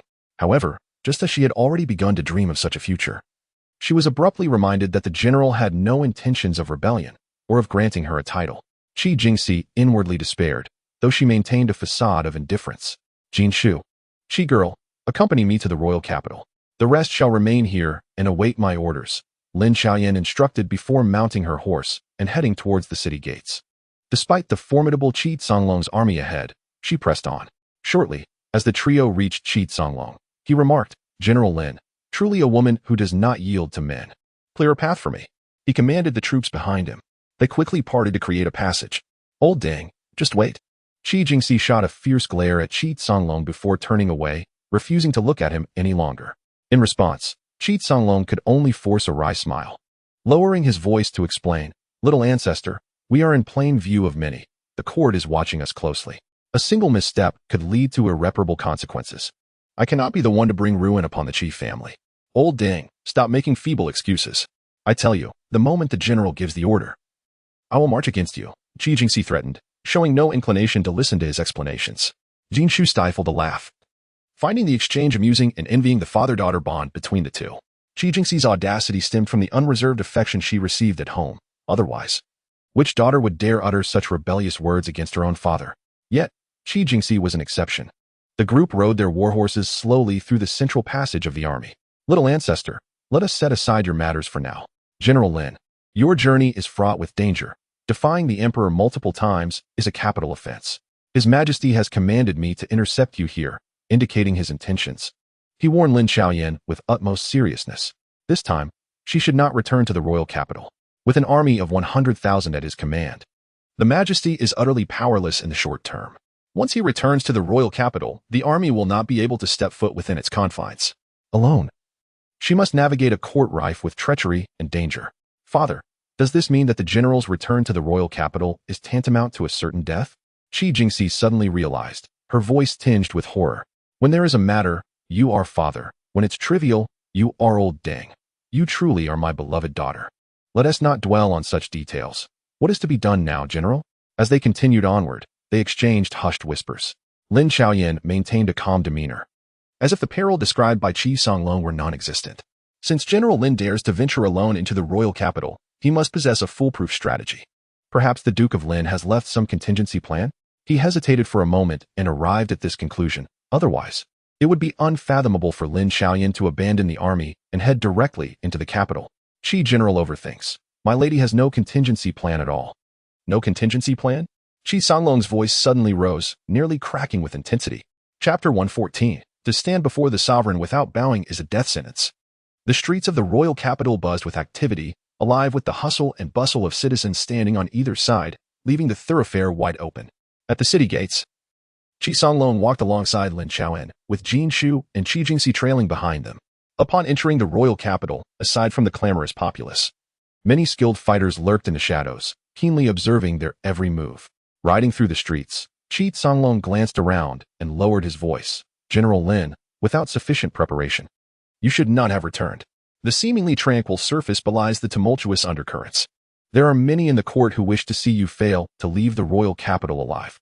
The audacity to enter the capital unprepared is fraught with peril, akin to stepping into a den of dragons and tigers.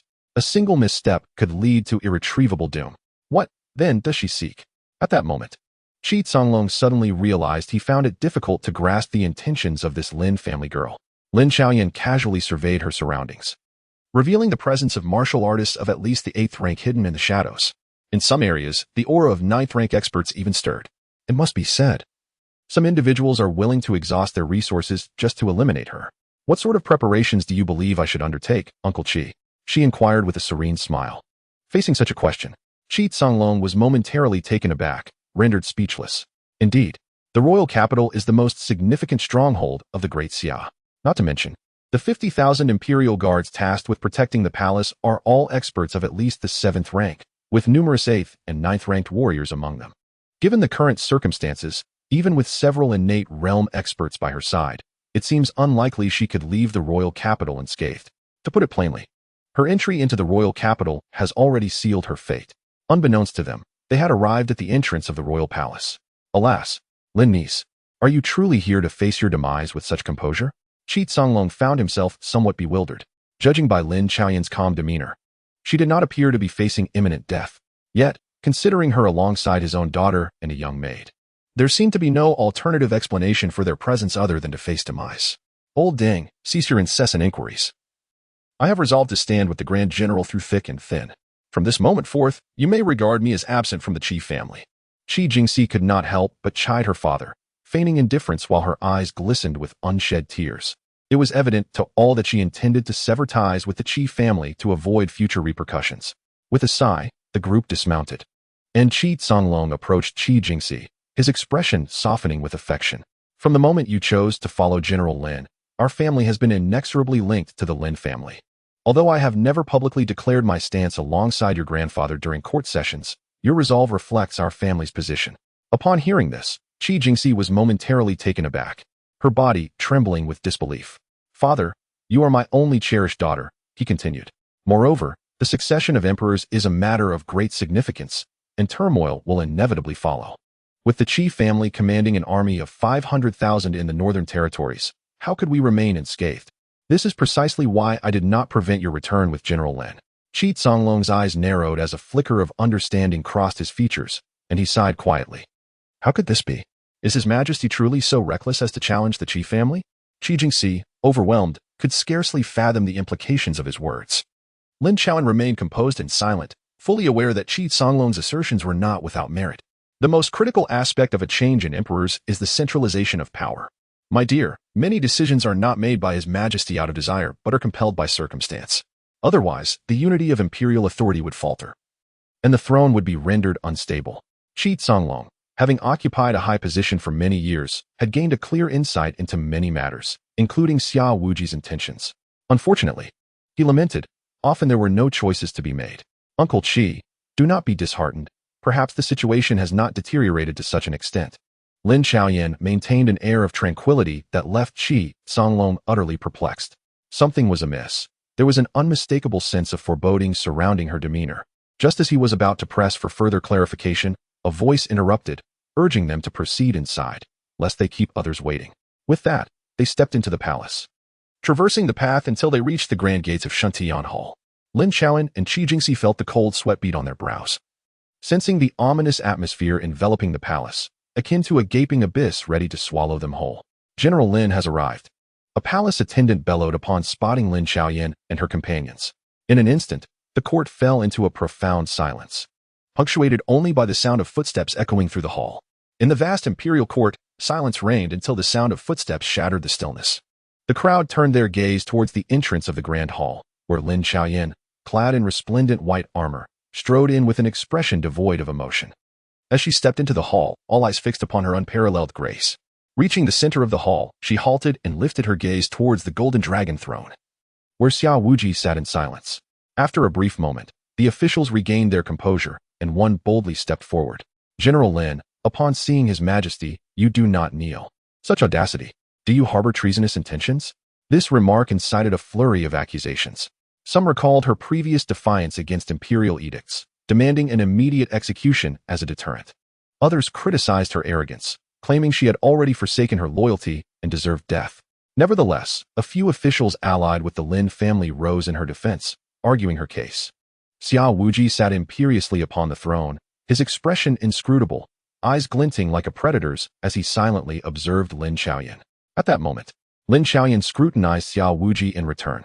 The atmosphere between them thickened, a palpable tension crackling in the air. How bold of you, Lin Xiaoyan, to gaze directly upon the imperial countenance. According to the laws of the Great Xia, such insolence warrants death. Zhuge Rin furiously pointed at her, exclaiming, to stand before the sovereign without kneeling is a capital offense.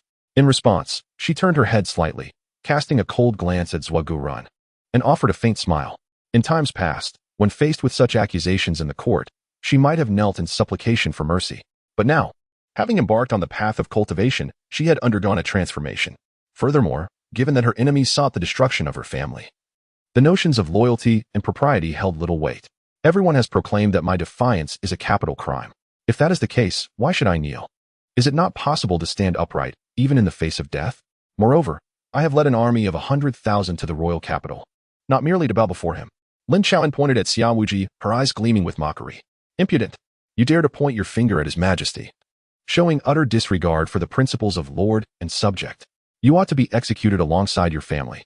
Zhuge Rin seethed with anger, though inwardly he reveled in her folly. He had not anticipated that she would so brazenly disrespect the authority of the throne and the court. Your Majesty, this woman is arrogant and contemptuous of imperial authority. Her crimes are unforgivable. I implore you to execute her immediately as a warning to others. Zhuge Rin passionately denounced Lin Xiaoyan's actions, demanding her death with righteous indignation. Chapter 115. I beseech your Majesty's permission to duel her. In the court, Lin Xiaoyan's words incited chaos, throwing the assembly into disarray. Your Majesty, I urge you to decree the immediate execution of such a lawless individual who disregards the etiquette of lord and subject, proclaimed Song Jilin, the Minister of Rites. His stature slight, yet imbued with an unwavering spirit, stepping forward to chastise Lin Xiaoyan loudly. As the Minister of Rites in the Great Xia Dynasty, responsible for overseeing all ceremonial laws and regulations, I find myself compelled to address the audacity of Lin Xiaoyan, who blatantly disregards the etiquette and principles that govern our sovereign and subjects. My indignation is palpable, prompting me to rise and rectify this disorder, setting a precedent for others. Should this behavior persist unchallenged, it would diminish my role as the Minister of Rites to that of mere decoration. Thus, regardless of any personal grievances I may hold against the Lin family, I must stand forth to impeach Lin Xiaoyan. One by one, the ministers of personnel, finance, justice, and works, Yang Jingyi, Wu De, Huang Tianhu, and Zhao Baobao stepped forward in solidarity. With the emergence of these esteemed figures, the elder statesmen echoed their support, proclaiming, I second that. I second that. The atmosphere shifted dramatically. Qi Songlong's expression soured as he realized the gravity of the situation, an unprecedented united front from the six ministries. Lin Xiaoyan, to be collectively targeted by all six ministries, seems to be the first in the annals of Great Xia to face such a fate. Previously, several officials who had ardently defended Lin Xiaoyan now retreated in dismay, recognizing the unification of the six ministries as a dire sign of uncontrollable circumstances. On the dragon throne, Xia Wujian's austere countenance momentarily betrayed a fleeting smile, unnoticed by others. He had anticipated that someone among these ministers might rise to defend Lin Xiaoyan. Yet she ultimately proved disappointing. What more can General Lin say? Xia Wujian pondered, fully aware that the consensus among the officials left little doubt about Lin Xiaoyan's grim predicament. Escape from death was virtually impossible. However, as the emperor, he could not yield to the opinions of his ministers at this critical juncture, as it would compromise the imperial will and the path of a sovereign. Before Lin Xiaoyan could utter a word, an elderly gentleman, slender and gray-haired, with a somewhat disheveled appearance yet clad in clean official robes, stood forth. His bronze-toned visage bore the marks of time, with deep wrinkles etched across it. Despite his advanced years, his eyes sparkled with vitality, exuding a kind and amiable aura. "Your Majesty, this woman is excessively arrogant and her behavior is utterly appalling," declared the old minister, Su Feng, the Right Vice Minister of Rites. Known colloquially as Su the Madman. As an elder, he often wielded his age as a shield, challenging authority with impunity. Even the Emperor, Xiao Wujian, would occasionally find himself the target of his critiques. Thus, the officials had bestowed upon Su Feng his moniker. What? A duel? In an instant. The court was enveloped in a brief silence, soon followed by a cacophony of laughter. Ha! Even Xiao Wujian on the dragon throne was startled, jolted by the audacity of Su Feng's declaration. "Su, my dear minister, what did you just say?" Suppressing a smile, I nearly burst into laughter. "You, an elder of over 90 years, still merely a scholar in the realm of martial arts, what strength do you possess to challenge a general? Are you weary of living and seeking to provoke trouble in the court? My esteemed colleagues, what jest is this? I, a loyal servant to the Great Xia, hold an unwavering allegiance to His Majesty, a truth as evident as heaven and earth. Were it not for the audacity of that woman, igniting my fury and disdain, I would not have sought permission from His Majesty to duel her." My earnest declaration left the assembly speechless. However, upon reflection, the officials could not restrain their laughter any longer. "Ha! Minister Su, with your frail frame, you wish to engage in a duel with General Lin? You are surely jesting." Minister of Personnel Yang Jingyi laughed heartily, nearly losing his breath, tears of mirth almost spilling forth. Pointing at Su Feng, he mockingly remarked, "Minister Su, we are all aware of your unwavering loyalty, yet to propose a duel is rather absurd. With your meager strength, you would struggle to dig a hole, let alone engage in combat." After his laughter subsided, Minister of Works Zhao Baobao expressed his disdain with a scoff. Standing amidst the assembly, Lin Xiaoyan was left utterly speechless by this spectacle. This old man, who could barely run a few steps without gasping for breath, dares to challenge her. "Ha!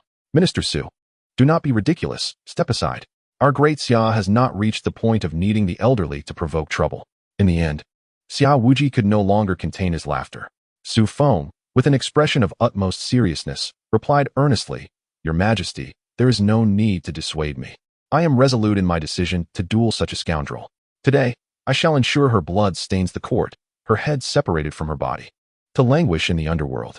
With a tremor in his frail, wrinkled frame, his bony structure was evident. His fists clenched, revealing shriveled biceps that, truth be told, lacked any intimidation.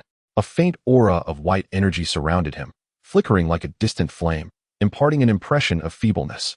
"By heaven, Su Feng, you are indeed serious." Yang Jingyi was taken aback by this unexpected display, especially upon observing the lack of flesh on his body, a sight both alarming and formidable.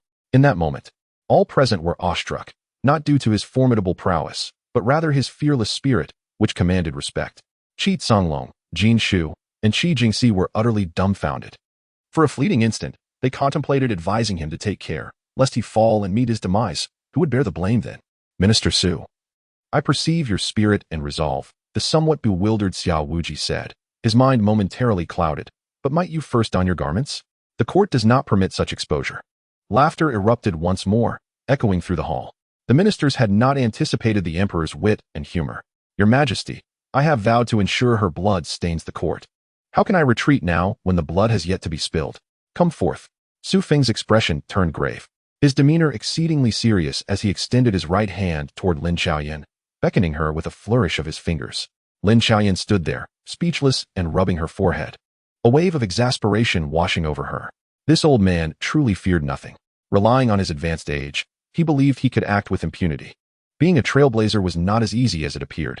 "Rest assured, Lord Su, we have already prepared a fine coffin for you," she quipped. "However, due to the sudden turn of events, my elderly mother, who is over 80, will likely strive for many more years. Thus, let us allocate the auspicious burial site we prepared for her to you, Lord Su. There is no need for excessive gratitude. It is all understood in our hearts." The ministers who were on good terms with Su rallied around him, offering encouragement. Though their words were somewhat harsh, they held a kernel of truth. "Lord Su, take your time departing. I shall promptly decree your posthumous title as the pillar of our dynasty and command the creation of a plaque in your honor. You must endure. A man must be resilient. This is my decree." The atmosphere, initially tense and oppressive, unexpectedly shifted towards the comedic, even drawing remarks from Xiao Wuji, who sat upon the dragon throne. Lord Su's nobility is commendable. Next year on this day, I shall light incense for you. Upon your grave, there shall surely be roasted pig. Mark my words, none can stop it. I hear Lord Su is a paragon of integrity, a rare stream of purity in the Grand Dynasty. When I pay my respects, I shall ensure a few lovely maidens accompany you, those who possess both charm and allure. The pinnacle among women, the dream of every man. Fear not, Lord Su, your past hardships are merely the path you traversed from this day forth. You shall rise as a pillar of our great dynasty, an exemplar for us all. I shall invite a storyteller to narrate the tale of your confrontation with General Lin, dividing it into 10 episodes, recounted daily in the streets. At this moment, the court was lively and bustling, even though the two had yet to engage in combat. Nonetheless, the ministers had already meticulously arranged for Su Feng's affairs posthumously. Indeed, when it came to unsettling others, the officials were truly professionals. Su Feng, listening to the various unpalatable remarks, was filled with indignation. The duel had yet to begin, yet these individuals had already stripped him of his dignity. Very well. Since you all fail to recognize the old man before you, I shall prove myself today. Prepare to meet your demise, villain. Chapter 116. This old man must be a scammer. Su Feng bellowed. Instantly, the energy within him converged at his feet, and he leapt into the air. Take this. You wretched fiend. With his elbow directed downward, he descended with the weight of a mountain upon Lin Xiaoyan. However, just as Su Feng launched himself into the air, Minister Song Ji Li of the Ministry of Rites unexpectedly produced a notebook and a pen. Now, we can observe that despite his advanced years, Lord Su possesses an indomitable spirit. What appears to be a simple leap is imbued with extraordinary vigor. Look, he is about to strike with the force of a mountain. It is astonishing, truly astonishing. Who could have imagined that a man in his 90s would suddenly take the initiative against a young opponent? Is it a distortion of human nature, a decline in morality, or perhaps an old man's penchant for mischief? At this moment, Song Ji Li was not only exhilarated to assume the role of a commentator, but also fervently taking notes, swiftly recording something in his notebook. Now, let us shift to the first-person perspective of General Lin, confronted with the shameless onslaught of the old man. How should the young general respond? Wait, she remains motionless. Could it be she is rendered speechless by fear? No, that cannot be. General Lin is a legendary figure of the Great Xia, an idol to countless young citizens. Can such a storied individual truly be intimidated by an old man? Look, here it comes. The old man's elbow strike is about to land on General Lin. Will she not resist? Xiao Wuji, the Assembly of Ministers, Song Ji Li's actions truly opened everyone's eyes. Lin Xiaoyan, too, was left stupefied, staring at him for quite a while. In the next moment, Su Feng's assault approached her, yet she remained unhurried, raising her hand to wave. She didn't even exert a fraction of her strength. Crack! A crisp sound erupted as Lin Xiaoyan sent Su Feng flying with a single slap, his figure hurtling backward, crashing violently against a golden pillar at the entrance. Before anyone could recover from their shock, Song Ji Li excitedly shouted, "She has made a move. At last, she has acted." What appeared to be a casual strike concealed within it the swiftness of a thunderclap. That moment of explosive power rivaled the full force of a ninth-tier master. In an instant, the old man felt as though the heavens were collapsing and the earth was shattering. Splendid, truly splendid. It is no wonder she was once the national general. Even a seemingly ordinary strike could stir tumultuous waves and cleave mountains asunder. With pen in hand, he swiftly wrote in his notebook. Witnessing this, Xiao Wuji was left astonished. The ministers were bewildered, and even Lin Xiaoyan began to question her own abilities. Was that slap truly so formidable? Indeed, General Lin, there is no need for modesty. I have meticulously recorded every detail. In a few days, I will compile this account into 10 installments and present it to the storytellers in the streets, who will recount it daily. It was only at this moment that everyone realized why Minister of Rites Song Ji Li was behaving so peculiarly. He was crafting a tale. However, while storytelling is one thing, could he not adhere to the truth and refrain from embellishing the narrative excessively? Zhao Baobao hurriedly approached Su Feng, first checking for his breath. Goodness, is he dead? He widened his eyes in disbelief and checked again for signs of life. Feeling a faint breath on his fingers, barely perceptible, he exclaimed, "Your Majesty, old Su is on the brink of death. We must summon the imperial physician at once." Minister Wu De rushed forward, feeling Su Feng's wrist before shaking his head and sighing. His pulse is alarmingly weak. Even if he recovers, he will speak with great difficulty. "Your Majesty, I believe we should prepare for Lord Su's final rites." Lin Xiaoyan glanced at her palm, voicing her doubts. "I exerted no force. How is he in such a state?" Is he merely feigning injury? General Lin, your words are misguided. That seemingly unremarkable strike, as recounted by the party involved, Old Su, seemed to evoke visions of the great-grandmother upon witnessing your move. This illustrates the formidable nature of that blow. Song Jili's expression was most serious as she recorded the events, while also explaining the situation. She turned her gaze towards Su Feng, who lay on the ground, barely clinging to life. Given his state, how could there be a party to recount the events? Fabrication. A blatant fabrication, conjuring a party from thin air. In the pursuit of storytelling, they spare no effort. Ah, General Lin, do not dwell on such trivialities. I have merely embellished the account a tad. It bears no significance. It is inconsequential. As he spoke, he resumed writing, oblivious to the exaggerations he continued to weave. Nearby, Qi Jingxi, Jin Shu, and Qi Songlong chimed in unison. You see? I told you. Who is responsible for his demise? Undoubtedly, in their eyes, Su Feng's current predicament perfectly aligned with the notion of scheming for compensation. Song Jili approached Su Feng and hastily began to write, reciting as she did. After Lord Su suffered the earth-shattering blow from General Lin, he collided with the dragon pillar of the Shuntian Hall, gasping for breath, with only a final flicker of life remaining. Even so, he summoned all his strength, struggling to rise from the ground. With his last breath, he proclaimed, to die for the Great Xia, to fight for His Majesty. I, an old minister, have no regrets in death. After uttering these words, Lord Su kicked his legs, rolled his eyes, and departed this world. Upon completing the account, Song Jili nodded in satisfaction.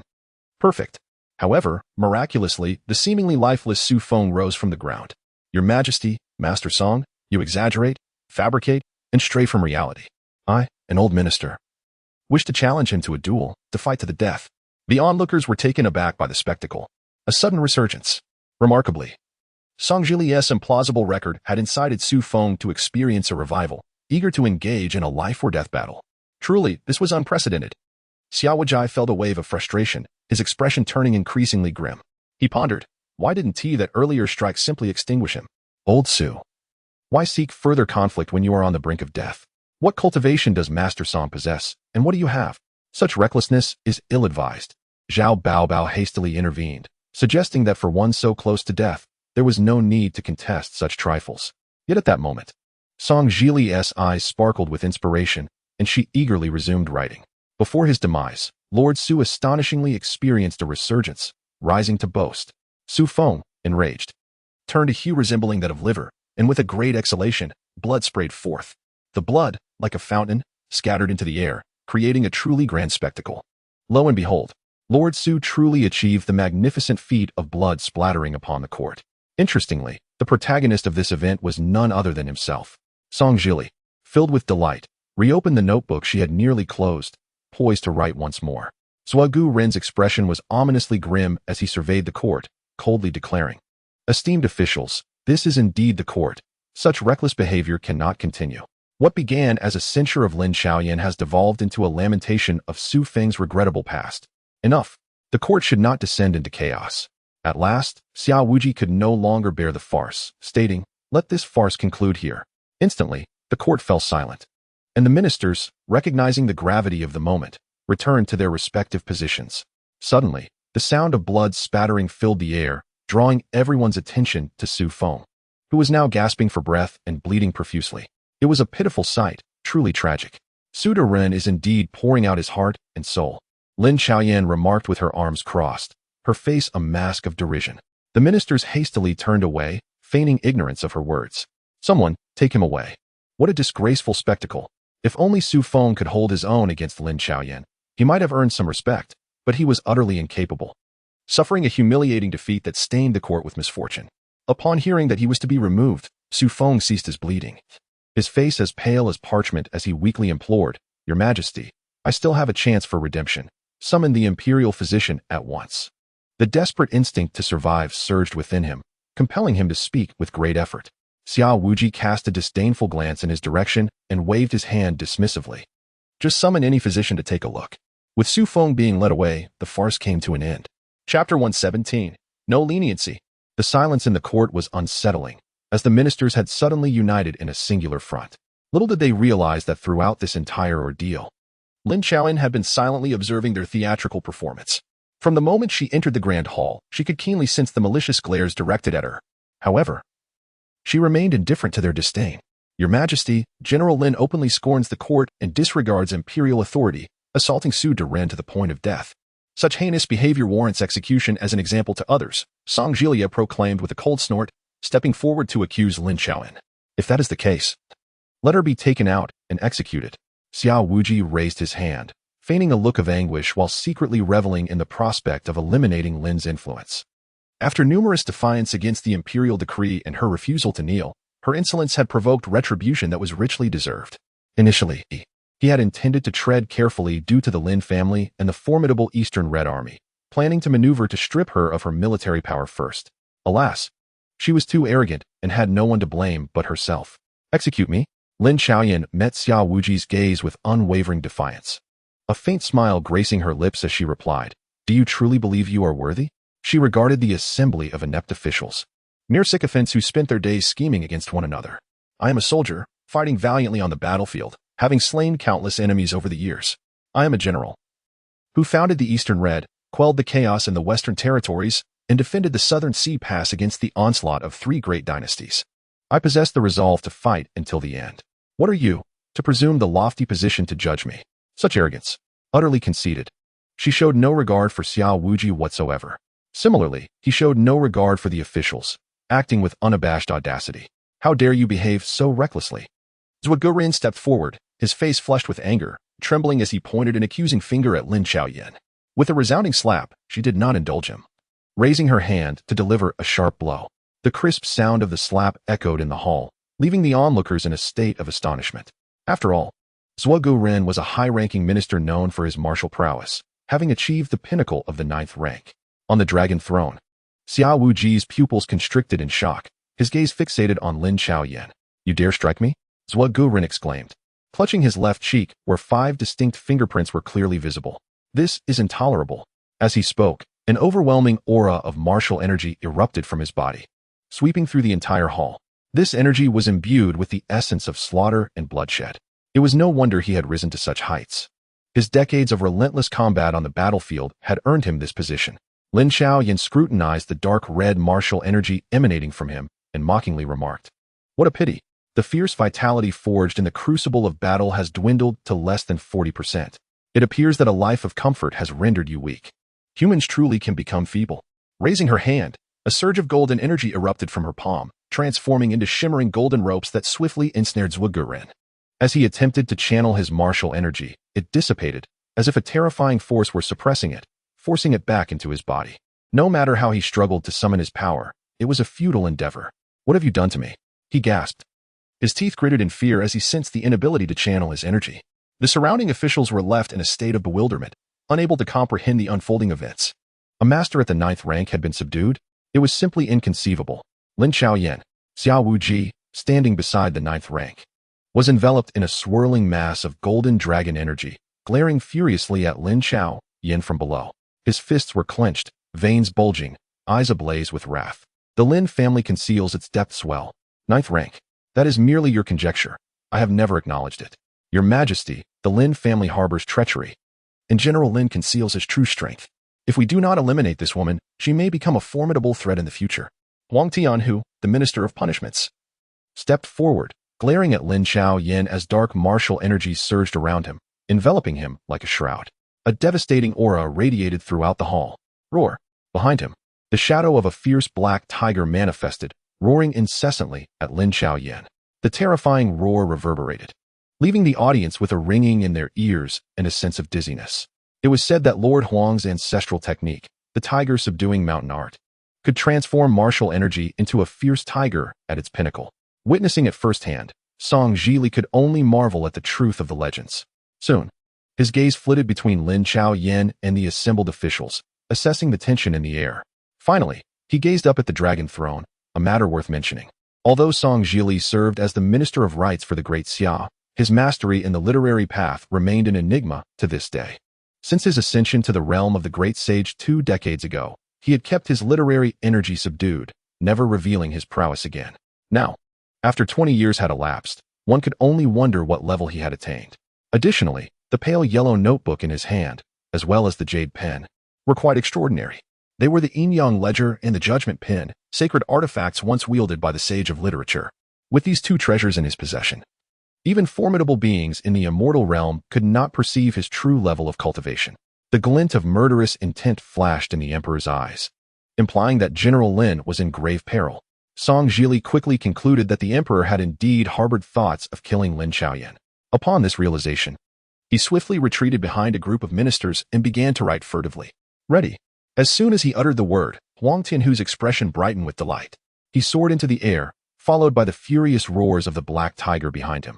The sound of the tiger echoed in all directions.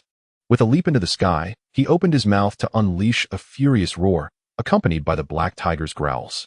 A wave of black sound energy rapidly spread out, creating ripples that reverberated through the grand hall. Yet, it was not over. Following the tiger's roar, his expression turned cold. The fierce tiger strike. With both hands, he unleashed a powerful assault, generating two tiger-shaped shadows that surged toward Lin Xiaoyan. The tiger's roar, as a sound wave attack, could disrupt the minds of the weak, leaving them in a state of dizziness. In contrast, the fierce tiger strike was a tangible physical impact, incredibly formidable, even among those at the pinnacle of the 9th rank. None dared to confront it head-on. Amidst the clamor, Lin Xiaoyan tilted her head slightly, her beautiful eyes devoid of warmth. With a swift motion, she raised her left hand, golden spiritual energy swirling around her palm. The two rapidly advancing tiger figures roared incessantly. Bang! The fierce tiger collided with her golden palm, a mournful cry echoing forth before its form vanished. Lin Xiaoyan remained standing there, as serene as if nothing had occurred. What? The crowd's expression shifted dramatically. Their eyes filled with astonishment. She could effortlessly intercept Huang Tianhu's nearly full-force strike. What level of cultivation did she possess to achieve such effortless ease? No. It must be an illusion, a mere facade. On the 16th day, under a clear sky, General Lin encountered the obstinacy of the court officials within the Shuntian Grand Hall, where Minister Huang Tianhu, at the peak of the 9th rank, unleashed two strikes with all his might, only to be thwarted by General Lin's raised hand. As Song Zhili continued to write, his face grew increasingly astonished. Even his right hand trembled uncontrollably around the pen. This astonishing scene was truly hard to believe. After a moment of hesitation, he added another line. General Lin may possess innate talent. In the next instant, he caught sight of the emperor on the dragon throne. His face filled with shock as he rose swiftly, fixating his gaze intently on Lin Xiaoyan. The phrase General Lin may possess innate talent was promptly revised to above innate talent. Upon completing his writing, he set down the pen.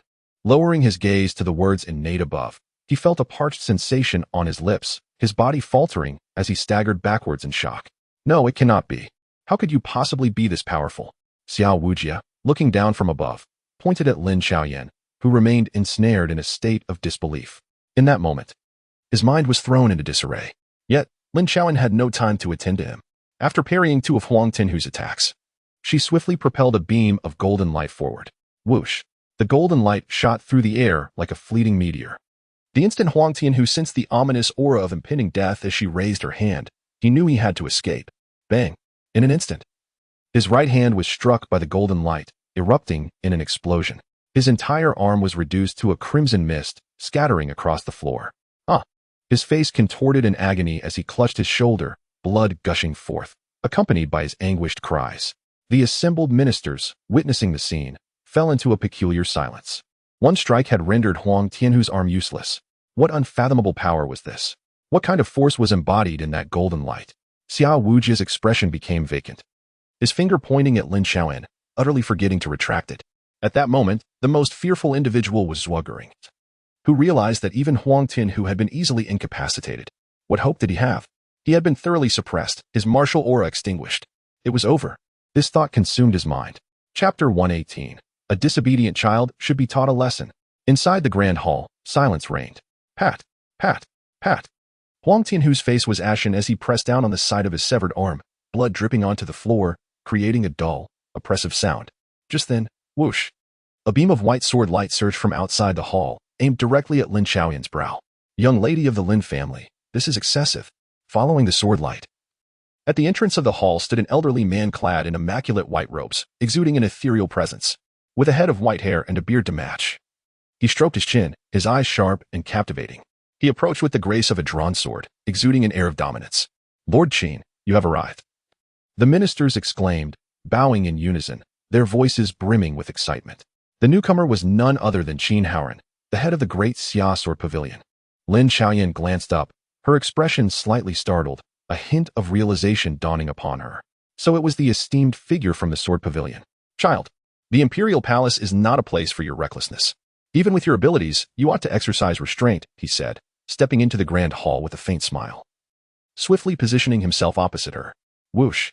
The earlier beam of white sword light flew back to his side, hovering in midair.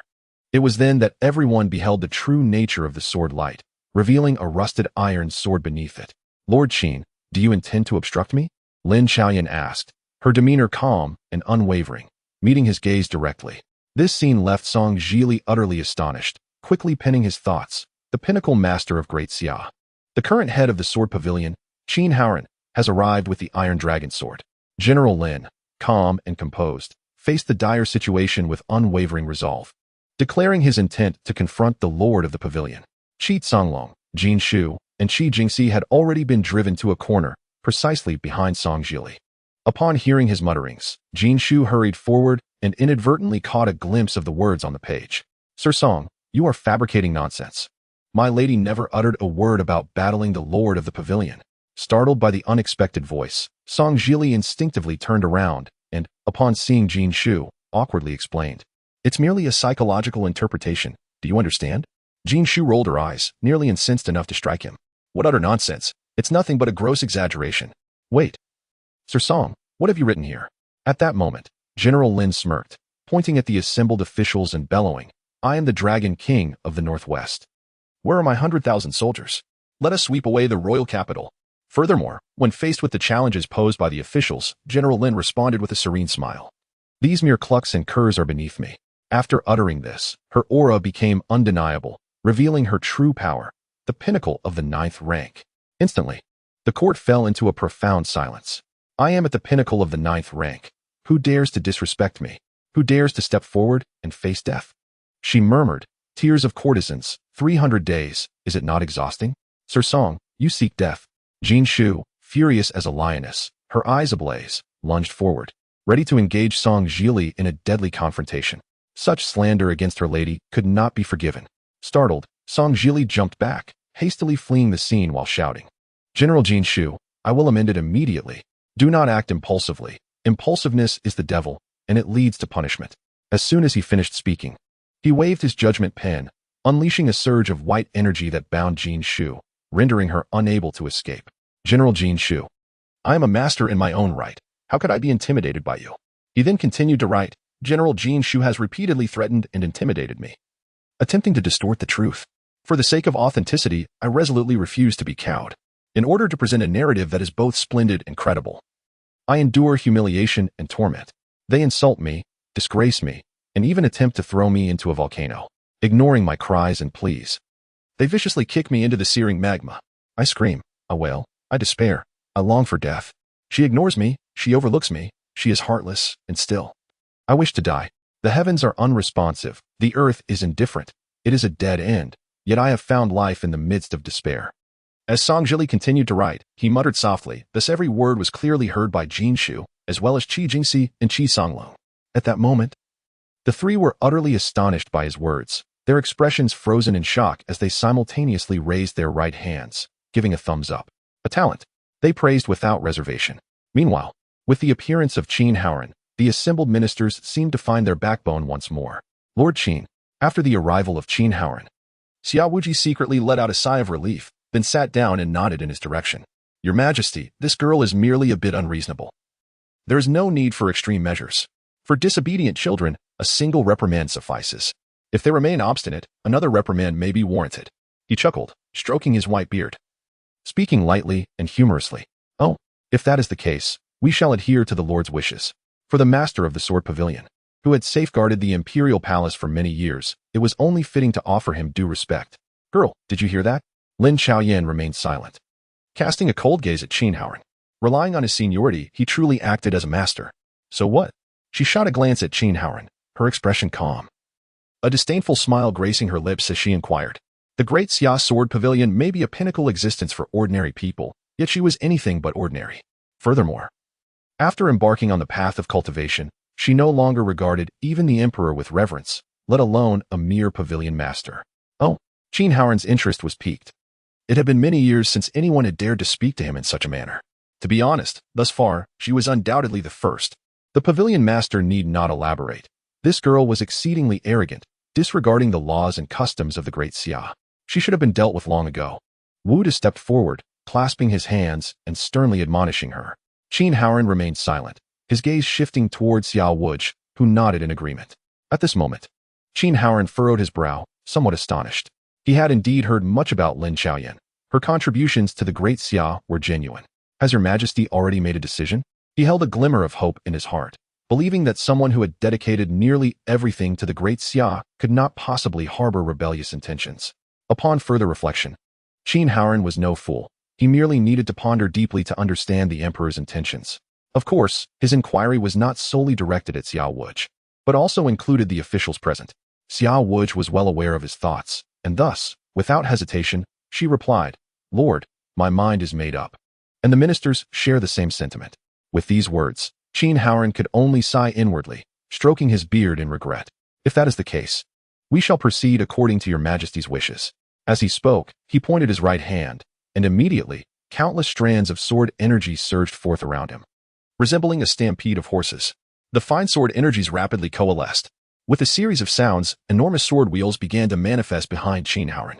In the blink of an eye, 3 colossal sword wheels appeared, continuously rotating. The terrifying sword energy rippled outward from the wheels, causing many to feel a sense of suffocation. The renowned sword immortal, Master Qin, had finally made his move. Song Zhili was slightly taken aback, but not for long. He quickly resumed his writing. Clearly, at this moment, Qin Haoran's strength only elicited a momentary surprise from him. Chapter 119. This power rivals that of a sword immortal. Girl, it is inappropriate to fight within the hall. Come out and face your punishment. Qin Haoran's figure flickered, leaving behind a series of afterimages. His true self had already materialized above the plaza outside the hall. Being struck? Old Qin, does he not fear the repercussions of his grandiloquence? Lin Xiaoyan scoffed with disdain, turning her head to cast a cold glance at the imposing Xiao Wuji above. With measured steps, she exited the Shuntian hall. The ministers, their expressions filled with curiosity, hastened to follow suit. Father, what shall we do? Even Master Qin has emerged. Qi Jingxi inquired softly, concern etched in her voice. At this moment, I am at a loss as well. If your grandfather were present, perhaps he could offer some counsel. Alas, he is not attending court today. Qi Songlong replied with a wry smile, utterly uncertain of how to navigate this situation. Master Qin was a being of sword immortality. Among the gathered, none could possibly rival him. Little ancestor, having accompanied General Lin for many years, do enlighten me. What is her true cultivation level? Despite all this, he remained oblivious to Lin Xiaoyan's genuine prowess. I do not know, she replied, her face innocent as she shook her head. If it were before, I might have gleaned some insight into the general's cultivation, but ever since she was struck by the Huawu powder last time, she has become increasingly enigmatic. It is said that in just 7 days, she will lose all her cultivation due to the potent poison. Yet previously, I witnessed her dispatching a 9th-rank expert with a mere single strike. Not long ago, even Huang Tianhu, a consummate 9th-rank master, fell in just 2 moves. You do not know? How could you not know? Father, I truly do not know, she replied, her large, watery eyes betraying a naive innocence, exuding both helplessness and exasperation. Outside the Shuntian hall, high above the plaza, Qin Haoran stood resplendent in white robes, hands clasped behind his back, resembling an ethereal immortal. Behind him, 3 colossal sword wheels spun rapidly, emanating a fierce and domineering sword energy. Standing there, the surrounding void seemed to bear an inexplicable weight, accompanied by the sharp sound of friction echoing through the air. On the ground, Lin Xiaoyan, clad in armor as pure as snow, stood quietly, devoid of any martial aura or literary resonance. Yet, even so, no one dared to underestimate her. Not long ago, even a 9th-rank consummate master had been severed by her single strike. Master Qin, who has provoked your ire to such an extent? At that moment, a hoarse, aged voice resonated, though its owner was not yet visible. In the next instant, at the entrance of the palace, a robust elder clad in a black robe, with gentle yet wise features, stepped forward. Strangely, despite being 1,000 meters away, he seemed to traverse the distance in a mere stride, appearing as if he flickered like a specter. How could the dean of the Martial Arts Academy be here? Song Zhilai's expression showed slight surprise, clearly taken aback that even he had been stirred. With the arrival of Dean Chen, it was likely he had come to question General Lin's actions, disapproving of her conduct. Do not speak nonsense. As one of the intrinsic pillars of the Great Xia, Director Qin naturally came to uphold the imperial authority. His arrival also stirred Master Qin. Both he and General Lin could indeed be regarded as the foremost figures in Great Xia. A few ministers whispered among themselves, exchanging furtive glances. In the next moment, Qin Fanfan appeared beside them, his countenance warm and amiable as he remarked, "Gentlemen, one must refrain from speaking ill of others in broad daylight, lest one be met with retribution on a darkened path. Do not cast unwarranted aspersions upon this old man. Greetings, Director Qin." The ministers awkwardly smiled and hurriedly bowed. All aware of their origins from the martial arts academy, and despite their current status, they could not escape the lingering sense of oppression from their past. Director Qin had indeed arrived. Xiao Wujing nodded respectfully towards him. "Your Majesty," he acknowledged before turning to Lin Xiaoyan with a jovial grin. "Child, you truly know how to stir trouble. Even Master Qin is incensed.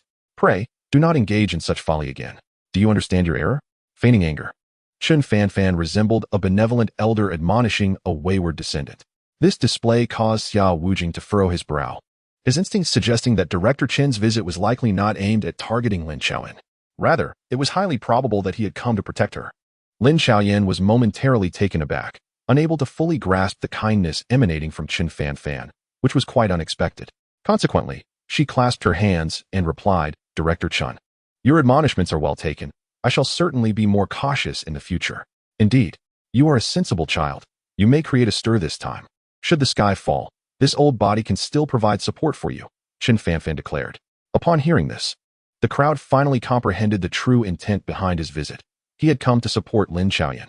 Qin Haoran was equally astonished by Qin Fanfan's words, unable to fathom that he had come to shield Lin Xiaoyan. "Old man Qin, what do you mean by this?" Master Qin inquired. "You tend to your own affairs and leave me be. That girl Mingwei, you know well that I am powerless to assist." He shrugged, spreading his hands, his kind visage betraying a sense of helplessness. "Mingwei? The sixth princess?" The crowd suddenly realized that Director Qin's presence was to protect General Lin at the behest of the sixth princess. It was well known that the sixth princess, Xia Mingwei, had entered the martial arts academy years ago. It was said that upon her arrival, she exhibited remarkable talent in cultivation. Within merely 6 months, she had ascended from a complete novice to a 6th rank martial cultivator. By coincidence, during her breakthrough to the 7th rank, she encountered a senior brother at a critical juncture and, influenced by a trace of literary energy, unexpectedly stepped into the realm of literary cultivation, achieving the status of a scholar. Thereafter, she became the only dual-talented prodigy within the martial arts academy, even garnering the attention of Director Qin Fanfan, who subsequently took her as his closed-door disciple. Upon realizing that Director Qin had been summoned by his own daughter to protect Lin Xiaoyan, Xiao Wujing's fists clenched instinctively, his gaze flashing with a fierce intensity. What intentions does the sixth princess harbor? Upon reflection, he immediately recognized that the situation was likely far more complex than it appeared. The sixth princess? On Lin Xiaoyan's exquisite visage, a smile of newfound understanding emerged. It seemed that the letter she had received not long ago had made its way to her. Otherwise, it would be inconceivable for Dean Shun to be invited. "Dean Shun, I have received the goodwill of the sixth princess, and I am well aware of her intentions. However, these matters do not require your intervention at present. Since Lord Qin is determined to engage in a duel with me, I shall not decline the challenge." Upon finishing her words, she stepped forward, and golden energy surged forth beneath her feet, lifting her gracefully. "Oh!" Qin Fanfan, who had intended to say more, gasped in astonishment at the golden light emanating from her feet. The sheer force was unimaginable, even as a consummate innate realm master. She had never encountered such overwhelming and tyrannical power. It surpassed the innate purple qi unique to her realm. When had this young lady of the Lin family cultivated such bizarre martial energy? No, this power did not appear to be martial energy at all. It was perplexing and formidable. With a furrowed brow, she shook her head in confusion, utterly baffled by this strange yet powerful force. "You little girl, unaware of the vastness of the heavens and the depths of the earth, behold my mighty sword, Aura." Qin Haoran spoke little, his sword pointing directly at Lin Xiaoyan. In an instant, countless strands of sword qi erupted from all directions, akin to a vast ocean. The oceanic sword qi swiftly coalesced into a magnificent white dragon.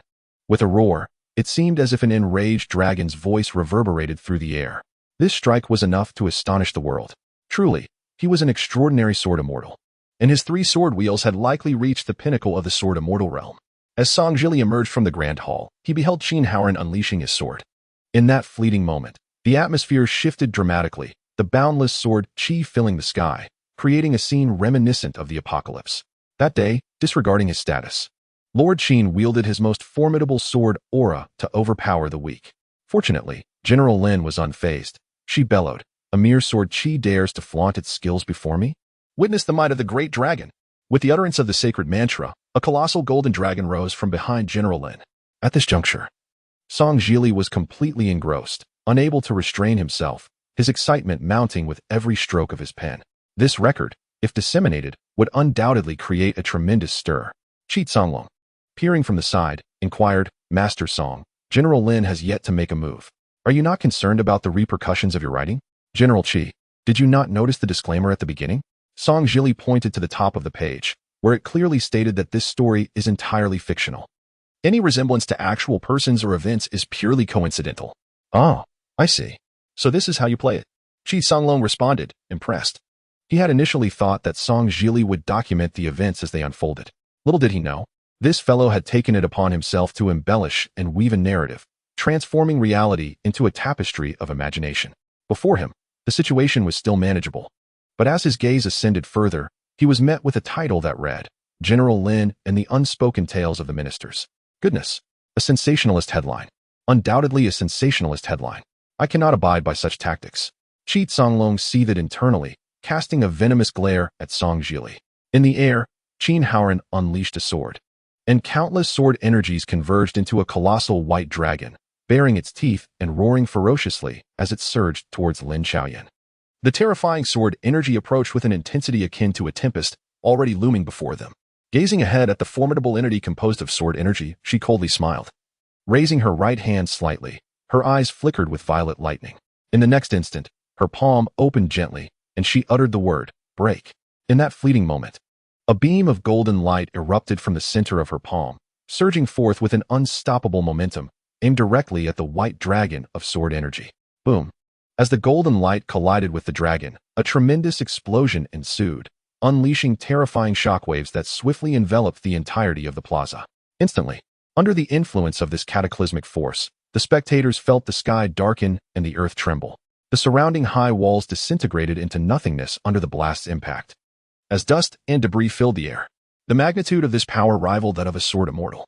Both Song Zhili and Qin Fanfan gasped simultaneously, their voices trembling with astonishment. Meanwhile, Qin Haoran remained suspended in midair, his enormous sword wheel rotating incessantly behind him, emitting a series of sharp clicks. His pupils contracted suddenly, his expression one of disbelief as he grappled with the reality. Had she truly blocked it? Chapter 120. Who else remains? Click, click, click. The three massive sword wheels spun rapidly, producing a cacophony of piercing sounds. The sword energy ravaged the surrounding space. Qin Haoran's eyes widened in shock, maintaining his sword point forward, utterly forgetting to retract it. He was astonished beyond measure. The colossal dragon formed from countless sword energies. Even at the mid-stage of the innate realm, or even at its pinnacle, would be severely injured by such a strike. She had defended against it? By what means could she have done so? Was it possible that her strength had surpassed the innate realm? Impossible. How could a mere girl exceed such a level? Hiss. If not, could there be someone covertly protecting her? Ah, if that were the case, it would make sense. Wait, that force seemed to emanate from her. In the blink of an eye, countless possibilities raced through Qin Haoran's mind, yet he dismissed them one by one. What? Is the esteemed Qin sect leader surprised? Lin Xiaoyan slowly retracted her hand, standing proudly in midair. The wild winds billowed her crimson cape, rendering her dazzling in that moment. It was said that women were inferior to men. Perhaps Qin's sect leader had been constrained by such a notion. Indeed, as this thought crossed his mind, both Qin Haoran and the assembly of ministers below finally regained their senses. Indeed, they may be confined by the notion that women are inferior to men, which leads them to doubt and question Lin Xiaoyan's displayed prowess. Well said, a group of narrow-minded individuals. In this modern age, they still cling to such gender discrimination. Since the establishment of the dynasty, there has only been a distinction between civil and martial arts, with no division between genders. In the face of absolute strength, all are equal. Qin Fanfan shouted at the top of his lungs, as if afraid others could not hear him, expressing his sentiments with fervor. It is indeed necessary to correct those with myopic views. Old Qin, you. Qin Haoran suddenly felt exasperated. He had never belittled women. Lin Xiaoyan's gaze was icy, and she pondered, are we still going to fight? Yes. I cannot believe you are truly so formidable. As the leader of the Great Xia Sword Pavilion, having gained fame for decades, you cannot even handle a little girl. I refuse to accept this. Furthermore, for sword cultivators, once the sword is drawn, it is either a matter of life and death or a contest of superiority. At this moment, the outcome has yet to be determined. How could he possibly withdraw? Lin girl, be cautious. I intend to be serious. As he finished speaking, whoosh, the iron dragon sword swiftly flew into his hand, gripping the hilt firmly. Boom. A wave of sword energy erupted, seemingly capable of crushing the surrounding space. In an instant, it enveloped the entire palace square. Crack, crack, crack. The speed of the three sword wheels accelerated dramatically, spreading a terrifying and domineering aura. The white light emitted from the sword wheels shone like a blazing sun, making it difficult to gaze directly at. I possess a righteous spirit, capable of discerning loyalty and treachery, vanquishing evil. With righteousness in my heart, I wield the sword of justice. The mighty sword energy transforms into myriad beasts. The sword moves with me as Qin Haoran brandishes his sword in midair, swiftly dancing with it. Each horizontal slash, sweep, lift, and cleave releases waves of vast sword energy. As the frequency of his swordplay increased, the onlookers could only see flickering shadows, unable to perceive his true form. Go! A resonant voice echoed as formidable sword energies surged towards Lin Xiaoyan. Roar! The sword energy morphed into a white tiger, lunging forward. Then, a massive white dragon appeared, closely following. Clang! After the tiger and the dragon, a gigantic white phoenix revealed itself. And it was not over yet. Xuanwu, Qilin, Taotai, Azure Sky Python, Black Flood Dragon, fearsome mythical beasts emerged one after another. Like an army charging forth, their momentum overwhelming, all aimed at Lin Xiaoyan. Qin, old fool, have you lost your mind? Dinshin, witnessing the scene, pointed at Qin Haoran in midair, shouting hysterically. Xia Wujia looked on as Qin Haoran unleashed the sword technique that transformed into myriad beasts, his expression brightening with excitement, nearly bursting into applause. To his knowledge, this sword move was the most profound manifestation of righteous sword energy. Before Qin Haoran had ascended to the level of sword immortal, he had once used this technique to slay 3 astonishing sword immortals with a single strike. Now, having long since become a sword immortal, the power of this sword strike could likely obliterate an entire city. Miss Jin Shu felt the overwhelming sword aura, seemingly capable of annihilating everything, and was determined to rush forward to shield her young mistress. Qi Songlong seized Jin Shu's arm, exclaiming in fury, "Have you lost your mind? Approaching at such a moment is tantamount to courting death. Do you wish to throw your life away? General Qi, release me. Even if I must perish, I shall do so in front of my mistress." Upon hearing this, the surrounding officials displayed expressions of astonishment and admiration towards her. Song Jilie, who had been diligently recording notes with his head bowed, instinctively raised it at Jin Shu's words, his judgment pin halted in midair. This girl displayed such loyalty, unafraid of death in her quest to protect her master. Thus, he took up his pen. The shameless Qin Pavilion master, relying on his minor accomplishments in the sword arts, arrogantly bullies the weak, wielding his sword against a girl who has only practiced for a mere decade, unleashing a technique that transforms into myriad beasts, a display of disgraceful audacity, contemptible to the world and intolerable by the heavens. This provoked the young maid to recklessly risk her life to save her master. Witnessing the entire scene, the onlooker, Old Song, resolved to condemn and scorn the actions of the Qin Pavilion master from a humanitarian perspective, vowing to depict him in caricature and trample upon it, placing the figure at his doorstep to be stepped upon with every entrance and exit. After completing his drawing, Song Jilie examined it with great seriousness, nodding in self-affirmation, finding it to be extraordinarily exquisite. Particularly, Old Song, the enthusiastic spectator, made the scene vividly entertaining and delightful. In the air, in the blink of an eye, thousands of exotic beasts appeared as if an army of 10,000 was descending, blocking out the sun and charging towards her with fervor. In response, Lin Xiaoyan smiled serenely, resembling an ethereal fairy, transcending the mundane world. Is this the sword you take pride in? Is this the sword you believe to be invincible? Her tone was calm, neither arrogant nor humble, exuding an air of superiority that left the crowd below in stunned silence. Have you gone mad? At such a time, how can she remain so composed? Could it be that she has been driven to madness by fear? Do you not wish to know my realm of cultivation?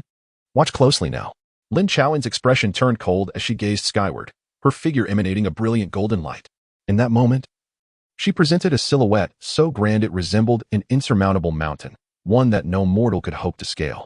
Her words resonated in the ears of the onlookers like celestial music, profound and deafening. Gazing upwards, her beautiful eyes sparkled with white lightning.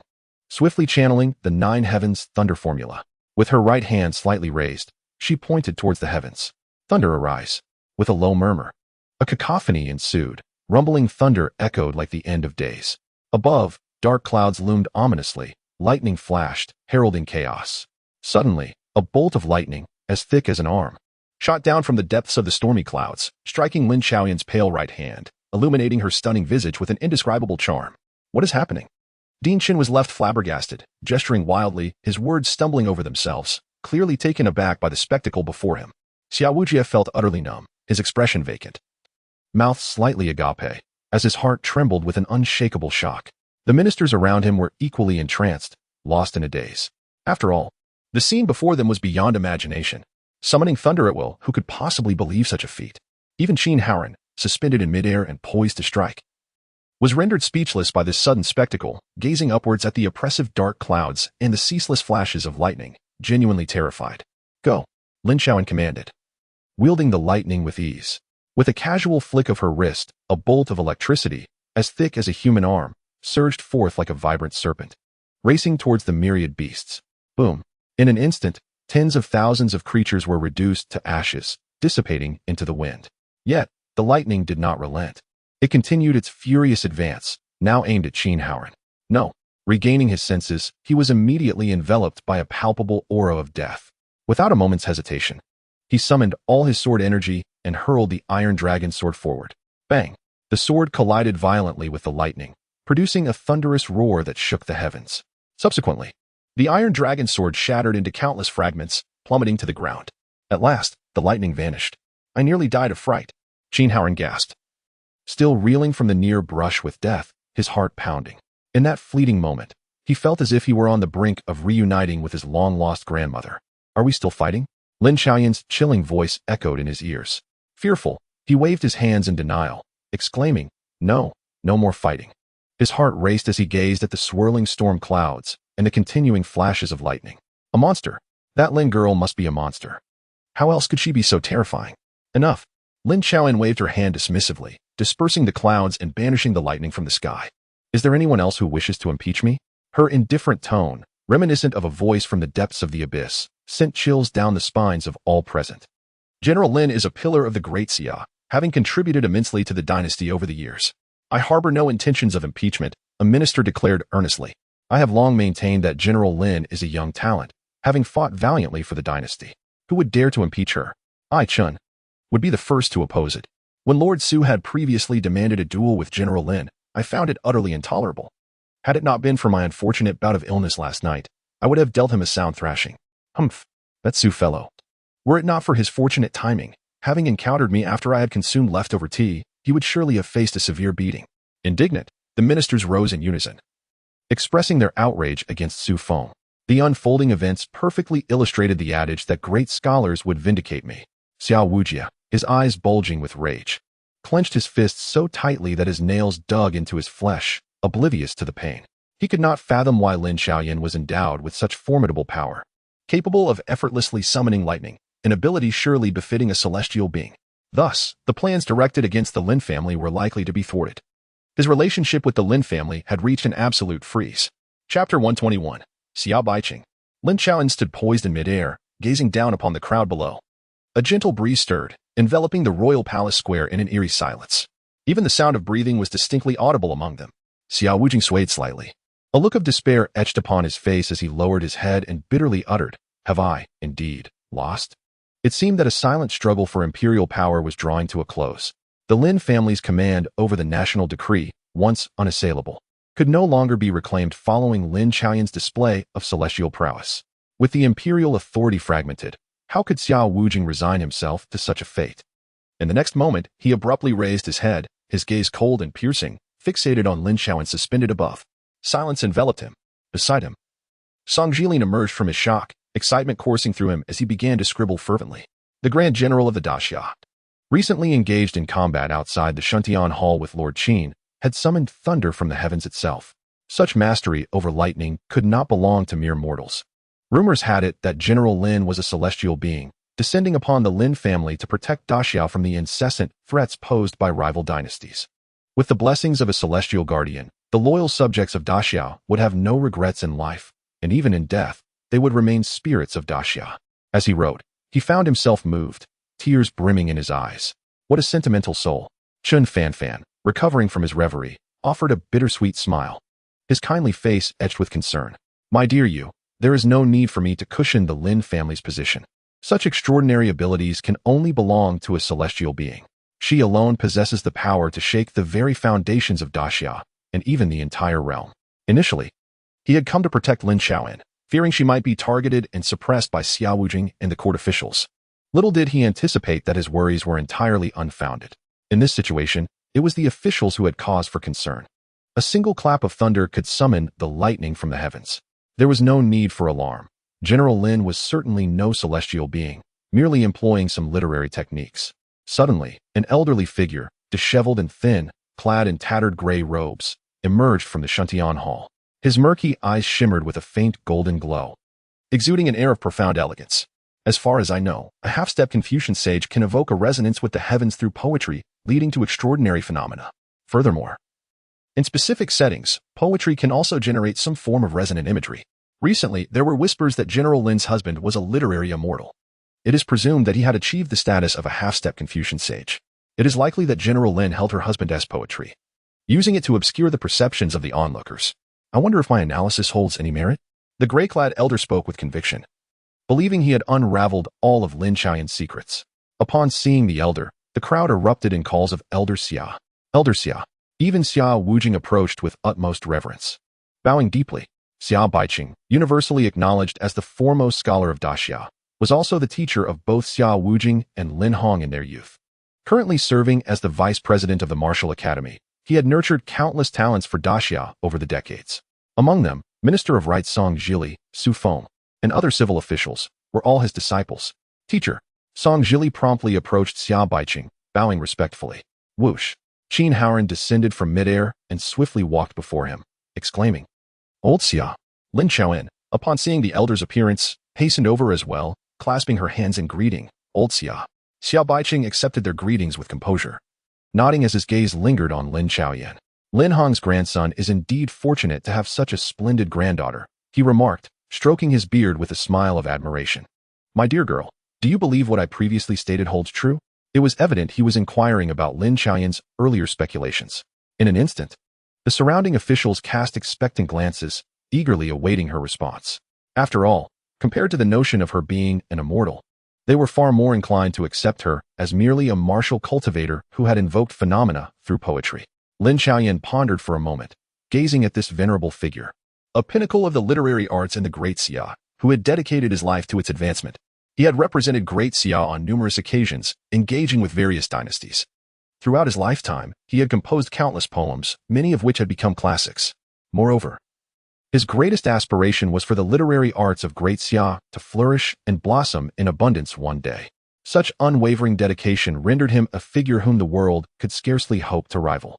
Indeed, the recent thunderstorm phenomenon was indeed sparked by a poem gifted to me by young Master Liu, Lin Xiaoyan confessed, unable to resist a small fib in the presence of this centenarian.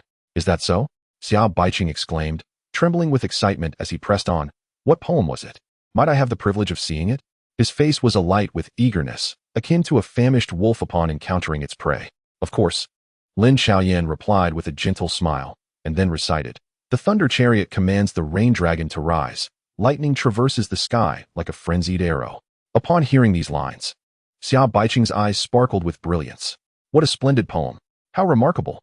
He exclaimed. When savored slowly, it leaves an enduring aftertaste. No wonder it incited the thunderstorm phenomenon. In just 2 lines, it encapsulates the grand momentum of thunder and lightning. Is that truly all? He inquired, feeling there was more to the poem. Lin Xiaoyan smiled ruefully and replied, Young Master Liu penned it in a moment of inspiration. As for whether there exists a subsequent line, I am uncertain. Ah, I see. Xia Baiqing mused. Though only 2 lines, their profound meaning undoubtedly evokes phenomena. Just as I suspected, your husband is indeed a remarkable talent, his literary achievements already rivaling my own. He nodded approvingly, feeling gratified that the literary arts of Great Xia had finally produced such a rare talent. The future indeed looked promising. It was revealed that the thunderstorm phenomenon had been instigated by this young lady's poetry. Qin Haoran, suddenly enlightened, naturally harbored no doubts about old Xia's words. If he stated that it was the poetry that incited the phenomenon, it must surely be so. Coupled with Lin Xiaoyan's affirmation, there was no room for skepticism. Be sure to bring that young man to see me when you have the chance. With such talent, I believe he can tread further along the path of literature. In the future, should the opportunity arise, I shall certainly take young Master Liu to see you. Unable to refuse, she reluctantly nodded in agreement. At this moment, Xiao Wujie learned of Lin Xiaoyan's previous tactics, which were incited by poetry. And he gradually found his inner calm. With this newfound tranquility, his apprehension towards the Lin family deepened. He had never anticipated that Liu Ziyan would achieve such remarkable success, comparable to that of the esteemed elder Xia. Consequently, the Lin family felt an urgent need to eliminate him, and it must be done swiftly. Certainly before Liu Ziyan returned to the capital. Otherwise, should he meet elder Xia, unforeseen troubles may arise. Wujie, come with me. I have matters to discuss, Xia Baiqing said as he approached Xiao Wujie, firmly grasping his wrist and pulling him towards the Shuntian Hall. The remaining officials turned their gazes towards Qin Haoran, curious about whether he would take further action now that they understood Lin Xiaoyan had merely drawn upon poetry to invoke such phenomena. Young Lady Lin, the emperor has been taken away by elder Xia. We should leave as well. Chen Fanfan was resolute in his intention to protect her and thus proposed. At that moment, outside the palace, Lin Xiaoyan keenly sensed the presence of several ninth-tier auras emerging. She cast a deep glance in the direction of the Shuntian Hall and, refusing to comply, said, Director Chen, please assist in escorting Jin Shu and the young lady from the Qi family away. Miss, you must be cautious, Jin Shu remarked, her delicate face filled with concern. General, are you not coming with us? Qi Jingxi, still unaware of the unfolding events, inquired curiously. Little ancestor, let us depart. If we delay, it may be too late. Qi Songlong, sensing the gravity of the situation, hurriedly urged Qi Jingxi to follow Chen Fanfan. Before long, the officials departed en masse, leaving only Lin Xiaoyan and Qin Haoran behind. Have you sensed it? Qin Haoran gazed towards the palace exit. Lin Xiaoyan remained silent, her beautiful eyes fixed on the palace entrance, where legions of soldiers awaited behind the towering walls. The emperor has grown old. He cannot rest easy without reclaiming the state order. He simply does not trust the one he has chosen. Young Lady Lin, the world is as it is. The emperor is the sovereign, while your Lin family is merely a subject. I understand, which is why I have returned. Did I ever consider that I would not be able to leave? I have ample confidence in my own abilities. With that, she stepped resolutely towards the palace exit. Youth. Confidence is commendable, but you are unaware of the profound depths of the Great Xia. Qin Haoran mused, watching her receding figure. Chapter 122, A Colossal Creature. Depths? Perhaps. As the saying goes, never underestimate anyone. Even an ant may one day touch the heavens. Hearing Qin Haoran's words clearly, she paused momentarily, anticipating that day to come. It will not be far off, I believe. With that, she continued towards the entrance. Qin Haoran gazed intently at her fading silhouette, and in the next moment, his figure flickered and vanished from sight, reappearing outside the palace. Gazing intently at the passage before him, Qin Haoran observed the 12 arches that stood in his way.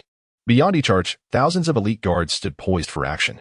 This elite guard, a unique military force, was tasked with safeguarding the tranquility of the imperial palace. Comprising a total of 50,000, each member possessed a strength level of at least the 8th rank. Only those who reached the 9th rank could ascend to the position of a small captain, commanding 500 soldiers. Mid-9th rank individuals served as mid-captains, overseeing 5 small captains and 2,500 elite guards. The late 9th rank designated one as a grand captain, who managed 2 mid-captains and 5,000 guards. The pinnacle of the 9th rank was the leader of the elite guards, of which there were 3 in total, 1 chief and 2 deputies. As Qin Haoran emerged at the outermost arch, Gao Shui, clad in gleaming golden armor, with striking brows and a robust physique, stepped alongside him, his expression grave. Lord Qin, he remarked, General Lin is after all a descendant of the Duke. Does His Majesty not fear the Duke of Lin seeking retribution? Mobilizing all the elite guards merely to confront Lin Xiaoyan seems rather excessive. Gao Shui believed this to be an overreaction, yet he understood his duty as a minister was to alleviate the monarch's burdens. Retribution? Qin Haoran cast a sidelong glance at him, then scoffed. His Majesty appears intent on ensuring the Lin family's total eradication. As ministers, we must fulfill our responsibilities. Whether General Lin can traverse these 12 palace gates depends solely on her fortune. Qin Haoran's gaze wandered to the far end of the palace gates. a twinge of regret surfacing within him. Following the recent battle, he harbored considerable respect for Lin Qian's abilities. But Lord Qin, Gao Shui interjected. General Lin has already invoked an anomaly. If you are at ease, it should be noted that such phenomena can only be summoned once. He placed a reassuring hand on Gao Shui's shoulder, offering him a calming glance. Meanwhile, Lin Qian stepped through the first arch.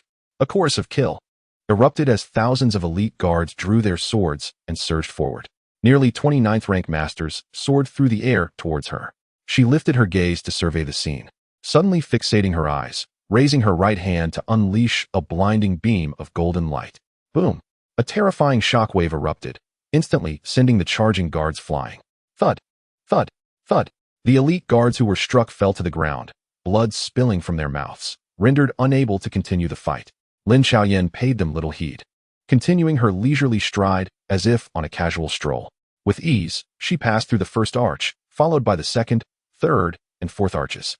By the time she reached the 11th arch, her demeanor remained calm and unruffled. Behind her, the ground was littered with the wounded.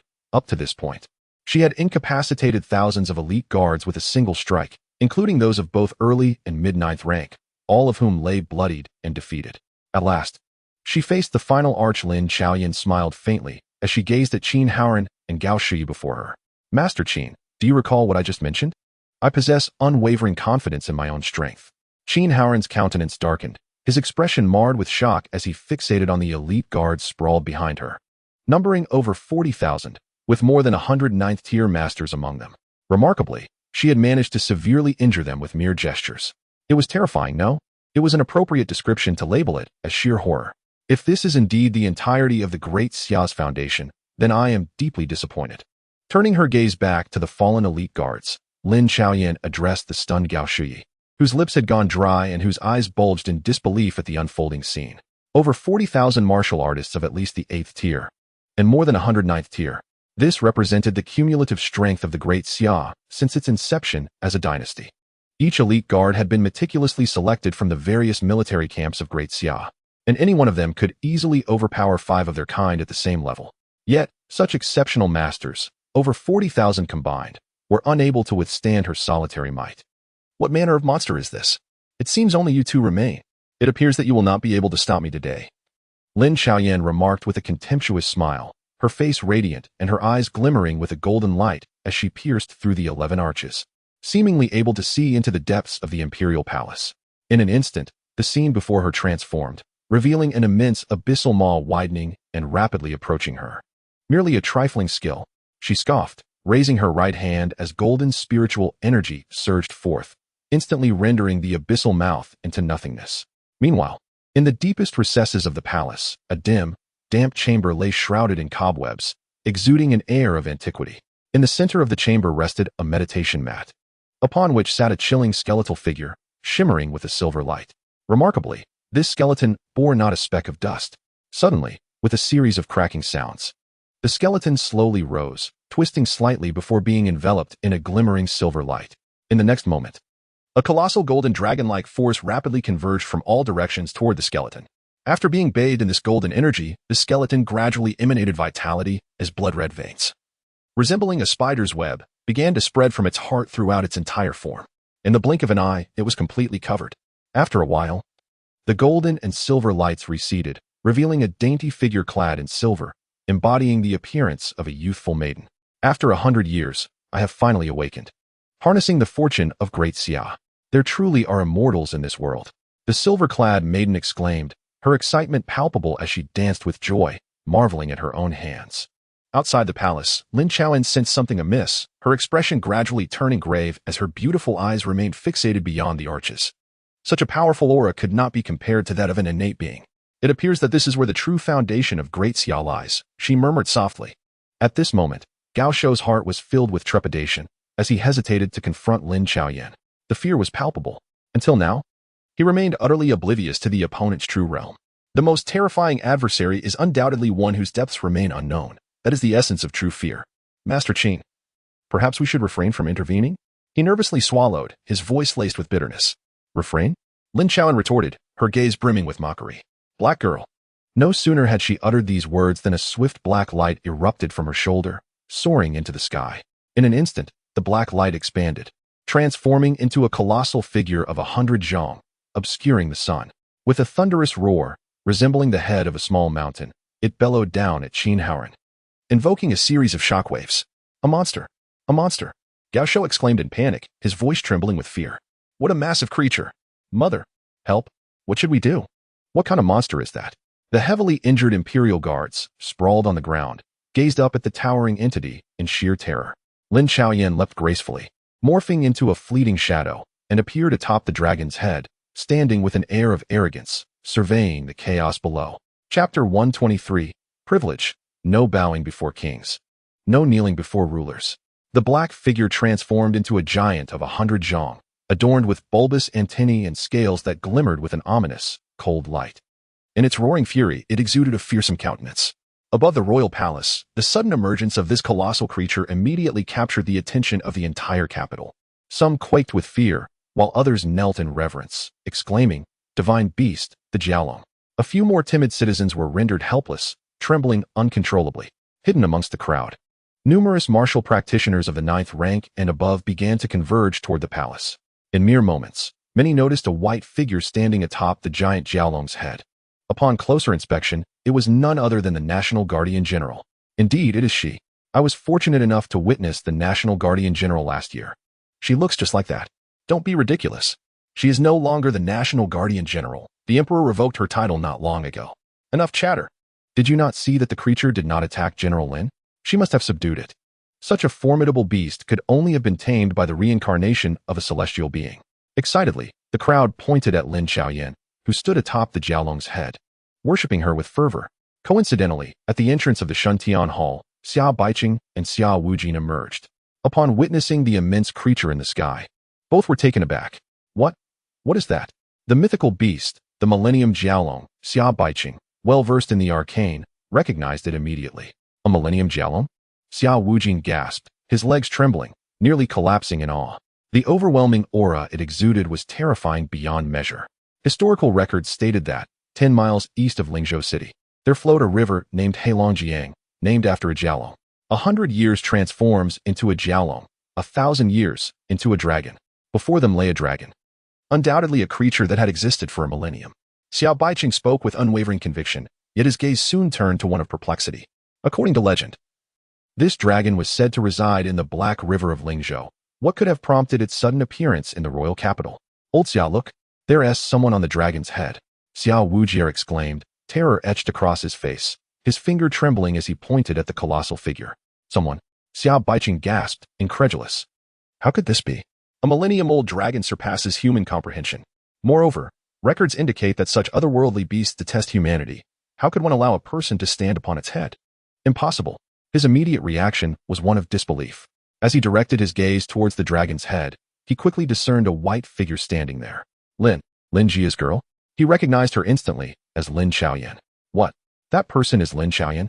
Xia Wujie was nearly rendered speechless, his jaw dropping in astonishment, his breath quickening. How could it be her? In that moment, his mind was a blank slate. Frankly, even the revelation of the millennium-old dragon paled in comparison to the shock and fear he felt now. I am not yet so feeble-minded as to be unable to see. She is indeed the girl from the Lin family, Xia Baiyi retorted, his expression darkening as he glared at Xia Wujie, stroking his beard with a tone of mild anger and firm certainty. No, old Xia, I am not questioning your words. I merely wonder how she could possibly stand upon the dragon's head. He waved his hands repeatedly, denying any doubts about the other's claim, merely expressing his incredulity. In this vast world, there exists an abundance of wonders. Though the otherworldly beasts are fearsome, they possess a spirit of their own. Wait, wasn't it said that Lin Xiaoyan had been in Lingzhou City until recently? Perhaps, by some stroke of fortune, she managed to tame the millennium-old dragon. Suddenly, Xia Baiyi's murky eyes began to glimmer with a burgeoning light, his voice betraying an uncontrollable joy. The true extent of the millennium-old dragon's power remains unknown to this day. If Lin Xiaoyan has indeed tamed it, the implications for the future of the Great Xia would be overwhelmingly favorable. In times of conflict with other dynasties, the presence of such a formidable dragon would ensure invincibility in battle. However, Xia Wujie's heart was fraught with complexity. He found it difficult to accept the reality before him. After all, this was a millennium-old dragon, a beast existing solely in legends. If such a celestial creature could be subdued by her, could it truly be divine will? Was the Lin family destined to survive? No. The power of the Great Xia must remain firmly in the hands of the emperor. At that moment, Lin Xiaoyan, standing atop the dragon's head, radiated a brilliant golden light from behind her, dazzling as the sun and impossible to gaze upon directly. Do not be alarmed, everyone, she proclaimed. I am Lin Xiaoyan, granddaughter of the Duke of Lin, and this dragon is my steed. It poses no threat to you. You need not fear. Today's revelation is born of necessity, as your majesty summoned me back to the royal capital, dispatching 50,000 imperial guards to intercept me. Such actions have deeply saddened me. Thus I have no choice but to reveal my protective measure. I apologize for any inconvenience caused to you all. Lin Xiaoyan spoke humbly and courteously, soothing the emotions of the populace. Simultaneously, they noticed a crucial point, her manner of address, Your Majesty? Clearly, this indicated her refusal to acknowledge Xia Wuji as the emperor. In an instant, both the common folk and high-ranking officials fell into a state of silence. The Lin family has remained steadfast in loyalty to the Great Xia and the dynasty, yet they have faced suspicion, oppression, and even attempts on their lives. The Lin family neither provokes trouble nor fears it, even when confronted by her, who looms above, looking down upon all. With her final words, a thunderclap echoed across the clear sky, sending shivers through the hearts of the people. At that moment, a singular thought occupied everyone's minds: confrontation. The Lin family was poised to sever ties with the emperor decisively, revealing their intentions before the citizens of the capital and the entirety of Great Xia. In such circumstances, how would the Emperor Xia Wuji respond? In a fleeting moment, all eyes turned towards the palace, seemingly awaiting Xia Wuji's reply. Silence, General Lin. Do you not realize these are words of treason? In broad daylight, you dare to be so audacious. What place does this leave His Majesty? What regard for Duke Lin does this imply? I advise you to be cautious with your words. At that moment, an effeminate eunuch, wielding a whisk, utilized his martial energy to relay his words. He reprimanded Lin Xiaoyan sternly, even as he felt a surge of panic within, compelled to demonstrate his loyalty to the emperor. Ladies and gentlemen, General Lin speaks nonsense. Her words are deceptive. If you are a man, charge forth. His sharp voice rang out, loud and filled with fury, aiming to inspire the guards to rush at Lin Xiaoyan, hoping to incite the commoners to revile her. Eunuch Wu, you speak with such righteous indignation. Yet we do not see you charging forth. Gao Shili retorted disdainfully. We are not men, so what is the point of charging? Do not forget, in comparison to you, we lack certain attributes. Eunuch Wu, with an air of nonchalance, shocked everyone with his demeanor. Gao Shili, Qin Haoran, and the 50,000 imperial guards. Oh, how you stoke the flames. Yet when it comes to the charge, you retreat. Many secretly scorned him. At worst, I shall cut tomorrow or perhaps the day after, as I must visit the flower pavilion tomorrow. Ah, men, in the end, are unable to be truly ruthless. Hey. Do not look at me with envy and jealousy. It is merely a matter of an inch or two. A furrowed brow, a clenched jaw, and a closed eye, such a trivial matter. Seeing the disdainful glances from many, Eunuch Wu feigned calmness as he explained. Oh, all the imperial guards, in perfect unison, cast their ill-intentioned gazes at him, smirking in response. What is happening? What is happening? After all, I have experienced the act of slaughtering a chicken without flinching. He hastily covered his mouth, indignantly exclaiming. Ah! The elite guards responded in unison, akin to the comedic banter of a traditional performance. Though there was a hint of pain, it brought an end to his worries. Oh, are you mocking us? Alas! The 5,000 elite guards lowered their heads in feigned sympathy, creating a hilariously absurd scene. It seemed that with just a few short phrases, they encapsulated the unfortunate life of Master Wu. Even Qin Haoran, a person of remarkable composure, struggled to suppress his laughter. His lips twitched uncontrollably, yet he maintained his restraint. It was simply too ludicrous, especially the self-inflicted humiliation of Master Wu. Get lost, until Xia Wuji glared at him, gritting his teeth and shouting. Only then did Master Wu, with a haughty snort, pout and step aside. What do you intend to do? Xia Wuji, suppressing his fury, clenched his fists tightly, oblivious to the pain as his nails dug into his flesh, drawing blood. Rage. Unbridled rage. However, he had not lost his reason. He was acutely aware that the current situation compelled him to concede, regardless of Lin Xiaoyan's personal strength. The mere presence of a millennium-old dragon was enough to instill dread in him.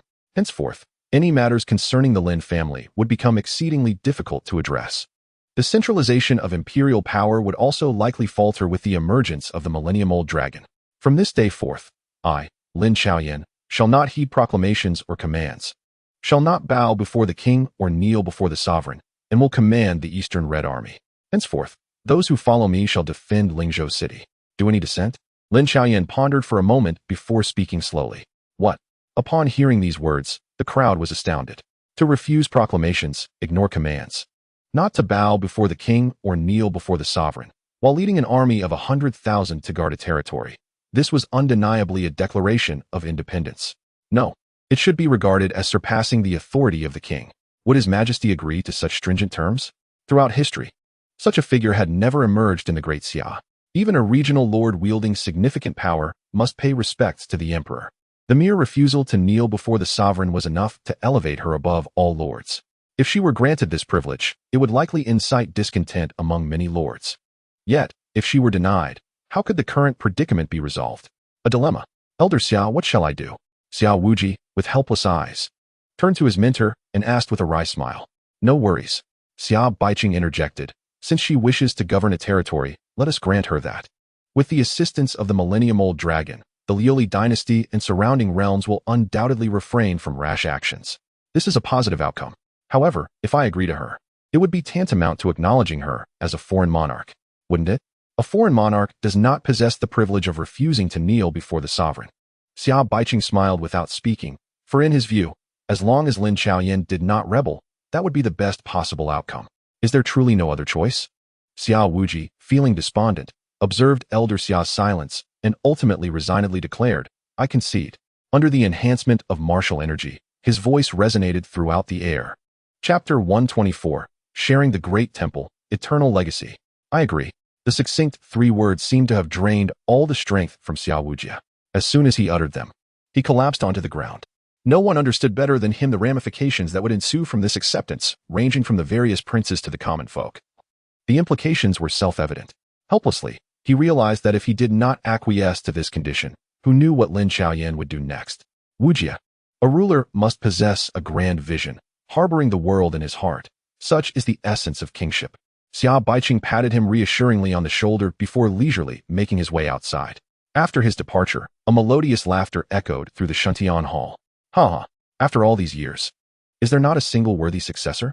Upon hearing this, Xia Wujia was taken aback, hastily rising to rush into the main hall. There, he beheld a barefoot maiden clad in silver, seated upon the golden dragon throne. Her skin was as white as snow, her beauty ethereal, she radiated an otherworldly aura, exuding unparalleled majesty as she sat, resembling an emperor in her demeanor. "Who are you?" he demanded, pointing angrily at the silver-clad girl. "Take a closer look. Do you not recognize who I am?" As she stood, a scene of terror unfolded before Xia Wujie. Though her delicate feet, resembling white lotus blossoms, appeared pristine and enchanting, they did not touch the ground. It was as if she were hovering in midair. "Your Majesty?" The title struck him with astonishment, beads of cold sweat forming on his brow. He took a few steps closer for a better examination. In an instant, that flawlessly sculpted visage sparked a sense of familiarity. The ancestral temple. Indeed, in the temple's center hung a portrait of a young girl, exactly resembling the one before him. This portrait belonged to the illustrious ancestor of the Xia family, Xia Shi, who had flourished 8 centuries ago. "Are you the venerable ancestor Xia Shi?" "Indeed, it is I.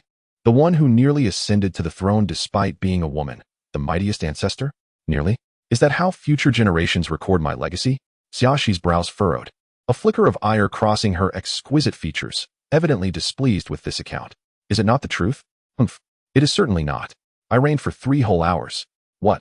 3? Just 3 hours? Not 3 years, 3 months, or 3 days. 3 hours. Even eunuchs do not serve for such a brief duration." Could it be that the unofficial histories were accurate? The ancestor had briefly occupied the throne, inciting the wrath of Emperor Zhao, who subsequently issued a decree for her execution. Xia Wujie recalled a fragment he had once read in an unofficial history, detailing the chaos that ensued after the ancestor ascended to power, only to be ambushed by the Grandmaster Yuan, resulting in her wounding and forced retreat, thus allowing that scoundrel Xia Fan to seize the throne. As she spoke, her gaze began to scrutinize Xia Wuji with great attention. In a moment of daze, she surprisingly discovered that the person before her bore some resemblance to the Xia Fan of yore. Xia Fan? Who is that? He was filled with confusion and had never heard of such a figure. "You are the descendant of Xia Fan," Xia Shi suddenly said, her beautiful eyes narrowing, a chilling aura enveloping the entire hall. In an instant, Xia Wuji felt as if a thorn had pierced his back, falling silent as if struck by frost. "Rest assured, Xia Fan is my dear nephew. We are all family." as her gaze remained fixed upon him. She was astonished to find that he seemed unfamiliar with the name Xia Fan. You do not know Xia Fan? Ancestors, I truly do not know who Xia Fan is. What? Xiaoxi's pupils widened suddenly, her expression gradually turning fierce. How could you not know? 800 years ago, he conspired with General Yuan to seize the throne from me. Suddenly, a flicker of doubt crossed her beautiful eyes, and she angrily commanded, "Take me to the ancestral temple." Of course, ancestor. However, as Xia Wuji took 2 steps outside, he pointed toward the exit, for Lin Xiaoyan was still present. Thus, he felt an urge to request the ancestor's intervention to subdue that individual. Enough with the nonsense. Let us go to the ancestral temple.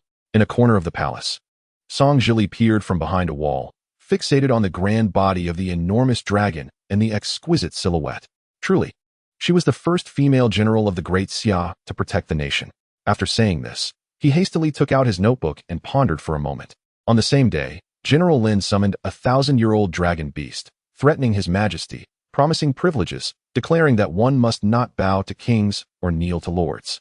This was tantamount to acknowledging her as a ruler of a foreign lineage, commanding an army of 100,000 Eastern Red troops. A woman who does not yield to men. The first queen of the Great Xia, deserving of reverence in the temple. Her deeds would be recorded in history, echoing through the ages. After finishing, he added the words written by the Minister of Rites, Song Zhili, at the end. In the air, after receiving Xia Wuji's consent, Lin Xiaoyan soared atop the dragon above the Duke of Zhen's residence. Along the way, the common folk bowed in reverence until she vanished in the direction of the Duke's residence. In the hall, Lin Xiaoyan held a teacup, leisurely savoring the tea. Jin Shu and Qi Jingxi rushed in, their expressions animated. "Miss General," they exclaimed as they entered. She set down her teacup and replied with a gentle smile. Jin Shu, immediately write a letter to inform grandfather of everything happening in the capital. By the way, send another letter to young Master Liu, assuring him that all is well in the capital and he need not concern himself with anything else. He should proceed with his endeavors without restraint. I will take care of everything. Jin Shu hurriedly responded, "Understood, miss," and promptly exited the hall. "General, my grandfather and father have said that from now on, our Qi family will always stand by your side." Qi Jingxi, recalling Lin Xiaoyan's spirited demeanor as she rode the dragon through the skies, felt a surge of excitement within her heart, coupled with a tinge of envy.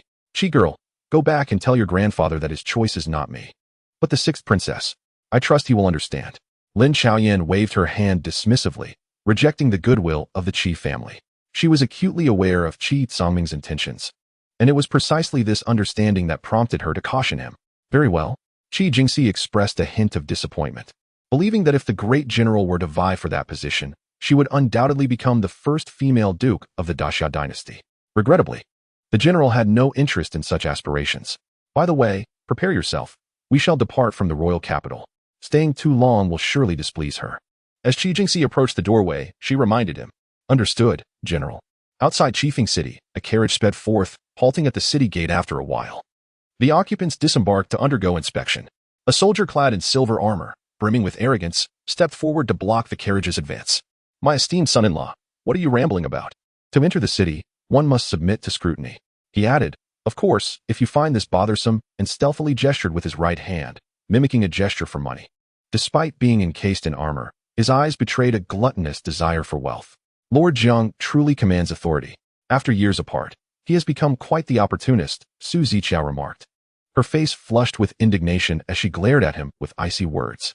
Upon hearing this, the silver-armored soldier finally turned to her, and upon closer inspection, his expression shifted. "Miss, is it truly you?" Jiang Yuanfeng stammered, his voice trembling with a hint of joy.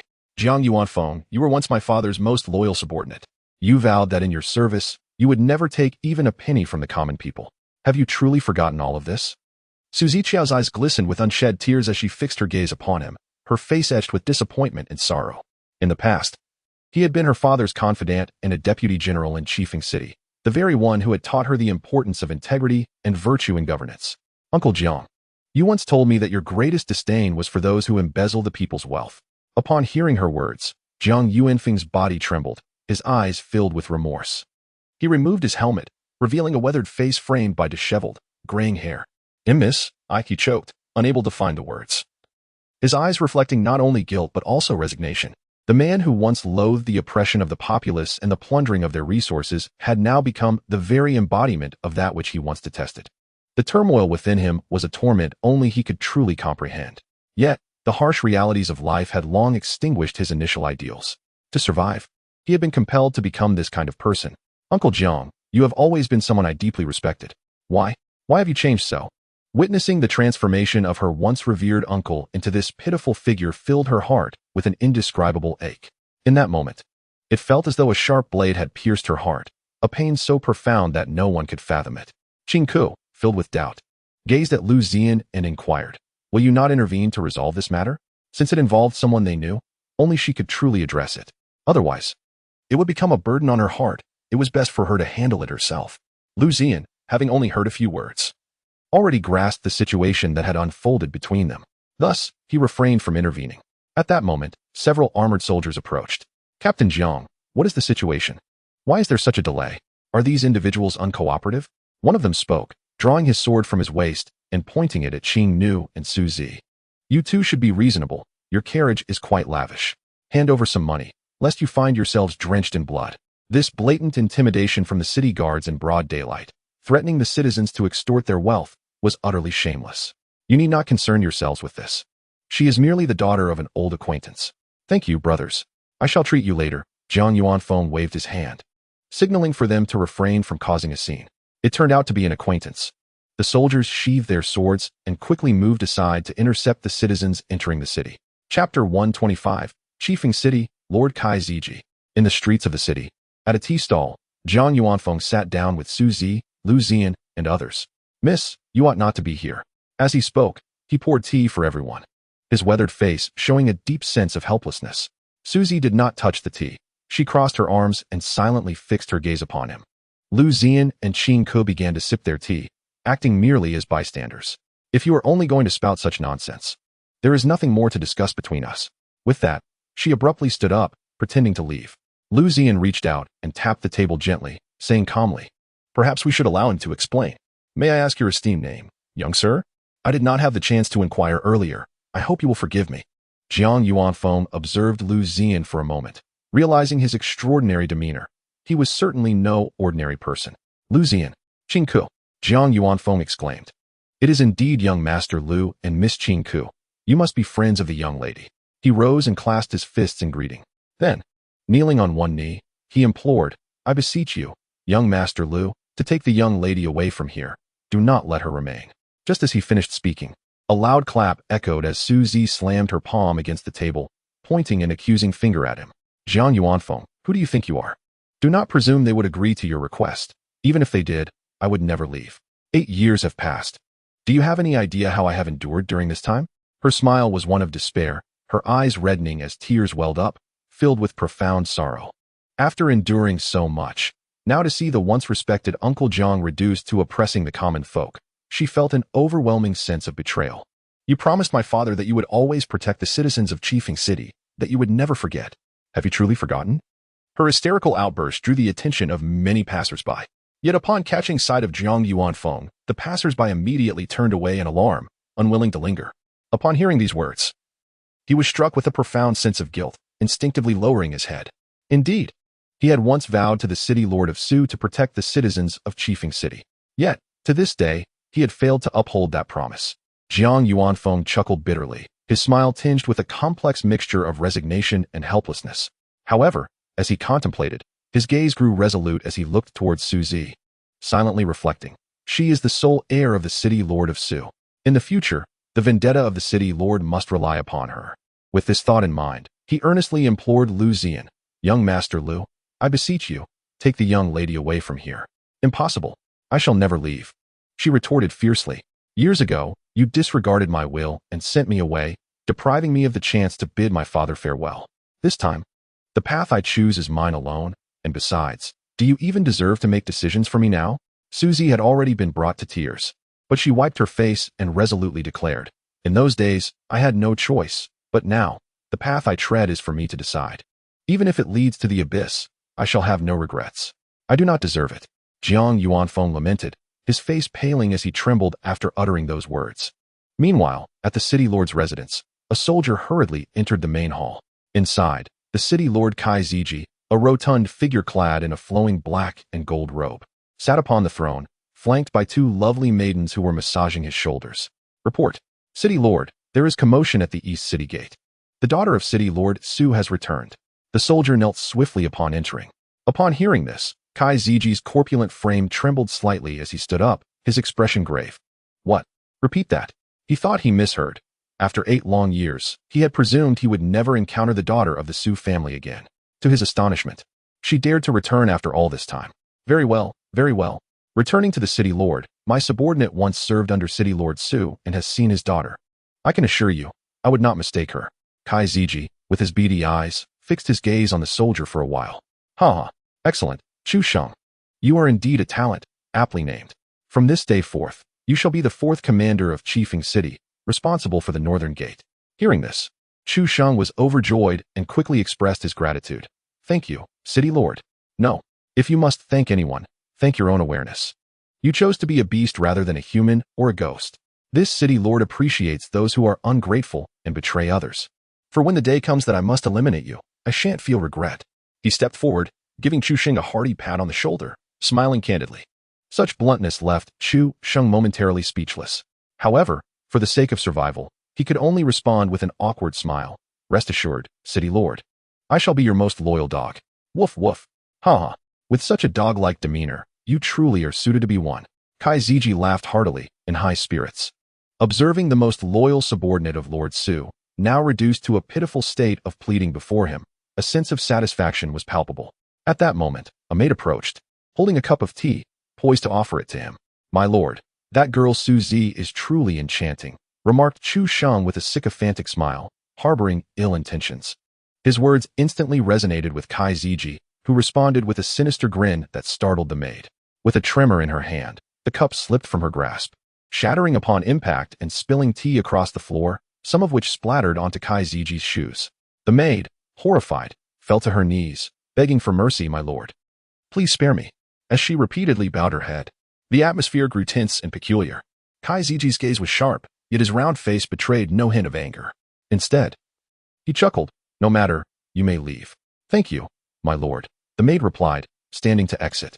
However, just as she reached the threshold, Kai Ziji's expression twisted. His eyes filled with malice as he unleashed a claw-shaped burst of energy. Bam! The force pierced through the maid's chest, killing her instantly. The sudden turn of events left both Chu Sheng and the remaining maid trembling in fear. This lord only takes lives. Mercy is not in his nature. And mistakes bear consequences. In the outside world, one must not easily place trust in others, for the notion of trust between people is but a fade.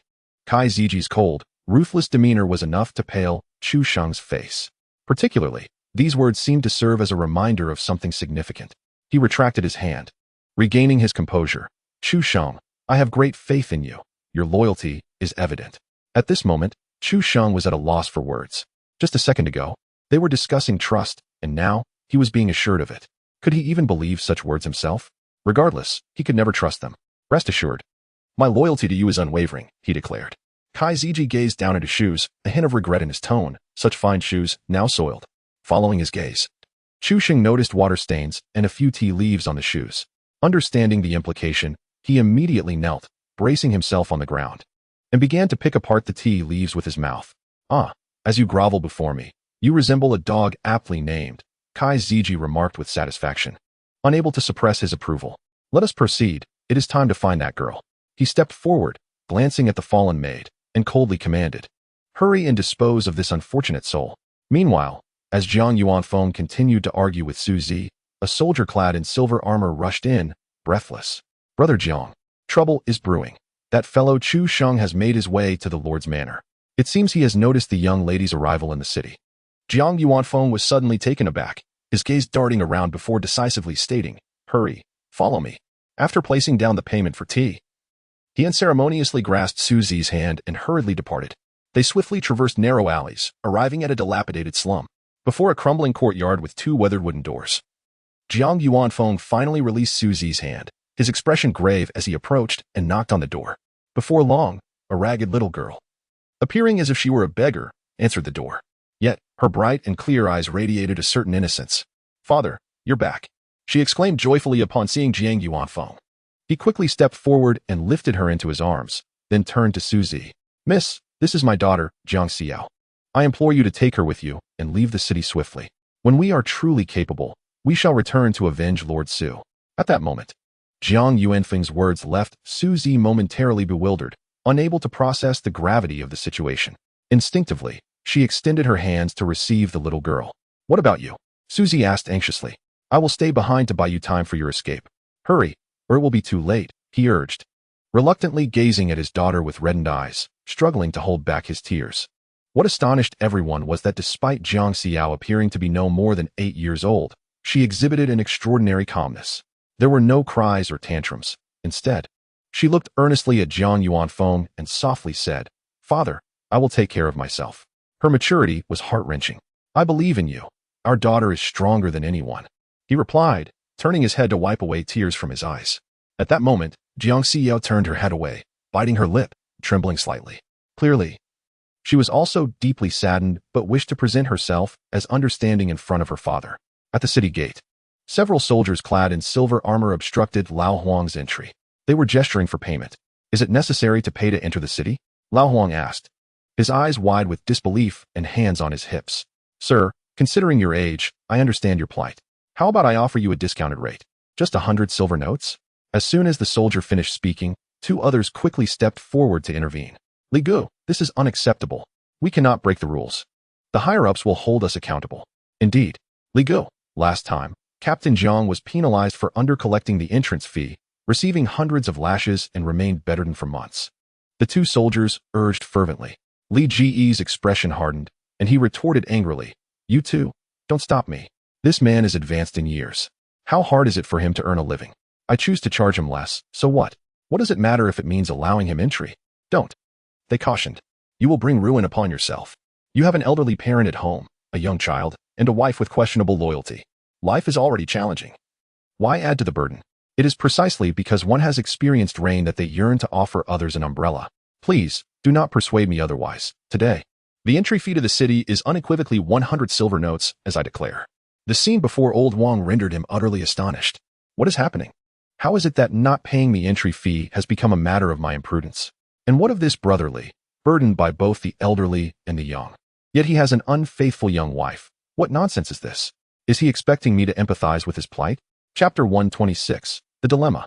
What a grand performance. Life is akin to a play, reliant entirely on one's acting prowess. Old Huang observed the theatrics of those present, nearly inclined to give them a thumbs up. Is this a request for an entry fee? No. It is undoubtedly a way to distribute benefits to their families. 100 silver notes. What is that? No. It is merely their performance fee. Even the soldiers guarding the city gate are putting in such effort. I must reflect deeply on whether I have truly strived over these many years. He was profoundly moved by the display before him, unable to restrain himself, and began to fumble in his pocket. Then, with an awkward expression, he addressed them softly. I'm afraid I have no money on me. I sincerely apologize. Perhaps you could allow me entry first, and I can repay you once I locate my friends? No money? Meanwhile, at the earthen courtyard, Suzy's expression was icy as she set Jiang Xiao down. This time, I have returned solely to avenge my father. As for your daughter, you may handle that yourself. Gently pushing the young girl away. Revenge? Jiang Yuanfeng had not anticipated that Suzy's return was driven by a desire for vengeance. Just how could these few individuals seek to confront the lord of a city? Such thoughts are utterly fanciful. Not to mention that Kai Ziji herself is a martial artist of the 9th rank, and within the city, there are nearly 100,000 city guards, alongside countless 6th and 7th rank martial practitioners. My lady, this matter cannot be resolved with mere whim. I advise you to take your friends and depart immediately. He clearly doubted that Su Zi and her companions possessed the capability to confront the city lord. What sort of person could possibly contend with your city lord? Liu Ziyan inquired with curiosity.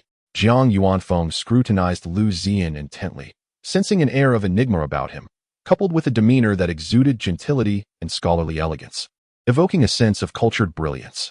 Thus, without a moment's hesitation, he responded, "Only a preternatural expert can suffice." This statement was abundantly clear. Without a preternatural expert to lead, it would be impossible to contend with City Lord Kai.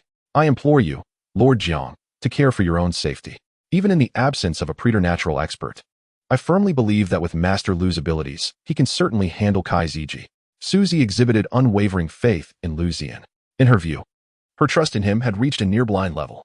Ever since the incident in Wubao County, having witnessed him stand up for the common people, Coupled with his background as the husband of a national general from the Duke of Zhan's estate, her confidence only grew stronger. Is such a person truly a simple character? With bright eyes sparkling, Jiang Xiyu approached with measured steps, grasping Su Zi's hand firmly. She looked up to meet her gaze. Sister Su, in truth. My father was left with no choice. It is my mother and I who have burdened him. Otherwise, he would never have succumbed to corruption. 5 years ago, my mother fell ill and required substantial funds for treatment. The medicine at Tianren Pharmacy was exorbitantly priced, costing 5 gold coins per dose. My father was aware that this was a scheme orchestrated by the city lord and the pharmacy owner, forcing him into complicity. However, the details of my mother's illness were slowly revealed by the young girl. After a prolonged moment, she articulated the situation clearly. 5 years ago, Jiang Yuanfeng's wife suddenly fell gravely ill, confined to her bed, and thereafter relied on medication for survival. The only pharmacy in the city capable of providing the necessary medicine was Tianren, which colluded secretly with the city lord. Each purchase of medicinal supplies began at 5 gold coins. It must be understood that many individuals struggle to earn even a single gold coin in an entire year. Enough. Young lady, these are not excuses for my corruption. I have forgotten my original intentions.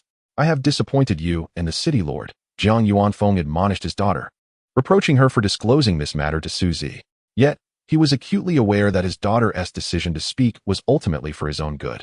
Qing Ku, observing with curiosity, inquired, if Tianren Pharmacy is so costly, why not seek treatment elsewhere? Qifeng City is vast, and they are not the only pharmacy. The young girl shook her head vigorously, explaining, it's futile. Other pharmacies lack the medicinal materials to treat my mother. Hence, my father had no choice but to procure supplies from Tianren. I see. And what of your mother? Qing Ke asked, genuinely perplexed.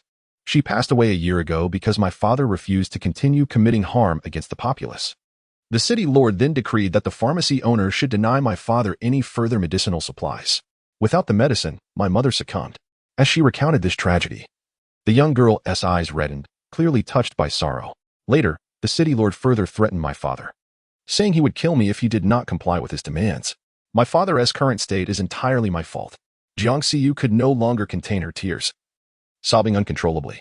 At that moment, Suzy finally comprehended why the once dignified Uncle Jiang had fallen to such despair. Why did you not explain earlier? She asked. Her gaze fixed sharply on Jiang Yuanfeng.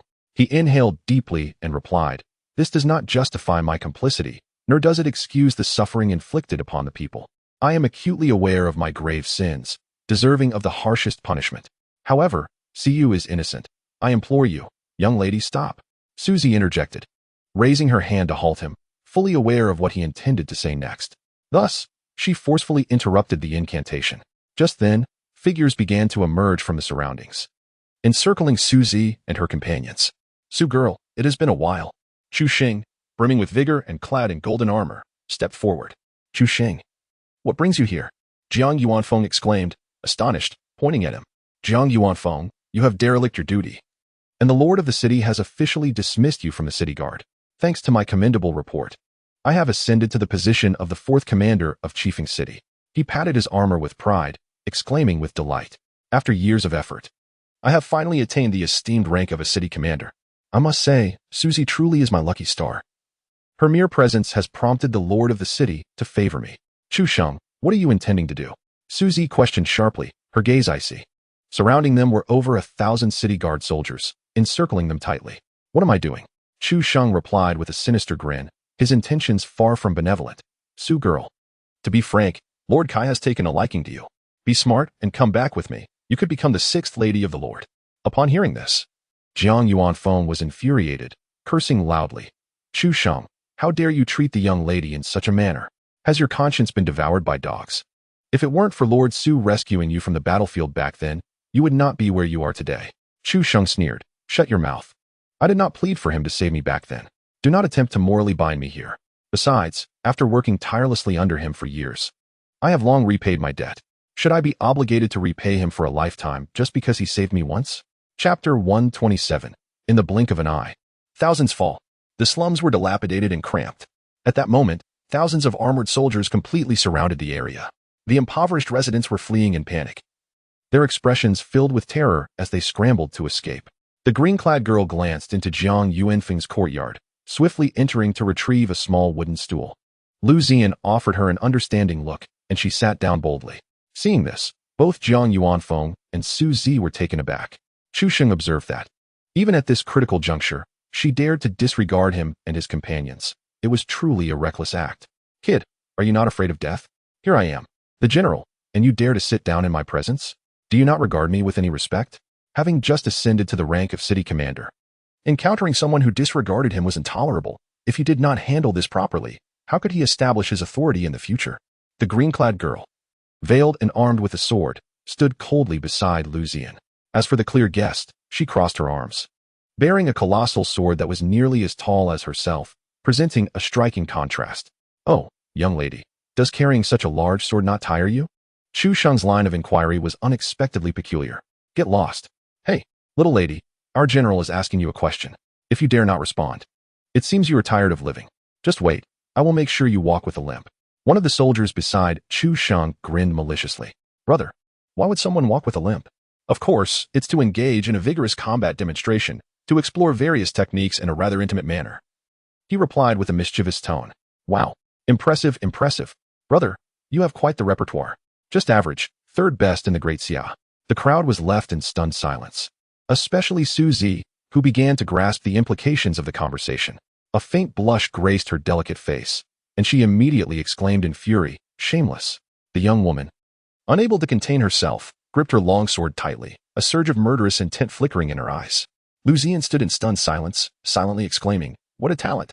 However, Qingke, the naive newcomer, remained oblivious to the exchange. Sister Qing, what are they chattering about? Upon hearing this, Qingke sighed and placed a hand to her forehead in exasperation, relieved that the girl was still innocent to the ways of the world. She leaned closer and whispered, they are teasing you. What? With sleeves rolled up and a fierce expression, she stepped forward, pointing at the silver-armored soldier beside Chu Sheng. Dare to entertain thoughts against me?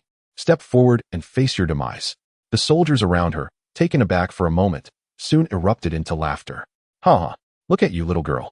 With your tender skin and petite limbs, how could I bear to strike you? One soldier stepped forward, still jesting, entirely dismissive of her threat. In his eyes, what could a mere girl possibly accomplish? Songrun, this little girl has caught my eye, so you can stow away your base intentions. Chu Sheng's gaze remained fixated on Qingke, a glimmer of greed flashing in his eyes. However, at that moment, Liu Ziyan suddenly lifted his head and, peering past Chu Sheng and the others, gazed toward the background. 300 meters away, in a 7-story building on the 7th floor. Kai Ziji's eyes were intently focused on the slum beyond. She observed every movement until she noticed Liu Ziyan's unwavering gaze directed her way. Her expression shifted slightly. Curiosity piqued as she scrutinized Liu Ziyan a few more times. Interesting, he can perceive the presence of the city lord. Quite impressive. Niu Kuei, she called out. And a robust man with a strong brow and a beard entered immediately, clad in golden armor. He was none other than Niu Kuei, the general of Chiefing City. City lord, how may I serve you? Niu Kuei entered with utmost respect. Kai Ziji cast him a cold glance and replied, you and Chiefing must gather all the soldiers in the city at once. Go assist Chu Sheng. As for everyone else, execute them on the spot. Excluding the girl from the Su family. With that, she gestured through the window, making a cruel motion across her throat toward Liu Ziyan, who was observing from 300 meters away. Understood, city lord. Without hesitation, Niu Kuei withdrew. Kai Ziji remained alone, pouring herself a drink while her gaze stayed fixed on the slum in the distance. In response, Liu Ziyan curled his lips into a faint smile, seemingly unfazed. His attention gradually returned to Chu Sheng and the others. Qingke, sensing his unusual demeanor, quickly whispered, "What's wrong, my lord?" "Qingke," he mused. "Why do some people always exude such confidence, believing they have everything under control? Have they not grasped the meaning of there are heavens beyond heavens, and individuals beyond individuals?" Upon hearing this, Qingke was momentarily taken aback. After a long pause, she finally regained her composure and hesitantly replied, "Perhaps it is their blind confidence that gives them the illusion of invincibility, leading them to disregard others." Liu Ziyan smiled lightly. "I see now. Can blind confidence be equated to a frog in a well, implying sheer ignorance?" Qing Nu replied, "What a precise understanding. Yet, you are fully aware of this yourself. Why then do you inquire of me?" Of course, these thoughts lingered in her mind, though she dared not voice them openly. "What is this?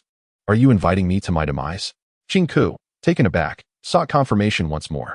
"Little girl, do not overstep. Just because you recognize a few characters does not grant you cause for pride." Song Rintu despised those who jested with his name. Bah! It is not a matter of pride, but rather a smugness. If you are ignorant, do not expose your foolishness. Enough of this nonsense. Come forth and meet your end. She rolled her eyes, filled with disdain. No wonder they call it an invitation to death. To dare mock my name, you have sealed your fate. With that, she drew her sword and charged forth in a fury, her martial aura surging as she struck out with her blade, conjuring a gust of wind. Enough. Qin Ke, unable to bear the sight, raised her right hand casually and unleashed a powerful palm strike.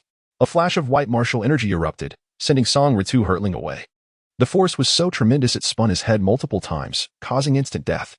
With a thud, the lifeless body of Song Ritu crashed at Chu Xing's feet, instilling fear in the ranks of soldiers, who instinctively recoiled. Their expressions shifted dramatically, eyes wide with terror. You. Chu Xing was also taken aback, his speech faltering. After all, Song Ritu was a peak 7th grade martial practitioner, yet he had been effortlessly slain by a mere girl. It was beyond belief. The chilling aura that had flickered around her was enough to send shivers down one's spine. Little beast, it is now your turn, Qin Ke grinned wickedly, her expression terrifying and spine-chilling. Come on, she is but one person. Surely we can overwhelm her together. Chu Sheng's face reflected his apprehension. Yet he steeled himself against the fear and shouted, Soldiers, look at each other. Not one dares to step forward. What could they do? Even the peak 7th grade Captain Song had been struck down in an instant. They were no match for his prowess. Seeing this, Chu Sheng erupted in anger. If you do not advance, I shall return and slay your entire families. Those who charge now will each receive 500 silver notes upon return. After a threat, he dangled the tantalizing reward before them. As the saying goes, men die for wealth. Thus, the soldiers drew their weapons, their eyes ablaze with determination. We must kill her, or our families will perish. They resolved to fight, for the prospect of 500 silver notes was enough to indulge in a lavish time at the Drunken Fragrance Pavilion.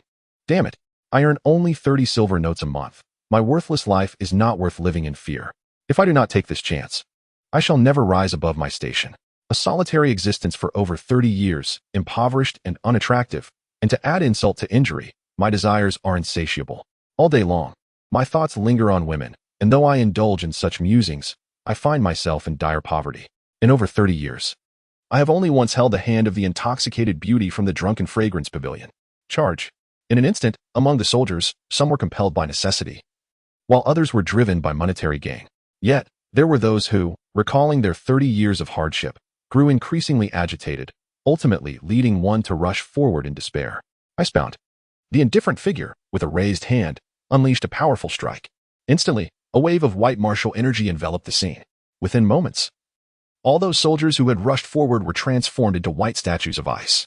She strolled leisurely, approaching the first individual who had dared to charge, with a single blow. She shattered his helmet. Indeed, he was ugly. He met his deserved fate. As her words left her lips, she struck forcefully, and the frozen figure immediately shattered into a pool of blood. The crimson liquid emitted a chilling mist. With a firm grip, she unleashed her martial energy, which rippled outward like waves emanating from her core. With each passing ripple, the statues exploded into blood puddles, without exception. At this, Jiang Yuanfeng and Su Zi exchanged a glance, both caught in a state of utter shock. Instinctively, he covered his daughter's eyes. How could this be possible? The gruesome scene before Chu Sheng rendered him paralyzed with fear, his eyes wide with terror. He supported himself on the ground, retreating in haste. It was horrifying. Over 1,000 souls had been frozen into ice sculptures and then transformed into blood. In the blink of an eye, 1,000 lives extinguished. The sheer brutality of the act was unfathomable. Meanwhile, 300 meters away, within the confines of a loft, Kai Zijia, who had been drinking, witnessed this horrifying spectacle. His corpulent frame sprang to attention, causing his wine glass to crash to the floor, shattering into countless pieces. His small eyes widened with profound fear.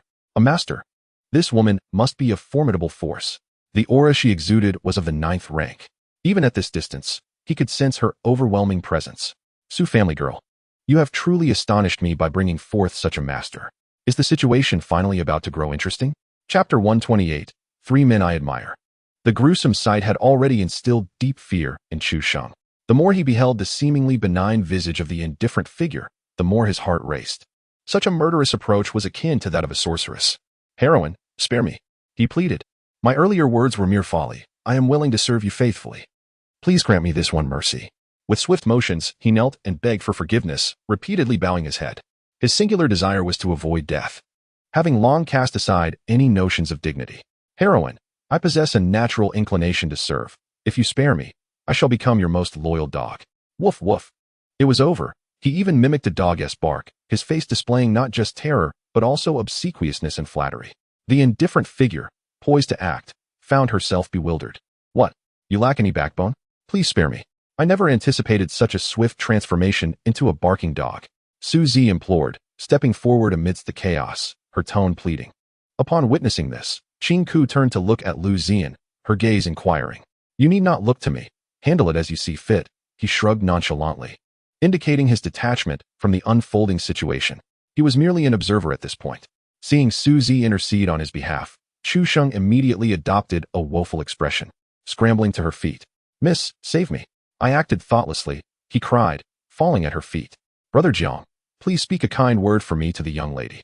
We have been brothers for many years. You cannot abandon me in my hour of need. His desperation led him to plead with Jiang Yuanfeng as well. Given the current predicament, if he did not beg for mercy, he feared he would not survive the day. Lowering his head was a small price to pay for his life. Kneeling was of little consequence. You truly are a disgrace, Jiang Yuanfeng remarked, utterly disappointed by Chu Shang's lack of fortitude. Yes, I am a disgrace, a worthless being, so why not treat me as such and let me go? Suzy's countenance fell in disappointment upon hearing this. A once loyal subordinate of her father had devolved into this pitiful state, a mere shadow of a man. It was nothing short of ludicrous. Enough of this prattling.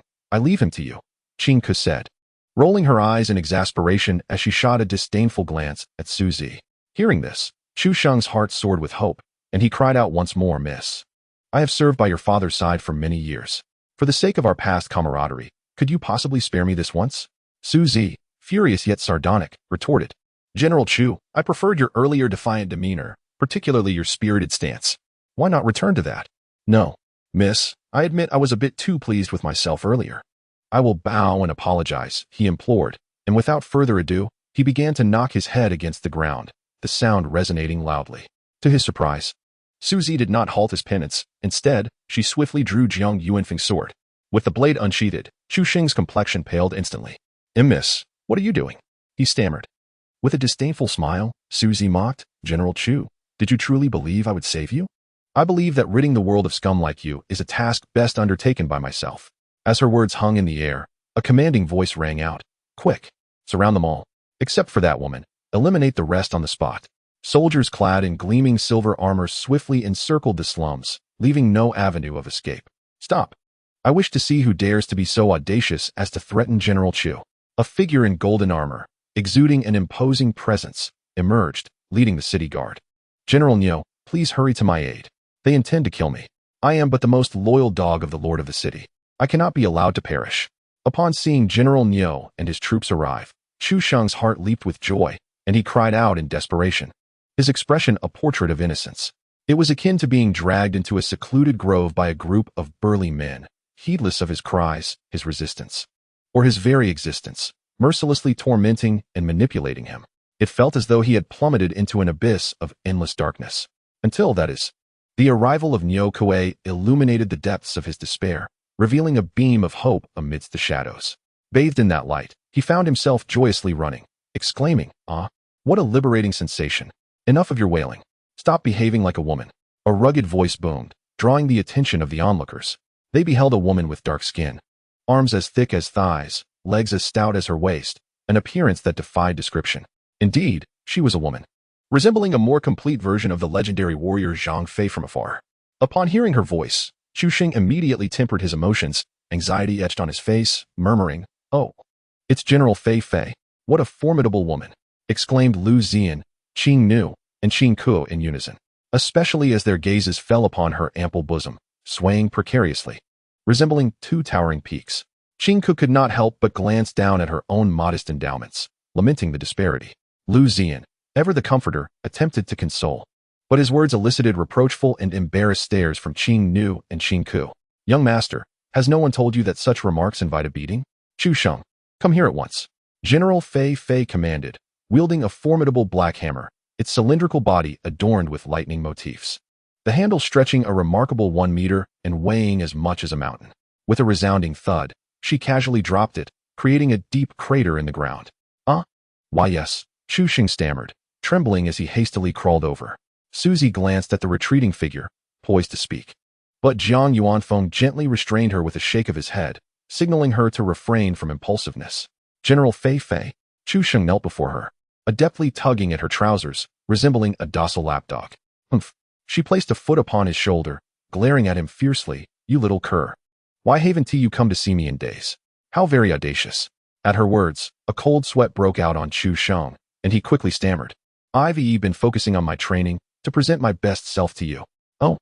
A flicker of delight crossed General Fei Fei's face as she unexpectedly lifted him with one hand, playfully patting his cheek and commenting with satisfaction. It seems you've been training well. You appear much sturdier. Therefore, once this matter is resolved, you will come stay with me for 5 days. 5 days. Both Niu Kuei and the surrounding soldiers cast sympathetic and pitying glances at him. They recalled the last time Chu Xing had spent merely 3 days with General Fei Fei. He had returned emaciated, with dark circles under his eyes, his legs trembling with every step, devoid of spirit and vitality. At 5 days, Chu Xing's complexion paled, past memories flooding his mind, and in that moment, his heart sank. General Fei Fei's right hand clenched into a fist, her gaze piercing. Do you have an objection? And no, none at all. How dare he express an opinion? He merely feels that his life is miserable. Very well, let us conclude this swiftly. I find myself rather eager to return with you for some tender moments. With ill intent, she squeezed Chu Xing's shoulder and then delivered a sharp slap to his backside. Delightful. The teasing words left him utterly embarrassed. Meanwhile, Liu Ziyan and his companions were left in a state of astonishment. No wonder he previously claimed to possess the qualities of a loyal dog. It seems to be true in this context. This Chu Xing is rather remarkable. Being the favored one of this formidable, robust woman. It is truly inconceivable. Shameless. Qing Nu muttered under her breath. Liu Ziyan rolled his eyes and smiled lightly, saying, This person earns his living through the strength of his position, and not just any soft living. Even this aspect alone makes him the 4th person I admire most. Who are the top 3 individuals that even you admire? Qing Nu inquired curiously, eager to learn about those who could garner her esteemed family's respect. Surely, they must have significant stature. Qing Ke also cast a curious glance, waiting for him to elaborate. The 3 men I admire most are surnamed Su, Dong, and Ning.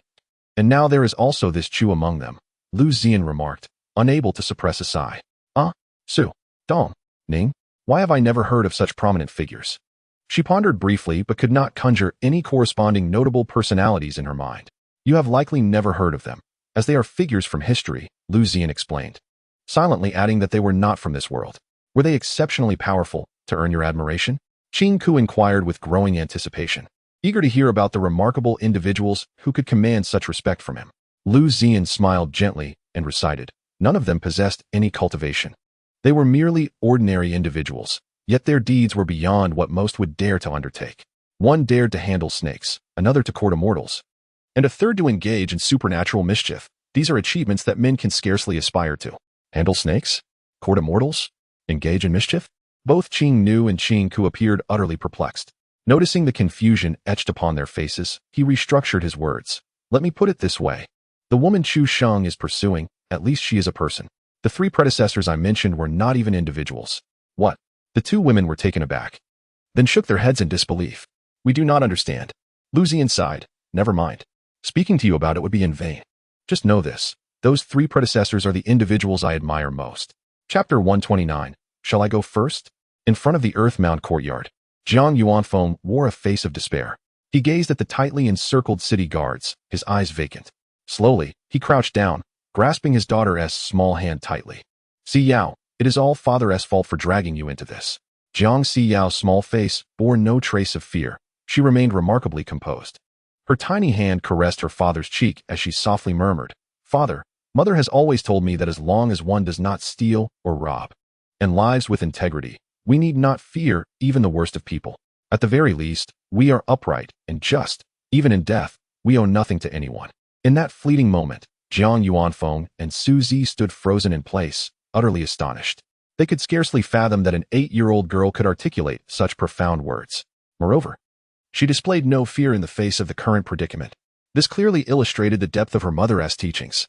Father, Sister Su, there is something my mother instructed me to convey to you, Jiang Siyuan said. With a heart of justice and unyielding courage in the face of death, one must always strive for goodness without reservation. After a brief moment of contemplation, she recalled her mother's words from before her passing. Should she ever encounter Sister Su, she was to share these two phrases with her and her father. Su Zi's expression momentarily faltered, perplexed and unaware of the significance behind those words. In stark contrast, Jiang Yuanfeng trembled profoundly, his face reflecting a mixture of shock and disbelief as he gazed at his daughter. "Did your mother truly say that?" he asked incredulously. "Indeed. Anyone who commands such respect from my father must undoubtedly be the Sister Su my mother spoke of." In light of their current situation, she felt compelled to speak. Otherwise, the opportunity might never present itself again.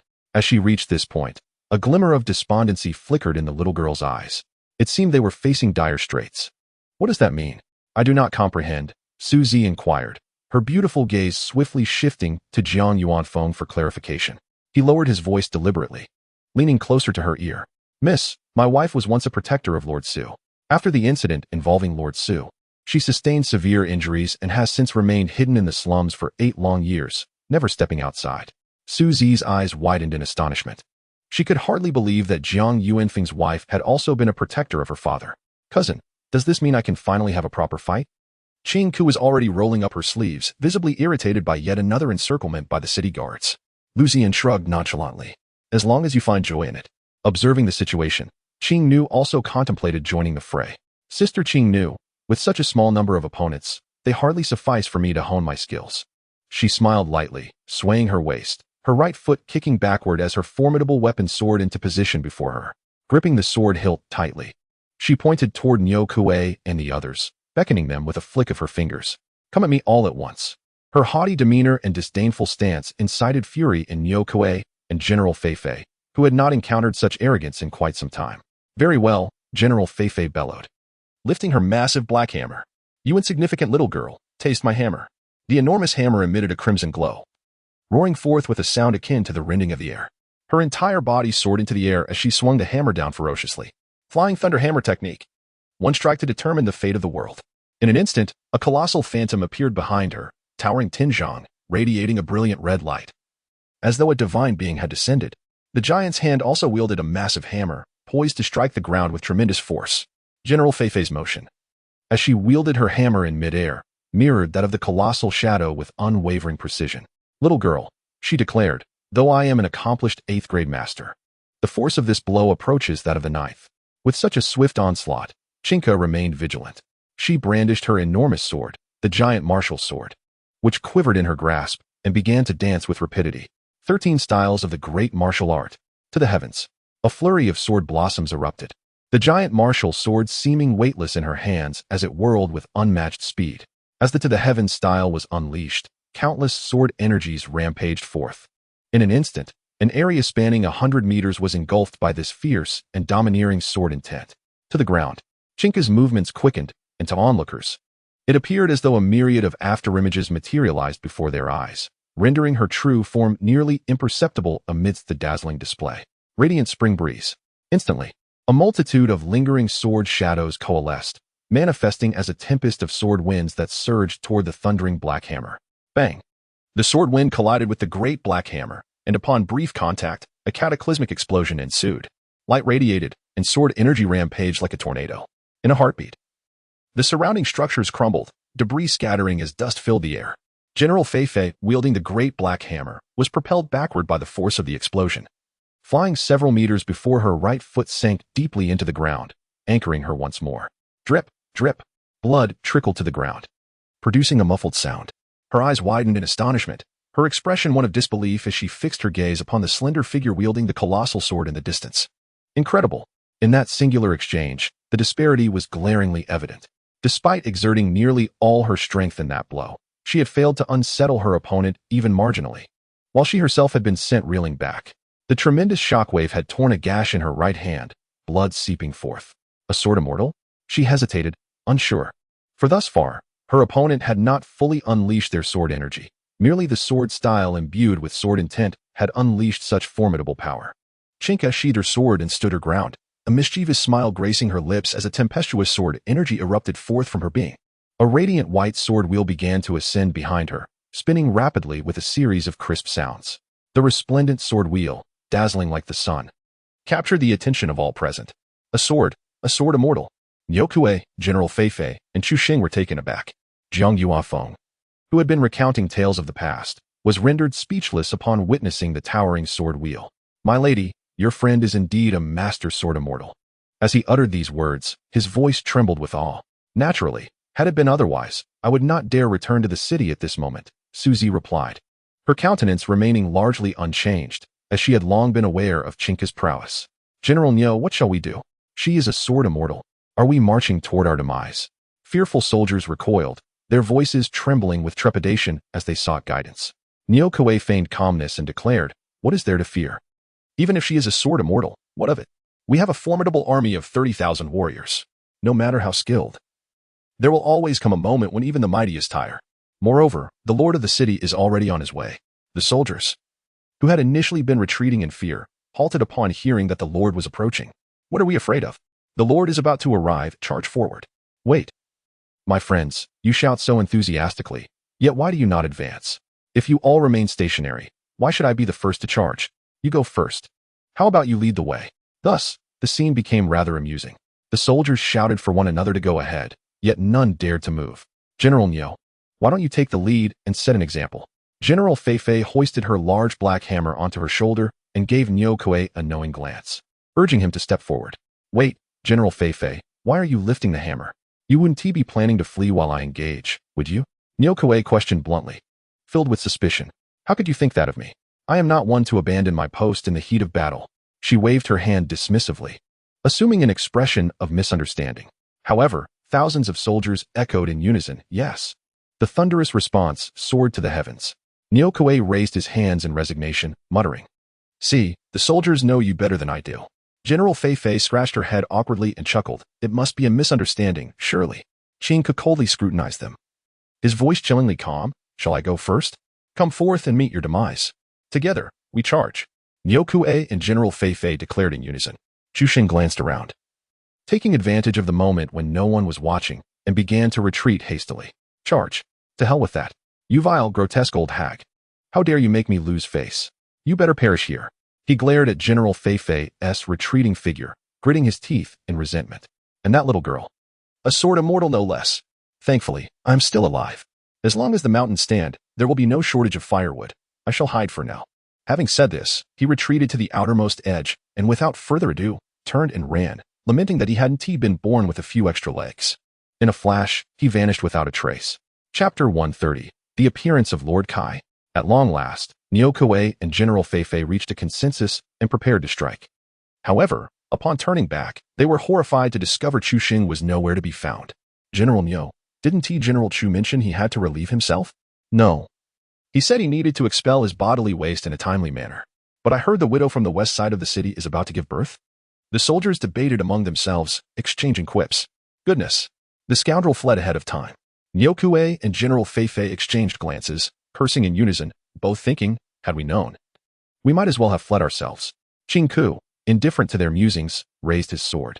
The white sword energy surged forth like a long rainbow piercing the sun, aimed directly at Niu Kue. Such formidable sword energy, General Fei, let us join forces. Sensing the overwhelming aura intertwined with the chilling sword energy, beads of cold sweat began to form on Niu Kue's forehead.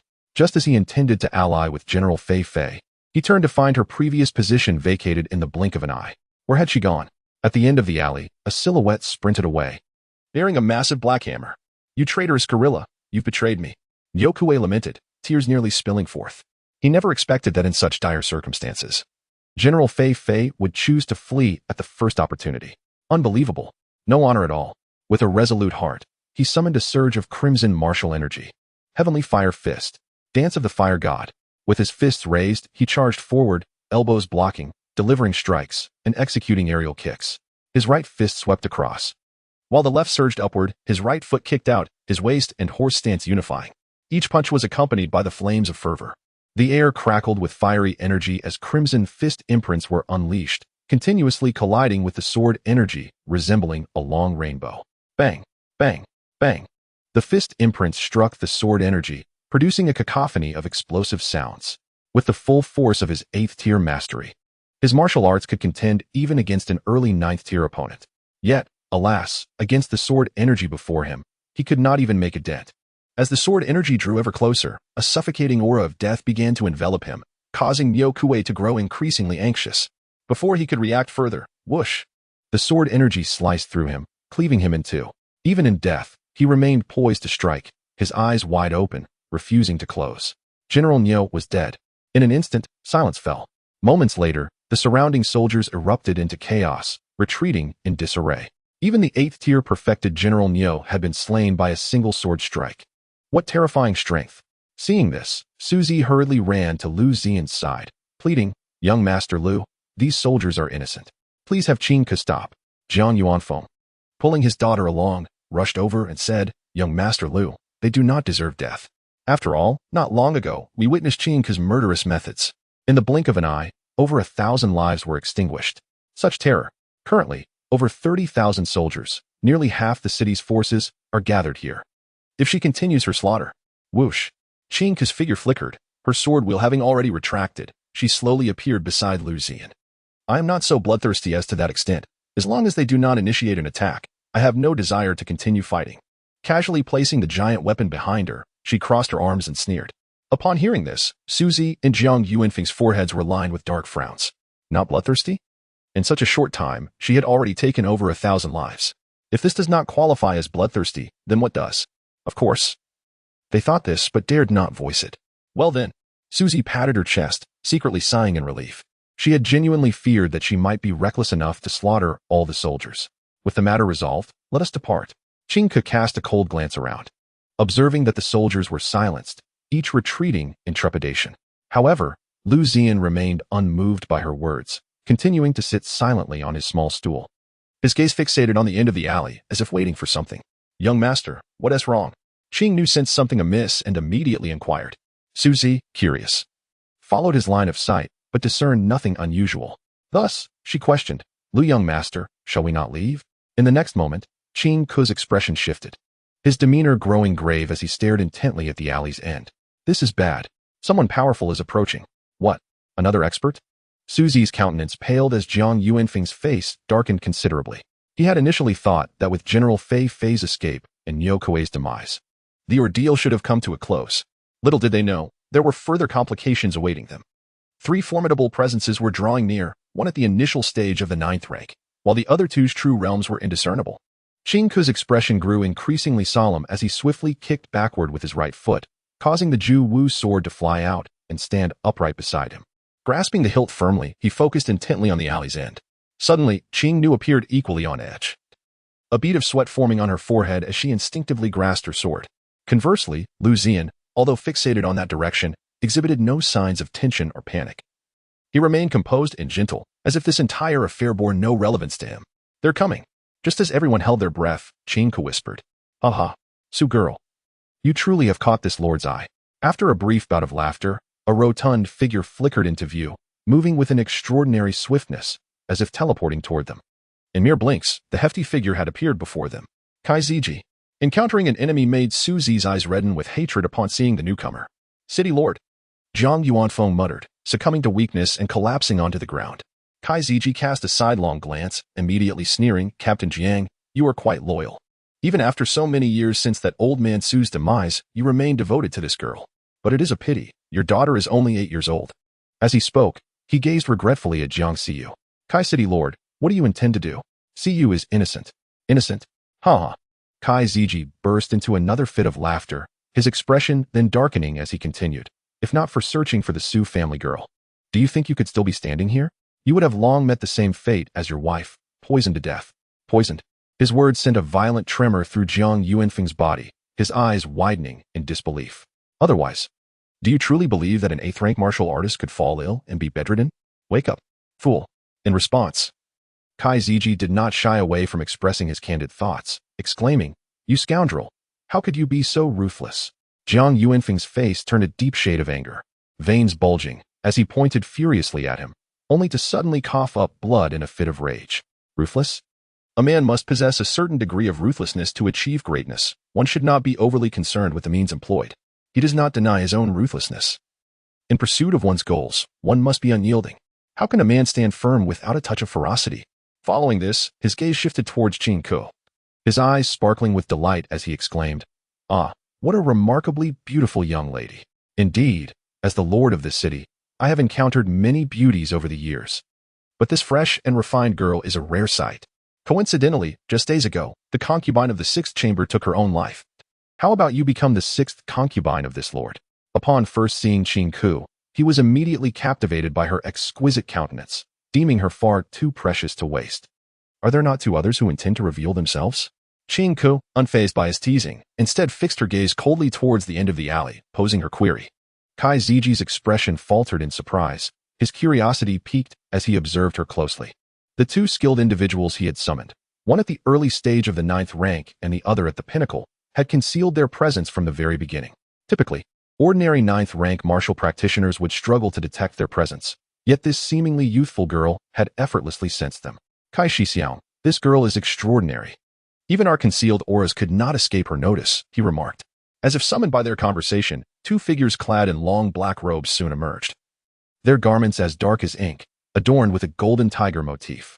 The chest bore an emblem of a tiger with wings, resplendent in gold, standing upon a white cloud. The newcomers were of contrasting stature, one short and stout, the other tall and lean. The diminutive man, around 50, possessed hawkish eyes, a goat-like beard, and a sharp, monkey-like visage, exuding an air of malice. The other, somewhat older, had a head full of white hair and a plump face, appearing both stable and seasoned. Gushiti, Long Shixiang. Kai Ziji promptly greeted the two with a respectful clasp of his fists. Enough. For such a little girl, you summoned us both here. This seems rather excessive. Long Shixiang remarked, casting a disapproving glance at Qin Ku. He spoke with a hint of reproach, seemingly oblivious to Liu Ziyan and the others. One must navigate carefully through life. Long Shixiang, countless have lost their lives due to arrogance, Kai Ziji defended, seeking to remind Long Shixiang. At all times, and in all circumstances, one must never underestimate another. There are many tales of misfortune stemming from such negligence. We must exercise utmost caution, especially with adversaries, lest we find ourselves regretting our oversight. Long Shixiang, this girl is not the focal point. Rather, it is that individual, Kai Ziji said gravely, gesturing with his hand. The two followed his indication and beheld a young man clad in a blue robe, his demeanor calm and composed, sitting leisurely on a stool, exuding an aura of scholarly refinement. At first glance, he exudes an air of indifference to praise or blame, embodying a refined elegance. A scholar? Brother Long appeared quite astonished, scrutinizing him closely, soon realizing something was amiss. This cannot be. There is no trace of literary aura or martial energy about him. This is unexpected. Chapter 131. The enigmatic individual Liu Ziyan sat there, silent, a faint smile gracing his lips, his scholarly presence apparent. He resembled a gentleman floating gracefully, as gentle as jade. Remarkable. I cannot perceive any martial or literary energy emanating from you, the elder mused, his brow furrowed in contemplation. Such an extraordinary phenomenon is indeed unprecedented. Could it be that he is merely an ordinary person? Brother Gu's eagle-like gaze flickered with surprise. At this moment, Kai Ziji's eyes suddenly narrowed, a look of shock crossing her face as she recalled how, not long ago, he had detected her concealed position from several hundred meters away. This alone suffices to indicate that he cannot be an ordinary individual. Since he is not commonplace, there must exist some martial or literary energy within him. Yet, even Brother Long cannot sense it. He has likely mastered a profound technique to conceal his aura. Brother Long, this young man is probably not as simple as he appears. Reflecting upon recent events, she could not help but offer a cautionary reminder, for as disciples of the same master, one must always proceed with utmost caution. No matter.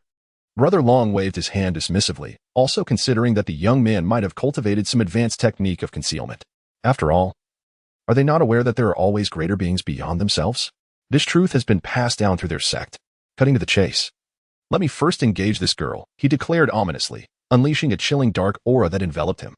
Young lady, seeing your youth and inexperience, if you sever your own arms, I might spare your life. Though it appeared as a well-meaning suggestion, it was merely a cruel jest. Qin Ku felt a tightening in her brow upon witnessing the sinister aura emanating from him, her expression turning to one of disdain. For reasons unknown, that martial energy invoked a profound sense of aversion. If you wish to fight, then let us do so without unnecessary chatter. As the adage states, villains often perish from excessive words. She tightened her grip on the hilt of her sword, her eyes narrowing in contempt. Despite the formidable presence of the three individuals before her, she instinctively glanced back at Liu Ziyan. He remained at ease, his demeanor radiating a sense of languor and tranquility. Could it be that these three ninth-grade experts failed to capture her fiancé's attention? Yet, it is also true that his strength remains beyond her comprehension. She found herself anticipating whether these individuals could compel him to unleash his full potential. With such thoughts in mind, her expression softened considerably, and the wariness in her eyes diminished. Ever since their last encounter, she had yet to witness him take action. Throughout their interactions, he had only presented himself as a learned scholar, brimming with knowledge. Had it not been for the awareness that he could vanquish her with a single stroke, she might have deemed him merely an ordinary scholar. After spending considerable time together, she encapsulated his essence in a phrase, playing the pig to eat the tiger. Absolutely. Oh dear, young lady, you possess quite the fiery temperament, akin to a little chili pepper, jested the unrestrained junior brother Gu. In response, Chinka advanced a step, swiftly unfurling a radiant sword wheel that ascended gracefully from behind her. The white sword wheel resembled a luminous full moon, its brilliant light blinding to behold. A sword immortal? Exclaimed Dragon's senior brother, Kai Ziji, with a flicker of disbelief crossing his features. He had not anticipated that this seemingly unremarkable young woman was, in fact, a master swordsman. 13 styles of great martial arts. Ascend to the heavens. Point to the earth. Dazzle like the spring breeze. Chinka began to deftly wield her massive sword, unleashing a torrent of fierce and domineering sword energy that surged forth with rapid ferocity. Each wave of sword energy transformed into a formidable assault, hurtling directly towards junior brother Gu. Such an overwhelming display of swordsmanship could easily overwhelm an ordinary ninth-tier martial artist. However, I am no ordinary ninth-tier cultivator. As his voice resonated, a surge of dark martial energy erupted from him. With a forceful stamp of his right foot, the ground cracked beneath him, fissures spreading like a spider's web in all directions. Ninth word formula. Arrive, he uttered, swiftly forming a mystical seal with his right hand. In the next moment, a colossal nine-palace bagua formation rapidly materialized, centered around him, extending for 10 miles in all directions. Ensnare. Chinka felt the scene before her shift dramatically. The world around her transformed, revealing a ring of seething volcanoes that enclosed her completely. What is happening? She glanced around, the scorching waves of heat assailing her senses, making her feel as though she were amidst a volcanic eruption. This is impossible. I was just in the slums. How did I end up here? Outside, Qingnu and Suzy observed as Chinka abruptly ceased her sword dance, standing frozen in place.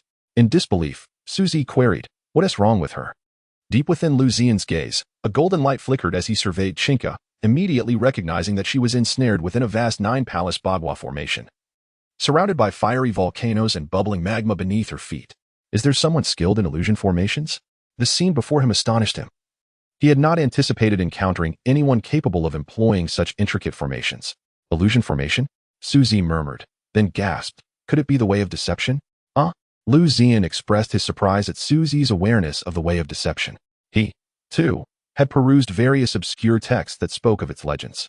It was said that in the land of Jojo, besides martial and literary paths, there existed some exceedingly esoteric and unorthodox practices, collectively referred to as the way of deception. This encompassed a broad spectrum, including the art of formations. What to do now?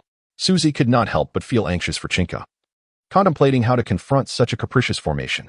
Fighting openly is far preferable. What sort of matter is it to hide and sneak around? Liu Ziyan retracted his nonchalance, a piercing glint flashing across his eyes. He rose slowly from his seat, stretching languidly, a faint golden light emanating from him, subtly dissipating in all directions. Once satisfied with his stretch, he offered a faint smile and resumed his seat. The previously tranquil atmosphere within the 9 palaces and 8 trigrams illusion suddenly shifted. Before him lay a scene of clarity, followed by flames and a torrent of lava, quickly collapsing before reverting to reality. Suddenly, Gu Shidi was struck by an immense backlash of energy, spurting a mouthful of blood. His gaze was filled with shock as he stared intently at Qin Ku. How could this be? How could anyone so effortlessly dismantle his Lin character illusion? Long Shixiang's expression shifted. His eyes filled with astonishment as he scanned the surroundings for any suspicious figures. What troubles you, Long Shixiang? Kai Ziji inquired, bewildered by his sudden change in demeanor. Someone has broken Gu Shidi's Lin character illusion. What? His immediate reaction was to glance at Liu Ziyan, who remained unfazed, sitting there without a hint of disturbance. The only peculiarity was his abrupt rise and subsequent return to his seat. Could it be? Impossible. Gu Shidi's 9 words technique, with its intricate transformations and secret arts, had rendered him nearly invincible among opponents of equal standing for many years. Yet now, just after its application, it had been undone by another. Lin signifies entrapment, signifies illusion. Weapons signify attack, signify slaughter. Gushidi realized that there must be a hidden expert who had directly employed the character for war. Long Shixiang gazed for a considerable time, unable to detect any anomalies.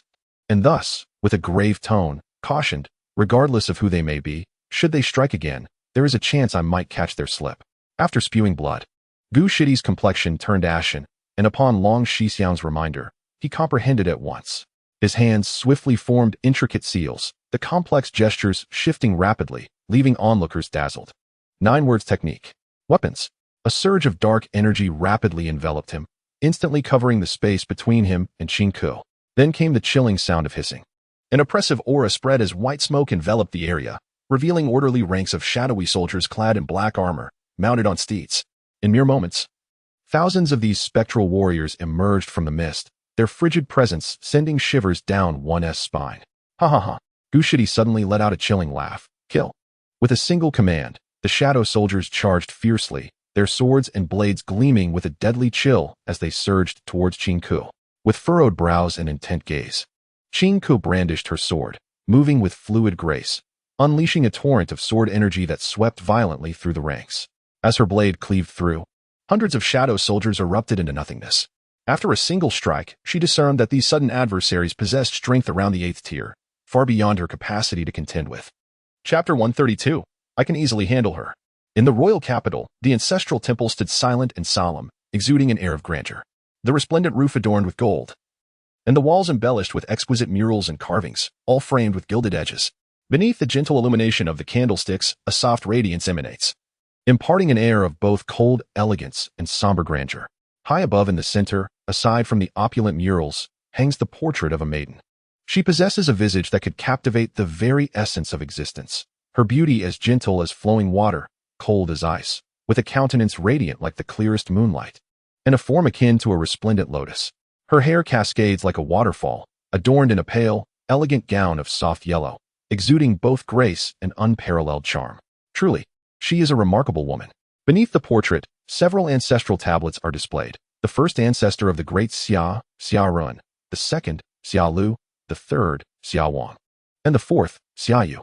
At this moment, Xia Shi, barefoot and clad in silver, stands suspended before the ancestral tablets, her gaze fixed intently upon the portrait. Soon, her eyes fall upon the tablet of the first ancestor. Suddenly, her pupils constrict, and an overwhelming aura of imperial might erupts from her being.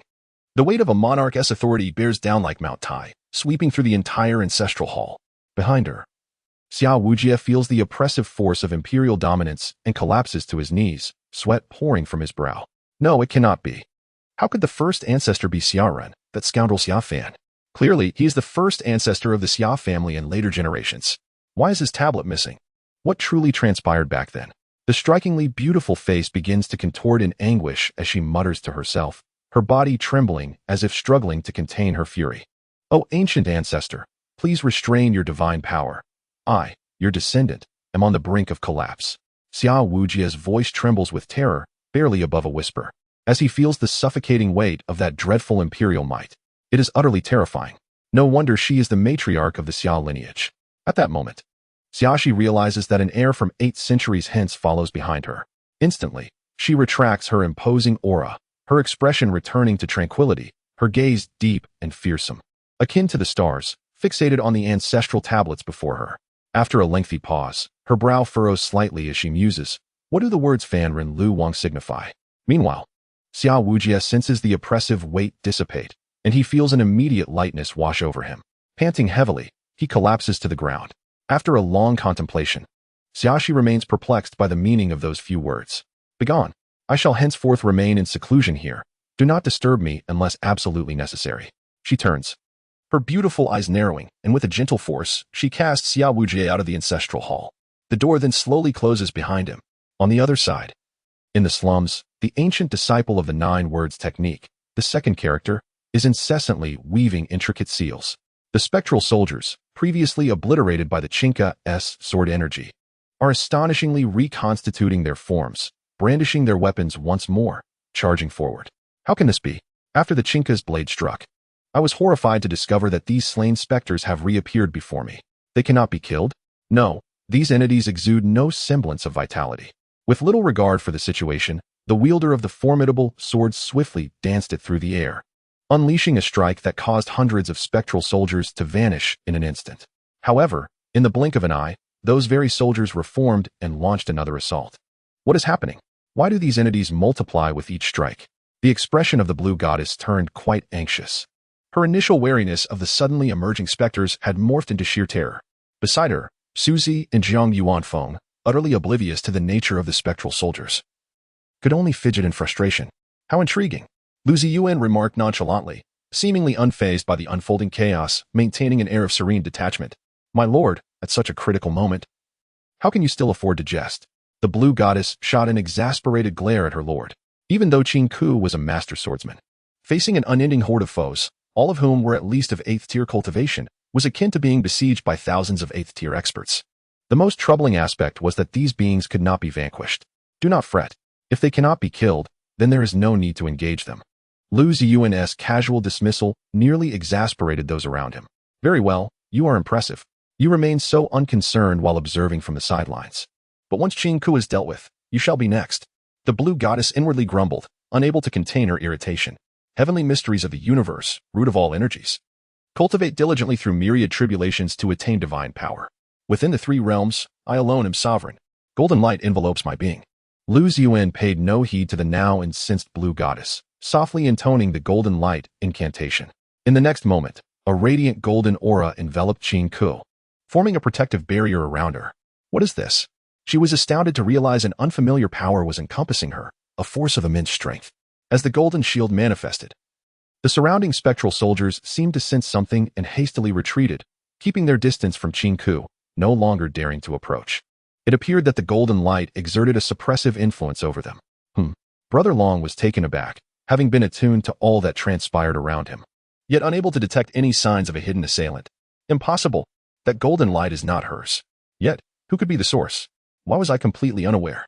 Despite failing to uncover the traces of a concealed attack, he remained certain that the golden light did not belong to Qin Ku herself. What? This golden light possesses a natural suppressive effect on the spectral soldiers summoned to me. The ancient disciple murmured, casting a glance towards Brother Long, seemingly seeking his insight. Brother Long, with arms crossed and brow furrowed, was at a loss, simply shaking his head.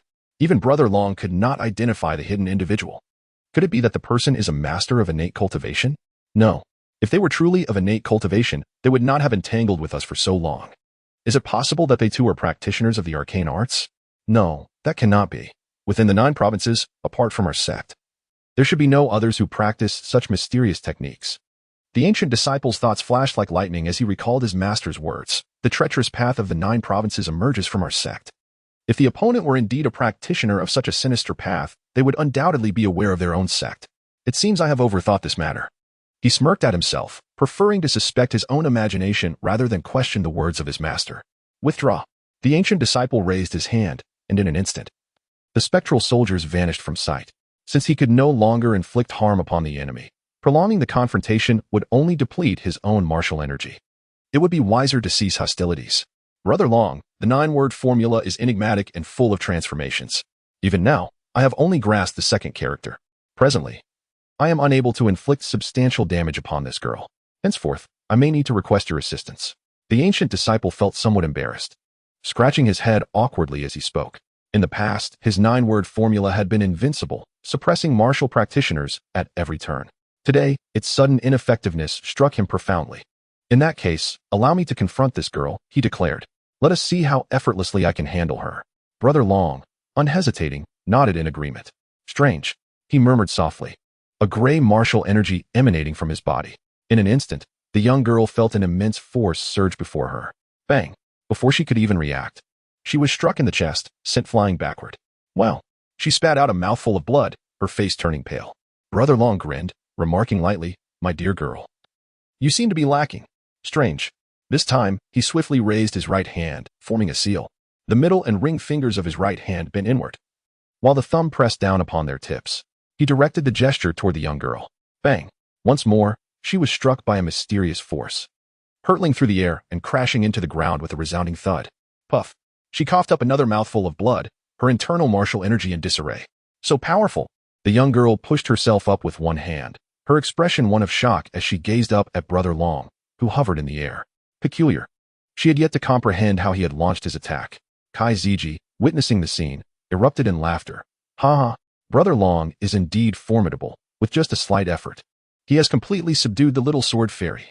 Unbeknownst to them, Brother Long, upon hearing the praise, wore a satisfied expression and waved his hand dismissively, saying, "It is merely a trivial skill, merely a trivial skill." He never boasted. It was effortless to manage her. Then, with a piercing gaze, he looked down upon the young girl, sneering, "Little girl, I know you have a powerful ally in the shadows. I offer you a chance. Summon them to face me in battle." Until now, Brother Long had not dared to let his guard down, keeping a close eye on every movement around him. From the moment that golden light had appeared, he deduced that the hidden individual possessed formidable strength. Though he had yet to lay eyes upon this person, he refrained from hastily concluding their level of cultivation. At present, if he desired to compel that individual to reveal themselves, he could easily eliminate this young girl. Meanwhile, the green-clad maiden had not even reacted before witnessing the young girl being injured. With astonishment, he exclaimed, "Son-in-law, what on earth is happening? Why can I not perceive how he struck?" As for Su Zi and Jiang Yuanfeng, they had long since succumbed to a state of numbness. The little girl, Jiang Xiyuan, blinked her innocent large eyes and, with a hint of confusion, said, "A large black hand struck that sister. Can't you see it?" She innocently raised her head, gazing at her father with curiosity. "What? A black hand? Where?" Qing Envy was taken aback and looked again, yet saw no such hand. "Don't speak nonsense. There is no black hand." Jiang Yuanfeng snapped back to reality and swiftly covered his daughter's mouth to prevent her from continuing her fanciful talk. Liu Ziyan gazed at Jiang Xiyuan in surprise and remarked softly, "You were able to see how he attacked? Remarkable." This affirmation undoubtedly validated Jiang Xiyuan's words, confirming that she was not lying. Chapter 133, A Swift Escape. The sunlight was bright and cheerful, the slum surroundings unusually tranquil, aside from Liu Ziyan, who sat calmly on a bench, his eyes filled with curiosity as he observed Jiang Xiyuan. The others were all in a state of panic, fearfully staring at Brother Long. This individual possessed formidable abilities, and his strikes were shrouded in mystery. His 2 consecutive attacks had left them unable to trace their origins, particularly for Qing Ku. She remained utterly bewildered as to how she had sustained her injuries. The only thing she knew was that Brother Long had produced a mystical seal with his hand. Yet to injure her with just that seemed utterly preposterous. Brother Long cast a glance at Qing Ku and scoffed, "Little girl, you must be cautious in your next encounter." As he spoke, his right hand transformed the seal into a sword gesture. His gaze sharpened, a gray light flickered in his eyes, and a faint smile graced his lips. "Marvelous." He pointed forward with the sword gesture. In an instant, Qing could distinctly sense that she was ensnared by a terrifying force. Yet she could not determine its source. It felt as though it was emanating from the front, yet also from behind. No, it was to the left. Just as she was at a loss, a gentle voice whispered near her ear, "Freeze." With that single word, she felt as though she were suddenly immobilized by some dreadful force. In that moment, the wind seemed to cease, sounds faded away, and she found herself utterly paralyzed. Hiss, hiss, hiss. Startled, she looked up to see a large black hand hovering less than half a meter above her, emanating a grayish aura. At that moment, the hand was completely fixed in place, unable to advance even a fraction. What is this? Only now did she realize that the entity attacking her was indeed a black hand. In the distance, Brother Long sensed something amiss. His expression changed dramatically, filled with suspicion as he inquired, "Who is it?" "A coward who hides in the shadows, afraid to reveal themselves." Kai Ziji and Gu Shidi were equally startled by this sudden turn of events. Brother Long was the only one in their sect who had mastered the elusive art of Chimen Duanjia. Just one character of the art rendered his attacking methods unfathomable, making it exceedingly rare for anyone to counter them. Strange, as the name suggests, is unexpected and multifaceted. It possesses the ability to traverse spatial distances and execute attacks from afar in a brief span of time. This technique, aside from a select few who are deemed the strongest among mortals, has yet to be deciphered by anyone else. Those who have managed to unravel its secrets do so solely by virtue of their formidable cultivation, forcibly shattering the surrounding void, thereby rendering the technique completely ineffective. Brother Long, there appears to be many peculiarities here. Our cultivated deceptions cannot be fully manifested, indicating that a powerful practitioner of the strange arts is covertly obstructing us. Disciple Gu believes that anyone capable of easily thwarting them must also be a practitioner of such arts. Otherwise, how could they repeatedly succeed in their interference? However, Brother Long holds a differing view, shaking his head in distress, stating, "No, this individual cannot possibly belong to the realm of strange arts. In the vast expanse of Jiuzhou, there exists no third practitioner of such arts within the daxia. Kai Ziji, firmly convinced by Brother Long's words, pondered who this individual could be if they were not of the strange arts. Perhaps it was he. If there were to be a suspect, then Liu Ziyan would undoubtedly be the first on her list. Suddenly, a sound jolted everyone back to reality. With a crack, the large hand began to disintegrate, ultimately dissolving into nothingness. Subsequently, the guests resumed their actions, and the previously restrained breeze and air slowly began to circulate once more. "My lord, was it you who intervened?" she asked, incredulous, turning to gaze at Liu Ziyan, for only he among those present could have unobtrusively dismantled the adversary's strange arts. "Enough. Such trivial techniques should not have caused you distress. In the future, you must act with more humility. Do not let arrogance cloud your judgment." As he spoke, he rose slowly from his seat, his tone revealing a concerned admonition. Clearly, this setback was not entirely detrimental for her, as it served to illuminate the vastness of the world and its wonders. Among the ninth-grade martial cultivators, there exist some exceedingly potent strange arts, which will undoubtedly benefit her future growth without any harm. "It truly is you," Kai Ziji exclaimed upon noticing Liu Ziyan's actions, suddenly realizing that he had indeed been safeguarding that young lady in the shadows. "How did you accomplish this?" Brother Long still found it hard to believe that such a young man could consecutively dismantle both Disciple Gu's and his own strange arts. It was nothing more than sheer domination. Liu Ziyan shrugged nonchalantly, as if dealing with them was merely a matter of lifting a finger. "Is this underestimation?" Brother Long, incredulous, pointed at his own nose in disbelief. For years, his four-character technique had traversed the realms, seldom facing defeat against peers of equal standing. Yet here he was, belittled. Kai Ziji waved her hand, directing the surrounding city guards with a fierce command, "Eliminate them." However, upon receiving the order, the guards stood rooted in place, too intimidated to advance. Consequently, someone mustered the courage to shout, "My lord, we earn only a few dozen silver notes a month. Why should we risk our lives?" Upon hearing this, suddenly, a wave of resonance surged among the city guards, each expressing profound agreement. Indeed, with mere silver notes, life itself is a struggle. Merely surviving is a feat, let alone risking one's life. Although it is said that noble women seek peril, I am but a coward, desiring only to endure, taking each day as it comes. Alas, our lives are thus. We are akin to mud that cannot be propped against a wall. Upon hearing these words, Kai Ziji nearly succumbed to fury. Her eyes glinted coldly, her face contorted in anger as she pointed at them and scolded, "A bunch of cowards. After today, I shall ensure you meet a most wretched end. Spare us, Lord City Lord." The city guards hastily knelt, pleading for mercy. "Begone, a worthless lot," Kai Ziji scolded vehemently, choosing to disregard them further. Brother Long patted his shoulder and said, "There is no need for anger, Brother Kai. They are merely ordinary folk. It is natural to fear for one's life. Our immediate concern is to deal with this individual, yet I cannot fathom his intentions." Brother Gu pondered for a moment and replied earnestly, "Though this person is peculiar, if the three of us join forces, we may yet stand a chance against him." This proposal swiftly garnered agreement from the others. Whoosh, whoosh, whoosh. The three swiftly advanced, forming a triangular formation that completely encircled Liu Ziyan and his companions. "Young man, no matter who you are, today, the three of us shall ensure your utter demise." Brother Gu's expression turned fierce, a glimmer of murderous intent flashing in his eyes. With those words, an aura surged forth from him as the three ninth-grade masters simultaneously unleashed their imposing pressure. Suzy, Jiang Yuafeng, and Jiang Xiyao found themselves crushed by this overwhelming ninth-grade force, collapsing to the ground. Qing Ke, too, fell to one knee, struggling to maintain his stance. In stark contrast, Liu Ziyan and the two maidens remained utterly unaffected, standing there as if nothing were amiss. "Young master, beneath this maideness veil, her fair face is one of astonishment." "Fear not, merely a trivial matter," he replied, lifting his foot to kick the sword from the maiden's grasp, sending it flying. Whoosh! A sound of slicing air echoed as the sword soared away.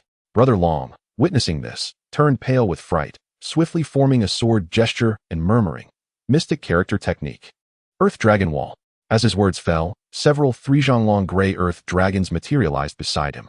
Following this, a row of earth dragons arranged themselves before him, forming a towering wall. Clang! The sword struck the earth dragon wall, producing a metallic clash. Sparks flew.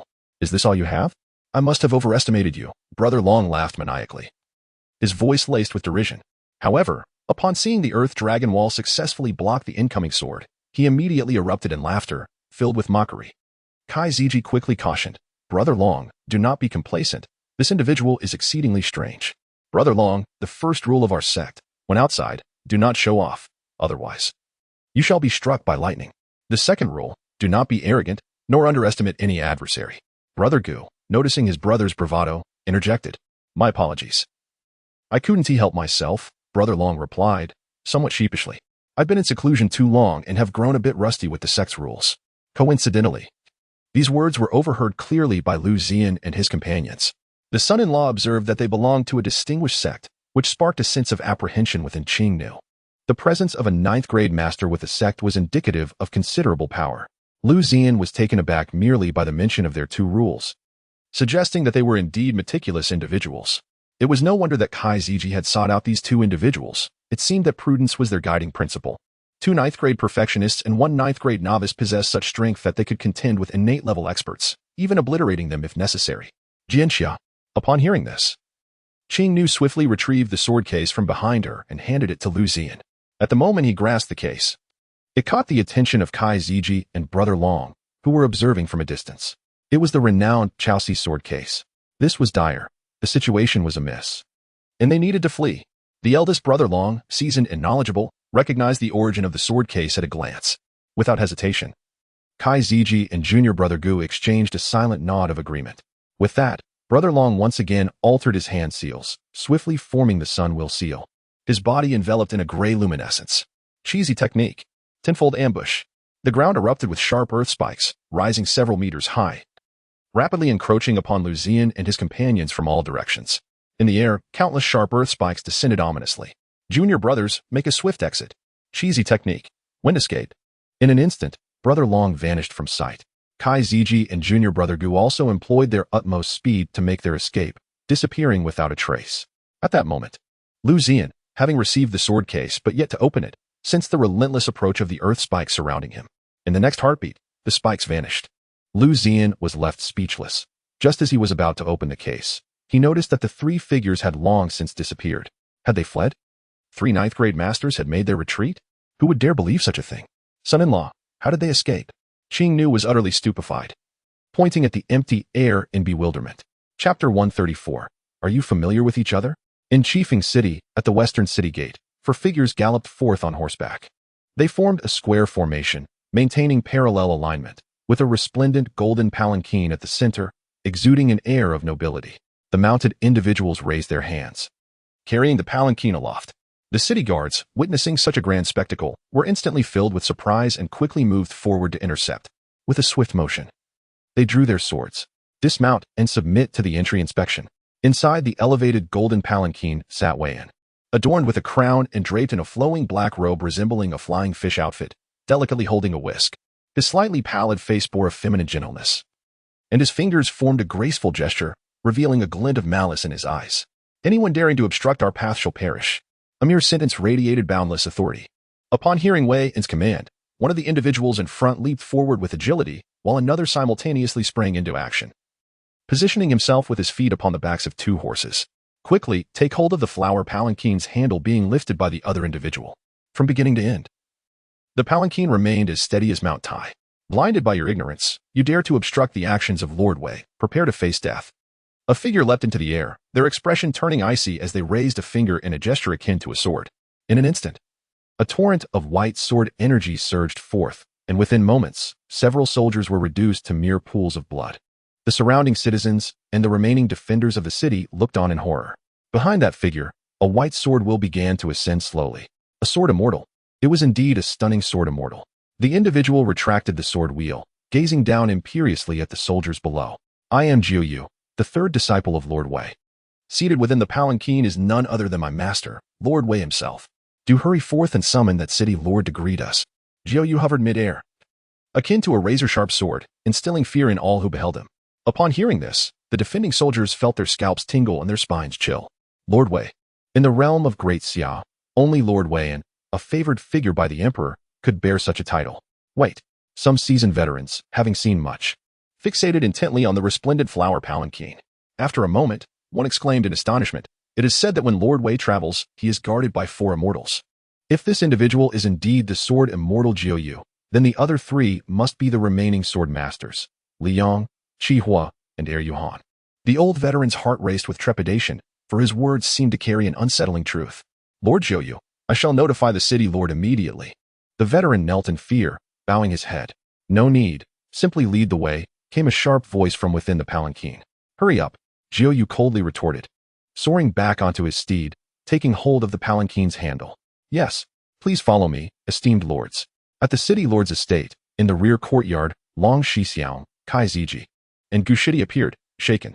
In front of the artificial mountain on the grassy knoll, Long Shixiang breathed a sigh of relief. We escaped just in time, otherwise we would have been in serious trouble. I never expected the Chao Si sword box to reappear after so many years. He spoke with a hint of lingering fear.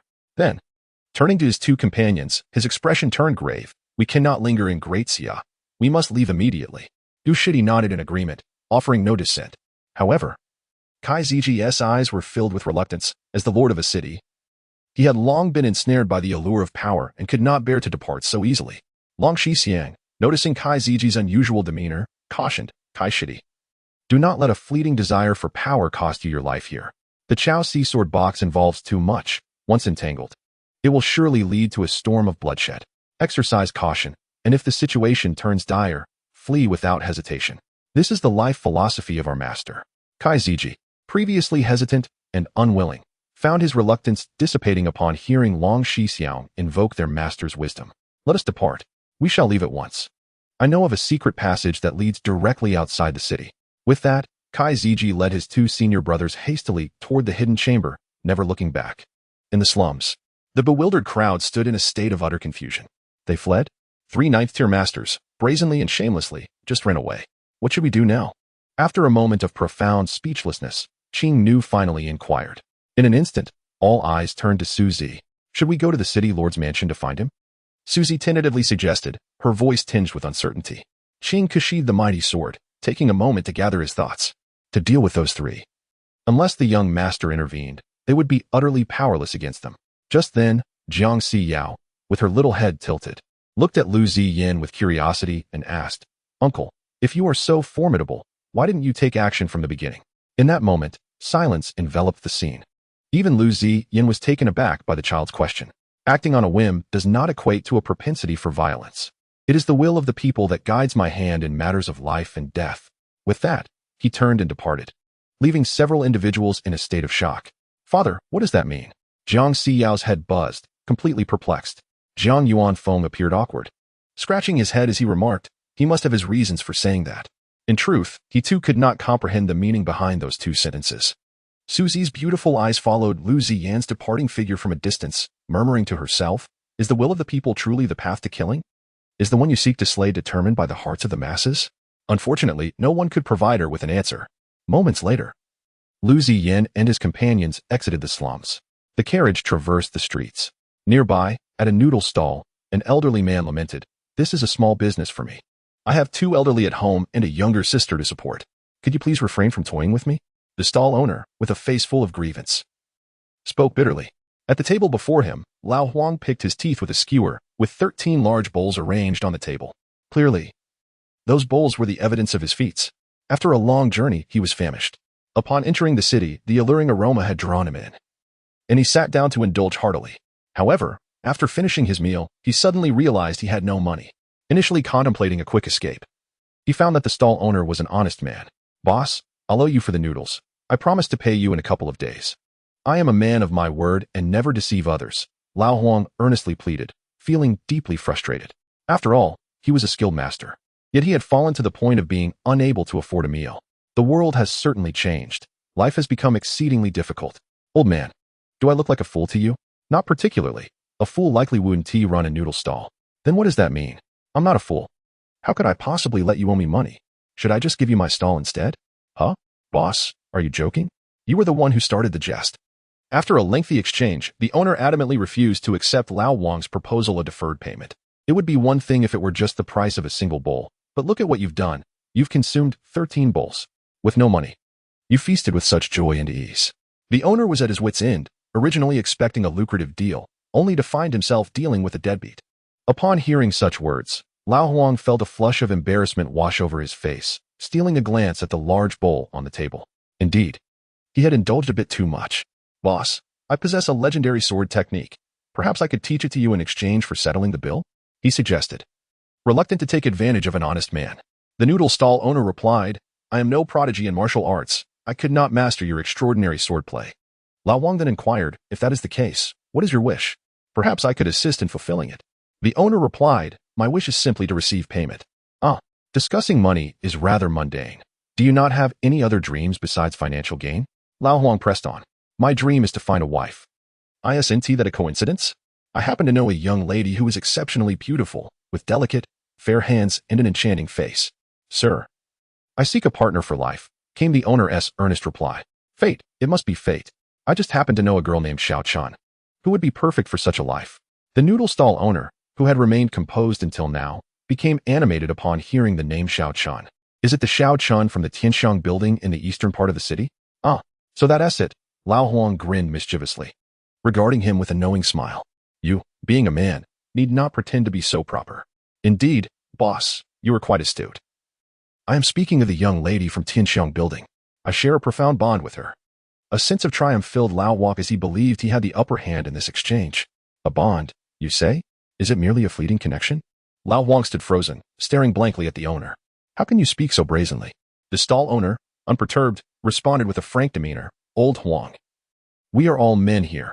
There is an unspoken understanding. Yet you claim to be searching for a partner for life? Lao Huang retorted with a roll of his eyes. Life is meant to be lived, after all, the owner chuckled. I can hardly contain myself. Lao Huang nearly blurted out, but managed to restrain his words just in time. The owner then placed a reassuring hand on Lao Huang's shoulder, speaking earnestly, Old Huang, in this world, who a woman belongs to is less important than who is utilizing her. Let go of possessiveness and embrace the pleasure of companionship. Coincidentally, Qing Yin drove her cart alongside the noodle stall and inadvertently overheard the conversation between the two men. Shameless. Indecent, she exclaimed indignantly. Liu Ziyan lifted the cart curtain and caught sight of Lao Huang outside. This unrepentant rogue is truly a character, she remarked. Lao Huang had intended to retort to the owner, but upon hearing the lady's scornful remarks, he feigned ignorance of their presence and, with a serious demeanor, declared, Boss, such thoughts are unacceptable. Old Huang, why the pretense? You and I both share a connection with Xiao Chan, the owner teased. Cough, cough, cough. Boss, do not speak nonsense. I am a respectable man, Lao Huang hurriedly clarified, casting furtive glances at the owner. Unbeknownst to him, the owner simply chuckled and remarked, a respectable man? Which respectable man visits the Tianxiang building? Old Master Huang, if you can arrange for Xiao Chan to meet me, consider this meal paid for. What do you think? Is that not generous enough? Oh dear. Enough already, boss, please stop talking. Old Huang hastily covered the boss's mouth. Then, with an awkward smile, he turned to the two young women, grinning. I don't know him, truly. Tianxiang building. Xiao Chan. The two young women, Qing Nu and Su Zi, simultaneously teased him. This left Liu Ziyan utterly astonished. Wait, aren't you two quite familiar with each other? Chapter 135, The Fleeting Youth, Never to Return. The bustling streets were alive with the flow of people. Old Huang was in a heated argument with the noodle stall owner. As soon as Qing Nu and Su Zi spoke up, a number of onlookers halted in their tracks, observing the spectacle. Oh my, this old man is impressive. He has incited such jealousy among these beautiful women, quite remarkable indeed. This scene is something we men could aspire to learn from throughout our lives. Indeed. The old man is quite fortunate. He might even have some government assistance. Many bystanders paused to jest. However, some were quite indignant. Humph, such vulgar women. That old man is well past his prime. What could they possibly want from him? Do they seek his advanced age, as if he wouldn't live long? Or is it his unkempt appearance, filthy and unbathed? The stall owner, startled by old Huang suddenly covering his mouth, was about to struggle in anger when he overheard the conversation and turned to assess Su Zi and the others. Wow, there are actually women more beautiful than Xiao Chan. His heart raced with excitement, a flutter beginning to stir within. Old Huang, noticing this, inwardly cursed, You shameless owner, you're drooling. Turning back, he exchanged an awkward smile with Su Zi and Qing Nu, feeling it was quite understandable. Two such stunning ladies. Not just the stall owner, but even old Huang would have been captivated long ago. Old Master Huang, introduce one to me as a wife, and I'll forget about the cost of the noodles. The stall owner chuckled, and just as he was about to step forward, old Huang grabbed his arm with such force that he could barely move. Boss, with beauties like these, you won't be able to handle them. Let me take the lead. With that, he flashed a grin, revealing his large yellowed teeth, attempting to strike a dashing pose to draw attention. Let us go. Liu Ziyan, unable to watch any longer, dropped the carriage curtain, signaling to Qing Nu. Upon hearing this, old Huang grew anxious, disregarding everything else, and hurried over to the carriage. Master Liu, I'm in a bit of a bind. Could you lend me some money? Alone? Qing Nu and Suzy glared at him with disapproval. Liu Ziyan lifted the carriage curtain again, his expression unreadable as he regarded old Huang, casually stating, no loans. Rest assured, I will repay you promptly. What? No loan? Initially lost in his own thoughts, old Huang was taken aback upon hearing the refusal. Why not lend me money? On what grounds? After all, he was a skilled individual. Not long ago, countless people sought to befriend him, offering sums exceeding thousands. Old man, are your ears stuffed with feathers? My master has said no loans. The young woman cast a disdainful glance at him, her expression concealed beneath her veil. That old fool. Still hoping to borrow money from my family's son-in-law, as if that were even a possibility. No, Lu Gongzi, I trust you are aware that I, Lao Huang, am quite the expert. Do you not wish to utilize this opportunity to win me over? Lao Huang found it somewhat astonishing. He had previously demonstrated considerable prowess before Lu Gongzi.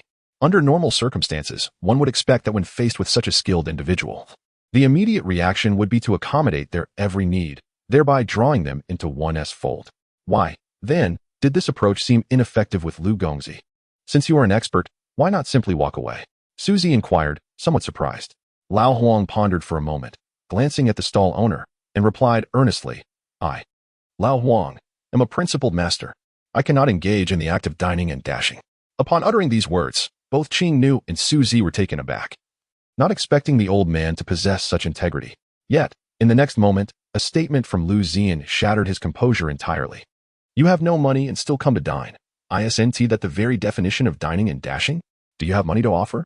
In an instant, the crowd became aware, swiftly adopting expressions of disdain, with several bystanders even spitting at Lao Huang. Let us go. Those unimportant need not be heeded. Liu Ziyan spoke again. Suddenly, Lao Huang's demeanor shifted, and an overwhelming sword aura erupted around him, as though he were intent on forcefully borrowing money. Lu Gongzi, if you do not lend me some, I fear you may not be able to leave. With that, the fierce sword energy encircled the carriage like an army. The stall owner, taken aback, stumbled and fell onto his bench, his eyes wide with fear as he gazed at Lao Huang. You truly are a master? His panic was evident, clearly intimidated. The surrounding onlookers retreated several meters. At that moment, Jiang Yuanfeng rushed in, flanked by a dozen soldiers clad in silver armor. Miss, there are important figures arriving in the capital. They are heading to the Lord's residence.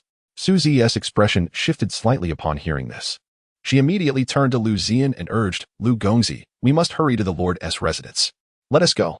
Liu Ziyan lowered the carriage curtain, his voice cool and measured. Can we leave? Lao Huang had resolved to procure money from the other party, determined not to let them depart without it. Keep up. A tin-tailed gold note flew out from within the carriage, gracefully landing before Lao Huang. In an instant, his expression changed. Reverting to a playful smile as he waved at the carriage, Lu Gongzi is magnanimous. I shall henceforth be your man. As long as it does not violate principles of morality or loyalty, feel free to command me. At the Lord's residence, Chu Sheng emerged in a flurry, his demeanor frantic. Just then, four figures on horseback appeared, carrying a gilded bridal sedan. What is this? He regarded the scene with curiosity. General Chu quickly summoned the Lord to greet the esteemed Wei Gong. An elderly soldier rushed forward, sweating profusely, shouting as he ran. Wei Gong, the one from the capital? Chu Sheng's heart jolted, his pupils constricting in evident fright. Subordinate Chu Sheng pays his respects to Lord Wei. Without hesitation, he knelt and bowed deeply, addressing him with utmost reverence. Please allow Lord Ka to come forth and meet me. From within the palanquin, a sharp voice, laced with an ethereal softness, pierced the air, causing him to lower his head once more in trepidation. Reporting to Lord Wei, the city lord is not in the city lord's residence. Oh, then where might he be? According to the steward of the residence, the city lord has fled through a secret passage. Fled? In the blink of an eye, Chu Sheng felt a shadow flash before him. Wei Yan, holding a whisk, stood before him, his slightly pallid visage exuding an eerie chill. When did he leave? Wei Yan stepped toward the entrance of the city lord's residence. Chu Sheng rose, wiping the cold sweat from his brow, hastily following behind.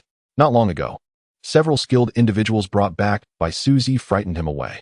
The leading man was called Lu Gai. As Wei Yan was about to cross the threshold, he paused, his footsteps halting at the mention of the name. Liu Ziyan? I did not expect him to have arrived here.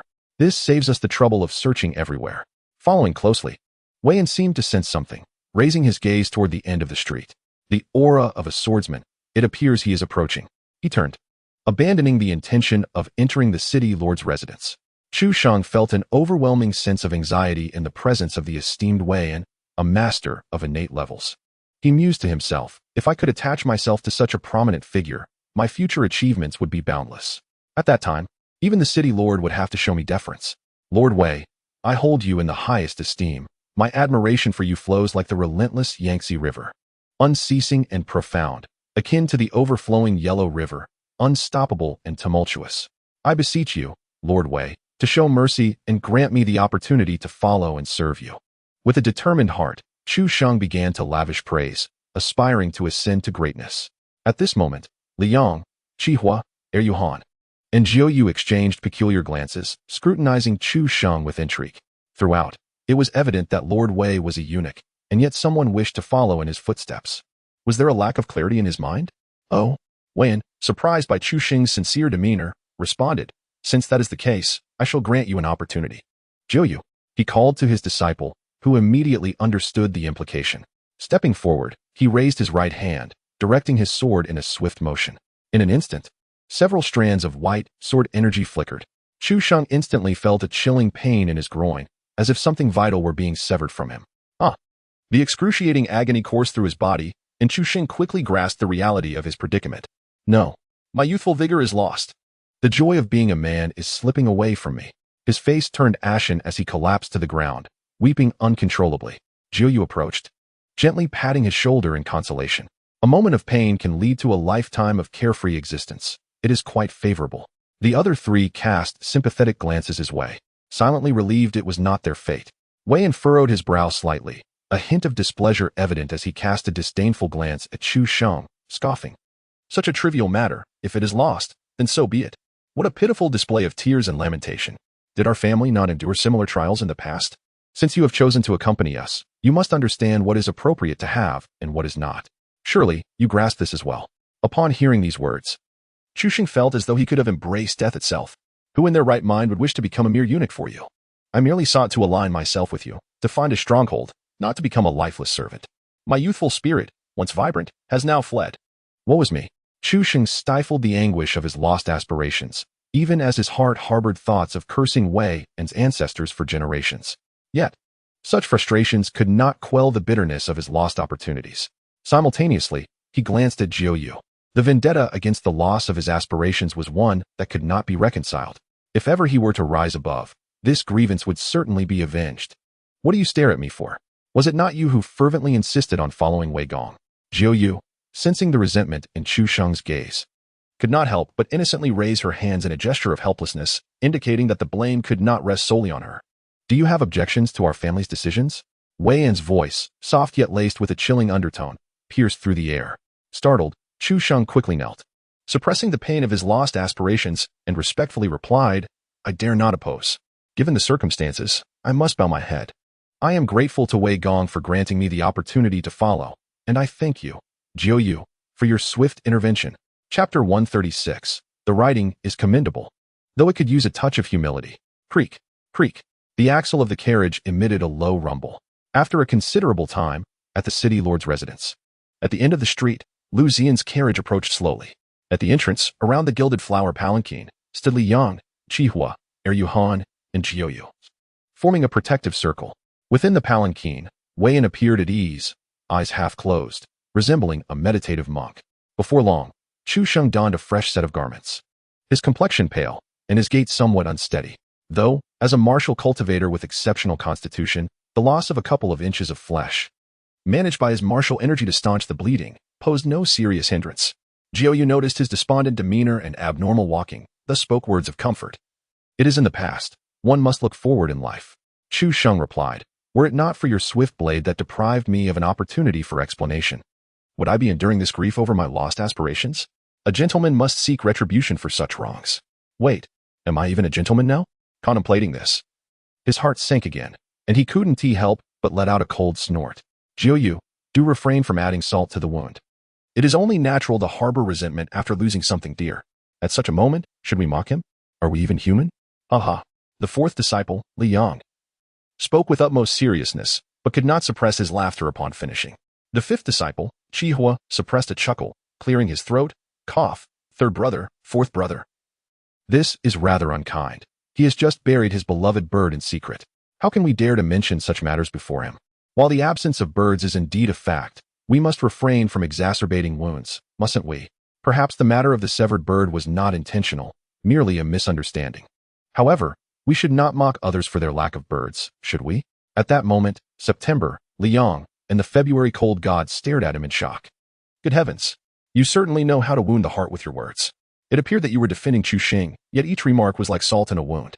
Chu Xing, in a fit of rage, pointed at several individuals, trembling all over, especially his right hand, which in the next moment involuntarily transformed into an elegant gesture. It was over. I was utterly finished. I had already begun to involuntarily adopt a eunuch's demeanor. Indeed, certain actions do not require learning.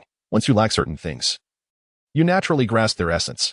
Suddenly, an idea struck Chu Xing, and he called out loudly, Lord Wei, they look down upon our rootless existence. When?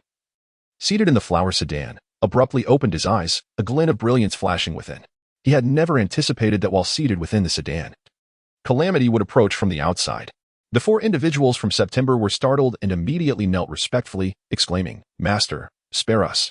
We understand our error. As Wei had nearly single-handedly nurtured these four, they regarded him as both teacher and father, daring not to speak ill of his shortcomings. Not a problem. Wei replied calmly. The four breathed a quiet sigh of relief before daring to rise, casting murderous glances at Chu Shang. What a clever lad. It seems he has indeed cut a little too deeply. Feeling the unfriendly gazes, Chu Shang's spine chilled, and the previous wounds began to throb. Is this it? No pain. No reprimand? He finally realized how absurd his previous actions had been, foolishly attempting to sow discord. Dejectedly, he lowered his head in solitude. At the end of the street, a carriage slowly appeared. The young woman in front, Qing Nu, spotted the situation at the gate of the Lord's mansion from afar. What is that? Upon noticing the gilded flower sedan, Qing Nu's body trembled violently, her eyes flashing with a hint of horror. Observing the position of the four from September, she became increasingly certain of one thing. Young master, trouble is brewing. The Grand Eunuch Wei has arrived beside the Emperor. Hurry. She quickly halted the carriage, lowering her voice with gravity. Wei. Inside the carriage, Liu Ziyan paused at the mention of the name. He had not expected that the Emperor would even dispatch his trusted aides to deal with him. Clearly, he was determined not to rescind the state order without a fight. Meanwhile, inside the flower sedan, Wei seemed to sense something, adjusting the feather duster in his hand. They are coming. At his words, the individuals outside all turned their gazes toward the carriage emerging at the end of the street. Among them, the most astonished was Chu Shang, as he recognized the young woman and Suzy seated within the carriage. Just recently, the ruthless methods of the Qing guests lingered in his mind. Within that carriage, a sword immortal resided. I could already sense the sword energy emanating from the other party. It was exceedingly domineering, rivaling my own blazing sword energy. The atmosphere grew tense as Qi Hua concentrated deeply, quickly arriving at a conclusion. Zhou Yu's expression shifted to one of bewilderment as he shook his head in disbelief. No, there is another person inside. Why can I sense no aura from them? How is that possible? Li Yang and Yuhan exchanged astonished glances, incredulous at Zhou Yu's words. Are you joking, Zhou Yu? Your waterfall sword Qi is exceptionally sensitive to aura detection. It is nearly impossible for any ordinary concealment technique to evade your perception. Qi was struggled to accept that someone could indeed elude Zhou Yu's awareness. Indeed, the individual in question emitted no discernible aura, appearing just like an ordinary person. The more Yuhan focused his senses, the more his heart trembled with shock. His own cultivation of the frozen earth technique, equally acute, failed to capture any trace of the other's presence. Upon overhearing their conversation, Chu Shang felt a pang of anxiety and thought, this is bad. Could there be a formidable expert among them? In my quest to align myself with the illustrious Wei Gong, I have lost even the birds of my own flock. If a true master were to emerge now, would I not become the proverbial lost cause? He fervently prayed, fearing that losing a mere chicken would be the least of his concerns, for if the situation escalated, it would spell disaster. Meanwhile, the luxurious flower sedan and the horse-drawn carriage stood 200 meters apart, each gazing towards the other. Suddenly, Lao Huang approached from behind, clutching 3 pieces of silk cloth close to his chest. A resounding boom echoed through the sky, heralding Lao Huang's grand entrance. Applause, cheers, shouts, and screams erupted as he strutted forward with an air of arrogance.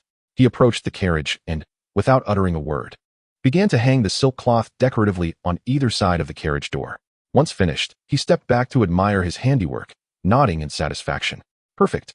Susie gazed in astonishment at the characters on the silk cloth, unable to restrain herself from reading aloud. Unprecedented in martial arts, comparable to saints in literature. A bold proclamation, the first of all time. At that moment, Susie found herself at a loss for words, opting for silence instead. Qingnu was equally taken aback by this display. Observing their expressions with great pride, Lao Huang declared, "What do you think? Astonished are we? When our esteemed son-in-law embarks on his journey, it must exude a certain flair." These two phrases truly capture his formidable presence. Qingnu rolled her eyes, exasperated. The words are fine, but they do come off as rather ostentatious. Ignorant. From this day forth, with Lao Huang around, even the mightiest Third Li Baiyi would have to acknowledge him as a true master. Even stray dogs on the roadside would bark in respect. Master. An unkempt old man has adorned the carriage door with two phrases, Jiu whispered by the flower sedan. Oh, Wei Yan's interest piqued as he pressed for details. Unprecedented in martial arts, comparable to saints in literature. The first of all time. Upon hearing this, Wei Yan swiftly emerged from the flower sedan. From a distance. The striking clarity of the words left him profoundly shaken. They radiated an aura of dominance and invincibility. In the vast realm of the 9 provinces. Who would dare to be so audacious? To proclaim oneself as unparalleled in martial arts is a statement that could ignite the ire of all martial cultivators across the land. Such arrogance would undoubtedly attract countless masters eager to issue a challenge. The consequence of such hubris is invariably one, deserving of a fate worse than death. To claim superiority in literary prowess, akin to that of the sages, is sufficient to provoke the collective condemnation of all scholars within the 9 provinces. To be deemed the greatest of all time, what a bold assertion. Even the strongest among mortals would not dare to boast in such a manner. Master Liu, do you not intend to reveal yourself? Wei Yan remarked casually, flicking the dust from his hand, exuding an air of languid elegance. Thud, thud, thud. Heavy footsteps echoed as Jiang Yuanfeng, leading a dozen soldiers, approached the carriage. Miss, I have brought all the evidence of Lord Kai's past financial misconduct, he announced, presenting a tome to Susie. The cover bore the inscription, though justice may be delayed, it shall inevitably arrive. This is the evidence concealed by my wife, he added. Susie took the book and opened it, her heart racing at the shocking revelations contained within. Each recorded incident was so egregious that even a city's lord would face 1,000 deaths for such transgressions. Who are they to obstruct the path of the young lady? Jiang Yuanfeng noticed several figures at the city lord's gate and immediately drew his sword, ready to confront them. Uncle Jiang, do not act impulsively. These individuals are beyond our capability to handle, Susie interjected hastily, fearing for his safety. At that moment, Liu Ziyan emerged slowly from the carriage. Master Liu, what shall we do? Susie's eyes lit up with hope as she turned to him. They have come for me. You should withdraw first, he instructed, descending from the carriage with poise, hands clasped behind his back, exuding an air of sophistication and scholarly grace. His presence was refined and serene, captivating all who beheld him. Upon noticing a note hanging from the carriage, Liu Ziyan felt speechless. I recall many years ago. Young Master Liu was merely a scholar with no martial prowess or literary finesse. How did he suddenly ascend to the status of a literary immortal? Might young Master Liu enlighten us? Wei Yan scrutinized Liu Ziyan upon his appearance, finding nothing out of the ordinary. How peculiar. The rumors claimed that Liu Ziyan had become a literary immortal, yet he exuded no trace of scholarly aura. This was unexpected. Meanwhile, Suzy and Jiang Yuanfeng retreated 100 paces. Liu Ziyan remained silent, his expression tinged with displeasure as he called out, Qingnu. The latter immediately understood, fetching a chair from behind the carriage and placing it on the ground. Satisfied, Liu Ziyan nodded and seated himself. Old Huang, did you conceive these 2 lines? He queried, casting a casual glance at Old Huang. As for Wei Yan and his companions, they were disregarded entirely. Master, what do you think? Is it impressive? Is it majestic? Old Huang beamed with pride, eagerly awaiting Liu Ziyan's praise. Indeed, arrogance tinged with a hint of deserving retribution, Liu Ziyan remarked. Liu Ziyan contemplated for a moment and responded affirmatively. At this juncture, Wei Yan's expression darkened, and a glimmer of murderous intent flickered in his eyes as he spoke in a low voice. Young man, you exhibit a rather audacious disregard. Chapter 137. Would you mind calling me little darling once more? Such a blatant arrogance. Ever since Wei Yan attained the innate realm, no one had dared to treat him with such flagrant disrespect.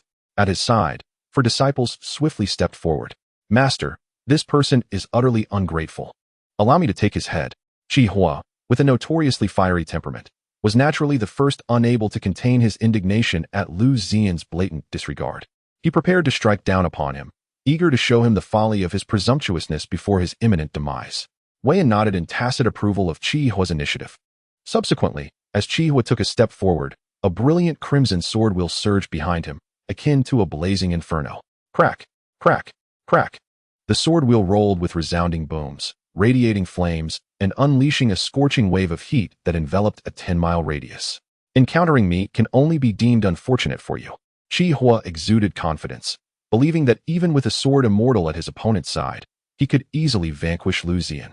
After all, even among sword immortals of the same caliber, disparities in strength existed. Burning mountains and boiling seas.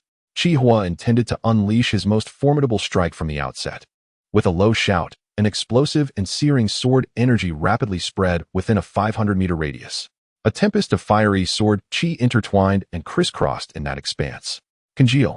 He pointed his sword skyward, and countless sword energies converged, manifesting into a colossal fire-red sword that emerged from thin air. Thousands of streams of sword chi amalgamated, forming this gigantic sword energy, nearly tangible in its essence. Fall. With a downward press of his sword, that immense sword energy began to descend slowly. The air was filled with waves of scalding heat emanating from the colossal sword, as if it sought to incinerate everything within its reach. The surrounding structures quickly ignited under the influence of this searing heat. Innocent bystanders hastily fled the vicinity. The crowd held their breath, their expressions frozen in terror as they gazed upon the enormous sword energy suspended in the air. Only Liu Ziyan and Lao Huang remained unfazed, particularly Lao Huang, who, with a leisurely demeanor, stepped forward. Young master, it is my turn to showcase my prowess now, since I have borrowed your funds. It is only fitting that I fulfill my obligations, is it not? His disheveled appearance and languid posture betrayed none of the qualities of a master. To the untrained eye, he resembled nothing more than an old beggar by the roadside. When Wei Yan caught sight of Lao Huang stepping forward, his expression shifted to one of mild surprise. As he felt an inexplicable familiarity with the old man, for a fleeting moment, he struggled to recall where he had encountered him before. A mere illusion? He murmured softly. In an instant, Lao Huang's demeanor grew solemn. His eyes sharpened as he raised his hand with a swift motion, unleashing a streak of azure sword energy that shot forth like lightning to collide with the massive sword energy. Boom! In that moment, the air trembled with the force of the clash. The colossal sword energy dissipated into nothingness, and the searing heat wave followed suit. The surroundings returned to their former state. With a mere flick of the wrist, a single sword aura unleashed such formidable power. It utterly obliterated a legendary sword immortal's full-force strike. How terrifying! A spurt of blood erupted from the crimson fire physique, shaken by a tremendous backlash, rendering him pale as a ghost. His gaze filled with fear as he stared at the disheveled figure ahead. What? Li Yang, Jiu Yu, and Yuhan were equally astonished, their eyes betraying disbelief. The elegant guest standing to the right of Liu Ziyan instinctively tightened his grip on the massive weapon behind him, his face etched with trepidation. Deep within, he silently exclaimed, "A master." The previously teasing Qing Nu was profoundly shaken by the prowess displayed before them, effortlessly deflecting a sword immortal's full-force strike. This old man possesses remarkable strength. However, amidst the crowd, the most astonished was undoubtedly Wei Yan. In that fleeting moment when the old man unleashed his power, memories surged forth from the depths of his mind. His pupils dilated in shock as he gazed intently at that figure. Under the sunlight, it began to appear extraordinarily imposing. Huang Shisan. You are Huang Shisan, the strongest in the realm, ranked 13th, once heralded as the greatest sword in the Great Xia. You are alive? Wei Yan's voice involuntarily rose, tinged with terror. The strongest in the realm, 13th place, and the greatest sword of the Great Xia. Liu Ziyan smiled faintly, as if to say, just as I suspected, it is indeed him. It seems the old man cannot rest easy. To his left and right, Qing Nu and Qing Ku were momentarily stunned. In unison, they inquired, "What do you mean?" After a brief silence, Qing Nu hesitantly added with a hint of surprise, "Does the son-in-law know him?" "I do not. There had been some speculation earlier." Qing Ku pressed further, "What speculation?" "It is of no consequence." Liu Ziyan, shrouded in mystery, offered no explanations, eliciting simultaneous eye rolls from the two women. He recognized him, the deceased eunuch. From the moment the old man intended to act, he anticipated being recognized. "Indeed, it is you." Wei Yan's voice trembled, yet the killing intent in his eyes remained unwavering. Former commander of the Black Dragon Riders. Clearly, years ago, Our family, in alliance with Lord Qin and Dean Shun, had slain you at Daming Lake. We had thoroughly examined the corpse. There was no possibility of life. Reflecting on that year's ambush, he believed it to be foolproof. Every detail confirming that the opponent was beyond resurrection. The only regret was that the body had not been directly destroyed due to an unstoppable factor, the Duke of the State. Just after they had successfully taken down Huang Shisan, Lin Hong, the Duke, appeared, holding a decree and taking away his corpse. Deceased eunuch, do you think the old general took my body for no reason? Upon hearing this, Wei Yan's expression momentarily froze, as if grasping a realization. Could it be that at that time, you were not completely dead? Aside from this explanation, he could discern no other possibility. Otherwise, it would be akin to resurrection from the dead. Impossible. Merely considering the positioning of your heart, you have been pierced by over 10 blades. To prevent any anomaly in you compared to ordinary individuals, both sides have. Wait a moment. I recall that it was the esteemed Lord Qin who targeted your right heart. Suddenly, a realization seemed to dawn upon him. He lifted his gaze sharply, only to see old Huang nodding in acknowledgement. This scene appeared to convey that he had already surmised the outcome. Astonishingly, he had held back. Who would have thought that the ever-loyal Lord Qin would leave behind such a significant dilemma? Upon this reflection, he decided to let it be. With that, he lowered his head and drew forth the broken sword from his waist. Do you remember this sword? It was you who shattered it with your own hands back in the day. 11. The opportunity for vengeance has arrived. As soon as he uttered these words, the broken sword transformed into a streak of azure light, akin to a shooting star. In an instant, swoosh, swoosh, swoosh, swoosh. The azure light flickered and darted among the 4 of September. A breath later, it flew back into old Huang's hand. With the conclusion of his words, the 4 individuals of September suddenly felt a sharp pain in their necks, their eyes widening in shock as they attempted to articulate something, only to discover that no sound would escape their lips. In an instant, 4 heads fell to the ground, never realizing the blade that had claimed them. Wei Yan witnessed, with palpable terror, the moment his 4 disciples' heads met the ground, pointing fearfully at old Huang. One sword felled 4 sword immortals. The most terrifying aspect was the swiftness of it all, so rapid that even he could not catch a glimpse of its trajectory. Meanwhile, Chu Sheng, who had been hiding behind the flower palanquin, had dared to show just a sliver of his head, observing all that transpired. Until the demise of the 4 from September. It was over. Chu Sheng felt as if his heart had turned to ash. Indeed, he was merely a pawn in this game. However, there was one thing that brought him solace. The death of September had momentarily uplifted his spirits. The grudge against the bird had been avenged, at least. No, if I linger any longer, my life may be in jeopardy. To escape amidst the chaos is the righteous path. Chu Sheng began to scan his surroundings, seeking an opportunity to flee. With General Fei Fei present, who would dare commit murder in broad daylight? Shortly thereafter, on the adjacent street, General Fei Fei, wielding a massive black hammer, rushed forth, leading thousands of soldiers in a frenzied pace. Her appearance instantly became the focal point of the scene, particularly her resemblance to a maternal Zhang Fei, with dark skin, arms thicker than legs, and a bosom so prominent it nearly burst through her armor. The precariousness of her stature was something all women dreamt of. This spectacle left old Huang utterly mesmerized. By heavens! Old Huang could not help but recall a saying, "A generous bosom is immeasurable." As he spoke, his gaze shifted upward, and he was taken aback. What on earth? It startled him to the core. High specifications, yet low aesthetics. Huang Shisan, you dare to slay my disciples. You seek death.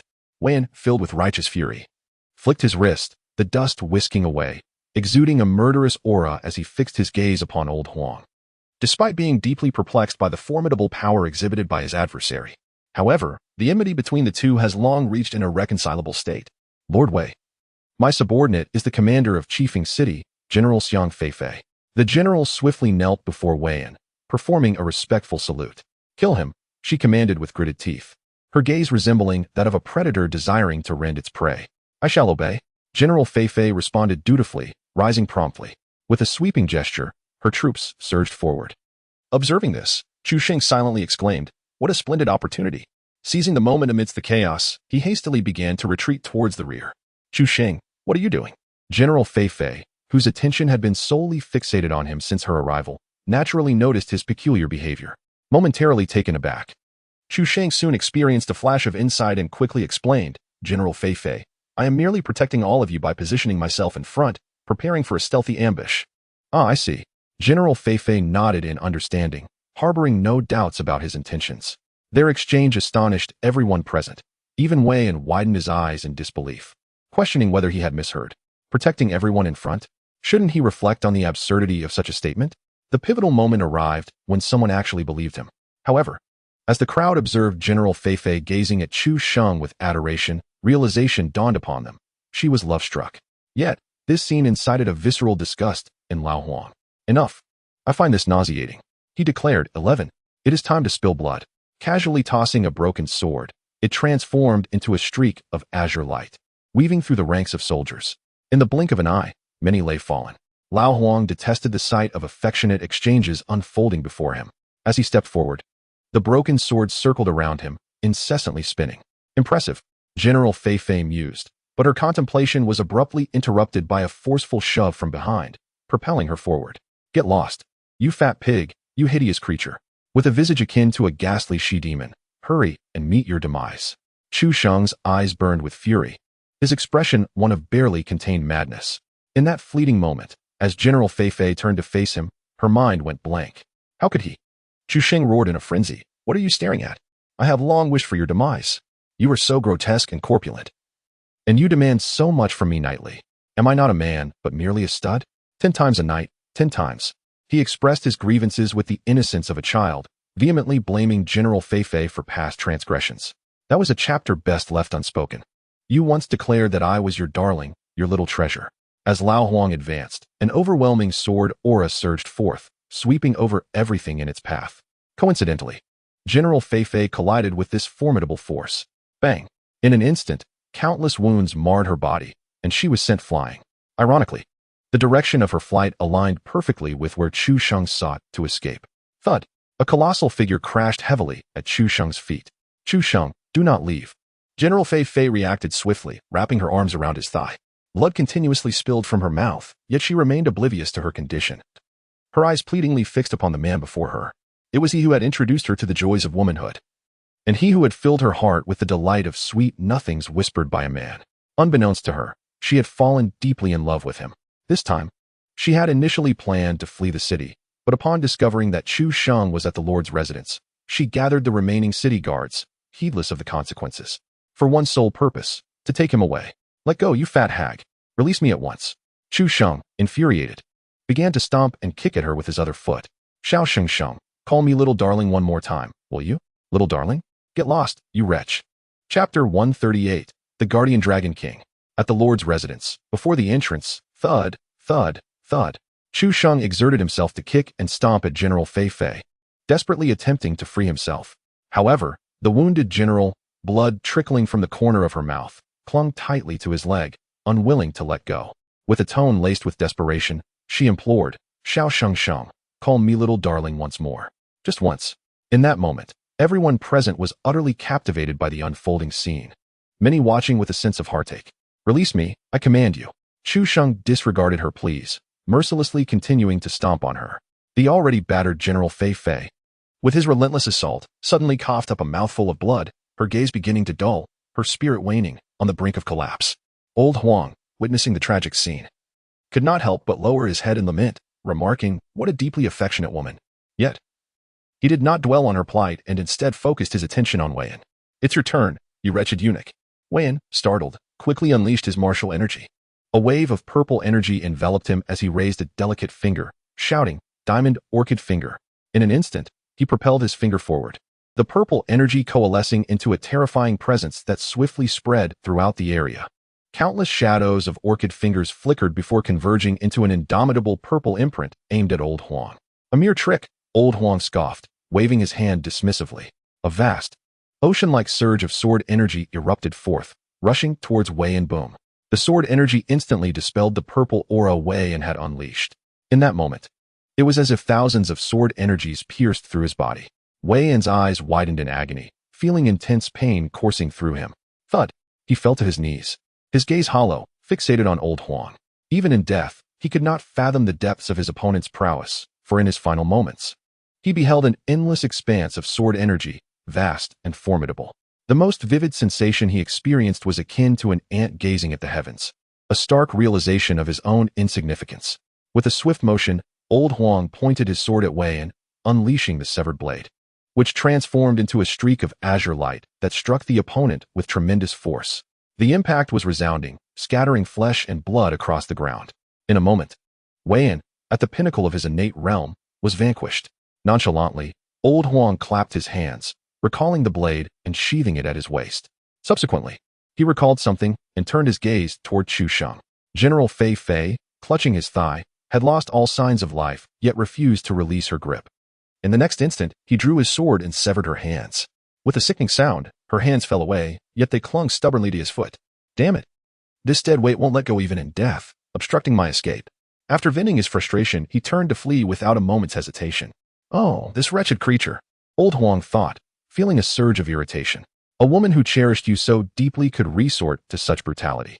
In a flash, he appeared before Chu Sheng, placing a hand gently on his shoulder. Still wishing to flee? Old Huang bared his yellowed teeth, gazing coldly at him. Spare me, great master. I do not wish to perish. I implore you to grant this wretched soul clemency. Chu Sheng, adept at bending yet unyielding, immediately fell to his knees in supplication upon being intercepted. He understood well that opportunities are reserved for those who are prepared. Old Huang cast a glance at General Fei Fei's lifeless body, her expression beyond words. Therefore, he inquired, young man, what manner of being are you that you could so easily harm such a woman? In moments of intimacy, you would call her little darling or sweetheart. Chu Sheng, on the verge of tears, stammered, great master, it was not like that. She coerced me. As he recounted the tale, tears began to fall unbidden from his eyes. Looking back, he was engulfed by despair, helplessness, and indignation, a torrent of emotions overwhelming him. Unable to contain himself, he began to weep openly in the street. Oh dear. Old Huang quickly released his grip, utterly speechless. I have done nothing to you. Suddenly, a blade of energy streaked from afar, striking Chu Sheng squarely in the chest, extinguishing his life in an instant. What a pitiful sight, Qin Ku remarked disdainfully, evidently the source of that lethal strike. In the royal capital, within the imperial study, Xia Wuji supported himself with one hand on the desk, perusing official documents with the other. Beside him stood Eunuch Wu, ever respectful. Since the departure of the Grand Eunuch Wei and from the capital, this Eunuch Wu had become Xia Wuji's personal attendant. The sound of firm footsteps echoed from outside. Soon, a figure clad in black, shrouded in a cloak, entered. Your Majesty, envoys from the Liu Dynasty have arrived. Kneeling upon entry, the cloaked figure delivered the news. Weary and drained, Xia Wuji lifted his head with a sigh, closing the documents. A bunch of inept fools. The capital has thrown open its gates, allowing them to launch a coordinated assault on Lingzhou at will. How could I not rid myself of that Lin Chaoyan? She dares to come to the royal capital and threaten me with her privileges. The mere recollection of the days past, when I was publicly compelled by her to yield, ignites a fury within me. The cloaked figure pondered for a moment before speaking. Your Majesty, it is once again time for the decennial election of the Peace Alliance's 5 major council dynasties. To date, only 4 of the mightiest and most prestigious dynasties of the 9 provinces have held council membership. If our Great Xia could seize this opportunity to join the Peace Alliance and become a council member, our dynasty would undoubtedly emerge prominently among the myriad of dynasties, second only to those 4 strongest houses.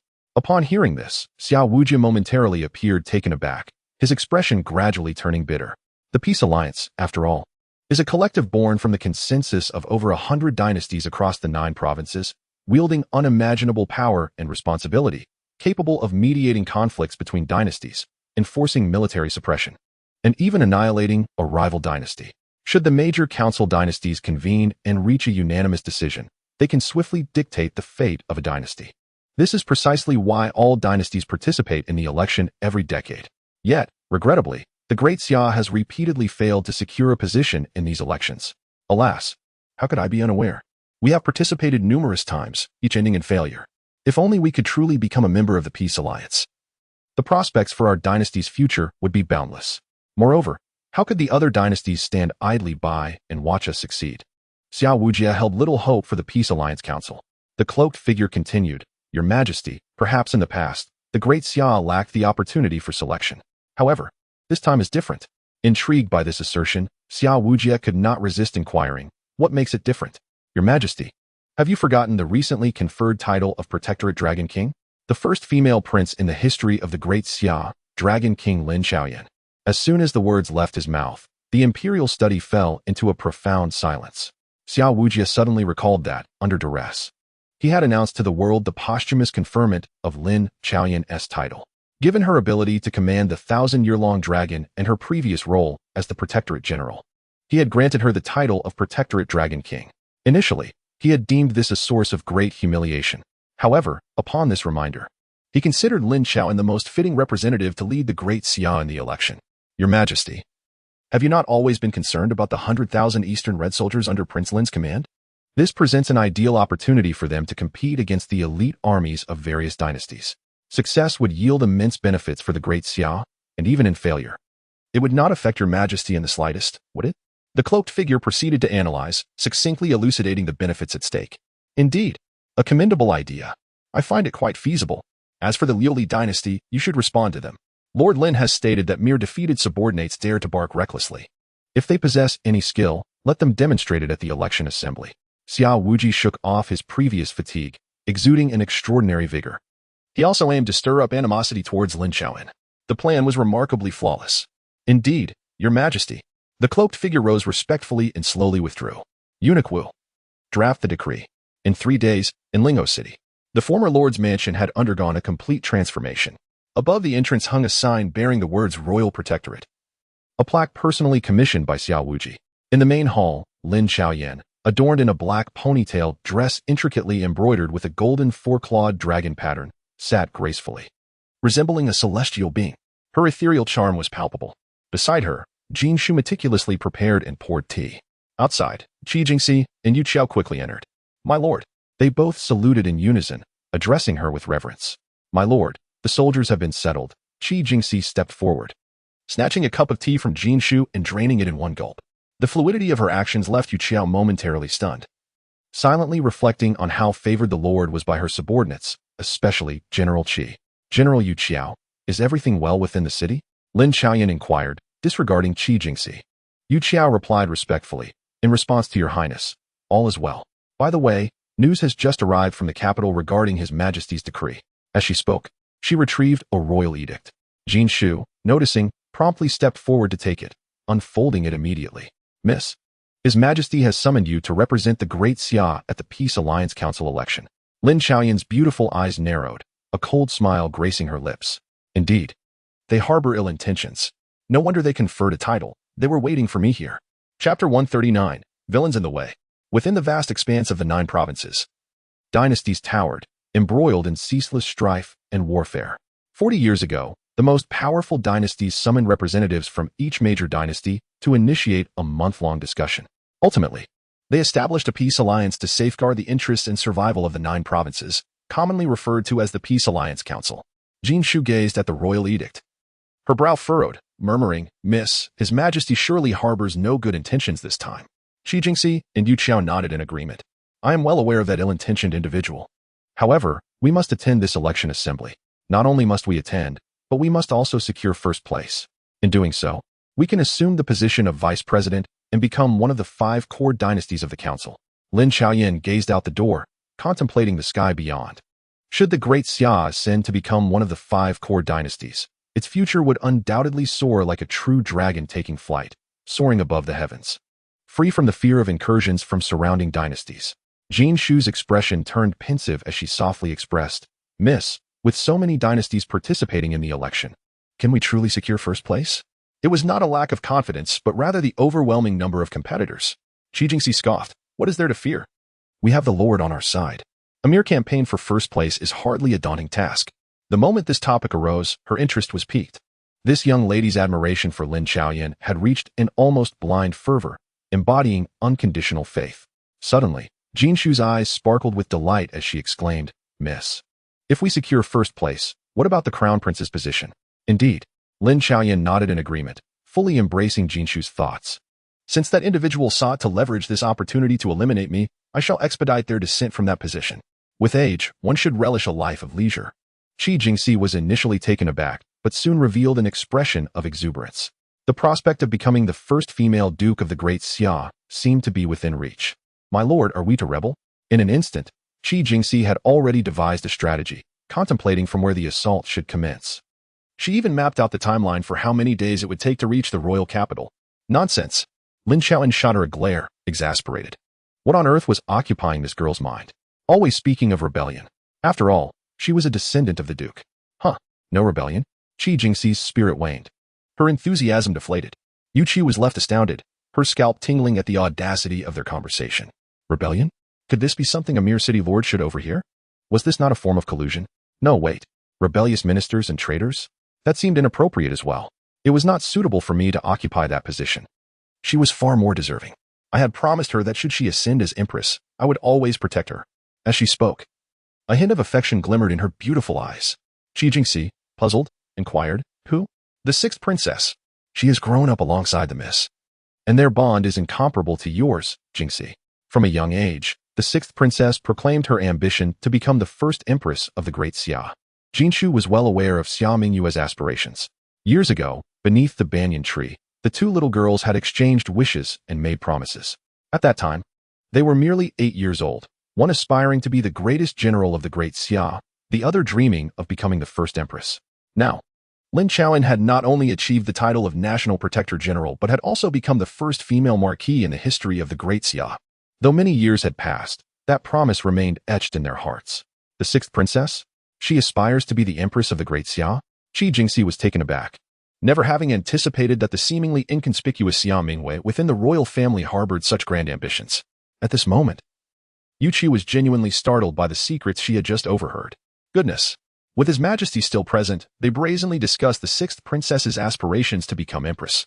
Regardless of the feasibility of such a notion, given the current circumstances, if this information were to reach the ears of those with ill intentions, it would undoubtedly be detrimental to the sixth princess. Just now, they had laid bare these secrets before me. As if on cue, Qi Jingxi and Jinshu's gazes were fixed intently upon Yu Qiao. Lin Chaoyin observed her with a smile that was both teasing and contemplative. With a thud, Yu Qiao, drenched in sweat, collapsed to her knees, her voice trembling as she implored, "Your Highness, I have heard nothing. You have indeed heard. And you are fully aware of our plans. Thus, you are left with two choices, either join us or..." Jinshu concluded, her expression icy as she exchanged a cold glance with Qi Jingxi, gesturing ominously at her throat. "I am willing to join you, to risk everything for your Highness." Yu Qiao stammered, fearing that a delayed response would lead to her immediate demise. "Very well, having chosen this path, you shall henceforth be a part of Dongfang Hong." In Yuzhou, in the town of Tianxue, a splendid carriage glided slowly along the official road. At the front, Butler Li was wholly focused on guiding the horses. Inside the carriage, Chen Wangshu's striking visage remained expressionless as she leaned back, eyes half closed, cradling little Yue in her arms, while Lin Baoying sat beside her. Opposite them, the elderly Lin Hong appeared to meditate, his eyes shut in serene repose. Before long, the streets bustled with activity, alive with the ebb and flow of townsfolk. Many citizens of Linjia town cast envious glances at the opulent carriage. However, among them were also those with ill intentions, covertly observing the vehicle. An elderly man, over 70, leaned on a cane, pretending to tremble as he walked ahead of the carriage. Noticing the throng of passers-by, Butler Li was compelled to drive at a leisurely pace. Suddenly, a pain cry pierced the air. To the side of the street, a frail old man, with a sharp face and tattered clothing, collapsed, writhing in agony. Oh, the pain! Has humanity lost all sense of justice? His wails quickly drew the attention of the crowd. Stop, stop. At that moment, a burly figure emerged, a man with a broad back and a face full of brutish features, bare-chested and showcasing his muscular physique, stepped forward to block the carriage's path. What is going on? Did your carriage hit someone? Can't you see? The intimidating man glared fiercely at Butler Li. We are in trouble. We've crossed paths with the notorious Lin Dehu. It seems we shall find it difficult to escape today, remarked an onlooker, unable to restrain his commentary. Who could disagree? He is well known as the bully of Linjia town, relying on his uncle and local government to commit misdeeds, often emerging to extort others. If he has set his sights on you, he won't rest until he has stripped you bare. One could recall the tale of old Master Hu from last month, who lost 100 gold coins to him, ultimately forced to sell his home and flee the town in disgrace. As the townsfolk whispered amongst themselves, it became clear that Lin Dehu was not one to be trifled with. What is happening? Lin Hong's steady and resonant voice broke through the murmurs. Sir, someone is obstructing our carriage, Butler Li replied. Hearing this, Lin Hong, Chen Wangshu, and Lin Baoying disembarked from the carriage. As several individuals disembarked from the carriage, Lin Dahu was immediately captivated by the sight before him. How strikingly beautiful the two young women were. One could serve as a concubine for his uncle, while the other could become his wife, an exquisite arrangement indeed. Gazing intently at Chen Wangshu and Lin Baoying, a brazen and wicked thought began to stir within Lin Dahu's heart. What was the matter with this young man? Lin Hong endeavored to maintain a calm demeanor, for he was aware that the other party consisted merely of common folk. However, upon witnessing Lin Hong's gentle disposition, Lin Dahu's demeanor grew even more menacing. "Old man, do you realize your carriage has struck my father? Come and take a look," he exclaimed, grasping Lin Hong's arm and dragging him toward the fallen elder. "Oh, the pain! My old bones! Struck down! How could this happen?" The elder, who was acutely aware of the unfolding drama, intensified his cries for sympathy. Yet, the surrounding townsfolk chose to ignore his lamentations, for they were all too familiar with such antics. Cases like this could occur 2 or 3 times in a single day. "Look at what your carriage has done to my father. A man in his 60s, merely out for a walk, now left incapacitated by your recklessness. If he were to perish because of this, you would be murderers." Lin Da's cold gaze bore down on Lin Hong as he delivered his accusations. The elder, who had been howling in pain, fell silent upon hearing these words, echoing, "Indeed, you are abusing an elderly man." Lin Baoying, known for her fiery temper, felt her anger surge at this display. Rolling up her sleeves, she stepped forward, prepared to confront the situation. "Come, I wish to see where you are injured." She reached out, intending to grasp the elder. Just as her hand was about to make contact, he cried out, "Oh, she's hitting me. That young lady is attacking me."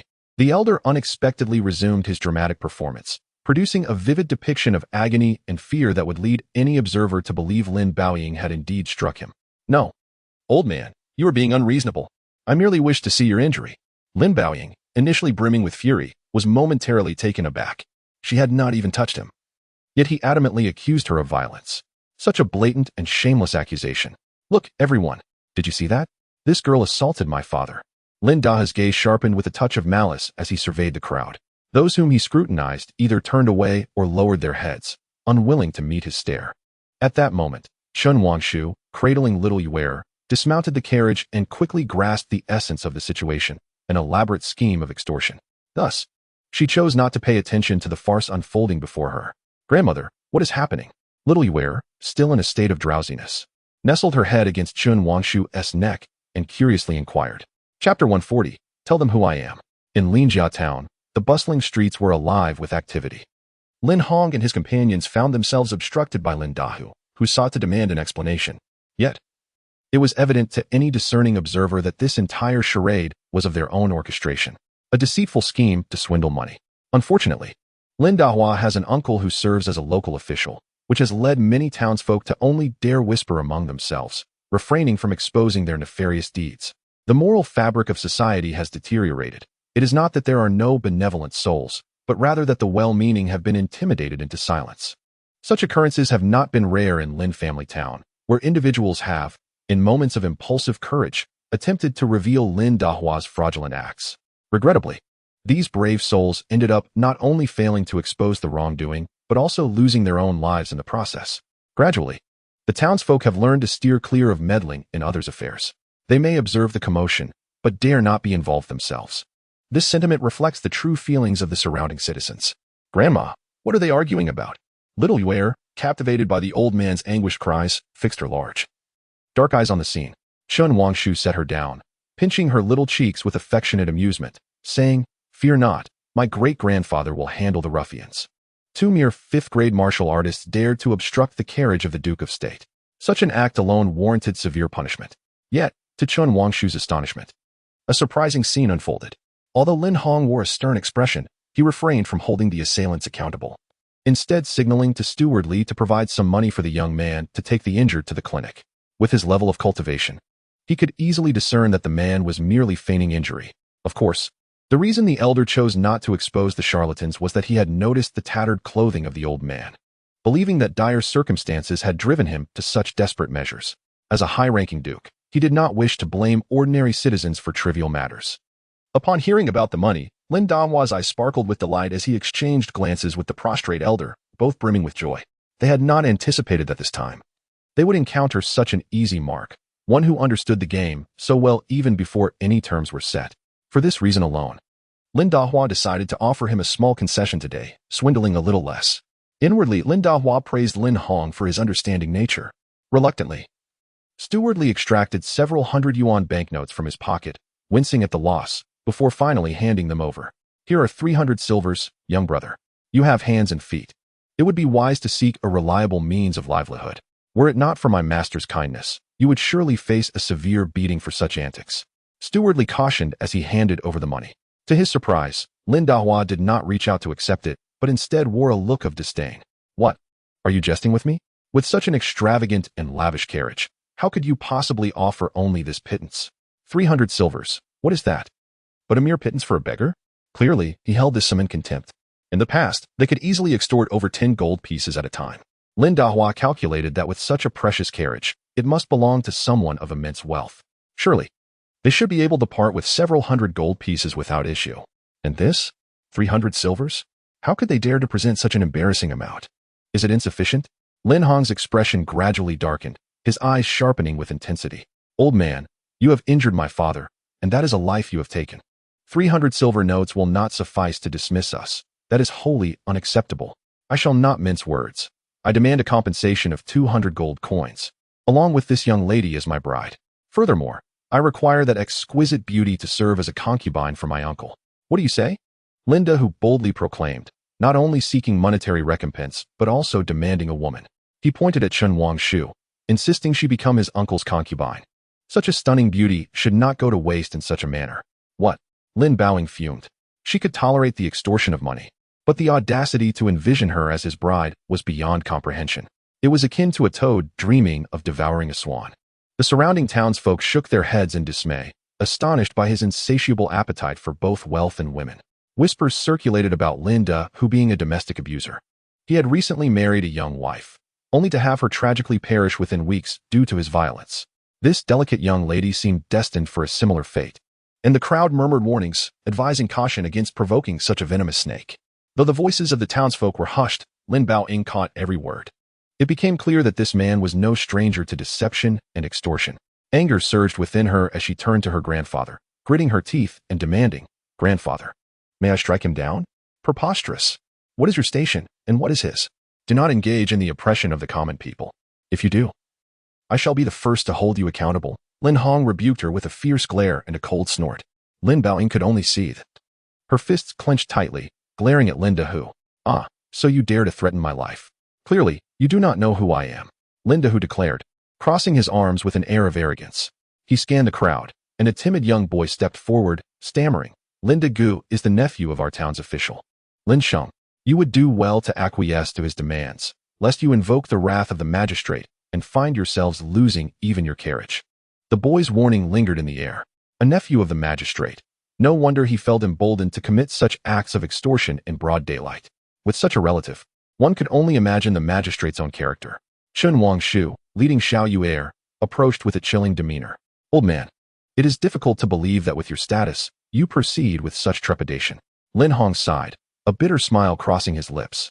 "Even with status, one cannot oppress the common folk. Moreover, I too hail from these humble origins. Our ancestral hall remains here. How could I stoop to bullying the younger generation? One must not forget their roots, nor allow fleeting successes to obscure the arduous path that brought them here. Grandfather, this man is clearly attempting to extort us."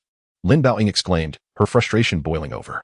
She longed to eliminate these two swindlers, dismissing them as mere nuisances. After all, they were but fifth-grade martial practitioners, easily crushed like ants beneath her feet. "My esteemed sir, Miss Ng is quite right. Dealing with these shameless individuals requires a more assertive approach, lest our efforts prove futile."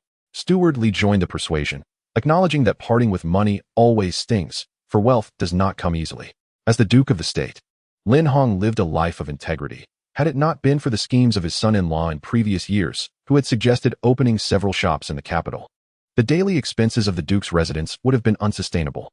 A small sum, once given, was gone. The grandeur with which Lin Hong handled the situation only served to irritate Steward Li, who understood the value of hard-earned money.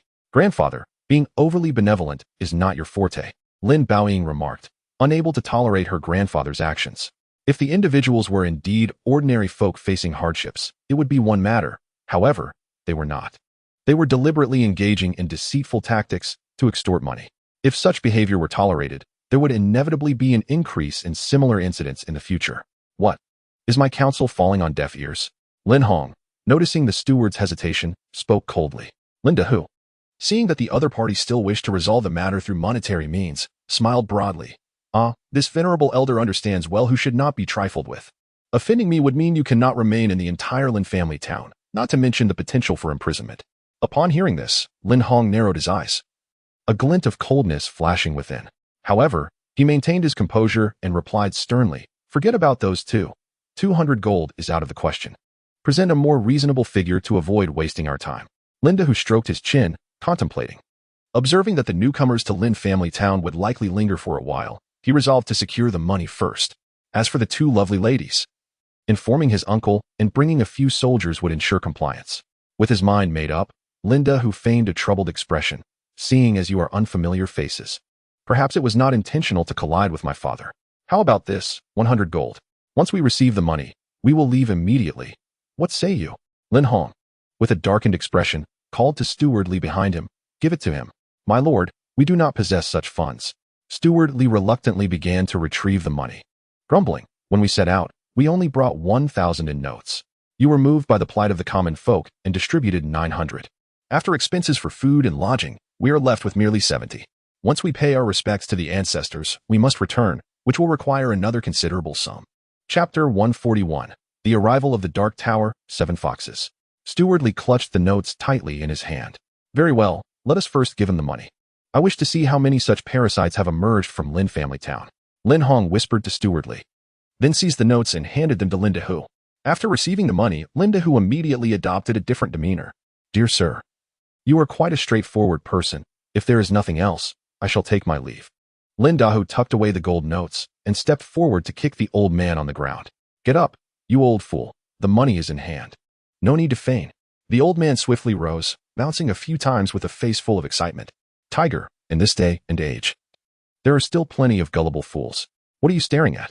Hurry along, or I'll have to lie down again."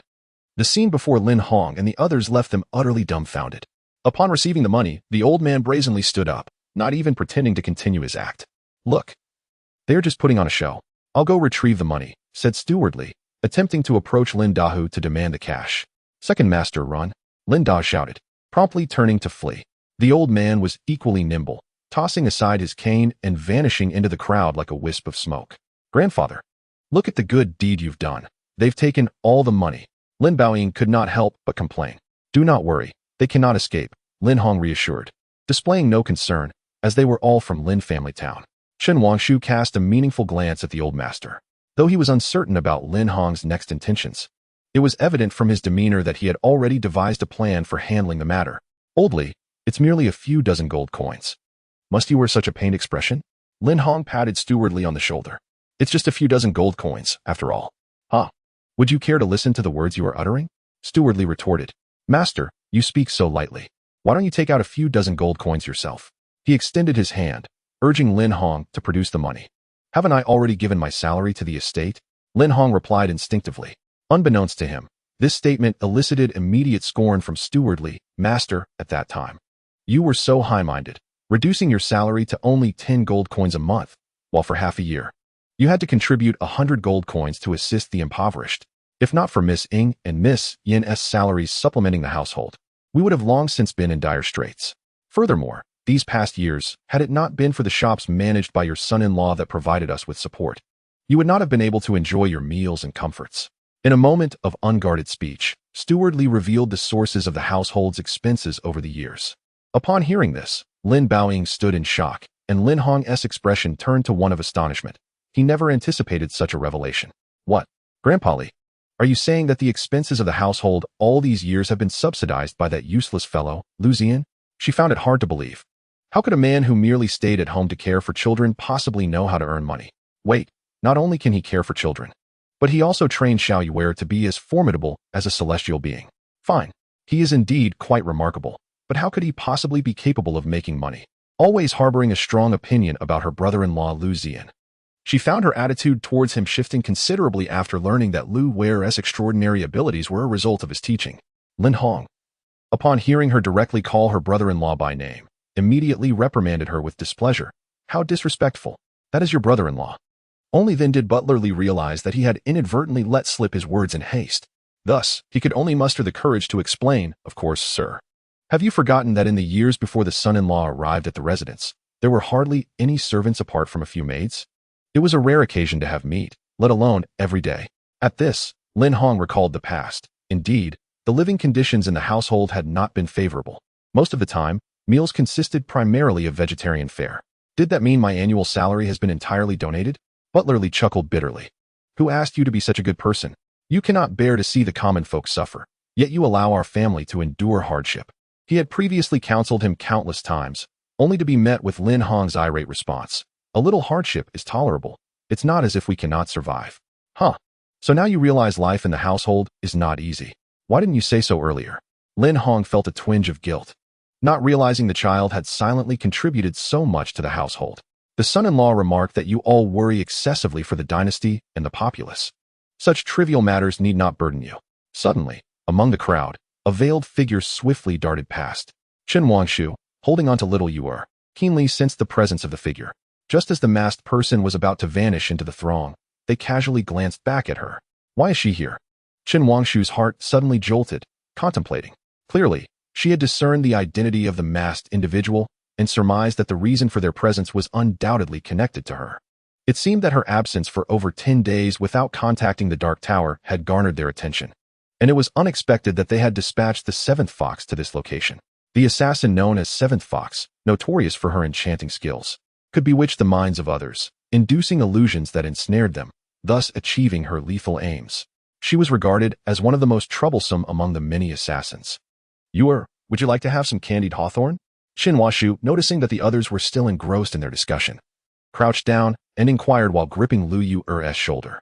Upon hearing the name of the treat, the little girl's eyes sparkled with delight, and she eagerly nodded in affirmation. Yes, I love candied hawthorn. With that, Chen Wangshu took little Yu by the hand and headed toward the street. Before long, they arrived at a stall selling candied hawthorn. Boss, 2 skewers of candied hawthorn, please. The next moment, behind her, the figure clad in black, the Seventh Fox, veiled yet revealing only her mesmerizing eyes, spoke. Third miss, you have made it quite easy for me to find you. Detecting someone behind her, Chen Wangshu promptly turned around, only to meet those captivating, enchanting eyes. What brings you here? Naturally, I am here to find you. The headquarters reported that your mission had failed and deemed you deceased. I could not accept this, so I traveled a great distance to seek you out. As Seventh Fox spoke, she gracefully adjusted her alluring posture. Chen Wangshu reached out and abruptly tore away the veil from her face, coldly remarking, there is no need for a mask when meeting me. Beneath the veil lay a visage of exquisite beauty, radiating an enchanting allure. Just a glance was sufficient to evoke the phrase 1,000 charms and graces. At that moment, Xiao Yuer had just acquired a candied hawthorn stick, and, upon looking up, beheld Chihu. Grandma, who is this sister? She's so beautiful, exclaimed Xiao Yuer, who was unable to contain her admiration upon witnessing Chihu's mature and captivating features. Grandma? Chihu's delicate form felt as if it had been struck by lightning, her expression freezing in astonishment. What was happening? A mere task had led to the revelation of such a significant granddaughter? Wait a moment. With Sanyang's age, it was impossible for her to have such an old granddaughter. In an instant, Chihu felt her mind falter. Shinwashu gently ruffled Xiao Weir's hair and replied softly, just an acquaintance. We are merely exchanging pleasantries. Instantly, Chihu, filled with excitement, grasped Chen Wangshu's hands and inquired, what is going on? Who is she? Why does she call you grandma? The barrage of questions left her momentarily speechless, unable to find a suitable explanation. During this period, interactions with both Old Master Lin and Xiao Wei had enveloped her in a warm, familial sensation. For an assassin, such feelings were both coveted and unattainable. After countless missions of life and death, she had witnessed too many farewells and the coldness of humanity. Gradually, her disposition had grown increasingly reclusive and aloof. Yet, in the company of Xiao Yuer, the innocence of the child had allowed her to slowly forget her identity as a killer. Chen Wangshu lowered her head, her gentle gaze resting upon Xiao Yuer, pondering, if only this truly were my granddaughter. They must have mistaken her identity. After a moment of contemplation, she could only respond with that single phrase. However, this answer instantly calmed Chihu. Ah, that makes sense. I thought it impossible for you to have such an old granddaughter. Strangely, upon learning that the other party did not have a granddaughter, Chihu felt an unexplainable sigh of relief within her. As she spoke, Chihu nearly pressed herself against Chen Wangshu, wrapping her arms tightly around her. In that instant, Chihu's expression shifted to one of shock as she exclaimed, have you been sealed of your martial energy? Otherwise, do you think I would remain here? Chen Wangshu shot her an exasperated glance, feeling that this was utterly nonsensical. Were it not for the circumstances, How could she have gone such an extended period without contacting headquarters? I shall unseal your bindings. Chihu hesitated for a moment before swiftly pointing her sword towards Qin Wangshu. After a few deft movements, a surge of martial energy erupted from her dantian, coursing through her body once more. The long-sealed martial energy had finally returned. Qin Wangshu could not help but stretch, loosening her limbs. Now what shall we do? Are you coming back with me? Chihu inquired, observing the restoration of her martial energy.